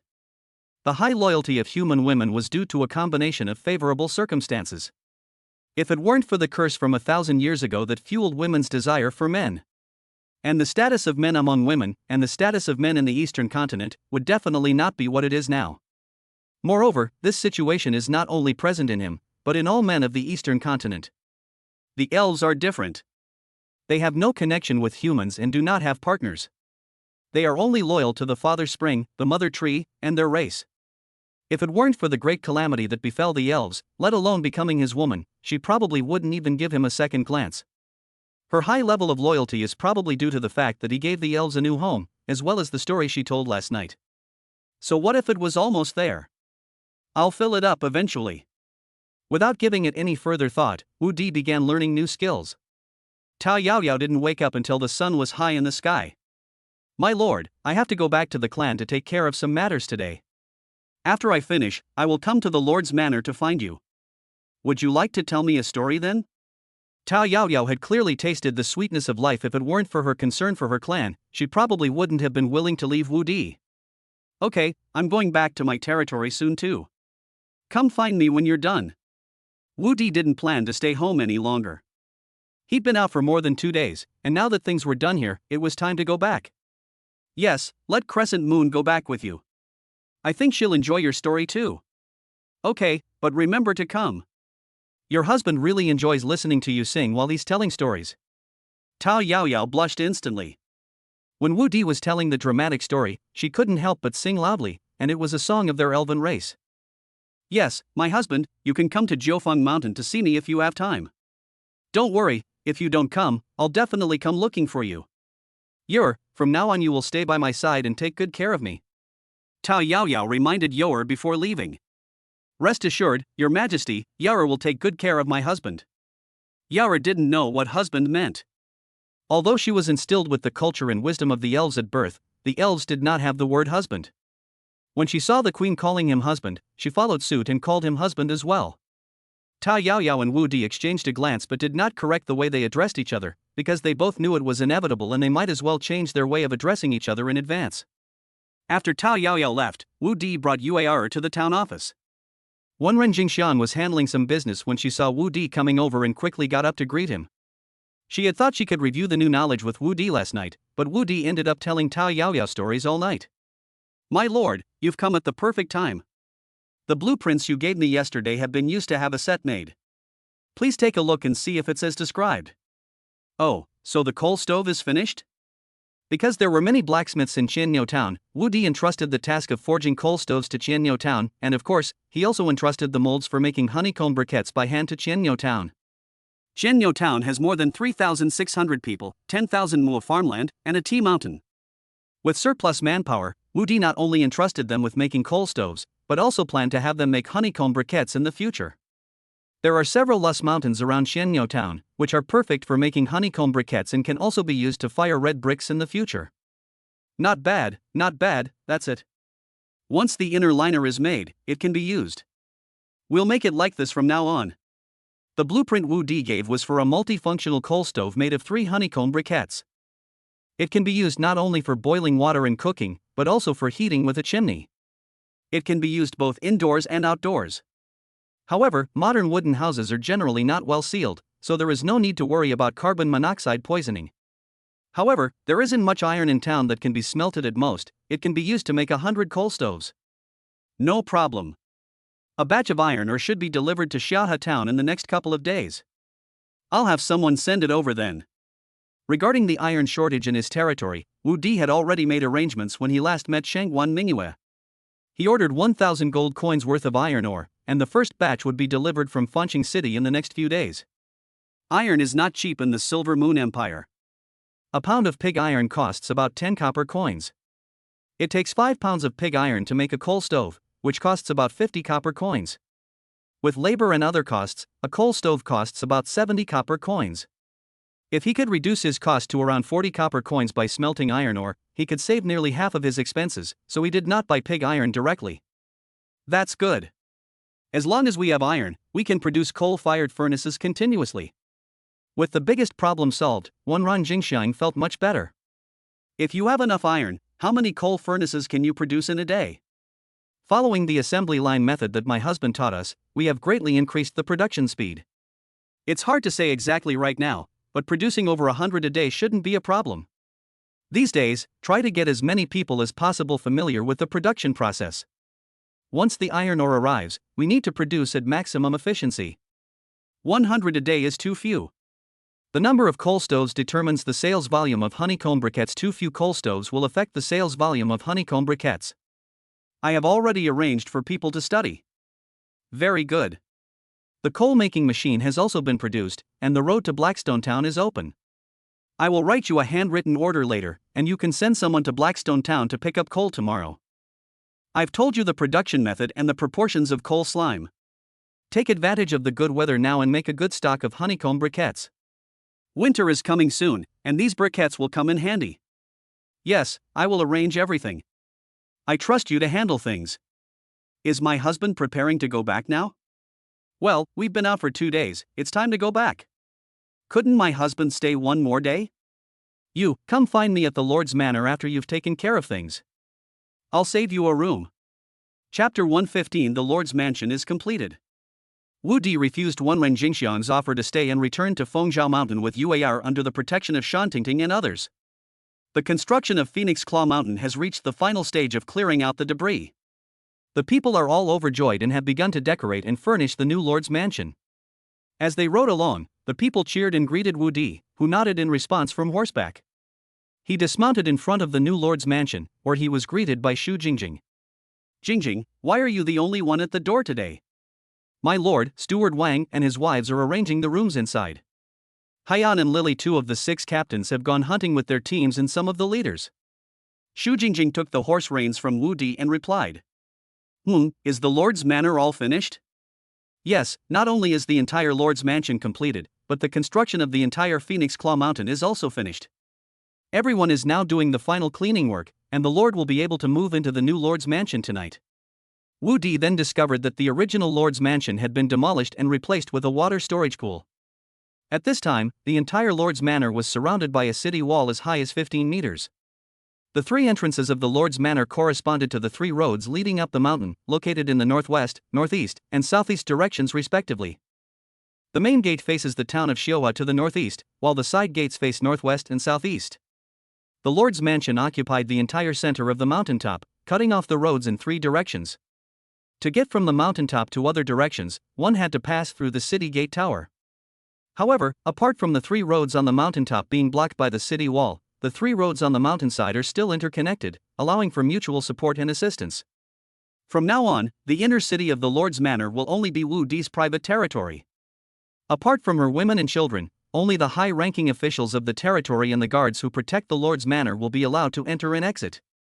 After entering the inner city, Wu Di did not go to the Lord's Mansion, but instead led Shan Tingting and the others to the city wall, where they placed 12 heavy crossbow carts on the 4 sides of the city wall. With this, the last layer of defense for the Lord's Manor was completed. Although the chances of being attacked here were slim, preparations still needed to be made. Besides, the heavy crossbows placed here could also support the battle halfway up the mountain. However, it would be difficult for them to even reach the halfway point of the mountain. The main purpose of this heavy crossbow is to defend against aerial monsters and enemies that can transform their blood into wings. However, the only shortcoming is that there are too few soldiers under his command. With such a large area and several lines of defense, 300 men are clearly far from enough. Moreover, he also sent Li Hongmei with 20 men to assist Blackstone Town out of these 300 men, as increasing troop strength was now urgent. Tingting, how many militia members in the 2 towns meet the standards now? Although Qianyou Town has a large population, with 200 militiamen and many townspeople of the rank of 1 or 2 dozen, Wu Di did not ask Wenren Jingxiang for people this time. After all, they themselves need manpower to protect themselves from this beast tide, so for the time being they can only scavenge from Cassava Town and Little River Town. My lord, now that the Lord's Manor is completed, we have a lot of manpower available. We have been hunting beasts to raise them for a while, but the time is still too short. The number of militia members at level 10-15 has recently increased to 300, but the fastest batch to reach level 20 and become full-fledged guards will probably take another 3 to 5 days. How many more people can be added to the guard ranks in 3 to 5 days? There are probably around 100 people, but I estimate that we should be able to add 200 more before the beast tide, and the militia should also be able to increase by a few hundred at that time. Okay, then there's no problem. After turning around and arriving at the Lord's Mansion, the first thing you see is a large hall of more than 200 square meters, with many rooms on both sides and a large office at the back. The place has been cleaned up and is not very luxurious, but it is very simple and clean. Wu Di ran into his aunt who was coming downstairs as he entered. Little enemy, come here, let me show you your room. Wang Qiulan was very happy at this moment, her little enemy finally had a home. Wu Di was taken to the 5th floor by Wang Qiulan, where his wives were all. Husband, look, are we satisfied with the arrangements? Nangong Wani asked excitedly, pulling Wu Di's hand. There was only one bedroom on the entire 5th floor, but there was also a balcony, a walkway, and an open-air platform. If it weren't for the issues of water source and building area, Wu Di would have liked to build a swimming pool. However, his room has a 3x4 meter bathtub in the bathroom and a swimming pool in the back garden, so there is no swimming pool on the roof. The main feature is Wu Di's bedroom, which occupies half of the entire 5th floor. The large bed in the middle alone is made entirely of huge solid wood. The 6x10 meter bed is like a city gate, not only without any gaps, but its thickness is estimated to be enough to withstand the bombardment of cannons. At this moment, the large bed was covered with a thick layer of magical beast fur, which was soft, comfortable, and very warm, creating excellent conditions for his future happy life. Not bad, not bad. This bed is not only shockproof, but probably also waterproof. Wu Di deliberately jumped on it, and apart from the softness of the fur on his feet, he didn't react at all. Is it waterproof? The roof shouldn't leak, right? The girls looked at the sturdy ceiling, puzzled. Hee, what I'm talking about isn't some rootless water from the sky, but rather the floodwaters of the mountains and rivers on earth. The roof can't stop them. Wu Di chuckled, looking at the many daffodils and water lilies in the room, so waterproofing measures were very important. Is that so? The women nodded, seemingly understanding but not quite. Husband, you. Shui Mengyao, known as the Water Fairy, was the first to react when she saw Wu Di's gaze, and ran downstairs with a blush on her face. Ah, husband, you came back and… Then Tuoba Lingxiang and the other girls also ran downstairs shyly. Hey, I'll go make you some soup. As an elder, Wang Xiulan couldn't stay any longer, so she followed her downstairs. Suddenly, only Wu Di, the bewildered Yuer, and Nangong Wani, who was gazing at him with affection, remained on the entire 5th floor. Nangong Wani was the #1 water fairy. She remembered that once she kissed a few times on the back mountain, and as a result, she soaked the stones beneath her. Wani, why aren't you leaving? Wherever my husband is, I will be there. Whatever my husband says, I will do. Whatever my husband wants me to do, I will do. Although Nangong Wani was equally shy, she would do anything as long as Wu Di was willing. Looking at the adorable crescent moon and the tender and affectionate Nangong Wani, Wu Di felt a surge of excitement. Wu Di gazed at the terrace outside and whispered something in Nangong Wani's ear. Yes, as long as my husband is willing, I am willing. Although she buried her head in Wu Di's chest, blushing, she still answered with certainty. Wu Di held the lovely girl in his arms, recalling the things that had happened with Nangong Wani during this time. Although she was not very strong, she had always thought of him in every way, just like an aunt. Moreover, she was willing to do anything, and no matter what request he made, she was always the first to respond and try. It could be said that she completely put him first. At first, Nangong Wani was the only woman who didn't have full loyalty, but unexpectedly, she turned out to be the one who was most clingy, most considerate, most obedient, and most feminine. Chapter 116 New Rewards. Tick-tock, tick-tock. What's that sound? Is the house really leaking? Wu Di looked in the direction of the sound and saw Nangong Wani's saliva dripping down her thighs and knees onto the floor. How greedy they are. As expected of the Narcissus fairy. However, it's also because he hasn't been fed for several days, and he must be starving. At this point, he's completely leaning on him, appearing limp and powerless. You're such a grown man, don't you know to ask me for food when you're hungry? Wu Di also felt a little sorry for them. He had indeed neglected them these past few days, only remembering to tell stories to Wenren Jingxiang and Tao Yaoyao, forgetting that they still needed to be fed. I thought I could just bear with it because my husband was too busy, but I didn't expect that he would suddenly react like this after smelling that familiar scent when he came back. It's all right. My husband brought you some delicious food this time. Here, get you some. Husband, I want to eat too. Yuer, who was watching with longing, couldn't help but say as she saw Nangong Wani eating with relish. Okay, I'll feed you after Wani has finished eating. Wu Di didn't refuse since they were all his spirits anyway. But they were all grown up and still so fussy, wanting him to feed them personally when they were hungry. This is absolutely outrageous. Absolutely outrageous. Hey, Wani didn't come down. Tuoba Lingxiang said to the girls as she walked downstairs. Actually, they didn't want to run away, but they were just a little embarrassed to be told off in public in broad daylight. Yes, it seems like that elf is also up there. Shui Mengdai chimed in. Oh dear, are they eating alone upstairs? Linghu Xiaoxian suspected that Wu Di had brought some delicious food from the elves. Oh dear, it's all my fault. My aunt and that elf were there, and I was so embarrassed that I ran down. Shui Mengyao said with some regret. Yes, I didn't know I would suddenly become shy. Will my husband blame us? Linghu Xiaoqian asked with some worry. They shouldn't blame us, right? The girls exchanged glances, feeling uncertain. What should we do? What if my husband blames us and neglects us in the future? Linghu Xiaoqian became more and more frightened as she thought about it. Well, how about we go back and apologize to our husbands? Anyway, Auntie has already gone downstairs. Shui Mengyao suggested tentatively. Okay, then let's go apologize to our husbands.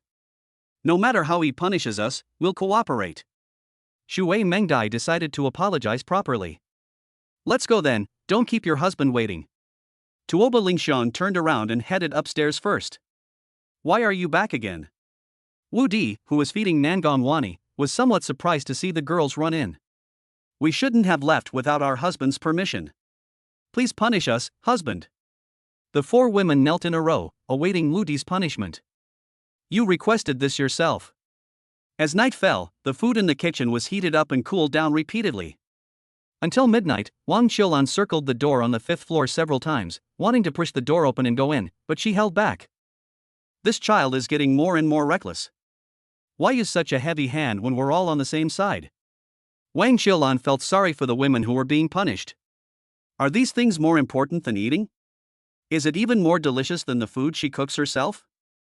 Although the Lord's Manor now employs more than a dozen cooks to prepare meals for the manor and the guards, she is still worried about the food for Wu Di and the others, so she has always cooked for them herself. Wu Di did not actually punish the girls, but instead educated them with reason and emotion, which moved them to tears. Before long, they all fell asleep to Crescent Moon's enchanting lullaby. It's definitely different. Looking at the well-behaved Crescent Moon beside him, Wu Di had just confirmed the question he had previously suspected. The elves are all the same height and build, and they all come from the same mother tree. Would he feel the same way about them? The answer is no. I won't go into the details, so I won't. After the test, I am very satisfied with the facilities in the room. Now, only the corridor and terrace have not been inspected to see if they are up to standard. Congratulations, host, on completing the marriage mission. Reward, 100 pairs of black stockings, 10 sets each of JK uniform, maid outfit, swimsuit, nurse uniform, leather jacket, etc. 100 sets each of women's underwear CDEFGH, 100 vampire-themed items, and 100 packs of tissues. Congratulations, host. Your cultivation points have increased by 12, your health by 40, your magic power by 40, and your spirit by 40. Keep up the good work, host. No, Commander, stop right there. I'm exchanging this 1 year of my lifespan for these things. Where are the airplanes, cannons, and divine equipment I wanted? Host, please, just be a human being. This is what you want, what you truly desire. Can we please stop pretending?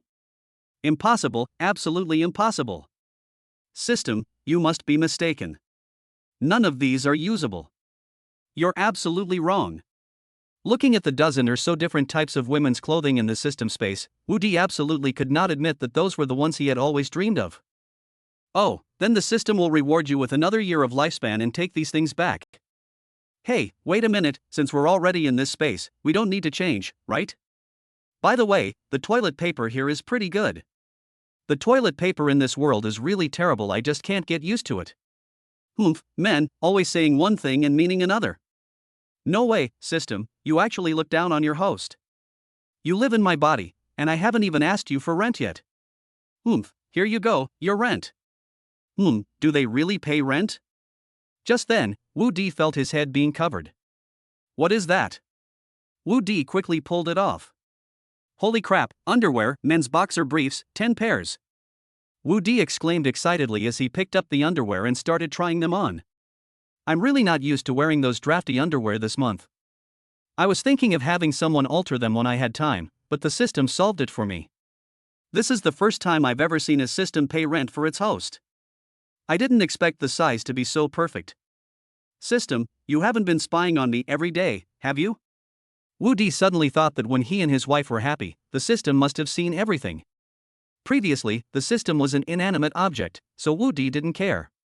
But now that the system has evolved into a human, it's fine if it's a woman, but if it's a man. Not interested. Oh, you mean you're not interested in me? Could it be that you're not interested in? Boring. Chapter 117 Going to be a father. Looking at the rewards in the space, Wu Di had to admit that the system understood him after all. Before the curse was lifted, he might have chosen a year of lifespan. Now that the curse has been lifted, he has a lifespan of over 100 years, and after breaking through level 30, he can gain an additional 200 years. After reaching level 50, he would gain another 300 years. For him, lifespan would be easily attainable with a little effort and some honing of his staff. But these things are different. Take toilet paper, which seems the least important thing. Paper exists in this world, but it's only good for writing. It's not really suitable as a rag. Needless to say, the vampires in their underwear have an even greater role. They can act as gatekeepers in place of him, and provide the warmest care when they are most vulnerable. As for the remaining dozen or so trendy outfits, they'd be worn by his woman. That visual impact could absolutely cause a nuclear explosion. It is also the best item to increase attack speed. Ugh, I can't even imagine it. And those black stockings. When Wu Di transmigrated here, he looked at those long legs that were at least 1.1 meters long and felt a little regretful that there were no black stockings. Now, that regret has been completely made up for. Didn't you say it was only black stockings? Does this black fishing net count as black stockings? He only wanted to check the quality and feel of the black stockings, but he discovered that there were many black mesh threads mixed in with them. He didn't expect such an unexpected surprise. Ha, with this fishing net, I can be a fisherman from now on. Just as Wu Di was fantasizing about his wonderful future, a bolt from the blue struck his mind. The system, which had just fallen silent, once again sent good news to Wu Di. Congratulations, host. The seeding was successful. You have obtained the divine sense perception. Please keep up the good work, host. Damn it, despite all the precautions, I still fell for it. Wu Di showed no excitement whatsoever. Why have so many women not gotten pregnant after all this time? It's all because he did it on purpose. But I never expected that things would turn out differently than planned, and despite all the precautions, I still failed in the end. As for why he did this, does he not like children and not want to have children? Of course not. He was a reckless man, willing to take risks, but he didn't want his children to take risks with him. At the time, the situation was unclear, and the territory was unstable, so he was unwilling to plant the seeds so quickly. Moreover, when you don't have children, you can live life to your heart's content and do whatever you want, but once you have children, you have more responsibility and more concerns, and you have to consider their needs. Actually, these are not the most important things. What Wu Di is most worried about is the curse. If it is a girl, it will be fine. At most, she will not be able to get married in the future. But if a boy is cursed at birth, his weak constitution and inability to cultivate are secondary issues. Many boys die before reaching adulthood, just like his predecessor, who barely made it to adulthood. If he hadn't transmigrated here, he would have turned into dust long ago. He doesn't want to see that happen, so he doesn't plan to become a father until he has completely solved the curse on the eastern continent. Although he might be able to lift the curse on the eastern continent before his child comes of age, the uncertainty is too great, and he doesn't want to take the risk. By the way, system, now that my curse has been lifted, will my child be able to return to normal as well? Host, you're overthinking it. The curse of the eastern continent exists on this continent. As long as the curse is not completely lifted, boys born on this continent will be cursed. It has nothing to do with personal genes. Even if someone from the western continent has a child in the eastern continent, the boy born will still be cursed. If the host doesn't want their child to be cursed, the only options are to become powerful enough to break the curse, or have their wife go to the western continent to give birth. After listening to the system's words, he realized that he had been making assumptions, but there was no point in saying anything more now. Since he had already planted it, he might as well let it grow. If it didn't work out, he could take it to the western continent to breed later. Who got pregnant with the system? Although I know the seed has sprouted, I don't know which plot of land it came from. The host can check it themselves. Self-examination? I'm not a doctor, how would I know how to do it? This isn't corn, so how can I break it open to check it? The host can check the newly rewarded skill himself. Good luck! A new reward skill? He completely forgot about the reward after hearing that he had been infected. This is perceived by divine sense. Holy crap, is this God's perspective? Wu Di discovered that after using the divine sense perception skill, he actually had a God's perspective. He could see not only his own panoramic view, but also the entire panoramic view of the room. And that wasn't all. As he poured his spiritual energy into it, his divine sense spread out with the thoughts in his mind, and soon everything on the mountaintop, and even halfway up the mountain, was within his perception. Even the ants on the ground, the veins on the leaves, and the pores on the guards were all clearly visible, and what was terrifying was that it was still night. Let's see where the limits of this divine sense lie. As Wu Di explored, the entire Phoenix Claw Mountain and the town of Xiaoha at its foot were within the range of his divine sense. However, his divine sense could not extend any further beyond the Lord's mansion after extending 2,002 or 300 meters.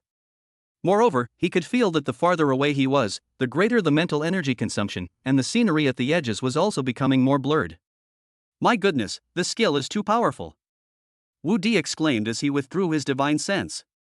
With this skill, as long as someone enters the range of his divine sense, there will be no secrets left. No, I'm trying to check which sprouted even divine sense can't tell that. Seeing the woman beside him, Wu Di remembered the important matter.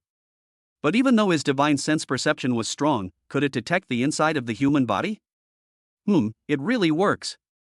As his divine sense probed again, Crescent Moon's body was gradually peeled away from his sight. No wonder elves can't reproduce on their own, they don't have uteruses.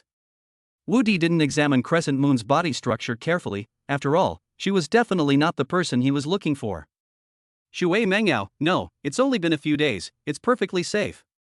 However, Wu Di discovered that he could actually see. Water Dream Butterfly. Danger. No. And it's not that simple either. Tuobo Lingxiong, safe, no. Nangong Wani, safe, no. It seems that only Linghu Shaoqian is left. Really? Wu Di discovered that a master of the challenge had already overcome 5 obstacles and defeated 6 generals, and had settled down inside the egg yolk, while the other brothers were still trying to overcome the challenges. I never expected this, I never expected that you would come out on top. Wu Di was genuinely surprised, as Linghu Shaoqian was the kind of person who was neither hot nor cold. Although she had been with him the longest, along with Nangong Wani and Tuoba Lingxiang, she had always been somewhere between a top student and a mediocre student, the least noticeable one. Unexpectedly, she became the luckiest one. Alright, we've finally identified our target. It's so late, Auntie is still awake. At this moment, the invincible divine sense also discovered Wang Qiulan, who had been lingering at the door. Chapter 118: The Mystery of Wang Qiulan's Identity. What a persistent aunt. Looking at Wang Qiulan waiting outside the door with the precious soup in her hands, Wu Di felt both touched and heartbroken. More than anything, I feel regret for not being able to properly repay my aunt. If only you weren't my aunt. Wang Qiulan's kindness has already burdened Wu Di. He feels he owes her too much. You said you'd find a good man for your aunt to marry in the future, but would he really trust such a good aunt to another man? But he couldn't bear to let his aunt grow old alone with him. Auntie, why aren't you asleep yet? Wu Di opened the door. If he didn't go out and drink this bowl of soup, Wang Qiulan would probably stay at the door all night. You're such a grown man, and you still don't know what's important. Can you eat this kind of thing? Hurry up and drink this bowl of soup, or it'll get cold. Although Wang Qiulan's words seemed to be blaming, she actually meant no blame at all. They were full of concern. Okay, I'll drink it right now. Although he now possesses the 9 Yang sacred body and doesn't need to drink it every day, it's his aunt's gift, so he has to drink it. Are they all asleep? Should we wake them up and get them something to eat? I've been keeping the food in the kitchen warm. Auntie, they're all asleep, let them sleep. I'll just go get something to eat. To be honest, Wu Di only ate breakfast yesterday, and he was indeed hungry after a day of exertion. Alright then, I'll go bring it up for you. Auntie, no need, I'll just go downstairs and eat by myself. It's so late, you should go and get some rest. Let me take you there. The Lord's mansion has just been built. I bet you can't even find the kitchen. Wang Qiulan had obviously forgotten that Wu Di had personally designed the Lord's mansion. Alright then. Even if he hadn't designed the Lord's mansion himself, with his current divine sense, everything about the entire Lord's mansion was in his mind. By the way, Auntie, I have some good news for you. What good news? Shaoqian is pregnant. Shaoqian is pregnant, is what you said true? Wang Qiulan stopped and looked at Wu Di. Yes, really. Little brother, you're not joking with your aunt, are you? Wang Qiulan was still a little skeptical. Before, Wu Di had been making a fuss every day, but the girls hadn't shown any signs of improvement, which made her think that Wu Di was impotent. Auntie, when have I ever lied to you? That's wonderful. Little brother, you're amazing. Big sister would be so happy to know. The Huaxia family is finally going to have many descendants. Little Di, you're amazing. Keep it up and try to get them all pregnant. That's not right. We've been together every day these past few days, and she doesn't look pregnant at all. It's true, but Shaoqian is only recently pregnant, so they don't know yet. You just got pregnant? You mean you just conceived? Are you kidding me? Wang Xiulan's face immediately changed. It seemed she had been happy for nothing. Auntie, I'm not lying to you. You know I'm special. I have a special skill that can detect pregnancy. Xiao Qian is really pregnant. How could I lie to you about this? And I didn't tell anyone, only you, my aunt. Really? You're not lying to me? For some reason, Wang Xiulan felt a surge of joy after hearing that Wu Di had only told her. Yes, it must be because my little brother is going to be a father that I'm so happy for him. No, I promise I'm not lying to you. My aunt is so good to me, if I lie to her, would I even be human? That's more like it. Come on, eat up, it's still warm. Wang Xiulan placed a large bowl of steaming hot meat in front of Wu Di, sat opposite him, and gestured for him to eat it while it was hot. Auntie, I can eat by myself. You don't need to stay here with me. Go to sleep. It's okay, I'll wait for you to finish eating so we can go upstairs together. Life is getting better and better, but Wang Xiulan feels that she has less and less time to spend alone with Wu Di. Since Wu Di got married, the two of them had never been alone together like this, which reminded Wang Xiulan of the days when they depended on each other for survival. So she rested her chin on her hands and watched with great interest as Wu Di ate the meat bite by bite. Damn, is Auntie having puberty? Is she fantasizing about me as her Prince Charming? Wu Di couldn't help but guess, watching Wang Xiulan's alternating laughter and infatuation. Something's not right. This aunt is acting strangely. Could it be that she heard Xiao Qian is pregnant and wants to get married and become a mother too? Wu Di calmly gnawed on a meat bone, but his heart was far from calm. As the story progressed, Wang Xiulan couldn't help but smile foolishly at him. Auntie, Auntie. Wu Di couldn't help but wave in front of her, only to find that his aunt had already drifted off into a trance, so he had to call out to summon her soul back. Are you full? Wu Di's aunt, who had been brought back to her senses by his call, finally looked at him and asked. Hey Auntie, I've been calling you for ages and you haven't responded. Are you thinking about men? Wu Di finally couldn't help but ask the question that had been bothering him. I miss you, my foot. You've just finished eating and you're already teasing your aunt, huh? I think it's because your aunt is too good to you. Go to sleep now that you're full. Wang Xiulan pretended to be angry and started tidying up the table, but the blush on her face betrayed her. Then I'm going to sleep. Wu Di didn't intend to expose her. Go. Phew, that damn brat, he's getting more and more disrespectful. She breathed a sigh of relief only after Wu Di left. Actually, her real name is not Wang Xiulan. She was kidnapped when she was 3 years old and thrown into a wolf den in a wild forest. Just when she was about to be torn apart by the wolves, she encountered a group of mercenaries.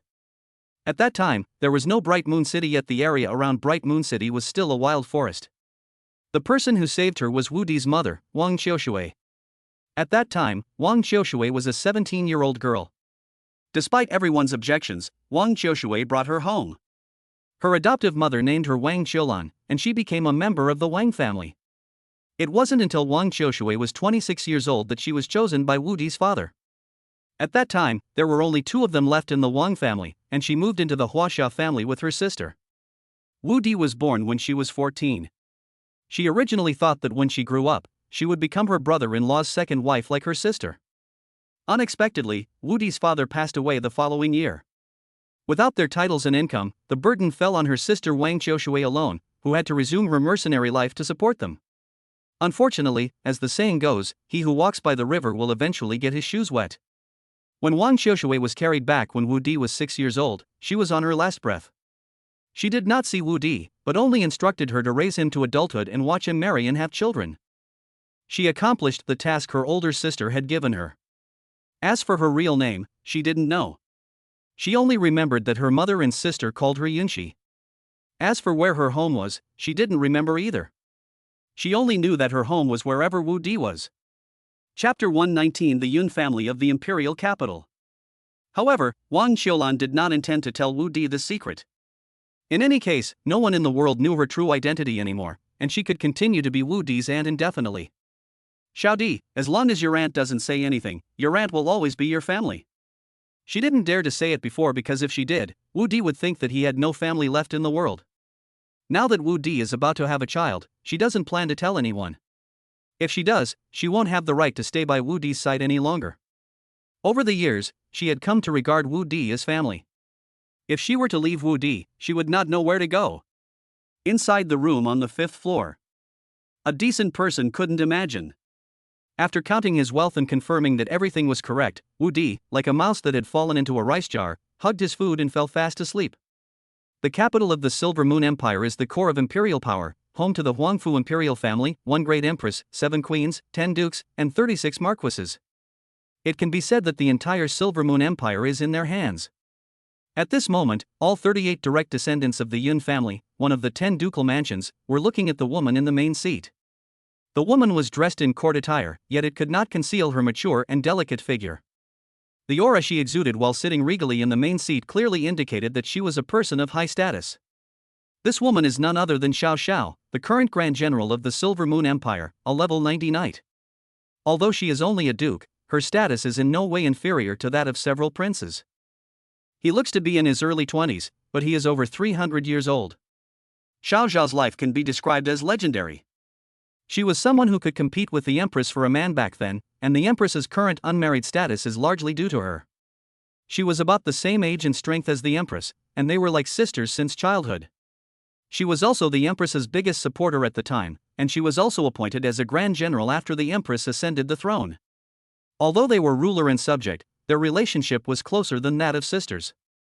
They also shared the same taste. It wasn't that they looked down on weak men, but rather that they didn't want men who would die young. Given their strength and lifespan at the time, a weak man wouldn't even be enough for one time, so it was better not to have one. Besides, they believed that the Eastern continent was so vast that they could find someone who would meet their standards. Actually, their requirements aren't high. They just want to overcome some of the curse, cultivate to level 30, and gain a lifespan of 100 years. Such people can not only accompany them for nearly 100 years, but also help them reproduce a generation of offspring. Moreover, their physical condition is definitely stronger than that of ordinary people, and their chances of dying young are lower. After searching, they found nearly 1,000 men capable of cultivation and began their training program. Unfortunately, of these 1,000 men, less than 40% were able to break through to level 10 before their lives ended, and less than 100 of them eventually reached level 20. Unfortunately, they could not increase their lifespan before reaching level 30. Several of them reached level 29, but in the end, they could not resist the erosion of the curse and failed. However, one lucky individual lived to the age of 30, broke through level 30, and successfully obtained a lifespan of 100 years. Although women do not have the 300 years of lifespan that women can break through, a lifespan of 100 years is enough to help them continue their lineage and accompany them for 100 years. If they're lucky enough to break through level 50 within a century, their lifespan can be extended by another 200 years. If they can keep breaking through, they might be able to break the curse and stay with them for a lifetime. The two were overjoyed, but after the initial surprise, they realized that the other person was alone, while they were two people. Actually, given their relationship, it's not a big deal for the two of them to share one husband. But the problem is that their identities don't allow it. Even if they were willing, the royal family wouldn't agree, and the officials wouldn't agree. Ultimately, only one of the two could have their wish granted, and they left the decision to the lucky man. This lucky man is named Yunhai. Yunhai knew that once he became the Empress's consort, he would be second only to the Empress, but he would be forever trapped in the palace, and the children he had with the Empress would take the Empress's surname. That's not the most important thing. Xiao Xiao has always been in charge of their training and development. He had long been in love with Xiao Xiao, and in the end, without any doubt, he chose Xiao Xiao. From then on, the general's mansion became the Yun Mansion. Yunhai was also very capable, and within 100 years, Xiao Xiao gave birth to 12 children for him, 7 sons and 5 daughters. The 2 concubines that Xiao Xiao found for him also gave birth to 2 sons and 4 daughters, for a total of 18 children. However, he ultimately failed to break the curse, and did not even reach level 40 within 100 years, eventually passing away with regret. Of Yunhai's 9 sons, 3 were also capable of cultivation, but none of them survived. However, his 2 grandsons are now showing extraordinary talent. My grandson is 20 years old and has already broken through to level 26. He only needs to break through 3 more levels to have a lifespan of 100 years. Back when Yunhai was level 20, he was only level 24. The great-grandson, however, is even more talented. At the age of 21, he is already at level 29 and is just one step away from breaking through a layer of the curse. That's right, a great-great-grandson is older than a grandson. A great-great-grandson is the grandson of the eldest son, and a grandson is the son of the 9th son. Xiao Xiao always felt that she had stolen the Empress's man back then, so both of her grandsons were raised as the Empress's husbands and neither of them were married. Today, the Alliance has officially finalized the allocation of the Emperor's tomb.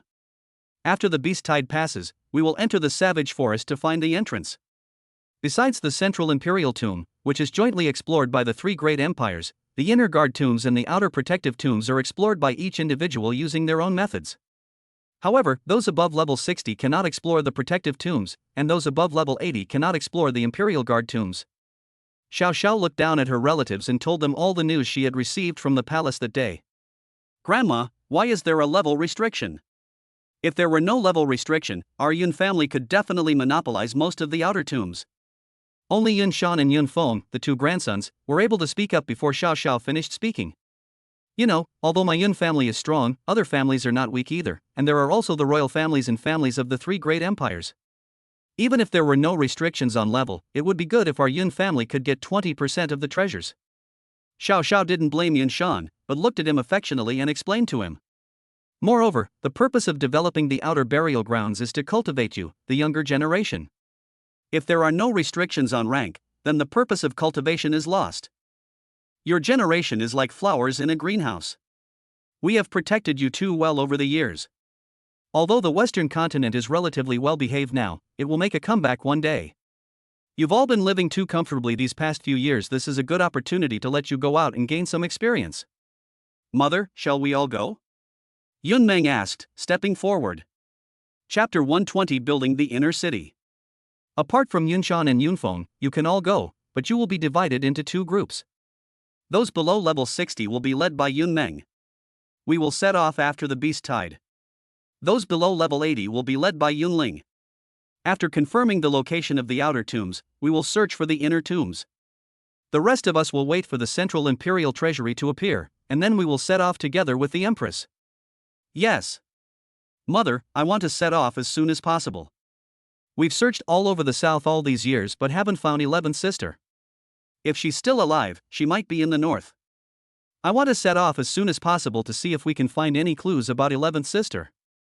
At this moment, Yun Meng spoke again. Sigh, then you should prepare early and set off tomorrow.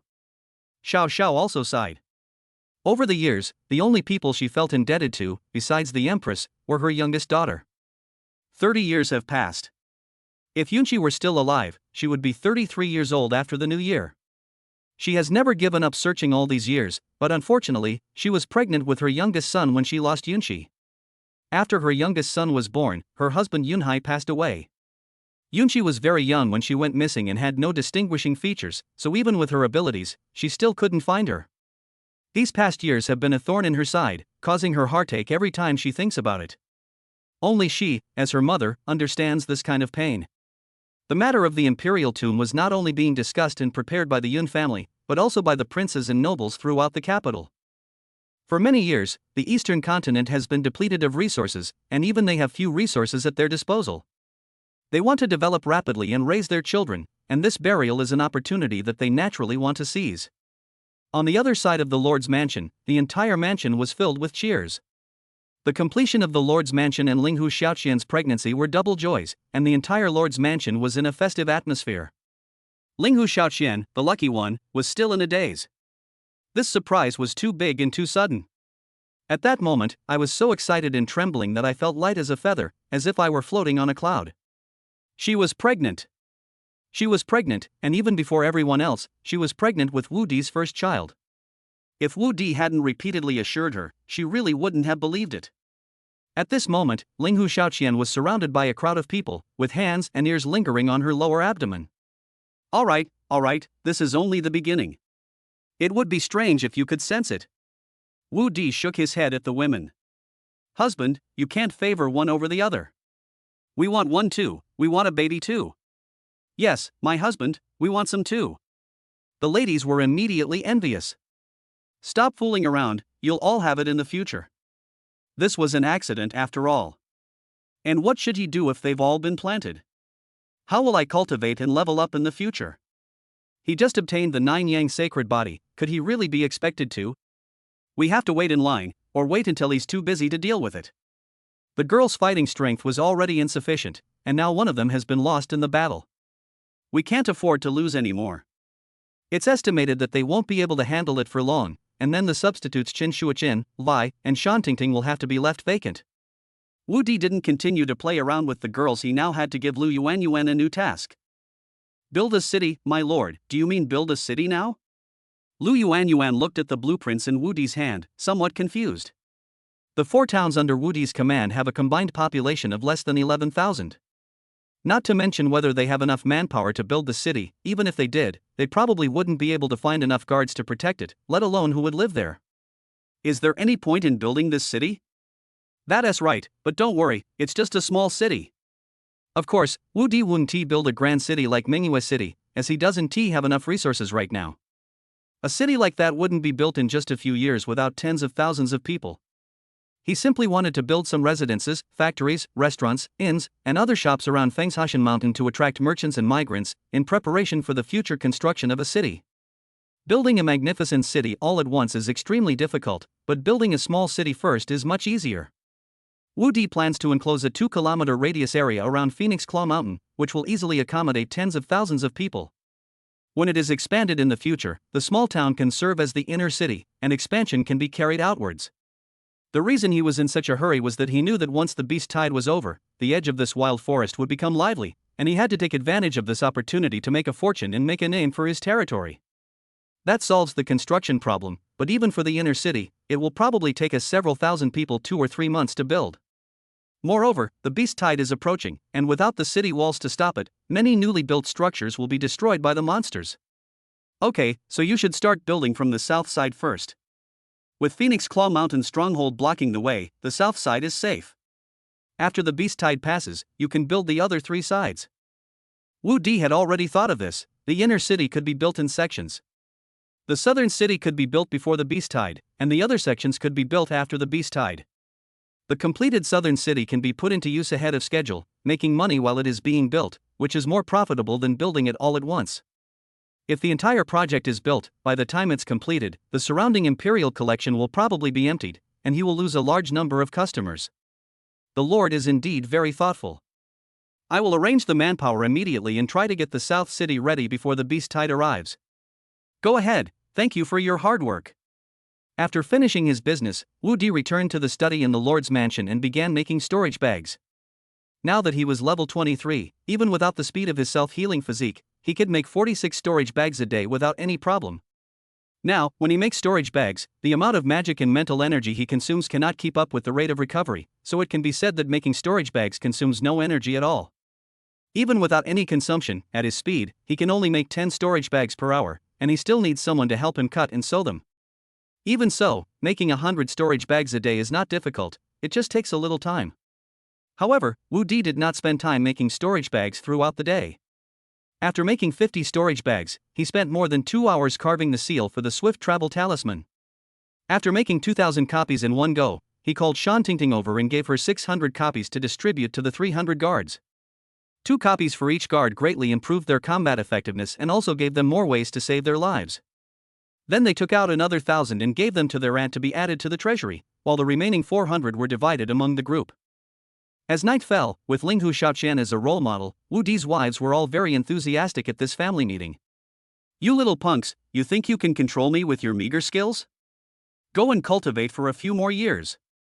Wu Di was even more smug as he watched his wife being led by the nose by his sweet words. My husband is really something, always making me cover for him, my pockets are overflowing. Crescent Moon looked at Wu Di with a melancholy gaze. She hadn't done anything all night, but she had covered for Wu Di. However, she was the only one who was conscious at that moment. Alright, thank you so much for cooperating with your husband tonight. Wu Di certainly wouldn't forget Crescent Moon, who had silently covered for him. After all, she had covered for him. Let's go all the way.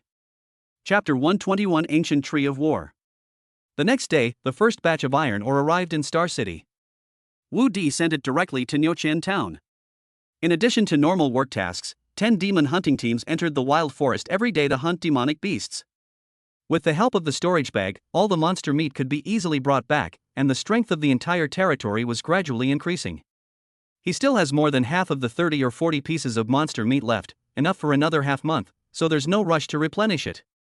However, it's worth mentioning that his curse has been lifted, and he can now cultivate using monster meat. He also discovered that his mental strength would increase each time he used his divine sense to investigate or after consuming mental energy. Nowadays, one's vital energy and mental strength no longer need to rely solely on increasing happiness levels. However, since he couldn't absorb magic power from magic stones and didn't have time to meditate, he could only rely on happiness points to increase it, which caused his magic power to fall below his health and spirit. However, there was nothing that could be done about it. Everything was back on track, and Wu Di spent his days practicing his skills, making storage bags, and cultivating relationships with his wives to increase his happiness level. For 7 consecutive days, Wu Di's magic level broke through to level 25, and his health and spirit also reached level 26, but Tao Yaoyao still did not come.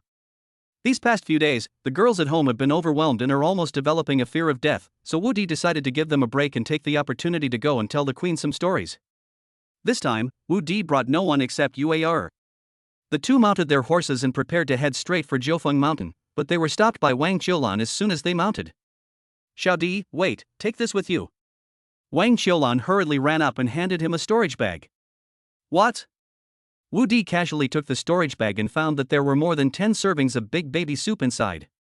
It really is my aunt. Although Wang Qiulan really wanted to go with him, as the chief steward of Wu Di's territory, she had to manage the territory well for Wu Di while he was away. Moreover, the women around Wu Di were all leveling up rapidly, and she didn't want to fall too far behind. She needed to break through to level 40 before the beast tide. Remember to drink it both morning and night, and come back after you're done. Okay, I'm leaving now. Wu Di also knew. A real man. It'll get hard sooner or later. Although he doesn't need it now, it's better to be prepared than not, and he can't refuse his aunt's wishes. Crescent Moon was very happy on the way. She had left her tribe as soon as she was born, and this trip back was a great joy for her. She was like a happy little bird on horseback. Wu Di also discovered that the elves had a very strong learning ability, which could be seen from their performance in the Lord's Mansion these past few days and their performance on horseback now. This was Yuar's second time riding a horse, but her riding skills were even better than Wu Di's. Not only could she display various poses on horseback, but she could also jump from her own horse onto Wu Di's horse. Are women born knights? Wu Di also became interested, and as Yuar jumped over, he whispered his thoughts in her ear. Unexpectedly, Crescent Moon not only did not refuse, but also cooperated very actively. They were having a blast. It was just a pity for the horse beneath him. The ground was uneven, and the horse's back was uneven as well.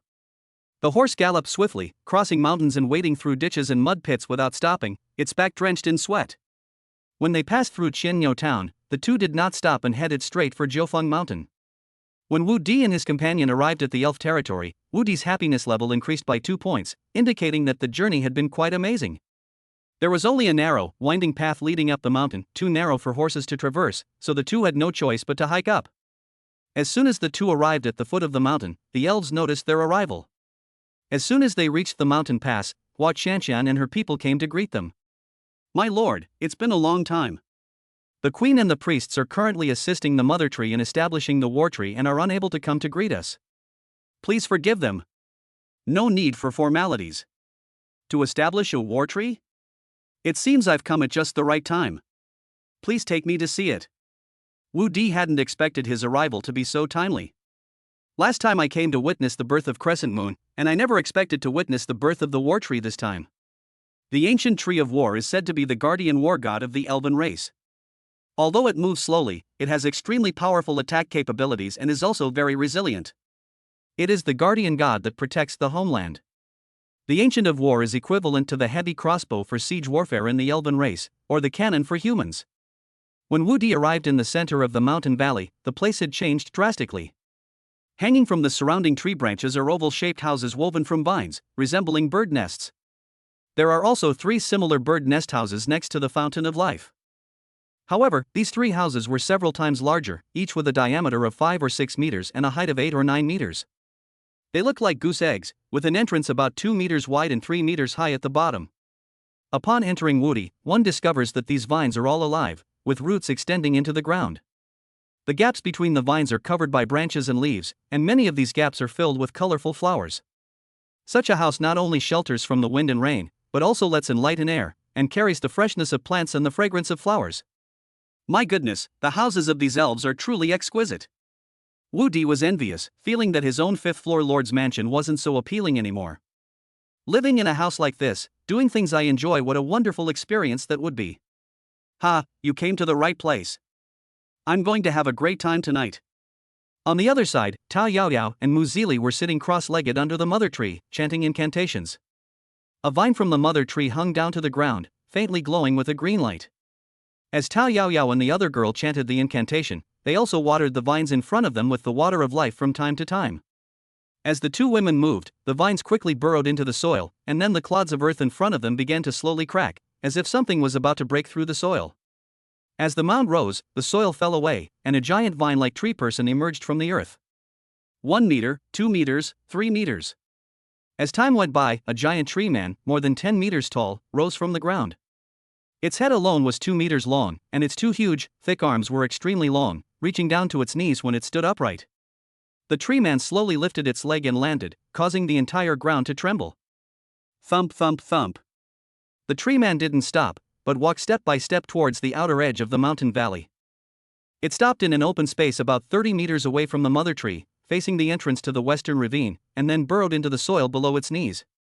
Is this the war tree? Wu Di looked at the war tree, which was still 10 meters tall, standing like a giant guarding the western entrance. Husband, I'm sorry to have kept you waiting. At this moment, Tao Yaoyao walked over with Mu Zili. Greetings, Lord. Mu Zili's eyes were filled with excitement, and Wu Di could clearly sense that her attitude had improved considerably. In the past few days, their territory has changed every day. Today, the first war tree was born, which gave her hope for the rise of her race. This was all thanks to Wu Di, so her favorability towards Wu Di has also increased a lot. Chapter 122, Deceiving the High Priest. In the past few days, their territory has changed every day. Today, the first war tree was born, which gave her hope for the rise of her race. This was all thanks to Wu Di, so her favorability towards Wu Di has also increased a lot. Ha, I just arrived too. I never expected to have the honor of witnessing the birth of a noble's ancient war tree. This is all thanks to Lord Wu Di's care, who gave our clan a precious place. Otherwise, our clan would not have been able to restore an ancient tree so quickly. Mu Zili said sincerely. Hey, your mother tree seems to have grown quite a bit taller. Only then did Wu Di notice that the mother tree, which was originally a dozen meters tall, was now 20 meters tall and had become much more lush and leafy. My lord, you have truly keen insight. Today we have nurtured the mother tree to level 20, otherwise the war tree would not have been able to be born. Oh, does the birth of this war tree require the mother tree to reach level 20? Yes, not only does the mother tree need to reach level 20, but it also needs sufficient life water for irrigation, as well as the innate secret techniques of our race. Look, you've collected quite a bit of the water of life these past few days. Looking over, Wu Di saw that not only had the mother tree leveled up several times, but a war tree had also been born, and the number of clansmen had increased several times. There were also these vine houses, which probably needed to be watered with the water of life. Don't worry, my husband. My clan will not break our promise to give you the water of life. Tao Yaoyao thought that Wu Di was worried about using his share of the water of life, so she made a promise. That's not what I meant. I meant that you've made such rapid progress in the last few days, and as for my share of the water of life, there's no rush. Unless someone around me needs the water of life to save their life, I won't waste it. I still have the bottle that was given to me before. In normal times, use the water of life to develop your tribe. Only in times of war should you remember to set aside a little extra each day for unforeseen circumstances. Wu Di didn't need to take all of his share of the water of life. He didn't need it now, so it was better to leave it for the elves to grow stronger. Anyway, the elves wouldn't run away, and they produced water of life every day. He could take it when he needed it. Then thank you very much, sir. Please rest assured, sir. As long as the life water you need consumes our clan's father spring and mother tree, you only need to inform us one day in advance when you need it. Moreover, every member of our clan possesses the talent for healing. Unless they are critically injured or on the verge of death, they do not need to be healed with the water of life. Furthermore, our clan stores a certain amount of life water every day for emergencies, so there is generally enough life water for small-scale battles. With the priest's words, I can rest assured. Although Wu Di made Tao Yaoyao his wife, the elf clan was not ruled by Tao Yaoyao alone. Although Tao Yaoyao was a queen, Mu Zili's status as a priest was no less than Tao Yaoyao's. With Mu Zili's guarantee and Tao Yaoyao's help, the elf race was finally completely under his control. Wu Di looked at Mu Zili and wondered if he should recruit her as well, and then max out their loyalty so that the elves would have no problems. Just call me Mu Zili, sir. Mu Zili, alright then, I'll take you as my husband from now on. You don't need to call me adult anymore, it's too formal. Why don't you call me husband like Yao Yao does? My lord, although I haven't been in contact with humans for long, I do know that humans refer to their husbands as something like that. But you didn't say that I should marry you. Oh, it's just a title. Besides, Yao Yao is married to me. You're good sisters anyway, so isn't her husband your husband too? Wu Di didn't expect that he couldn't outsmart Mu Zili, but he wasn't one to give up easily. After Wu Di said that, Mu Zili felt that it made sense. Although one of them was a queen and the other was a priestess, and although they had different roles, they had the same rights and made the same contributions to the race. They were sisters, and whether it was managing the tribe, taking care of the father spring and mother tree, or developing the race, they did the same work. Both women made the same contribution to their race, but Tao Yaoyao was willing to marry Wu Di in exchange for this territory for the development of her race. Thus, Tao Yaoyao's contribution to the race surpassed that of Wu Di. She felt that she had not contributed as much to the race as Tao Yaoyao, and recently, the people of the race had learned that Tao Yaoyao had secured territory for the race's development, so their awe of Tao Yaoyao had surpassed that of her. Good sisters should share happiness and hardship, and do everything together. That's what makes good sisters. That way, there will be no disagreements, and your race will develop more stably. Seeing that Mu Zili hesitated, Wu Di quickly seized the opportunity and began his grand scheme of deception. After I call you husband, you won't ask me to do anything that goes against the interests of my race, will you? Mu Zili felt something was off, but Wu Di's words made a lot of sense. There's hope. Of course not. I don't interfere in your elven affairs, you manage those. At most, I'll ask you for help during wartime, if I need some water of life. After I call you husband, is there anything I need to do for you? We don't need to do anything special. Sometimes we just get together to exchange feelings, explore the mysteries of life, and listen to me tell you stories. Then you sing and dance for me. Yao Yao can do all these things, you can do them just like her. Is that so? Although I haven't heard the story, we elves love singing and dancing the most. Then I'll call you husband, just like the queen. However, I'm making it clear beforehand, I won't do anything else besides these things. Mu Zili saw that none of the conditions proposed by Wu Di would harm her race, and that she could certainly do what the queen could do. Don't worry, I guarantee you'll only do the same things as Yao Yao. Wu Di was overjoyed. He hadn't expected the elven priest to be so easily fooled. Even if you are an elven priest, even if you have lived for hundreds of years, the things you haven't experienced are still a blank slate. Alright, my husband. Good. Wu Di laughed heartily. Although it hasn't reached that official stage yet, with Tao Yaoyao setting an example, how could it possibly escape? Meanwhile, Tao Yaoyao and Yue, watching Wu Di deceive their priest, not only did not expose him, but also had inexplicable smiles on their lips. The two of them had personally experienced the meaning and power of the word husband, and watching their powerful and proud priestess being fooled was quite satisfying. I wonder what the priest's expression will be when their husbands try to exercise their husband's rights over them. Given the priest's arrogance, he probably won't go back on his word when the time comes. Wu Di also glanced at the two women, giving them a big thumbs up. Chapter 123: The Elven Vine Nest. Yao Yao, your house is truly amazing. Wu Di exclaimed in amazement upon entering Tao Yaoyao's room, finding it nothing more than magical. Tao Yaoyao's house is one of the 3 large bird nests next to the Fountain of Life. When Tao Yaoyao led Wu Di and Yue inside, the leaves of the vines at the door automatically grew and covered the entrance. The bird's nest doesn't have a 3-bedroom, 1 living room layout, it's just a separate space. Purple-pink bouquets cascade down from the top of the bird's nest like a waterfall, making it feel like you've entered a sea of flowers when you look up. The vines and leaves spread out in the gaps in the lower wall, and sunlight shines through the gaps, casting shadows like a sky full of stars, creating a beautiful scene. On a rattan bed several meters long, there was a thick layer of cotton-like flower stamens, like white clouds. Just one glance at it made Wu Di want to pounce on it. Does my husband like it? It's beautiful, I love it. I imagine living in a house like this would be a wonderful experience. Even Wu Di, a grown man, was captivated by the beautiful surroundings. If this house were a previous life, while not many women might be willing to marry you, there would certainly be plenty willing to sleep with you. Actually, this is also a vine nest unique to our elves. It can communicate with us and change its structure according to our needs. As Tao Yaoyao spoke, the vines in certain parts of the vine nest began to wriggle, and the hanging flower strips at the top spread out to reveal a domed skylight. Behind each of the three of them, a vine chair appeared. This is truly amazing. Wu Di didn't stand on ceremony and sat down directly in the rattan chair, which could adjust itself according to his posture. It supports Wu Di's point of leverage, giving Wu Di the most comfortable feeling. However, this vine nest needs to be watered by our own bodily fluids, and the size of the vine nest is determined by the concentration of the life-giving water in our bodily fluids. The higher the concentration of the water of life, the thicker the vines of the vine nest, and the larger the nest. I see. Then why not just use the water of life to water it?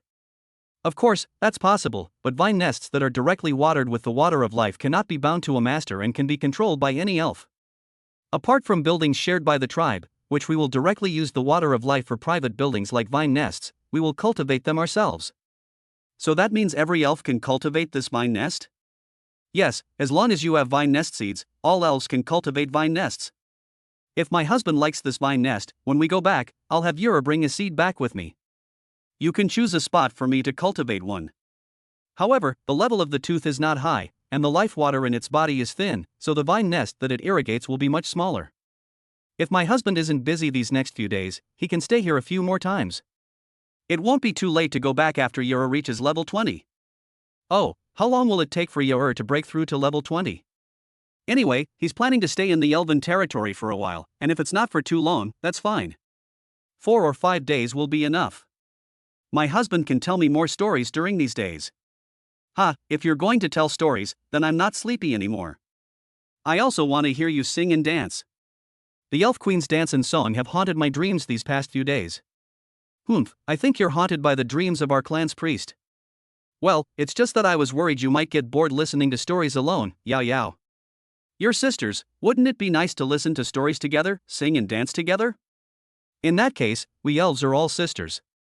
Shall I call them all over to listen to my stories and dance and sing for me? Tao Yaoyao, like Mu Zili, only had a superficial understanding of the human race. However, after hearing Wu Di's story, her understanding of the human race became very profound. Although I haven't reached the bottom, I have a very deep understanding, so I'm not as easily fooled as Mu Zili, who hasn't even entered the field yet. That's not entirely out of the question. If you want to know how thick-skinned Wu Di is, even a city wall wouldn't be enough. Upon hearing Tao Yaoyao's words, Wu Di immediately pictured himself surrounded by a group of beautiful, alluring elves that would absolutely be.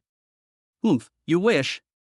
It's not enough that you have me and you've also dragged in the high priest, and now you want to take over my entire clan. You're really greedy. Your Majesty, you have no idea how exhausted my husband's human wives have been these past few days. These past few days, Crescent Moon has witnessed firsthand how terrifying Wu Di is. Even with her elven body having recovered remarkably, she is still no match for him. Oh, are human women really this weak? After Wu Di obtained the 9 Yang sacred body last time, although he had a deep exchange with her, she was in a hurry to return, and Wu Di also had to return to his territory, so Wu Di did not show how powerful he was. Therefore, she had not yet felt the power of Wu Di's 9 Yang sacred body. Human women do not have the same regenerative abilities as your elves, but that doesn't mean they are weak. Wu Di chuckled, stood up, walked up to Tao Yaoyao, and lifted her chin. What is that? You'll find out what it is once you try it. Wu Di said, then swept the two of them up in a princess carry and rolled them into the cloud like rattan bed. Outside the vine nest, the elves were busy with their own tasks, while Tao Yaoyao's vine nest was now tightly closed, with the vine leaves covering all the gaps in the nest, like a hedgehog curling up to protect itself from an invading enemy. Why did the queen's vine nest start shrinking after my husband and the queen went in? Mu Zili, who was in his own vine nest, looked at Tao Yaoyao's vine nest with some confusion. He told me to call him husband, but now he doesn't even call me when something happens. Didn't we agree to do everything together? Although Mu Zili didn't know what they were doing in the vine nest, it must be something, otherwise Tao Yaoyao's vine nest wouldn't have reacted that way. At this moment, Mu Zili felt a little resentful. She felt that Tao Yaoyao and Wu Di were excluding her and treating her as an outsider. As for Yue, she was the weakest member of the clan, but now she could participate with the queen while excluding her, the priestess. No, I am, after all, this priestess's husband. Since we've already agreed, I can't be left out. Whatever it is, I'm going to participate. Mu Zili thought it over and felt that she couldn't just sit there. Even if they didn't call her, she had to take the initiative to participate. However, once Wu Di entered, the queen's lair had already closed, and even though she was a priestess, she couldn't open it to get in. We can only wait for the queen to open it from the inside. She decided that once the queen's lair opened, she would definitely question the two of them, especially the queen, for how could she have forgotten so quickly when they had agreed to do everything together? Chapter 124 Blessing. Mu Zili waited for several hours, and now night had fallen and the crescent moon was high in the sky, but Tao Yaoyao's nest was still tightly closed, which made her very curious about what the three of them had been doing behind her back. The interior of Mu Zili's vine nest is somewhat different from Tao Yaoyao's, with a vine hammock and a vine swing on which Mu Zili is currently sitting. The flower vine swing swayed with Mu Zili's mood. Beneath her pale green dress, her snow-white skin, which could not be concealed, was like a white camellia blooming from the branches, beautiful and elegant, rippling with the swing.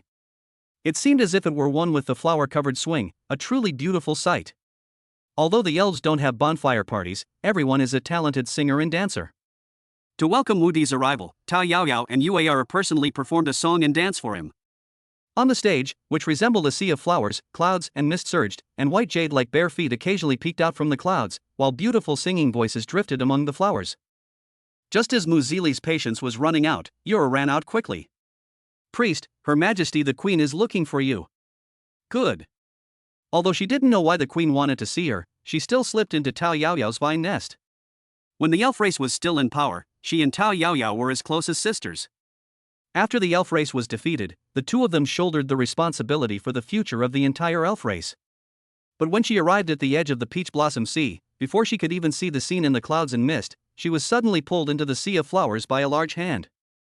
From the crescent moon's perspective, it looked as if Mu Zili walked to the edge of the clouds, and suddenly a giant beast in the clouds opened its mouth and sucked him in. After giving instructions to Mu Zili, Tao Yaoyao gracefully landed from the clouds, like a celestial maiden descending from the heavens. "Come on, I'll leave this to the high priest and take you to level up." Tao Yaoyao pulled Yuar's hand and crawled out of the vine nest. The elves used the mother tree's water of life to increase the concentration of the water of life within their bodies, thereby raising their own level. However, this usually only happens at night. The daily production of the water of life is limited. Apart from the water of life needed by the mother tree, the water of life needed to increase the number of tribesmen, and the water of life needed for things like the birth of the ancient tree of war, the remaining water of life is used to upgrade the level of the tribesmen.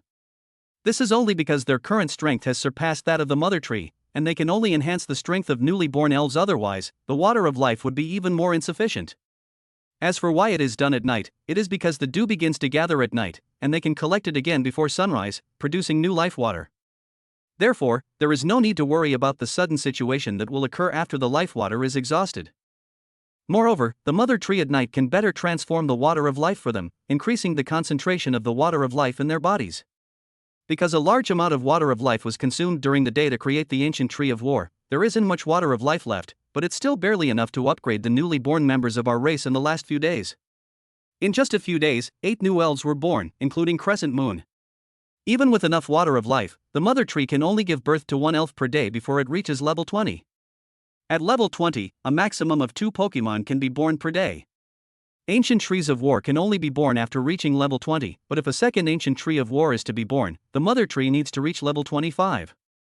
At this moment, 8 newborn elves, including Crescent Moon, were already sitting around the mother tree, waiting for Peach Blossom to activate the mother tree and baptize it with the water of life. As Tao Yaoyao incantated the mother tree, 9 vines sprouted from it. 8 of them connected to the crowns of the 8 people, and 1 extended into the Holy Grail held by Tao Yaoyao. The Holy Grail is formed from the leaves of the mother tree of life and is specifically used to hold the water of life. At this moment, the Holy Grail contains the remaining water of life for today. The vines in the Holy Grail act like a straw, drawing the water of life into the mother tree. As the water of life is absorbed, the entire mother tree glows with a pale green light, which is then delivered into the spirit's body through the 8 vines connecting the mother tree to the spirit. It also purifies the original bodily fluids in the elves' bodies, which can be described as giving them a blood transfusion. These 8 vines are like 4 tubes, and after one cycle after another, the concentration of the life water in the elves' bodies will become higher and higher. It can be said that at this moment, the 8 elves are merging with the mother tree, absorbing and infusing it to form a cycle. This process is known among the elves as the blessing of the mother tree. Although the mother tree was not of a high level, the number of spirits receiving the blessing was also small, so the process did not last long and the blessing was completed in just 1 hour. the vines slowly retracted, and the mother tree's radiance gradually faded. All 8 people opened their eyes at the same time, and their strength had been enhanced. "Thank you, Mother Tree, for your blessing." After bestowing the blessing, Crescent Moon had no vine nest here, so Peach Blossom led her back to her own vine nest. The two did not go over to disturb them. Tao Yaoyao controlled the vine nest and created another flower sea cloud bed on the other side of the flower sea cloud bed before taking Yueyar onto the cloud bed. This time, Blessed Yur's strength has reached level 20. Unlike human cultivation, as long as the mother tree is of a high level and there is enough water of life, the elf race can quickly create an elf powerhouse. Fortunately, the original mother tree was of a very high level. It only lost level due to lack of water of life and several relocations. As long as it absorbs enough water of life in the future, its level can be quickly restored. However, the water of life is related to the Father Spring. To obtain a large amount of water of life, you must collect enough dew to upgrade the Father Spring. The next morning, Woody woke up very early, wanting to see how the elves collected dew. Only then did Muzili realize that being human was much harder than being an elf. "It turns out I was just being arrogant." Luckily, the elves have strong recovery abilities. She also deeply understands the experience that calling someone husband brought her. It turned out she was too naive and unknowingly boarded Woody's pirate ship. Now it was too late for regrets. Besides, she is the high priestess of the elven race, and she keeps her word. She cannot bring shame upon the elven race. Last night's experience was very tiring, but it seems like she's fallen for him. No wonder those magical beasts in the wild forest often. Wife, Muzili. Race, elf. Height, 2.4 meters. Identity, elf high priest. Level, 60. Age, 122. Spirit, 6080. Weapon, my signature staff. Armor, natal dress, natal robe. Skills, innate perception, healing, gathering, racial summoning, wood concealment, vine technique, wood control, elemental summoning, elf wings. Loyalty, 80. Upon seeing Muzili emerge, Woody opened Muzili's panel without waiting for the system notification. Is this priest an elven mage? It's somewhat similar to the skills of a wood-type mage. But why doesn't it have magic power, even though it's also mental energy? Although he didn't quite understand, Woody didn't care too much, since the elves were basically under his control now. Chapter 125: The Sacred Artifact Overlord Spear. Congratulations, host, on gaining a new wife. Your wife's level is over 50. Reward, +2 to all 3 elemental levels. Reward, 2 Holy Artifact Overlord Spears. Rewards distributed. Keep up the good work, host. That's it. Woody was very dissatisfied upon hearing the system's reward notification. Each of the 3 systems' level increases by 2, which is the fixed reward for wives above level 50. However, the original 2-year lifespan reward has been replaced with the Sacred Artifact Overlord Spear. However, Woody had no choice but to accept the Overlord Spear. If he wanted to become a true knight in the future, besides a few hard requirements, a long weapon was essential. Among long weapons, his favorite is the spear, and Zhaozilong, the white horse spear, is his idol. In the system space, there was a spear about 3 meters long, with silver and black fish scale patterns that shimmered. The red tasseled spearhead was more than a foot long, and the sharp blade exuded a chilling aura. What a great gun! Woody was already deeply in love with it just for its looks, and the length of this gun was nearly a meter longer than the spear of his idol. It should be noted that Zhaozilong of Changshan's spear was only 2.15 meters long, while his spear was already 3 meters long. As the saying goes, an inch longer, an inch stronger. However, mastering this spear is probably beyond his current capabilities. Wait, something's not right. Didn't you say there were 2? Why is there only 1 in the system space? Woody found that he had searched the entire system space but couldn't find the other Overlord Spear. System, come out here. Did you keep that Overlord Spear for yourself? Although he doesn't need it now, it's still a sacred weapon spear. He can give it away if he can't use it. Even our city lord, Shangguan Mingyue, might not possess such a sacred artifact. Since she happens to be a knight, giving her an extra spear might just turn her fortunes around. This system can't handle this. I reckon only your wife can. The system's voice drifted over. You can't swallow it, but my wife can. What do you mean? If you can't swallow it, then why is the other spear missing? Wu Di was also baffled. He didn't believe that Tao Yaoyao and the others would steal his sacred spear. This system was becoming more and more unreliable. The other one is right there on you, you can feel it for yourself. What do you mean, you just left it outside? Wu Di groped around on the bed for a while, but apart from Mu Zili, he didn't find any other foreign objects, let alone the Overlord spear. Eek, holy crap! So the sacred spear you mentioned is right here? Hua Xiao Wu Di held the sacred spear, a maternal smile spreading across his face. As long as the system didn't embezzle his reward, that's good. Because of the host, this system has specially and kindly reforged you. You old bastard, you still say you never peek. Wu Di suddenly felt that he had no secrets left in front of the system. The problem was that he had always thought the system would only appear when he submitted a task, but it turned out that it was always there, just silent at other times except when he submitted a task. System, I have to say something to you. It's one thing for you to peek at things, but you've changed my parts without my permission. You really don't respect me as your host. I was so kind to you back then, and this system went to great lengths to use a bug in the rules to help you improve your health. Instead of thanking this system, you're blaming it. If you're not willing, this system will simply exchange it for a powerful spear. No, let's talk this out. I don't blame you anymore, okay? Thank you, okay? But in the future, could you please let me know beforehand about things like this? Hearing the system's aggrieved and angry voice, Wu Di panicked, and at the same time felt a little guilty. It seemed that the system was really doing this for him, and since the system had already changed, there was no need to change it back. Don't I know you well enough? While the system's rewards cannot be distributed exactly as you desire, it strives to match your expectations and avoids providing rewards you might reject. Well, okay, I'm very satisfied with this reward. I accept it. Thank you for your hard work.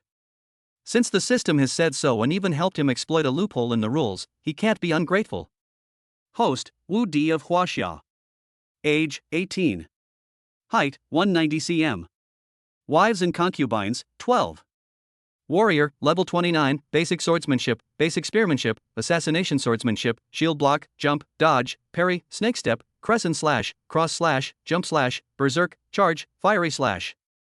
Magician, level 27, specializing in space creation, space production, and teleportation. Summoner, level 29, skills, rune making, summoning, fire rune, slow rune, attack rune, swiftness rune, healing. Chi and blood, 2940. Magic power, 2760. Spirit, 2940. Physique, self-healing immortal body, 9 yang sacred body. Lifespan, approximately 121 years. Wu Di looked at his panel and his mood was also excited. Including the happiness reward from last night, his health and spirit were almost at level 30. This was something he hadn't expected. When he parted ways with Neylan Zishi, he thought it would be difficult to break through level 20 by the time they made their promise. Unexpectedly, in just 20 days, he was almost at level 30, 10 levels higher than expected. However, this was all thanks to Shangguan Mingyue, Ta Yaoyao, and Mu Zili. These 10 levels were entirely due to them. After the sun rose, the elves finished collecting dew. Wu Di came to the mountaintop alone. Crescent Moon had never participated in any of the race's activities since birth, so he wanted to let her experience more. Elves do not need to eat food or meat, they only need to replenish their fluids with a little water each day and occasionally eat nectar. Therefore, Wu Di needs to be self-sufficient among the elves. Fortunately, his aunt had him bring some self-heating soup before he left. Although he doesn't need it now, he can't go hungry. Since arriving in the elf territory yesterday, I haven't eaten a single meal. I've been relying on my aunt's dabao soup to fill my stomach. Although he carried some dry rations, he didn't like the taste of them. Fortunately, he still had a lot of level 30 or 40 monster meat in his storage bag. However, the barbecue would take time, and he was so hungry that his stomach was practically sticking to his back, so he had to take out a bowl of soup to tide him over. Upon seeing dabao soup again, Wu Di subconsciously thought of Shangguan Mingyue. Hee, my lord city lord, next time we meet, I'll definitely make you sing conquer.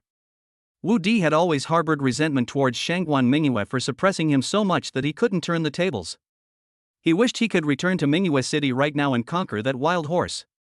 Now that we have the sacred weapon, the Overlord Spear, no matter how powerful you, Shangguan Mingyue, are, you'll have to surrender.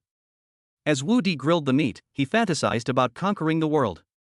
The sizzling meat made Wu Di's mouth water, though he couldn't tell if it was from the meat in front of him or from the images in his mind.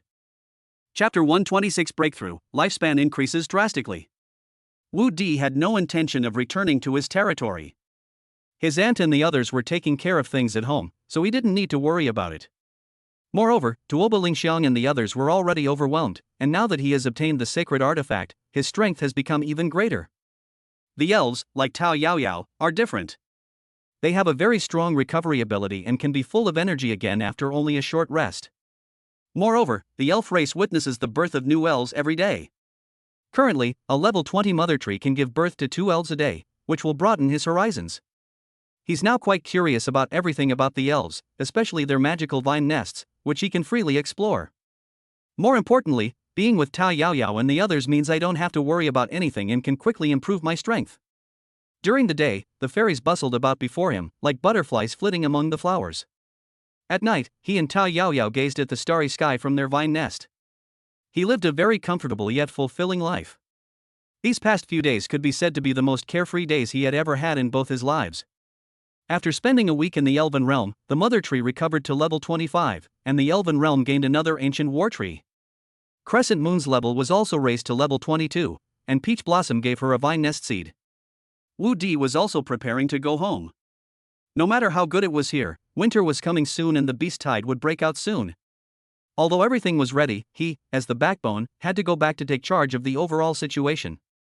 However, in the past few days, Woody's 3 elemental levels have all increased by 2 levels, and his health and spirit have both reached 3120. He is now a level 31 warrior and summoner. After both of them broke through level 30, their lifespan also increased by 200 years, and now they have a lifespan of 320 years, which is 20 years longer than a normal level 30 person.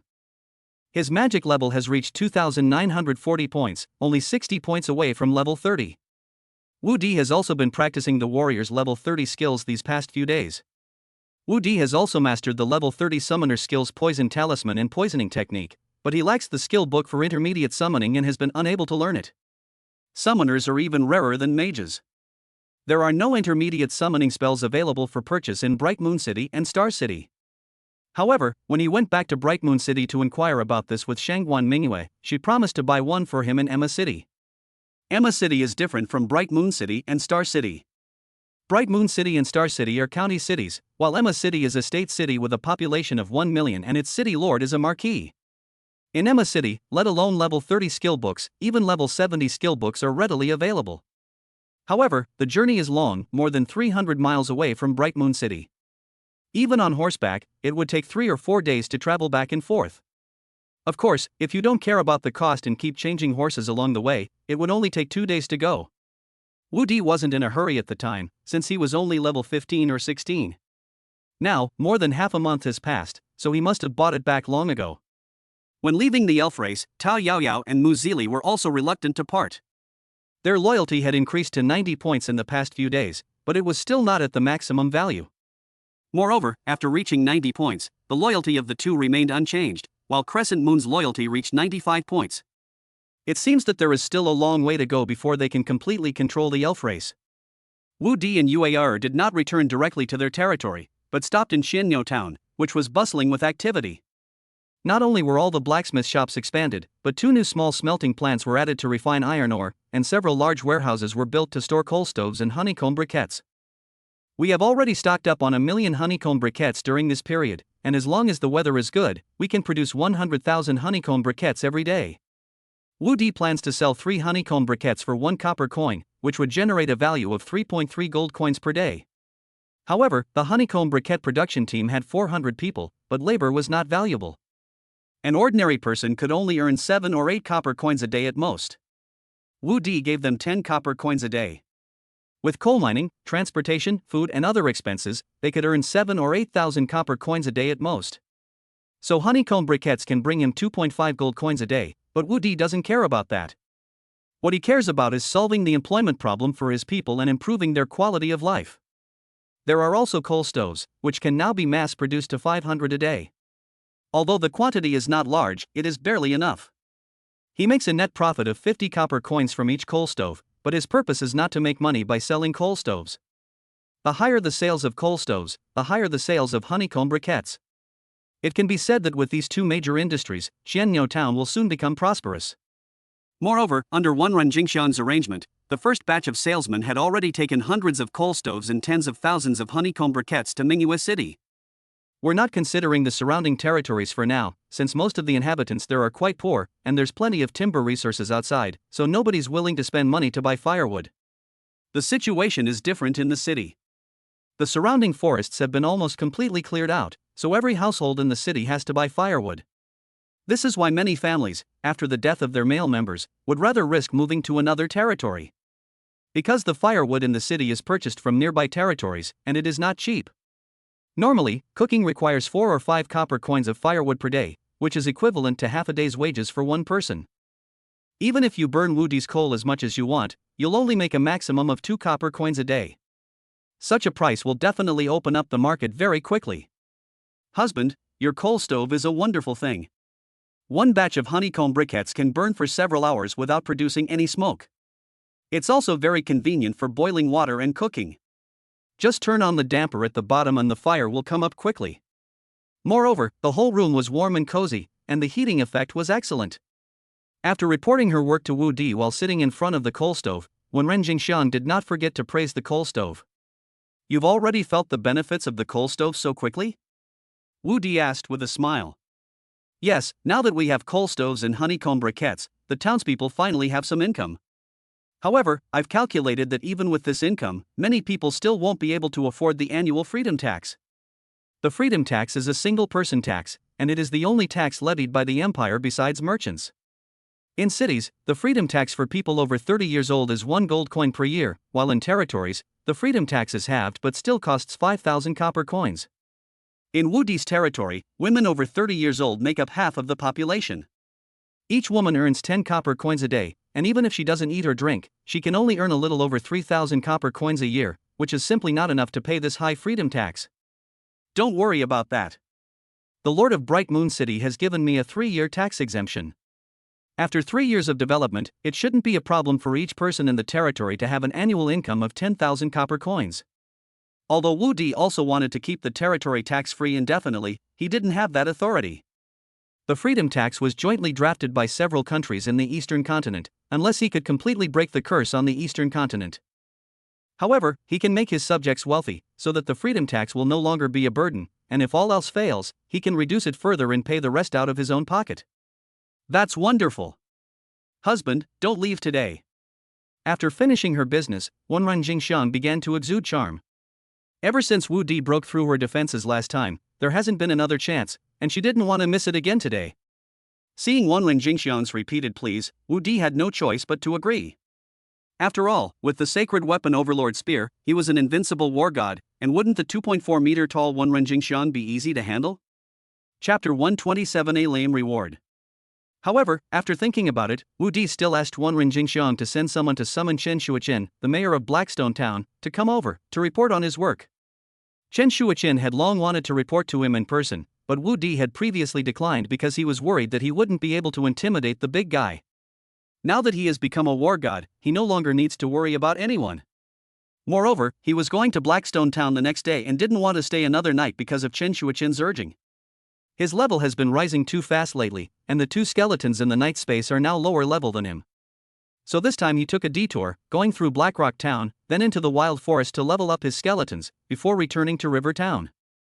Wu Di didn't wait around. After Wenren Jingxiang finished explaining the work in town, the 3 of them went to Wenren Jingxiang's room together. Wenren Jingxiang is a very unique woman. She is not only not as rugged as a big guy, but also very delicate and gentle. Her lotus-like steps and the trembling of her pert buttocks made Wu Di's heart tremble. Extra large, extra soft, extra supple. Wu Di had personally verified these qualities. They were definitely the best of the best. The large breasts on her chest were similarly impressive. Just one of them could completely envelop Wu Di's head, making any G-Wagon seem insignificant in comparison. Each one is estimated to weigh over 10 pounds, making them absolutely top-tier women. This is much more fun than those little kid slime toys. Wu Di estimates he could play it for several years without getting tired of it. Mayor Chen, the Lord summons you to Qianyo Town. Oh, has the Lord arrived in Qianyo Town? Chen Shuoqin stood up immediately upon hearing the news. Yes, the Lord arrived in our town this morning and said you need to come over now. Okay, wait a moment, I'll be right there. Chen Shuoqin didn't know what Wu Di wanted to see her about, but she quickly handed over her work. Chen Shuichen didn't bring anyone with her. She rode her warhorse toward Qianniu town with the messenger militia. Chen Shuichen was filled with unease, wondering why Wu Di had suddenly summoned her. Even the militiamen who had been summoned didn't know. She could only try to recall if she had done anything recently that displeased Wu Di. Under her leadership, Blackstone Town has recently shown a thriving development trend, with the lives of its residents improving and its overall status steadily rising. Coal production is gradually increasing every day, and the village's defenses have been completed. There are basically no areas where she has failed in her duties. So why would the Lord suddenly summon her? Chen Shuichen was filled with anxiety the whole way, and it was already evening when she arrived at Qianniu town. Mayor Chen, you've arrived. The Lord and the mayor are waiting for you in the room. Just go in. The militia captain said hurriedly when he saw Chen Shuichen arrive. Captain Zhang, do you know why the Lord wants to see me? Chen Shuichen asked Zhang Ko nervously. This is great news, a really great news. Zhang Ko congratulates Mayor Chen in advance. Although Zhang Ko did not receive Wu Di's exact orders, she knew that Wu Di and their mayor were reporting to each other inside. When Chen Shuichen was called in at this moment, she knew without a doubt that the Lord was recognizing Chen Shuichen's work and wanted to reward her, which made her quite envious. Oh, that's good news. I'll go in first then. Chen Shuichen felt a little more at ease after receiving Zhang Ko's reply. Go quickly, don't keep the Lord waiting. Zhang Ko stepped aside and gestured for Chen Shuichen to proceed. You two stay here and guard the gate. Don't let anyone in.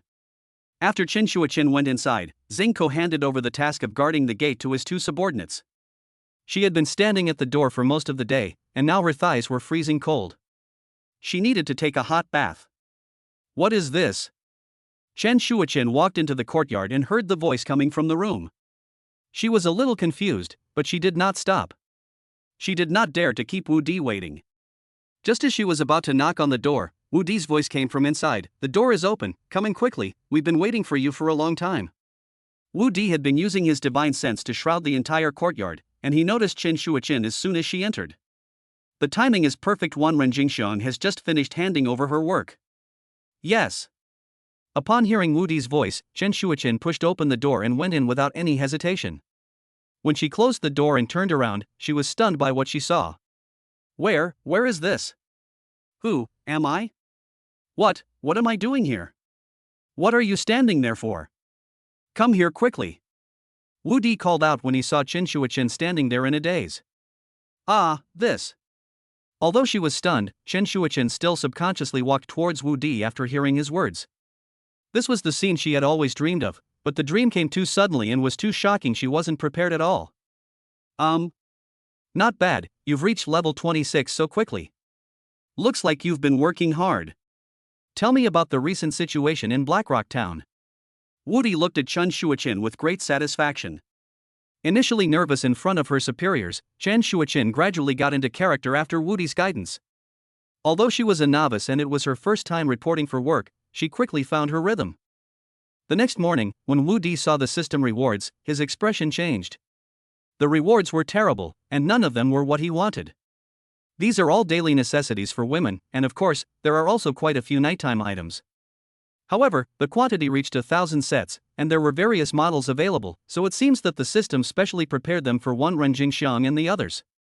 In short, the reward was very ordinary, but his women and female soldiers were all given 2 sets each. However, Wu Di thought again that although he couldn't use these things directly, he could still enjoy the indirect benefits, so he stopped being upset.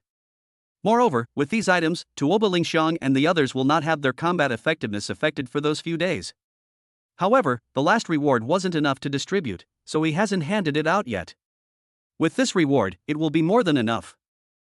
I'll personally teach them how to wear and use it when we get back this time. Wu Di spent another half-hour giving Wan Renjingxiang her inner and outer items, and personally taught her how to wear and use them before leading Yuer and Chen Shuichen toward Blackstone Town. Chapter 128 Hunting Skeletons for Upgrades. Wu Di of Blackstone Town only inspected the area and did not intend to stay. However, Li Hongmei happened to be menstruating today and did not participate in the hunt.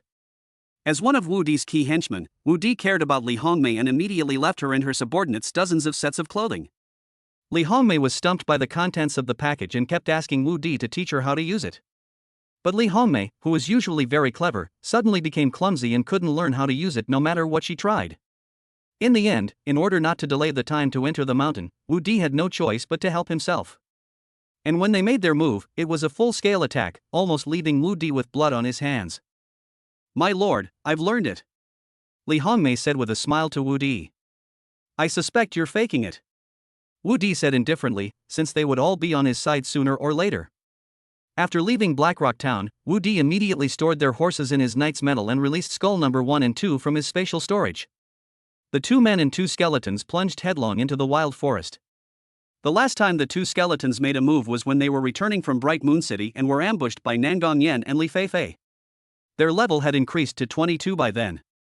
This time, Wu Di's summoner level has reached 31, and his skeleton can be leveled up to 36. Previously, at level 20, he could barely withstand Li Feifei, who was level 48. If you level them up to level 30, they will definitely have the combat power of level 50, or even stronger. Upon entering the mountain, Wu Di immediately used his divine sense detection skill, which allowed him to easily locate magical beasts within a 3-kilometer radius. As Wu Di's level increases and his mental strength grows, the range of his divine sense ability expands. Wu Di's current mental strength is 3,160, so his divine sense ability can detect objects up to 3,160 meters away. However, recently, because his subordinates have been hunting monsters in the wild forest every day, there are very few monsters on the outskirts, and they are all below level 10. To quickly level up a skeleton these days, you need to hunt monsters of level 25 or higher. It seems we have no choice but to go to that valley plain. The only place with a relatively high level of activity and the most prey is the valley where we met Naylan Zishi and her friends last time. Husband, I feel something's off about the atmosphere in this forest. Although there are few magical beasts, they are all rather ferocious. After entering the forest, Crescent Moon also took out her natal longbow. As an elf, she was very sensitive to changes in the forest. Yes, it's true what you said. It seems that either the monsters on the outskirts have been hunted too hard recently, or a beast tide is brewing. After listening to Crescent Moon's words, Wu Di also carefully sensed it and found that it was indeed as Crescent Moon said. But no matter what, I still need to level up. Wu Di headed directly towards the valley plain. Along the way, he occasionally encountered a few hidden magical beasts, but none of them were above level 20. They're here too. As Wu Di and his group approached the valley plain, dozens of figures appeared in their divine senses. There were a total of 70 people, 20 guards and 50 militiamen, who were Li Hongmei's subordinates and the militiamen of Haishi Town. Wu Di's storage bags are not yet widely available, only a batch was recently distributed, and only squad leaders and battalion commanders can possess them. Of these 70 people, only 2 squad leaders possessed this skill, so they still needed to bring along militia members to transport the game. At this moment, 50 militiamen, led by 20 guards, were hunting a group of long-haired pigs. It was a small to medium-sized group of pigs, with only about 30 of them. There are only 2 level 30 or above, and only a dozen or so level 20 or above. In contrast, the Blackrock Town team has 6 level 30 members, 2 squad leaders who have reached level 35, and the rest of the guards who are around level 28 or 29. The militia members were not high level, with the highest being only level 25 and most of the others being only around level 10, but they were more than capable of dealing with this group of hairy pigs. When Wu Di and Yueya arrived, they had already finished fighting and were dealing with the internal organs. "Look, isn't that the Lord?" A militiaman on guard duty asked his companion as soon as he saw Wu Di. "What? You're missing the Lord so much you've gone crazy. How could the Lord be here? Wait, it really is the Lord." "Ah, it's our Lord, it really is our Lord." The 2 squad leaders immediately recognized that it was indeed their lord. Without a second thought, everyone dropped what they were doing and ran toward Wu Di. "Greetings, your lordship." Good. How was the harvest today?" "Is anyone hurt?" Wu Di asked with concern, looking at the excited female soldier covered in blood. "Thank you for your concern, Lord. We are all fine, only a few of us have minor scrapes. The search today was quite good. With this herd of long-haired pigs, our storage bags will be full. We can go back after hunting down a dozen or so more." "Okay, that's good. By the way, what brings you here, Lord?" "I'm here to hunt monsters just like you, but I'm here to level up my skeleton." "I'll hunt the monsters later, and you can take them all back." "Ah, yes. By the way, there are very few magical beasts in this valley plain today." Wu Di looked at the plain in front of him. There were far fewer magical beasts than when he last came. My lord, there are indeed far fewer magical beasts on the outskirts of the savage forest these past 2 days. It seems they've all moved to the inner perimeter, and the outer beasts are even more ferocious than before. Oh, could it be that you've been hunting too aggressively lately and scared them away? That shouldn't be the case. Although we hunt magical beasts every day, it's nothing compared to the wilderness forest. In the past, many magical beasts in the inner perimeter were driven to the outer perimeter by powerful magical beasts every day. At our current hunting speed, the number of monsters on the outer perimeter is impossible to reduce. There are practically no monsters left on the outer perimeter now, otherwise we wouldn't have ventured so far to hunt them. It seems the beast tide is coming soon. After today's hunt, you should not go hunting in the mountains again until the beast tide arrives. Wu Di had also heard that a few days before the annual beast tide, the magical beasts in the wild forest would make unusual movements. Since it was not caused by hunting, it was most likely that the beast tide was brewing. Yes. Number 1, Number 2, free hunt. Now Number 1 and Number 2 can stay 316 meters away from him, so he doesn't have to risk getting too close. After receiving Wu Di's order, Number 1 and Number 2 ran towards the prey in the distance, while Wu Di kept a distance of 200 or 300 meters from them. Nowadays, there aren't even any level 40 monsters to be seen in the entire valley and plains. Numbers 1 and 2 have simply entered slaughter mode. 20 guards stayed by Wu Di's side the whole time, while 50 militiamen dealt with the monsters hunted by the first and second hunters. It is worth mentioning that the monsters hunted by the first and second hunters were all above level 25. In 1 hour, Number 1 and Number 2 hunted down over 100 magical beasts, and almost all the magical beasts in the valley and plains had fled. However, Number 1 and Number 2's level had also increased to level 30. It seems this upgrade has to end here. Although it didn't meet his expectations, the monsters had all run away, so he couldn't risk going close to the inner perimeter to hunt them. Moreover, both Number 1 and Number 2 have now reached level 30, greatly increasing their strength. They can continue to level up during the beast tide. My lord, we've dealt with all the magical beasts, but we can't carry so many back. The rest? It's alright, you carry as much as you can, I'll take the rest back. In the end, the 70 people from Blackrock Town took away 30 level 20-something magical beasts, and Wu Di, who was under them, was also stored in their spatial storage. They returned with the others. Recently, there have been too many reports about the earlier chapters, requiring frequent revisions and affecting the development of the subsequent plot. Going forward, I will focus on the main storyline, and I will try to gloss over parts that readers don't want to read. Chapter 129: The Changes in the Skeleton. It was almost evening when we left the wild forest, but with horses, we were still able to reach Little River Town before dark. Wait. Just as Wu Di summoned Number 1 and Number 2 to his side to put them into the night space, he discovered that the two skeletons were different.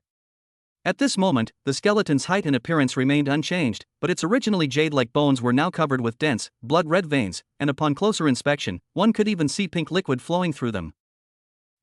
Could it be that these skeletons are starting to grow flesh and blood? Upon closer inspection, Wu Di discovered that both skeletons were covered with such blood-red veins. Moreover, upon closer inspection, he vaguely saw two alluring, beautiful, and extremely seductive women before him, giving him an irresistible urge. Never mind, let's make the first move. It's getting late, and Wu Di doesn't understand why things have changed like this, but it shouldn't be a bad thing. After bidding farewell to the Blackstone Town group, Wu Di and Uar mounted their horses and galloped towards Shaha Town. Hurry up, it's getting dark. Lu Chunyan urged the team behind her as she looked at the darkening sky. Captain, you said there are fewer and fewer monsters these past 2 days. Does that mean a monster tide is coming? A squad leader couldn't help but ask Lu Chunyan. Most likely. Yesterday was alright. Although it took a whole day, we had a good catch. Today, we had half the prey as yesterday, and tomorrow we'll probably have even less. Each of their 11 packs could usually be filled in half a day. After a full day, each of them could return with a large amount of prey, in addition to the packs. Today, apart from the storage bags being full, only a dozen or so people out of the 100 carried their prey, the rest returned empty-handed. Will you come again tomorrow? The Lord didn't tell us to stop hunting, so we have to come. Lu Chunyan was one of the first 6 people to follow Wu Di. They had long been impressed by Wu Di's abilities, and not only had Wu Di never looked down on them, but he also entrusted them with important tasks, personally hunting level 30 or 40 magical beasts for them to improve their cultivation. They were even given storage bags. They could never dream of meeting such a good lord, so they would absolutely obey Wu Di's orders, even if it meant going through fire and water. Didn't our lord go to the elven realm and not return yet? So, we'll continue tomorrow. However, we must report the unusual events in the wild forest to Steward Wang when we get back. Those behind, keep up. We'll be out of the woods soon. Captain, we can hear the sound of horses' hooves coming from the direction of Blackrock Town. Team 1, Team 2, follow me. The rest of you, stay hidden. Lu Chunyan also heard the sound of horses' hooves. Although the bandits in their territory had been wiped out, they still had to be prepared to deal with the situation when someone came to Shaha Town. Team 1, go to the other side of the road. There are only 2 horses. Stop them and ask them questions. Just as the 2 groups of men had set up their ambush, the sound of horses' hooves drew near, and 2 figures appeared in their line of sight. Lord, it's the Lord. The people on both sides recognized the person as their lord at a glance and immediately jumped to the middle of the road to cheer excitedly. At this moment, Wu Di also saw the women and quickly reined in his horse to slow down. My lord, are you returning from Blackrock Town? Lu Chunyan approached Wu Di before he even stopped. Did you just come back from hunting? How was the haul? My lord, the number of magical beasts in the forest has decreased dramatically in the past 2 days. We've searched all day today, but there are far fewer than in the previous days. It seems the beast tide is coming. Everyone, go back. Hunting will be suspended starting tomorrow. In the next few days, have the sentries and patrols be on high alert. If you spot any beast tide, retreat to Phoenix Claw Mountain. Yes. Now that she had encountered her own people, Wu Di was no longer in a hurry to continue her journey. She was only 2 or 3 kilometers away from Phoenix Claw Mountain, and her divine sense was now able to detect the situation at the Lord's mansion. He could also take this opportunity to ask Lu Chunyan about the situation in the territory these days. My lord, everything in the territory has been normal during the days you were away. The construction in the southern district is also progressing very quickly and will be completed in the next day or 2. Also, 200 militiamen have broken through to level 20, and now our guard team has 500 people. However, Steward Wang said that the territory is currently sparsely populated, and the development of the 4 towns requires manpower, as does the construction of the city. With manpower stretched thin, they cannot continue to recruit militia. Well, 500 men are enough for now. We can expand the army later when the population of the territory increases. Wu Di was aware of the population shortage. Currently, 3 of the 4 towns have their own industries. Although Shaha Town does not yet have any industries, it is planning to build an inner city and develop commerce after the inner city is completed. Therefore, manpower is very tight. However, Wu Di was not in a hurry.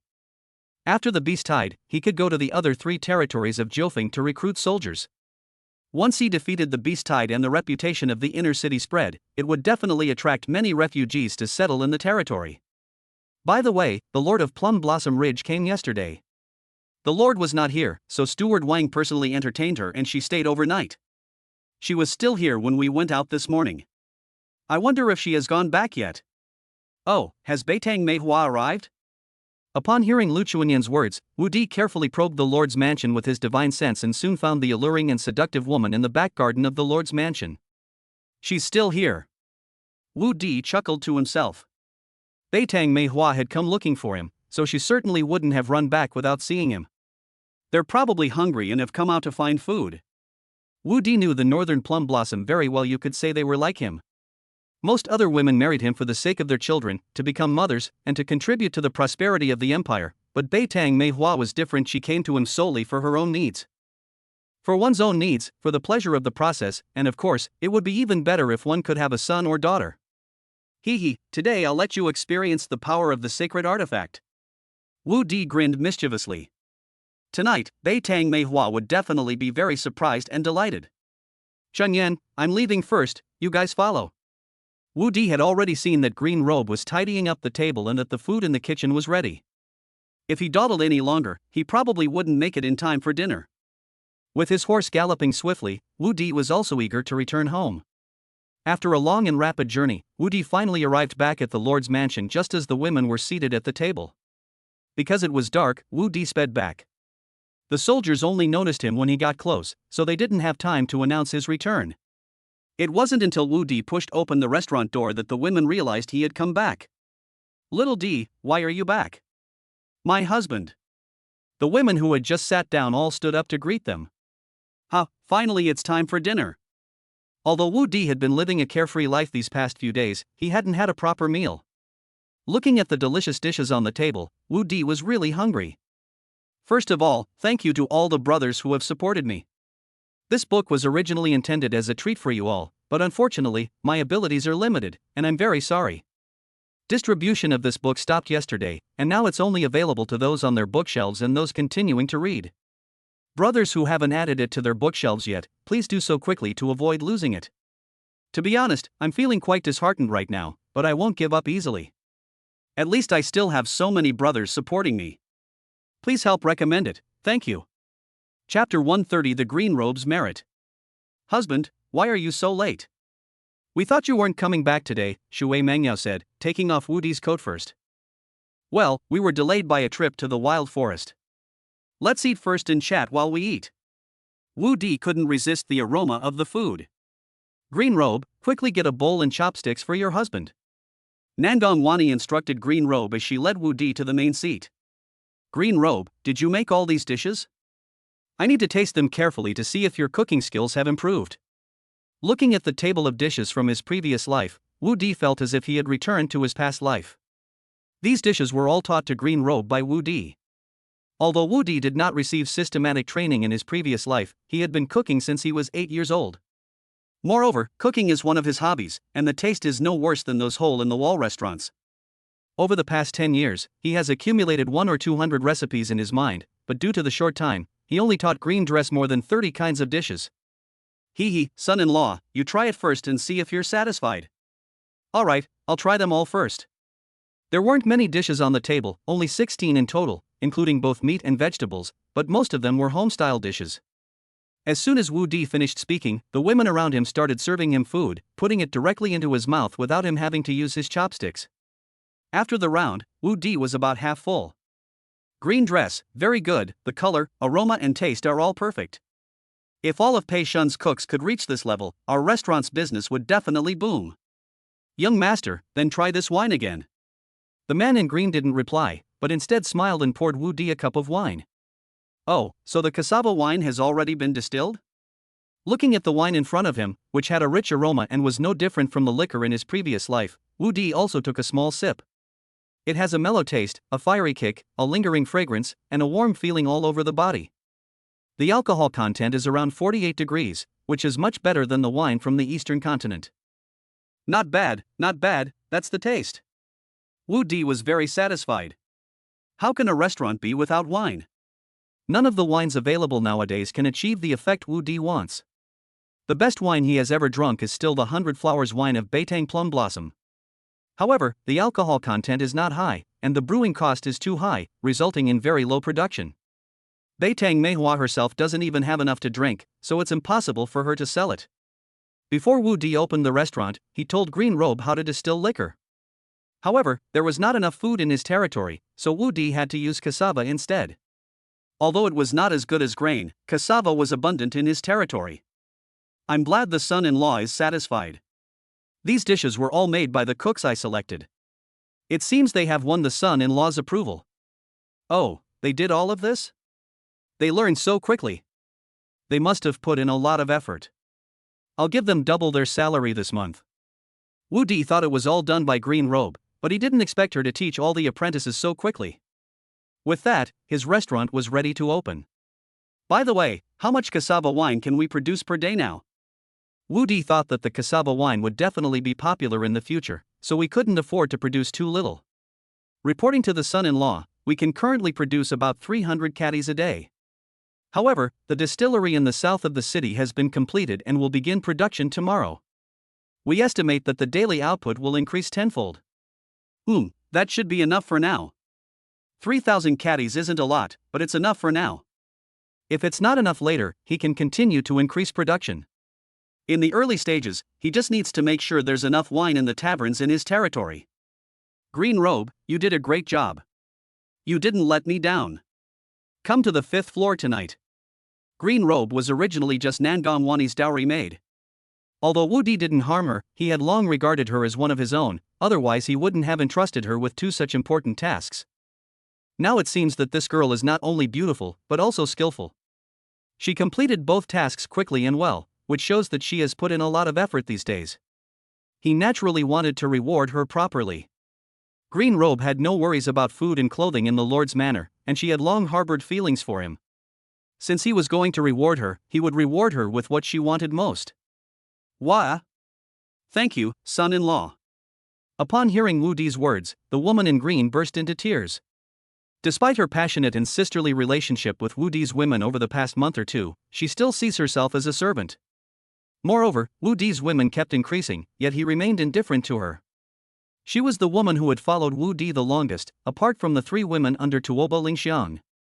Whenever she saw Wu Di, she always hoped that her fiancé would take her as his wife, but she was disappointed time and time again. Whenever she was alone at night, she would always wonder if she was bad enough or if she hadn't done well enough. Today she finally got what she had been waiting for, finally heard those words, and all the heartache and grievances turned into tears of happiness that flowed down her face. From now on, call me husband too. Yes, my husband. She laughed through her tears. She had finally seen the light at the end of the tunnel. Green Robe, congratulations. Nangong Wani, as the young lady in green robes, was also very excited, hugging Green Robe and being overjoyed for her. Congratulations, green-clad sister. The other women also offered their congratulations. Green-clad sister had been taking care of their meals these past few days, and they were also happy to have someone to share the burden with. Alright, let's eat, the food's getting cold. Wu Di quickly urged the women to eat. Huh, where's Auntie? After the women were seated, Wu Di suddenly realized that his auntie was gone. It seems he only glanced at me when he came back just now, said hello, and then disappeared. Hee, husband, Auntie must have gone to the kitchen. Green Robe has spent the most time with her aunt these past 2 months, and she knows what her aunt is doing even with her eyes closed. Why are you going to the kitchen? There are already so many dishes, we don't need to order anymore. My aunt didn't know you were coming back, but now that you're back, she must have gone to the kitchen to make a soup for our precious baby. Green Robe usually doesn't seem to mind when talking about big baby soup, but today, when she suddenly remembered that she was going to the 5th floor, she blushed a little. The other women had varying reactions, but they all knew that the woman in green was definitely right. Wu Di shook his head. He didn't need to at all. It was almost time to eat, and he was still going to make soup. This left him speechless. Then let's wait a little longer. After all, the other party is my aunt. No need to wait, everyone eat, I'm here.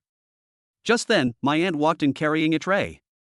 Auntie, did you know all along that my husband was coming back today? Tuoba Lingxiang asked in surprise, looking at the precious soup on the tray. Hee, I already stewed it and put it in a storage bag, but it got too cold at the time, so I went to the kitchen to heat it up. Greenie thought she was going to have to cook something at the last minute, but she didn't expect her aunt to have prepared in advance.